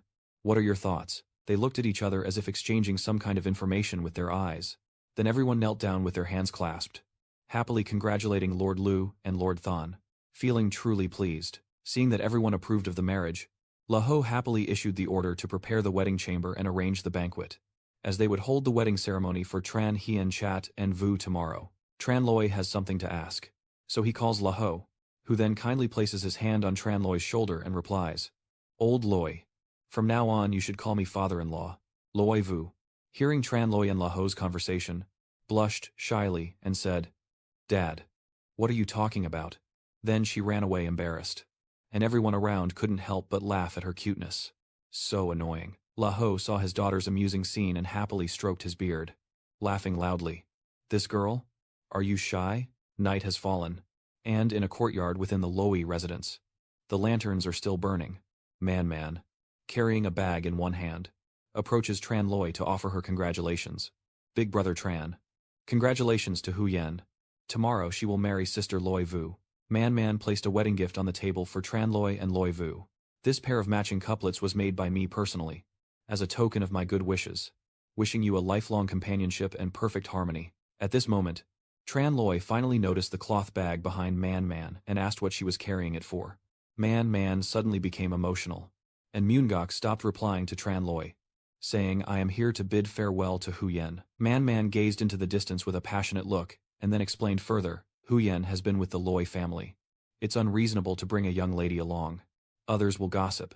Tran Loi yanked the cloth bag from Man and asked who let her go. Then, Tran Loi sat down, crossed his arms behind his head, and looked bored, saying he was worried about tomorrow, and that she was causing more trouble. Man was extremely confused and worried, wondering why this isn't supposed to be a serious matter. Tran Loi looked directly at Man and explained, I originally fought in the arena only because of the Loi de Len. I never expected the young lady of the Loi family to be Loi Vu, nor did I foresee all these things happening. Tran Loi covers his face, looking distressed about the dilemma he faces, which is even worse than this battle. Last time by the pond I wanted to confess my original intention to cancel the engagement, but I didn't expect little Loi Tran to be so stubborn. Now it's all settled, and the marriage is going ahead. There's not even a single chance for a turnaround. I'm like riding a tiger and can't get off. Seeing how awkward Tran Loi is. Man also talks about the Loi family and Loi Vu. There's nothing wrong with that. Loi Vu is so good, with such high cultivation and beauty. So many people dream of marrying her. But Tran Loi immediately revealed his intention. Though right now I basically don't want to get married. Tran Loi also explained how he views Loi Vu. He has never wanted to marry her. He has always regarded her as a little sister, and never thought about making her his wife. Man anxiously asked Tran Loi, so brother Tran won't marry sister Loi Vu tomorrow anymore. Tran Loi waved his hand and replied to Man, I don't have romantic feelings for Loi Vu. Marrying her would only delay her future. The word body here is absolutely impossible. Hearing this, Man was overjoyed and said that she could continue to go with you. Hearing Man say that, Tran Loi stood up, patted her head, and comforted her. You silly girl. I promise to take care of you.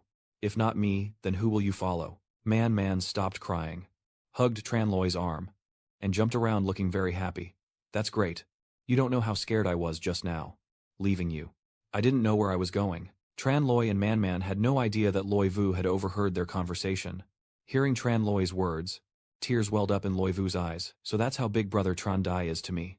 To me. Then, Loi Vu ran quickly out of Tran Loi's palace, tears hidden as he ran. Man Man excitedly came up with a plan for Tran Loi. She wants to run away immediately. Lao Hu Kuk Loi needs it this way. If you refuse the marriage, he will definitely not spare you. Maybe he will storm the palace fiercely. Better to escape now before anyone notices. Tran Loi immediately objected. No. Right now the entire Loi clan is waiting to see the wedding tomorrow. If I don't go, it will definitely damage Loi Vu's reputation. And Man Man couldn't help but feel lost on what to do. So, what should I do then? Even Tran Loi doesn't know how to handle this situation properly. He held his face in distress, wondering how to escape without harming Loi Vu. Soon dawn broke, and the pleasant weather was perfect for the wedding day. At the Loi residence, everyone was ready, waiting for the bride and groom to arrive. The next day, at the Loi residence, many people came to congratulate Old Ho on the marriage of Loi Vu and Tran Loi, and Old Ho also responded to them. Congratulations to the city lord on his marriage.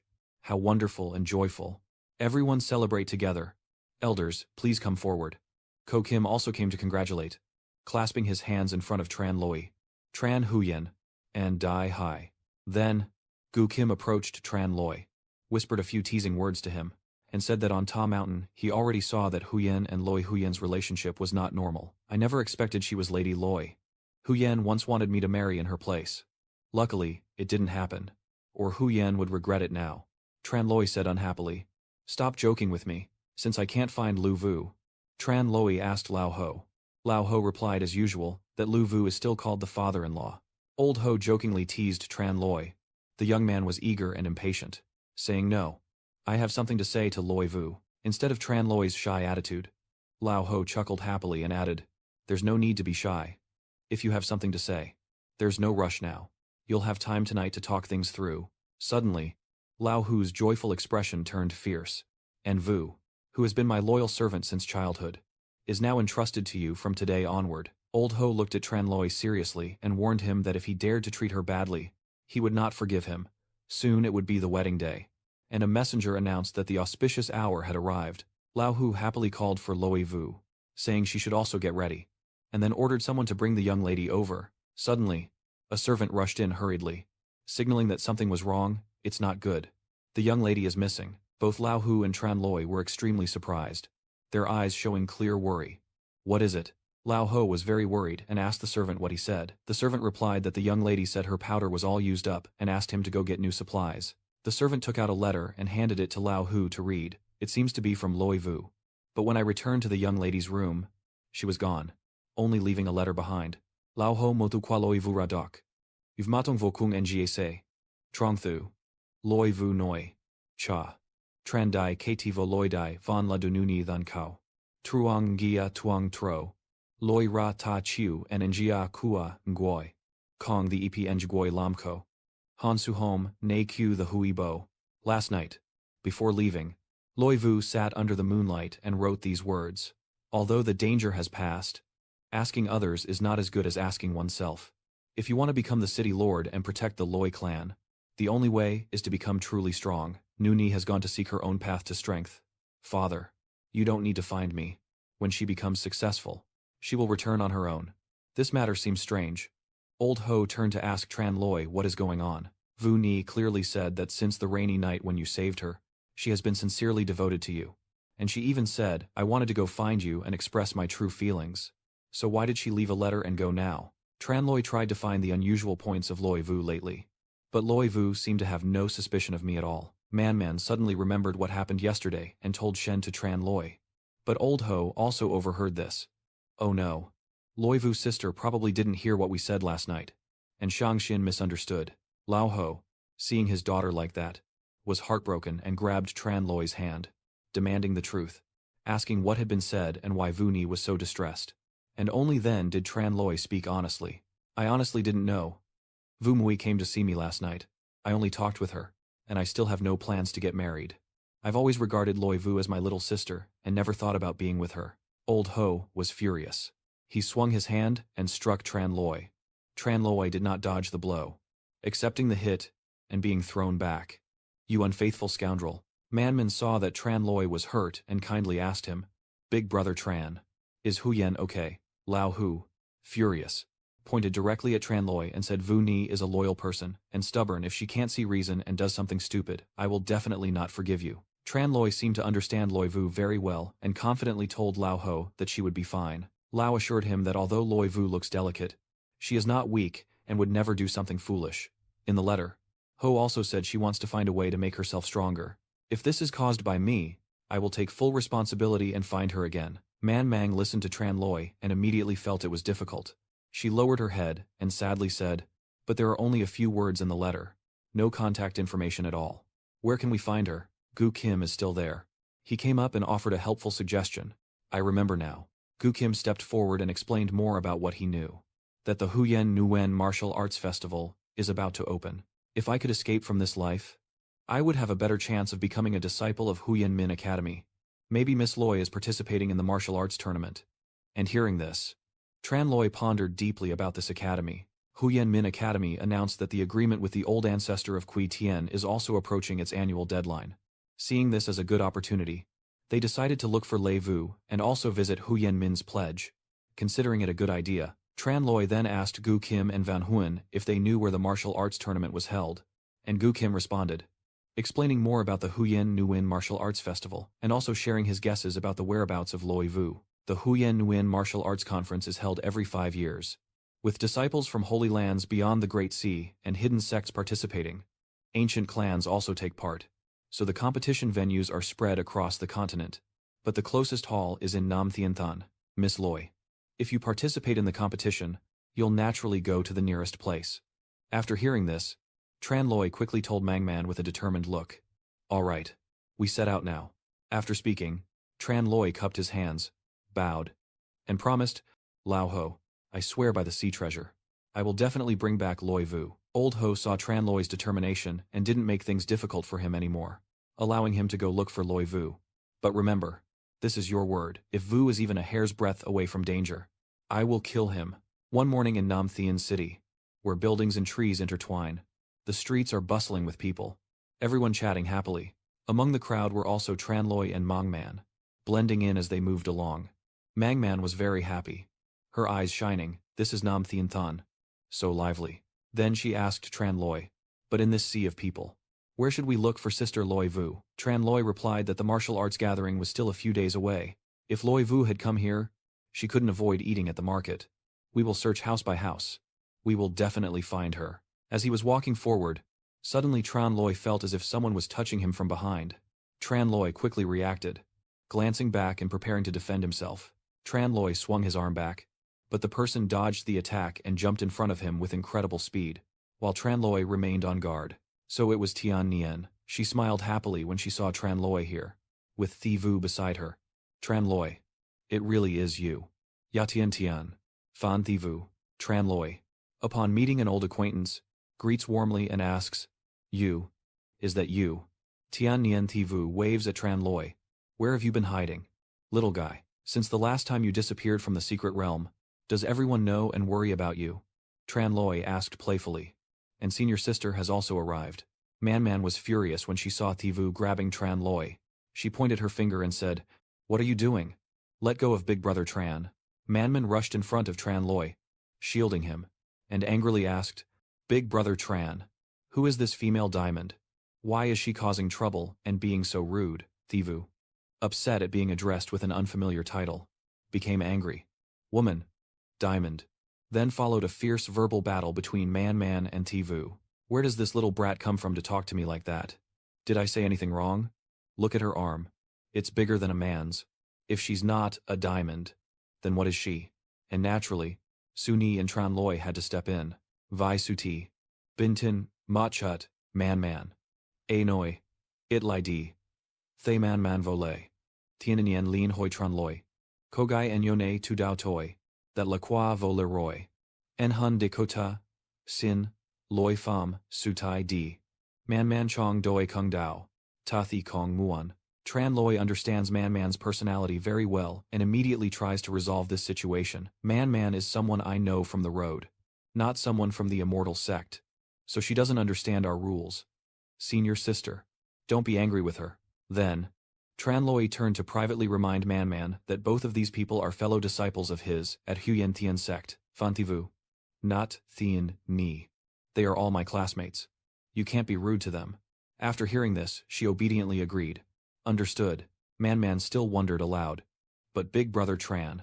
You call this female Diamond senior sister, and she calls her sister sister, so she's your junior.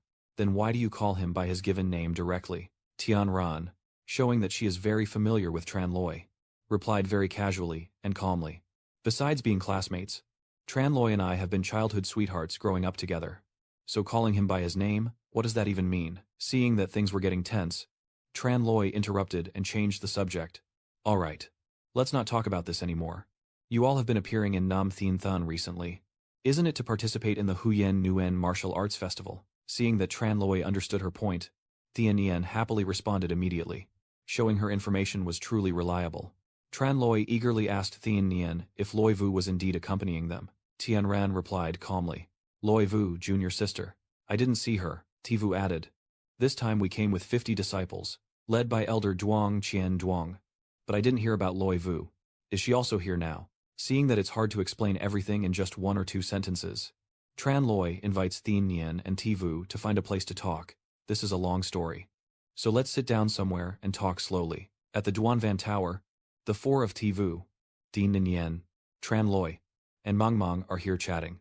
Duan Van Tower didn't expect At the dining table, the 4 of them listened in surprise to the new information Tranloi shared. So much has happened since the person left, and he and Loi Vu almost got married.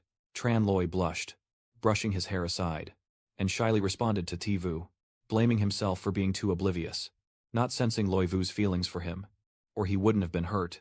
Tian Ran, sitting opposite, also blushed involuntarily and scolded Tranloi, who only guessed, but it hasn't been 2 days. Tranloi seemed not to hear what Thien Yen said, so he had to ask again. What did you say? Thien Yen hesitated and didn't answer nothing. Tian Ran saw that Tranloi was having a hard time and advised him not to blame himself too much. Although we haven't met Loi Vu yet, it doesn't matter if she comes. She will appear on the day of the martial arts tournament, and then you can explain everything to her. You also agree with her advice, and that's all we can do. Seeing only Tian Ran and Tivu here, Tranloi found it strange and asked, That's right. Where are Master Yang Feng and the other disciples? Why are only the 2 of you here?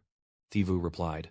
They chose to stay at the Van Inn. Seeing this, it became even stranger, and Tranloi looked at Tivu with wide eyes and asked, Don't you 2 stay together? Thien Yen explains in detail that this Dap Van Lao is not a tavern, but the largest auction house in Nam Thien City, with the upper floor serving as a dining and entertainment area, and the lower floor is where the auction takes place, with valuables auctioned every night. Tian Ran raised 5 fingers to clearly illustrate the rules here. To prevent malicious bidding, the owner here has set a rule that each faction can only allow up to 5 people to enter. Tivu continues and says that today we are here on orders to see if we can find some treasures to enhance our strength. Tranloi realized then that the arrangement here was different from other taverns. Tivu looked down on Mang, who had never participated in an auction before, and immediately knew she was from a small place, inexperienced in the world. Mang was furious and asked who said that. The 4 of them were eating when they heard arguing outside, and all turned their eyes toward the door. Sorry, but this room is already taken. There are people upstairs with reservations. I have already seen them. No one dares to compete with me. Outside, the door suddenly swung open, and in front of the group, Tranloi, Hoang Quan rushed in. Outside, Hoang Quan barged in without any courtesy or patience, facing Loi Vu, Mang, Tivu, and Tien Yen. Hoang Quan was immediately captivated by the beauty of Tien Yen, Mang, and Tivu, his eyes glazing over and his mind filled with lewd thoughts, so stunning. Hoang Quan's servant arrogantly points at Tien Ni and Tivu. This room has been taken over by our people to watch you, so if you know what's good for you, leave quickly or we won't hold back. Seeing the servant about to ruin his plans, Hoang Quan stopped him and, acting confident, looked at them and said, Who do you think I am? With such no eyes. Turns out, they are just little beauties. This is a different matter now. My name is Hoang Quan, the young master of Hoang Hak sect, and today I have come here by fate. It's better if I take charge and lead everyone to explore the area.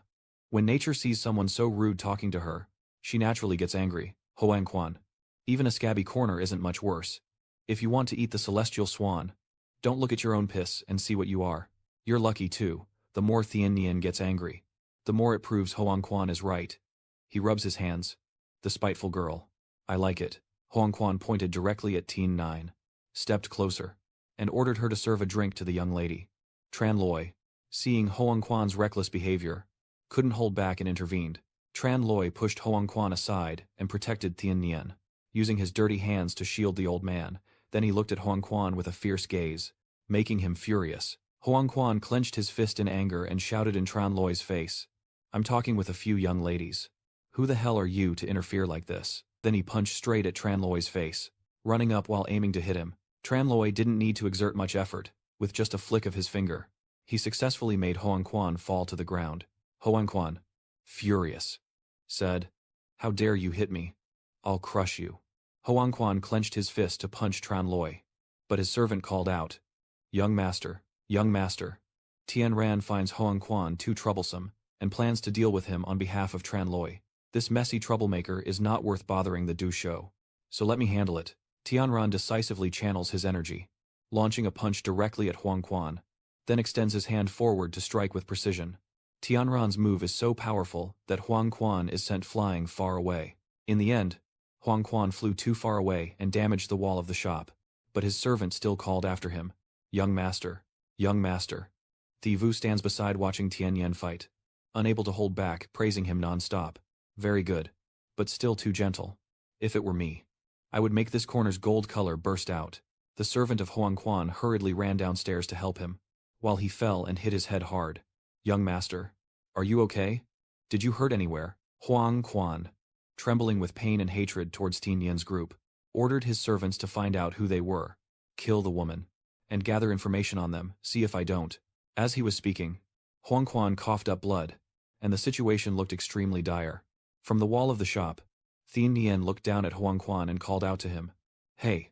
Thien Nien's gaze was extremely sharp as she looked and threatened. So, are you going to run away again? Or do you want a punch from me? Hoang Quan nervously ordered his servants to escape. Run quickly. After the trouble with Hoang Quan, Thien Nien went to see the innkeeper to complain. Truly, the world is unpredictable. Even a dogs dare to act so arrogantly outside Hoang Hak Mon. The innkeeper explained to Tian Ran and the others that they might not know. But while Huang Jun is only the young master of the Yellow Crane sect, he has an extremely beautiful younger sister. The others used to be taken in by the saint child of the Yin-Yang Holy Land.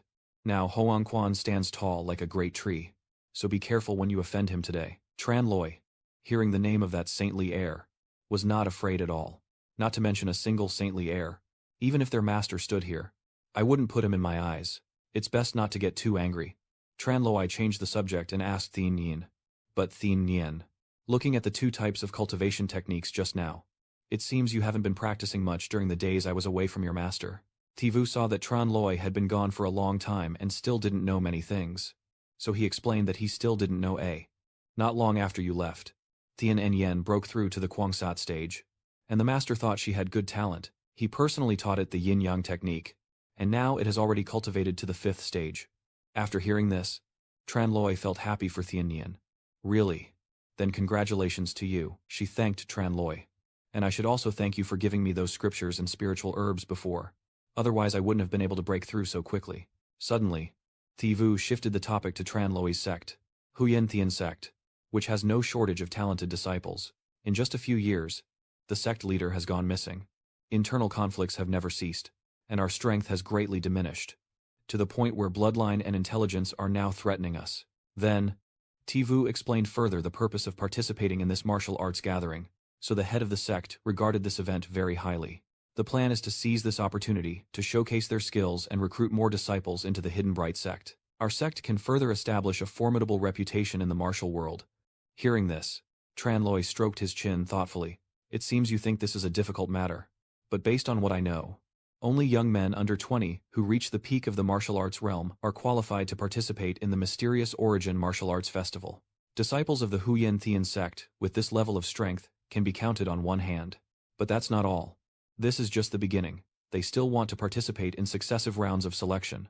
And even if our current strength is indeed concerning, Tian Ran looked into the distance, recalling past events that made him grim with anger, blaming Elder Dong and the traitors like Xiao Tiong. The years we've been held back and unable to advance are now too late to nurture new disciples, step by step. We can only hope to rely on external forces. Then, Nature stroked his chin and said that the Cloudstep Pavilion had produced quite a few secret pill formulas that could boost cultivation in a short period. If he could get one or two tonight, it might help a bit. Night sky with clouds. Only the light of a full moon shining brightly in the sky. The buildings here still stand close together, but the street atmosphere is less bustling than in the morning. At a certain tavern, Kim Sam stands solemnly in front of numerous guests, creating a lively atmosphere as he waves his hand to greet the arriving heroes and adventurers. Kim Sam reached out to one side as if about to introduce something. This is tonight's auction list for everyone to refer to. Below, numerous young heroes sit waiting for the good items to be revealed. Kim Sam announces the start of the auction and solemnly gestures with his hand before the young heroes. Now the official bidding begins. May everyone find what they desire in this round. Tranloy's group sitting below quickly grab the auction list and are examining it.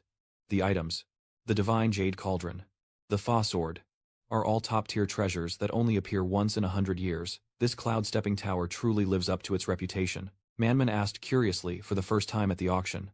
What is this? A single root, worth 3,000 spirit stones. A thief. Suddenly, Hanchi and Haolan appeared out of nowhere, casually interjected and answered the question, saying, Little Junior Vo Chi. Just believe that Diep Kim Van Thao doesn't know. The 3 Diep Kim Van Thao are the medicinal guides for cultivating the heavenly Lakdan. All 4 members of the Tran Loi group didn't know about the sky-connecting Bishlak pill. At this moment, Haolan was very considerate and kind, explaining it to the Tran Loi group, which was correct. It is believed to be created by Emperor Bishlak, and if refined, it can grant the user a path to the heavens all the way to the martial emperor realm, hence the name Bishlak Thong Thien. Han Chi, sitting beside, also added his words to Hoak Lan. You must understand that cultivating the Great Way is not just about breaking through limits, but each bottleneck will be exponentially more difficult than the last. If I had the heavenly blue, luminous pill to help, I could gradually dissolve these obstacles, and the value would be unimaginable. After speaking, Han Chi expressed his determination to obtain such a precious treasure. Today, I am determined to get it. Mangman looked at the familiar object and whispered to Tran Loi. Big brother Tran, why does this plant look a bit familiar? Tran Loi also replied. Me too. I feel like I've seen it somewhere before. Suddenly, Tran Loi remembered what this type of grass was. I remember now. It's the leftover leaf of the sky-reaching Bichlak soul insect. Tran Loi explained that the wooden talisman of Emperor Bichlak records that the spiritual energy of soul bugs is transformed into seals through bloodline inheritance to descendants. Although a small part remains in these withered leaves, it is not enough to revive even a fraction of the soul bugs, let alone forge family pills. Only descendants of the Bichlak lineage can absorb it. Others would be useless even if they obtained it. After the division, Tran Loi showed a very confident look and then confirmed that it seems these people are just wasting their money. The auction continues, and Kim Sam secures the owner of the first item, congratulating Master Yun of the Yun clan for acquiring the first treasure. Then, Jin Shen announced the next valuable item loudly for everyone to hear. The next treasure is something that took us 50 years to find after wandering through 10,000 mountains and rivers. Getting it wasn't easy. Kim Sam motioned for 10 people outside to bring in the treasure and the auction lot, inviting bids. As he spoke confidently, 2 strong men carried a red-covered box into the auction hall. When the cover is lifted, a rare glowing plant, the 3-color gold pattern grass, is revealed inside. Han Chi and Haolan both look at this treasure with eager eyes, each hoping to possess it. Kim Sam gestures clearly towards everyone sitting in the hall, then happily sets the starting bid for the first gift at 3,000 spirit stones. Please feel free to bid. As soon as he finished speaking, the guest with a freckled face quickly bid 3,500. Everyone immediately joined the auction, with bids climbing higher and higher. 4,000. 4,500. No one willing to back down. Suddenly, among the crowd, Elder Yang pointed at the gift, offering twice the previous price. Shocking. Everyone. 10,000 spirit stones. That number shocks the entire hall. Everyone gaping in disbelief. None of us can believe what we just heard. 10,000 spirit stones. I'm not hearing things. Kim Sam loudly asked if anyone could offer a higher price. All the guests present hesitated and looked away. And the atmosphere suddenly grew tense. Kim Sam waited for a moment. But when no one spoke up, he then gestured towards Elder Duong, who had just bid 10,000 spirit stones. Daringly, he declared.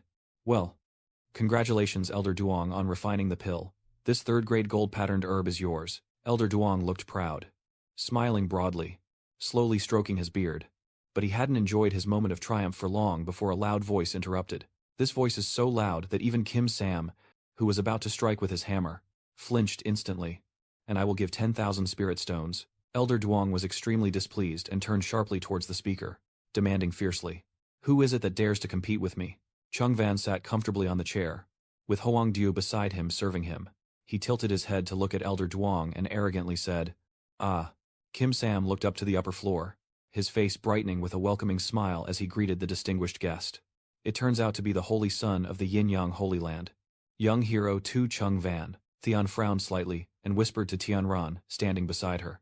So the saint son of the Yin-Yang Holy Land must be the same person that Hoang Gokga mentioned. Tianran sneered, sizing up Chung Van and Hoang Diu in front of her before replying to Tian, looking at the woman who grew up alongside Hoang Gokga and saying she probably is his beloved younger sister. Over here, Kim Sam continues the intense auction, extending his hand forward and politely asking Elder Duong, who is furious, if young hero 2 offers 50,000 spirit stones, and whether Elder Duong wants to raise the bid. Chung Van hugged Hoang Diu tightly, a mocking smile curling at his lips, provoked to the point of trembling with rage, his face turning pale with frustration. Yet he couldn't find the words after a long while. Chung Van, with his chin resting on his hand and still holding Hoang Diu tightly, looked down proudly and said, "I have been trying to refine a Tai Yin mysterious spirit pill recently, but I am missing a spiritual herb. This triple rare gold mist herb is just the right fit. So if Elder Duong is willing to give it up, I will remember this matter of understanding and negotiation. If not, it will mean destroying the reputation of the Yin-Yang Holy Land." As soon as Chung Van finished speaking, the entire hall immediately became noisy, with everyone passing the words quickly from hand to hand, discussing fiercely. Alchemy sects are only third-rate. The Holy Land of Yin and Yang is not a place they can afford to offend. I heard that people from the Yin-Yang Holy Land are very domineering. Last year, a young master from a sect went to Thon Lao to play and had a dispute with one of their disciples. And after a few words, the entire sect was wiped out overnight. Elder Yang's face immediately darkened upon hearing those words, his sweat pouring down as he clenched his teeth tightly, not daring to speak any further. Then, the old man quickly bowed in greeting, showing some humility in his response to Zhang Van. "If it's something a young hero likes, I am willing to give up my favorite items." Seeing him bully others, he naturally crossed his arms in front of his chest, clearly showing his displeasure. The fair and just bidding process means the highest bidder wins. So Trung Van relies on his power to look down on others, which is truly not commendable. Kim Song did not hesitate any longer and continued to preside over the auction. "Honored guests, if no one bids higher, this third-grade gold silk grass will belong to young hero to Trung Van." Suddenly, Tran Loi pointed at the item and sharply bid, "I offer 10,000 spirit stones." The auction immediately erupted in chaos, and everyone's eyes all turned to Tran Loi. Everyone was stunned, eyes wide open, thinking this kid must be crazy to dare challenge the Yin-Yang Holy Sect. Seeing that Tran Loi remained so calm, Man Mang furrowed her brow in confusion. "Big brother Tran, you said the spiritual power of the golden text grass was exhausted and useless. So why are you spending so much money to buy it back?" Tran Loi then turned his face away, recalling the reckless people from before, and calmly explained to Man Mang that back then, the two from Tinam and Kotrua Duong in Huyen Vu Dongfu relied on their status, Han Han, invincible. To Trung Van also shares their greed. The Yin-Yang Holy Sect is so domineering. If we don't teach them a lesson, they might think the world belongs to them. So you stand with nature, with both hands crossed behind his back. He nodded in agreement with Tran Loi's words. "That's right.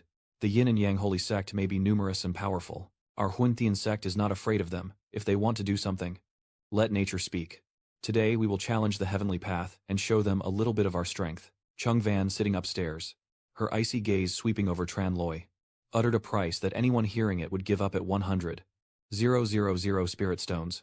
Tran Loi raised his head and responded with an equally provocative look, bidding 100,001 spirit stones. Trung Van's competitive spirit flared up. He pushed Hoang Dua aside, making her face twist in displeasure, and he shouted out a bid of 150,000.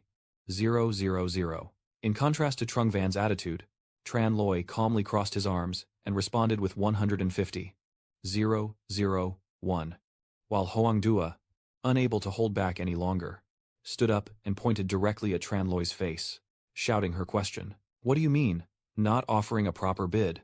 Only one more spirit stone than us each time." Isn't this intentional? Trung Van's face immediately darkened, a cold aura enveloping him as if to freeze the very air. He chuckled twistedly, cracking his fingers and speaking each word with menace. It seems this brother doesn't want to leave our yin-yang holy temple any face. In response to Trung Van's threats, Tran Loi not only remained unfazed but also smiled back and said, "Sorry. Your face and reputation in the yin-yang holy temple are worth not even a single piece of spirit stone in my place." Trung Van, unable to vent his anger, slammed his hand on the table, furious and reckless, daring to speak offensively and insult my holy temple. Do you know what the consequence will be? Tran Loi couldn't help but laugh, crossing his arms in front of him as he retorted to Trung Van. This is an auction house, so it's not about who has more money, but about shouting loudly, clenching fists, and the holy temple of yin and yang. What kind of skill is that? He was so annoyed his veins bulged, clenched his fists, gritted his teeth, and glared at Trung Van upstairs, causing Tran Loi's auction to flare up even more. Is it reasonable to shout so loudly? Everyone in this room is already annoyed, and it just makes you look like the one without reason. You're afraid others will take advantage like this. Are you ashamed of having an empty pocket? And the treasurer has to be careful, so you don't end up having to make up for this deal all over again. Seeing the tense situation, Kim Sam clasped his hands in front of his stomach and smiled politely, respectfully asking Trung Van if the young hero still wanted to bargain. At this moment, Zhongyun turned to Hongdieu sitting nearby and softly asked, "Hongdieu, how many love stones do we still have?" I immediately raised my hand, looked at the ring on my index finger, and replied to Trung Van, "There are still 450. 0 inches the storage ring." Hongdieu anxiously advised Trung Van to hold back. "But young master, even though the 3-leaf gold leaf herb is precious, it's not worth that much. If it's not him, then the refining pill isn't necessary. We don't need it." Hongdieu hadn't finished speaking when he suddenly exploded with a burst of energy, falling to the ground, then shouted loudly, "Our reputation, the heavenly herb is precious. We absolutely cannot lose face for our holy land." Trung Van looked straight at Tran Loi, "And I want to see how long he can keep going." Trung Van frowned, pointed downwards, and exuded a heavy aura. 200. 000. "Kid, do you want to raise the price?" 20. 001. Trung Van frowned tightly and let out a displeased sound. "Thank you." From then on, whenever Trung Van bid, Tran Loi immediately followed, deliberately adding exactly 1 spirit stone each time, no more. No less. 300. 000. Then 350. 000. Then 400. 000. And so on. Trung Van exploded in anger, completely losing his reason, clenched his fists, and roared at Tran Loi, "I'll go with 600. 000. At that moment, Tran Loi softly pursed his lips and said, "I won't bid any more. A gentleman helps others fulfill their wishes.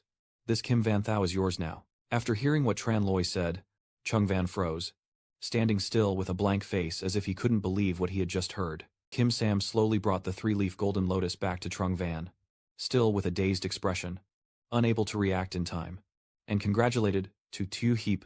Zhongyun and Huang Diao stared in shock at the Tam Diep Kim Van Thou, which he had spent 600,000 spirit stones to buy.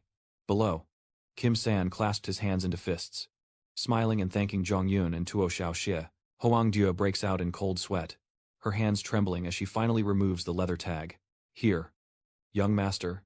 Knowing she has been played a harsh trick, Trung Van grits his teeth in anger. "Kill him." Hongdieu dared not hesitate and lowered her head to carefully place the ring into the Kim Van Thou box. The entire hall erupted once again, and everyone present couldn't believe what they had just witnessed. Everyone was making a ruckus as if the sky was falling. 600,000. Sky-high price A. Even if it's a mortal-grade instrument, it can't surpass this price. Fully 200 times higher A. Truly worthy of the divine yin-yang relic. Truly a masterful and bold move A. After turning Trung Van's trick against him, the entire Tran Loi group burst into loud, triumphant laughter. Everyone so happy they couldn't hide it. Trung Van and Huang Diao on the upstairs balcony saw that scene and became furious. He clenched his fists, cursing himself silently, knowing it was all his fault. He never truly wanted Kim Van Thou. They just wanted to provoke me into bidding, to make me the laughingstock. I really must be out of my mind. A flower has used up all its spirit stones. If there's a treasure behind it? Trung Van stares intently at Lei's feet, glaring fiercely, thinking to himself, that damn little brat. I must turn him into 100 images to vent my anger. Just as I thought the auction was over, At that moment, an outsider stepped in and whispered into Kim San's ear, "Ladies and gentlemen, I just received a sudden commission from the owner of that item who is in urgent need of money, so the temporary decision is to start the auction at a minimum of 800,000 spirit stones." And just hearing that amount shocked everyone present. Their eyes wide open. 80,000 is no joke. Could it be an ancient divine weapon? Or perhaps a relic from another world? Then he raised his hand to assess the current situation. As far as I know, since the construction of the Cloud Step Tower, the most expensive treasures sold have not exceeded 700,000, and the lowest price has already reached this amount. Since this has never happened before, I won't speculate further, and immediately spoke up, wanting to see the next auction item. Seeing that, the crowd behind also cheered along with her. "Master Chi, stop beating around the bush. What is the treasure actually? Hurry up and take it out for everyone to see."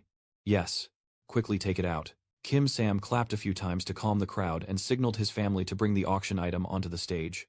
Immediately after, two families struggled to carry a large piece of wood out in front of everyone, and he smiled happily. On the stage is a ugly-shaped tree that doesn't look like it's worth 800,000 spirit stones. Kim Sam gestures towards the treasure and introduces it to the guests below. This is the item to be auctioned, called Yin Yang Wood. Hearing Kim Sam introduce it, Zhenlei was shocked, as if struck by lightning. The Yin Yang Wood. On the stage, the auction item looked like a piece of rotten wood, and the more he looked, the more he felt this item was not worth 800,000 spirit stones. Everyone burst into laughter. I thought it was some extraordinary treasure, but it turned out to be a piece of rotten wood. With such a piece of rotten wood, it might not even burn as firewood. And yet they want 800,000 spirit stones. Has this owner lost their mind? Unlike the others who were loudly doubting, Chan Loi carefully examined the piece of wood.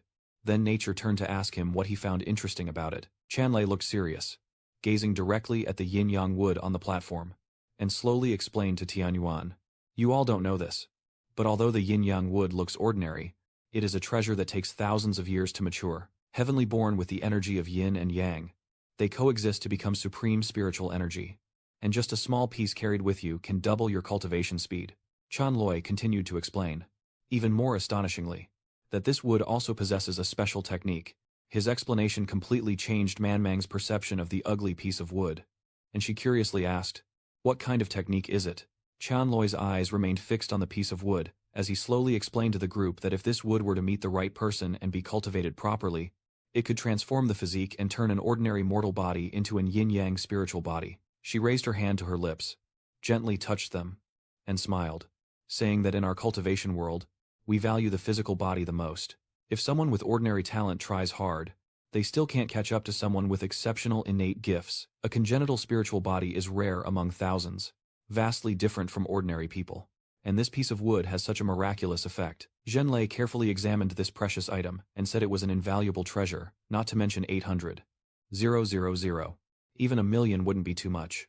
Then, he couldn't help but feel regretful inside, wondering what urgent matter the owner of this treasure had.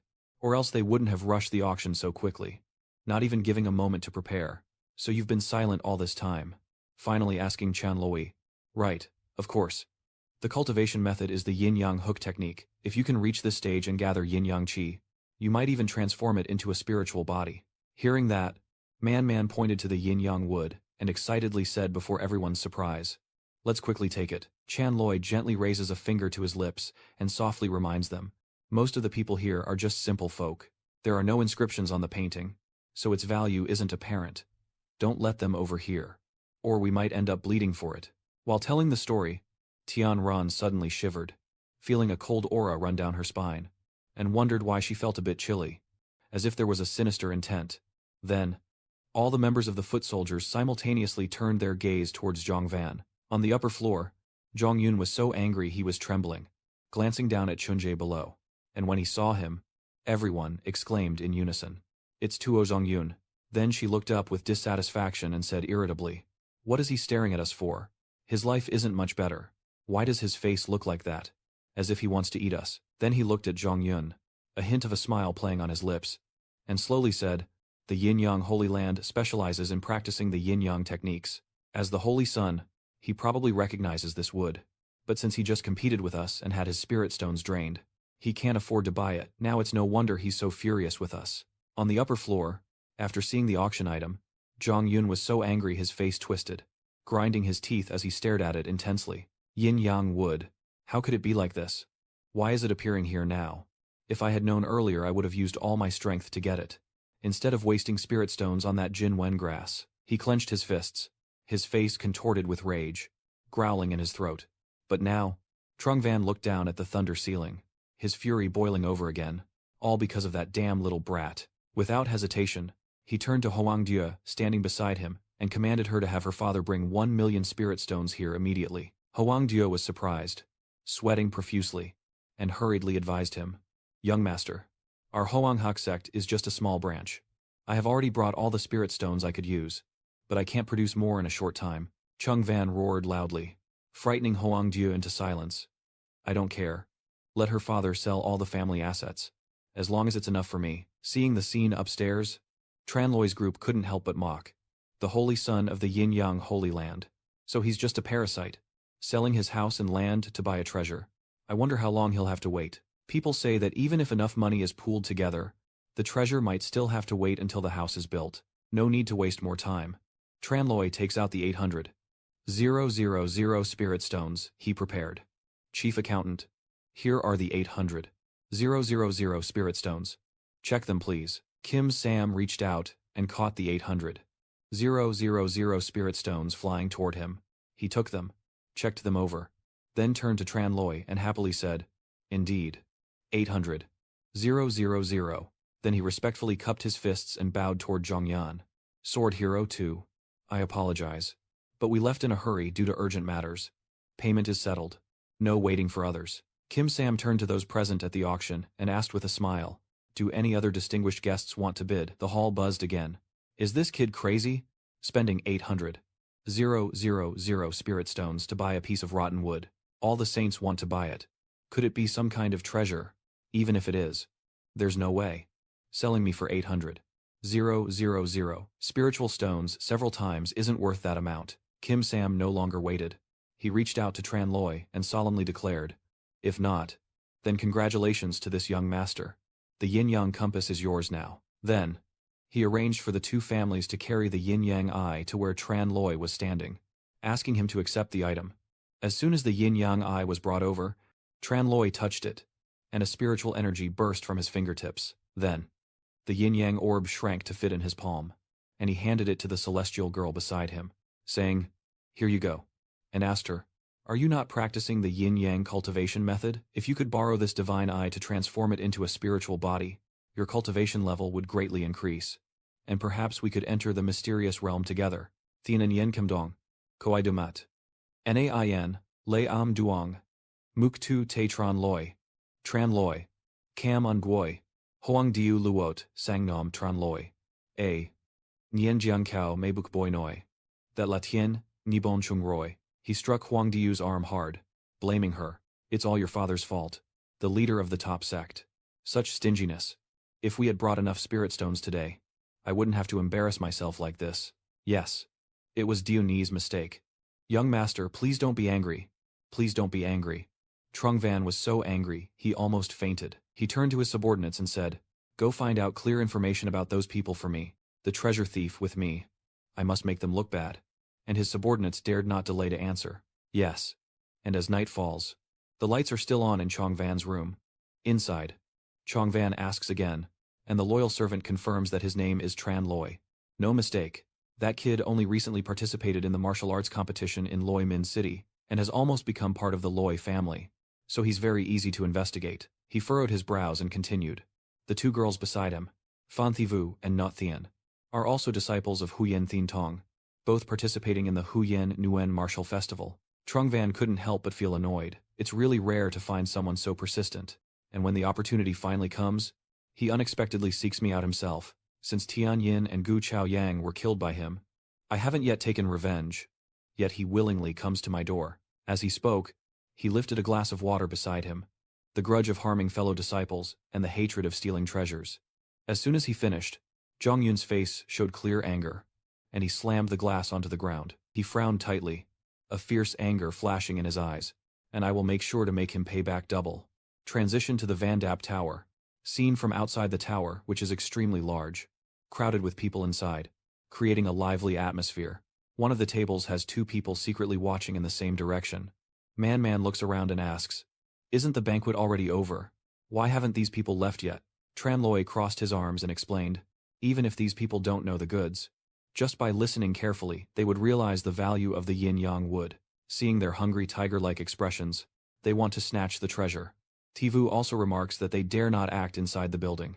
They must be lying in wait, waiting for us to come out. Tin Na Yin couldn't hold back and walked away in frustration, thinking to herself that she would teach them a lesson if she went outside. Tranloy quickly stopped her.